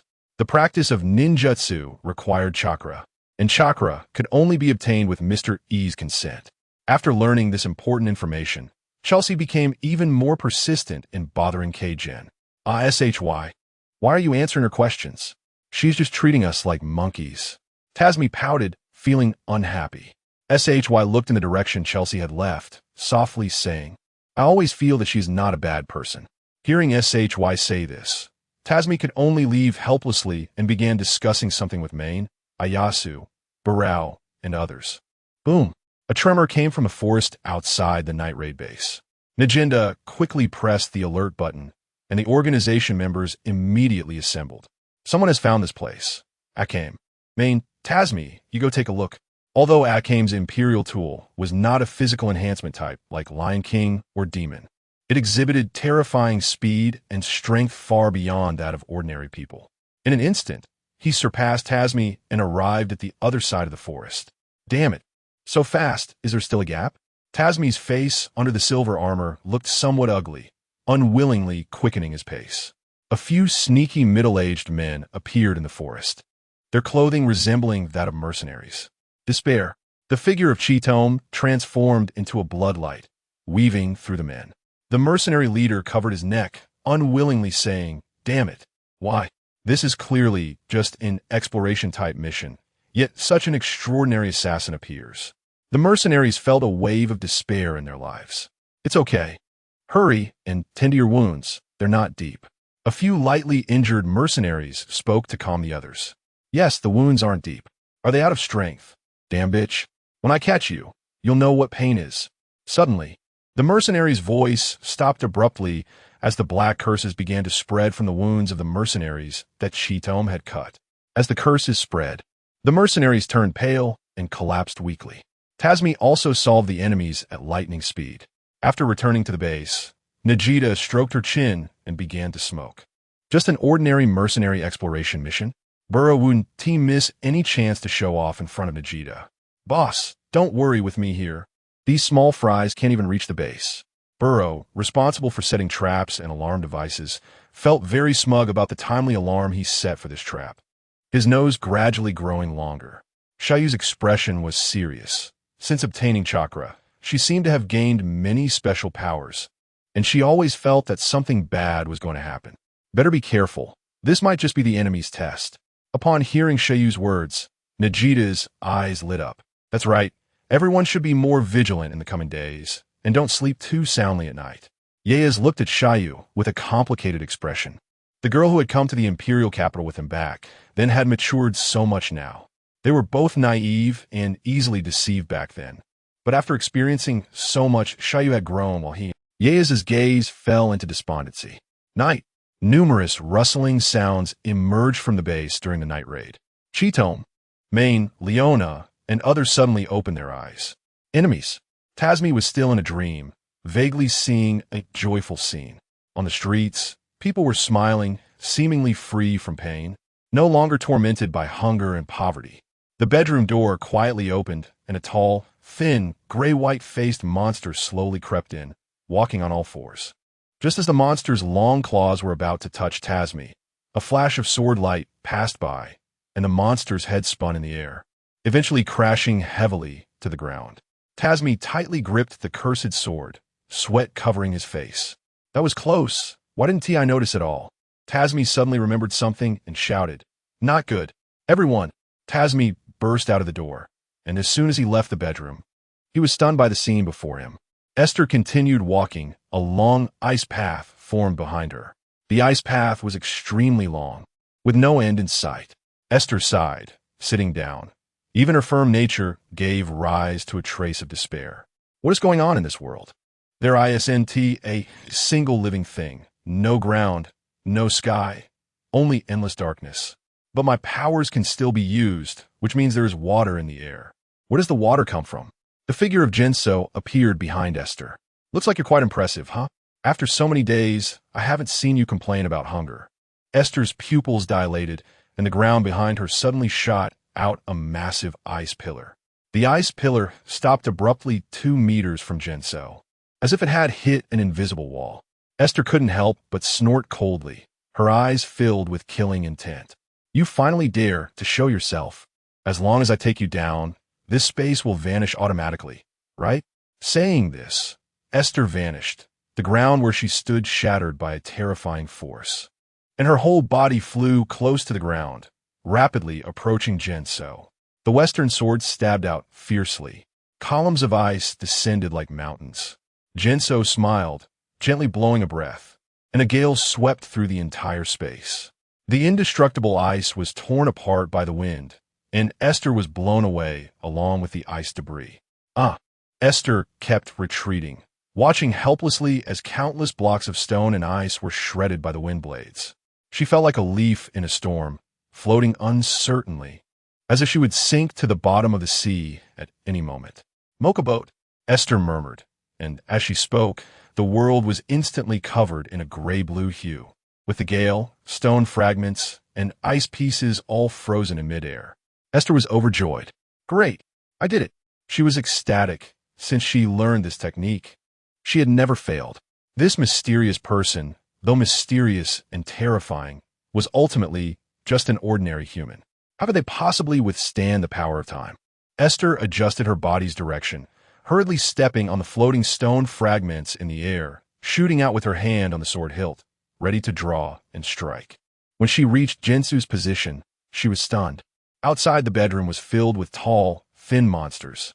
Although the monsters resembled humans, they walked on all fours, each one clinging to the walls and ceiling like geckos. At a glance, the entire corridor was filled with monsters. Tasmi, clad in silver battle armor, wielded a long spear, wildly striking in the air, transforming the surroundings into an unreachable domain, slashing down the monsters that clung outside the bedroom one by one. Blood covered the wooden floor. Tasmi slashed while retreating. What is going on with these monsters? There's so many. At that moment, Burrow, with green hair and dressed in a long coat, jumped out from the bedroom. "Tasmi, over here." Tasmi was overjoyed and rushed over. The moment he passed Burrow, Burrow tightened the imperial tool as thread in his hand. Numerous dense threads appeared in the corridor, forming a net-like arrangement. With so many monsters, once they charged, they couldn't stop. They all rushed into the trap set by Burrow. The originally soft threads acted like steel blades. As the monsters' bodies touched the threads, they were easily sliced open like butter, bursting with juice and falling to the ground, just like cut fruit. Impressive, as expected of a senior. Tasmi admired Burrow's back. Burrow wasn't particularly tall and usually acted silly, even encouraging Tasmi and Yeaz to watch girls bathe. Though they were caught every time and beaten up, at this moment, he exuded a convincing sense of security. Wind release. Great breakthrough. A massive wind ball smashed into the pile of monsters. Blood splattered, and the wind ball scratched many fine marks on the ground. It was Shayu's ninjutsu. Tasmi turned around in surprise. Sure enough, Shayu, Akame, Maine, and the members of the Night Raid organization were all standing behind him. Let's all take action and eliminate them. The members of the Night Raid were far stronger than ordinary people. To regular humans, they were a monstrous army of beasts. While for the Night Raid members, they were just a bunch of low-level monsters. Even Iaz swung his sword, continuously beheading the monsters. Soon, everyone gathered in the clearing outside the Night Raid base. All done. Leona smiled widely, her cat fists and cat claws together, very satisfied. Why do I feel short breath? Maine's physical condition wasn't strong, and she soon collapsed to the ground, followed by Leona, Brand, Shayu, and other organization members. What's going on? Why are you all? At that moment, a very narcissistic and annoying voice came from the distant forest. Because this is my perfect masterpiece. A bespectacled man in a researcher's coat appeared in the darkness of the forest, his movements exaggerated and his tone drawn out. Is it you bastard? Tasmi roared with anger. There's still quite a few people standing. Huh? Dr. Fashion was very surprised. It was one thing that Tasmi, who wore a covering-type Imperial armor, wasn't affected by the poison gas. But how come so many others were still standing? Akame, Najinda, Mr. E's clone, and Tasmi were all still on their feet, exuding a fearless aura. Dr. Fashion's expression darkened as he pulled out a syringe and violently injected it into his arm, his body swelling up and instantly transforming into a 30-meter-tall giant monster. Boom! The ground sank significantly under the weight of the giant monster, and several trees were crushed and broken. The two subordinates beside Dr. Fashion were very smug. See, this is our Lord Dr. Fashion's greatest masterpiece. Ha ha, Night Raid. Just wait to die. The giant monster resembled a human, but had very thick limbs, and on its belly was a huge mouth. While there were no eyes or mouth on its head, Dr. Fashion's upper body protruded from the monster's head. Ha ha ha. Night Raid, look, my strongest combat power. Dr. Fashion went wild, his whole being appearing frenzied, seemingly controlled by the immense power. With a heavy punch, he struck out, and the terrifying wind shot towards the Night Raid members, who had been incapacitated by the poison gas. This is bad. Susanoo grabbed two partners, pulling them out. There's no time. The five of them couldn't rescue everyone. Just as everyone closed their eyes, waiting for death, the punch's wind seemed to hit an invisible wall, dissipating instantly. Isdeth's eyes widened in horror. Her ultimate skill, Mokaboat Imo, had the power to freeze time. For those few seconds of frozen time, the entire world would appear gray-blue, like another world where only Isdeth herself retained color. Everything else, whether living or not, would turn gray-blue and remain motionless. However, Mr. E's color did not disappear. Like Isdeth, retained his color in this gray-blue space. How could this be? Isdeth didn't have time to react as she was trapped by the golden light ring shot out by Mr. E, falling from the air. Soon after, the power of Mokaboat Imo could no longer be maintained, and the world returned to its original color, with the strong winds still blowing away boulders and ice blocks. Isdeth also avoided the attack of the strong winds by coming close to Mr. E. Her face was filled with anger. Bastard, who the hell are you? Me? I'm just a passing traveler. Mr. E smiled. He was here to cut through the world of Akame, merely accompanying the king on a trip. Isdeth was deeply impacted. She had never been beaten like this before. Even General Bud, who was as famous as she was in the imperial capital, she had never felt intimidated by.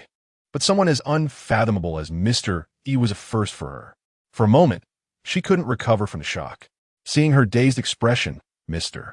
E felt that Isdeth wouldn't cause any more trouble, so he removed her from the alternate space. This alternate space was merely created by Mr. E temporarily. It wasn't anything particularly important, and he could create many such spaces in an instant if he wished. The large space that had previously trapped the cultivators was also crafted by Mr. E, although the cultivators had long lifespans and decent attack power. They couldn't escape the confines of the space. Isdeth left the alternate space, her expression shifting slightly, feeling a bit restless, but soon her thoughts were extinguished. Seeing her obedient appearance, Mr. E decided not to bother with her anymore. The invisible wall that appeared in the air blocked the punch's wind attack. Susanoo's expression was serious. Mr. E has made his move. Najinda's eyes were fixed on Mr. E, seemingly trying to see through him, but unfortunately, she couldn't. Big brother, E has made his move. That's great. Everyone is saved. Tasmi clenched his fist in excitement. He understood Mr. E's strength the best, as he was the first to witness Mr. E's resurrection ability. The more he understood this world, the clearer he saw Mr. E's power. Mr. He raised one hand into the air. Although his figure wasn't as towering as the giant, he was impossible to overlook. Dr. Fashion was agitated, his eyes red. How is this possible? How is this possible? Who the hell is this guy? How can my greatest masterpiece be blocked? Just as Dr. Fashion focused his attention on Mr. E, a black figure quickly approached. Then, with a slash, Dr. Fashion's head flew through the air. Nicely done. Akame's decisive strike earned praise even from Susanoo, who had a lifespan of 1,000 years. Akame turned out to be our Night Raid's trump card. Najinda also showed a satisfied expression. Chelsea got up from the ground, having recovered from the effects of the poison gas. A woman with the same number of assassinations as me?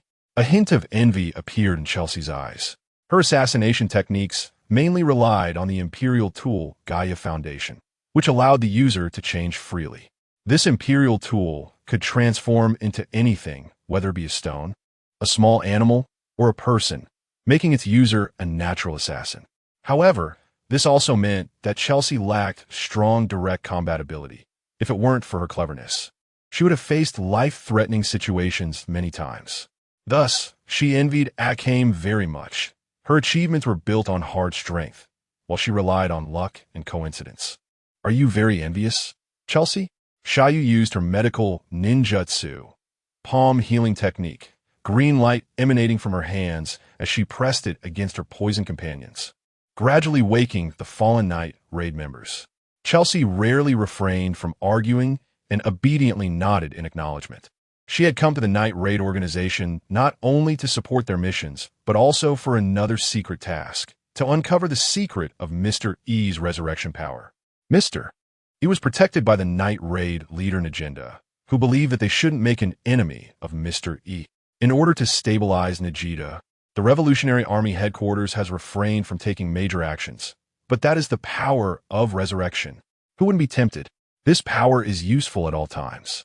The Revolutionary Army is currently opposing the Empire, and at any moment, they could lose their heads. With the power of resurrection, this part of the crisis would be alleviated. Even if they really overthrow the Empire's rule, the means of resurrection might still prolong their lives, allowing them to continue enjoying wealth and glory. Chelsea is also very interested in this mission. She doesn't have anyone she particularly wants to resurrect. She believes that being alive is not necessarily a joyful thing, but she hopes to gain the power of ninjutsu. This way, she can protect her living companions and live a more carefree life without fear. After Dr. Fashion was dealt with, the night gradually faded and the first rays of sunlight appeared. Najida's expression was serious. Everyone, hurry up and pack your things.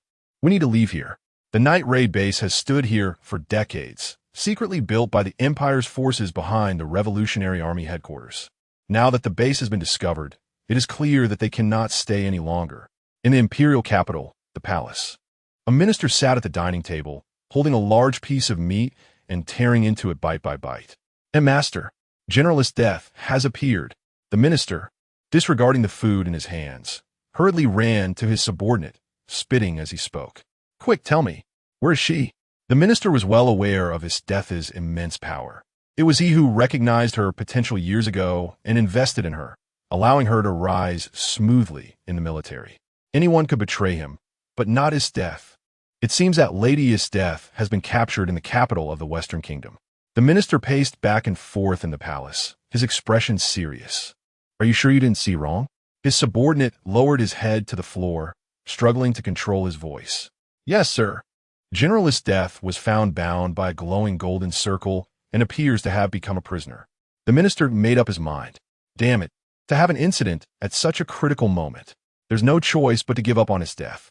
Although he valued his Death's role greatly, he had to admit that even if he wanted to rescue her, it was unlikely he would succeed. A defeated his Death could be manipulated in any number of ways. Perhaps by the time she was rescued, she would already be useless. Torturing prisoners is something officials throughout the Empire have done, including this minister. He could only think of ways to leverage that bastard Bud. The minister's expression darkened. It would be very difficult to mobilize General Bud. Bud was inherently rigid, only obeying the orders of the royal family. If he wanted to command Bud, he would have to issue orders through the young emperor. However, the young emperor was someone he had been trying to control all along. In the young emperor's current impression, the empire is prosperous, with its people living happily and peacefully. Those invaders from the northern tribes and the assassins from the Night Raid seeking to disrupt the empire's peace were all evil criminals. Damn it, I didn't intend for him to know. Now, to deal with the Night Raid and the Revolutionary Army, he must borrow General Bud's power, and, at that time, he would have to inform the young emperor about part of the situation in the imperial capital. Hey, look, that woman is so exciting. Really, yay? Gu Yuan and Quan Wang were taking his Death along the way. His death was bound by Gu Yuan's golden circle. Her strength and imperial gear completely unusable. If she tried to exert any power, she would collapse to the ground. Bastard, let me go, let's fight again. Being critiqued by a bunch of ordinary people made even the mentally strongest death feel a bit embarrassed. Unlike the orderly atmosphere within the Empire, the ordinary residents of the Western Kingdom seemed to exhibit a stronger aggressiveness. As Gu Yuan walked along, he had already seen many people stirred by his death's beauty. Greed, jealousy, and desire floated ominously over the entire city. What a disgusting place, wipe it all away, Quan Wong said lightly, without waiting for anyone to react. He waved his small hand, and the map seemed to be erased by an eraser. The original houses, city walls, and lives all vanished, leaving only bare brown earth. The surroundings became flat. Both his death and Gu Yuan were stunned by this scene. Gu Yuan felt relieved, yet worried. Quan Wong's moves typically involved directly erasing entire universes. Destroying a universe was nothing to him, not even making a sound. For so many days, Quan Wong had shown none of that casualness, omniscience, or lack of desire typical of the godlike figure in Dragon Ball manga, which surprised Gu Yuan. Now, Quan Wong finally erupted. It made sense. The resources in the Western Kingdom were even scarcer than in the Empire, and people naturally became more aggressive to survive, giving rise to various evil auras. The despair and malevolence permeating the city were palpable even to ordinary people upon entering. Quan Wong likely disliked this aura, which is why he acted ruthlessly. After all, having lived under the care of the goddess attendants and the angel clan, he would certainly yearn for a more sacred and clean atmosphere. His death stared blankly. What just happened? Everything disappeared? She looked at Quan Wong with an expression of disbelief. Could this little brat really be the strongest?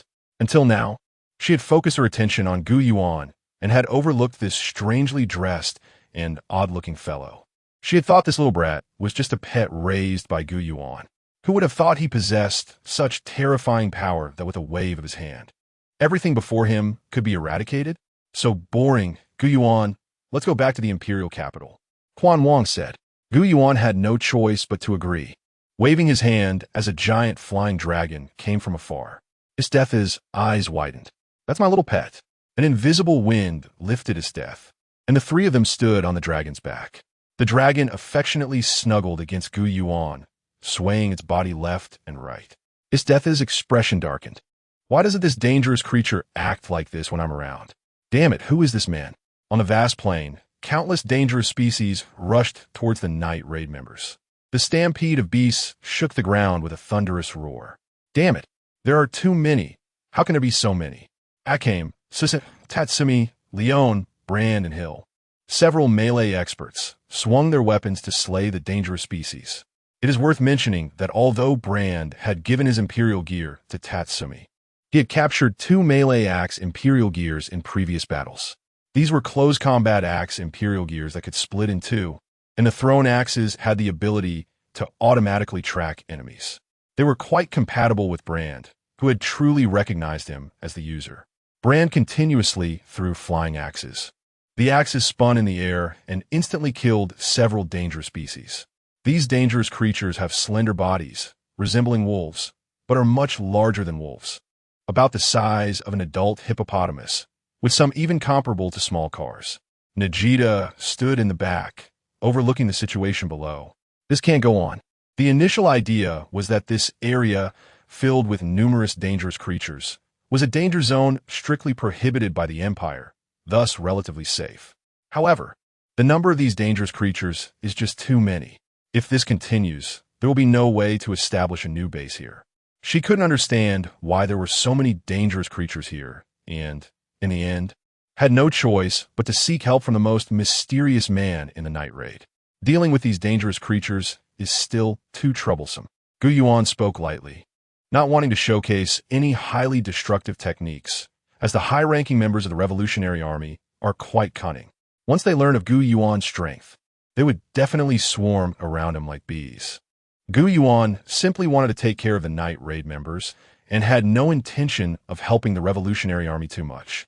However, even without using destructive techniques, there is still a way to deal with the issue of driving away the dangerous creatures. Earth release, earth flow wall.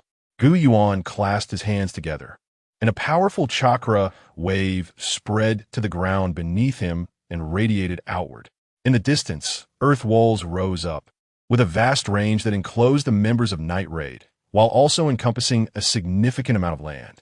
The shape of the earth wall continuously changed as it rose, taking the form of a strong and sturdy city wall. It's Mr. E. Mr. E has made his move. Tasmi had a mysterious confidence in Yuan. Looking at the magnificent wall, Leon remarked, "It's truly powerful. It makes one have no thoughts of resistance." Yuan addressed the dazed Najita beside him. "Considering the secrecy of the base, let's keep the range of the earth wall here for now." Najita finally came to her senses and quickly thanked Yuan. "Thank goodness for you, Mr. E. I can't thank you enough this time." Chelsea looked at the small, dangerous creatures beneath the towering 30-meter wall, her longing for ninjutsu deepening. "I must learn ninjutsu." Meanwhile, the Revolutionary Army also received news about Yuan's earthwall technique. Who exactly is this Mr. E? And his strength is probably comparable to his death? That's right, such a large-scale terrain transformation is like a natural disaster. It might really be able to contend with his death. At the Revolutionary Army headquarters, a man with slender eyes and a gaunt face tapped his fingers lightly on the table. Beside him, a round-faced, portly high-ranking officer widened his small eyes, showing strong skepticism regarding the report about Yuan. This guy, without an Imperial tool, can possess power comparable to an Imperial tool user. Could he be some hybrid monster between a dangerous creature and a human? There is indeed a possibility. Dangerous creatures are merely beasts.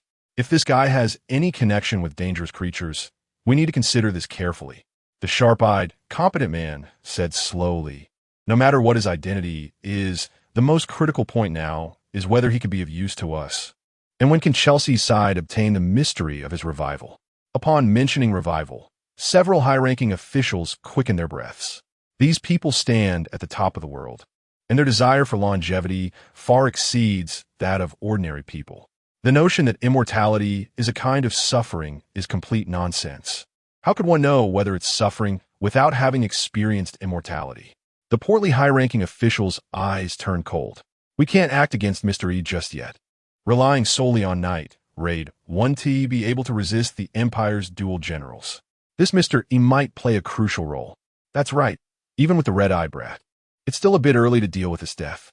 The Revolutionary Army does not place much importance on Night Raid, even considering them as pawns. In the Heavenly Sea Immortal Realm, Dongxian True Sect, Xianxian Hall, an old man dressed in a blue robe with ram horns opened his eyes. The bluish-green halo that constantly coiled around him gradually disappeared. "After so long of continuous calculations, I finally found a flaw." The old man's pupils were unlike ordinary pupils. While normal pupils are round, his were perfectly square. The light emitted from his pupils resembled stars in the universe, filled with profound power. The old man made several hand seals, and the surrounding environment changed dramatically. An environment resembling outer space emerged, and the horned old man walked through the air. Soon, he found a building radiating golden runes at the boundary of the dark environment. The outer walls of the building bore numerous marks of divine beasts, and a golden dragon's eyes emitted a golden-red flame, slowly floating at the middle of the building. "Is it here?" The horned old man heard this voice, and his expression became serious and respectful. "Brother Xianjun, I have calculated the result." A beam of light shot from within the building, pulling the horned old man inside. "Junior brother Zuntong, is this result really correct?" Xianjun Shunjun looked at the light slip in his hand, feeling greatly astonished. "Brother Xianjun, this time there won't be any issues. Unexpectedly, we all thought this was a secret realm. It turns out to be a completely independent new world outside the immortal realm. That's right, perhaps this is why Long Yu and the others were completely wiped out. Entering a new world without understanding everything and being wiped out is very normal. However, I have already found a flaw in this world. Even though the other side has repaired the original space-time rift, the world has already connected with our immortal realm. A temporary seal is only a stopgap. Sooner or later, the two worlds will connect. Ha, junior brother Zuntong, as expected of a master of calculations. With someone like you in our Dongxian True Sect, how can we not prosper? This time, our Dongxian True Sect has taken the lead in information. Next, you. Zuntong, Focus all your efforts on breaking that flaw and prepare to investigate the situation over there. This time, let Tianzong lead the team. Isn't he always reluctant to part with his precious vessel? Zuntong quickly cupped his hands in salute. In front of brother Xianjun. How could I dare to call myself a master? Junior brother will certainly do his utmost. Zuntong exited the Golden Hall, his expression gradually becoming serious. This Xianjun old monster is becoming more and more terrifying. Could he be preparing to ascend to the upper realm? There are indeed strengths and weaknesses within the transformation god stage. The fully realized Xianjun old monster is already at the threshold of refining the void, while he is still languishing in the mid-transformation god stage. The strength difference is quite significant, but fortunately, Zuntong is not without skills. With his calculation ability and divine powers, he can be considered a figure in the entire Dong Yuan continent. On the other side, receiving the news, Tianzong Shinjun was extremely excited. Is there still hope? That's great. He had been cultivating Long Yu for hundreds of years and could no longer accept the consequences of investment failure. Some time ago, the Dongxian True sect organized a team of peak nascent soul cultivators to search for the space-time rift. However, several nascent soul cultivators who studied secret realm spatial techniques found nothing at all. This infuriated the Dongxian True sect, leading them to directly use transformation god techniques. Only then did they discover a trace of flaw in the space-time rift. In the desolate otherworld, Long Yu slowly awakened from his slumber. He looked at the sky and around him, his expression bitter. Decades had passed, yet this special world had not changed at all. His gaze fell on the sleeping rain lotus fairy not far away, and his eyes gradually took on a different flavor. Then he suddenly shook his head vigorously. Oh no! My mental energy has been excessively consumed, and I can't suppress the aftereffects of the beast transformation within me. Long Yu pulled out pills and stuffed them into his mouth. Compared to beauty, I yearn even more for the world of transformation and the world of refining the void. The mere nascent soul is not my endpoint. I must hold on. Long Yu steadfastly guarded his heart and tried to suppress it. The rain lotus fairy not far away quietly opened her divine sense and saw Long Yu's condition. This world was like a falcon training ground. The longer one stayed, the more severely the cultivator's spirit would be depleted. Now Long Yu had even developed thoughts of reproduction, which was a very bad sign. For any cultivator, they were going against the heavens. As long as there was hope for advancement, most would not choose to waste time on reproduction and nurturing descendants. Long Yu's change also indicated a problem. He was close to not being able to hold on. How could this happen? I worked with the ministers to govern the world, and with their help, the empire should be thriving everywhere. Why are these night raid organizations, assassin organizations, and rebel organizations trying to destroy the empire's goodness? How infuriating! The young emperor was filled with rage. These rebels are bullying your majesty because you are young and bullying me because I am old and weak. In my opinion, during the gap when Isteth deals with that mysterious person, we should eliminate the night raid organization as soon as possible. Every additional day these rebels live is a loss for the empire. The young emperor nodded repeatedly, expressing immense agreement with the minister's proposal. That's right. We must eliminate them as soon as possible. The empire's goodness cannot be destroyed. I will immediately go find General Bud. The minister was secretly pleased that the young emperor reacted so quickly. It was fortunate that they had decided to block the young emperor's information channels earlier. Otherwise, it would have been difficult to deceive him. The minister did not honestly reveal Isteth's current situation. After a period of observation, he judged that the misunderstanding between ancient source and the empire was entirely due to the scum and parasites within the empire who had blown things out of proportion. Isteth being captured was unavoidable, and they could only leave it aside for now, praying that the other side wouldn't change their decision and attack the imperial capital. General Bud knelt on one knee, looking at the young emperor, who was still so tender, with a look of helplessness in his eyes. It was truly a shame that the imperial royal family could be controlled by others. The minister had witnessed a series of persecutions against the empire, but the minister's intelligence was extraordinary, and many in the faction that General Bud belonged to had already rebelled. Even General Bud's family had been infiltrated. The minister, being older and more experienced through 2 emperors, had left General Bud with no way to turn back when he realized this. He could only secretly accumulate power and wait for an opportunity. Regarding the young emperor's order to eliminate the night raids, General Bud accepted it without hesitation. Regardless of what the minister thought, the night raid organization had severely harmed the empire's stability and interests. It was time for him to take action. In a new night raid organization, everyone looked at the wooden houses rising from the ground and felt a lot more settled. Sleeping on the ground was uncomfortable, and everyone had long begun to miss the big beds at the night raid base. That base had been secretly built decades ago, and many specifications were designed according to the living environment of the nobility. Living inside was more comfortable than most houses in the imperial capital. Now, for the sake of the Revolutionary Army's grand plan, they could only stay in this small wooden house. Damn Empire, my base. Berlo was the first to complain.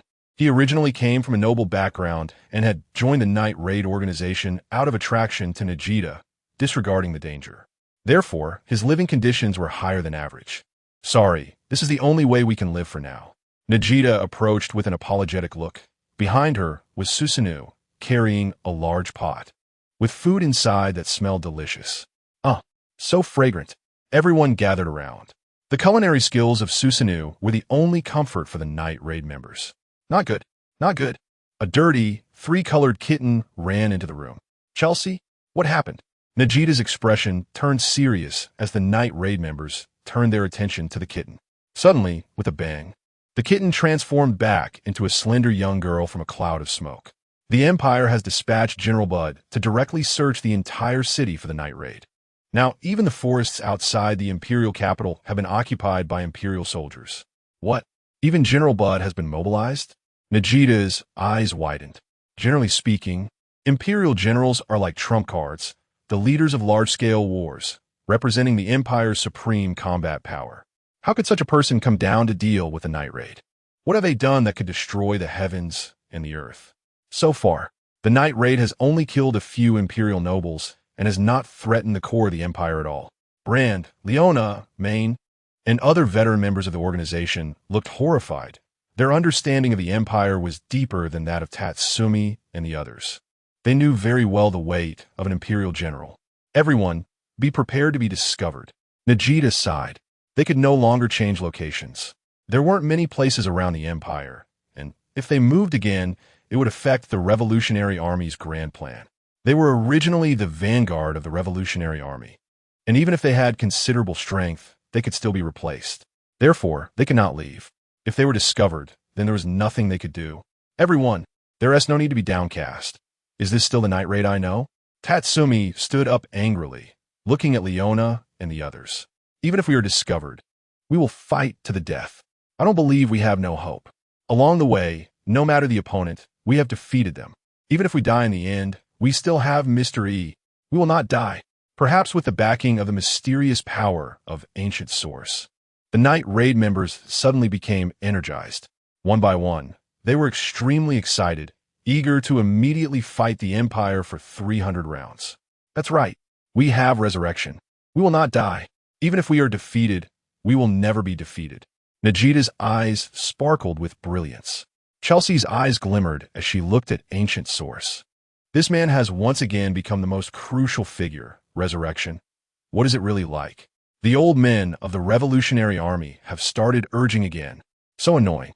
Chelsea had once joined under a noble, initially planning to enjoy the good life with a noble, but ended up witnessing the inhumane plans behind the nobility. With their hypocritical facade, she accidentally came into contact with the Revolutionary Army. From then on, she joined the Revolutionary Army, but after entering, she discovered that the higher-ups of the Revolutionary Army, while somewhat better than the imperial nobles, were still only slightly better. Most of the people in the Revolutionary Army were ambitious individuals. These people were always thinking about power, and the benefits promised to ordinary people might just be a pie in the sky, merely a mask, a flag. Chelsea, driven by a lingering sense of luck and a heart for justice, has been working for the Revolutionary Army, but deep down, she still despises the high-ranking old men. With General Bud's personal involvement, the capital city has become a den of danger for nighttime raids, forcing the Revolutionary Army to halt their assassination activities. They can only wait for General Bud to let his guard down before plotting their next move. At night, Gu Yuan is resting in a newly built wooden house organized by the night raid team, leaning against the bed and gazing at the night outside. Suddenly, Kes sneaks in quietly. "Chelsea, what are you doing?" Chelsea shudders and screams, "Ah, you found me, Mr. E." After bothering Gu Yuan many times, Chelsea has come to understand his temperament well. Gu Yuan is powerful and no longer needs to act like a superior to scheme for resources, making him relatively easy to talk to. He willingly accepts some reasonable requests, such as when Iya's sought ways to become stronger in front of him not long ago. Iya's and Xiaoyu are both talented in combat, but they cannot compare to Tasmi. After Xiaoyu gained the power of ninjutsu, her strength skyrocketed, and now, besides Akame and Susanoo, no one else is her opponent. Although Iya's has been training with Brand, his gains have been minimal, and his weaknesses were exposed when dealing with dangerous species. He is unwilling to accept this. His two peers have risen to prominence, and of course he wants to stand up and be counted too. So he sought help from Night Raid leader Najida, who helped him request a few Imperial tools from the Revolutionary Army. But in the end, Iya's received no recognition for any of them. In utter despair, he turned to Gu Yuan. "Mr. E, please, show me a way. I can't stand being left behind." Seeing Iya's, who was crying bitterly, Gu Yuan felt deeply moved. His realm is profound, and although he is just a clone, he can see through people's hearts. Iya's is also a pure person. Although he envies his friend's opportunities, he has not developed any malicious intent. This is quite rare, and Gu Yuan decided to offer him some help. This help seems trivial to Gu Yuan, but for Iya's, it is a life-changing opportunity. Chelsea has excellent intelligence-gathering abilities, and that night, when Iya's received Gu Yuan's help, she found out about it. This led Chelsea to see an opportunity, and she proactively approached Gu Yuan. "Mr. E, the girl, who is usually clever and has played Tasmi and main like a fiddle, now appear docile like a little beast in front of Gu Yuan. If you want to know about the power of resurrection, then give up. This is not a power that the Revolutionary Army can master." Chelsea was not disappointed, as her interest in resurrection was not very strong. The reason she has been pestering Gu Yuan for resurrection secrets is merely a task from the higher-ups of the Revolutionary Army. No. I also want the kind of power that Xiaoyu and Iya's have. Can I have it too?" Gu Yuan rubbed his chin, as he had already glimpsed some of Chelsea's inner thoughts. "Don't you have Gaia Foundation? Your strength isn't weak." Chelsea gritted her teeth and crawled slowly to the foot of Gu Yuan's bed, approaching him with the intent to do something astonishing. "What are you going to do?" Gu Yuan raised his hand to stop her. "I'm still clean." Chelsea was extremely embarrassed and angry. Her charm was always her proudest asset. She never expected to be rejected. She had been coveted by the high-ranking members of the Revolutionary Army, but due to the nature of the Gaia Foundation and the witch image she intentionally cultivated, the Revolutionary Army members considered her a promiscuous woman and thus gave up on her, treating her as a tool. In reality, she is quite clever. She would not let those noble fools easily succeed. Those grotesque, pig-headed men couldn't possibly attract her. Gu Yuan laughed, covering his face. He is not a lecherous person. He once indulged in his desires due to a surge in power and a change in mentality. But after a series of travels through different worlds, he grew stronger and gained better control over himself. He is no longer that boy who couldn't control himself. You're really hard to deal with. Gu Yuan extended a finger and tapped Chelsea on the head. Chelsea felt a strange force that made her head tilt back. Information surged in her mind, and she immediately fainted. Gu Yuan did not expect Chelsea's body to be so weak that she couldn't withstand it and passed out. The moment Chelsea fainted, her consciousness arrived in a magical place. Numerous images echoed in this mysterious space.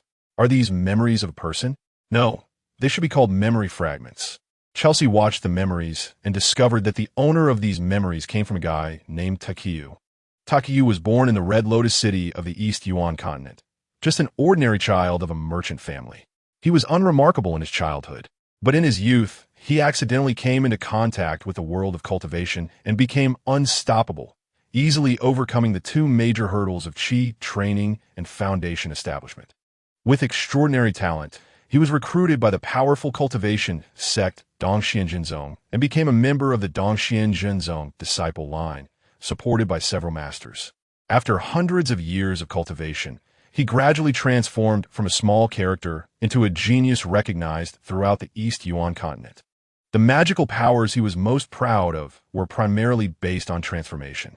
He could easily transform into powerful monsters, exotic beasts, rare beasts, and divine beasts for combat. By merging the powers of various strong beast clans, he was flawless in defense, strength, speed, spirit, spiritual power, and soul, qualifying him as a hexagonal warrior.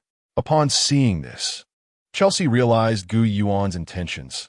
The power of this Takeu, known as the Mad Abyss True Monarch, was perfect for her. Her most commonly used imperial tool was the Gaia Foundation, which excels in disguise and transformation. However, the cultivation world that Takeu belonged to has spiritual energy, but it seems that there is none here. Chelsea opened her eyes and found herself covered with a blanket. The pleasant scent of a man from the blanket made her a bit dazed, and she couldn't help but bring the blanket to her nose and take a sniff. Crack! The door quietly opened. Xiaoyu walked into Gu Yuan's wooden house with a bowl of good soup.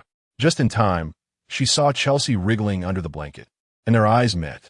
After a moment of silence, the earth-shattering scream startled the entire Night Raid base. Susanoo, Leona, Akame, and other Night Raid members rushed in with weapons, looking serious. Leona kicked Gu Yuan's wooden house away. "Where is the enemy?" When they saw the scene inside the wooden house, everyone was dumbfounded. Xiaoyu and Chelsea were fighting over a blanket, each pulling on one side. "You evil woman, why were you in Mr. E's room in the morning?" Xiaoyu's eyes were filled with killing intent. Chelsea had just confirmed that Gu Yuan had not done anything to her and felt somewhat disappointed. She has always been caught between danger, deeply craving stability and safety. The mysterious and powerful ancient source deeply attracts her. Last night's astonishing act was not simply for power. Although nothing happened, it didn't stop her from making Xiaoyu suffer. "Why am I involved? You can figure that out. And why did you send soup to Mr. E?" Xiaoyu was angry at first, then stammered. This dramatic scene left everyone in the Night Raid dumbfounded. It turned out there was no enemy. Chitome couldn't understand what the two women were doing and immediately turned back to enjoy breakfast. Leona had a gossiping expression.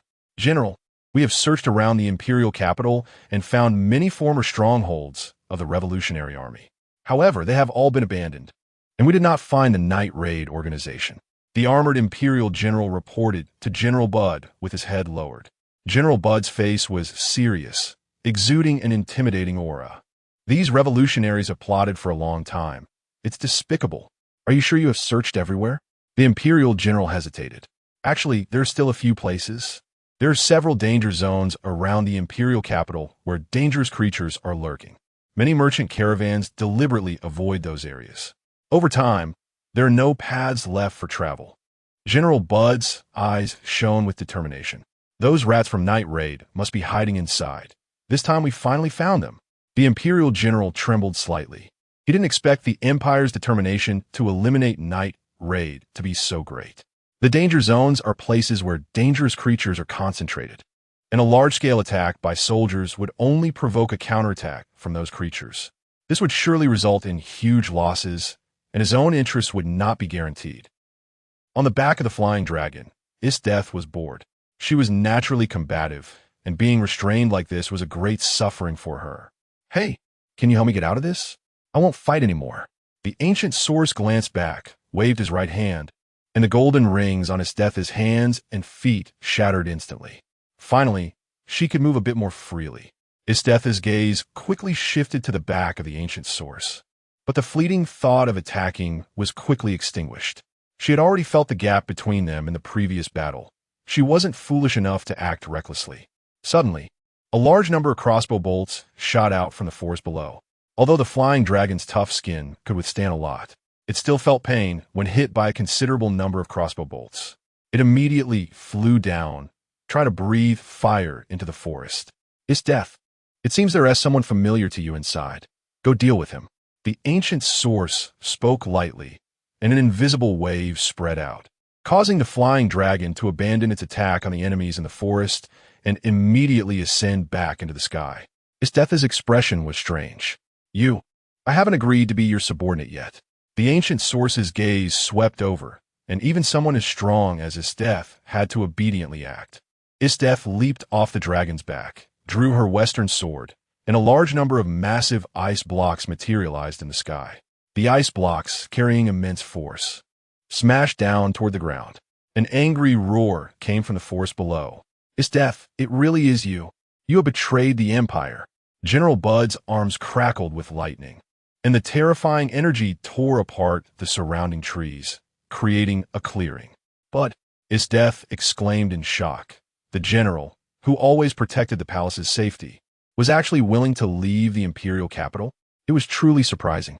Well then, let's have a good fight, General Bud. Isdeth showed no fear, her figure shooting forward like an arrow. General Bud's expression was displeased. If you're a madman, the weapons of the two clashed violently, creating chaotic currents that surged in all directions. The imperial generals ambushed in the forest had their eyes wide open. Is this the strength of the Empire's general? Why is the enemy general Isdeth? Has she betrayed the Empire? The pale blue ice and deep blue lightning expanded the battlefield continuously. The imperial soldiers could only keep retreating. They couldn't believe the waves caused by this battle were created by humans. They must be monsters. General Bud's muscles bulged, his form like lightning. His arms surged forward, and bolts of lightning shot out from the clouds. He easily shattered Isdeth's ice blocks. Isdeth continuously summoned ice pillars, ice spikes, and giant ice balls. The relentless onslaught made General Bud feel some strain. Damn, that Isdeth fights every day. Her strength is indeed formidable, General Bud thought. His pride would not allow him to lose the battle, but unfortunately, it seemed he was indeed at a disadvantage. It was easy to judge who was stronger, a general who stayed in the palace all day or one who fought on the battlefield. No, if this continues, I will soon be seen as weak. General Bud's observation of the battle situation was very clear. The enemy was not just Isdeth. There was also the flying dragon hovering above, and the mysterious figure on the dragon was a strong opponent as well. Isdeth, are you being threatened? If so, let's join forces to deal with that mysterious person on the flying dragon. Maybe you can return to the Empire. The two were engaged in close combat, and General Bud whispered to Isdeth. Isdeth showed no hesitation, swinging her western sword fiercely. General Bud's left arm was cut, blood splattering. Someone was already injured in their battle. Ha ha ha, General Bud, don't dream. Even if we joined forces, just the two of us, we wouldn't stand a chance against that guy above. Even if we had 20 times more power. Isdeth's judgment was far more decisive than most. Once she realized she was not the ancient source's opponent, she discarded any other fantasies and directly took advantage of General Bud's distraction to injure him. General Bud's face darkened, rage boiling. You dare to hurt me. Isdeth, you are stubborn. I have already given you a chance. General Bud gathered his strength, and the clouds in the sky gradually darkened. Lightning burst out from the clouds, striking General Bud in an instant. He transformed into a lightning man, crackling with electricity. Lightning surged, and a small lightning snake struck a nearby tree, instantly piercing through it and igniting it. Isdeth was thrilled. She placed both hands on her western sword, her expression serious. General Bud shouted, charging forward like a high-speed train. The earth and trees charred black by his lightning. Isdeth also launched her attack. Ice Storm General. The ground was covered in ice, and countless ice cavalry appeared. The knights riding horses over 2 meters tall, exuding a mighty aura. This move was originally an area attack, but was used by Isdeth to counter General Bud. The ice cavalry charged, but they were no match for General Bud, being shattered by the lightning surrounding him before they could even make contact, unable to stop his advance. Damn it, I can't find anyone. General Bud is in a deadlock. Although he can easily defeat these ice cavalry, he cannot find Isdeth in this vast ice field. Has she hidden herself? Has she figured it out? A sense of unease grows in General Bud's heart. His body, charged with lightning, cannot sustain a long battle.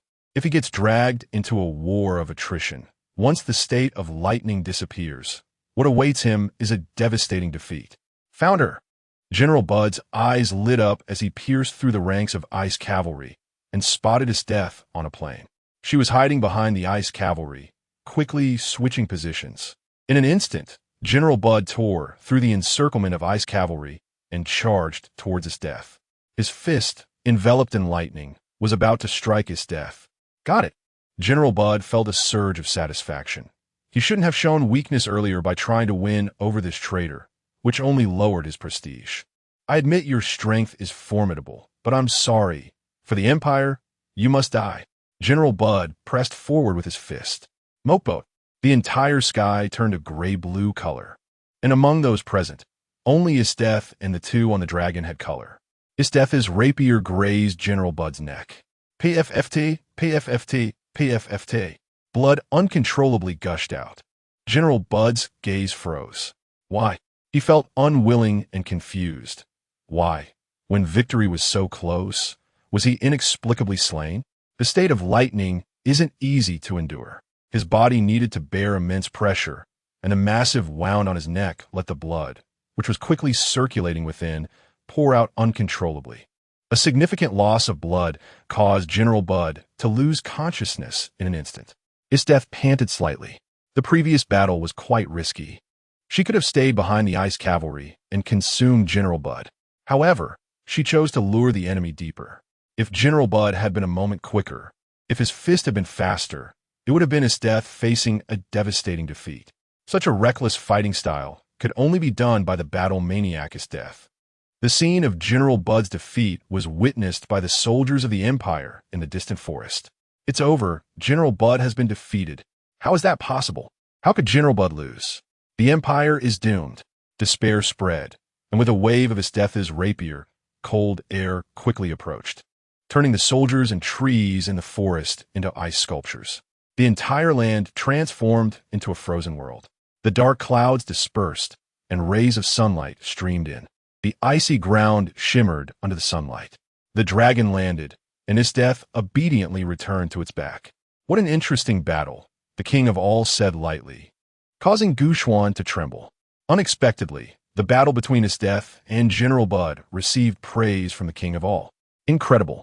Speaking of which, in the Dragon Ball manga, if the king of all wasn't interested in watching battles, he wouldn't have agreed to Goku's request to hold the universe martial arts tournament. It's all good, thank you, little king of all. Isteth learned the title of the king of all from Yuan. Yuan's eyes narrowed.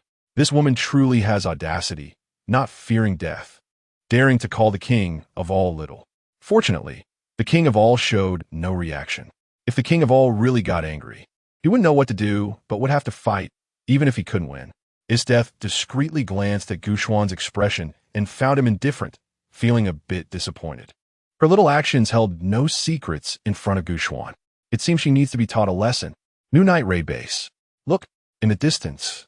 Strange dark clouds appeared in the sky, with lightning flickering within the clouds.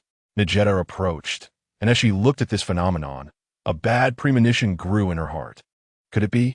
Brand also spent time in the Imperial Army. He walked over to Vegeta. That's right, it's General Bud. Berlo immediately applied to investigate. He had the crosstail Imperial tool that controls threads and originally held a reconnaissance role in the night raid. I'll go too. My invisibility can help you. Tasmi volunteered. All right, if you encounter a situation, come back immediately and be careful not to make any noise and get discovered, Vegeta cautioned. Berlo felt warm inside. Being cared for by the person he liked was delightful. The two quickly headed towards the dark clouds. Along the way, they noticed many abnormalities. Many ordinary dangerous creatures were fleeing, as if something terrifying lurked in the clouds. Soon, they witnessed the fierce battle beneath the dark clouds, the clash of ice and lightning. The world-ending power made Berlo and Tasmi shiver.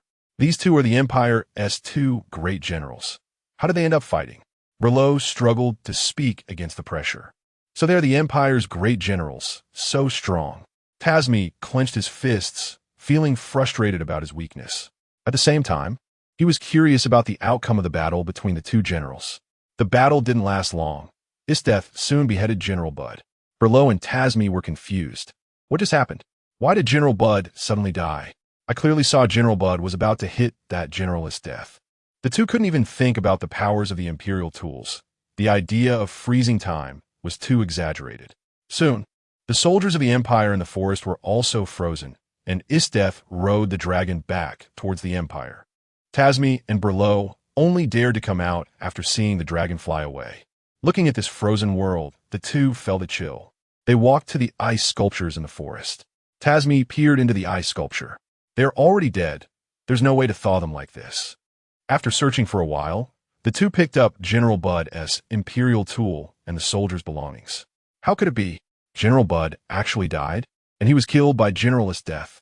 Najetta's eyes went blank, and Brand, Leona, and others who were more aware of the Empire's intelligence were shocked.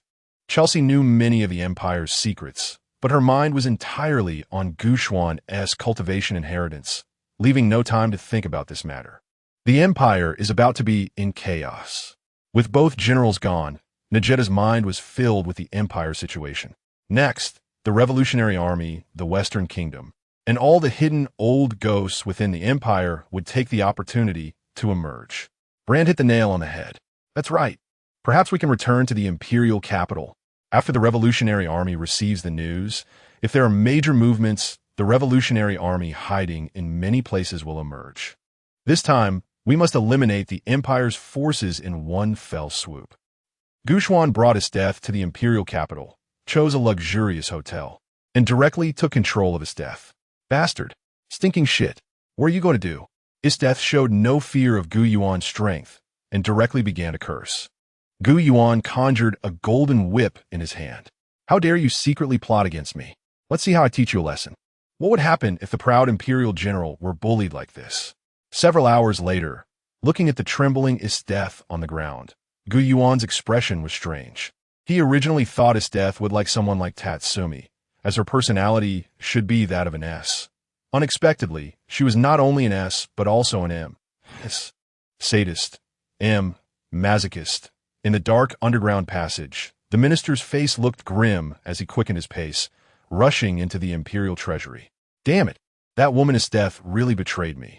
She's such a damned woman. If I catch you, I will torture you to death. The treasury shone with golden light, filled with various golden ornaments, dazzling rubies, elegant sapphires, and powerful imperial tools.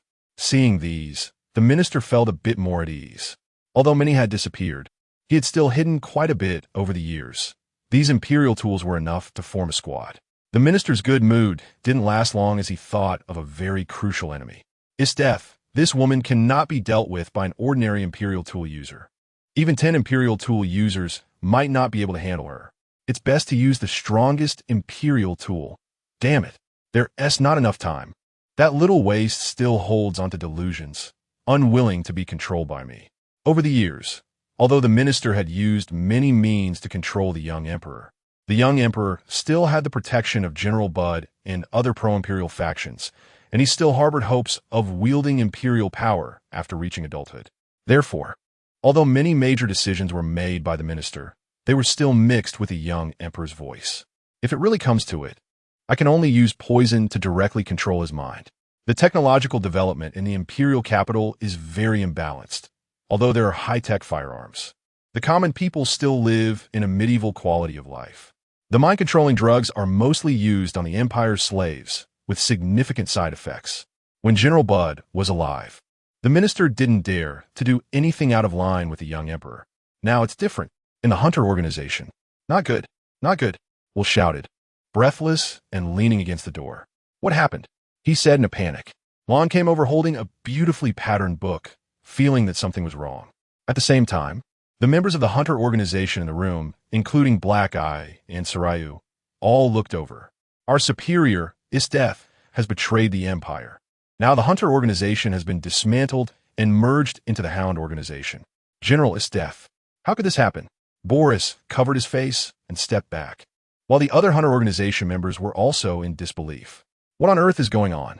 They didn't have much contact with Isdeth, but when they first met her, they were captivated by her aura and charisma, and everyone was willing to thank her. What is the Hound organization? It is said to have been established by the minister's son, Sheila, and is now promoted by the minister to replace the Hunter organization. Everyone present had a gloomy expression. The previous Hunter organization was backed by Isdeth, and the resources and treatment were excellent. Now merged into that Hound organization. Who knows what kind of differential treatment they will face? After all, they were once Isdeth's subordinates. In the underground base of the Hound organization, Sheila was grabbing a scantily clad woman, laughing wildly. The two women trembled, clearly very afraid of the man beside them. I finally waited for this opportunity. Isdeth, but are all gone. Who in the Empire can compete with me? Charge. Kill. A large number of poorly equipped soldiers emerged from various parts of the imperial capital. For peace. For justice. Eliminate the imperial nobility. Eliminate the imperial royal family.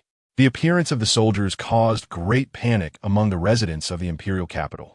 It's the Revolutionary Army. Run. Damn Revolutionary Army. Why don't you just stay in your damned countryside? How dare you attack the Empire?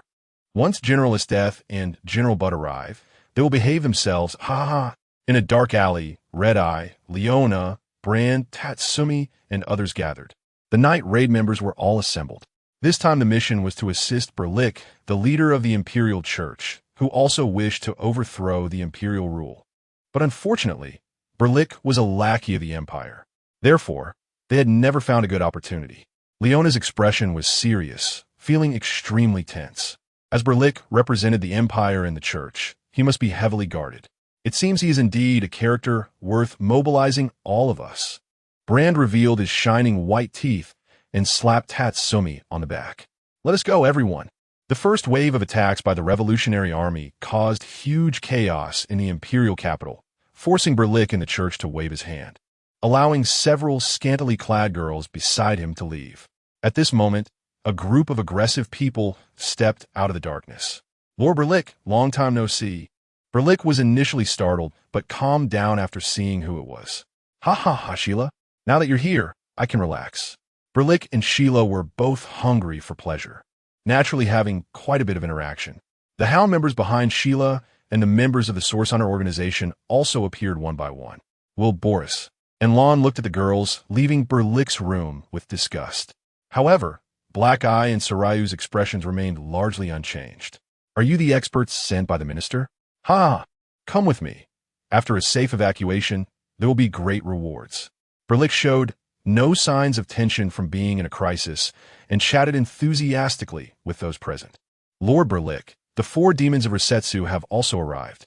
At this moment, a servant came over, followed by 4 terrifying figures dressed in bizarre costumes like beasts. Berlik's eyes lit up. It's everyone from the Imperial Fist Temple. I've long admired you.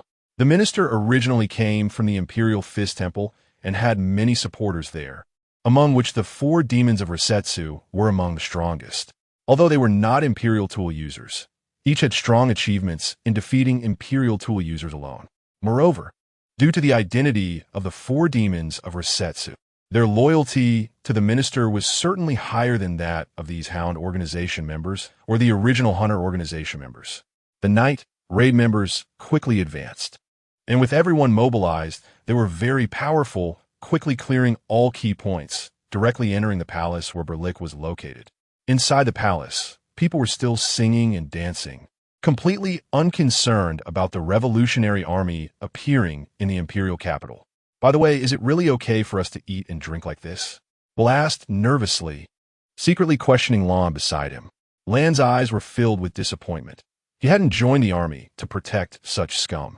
Follow orders. Before Lon could reply, Black Eye interrupted their whispered conversation. The expressionless Black eyes surprised Will, but somehow he felt he could understand the emotions of the black-eyed person. He sensed that the other party was not as cold and heartless as they appeared. Earth release. Earth flow wall. Several earthen walls rose around the members of the Hound organization, isolating Berlik from them. Not good. Enemy attack. Shira's eyes sparkled with excitement, as if a cat had found a mouse. The gem in his hand flashed with purple light, and the Bagua symbol flickered. His figure instantly appeared beside Berlik. The startled Berlik, frightened by this sudden change, hid under the table. Shira grabbed him out with one hand. Shira, save me quickly. I will fully support the minister. Upon hearing this, Shira's eyes flashed with anger. This old fool really doesn't know the situation. Wouldn't it be better to support me than my useless father? But he suppressed his anger. Now wasn't the time to reveal himself. At that moment, a giant hand reached up from the ground. Shira grabbed Berlik and teleported 10 meters away. Is this a dangerous species? A massive head emerged from the ground, and the rocks and soil were easily pushed aside by the giant, as if they were cotton. Giant, dangerous species were not uncommon around the imperial capital, especially since Dr. Fashion had previously collaborated with Shira to produce many supergiant dangerous species. Therefore, Shira remained calm upon seeing the giant. Damn it, don't think about escaping. The giant spoke human words, and then it began to exert its strength, causing the entire palace to shake. Hurry and take me away, Shira, Berlik urged. Shira ignored him. Boom! The surrounding earthen walls were shattered, and a warrior clad in armor burst out. Well done, Will. Members of the Hunter organization arrived. Upon seeing the Hunter organization gather, the giant immediately stopped moving and began to emit white steam. Smash this giant bastard, Shira shouted. Sai Liu was the first to act. Various modified firearms emerging from his body, bombarding the giant's head. Flesh and blood flew everywhere, but strangely, after the flesh and blood scattered on the ground, they continuously emitted steam and seemed to disappear at a visibly fast rate. Lon observed closely and quickly pulled everyone back. Not good. Streams of golden light seeped up from the ground. Boom! A massive explosion blew the palace apart. The members of the Hound organization and the 4 demons of the Rakshasa were all covered in dirt and dust. Amidst the ruins of the palace, a 15-meter giant covered in armor with glowing red eyes stared at them. Then, from the smoke of the ruins, a silver-armored figure approached at high speed. A long spear suddenly stabbed out, piercing Shira's shoulder. Ah! Pampered Shira screamed in pain, retreating continuously, frantically urging the space imperial tool in his hand. A yellow energy projectile flew in from a distance, instantly piercing through Shira's arm, causing the imperial tool to fall. Got it. Main. Tasmi excitedly turned back. Gu Yuan's figure had unknowingly arrived beside Shira, picking up the space imperial tool from the ground. This is a really nice item. In some aspects, it's even stronger than the flying thunder god technique. Unfortunately, it's inherently fragile. The members of the Hound organization had fierce expressions. It's a night raid. Protect Shira and Berlik. The second in command of the Hound organization, Isan, drew his katana and slashed at Gu Yuan. Clang! 2 massive axes flew in, forcing Isan back. Your opponent is me. Brand showed his white teeth, his muscles bulging as he charged like a beast. The black-eyed member of the original Hunter organization saw a familiar figure not far away. Long black straight hair, red eyes. Sister. It seemed like they were in sync. The black-eyed and red-eyed sisters drew their blades and swung at each other. The earth trembled. The space was struck by a massive sound wave, creating ripples like water waves. Everyone present covered their ears.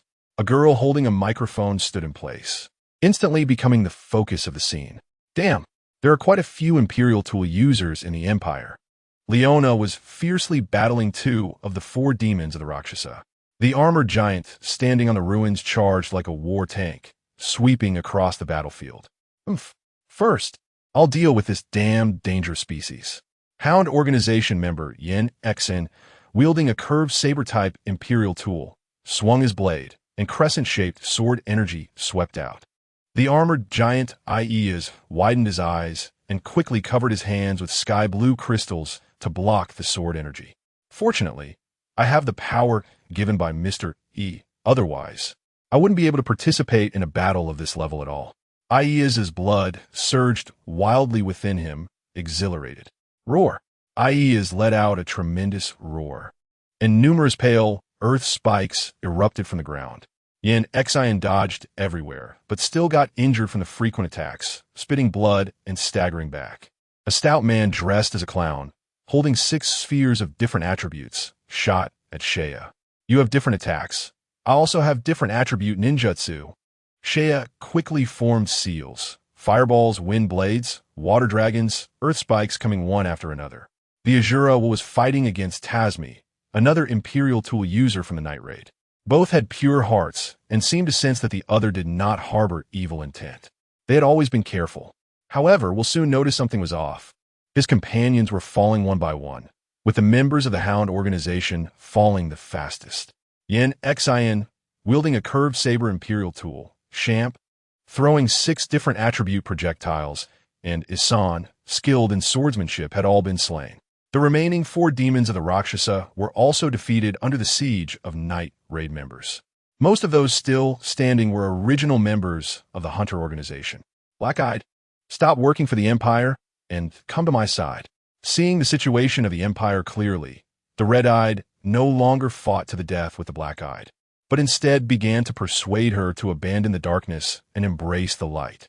The Black-Eye's attacks gradually weakened, seemingly about to be swayed by the Red-Eye's words. "No, it can't be like this. I still want to be emperor. I can't die."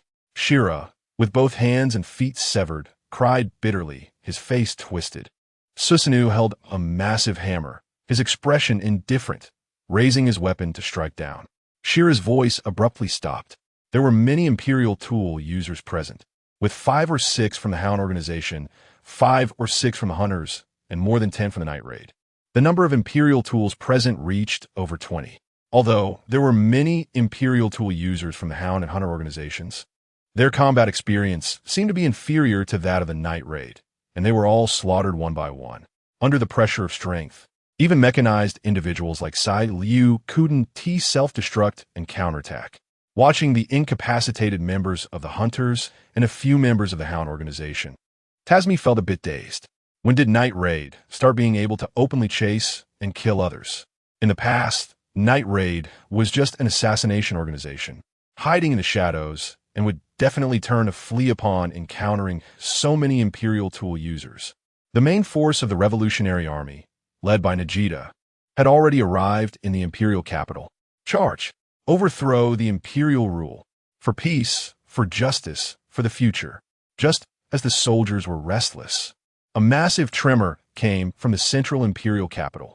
A gigantic entity nearly 100 meters tall emerged from beneath the royal palace. The Supreme Emperor's relic, the Imperial Machine God.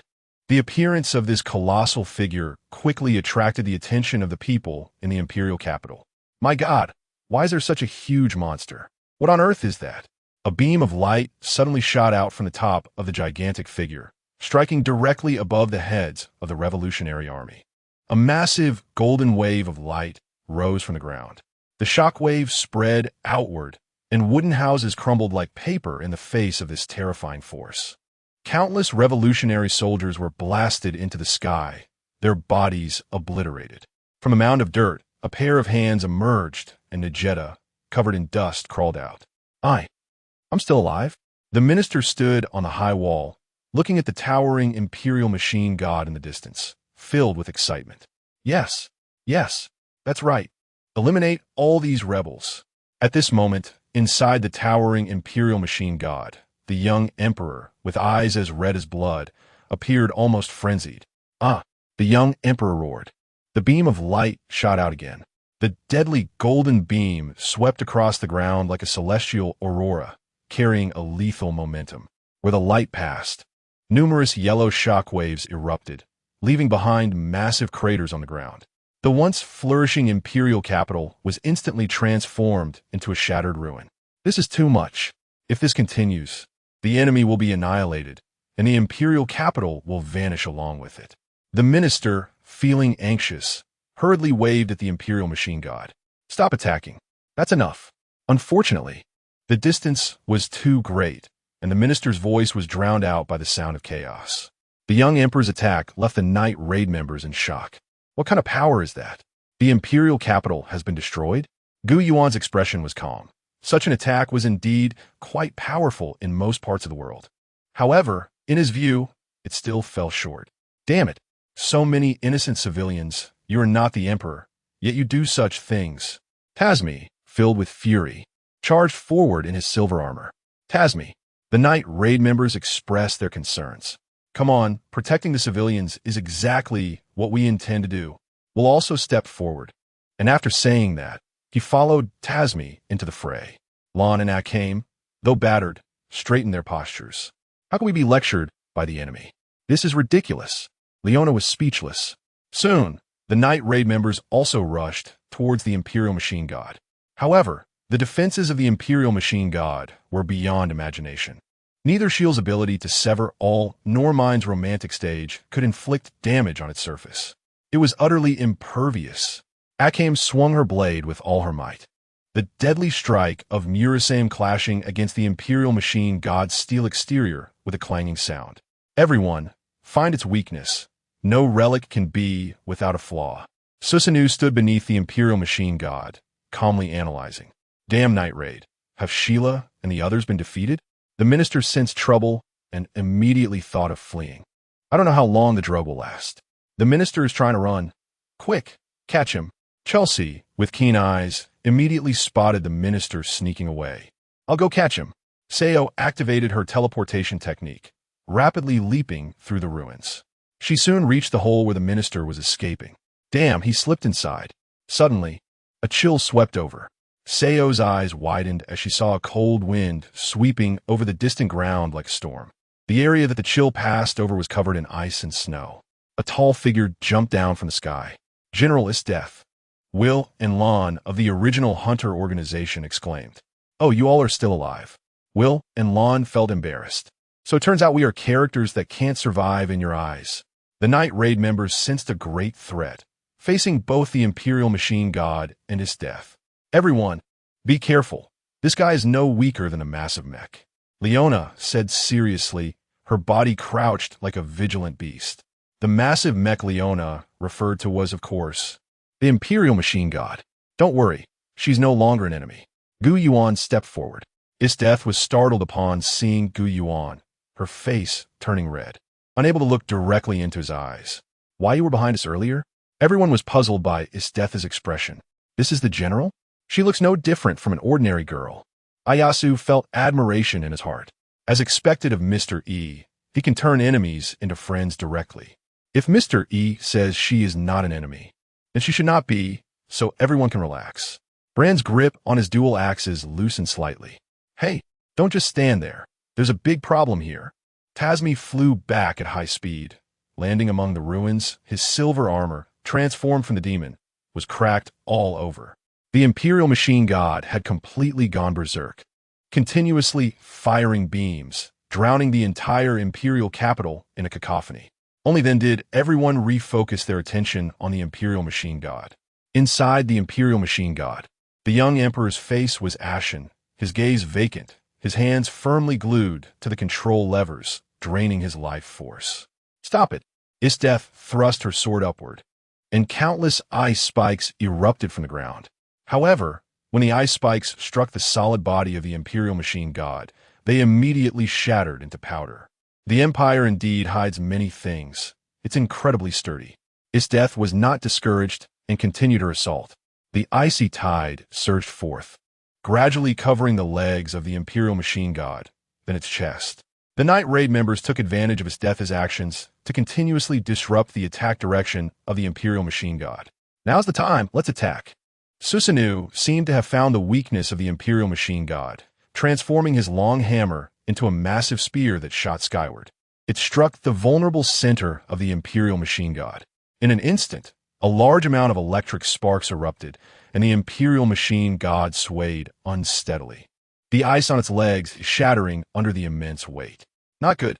Not enough power. Just a little more. Susanoo's expression changed drastically as his spear became deeply lodged in the outer shell of the Imperial Machine God. I'll help you.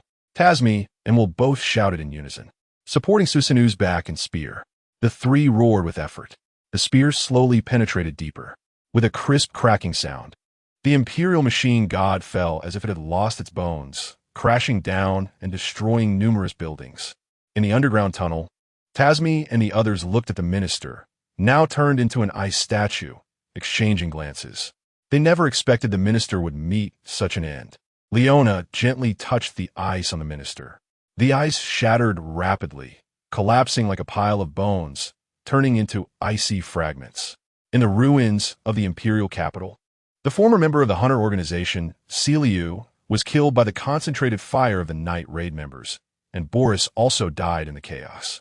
The remaining three were Hadong and Lon planned to go into hiding. The Night Raid members survived due to the ancient source. If I die, will everyone be able to find happiness? The frail, skeletal-looking young emperor was pushed onto the execution platform. Najida, tall and upright like a spear, had a complex expression. Faced with the young emperor's question before his death, she sighed inwardly. It should be possible, although saying it out loud left her uncertain. A few days ago, the imperial royal family completely collapsed, and the corrupt forces led by the ministers were wiped out, with the nobles all turning to the revolutionary army. The change of dynasty. which should have been a scene of prosperity, revealed some underlying issues to Vegeta. This made her attitude toward the new empire less affirmative than before. The new empire. Seal, you bastard, you took my snacks again. Main said angrily. Hee hee, come and catch me. Seal transformed into a small bird and flew into the sky. It's truly incredible. Although it is just a disguised imperial tool, it possesses the power to change its nature.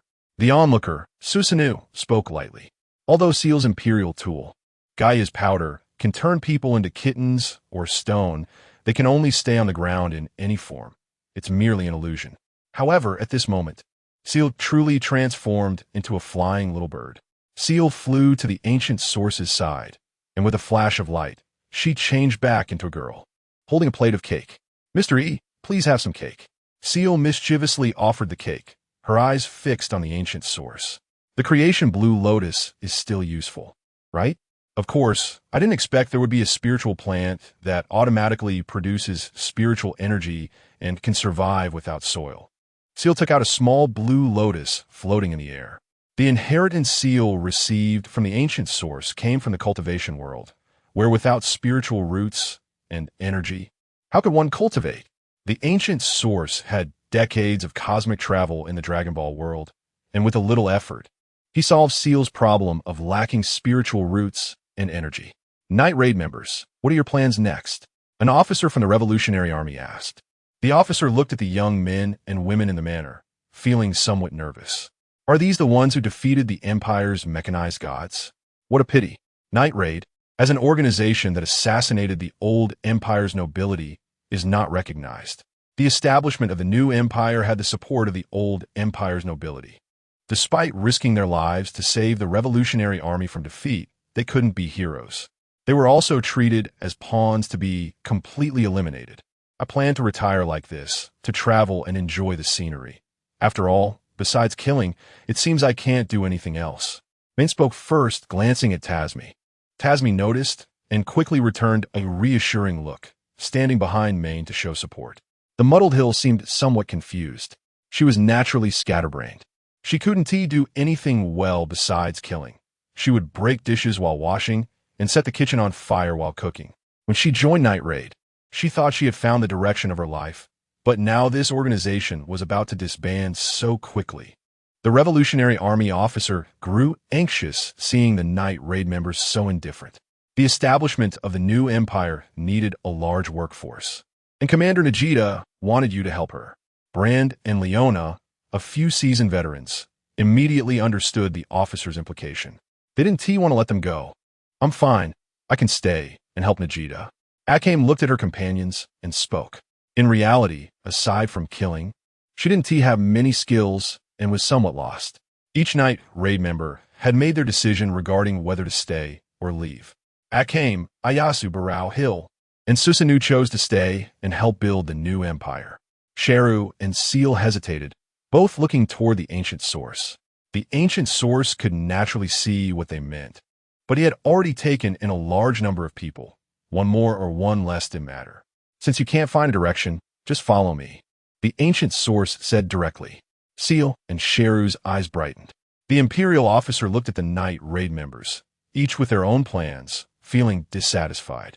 Although he was initially intimidated by the Night Raid members' impressive achievements, he thought of the organization's judgment against them and looked down on the youthful appearances of the Night Raid members. He couldn't help but complain. Vegeta's methods are still too useless. These assassins have no loyalty to the Empire. The Night Raid organization was the sharp blade of the Revolutionary Army to overthrow the Empire. Useful, but also a double-edged sword, as Night Raid had dirt on the Revolutionary Army as well. The new Empire had already been established and no longer needed Night Raid. The former high-ranking members of the Revolutionary Army decided to completely eliminate the Night Raid organization.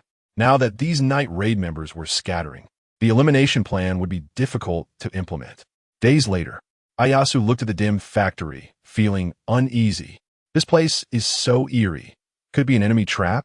The speaker had no intention, but the listener took it to heart. Barao, who was traveling with him, felt heavy-hearted. It had been a long time since he had seen Vegeta. She seemed very busy. Could it be really? He looked at his companions. Both Akame and Hill were essentially scatterbrained. Ieyasu was not much better off. Barao looked at the dim factory, and his bad premonition grew stronger. He was of noble descent and had been exposed to much political darkness at a young age. He already had a guess about the current situation. Sure enough, the factory began to shake violently. Boom! The large factory collapsed suddenly, and a large amount of rubble and tiles fell. Not good. It's going to collapse. Come to me quickly. Barao suddenly pulled with both hands in the air, and countless threads crisscrossed. The threads held for a few seconds before going limp, and rubble continued to fall. My ability was leaked. Barao's tail, which was cross-shaped, was an imperial tool for shooting and controlling threads. Although the threads could change in countless ways, they also had weaknesses. Ieyasu raised a finger and bit down hard. A golden light flashed. The armored giant protected Akame, Barao, and Hill. Damn it, my ability doesn't work here. Akame, holding a long knife, couldn't he exert much influence in this situation, while Hill used large scissors to block the places that the armored giant couldn't he cover. After half an hour of combined effort, the armored giant's hand reached out from the rubble and pulled the three out. We survived. Thank goodness for Ieyasu's giant form. Barao slumped to the ground. Akame and Hill nodded in agreement. Both were specialized killers, and they had no means to resist against this type of ambush. Survive? That's not certain. Dozens of black-clad figures appeared, and the aura of Imperial professional assassins hit them hard. Barao broke out in a cold sweat. Not good. The black-clad assassins moved with incredible speed, attacking like wraiths. The sparrow looked at the remaining thread on the Imperial tool at his waist, his face turning pale. A lot of threads had been used up in the underground factory earlier, and they hadn't been recovered yet. The black-clad assassins quickly approached the sparrow. With a flash of cold light, Hill's dual-purpose scissors, capable of both offense and defense, repelled two assassins in an instant. The sparrow was drenched in cold sweat. Fortunately, you came, Hill. Hill confidently crossed the scissors in front of himself. It really suits me best. After Hill's death, the dual-purpose scissors fell into the hands of the hunters. In a recent battle, a strong man from the hunting dog organization wielded this imperial tool in combat. Because of the dual-purpose scissors, this strong man was targeted by the Night Raid members. Thus, this imperial tool circled around and ended up in her hands again. Be careful, Hill. Your previous attack was blocked by them. The sparrow's eyes were fixed on the black-clad assassins.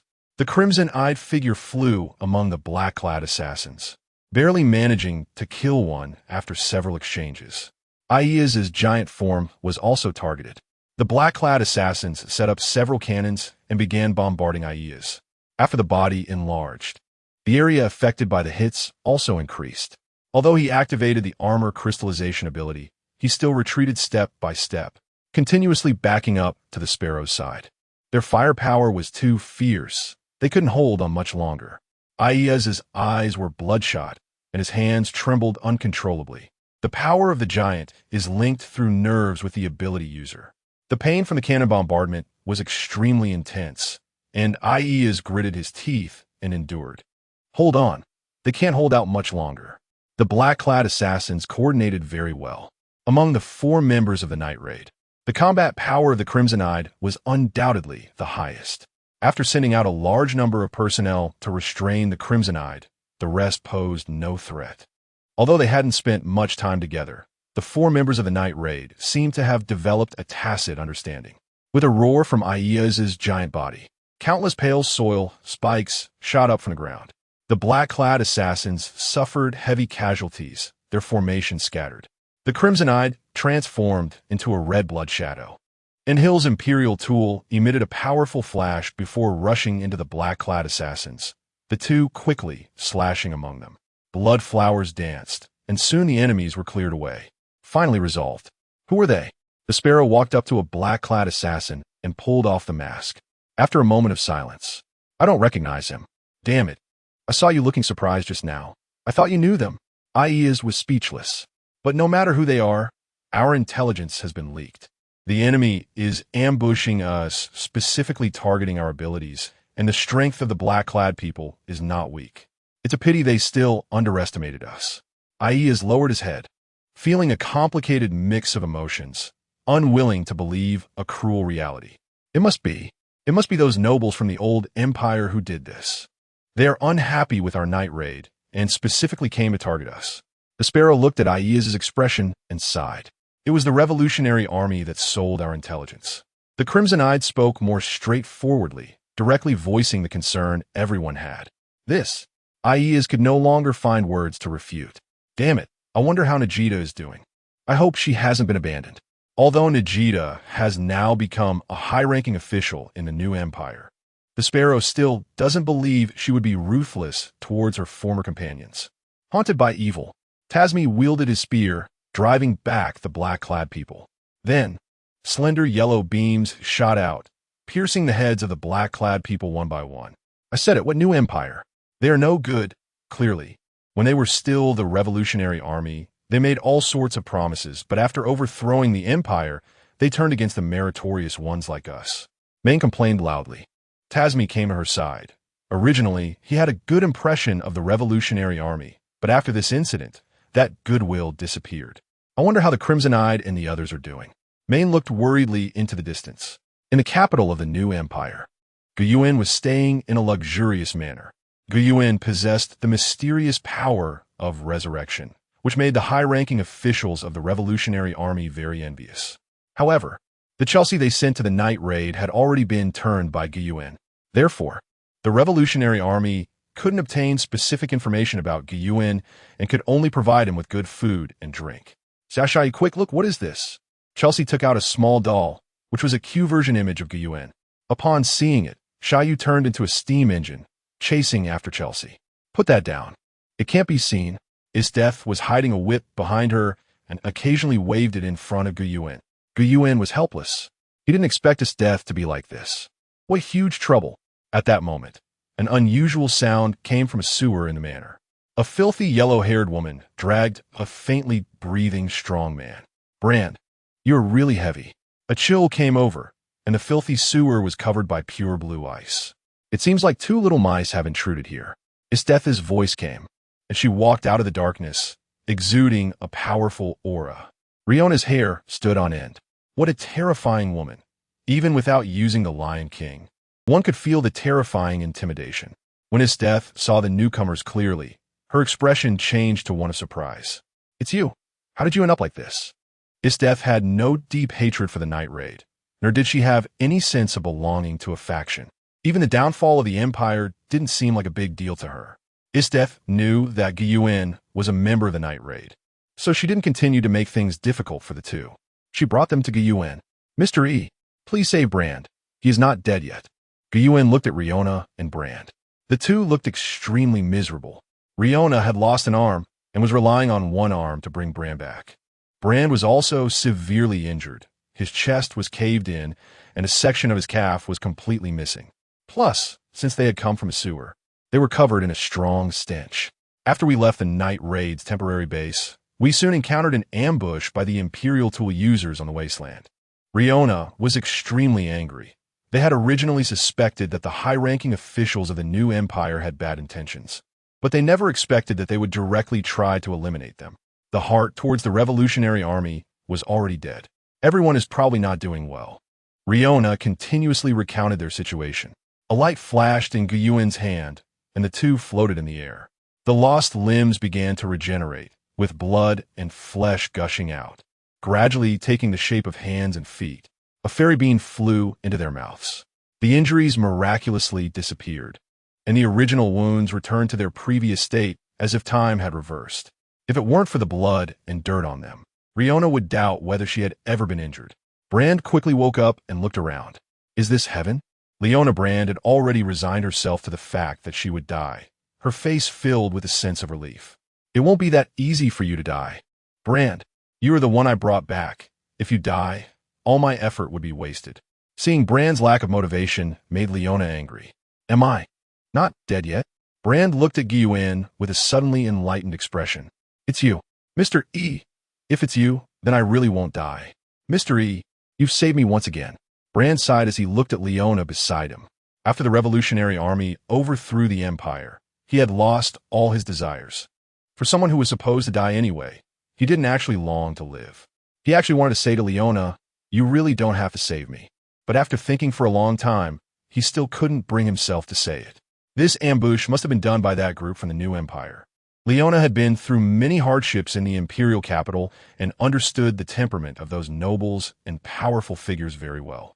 Once they believed that their night raid was ineffective, no matter how great their contributions were, they would only end up being abandoned.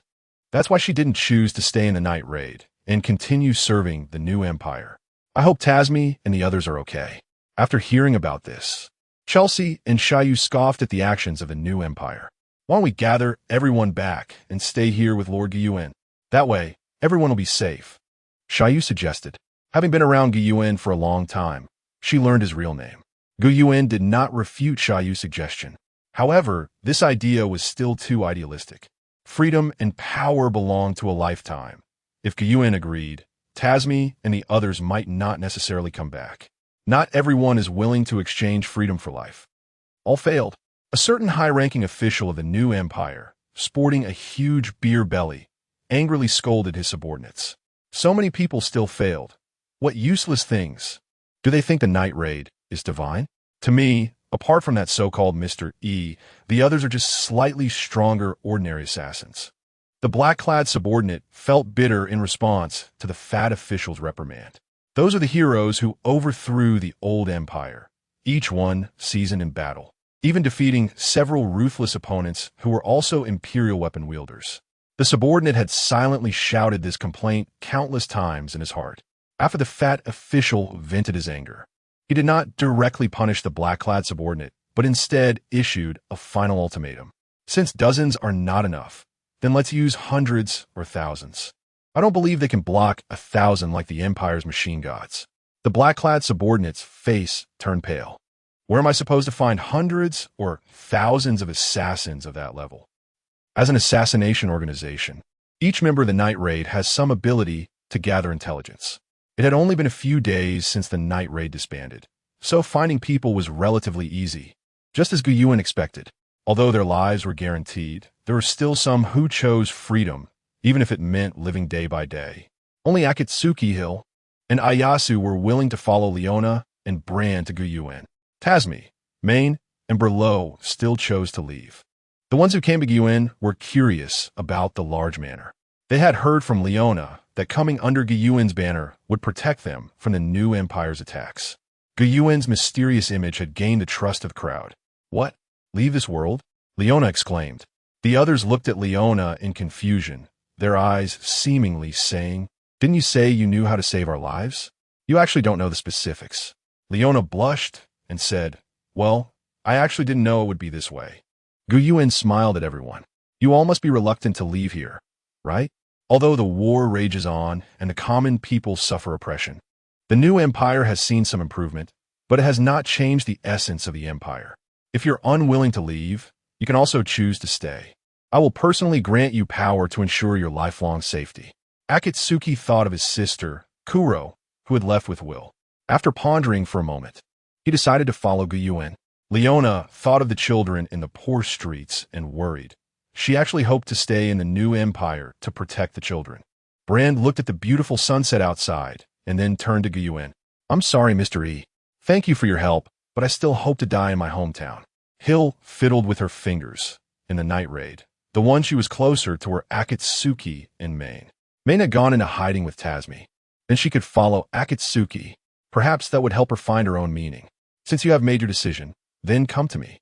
Yuan turned around and waved his right hand, and a spiral space gate appeared in the air behind him. A calming aura emanated from the space gate, and being swept by this aura felt like having one's body and mind cleansed. Chelsea's eyes widened.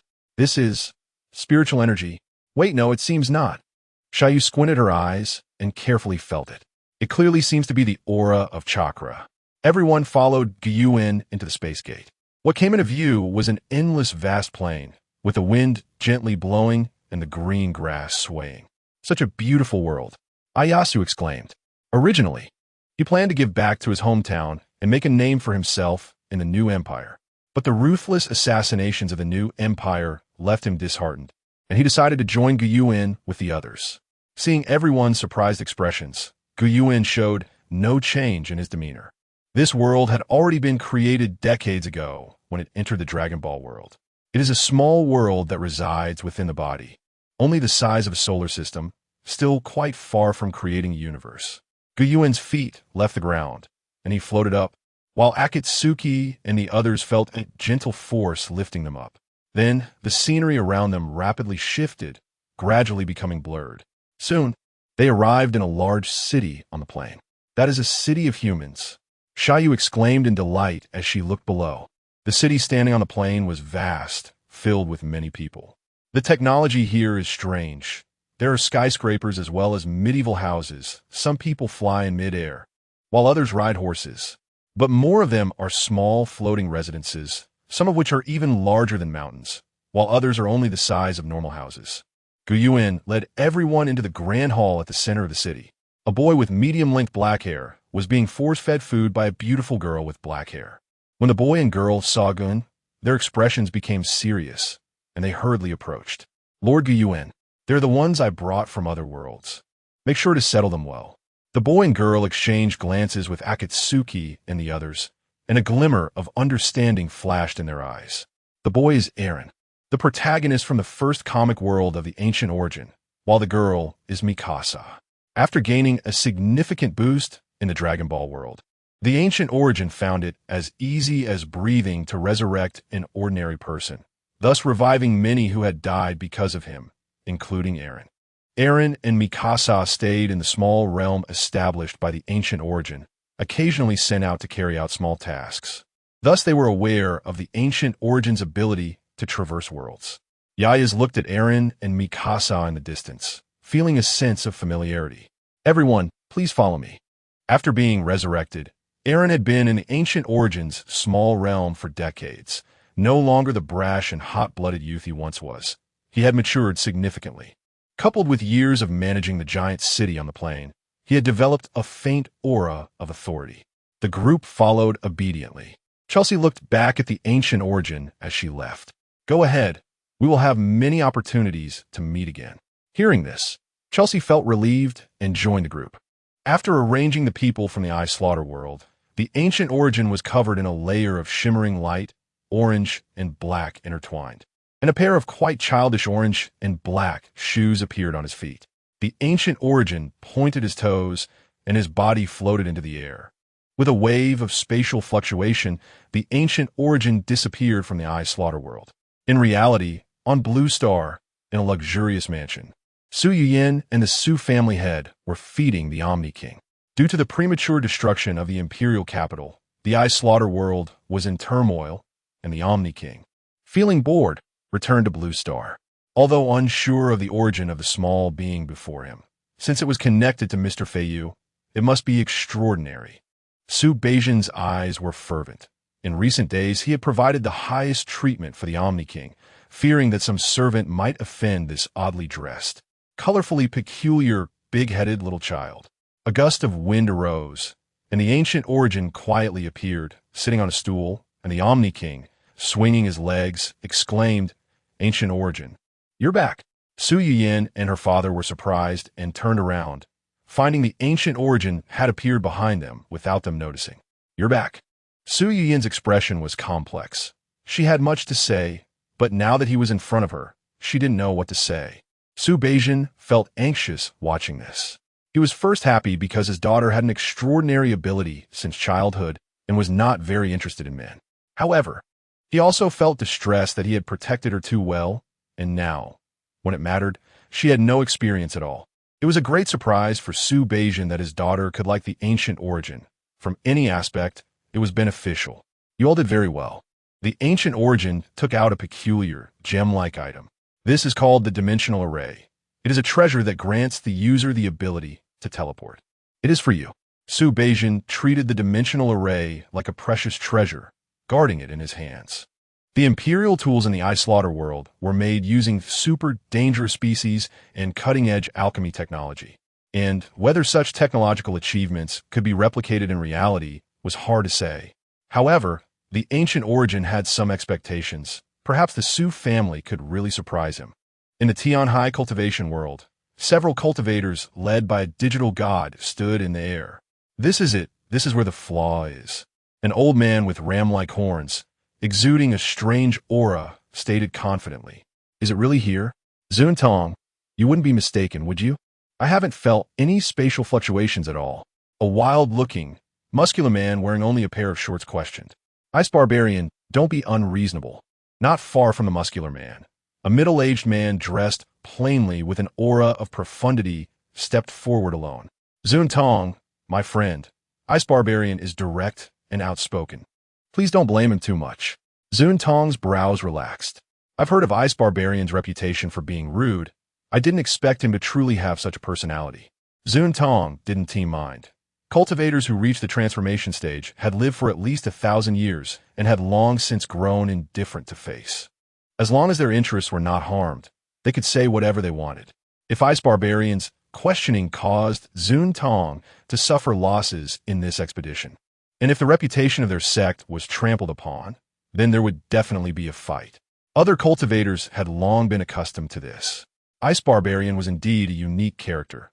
Despite having lived for over 1,000 years, he still acted like a worldly rogue, reckless and unruly. Zuntong, please proceed. Zuntong nodded, his expression becoming serious. He formed hand seals, and the spiritual energy of heaven and earth rapidly gathered. The other several transformation stage cultivators began to cooperate as well. 8 Yuan wisdom-breaking array. Zuntong's spiritual energy was rapidly consumed, and the surrounding transformation stage cultivators were in the same situation. This 8 Yuan wisdom-breaking array was created to target this spatial flaw, combining the power of 8 transformation stage cultivators to detect the location of the flaw. One complex circular formation after another spread outwards. The areas swept by the formation appeared as if scanned by a computer, with everything laid bare. They searched again and again. Zuntong's spiritual energy was about to run out, and the spiritual energy in the surrounding environment was also exhausted. Zuntong had no choice but to use his own collection and resources to restore his spiritual energy. Apart from Tianzong Shinshu, who was also from the Dongxian True sect, the others were from different forces. For safety's sake, he still intended to retain his combat power. Found it. Suddenly, Zuntong discovered a flaw so subtle, it was nearly imperceptible.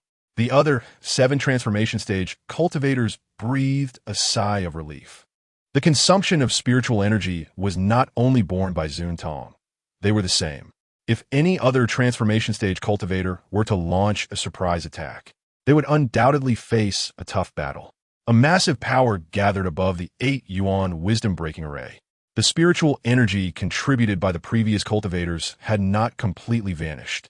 A significant portion had integrated into this strike. The longer the search took, the greater the power of the final strike. A torrent of brilliant light descended from the sky, striking at the tiny flaw. Countless spiritual energies dispersed, and various lethal formations floated in the air. The other transformation stage cultivators wore serious expressions. If such an attack landed on them, it would surely not be pleasant. The combined attack of the 8 transformation stage cultivators radiated immense brilliance. Crack! A faint, crisp sound of shattering echoed in the air. The cultivators had been using their detection abilities for close observation, and this tiny sound and change could not escape their notice. It seemed they were truly about to break through. The brilliant beam continued unabated, and the violent spiritual energy stretched for thousands of miles. Trees uprooted, earth and stone shattered, flying into the sky, and fierce beasts fled in all directions, creating a tide of beasts. The terrifying aura of the 8 transformation stage cultivators drove away many cultivators seeking opportunities for immortality. The spatial fissure at the flaw continued to expand. From the size of a fist at the beginning, it gradually widened to a person's width. It's broken. Zuntong formed a hand seal. The flow of spiritual energy in the sky suddenly halted. The several transformation stage cultivators no longer spoke, one after another, rushing into the fissure. What came into view was a world vastly different in style from the cultivation realm. Where is this? Vehicles moving on the ground, inexplicable lighting devices on buildings. People without a trace of spiritual energy look exhausted, crammed into a small city. It's hard to find any spiritual energy here. What place is this?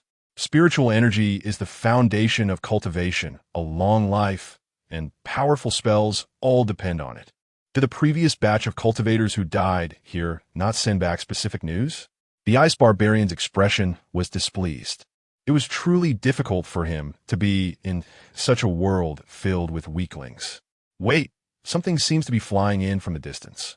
A few helicopters were speeding towards them. Ever since the Blue Star Otherworld was sealed, various countries had intended to strengthen their connections. Global surveillance had greatly increased.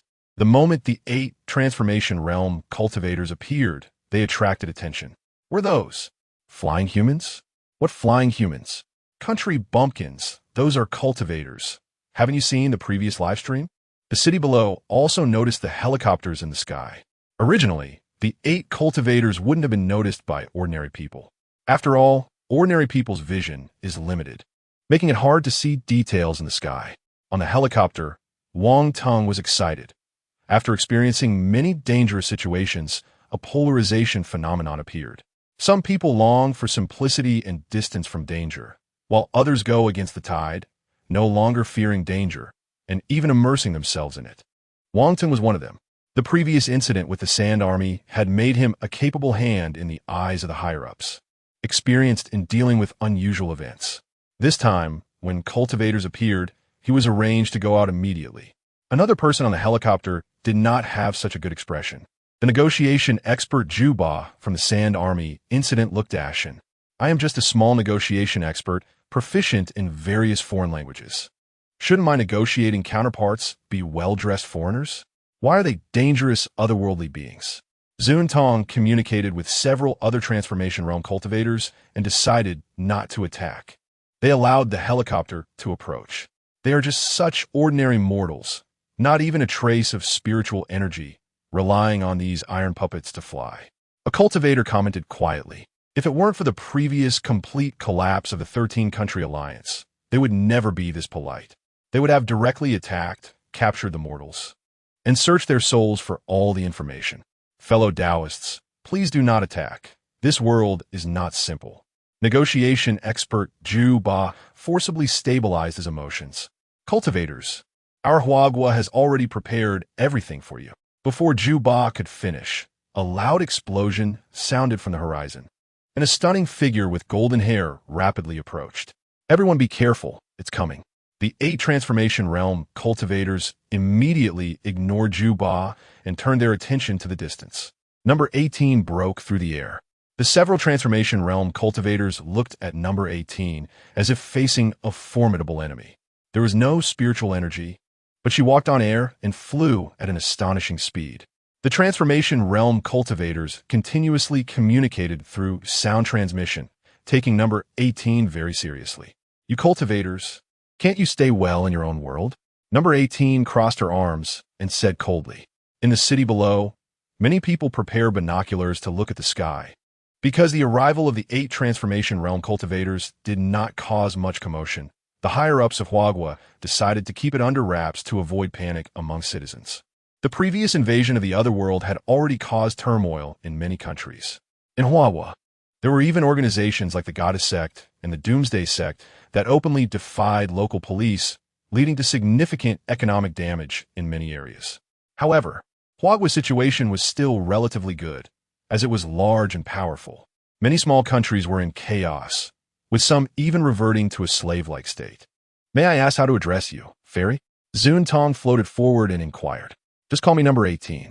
The several Transformation Realm cultivators exchanged glances. Number 18? Even the name sounds like a code name. In the cultivation world, only dead soldiers, slaves, and those without identity would have such names.